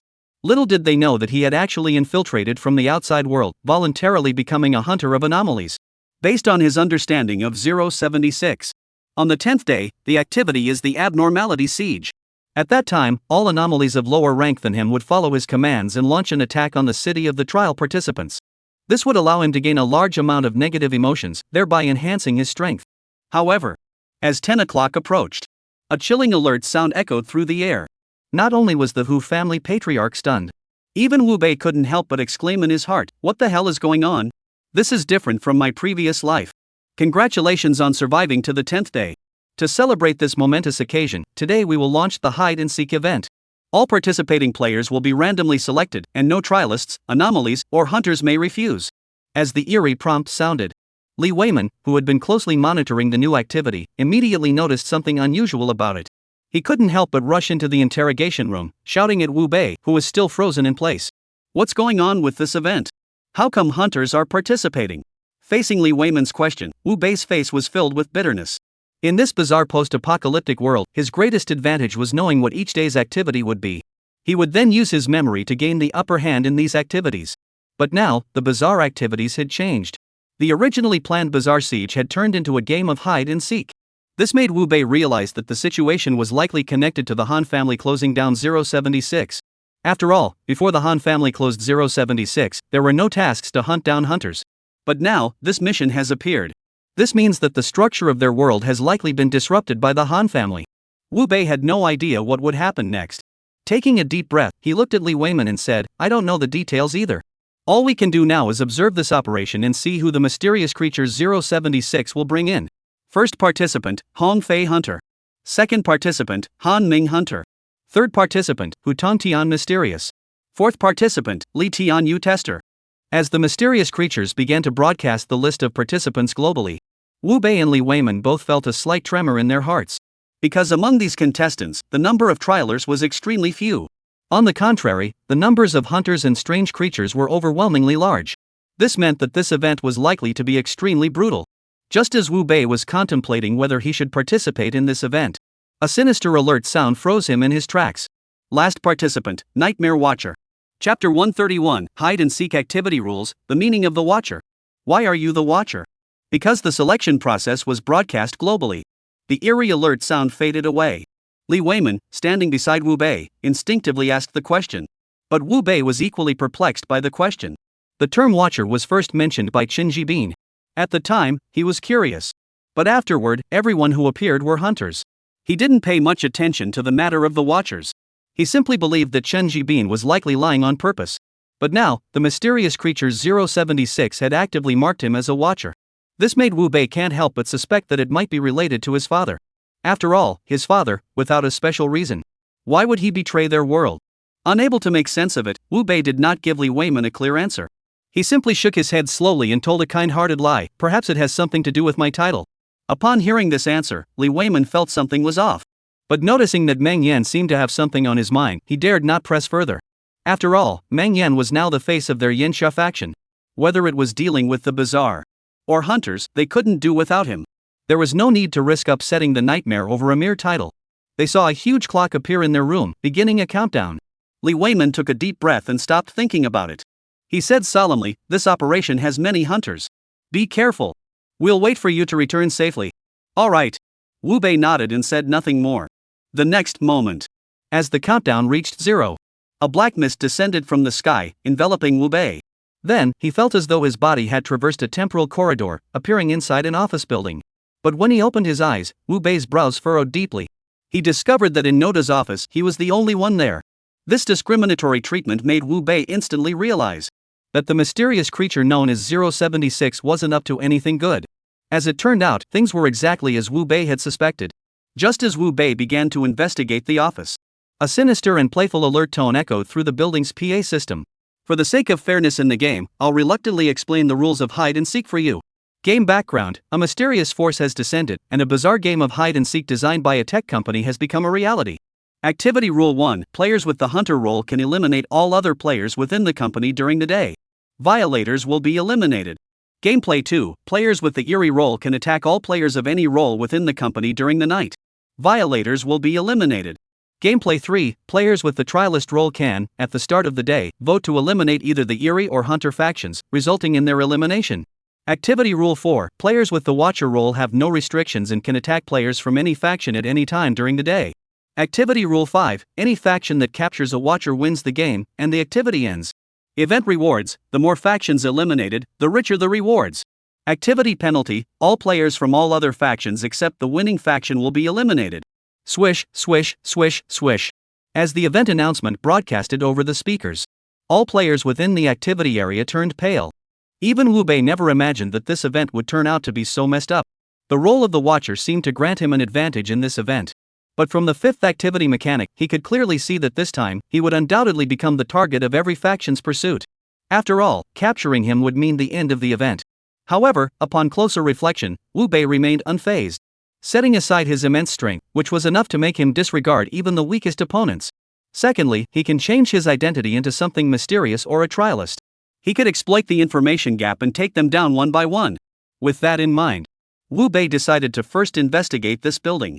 See where the hunters, trialists, and enigmatic beings are located? Could he catch a lone hunter and interrogate them to find out what the watchers truly are? At the same time, Han Ming and the other hunters, who had just finished listening to the broadcast, looked absolutely horrified. Especially Hong Fei, who couldn't help but explode. Han Instructor, your Han family secretly closed 076, causing it to act up. You must take responsibility for this. Han Ming had already been dragged here and was already annoyed enough. Now, hearing Hong Fei, someone with both lower status and weaker abilities than him, dare to speak so boldly in his presence, he snapped impatiently, "What's the fuss? Even if someone is responsible, it's not your place to be making a scene. Besides, it's just participating in a 076 activity, right? Do you really think, with our abilities, we could possibly mess up in such an activity?" After being scolded by Han Ming, Hong Fei was so angry that his eyes turned red. Especially when he thought about the presence of the watchers among the participants. He shouted angrily, "If it were just the anomalies and trialists, I wouldn't say a word. But don't forget what the term watchers signifies." Upon hearing the words watchers, Han Ming's eyes also took on an extremely serious expression. After all, others might not know what the watchers are. As a mid-level leader of the Han family, he was well aware. The watchers, also known as the rebels. They were clones who had awakened their free will.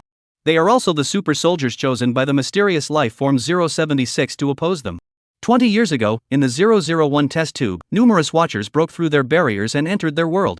That epic battle not only decimated their world's 3010 star warriors, leaving only 5 survivors. It also caused them to refrain from activating 076 for nearly a decade. Unexpectedly. This time, activating 076 took less than 5 years. In Culture Dish 0187, watchers have once again appeared. And it appeared on the 10th day of transformation, taking the form of this monstrous creature. This made Han Ming realize that in this operation, they could only win, there was no room for defeat. Thinking of this, Han Ming took a deep breath and looked at Hong Fei, saying, "Let's stop arguing. With the Watcher here, we must unite against the enemy and absolutely not let the Watcher survive this operation." Hong Fei was clearly well aware that arguing with Han Ming now would serve no purpose. He could only compose himself and say, "We're on the same side now. What do you think we should do next?" Han Ming thought for a moment and said, "The nightmare is extremely powerful. Members of our Han family squad were killed by him. Based on a rough estimate, his strength should be close to that of a 4-star hunter. Therefore, my plan is that during the day, we will search for the nightmare's whereabouts while eliminating all the trial participants. To prevent these lowly beings from exploiting the rules to expel us." Chapter 132, Wu Bei's astonishing discovery, 076 is seriously ill. After hearing Han Ming's proposal, Hong Fei also nodded instinctively. He thought Han Ming's plan made sense. With their combined strength, plus the assistance of over 30 hunters, they could easily ignore the strange occurrences here. However, the trial participants had the authority to expel them. This group posed the greatest threat to them.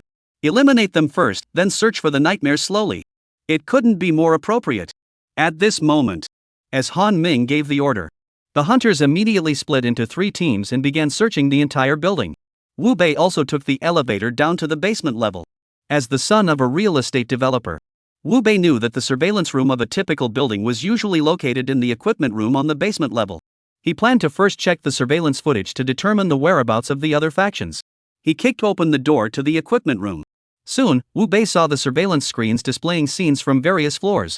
However, as he watched, his expression grew increasingly grim. Especially when he noticed the surveillance camera at the entrance. He couldn't help but suck in a cold breath. He was shocked to discover that the footage from the camera was off. The camera was currently showing people outside setting up caution tape. Outside the tape, there were also quite a few onlookers. However, their attire and appearance were clearly not those of the trial participants from their world. Instead, they resembled Yang Na and Shiryuhu, oddly shaped and grotesque. Seeing this, Wu Bei, as if he had thought of something, couldn't help but let out a curse. Damn it! This 076 thing, did they choose the activity venue from Shiryuhu's world this time? Just as Wu Bei was shocked by his own guess, a sharp voice suddenly rang out from behind him. Are you a trialist or a hunter? Upon hearing the question, Wu Bei didn't even need to turn around to confirm that the speaker was definitely a trialist. After all, hunters typically hold themselves above others and wouldn't bother asking such a trivial question. I'm asking you a question. Are you a trialist or a hunter? The white trialist, seeing Wu Bei still facing away from him without even turning his head, grew furious. But as soon as the words left his mouth, suddenly, a cold gleam flashed past his eyes. In the next instant, his head was severed and fell to the ground. After all, there have been significant changes in this event. Wu Bei doesn't have the time or patience to waste on a mindless fool. However, as the old saying goes, good things never come alone, and misfortunes never come singly. Just as Wu Bei had retracted his knife arm back to its normal position, a crisp slap echoed from the doorway. You're quite ruthless for a trialist, aren't you? You can even lay a hand on your own comrades. Seeing that the person who had arrived was a hunter, Wu Bei not only didn't get angry, but his eyes lit up.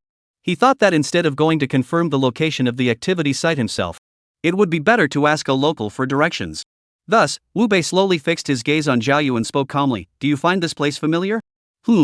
Caught off guard by the question, Zhao Yu was taken aback. He didn't understand what Wu Bei meant by that question. However, he reminded himself that Wu Bei was just a lowly trialist. Zhao Yu didn't bother to think about it further. He spoke impatiently, enough. If you have questions, go to hell and ask them.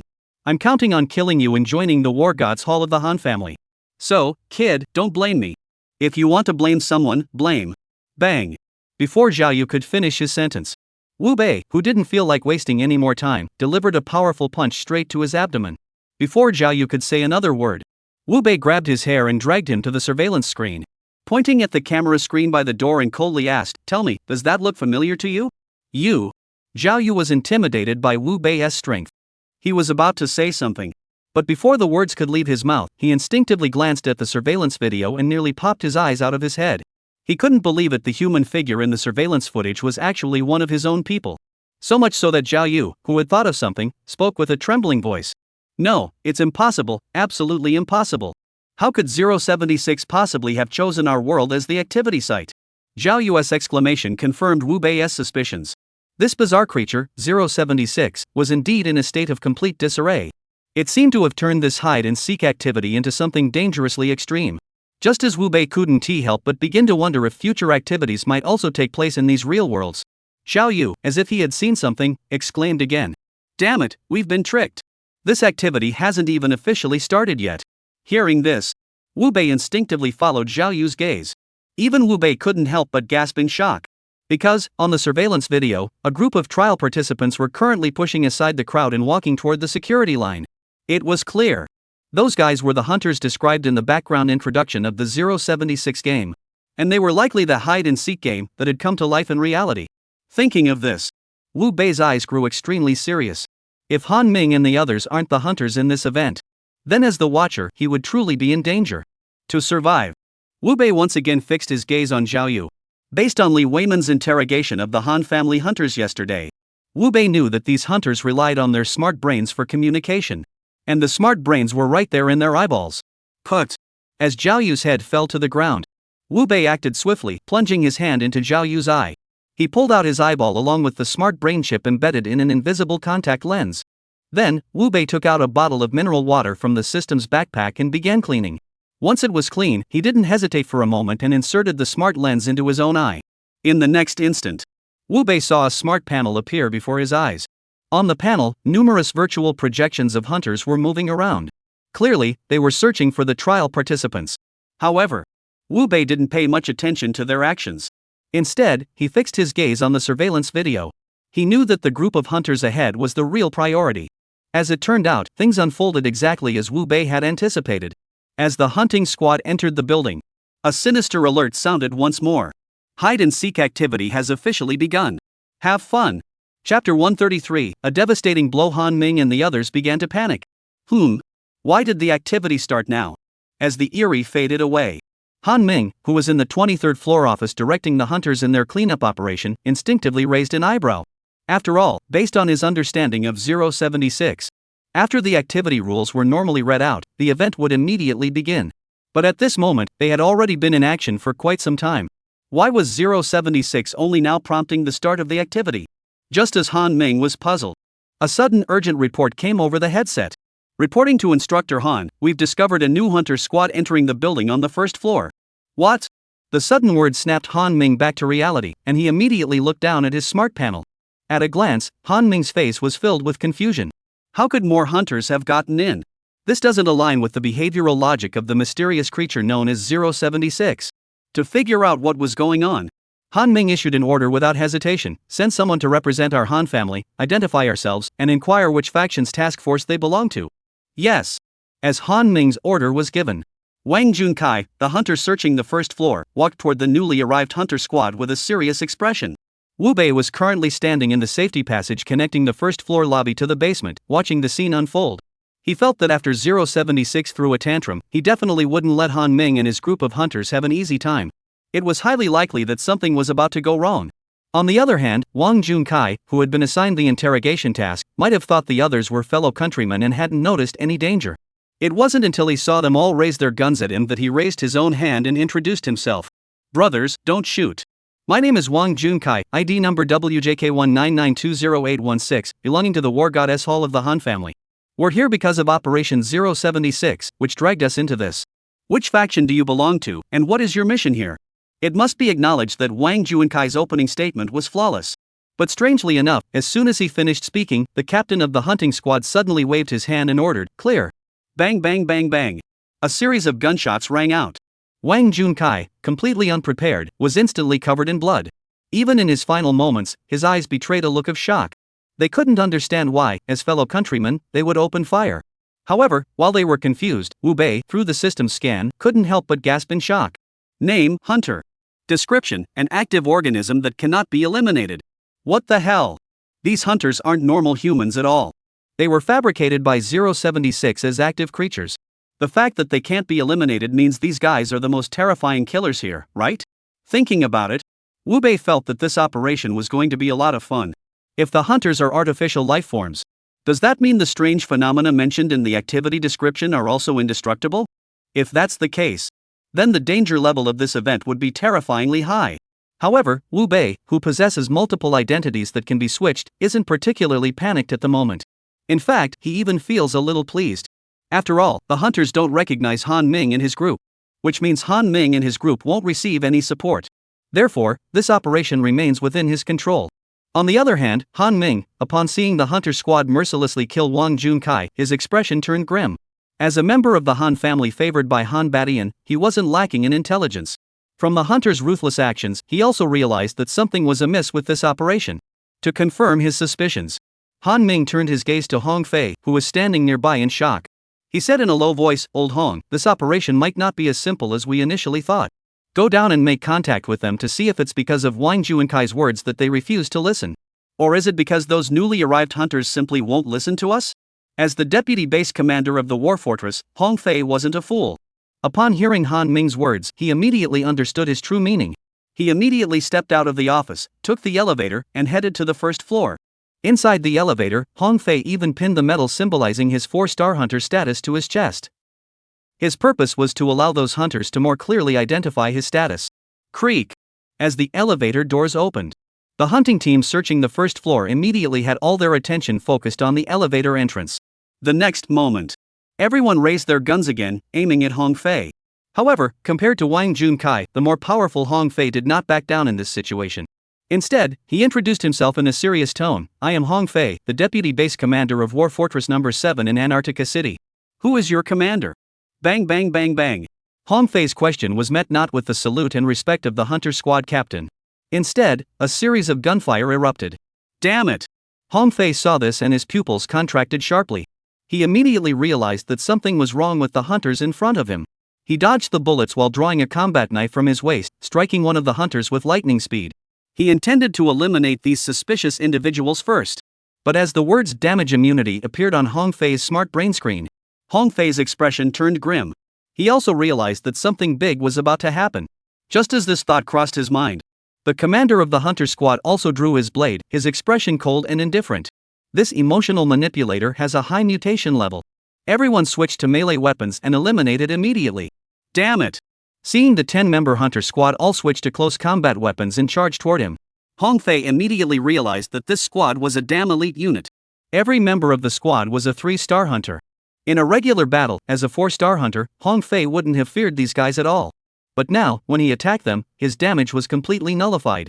Meanwhile, a single swing from them could kill him. Not daring to linger any longer, Hong Fei immediately began to retreat. At the same time, using the bone conduction technology of his smart brain, he shouted toward Han Ming, "This hunter squad seems to be protected by the power of the rules and cannot be killed." Upon hearing Hong Fei's words, Han Ming, who had witnessed the entire exchange in battle between Hong Fei and the hunters, his expression darkened to the extreme. He also realized that his previous assumptions were incorrect. They were not the hunters described in the rules of this event. They were merely the cat that needed to hide in this event. Realizing that they had been played by that bastard 076, Han Ming, to minimize unnecessary casualties, he immediately ordered, "Everyone, retreat to the 23rd floor immediately. I need to reassess this operation." His order was issued. All the hunters searching for the trial participants began evacuating toward the 23rd floor. Among them was Wu Bei, who had transformed into Zhao Yu. Chapter 134, Infiltrating the Enemy Ranks to Inquire about 076. 5 minutes later, Wu Bei entered the massive office on the 23rd floor. Upon entering, he saw that the office was already packed with people. However, the faces of these players, whose identities were hunters, were all filled with a solemn expression. Clearly, compared to Wu Bei, who had been raised in a controlled environment like a test subject, these hunters, who had been systematically trained since childhood and were well versed in the abilities of various bizarre creatures, had all sensed the impending danger.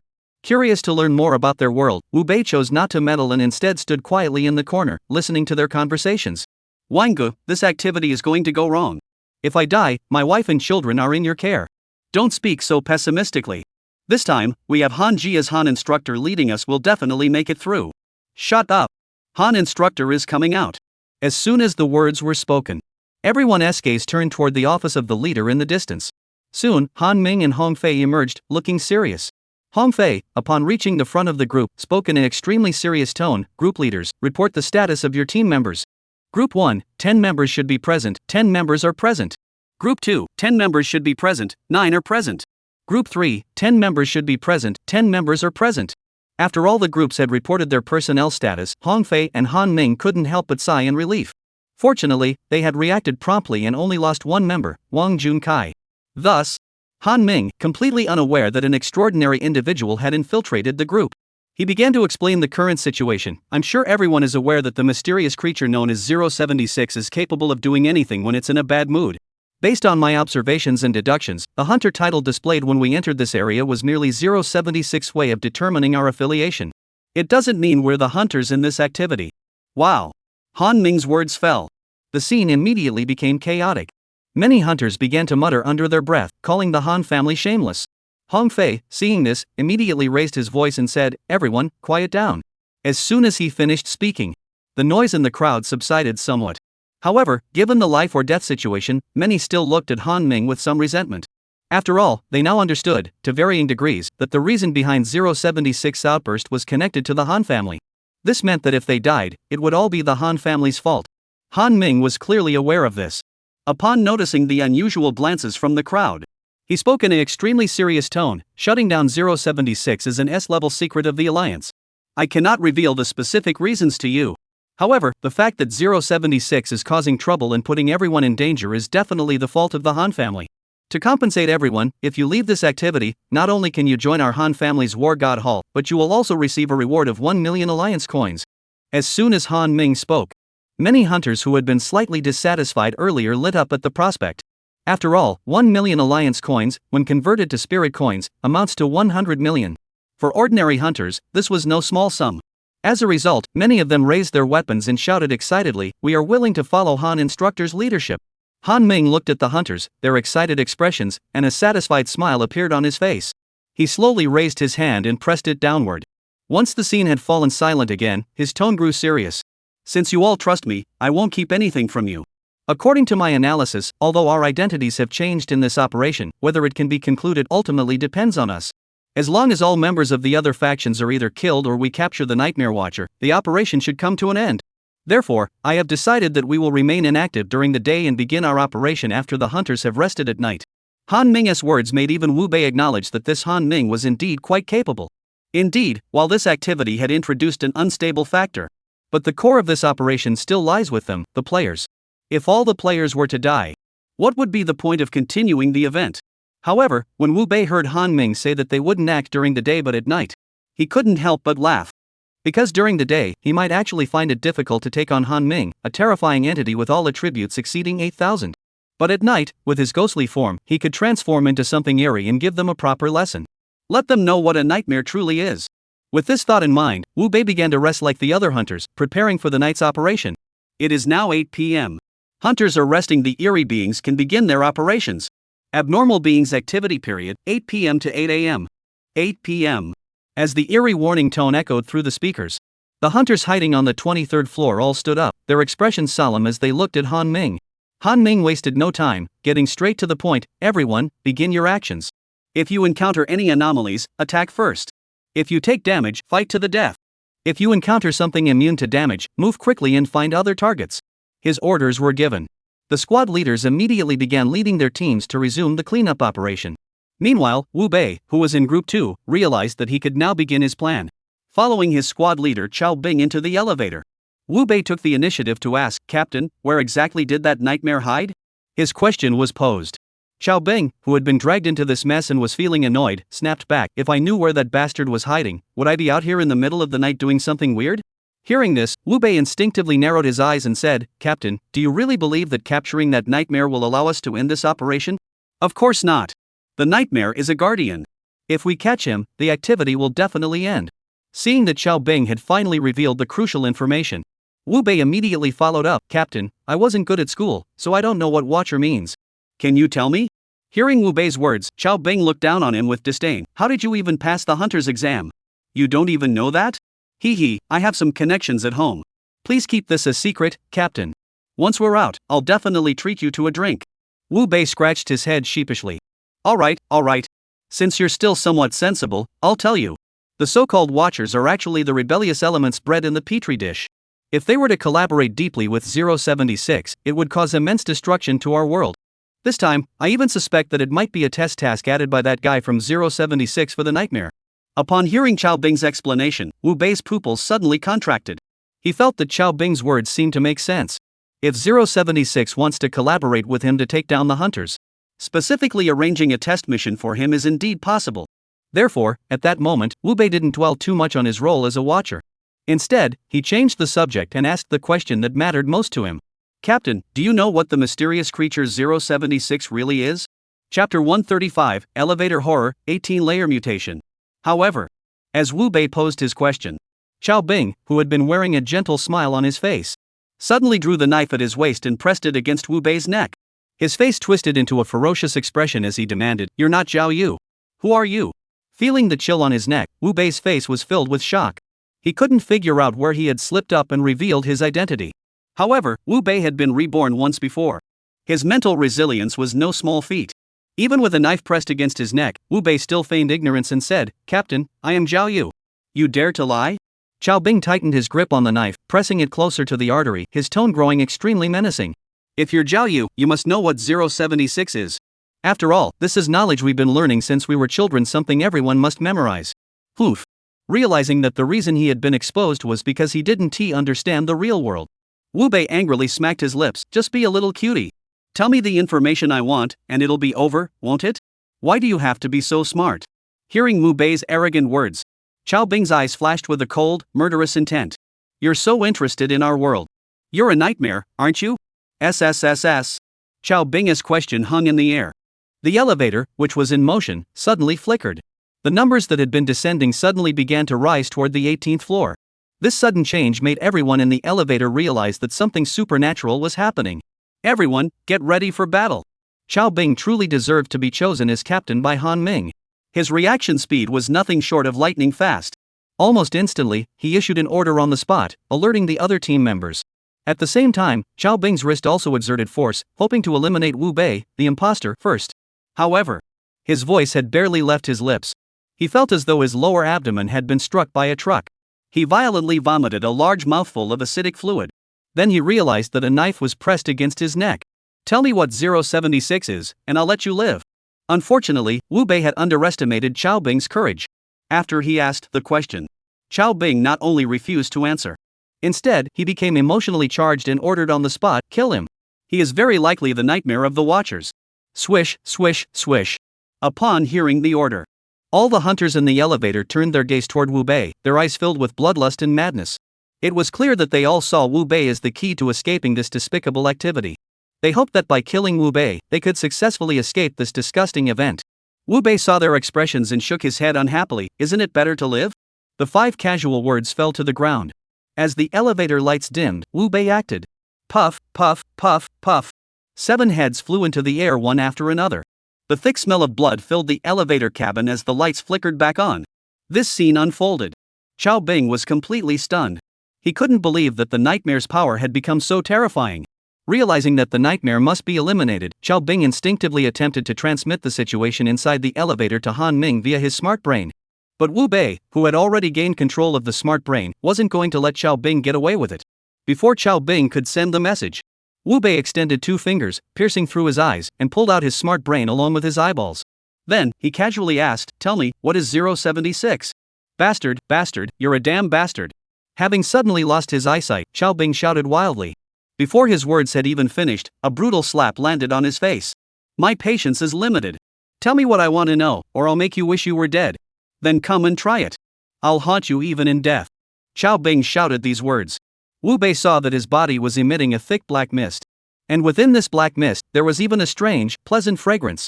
Just as Wu Bei was curious about what the scent was, the elevator came to a stop. The elevator screen displayed the number 18. Bang! In the next instant, a hand covered in corpse stains broke through the elevator's stainless steel door and grabbed Xiao Bing's arm, which was hanging down. Then, Xiao Bing's arm was torn off at the shoulder, severed from his body. The excruciating pain caused Xiao Bing to let out a piercing scream at that moment. But amidst the screams, Wu Bei could not see any fear in Xiao Bing's eyes. Instead, he saw a look of relief on his face. Looking through the damaged elevator door, Wu Bei finally understood what Xiao Bing had been planning all along. It turned out that this guy, fully aware that he wasn't his match, he was trying to use the supernatural to defeat him. And the black aura he had just emitted was clearly the legendary corpse fragrance. Bang! Bang! Bang! Several hands once again pierced through the elevator doors from the outside. Wu Bei's face also betrayed a disdainful smirk. Do you think you can kill me with such bizarre methods? You really are delusional. As the words fell, Wu Bei's body was immediately covered in void divine flames. He then raised Xiao Bing, who was being healed by the void divine flames, and walked out of the elevator with a cold expression. After all, the supernatural was the most terrifying enemy for other humans. But, for Wu Bei, who possessed a ghostly physique, it was a card he could play. The truth turned out exactly as Wu Bei had suspected. At that moment, as his body was covered in void divine flames and he stepped out of the elevator, the bizarre creatures that had been surrounding the elevator entrance retreated one after another, as if they had seen their natural enemy. Feeling his injuries being repaired, Xiao Bing realized something was wrong at that moment. He shouted excitedly, "Damn it, kill him! Kill him!" However, compared to humans, the strange creature's hierarchical structure was far more entrenched. They could clearly sense that Wu Bei was an anomaly far more powerful than any of them. How dare they try to Wu Bei's food? Bang! Once Wu Bei confirmed that the strange beings truly regarded him as one of their own, he immediately threw Xiao Bing to the ground with great force. He then uttered a phrase that shattered Xiao Bing's heart and soul.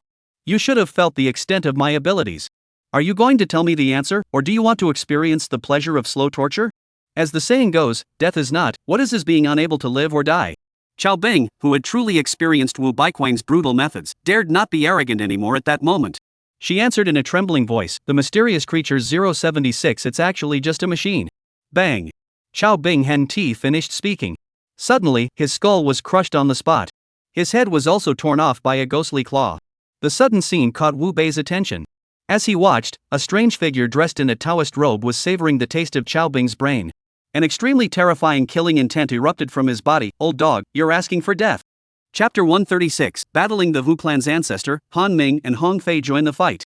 Watching Wu Bei's furious expression, Hu Tongtian first shoved Xiao Bing's head entirely into his mouth, then slowly revealed his sinister gaze, turning to Wu Bei and asked in a slow, deliberate tone, "You're already angry? You ruined my plan. How should I feel?" Humph. Hearing Hu Tongtian's words filled with hatred, Wu Bei was also taken aback. He had originally thought that Xiao Bing's death was the result of some strange, ungrateful, and greedy behavior. But now it seemed, this old man in front of me seems to have a grudge against me? And judging by his expression, the grudge doesn't seem small either? I can't figure out this weird guy, Wu Bei. To figure out this guy's identity, I immediately issued an order to the system in my mind. Scan. Name, Hu Tongtian. Rank, 8th tier special anomaly. Health points, 65,535,610. Strength, 8,320. Agility, 8,160. Spirit, 9,100. Abilities, Ghost Control, Soul Devour. Ghost Control, any supernatural beings of a lower level than him will obey his commands. Soul Devouring, can gain enhanced strength by consuming the souls of living beings. Character Introduction, Hu family ancestor. Sigh. Upon seeing the information provided by the system, even Wu Bei, who had seen it all, couldn't help but suck in a cold breath. After all, Hu Tongtian's attributes and talents were the most terrifying existence he had ever encountered in his 2 lifetimes combined. Not only could he devour living beings to enhance his strength, but he also possessed the ability to command 10,000 ghosts. However, when he had attacked the Hu family, he had done so under Wu Bei's name. Now that he is a nightmare, there's no reason for the Hu family's ancestor to come after him, is there? Wu Bei, unable to make sense of it, narrowed his eyes instinctively and said, "Bull. When have I ever messed up your plans? You still won't admit it?" Hu Tongtian, furious, shouted, "If it weren't for you, you little bastard, running around investigating the hunter's information, my plan wouldn't have failed." Swish. Upon hearing this, Wu Bei's expression suddenly changed.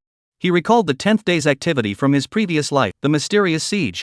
With Hu Tongtian's talent and current strength, he would undoubtedly have been the most outstanding participant in the activity. However, because of his investigation into the hunters, the originally planned mysterious siege on the 10th day had turned into a game of hide and seek. Hu Tongtian had been dragged here for no apparent reason, thus coming to light. It seemed like he harbored resentment toward him, and it was indeed understandable. But Wu Bei was curious. How did Hu Tongtian know about the mysterious siege on the 10th day? Could it be that this guy, like himself, is also a reincarnated soul? Unable to figure it out, Wu Bei instinctively narrowed his eyes and said, "Were you planning to use the mysterious siege on the 10th day to enhance yourself?" Seeing that the nightmare had immediately revealed his original plan, Hu Tongtian was also taken aback. "You're from the real world too, aren't you?" "No. That's not right. If you were from the real world, you wouldn't have asked what 076 is. You're just a native, aren't you?" Facing Hu Tongtian's counter-question, a hint of gravity flashed in Wu Bei's eyes. He sensed something unusual in the word also that Hu Tongtian had mentioned earlier. This old man isn't a clone. He was a hunter who had come from the real world and was hiding among them. Realizing this, Wu Bei felt that there was some valuable information to be uncovered from Hu Tongtian. He immediately transformed his arm into a demon-slaying blade. Pointing at Hu Tongtian, he said, "Now it's my turn to ask you questions." "Oh? What's the matter? You think you can take me on? If I'm not mistaken, your attributes are only around 6,000, right? You think you're worthy to fight me?" Seeing that Hu Tongtian had roughly guessed his attributes, Wu Bei didn't bother to waste his time with him. After all, attributes may determine the outcome of ordinary battles. But in a true showdown between masters, it all comes down to innate talent. Whoosh, whoosh, whoosh. As Wu Bei swung his demon-slaying sword. In the next instant, several sword beams intertwined with void divine flames began charging toward Hu Tongtian. Hu Tongtian, seeing this, couldn't help but show a look of astonishment on his face. He couldn't help but praise, "No wonder you're the top in this world. Your techniques are truly impressive. However, your speed is too slow." Boom! As Hu Tongtian spoke, he suddenly vanished from his original position. Then, with a powerful kick, he struck Wu Bei's chest. He intended to subdue the nightmare with his own strength. To make the nightmare his spokesperson in the human world. However, as the old saying goes, ideals are lofty, but reality is harsh. It was only the 10th day of this bizarre ordeal. Wu Bei's immunity to the strange effects was set to expire today. This means that although Hu Tongtian is stronger than him, however, the damage he can inflict on Wu Bei is quite limited. Even if he delivers a powerful kick to Wu Bei's body, it only deals 1,866 damage. On the other hand, he couldn't see the void divine flames attached to Wu Bei's body. caused his foot to be ignited by the void divine flame. 18,960. 4,700. 4,700. All attributes, 1. With the data showing all attributes at 1, it appeared above Hu Tongtian's head. Hu Tongtian's face was also covered in horror. He blurted out instinctively, "You little bastard, what did you do to me?" "You guess," Wu Bei smirked. "I'll guess your sister. Hurry up and remove this from me, or I'll kill you," Hu Tongtian shouted urgently. After all, every single point of his attributes was obtained through constant consumption. Losing 1 point of all attributes every second was something he couldn't afford to lose. "Tell me the truth about what happened and what 076 is, and I can help you get out of this." Hearing the nightmare making demands to him, Hu Tongtian, whose mind wasn't entirely clear, immediately realized that the nightmare was stalling for time. Fully aware that the spell would vanish upon the caster's death, Hu Tongtian's eyes turned completely red at that moment. He decided that rather than asking the nightmare to lift the curse, it would be faster to kill it outright. "You little bastard, you're asking for death. I'll kill you today." As the saying goes, when gods fight, mortals suffer. At that moment, as Hu Tongtian and Meng Yan engaged in a fierce battle, the 18th layer was in complete chaos. Not only were the desks and chairs completely destroyed, even the walls were covered in cracks. The most terrifying sight was the load-bearing wall, which had been reduced to a precarious state by Wu Bei's reckless swings of his blade. As a result, the office buildings above the 18th floor began to shake uncontrollably. This sudden situation prompted Han Ming, who was commanding operations on the 23rd floor, to immediately ask, "What's going on down there?" Reporting to the instructor, "There's something unusual happening on the 18th floor. The commotion is coming from them. Damn it, this damn activity." Upon hearing that the anomalies were causing trouble, Han Ming couldn't help but curse angrily. He suspected that the anomalies in the culture dishes had come into conflict with the anomalies within the activity. The strange creatures in the culture dish couldn't detect that the ones in the activity were immortal, so they were acting recklessly there. This led to all these problems. Hong Fei clearly felt the house shaking constantly. He couldn't help but ask, "This house seems unable to withstand the battle between the anomalies. Should we retreat first?" Facing this question, a cold gleam flashed in Han Ming's eyes. If those two strange beings keep causing trouble, there won't be a single safe place left in the entire building. Let's go down first and eliminate those two troublesome strange beings. Hong Fei nodded in agreement, thinking Han Ming had a point. Rather than letting the current situation be ruined by those strange beings, it's better to let them take control of the situation. But when they arrived at the 18th layer, the scene before their eyes left them speechless. The 18th floor looked as though it had been bombed, with rubble and debris scattered everywhere. Within the battle-scarred office building, two figures were engaged in a fierce, high-speed clash. Before Han Ming could get a clear look at who the combatants were, suddenly, a figure flew backward and crashed into a wall in front of him. Then, under Han Ming's stunned gaze, he heard Hu Tongtian's urgent words. "What are you doing? Hurry up and join in. Kill the nightmare." Chapter 137, The Marvelous Uses of the Void Divine Flame. Wu Bei grows enraged. Sigh. Hearing Hu Tongtian's roar, Han Ming's heart trembled. After all, who was Hu Tongtian? He knew exactly what faction he belonged to. Yet such an existence had been forced to request reinforcements by the nightmare. Is the nightmare really that powerful? Or was Hu Tongtian simply too weak? Confused, Han Ming immediately turned his attention to the nightmare. At the same time, he activated the combat power evaluation function through his smart brain. This feature was designed by their world to assist hunters in quickly determining the strength of their enemies. Almost instantly, the nightmare's combat power appeared on his smart brain screen. 20,550. Sigh. Seeing this combat power data, even Han Ming couldn't help but suck in a cold breath. After all, when the nightmare had disposed of Han Fei and the others, he had already realized that the nightmare's strength was no joke. But he never imagined that the nightmare's strength had reached such an astonishing level. He was almost touching the threshold of a 5-star hunter. Realizing that if they let the nightmare continue to grow unchecked, it would become the greatest threat to their world, Han Ming immediately assumed a combat stance. "Be careful. This guy has a strange ability that can poison us, causing not only health loss but also attribute loss." At that moment, Hu Tongtian, seeing that Han Ming was about to act, immediately revealed the nightmare's unusual tactics. Does it have a poison attribute? Then this guy deserves to die even more. As a trainer groomed by the Han family to lead the next generation, Han Ming was well aware of how utterly repulsive someone with a poison attribute talent truly was.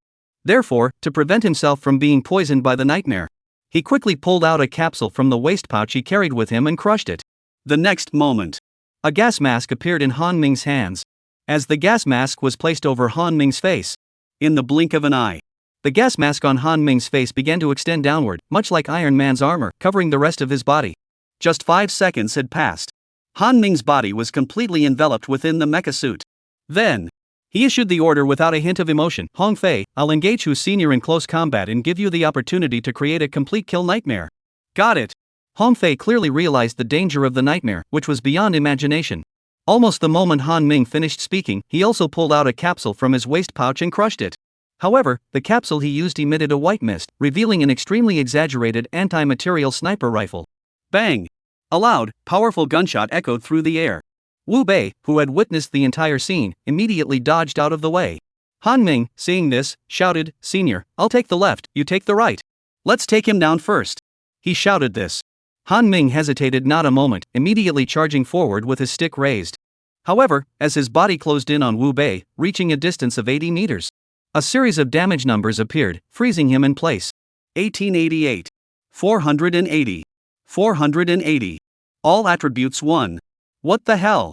What kind of dog talent is this? That's way too toxic. I even pulled out my combat armor, and I still got hit without even noticing? And the damage, it hurts like hell. Don't just stand there like an idiot. You've been hit, kill the nightmare quickly. Once he's dead, everything will end.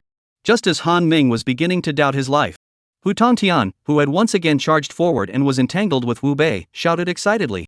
Hearing this, Han Ming snapped back to his senses. Indeed, he had already fallen into the trap. Rather than complaining here, it would be better to deal with the nightmare first.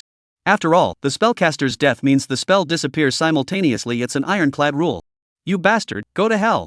One must admit, Han Ming, who had become an instructor for the younger generation of the Han family, was indeed quite formidable. Wu Bei was only able to exchange a single blow with him before his body was sent flying backward by the overwhelming force. However, this isn't over yet. Before Wu Bei could react, his body was already being held by Hu Tongtian. The next instant, gunfire erupted once more. A crimson damage number rose above Wu Bei's head, 100,000. He's not dead yet? As the data appeared, Han Ming, Hu Tongtian, and Hong Fei all wore expressions of disbelief on their faces. Especially Hu Tongtian, who couldn't help but exclaim in shock. After all, he was a mysterious being and couldn't directly kill Wu Bei. He believed it was the rules of 076 protecting Wu Bei. If it were Han Ming or Hong Fei, who were hunters, they would have killed him instantly. But now, a single headshot. Only 100,000 drops of blood were lost. This left Hu Tongtian extremely displeased. On the other hand, Wu Bei, upon seeing the damage data, had a horrified expression on his face. After all, his health was calculated as 20 times his attributes. In total, he only had over 400,000 health points. Hong Fei had just killed him with a single shot, taking away 100,000 health points. That meant he only needed 5 more shots to kill him. Realizing that Hong Fei must be killed first, Wu Bei, at that moment, an expression flashed in his eyes. While Han Ming and the others were still stunned, he suddenly charged forward toward Hong Fei. His intention was to kill Hong Fei first. However, Hong Fei was a 4-star hunter and the base commander of the war fortress. His combat prowess was far beyond that of an ordinary Karami. Upon seeing Wu Bei charging toward him, a cold smile appeared on his face. Do you think I'm an easy target? You're blind. Die. Boom. As Wu Bei's sword arm was blocked by Hong Fei's sword, Han Ming and Hu Tongtian also appeared behind Wu Bei at that moment, striking ruthlessly. Especially Han Ming, who used his staff to viciously strike his head. 36,800. Damn it. Seeing the data floating above his head, Wu Bei couldn't help but curse under his breath.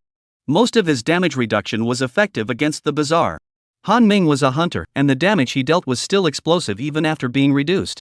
Most critically, he couldn't reach his enemies to use his blade arm to drain their blood.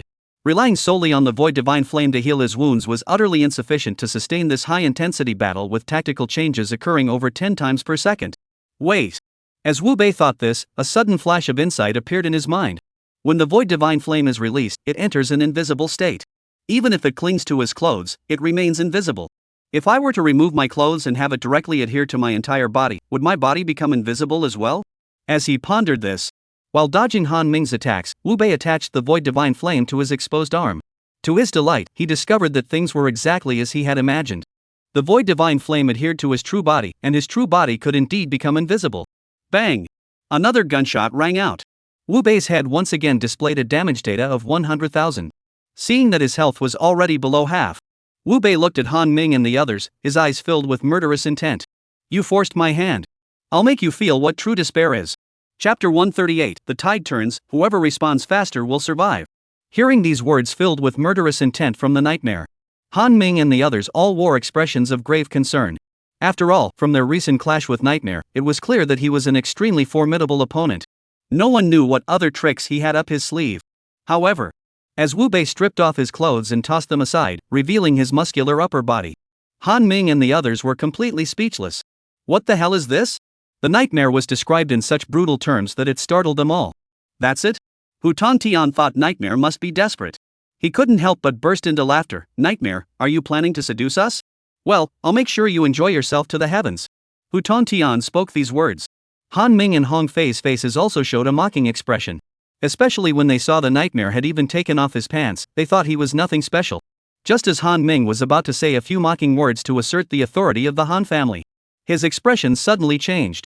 Because, at the very moment Wu Bei's pants hit the ground, Wu Bei's body vanished right before his eyes. Realizing that something was about to go wrong, Han Ming urgently shouted at Hu Tongtian. Senior Hu, can you sense where that little bastard from the nightmare is? Facing Han Ming's question, Hu Tongtian's expression also turned extremely grim. After all, compared to Han Ming, his agility had been reduced to 6,500 by the fire poison. If he didn't deal with the nightmare quickly, death was inevitable. Therefore, Hu Tongtian didn't even bother to respond to Han Ming. Instead, he directly activated his bizarre ability, manipulating objects through the air, and continuously attacked the direction where Wu Bei had disappeared. He aimed to force Wu Bei out using this method. Unfortunately, while his plan was sound, Wu Bei's agility, however, was as high as 6,850 points. The moment he went invisible, he had already left his original position and was quietly walking toward Hong Fei's location. At that moment, Hong Fei was completely unaware that Wu Bei had already approached him. He still held his sniper rifle, the barrel constantly moving, ready to fire at any moment. Upon seeing this, Wu Bei hesitated not a moment. He stabbed him in the heart with a fierce blow from behind. Put! A jet of blood spurted from Hong Fei's mouth. Han Ming and Hu Tongtian immediately turned around and shouted at Hong Fei, "Watch out!" However, their words fell on Hong Fei's ears, not only failing to move him in the slightest. Instead, Hong Fei couldn't help but flip Han Ming off with his middle finger. He muttered under his breath, "Damn it!" Bang! His heart felt pierced, and as a human being, Hong Fei fell to the ground unwillingly. Han Ming and Hu Tongtian witnessed this scene, their eyes turning red with rage. They charged toward Hong Fei once more. Especially Han Ming, who swung his iron rod with such force that it whipped through the air like a tiger. However, Wu Bei, after killing Hong Fei, had already fled to another location. He surveyed Han Ming and Hu Tongtian's clownish actions as if he were a king. As the old saying goes, ignorance is the root of fear. As Han Ming's attributes and health points continued to drop under the scorching heat of the void divine flame, Han Ming panicked. He seemed to have lost his mind, wildly swinging the iron rod in his hands while shouting wildly, "Come out! Come out here! Nightmare, what kind of man are you? Come out here!" Wu Bei watched Han Ming's clumsy attempt to provoke him, his face filled with disdain. He was now certain that in this 1-on-3 battle, victory was already his. Having resolved the issue of survival, Wu Bei shifted his focus back to the event at hand. After all, he hadn't forgotten that this event came with rewards. And the quality and quantity of the rewards were directly tied to the number of players eliminated. With that in mind, Wu Bei fixed his gaze on the smart brain screen. He then began to follow the coordinates of the hunters and start the cleanup. An hour later, Han Ming, located on the 18th floor, was at the peak of his emotions. For within this short hour, all the hunters participating in this operation had been killed. Even the mysterious entity had been completely eradicated by the nightmare. His attributes had plummeted from 8,000 points to 3,600 points within that hour. This left him completely unnerved. At the slightest sign of movement, he immediately swung his iron rod, attempting to force the nightmare out. But what he didn't know was, the nightmare was not in the 18th layer at that moment. It was in the first layer. Based on the surveillance footage and Zhao Yu's reactions, Wu Bei had confirmed that this world was the same one where they had been enslaved. Therefore, Wu Bei wanted to try and see if he could enter the enemy's world to gain some understanding of their knowledge. He took a deep breath. Wu Bei walked toward the door with a serious expression. However, just as his foot was about to step out, a chilling warning sounded in his mind: leaving the activity early will result in your erasure. Do you wish to leave early? Upon hearing this, Wu Bei shook his head vigorously. Are you kidding me? Leaving early would result in being erased? Who in their right mind would choose to confirm? However, standing at the entrance, Wu Bei looked outside at the crowd still lingering around, and his eyes were filled with reluctance. He swore that once he returned, he would seize the opportunity and try again. At that time, he would thoroughly explore their world and discover just how fascinating it truly was. Thinking of this, Wu Bei didn't linger any longer on the first floor. After all, he couldn't go out and explore on his own right now. Naturally, he would have to rely on the surviving Han Ming and Hu Tongtian to provide the information he sought. Come out, you bastard. Come out here. What kind of man are you, hiding like that? Come out. What's all the noise? Don't you mind the commotion? Boom. Suddenly, Wu Bei's voice was heard, appearing at the 12 o'clock direction. Han Ming reacted swiftly, charging forward and delivering a fierce blow with his staff, striking the spot where Wu Bei had been standing. But as the old saying goes, there's no first in literature, but there's always a second in martial arts. Han Ming might have been truly formidable an hour ago. But after being scorched by the void divine flame for an hour, his attributes were about to drop below 4,000. How could he possibly be a match for Wu Bei? Bang! A heavy kick was delivered. Han Ming fell to the ground like a kite with its string cut. Then Wu Bei pulled out equipment from his system backpack, put it on, and deactivated his invisibility. With a cold expression, he said, "Now I ask, you answer. Whoever answers quickly and accurately will live." Chapter 139, The Secret of 076 and His Hiding Place. As soon as he spoke, Han Ming's expression suddenly changed. On the other hand, a hint of joy flashed across Hu Tongtian's face. After all, he was no longer a person of the real world. Betraying his former organization to secure his own survival, Hu Tongtian felt no remorse whatsoever. Even at this moment, without Wu Bei needing to speak, he voluntarily declared his loyalty. "Whatever you want to know, I will tell you everything, without holding anything back." Seeing Hu Tongtian's excited expression, Wu Bei didn't hesitate. He asked directly, "First question, what is 076? "It's a computer." Hu Tongtian answered immediately. "A computer?" Hearing this answer, a look of surprise flashed across Wu Bei's face. It seemed he hadn't expected that the entity that had dragged their world into this bizarre apocalyptic realm was merely a computer. However, upon closer consideration, the possibility that 076 was a computer was actually quite plausible. The tasks he had issued were all rigid and formulaic, like pre-programmed instructions. Plus, there were so many pieces of equipment, attributes, and other random things. Besides a computer, humans really couldn't have come up with something like that. Realizing this, Wu Bei decided to seize this thing and study it thoroughly. "Where is it now?" "This." Hu Tongtian scratched his head awkwardly. "I really have no idea." "You don't know?" Wu Bei raised his voice several octaves. His expression turned displeased. Seeing this, Hu Tongtian hurriedly explained, "I really don't know. After all, only the investors in the Petri dish know where 076 is. If you want to know, you can ask Han Ming.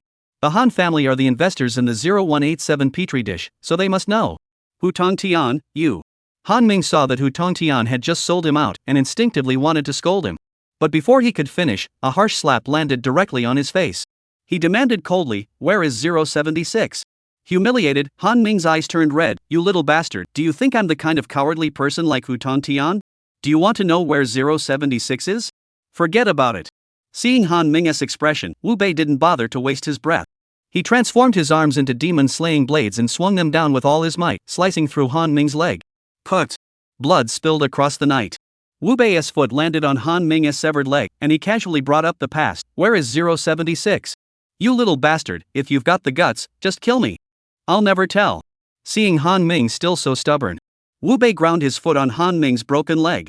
Such brutal tactics instantly caused Han Ming's nose and eyes to stream with tears and snot. But strangely, Han Ming's mouth remained as hard as iron. Because Han Ming knew very well that if he couldn't hold on, he would reveal the hiding place of 076 to the nightmare. The Han family might even be destroyed because of this. He could only grit his teeth and curse furiously, hoping to provoke the nightmare and kill it quickly. "You little bastard, come on, keep going. If I back down, you'll be the one to take care of me." Seeing that Han Ming was still putting on a show, Wu Bei was also annoyed. He took out a black scroll from his system backpack. He placed it in front of Han Ming and said, "This is your last chance. Will you speak or not?" "You." Seeing the scroll Wu Bei had taken out, Han Ming couldn't help but exclaim in shock, "How did you get this? Are you a clone, or a divine being?" "Divine being?" He heard another unfamiliar term. Wu Bei instinctively turned his head to look at Hu Tongtian beside him. After witnessing Wu Bei's ruthlessness, Hu Tongtian didn't even need Wu Bei to ask. He replied directly, "A divine being is a genius chosen by mysterious creatures at birth. Their talents and power are truly terrifying. And the scroll in your hand is the token of the mysterious creature 047, the hellish deity." "Oh?" Upon hearing Hu Tongtian's explanation, Wu Bei's mind was filled with curiosity about what the true nature of the real world might be. He truly wanted to see for himself how many more strange and mysterious creatures existed in that world. However, right now, seeing Han Ming about to bite his tongue to commit suicide, Wu Bei, with a playful expression, snatched the spirit summoning scroll he had taken from the Onmyoji and tossed it onto his blood. The next moment, Black beams of light accompanied Han Ming's agonized screams, becoming the dominant sound in the office. Then, Wu Bei saw Han Ming's body slowly rise to its feet. The limbs he had severed earlier returned to their original positions at that moment. However, the arrogance that had once been etched on Han Ming's face had vanished without a trace. Instead, he stood before Wu Bei with a humble expression, bowing respectfully, "Master." Seeing that Han Ming had been subdued, Wu Bei brought up the matter again. "Where is 076? 076 is in Jiangqing City, South District, at the Netfish Internet Cafe, machine number 076. Wow. Hearing Han Ming's answer, even Wu Bei couldn't help but marvel at how well those people knew how to hide things. Damn it. There are at least 1,000 internet cafes in Jiangqing City. If Han Ming hadn't told him the answer, he wouldn't have been able to figure it out even in his wildest dreams. But now, Wu Bei decided that once he returned, he would make sure to get his hands on 076.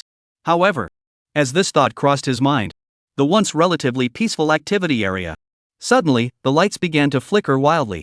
Hundreds of eerie figures with horrified expressions, as if driven mad, charged toward them.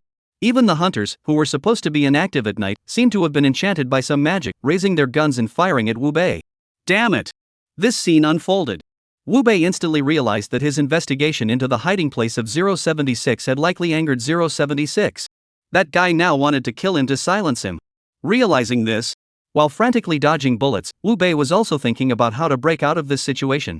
Soon, upon seeing the smug expression on Hu Tongtian's face, Wu Bei realized that breaking out of this situation wasn't actually that difficult.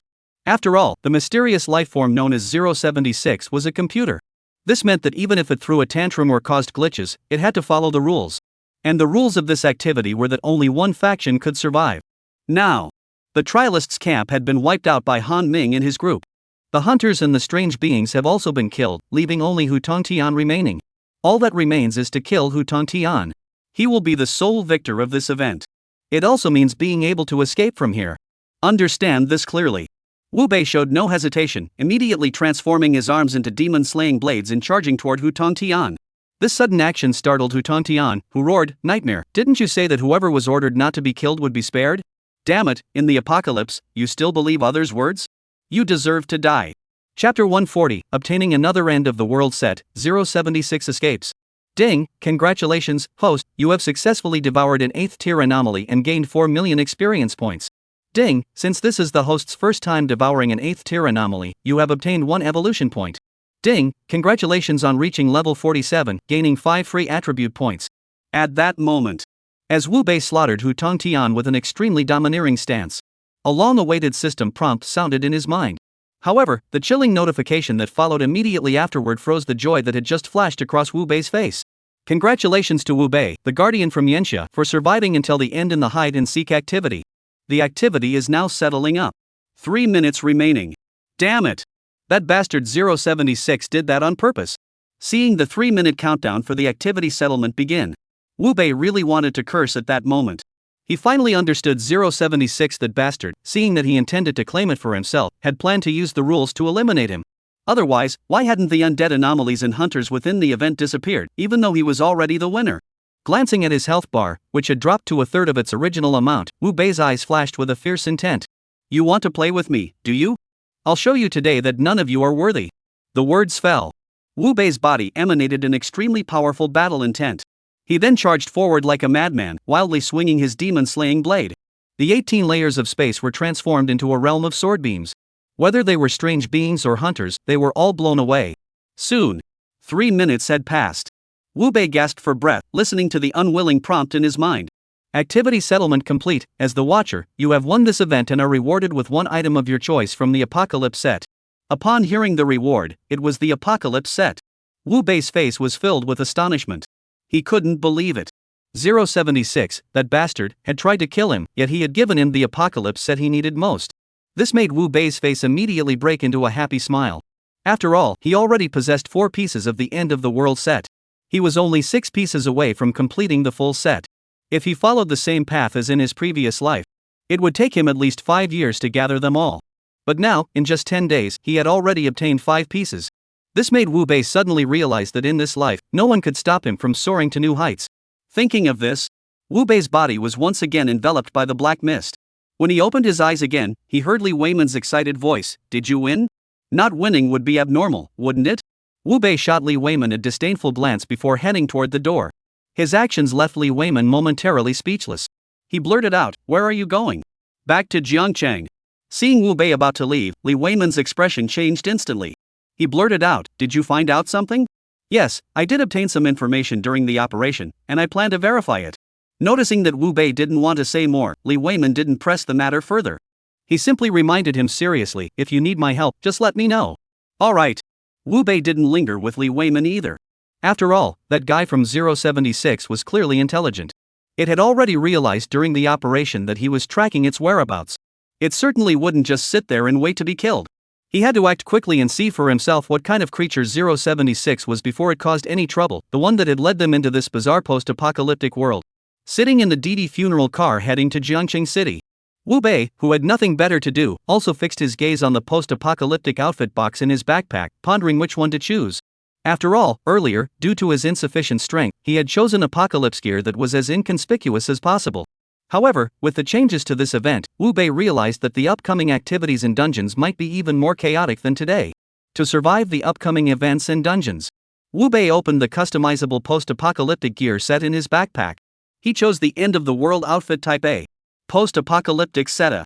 Strength plus 50. Agility plus 50. Mental plus 50. Physical defense plus 2000. Magic defense plus 2000. Upon seeing the attributes of the clothing, compared to other post-apocalyptic gear, it featured additional magic and physical defense. Wu Bei's face lit up with a satisfied smile. However, his choice of armor was clearly not due to the 2000 points of defense. Rather, he wanted to test whether he could cast the Void Divine Flame while wearing this garment without having to remove it. Why? As the Void Divine Flame spread across his upper body, his body completely vanished from sight. This caused Wu Bei, sitting inside the car, to burst into laughter. But this scene sent the driver, who was already acting strangely, into a panic. He frantically turned his head and shouted in terror, "Big shot, I only owed you 10,000 spirit coins. Don't do this to me." At that moment, as Wu Bei was inside the Didi funeral car, he was sharing a heartwarming moment with the driver. At the Netfish Internet Cafe in the southern district of Jiangcheng City, several people dressed in plainclothes were moving computers. They were all survivors of the bizarre apocalypse, living at the very bottom of society. On ordinary days, unable to fight the strange beings, they could only survive by doing manual labor. Today, they received a large order. The task was to move all the computers from the Netfish Internet Cafe to a luxurious villa. This left the trial participants who came to help move the computers feeling curious and confused. They couldn't help but ask their squad leader, Wang Chang, "Brother Wang, in this post-apocalyptic world, why does anyone still need computers?" Facing this question, Wang Chang shook his head and said, "Who knows? Probably some big shot with a collection hobby." Upon hearing this, someone in the moving crew couldn't help but ask, "Brother Wang, should we keep one for ourselves in case it becomes valuable later? After all, there are so many computers here. If we take a few, no one will notice." Wang Chang looked at his subordinates, his eyes gleaming with greed. He was about to scold them, reminding them not to covet the belongings of important figures. However, before he could finish his sentence, a strange black mist suddenly rose from his eyes. Then, with a serious expression, Wang Chang extended his hand and pointed at the computer labeled 076, saying, "I'll take this one. You all pick one too." Seeing Wang Chang take one first, the others followed suit. But what they didn't know was, as Wang Chang was moving the 076 computer away, in the human alliance of the real world, alarms were blaring. Report, SSS incident. The location of the mysterious lifeform 076 has changed. Suspect someone is illegally appropriating 076. Chapter 141, High Table Meeting, the verdict is delivered. Upon hearing the report, within the human alliance, a man with scars covering his face turned pale. Immediately retrieve the surveillance footage and find out who was behind this. As soon as he spoke, the staff members immediately began entering commands on the massive control panels in front of them. However, as the commands were entered, the staff's expressions grew even more grim. Report. The surveillance cameras we installed have been sabotaged and cannot be accessed. Damn it. Long Chen, upon hearing this, blurted out an angry curse. He realized that things had taken a serious turn. 076, this mysterious lifeform, though not the most powerful one within their alliance. However, it was the most crucial one for the development of their human alliance. Not only could it help the human alliance simulate the power of the mysterious beings, but also aid in cultivating and studying the mysterious beings. Now that someone was coveting 076, this was an absolute red line that the human alliance could not tolerate. Urgent notice, convene an emergency meeting. Gurgle. Upon hearing that Long Chen was calling for a high-level meeting, even the staff couldn't help but swallow hard to ease the shock in their hearts. After all, a high-table meeting is the highest-level gathering within their alliance. Such meetings typically resulted in bloodshed. And the bloodshed was of the most brutal kind. Report, notification complete. The high-table meeting is scheduled to begin in 3 minutes. Understood. Long Chen nodded, his expression solemn as he entered the nearby meeting room. At that moment, the meeting room was completely empty. 11 massive thrones surrounded a central table, exuding an air of immense power and authority. Long Chen stood at the podium in the conference room, waiting quietly. Soon, a man in pajamas appeared on the third throne to the left. Upon appearing, he yawned lazily and said, "Hey, little Chen, you really know how to pick your timing. Don't you know that this is the perfect time for me to be sleeping in? I'll tell you this, if I get a pimple tomorrow, you're going to have to compensate me." Looking at the man, who was more beautiful than any woman, with his unhappy expression, Long Chen couldn't help but shiver. After all, others might not know just how terrifying the man before him truly was. He, however, was perfectly clear about it. Divine Descendant, Chi Phylan. A terrifying man who controls 2 bizarre lifeforms, 056 and 045. You damn demon, what are you babbling about in the middle of the night? Long Chen summoned us to an emergency meeting at this hour, there must be something important. At that moment, just as Chi Phylan finished speaking, a figure reappeared in the meeting room. He was tall and burly. Every inch of his body was covered in terrifying muscles. But strangely, every muscle seemed to have a life of its own, constantly twitching. The entrenching tool hanging from his back symbolized his combat style, how rugged and unrefined it was. Senior Qin Tian, you've arrived. Long Chen saw the arriving figure and a smile spread across his face. He immediately bowed and clasped his fists in greeting. Qin Tian waved his hand casually and said, "Let's skip the formalities between us. No need for all that nonsense. Let's get straight to the point. Why did you suddenly call for a high-level meeting? What's the reason behind it? After all, the others are all busy with various tasks and can't make it." Upon hearing Qin Tian's words, Long Chen nodded instinctively. He was well aware that although there were 11 chairs in the high-table meeting room, but since the organization was founded, it seemed like every meeting had been held without a full quorum.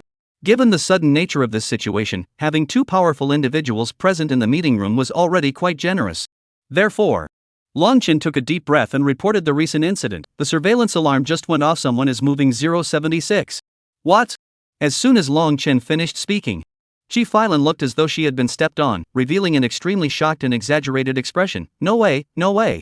Who dares to touch 076? Isn't that like an old man eating arsenic because he thinks his life is too long? Shut up. Compared to Chi Phylan, Qin Tian was clearly more aware of the gravity of the situation. Hearing Chi Phylan still stirring up trouble, he spoke with a displeased tone. You demon, 076 is of utmost importance. Use your abilities immediately and investigate the situation. Upon hearing Qin Tian's words, Chi Phylan rolled her eyes in annoyance. You men have no sense of humor at all. Your wife must be so miserable. However, since 076 is in trouble, this lady won't hold it against you today. As Chi Phylan's voice changed from a effeminate tone to that of a woman, her body immediately emanated an extremely seductive and alluring aura. However, Long Chen, upon seeing this, instinctively took 2 steps back, trying to keep as far away from Chi Phylan as possible. He knew all too well that Chi Phylan, who had activated the mysterious lifeform 045, was now extremely dangerous. Anyone who approached him while he was using his abilities risked being dragged into his virtual world by his bizarre creatures. Ultimately, they would become a part of Chi Phylan's bizarre life. We've confirmed it. 076's relocation wasn't due to theft, it was a voluntary escape. What? Upon hearing Chi Phylan say that this sudden incident was actually 076 escaping on its own, Qin Tian was also taken aback and asked, why would that thing suddenly run away? Chi Phylan narrowed his eyes slightly. According to the information I've uncovered, 076 fled because a guardian appeared in the culture dish of 0187. He is currently frantically investigating 076's information and the truth about our world. And during the recent operation, he successfully obtained 076, South hiding place from Han Ming of the Han family. So, Chi Phylan stopped speaking at this point. But everyone present understood the unspoken meaning behind his words. Qin Tian was even more blunt. Closing 076 without authorization caused it to go into crisis mode. That's already a mistake. The Han family leaked information about 076, causing it to activate its self-preservation mode on its own, that's adding insult to injury. Now, on behalf of the High Table Knights, I announce the verdict. Han Batian, the head of the Han family, failed in his duties and will have his hands severed. Han Ming leaked information all members of the Han Ning lineage are to be executed. Additionally, the Han family must compensate the alliance with 10 billion alliance coins and, within 3 days, eliminate the Watchers to ensure 076 recovers from its panic. As Qin Tian's words fell, Long Chen, though not the first time witnessing the High Table S meetings, he couldn't help but shiver. He realized that the Han family was in big trouble this time. He then asked with a serious expression, "May I ask, sir, who will be sent to the Han family to deliver the imperial decree?" "We will assign." Qin Tian was about to reveal the name. Suddenly, Shi Filan stood up, stretched lazily, and said, "I'm free anyway, I'll go deliver it." Chapter 142, Dealing with the Han family, the nightmare is targeted by two powerful figures. "You?" Shi Filan's words had barely left his mouth. Even Qin Tian's face betrayed a look of surprise. After all, Shi Filan was someone who placed great importance on self-care. Instead of sleeping late at night for beauty, she actually volunteered to go to the Han family to deliver the imperial edict. This was highly unusual. "Can't I go?" Shi Filan slowly turned to Qin Tian with a charming smile. "Of course you can. Why not? If you're going, just go ahead. It'll be better if you're there to keep an eye on things." Qin Tian saw that Shi Filan didn't want to say much, so he didn't ask any further questions. After all, the 11 people at the high table each had their own ulterior motives and secrets. "Little Chen Chen, see you next time." Shi Filan saw that Qin Tian wasn't stopping her, so she didn't bother to linger. She waved at Long Chen and disappeared into the meeting room. After she left, Long Chen shivered and couldn't help but ask, "Senior Qin Tian, did Shi Filan discover something and not tell us everything?" She must have discovered something. Otherwise, that demon Wound T have been so proactive. Qin Tian said sternly. "What about us?" Long Chen narrowed his eyes. "Send someone to investigate what exactly happened inside 0187. Also, try to arrange for someone to capture that guy before the Watchers are dealt with at the Han family." "Got it." Upon hearing Qin Tian's orders, Long Chen didn't hesitate for a moment and immediately left the meeting room to make arrangements. At the same time, inside the Han family mansion, Han Beishan's face was filled with gravity. The incident where Han Ming was dragged into the event by 076 had made him sense something was amiss. Especially since the event had already ended, yet Han Ming had not returned, which made him feel that something major was about to happen.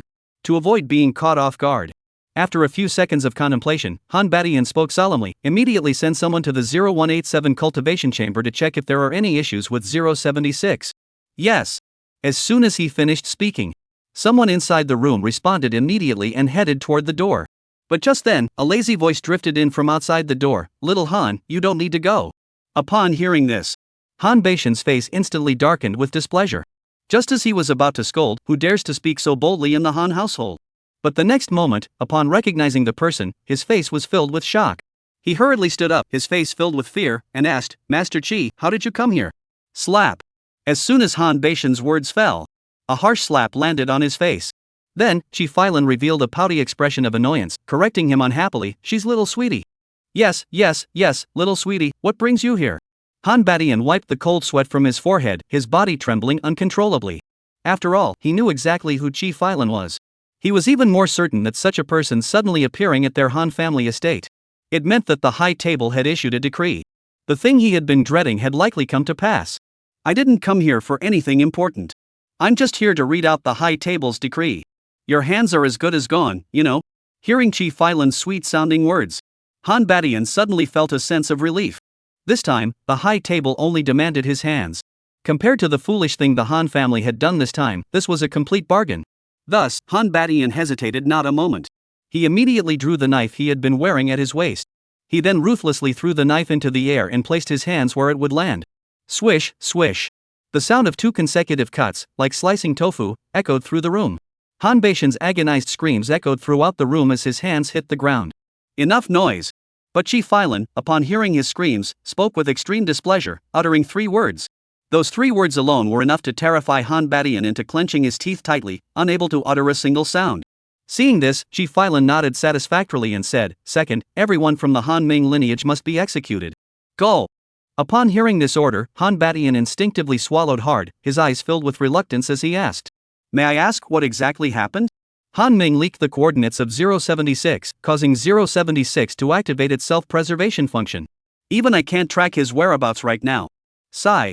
Upon hearing the reason, Han Batian instantly understood that Han Ming, the traitorous scoundrel, deserved his fate. If it weren't for the contributions the Han family had made to the alliance, just based on what that fool Han Ming did, the entire Han family would have been wiped out. Realizing this, Han Batian glared coldly at the frightened Han family members nearby and said slowly, "What are you still standing there for? Hurry up and eliminate every last member of the Han family. Remember, everyone. Even Han Ming's illegitimate children and the mistresses he kept outside must be killed. Do you understand?" "Yes, family head." At that moment, as all the Han family members in the room fled in panic, Chi Filan nodded satisfactorily and said, "You old fool, you're still pretty clever. Since that's the case, I'll continue reading the third decree from the high table. The Han family must compensate the Alliance with 10 billion Alliance coins and must eliminate the Watchers within 3 days. Do you understand?" No questions asked. The Han family absolutely supports any decision made by the high table. Han Batian stood straight and declared his stance. However, as he spoke, his eyes betrayed a seething hatred. But his hatred was not directed at the high table. It was the nightmare that had led the Han family into this dire situation, and Wu Bei. He believed it was all their fault that the Han family had suffered this ordeal.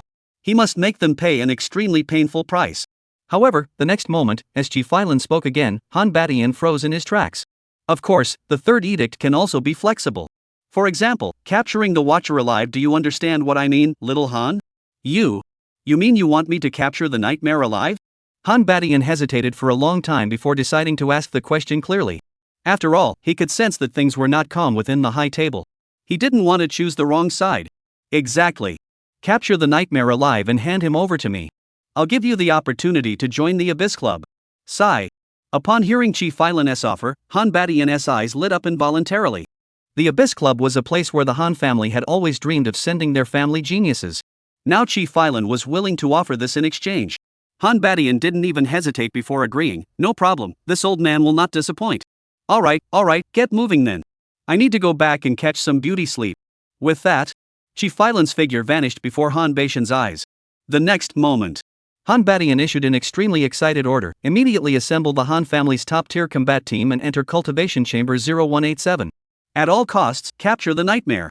Chapter 143, 076 begins to return the favor. Gaoxia enters the scene. At the same time, Wu Bei, unaware of the trouble his investigation had caused, arrived at the Wanyu Internet Cafe in the Southern District. But upon entering, his brows instinctively furrowed. The empty internet cafe was littered with fresh, chaotic footprints. Clearly, someone had already moved all the computers out before he arrived. This made Wu Bei couldn't help but speculate in his heart. Had the hunters beaten him to it? Or had the local trialists just happened to be there by chance? Unable to figure it out, Wu Bei turned his attention to the surveillance cameras inside the internet cafe. Following the surveillance lines, Wu Bei located the switch's position. Upon discovering it was still there, he immediately pulled out his mysterious phone and called Su Lei. After all, Su Lei was a top-notch computer science graduate before the apocalypse. Checking surveillance footage and restoring data were child's play for him. Get a laptop that can access the surveillance footage and head to the Nanshan District 1U Internet Cafe. Hurry up. Got it, I'll take a taxi there right away. 10 minutes later, Su Lei arrived at the Netfish Internet Cafe in a DD car. Boss, which surveillance footage do you need to view? Wu Bei pointed at the switch. I need to know who exactly wiped all the computers here. Su Lei, upon hearing this, didn't hesitate for a moment. He immediately took out an Ethernet cable and plugged it into both the laptop and the switch. However, when Su Lei opened the video files on the switch, he exclaimed in surprise, "Wow, such a professional move." "What do you mean?" Wu Bei, who had heard Su Lei's exclamation, raised his eyebrows instinctively. Su Lei said seriously, "Boss, the surveillance videos here have been formatted. The person who did this is extremely skilled. Can it be recovered?" Wu Bei narrowed his eyes slightly.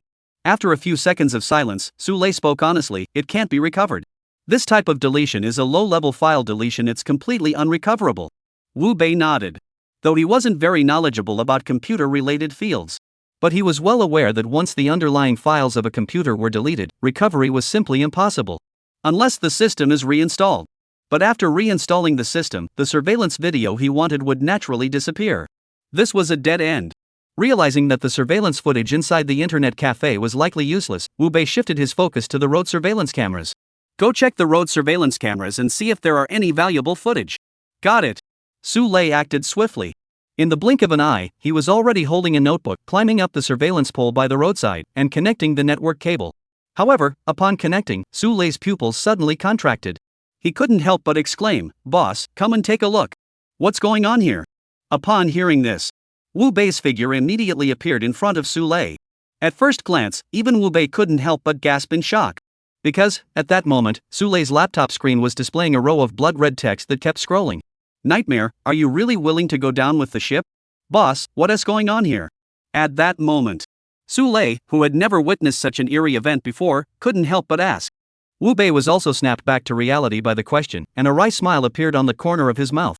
He had originally assumed that the computers here had been taken by either hunters or trialists. But now it seemed clear that the one who had taken the computers in 076 was likely 076 itself. That guy must have sensed that he was investigating it and fled first. Realizing this, Wu Bei slowly turned his head to look at a spherical camera with a 360-degree view in the distance, nodding with a smile. I never intended to go all out against you. We're partners. I was just worried about your safety. Now that I see you've hidden yourself properly, I can rest assured. Wu Bei's words were spoken with genuine sincerity. After all, his investigation into 076 was genuinely aimed at protecting 076. He wanted to prevent the sudden shutdown of the 9th day game from happening again. After all, Wu Bei was well aware that his abilities had allowed him to reach his current level in just 10 days. Besides the power of his system, the majority of his power came from the apocalyptic gear set created by 076. If 076 were to be taken away by others and shut down, where would he obtain the remaining post-apocalyptic gear? Moreover, where would he find the numerous rare items within the game? And now 076 has hidden himself away. This outcome is the perfect ending for Wu Bei, who wants the game to proceed normally. Dong dong. Seeing the surveillance camera from the ball machine, it moved up and down twice. Wu Bei smiled. He understood that the small deal between him and 076 had been finalized. He immediately turned to Su Lei beside him and said, "Let's go." Ha? Su Lei, taken aback, asked, "Boss, aren't we going to continue the investigation?" "No need to investigate further. I've already gotten the answers I wanted." Oh. Hearing Wu Bei say this, Su Lei felt a bit confused. But he still chose to follow Wu Bei's orders. However, just as he was about to close his notebook and leave, suddenly, his laptop began automatically transferring files. Seeing this for the first time, Su Lei exclaimed in surprise, "What the heck is going on?" Wu Bei heard the commotion and instinctively glanced over. In an instant, he realized that 076 was returning the favor. "Open that file and take a look." "Alright." Su Lei acted quickly, opening the file almost as soon as Wu Bei finished speaking. The next instant, a video clip appeared before his eyes. Upon seeing this, Su Lei instinctively furrowed his brows. "Isn't this the Antarctic ice sheet?" Upon hearing this, Wu Bei's expression grew extremely serious. 076 was showing him the Antarctic glacier at this moment. It was likely a warning that more hunters had entered the area. Moreover, this group of hunters was likely very powerful. Otherwise, 076 would never have issued an early warning. The situation turned out exactly as Wu Bei had anticipated. Just as he focused his gaze on the video feed, 5 figures appeared on the glacier. 3 men and 2 women. Even from their demeanor alone, it was clear that these 5 were far more powerful than the hunters who had entered earlier. Not to mention the luxurious equipment they were wearing. Just as Wu Bei was contemplating whether he should spend more money to upgrade himself, suddenly, the surveillance footage changed again. Su Lei, who had been closely watching the surveillance footage, couldn't help but exclaim in shock, "What the hell? How are the Han family still alive?" Hearing this, Wu Bei looked back at the surveillance footage. Then, his eyes flashed with blazing anger. Because, among the group of Han family members who had entered their world, he recognized a figure he knew all too well. Han Lingxue. Chapter 144, Strength Once Again Enhanced, Exploring the 4th Mental Hospital. And this Han Lingxue gave Wu Bei an extremely familiar feeling. Clearly, it was this person who had subjected him to relentless torture during the latter half of his previous life. Thinking of this, Wu Bei, unable to suppress the murderous intent in his heart, slowly shifted his gaze to the monitor. He spoke without a trace of emotion. "The activities for the 11th day will proceed as normal, right?" The surveillance camera froze for a few seconds. Then the camera began to move up and down. Wu Bei, seeing this, flashed a murderous glint in his eyes and asked again, "Can you bring them all into the activity?" The camera moved again. Seeing this, Wu Bei smiled. He then turned to Su Lei and said, "How did you sell the equipment I gave you earlier?" Startled by the sudden question, Su Lei snapped out of Wu Bei's odd behavior and replied, "All sold. A total of 3 billion spirit coins." "Only 300 million? Hearing this number, Wu Bei unconsciously furrowed his brows. After all, with his talent, 300 million could only be converted into 300 points in total attributes. Even with his isolated and helpless talent, it would only be 750 points. To survive the upcoming struggle against the real world with his current attributes, clearly, it was insufficient. Therefore, Wu Bei pulled out his mysterious phone and proactively contacted Li Weiman. Soon, Li Weiman's serious voice came through the phone. "What's going on?" Wu Bei didn't bother to hide anything from Li Weiman. He got straight to the point. A powerful hunter has entered our world. I need some spirit money. How much do you have? Upon hearing this, Li Weiman realized that the hunters who had entered this time were undoubtedly extremely powerful. Otherwise, given the nightmare's current size, it would never have come to him for such a request. At the moment, I only have 500 million spirit coins, and I was planning to use them to settle debts. Upon hearing this number, Wu Bei knew that this money was what Li Weiman had set aside for his true master. But now, the situation was urgent. Wu Bei didn't feel like playing along with Li Weiman. He cut to the chase. I'm friends with Wu Bei. Give me the money first, and I'll trade him for the equipment. All right. Upon hearing that Nightmare and Wu Bei were friends, Li Weiman couldn't hide the smile on his face. Without any hesitation, he chose to believe Meng Yan's words. Soon, 500 million in Joss money was directly transferred into his mysterious account. Wu Bei glanced at the additional 800 million Joss money in his account but did not immediately activate his innate ability to enhance himself. Instead, he muttered to the system in his mind, add the evolution points to isolated and helpless. Ding, congratulations, host.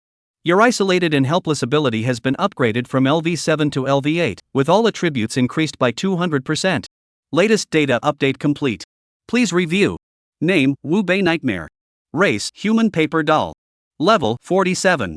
Health points, 504,000. Strength, 2,800 plus 5,600. Agility, 2,800 plus 5,600. Mental strength, 2,800 plus 5,600.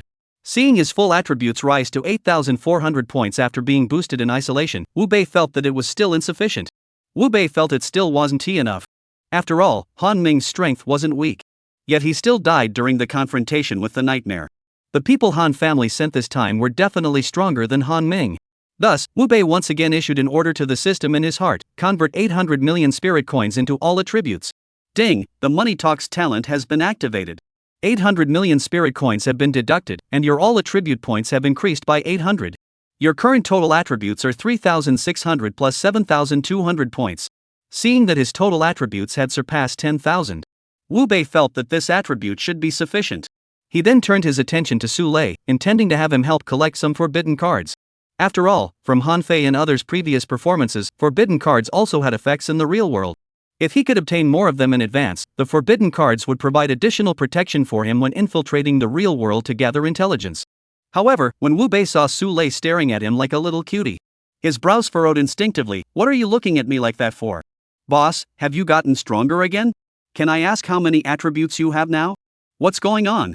Wu Bei raised an eyebrow. Su Lei didn't hide anything and said seriously, I discovered a dungeon, but the entry requirement is that the highest attribute must be 5,000 points. Oh? Upon hearing Su Lei's words, a look of surprise flashed across Wu Bei's face. After all, in his previous life, he had never heard of this type of dungeon. He immediately raised his eyebrows and asked, where is that dungeon? It's at the 4th hospital in Jiangqing City. Whoa! Upon hearing the words 4th hospital, even Wu Bei couldn't help but suck in a cold breath.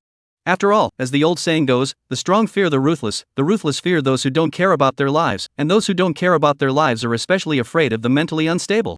The 4th hospital, the name doesn't seem to reveal anything unusual. But anyone who has lived in Jiangqing City for a long time knows. This place is the largest mental hospital in Jiangqing City.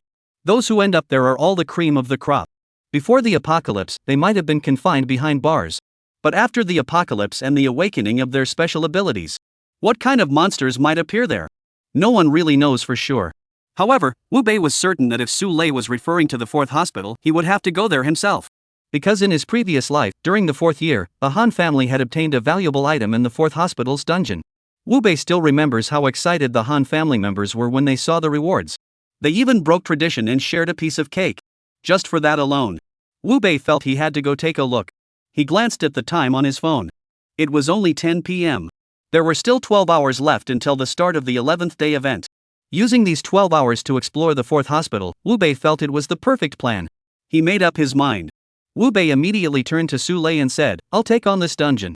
Help me acquire these cards from the player community. Seeing the black card Wu Bei pulled out from his eerie phone, Su Lei asked in a daze, Boss, what kind of card is this? How much should we pay for them?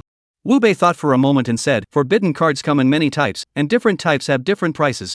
For the ordinary ones, just give whatever you think is fair. For the good ones, it's up to your discretion. He could sense the ruthless intent in Wu Bei's words. Su Lei's eyes also gleamed with a bloodthirsty light. I know what to do now, boss. Alright, go handle it. I need to head to the 4th hospital to see what kind of monsters are lurking there. Chapter 145, Wu Bei enters the mental hospital, and he's completely shocked. Ding, congratulations on discovering a hidden dungeon. Your attributes have exceeded 5,000 points, allowing you to enter. Are you sure you want to enter? Half an hour later, Wu Bei arrived at the 4th mental hospital in the Dongdong district of Zhangcheng City by DD ambulance. As soon as he stepped through the hospital gates, a chilling warning sound echoed in his mind. Confirm. Wu Bei didn't hesitate and nodded in agreement. However, upon entering the facility, even Wu Bei was momentarily stunned. On the way there, he had thought the admission criteria were so strict because mental patients were inherently dangerous. Add to that the fact that, after the apocalypse, no one had bothered to control them, turning the place into a den of demons. But upon entering, Wu Bei realized he was wrong. And his mistake seemed rather absurd. The scene before him wasn't as gloomy as he had imagined. Instead, it gave him the feeling of having entered a fairy tale world. A colorful sky was dotted with clouds that looked like cotton candy. The trees lining the roads were now adorned with all sorts of candies. What shocked Wu Bei the most was the hospital building where the mentally ill patients were confined. It was staring at him with wide, curious eyes. This shocking scene was something he had never seen in his entire life. This made Wu Bei instantly realize that the admission requirements here, which required 5,000 attribute points, were probably a bit too low. After all, judging by the environment alone, the mentally ill patients here seemed to be quite severely ill. There were definitely some individuals here with terrifying innate abilities. Just as Wu Bei was deep in thought, suddenly, the fairy tale-like hospital was filled with a hysterical scream. The abrupt noise immediately caught Wu Bei's attention. He then saw a doctor in a white coat, his face filled with terror, running out of the mouth of the strange building. The terrified expression on his face, coupled with his occasional glances back, instantly made Wu Bei realize that he must have encountered something extremely terrifying inside the hospital building. Just as Wu Bei was about to intercept him and ask what had happened, the street, which had been as vibrant as a rainbow, suddenly began to tremble. In the next instant, a terrifying giant foot descended from the void, landing precisely on the doctor's body, reducing him to a pulp on the spot. Witnessing this scene, even Wu Bei couldn't help but let out a curse. Because the owner of this terrifying giant foot was none other than a super beast from the Ultraman universe, Zaijin. Looking at the creature, it stood over 70 meters tall. Wu Bei thought to himself, mentally ill people are truly terrifying. Such a monstrous creature could actually be created. What a complete lack of martial arts ethics. Just as Wu Bei was contemplating whether to find a place to hide, the super beast rampaging inside the hospital, Zaijin, seemed to have spotted Wu Bei. Without thinking, it opened its mouth and spat a terrifying flame toward Wu Bei. Damn it! Wu Bei cursed under his breath and dodged quickly. At the same time, he activated the system's scanning function. Name, Jigen Phantom. Health, 1 million. Strength, 7,500. Agility, 100. Mental power, 100. Character description: this creature is manifested through innate ability, and the strength of its attributes is related to the mental strength of the trialist. Phew! This thing just looks scary. After reviewing Zaijin's detailed attributes, Wu Bei couldn't help but sigh in relief. After all, he had watched Ultraman before.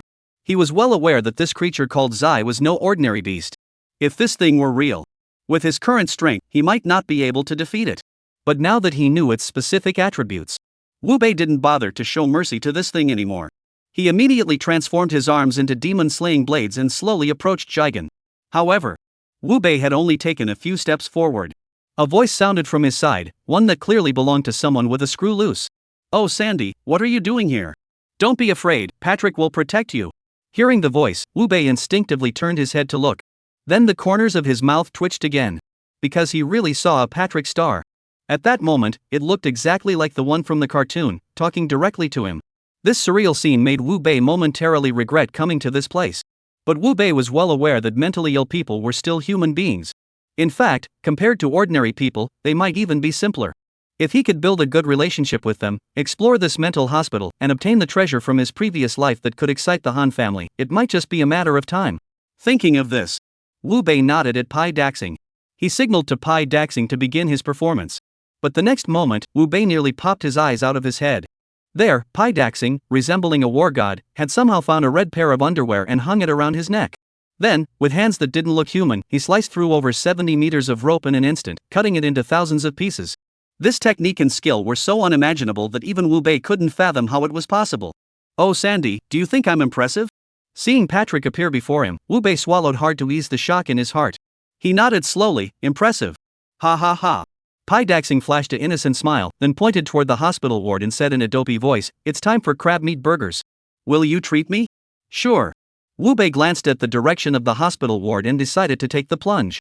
After all, this dungeon was so bizarre that Wu Bei had begun to doubt whether this was something a mere trial participant could have created. It was highly likely that there were mysterious treasures here that even he didn't know about. He had to go inside and see what was going on. 5 minutes later, Wu Bei followed Pai Daxing into the hospital ward.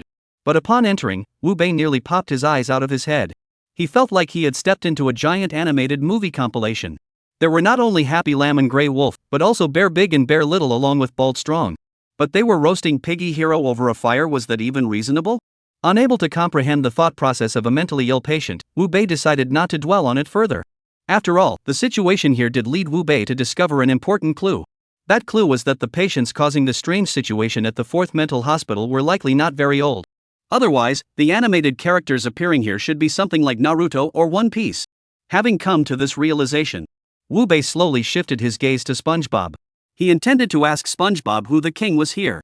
But before he could speak, suddenly, Piggy Hero, who was being roasted over a fire, revealed a look of fear in his eyes, a fear only humans could feel, and shouted at Wu Bei, "Save me! Quick, save me!" Chapter 146, The 099 exist in a mental hospital. What the hell is going on? Seeing Piggy Hero's expression, it was clearly more human-like. Wu Bei's face also betrayed disbelief. After all, he had just scanned the super beast outside. He was certain that the monster had been created through fantasy. But this Piggy Hero, whether it was his voice, his gaze, or his anxious expression, was indistinguishable from a human. This caused Wu Bei's expression to grow serious immediately. He felt that the situation here might be more complicated than he had imagined. To figure out what was going on here, he would have to continue scanning their identity information. With that thought, Wu Bei activated the system's scanning function once more. Name, Zheng Kai. Level, 43. Strength, 5,100. Agility, 3,700. Spirit, 3,600. Awakened Gene, Hanged Ghost. Sigh. Upon seeing the words Awakening Gene, Wu Bei's pupils suddenly contracted. After all, humans with awakened genes are all hunters who have come from the real world. But instead of causing trouble for themselves, they had come to this mental hospital. This made Wu Bei immediately realize that the treasures here might even be more valuable than his own. Thinking this, Wu Bei decided to disguise himself as Piggy Hero's superior and obtain the information he wanted from him. Zheng Kai, you've really let the organization down. A simple task, and you messed it up like this? Swish. As the words Zheng Kai came out of Wu Bei's mouth, Zheng Kai, now transformed into Piggy Hero, was so excited that tears were about to stream down his face. He felt that since the person knew his name, it must be because his distress signal had been sent out. He hurriedly explained, "Sir, the situation here is far more complicated than we initially anticipated. 099 has been activated and is now in the hands of an extremely dangerous psychopath. And this damn psychopath is being controlled by the director of the institution. I can't trick 099 into coming here. Please explain to the organization that it's not my incompetence. The situation here is simply too difficult to resolve." Sigh. After hearing Zheng Kai's explanation, Wu Bei couldn't help but suck in a cold breath. Before coming here, he had imagined that the treasures here must be extraordinary. But now, hearing the number 099, he still found it utterly shocking. After all, treasures that could be referred to by numbers were, like 076, legendary enigmatic lifeforms. He never imagined that such treasures could exist here. At that moment, Wu Bei finally understood why the Han family from his previous life had been so excited after obtaining that treasure. Damn it, who wouldn't be excited if they obtained a mysterious lifeform? Thinking of this, Wu Bei, who wanted to control 099, immediately fixed his gaze on Zheng Kai. He spoke in a low voice, "Where are they now?" Zheng Kai had no idea that the person who had just called him by name was not part of their organization. Thinking that his distress signal had been received, Zheng Kai answered without hesitation, "They're in the director's office on the 3rd floor." The director's office? Upon hearing the address, Wu Bei instinctively glanced at the corridor. Upon noticing the elevator there, he didn't hesitate and headed in that direction. However, his actions caused Zheng Kai to grow anxious and blurt out, "Sir, I can't hold on anymore. Won't you save me first?" Facing Zheng Kai's question, Shen Lang glanced at Pai Daxing and the others. He smiled and shook his head, "I can't take the kids' crab cakes. You're on your own." After saying that, Wu Bei gave Pai Daxing and the others a knowing glance before smiling and stepping into the elevator. After all, when he had scanned Zheng Kai earlier, he had also scanned Pai Daxing and the others. He realized these guys were just pitiful souls abandoned here by their families. Now they had finally found some happiness. There was no reason to disrupt their happiness for the sake of a hunter. Ding! As the elevator doors opened. Wu Bei also arrived on the third floor of the hospital ward. As soon as he stepped out of the elevator, he immediately noticed that the temperature on the third floor was much colder than on the first floor. Clearly, something was amiss on this floor. And the level of strangeness was no small matter.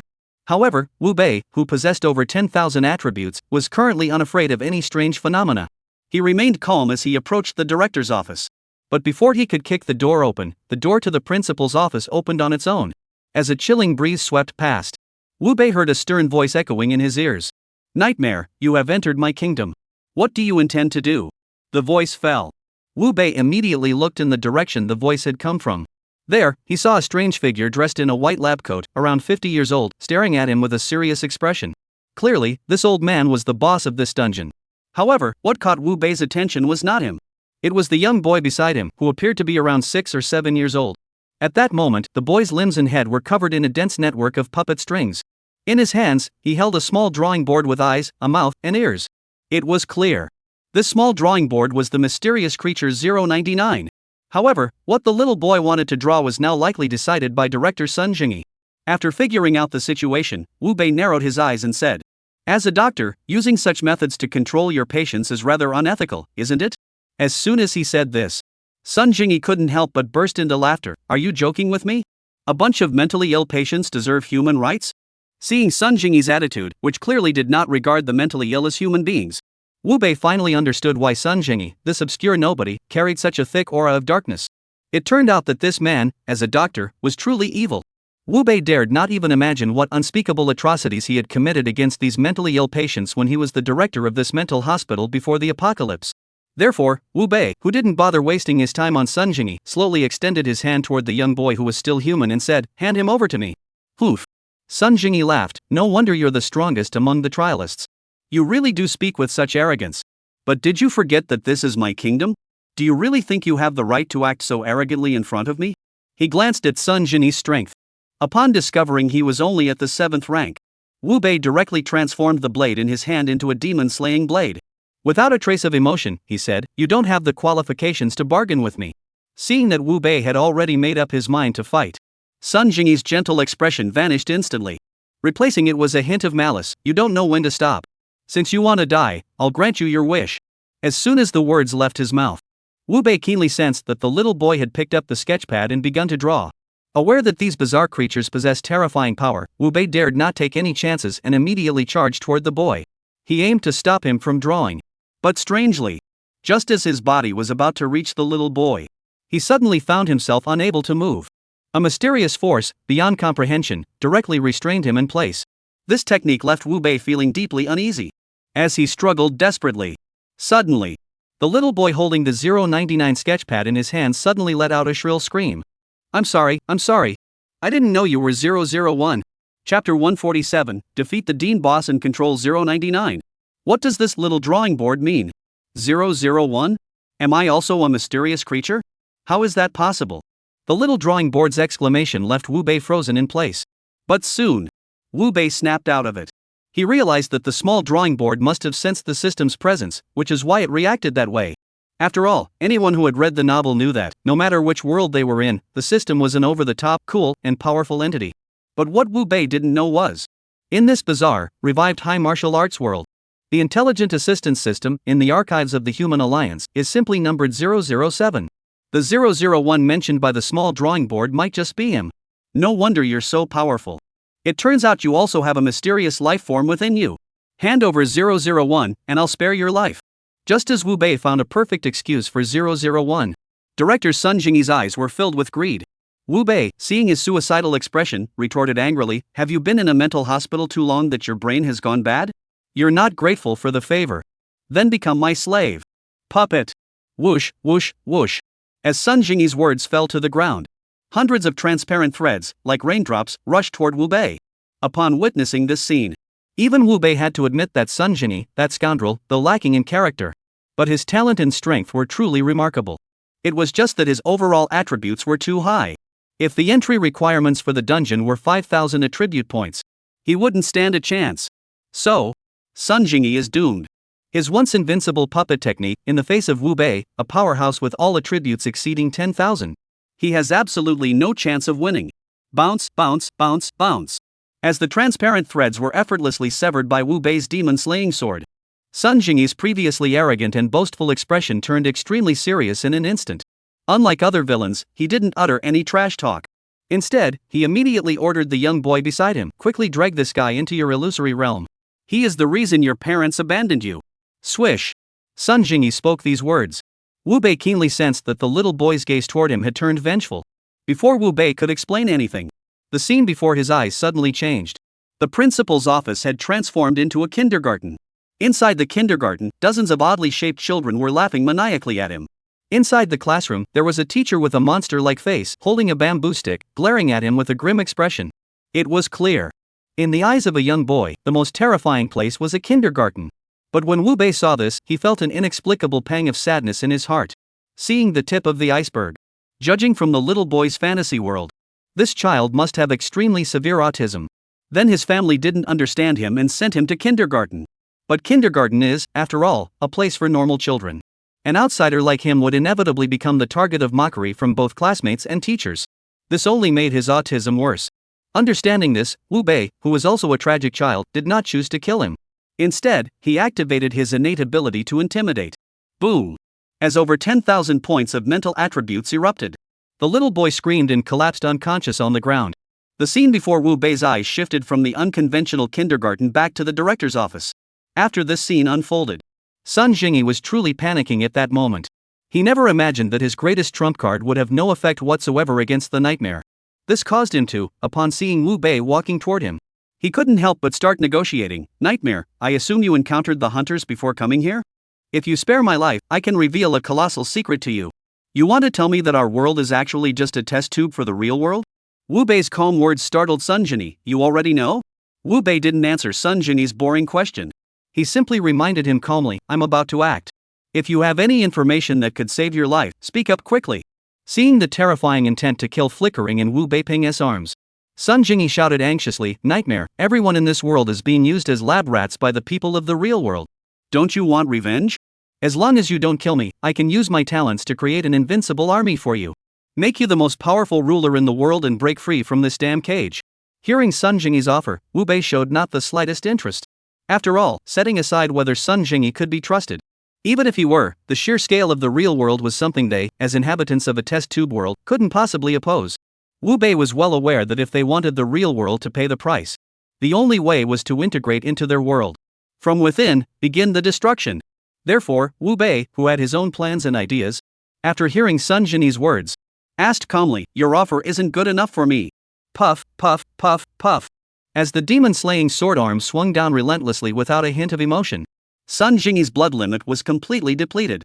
He glanced at the equipment that had dropped from Sun Jingyi. He found nothing of special value.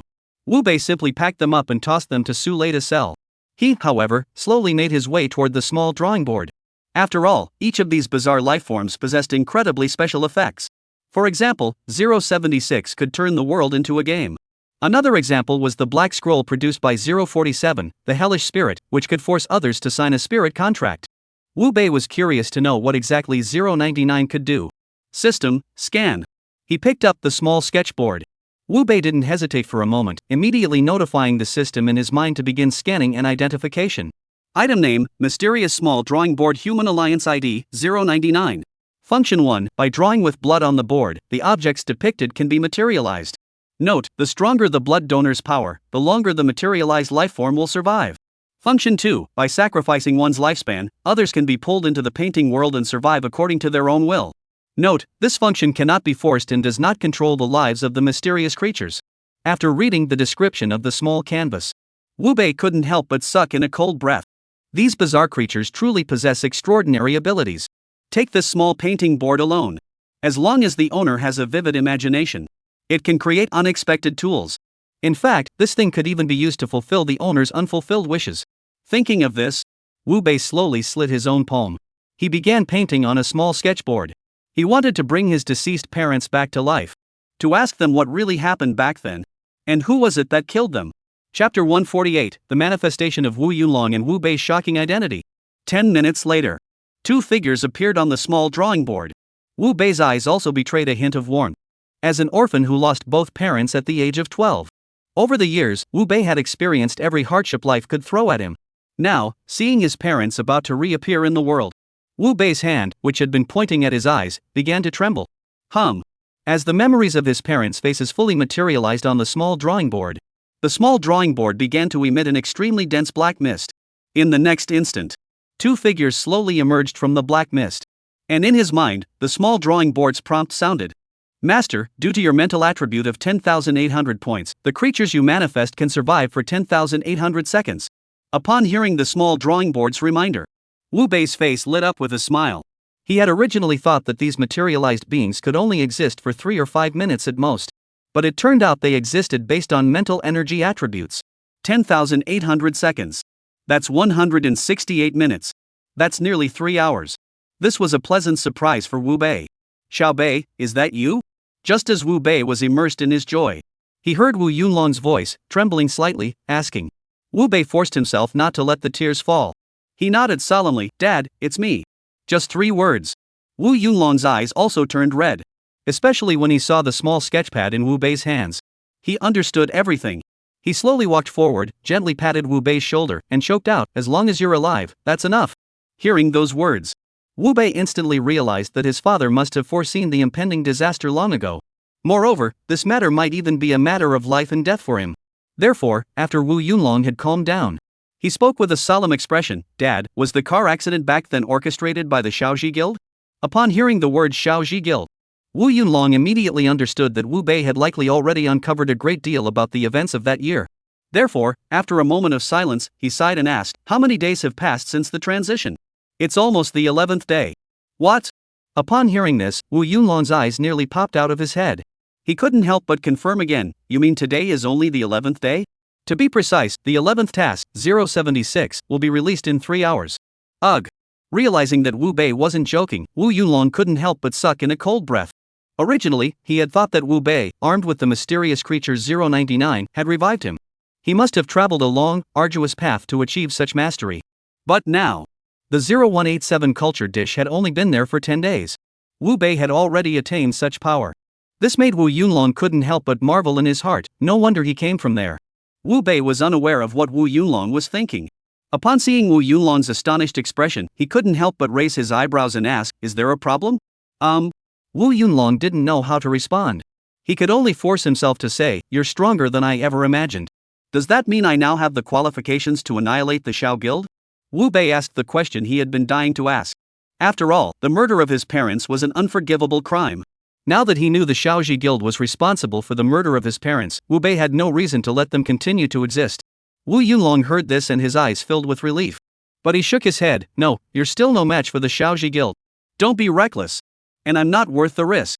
What do you mean? Wu Bei looked at Wu Yunlong's ashamed expression and instinctively raised his eyebrows. He felt that his parents seemed to have some issues as well. Otherwise, after being revived, why hadn't his mother said a single word? Even the look in her eyes had become utterly vacant. As if she had lost her soul? Wu Yunlong noticed that Wu Bei had already sensed his mother's unusual behavior. A bitter smile involuntarily appeared on his face as he said, since you've already investigated the Shaoji Guild, you must be aware of the situation in your world. I won't keep it from you anymore. In truth, you are not my biological son. Your mother is merely my contract-bound spirit pet. What? Upon hearing Wu Yunlong's response, Wu Bei nearly popped his eyes out of his sockets. He wasn't Wu Yunlong's biological son? His mother was just a demon pet? Then who was he? Could it really be as the small painting board had said? Is he the mysterious creature numbered 001? Feeling that this answer was cruel, Wu Bei's voice trembled as he said, Dad, this joke isn't funny at all. I wasn't joking. Wu Yunlong took a deep breath and said, back then, I was just a member of the Shaoji Guild's exploration team. While following the guild on an exploration mission, we accidentally entered a dungeon labyrinth. Inside, we encountered an unprecedentedly brutal battle. Almost all the members of the team were killed there. I was the only one who survived, thanks to a young couple who saved me. They brought me out, with the only condition being that I bring you out as well. Back then, I feared that failing the mission would result in punishment from the Shaoji Guild, so I secretly infiltrated the unactivated 0187 cultivation chamber. I had planned to live out the rest of my life here in obscurity, but the Dawn Guild found me anyway. And I didn't want the children I raised with my own hands to be taken away by those monsters, so... Wu Yunlong stopped speaking at this point. But Wu Bei understood what he meant. Wu Yunlong had grown attached to him. Between his own life and Wu Yunlong's, he chose to sacrifice his own life to let Wu Yunlong live. Realizing this, Wu Bei's eyes turned red. Is it worth it? In this world, what is worth it and what isn't? Your parents sacrificed their lives to send you out and save me. I am merely repaying the debt of their kindness from back then. Seeing the look of relief on Wu Yunlong's face, Wu Bei knew that this secret had been weighing heavily on him as well. Now, finally, the secret is out. Wu Yunlong, on the other hand, felt a sense of relief. But Wu Bei found himself in a deep dilemma. Wu Yunlong was saved by his biological parents. But who are his biological parents? Wu Bei, unable to comprehend, remained silent for a long time. He finally asked the question that had been weighing heavily on his mind. Dad, who are my biological parents? And where is that secret realm you went to back then?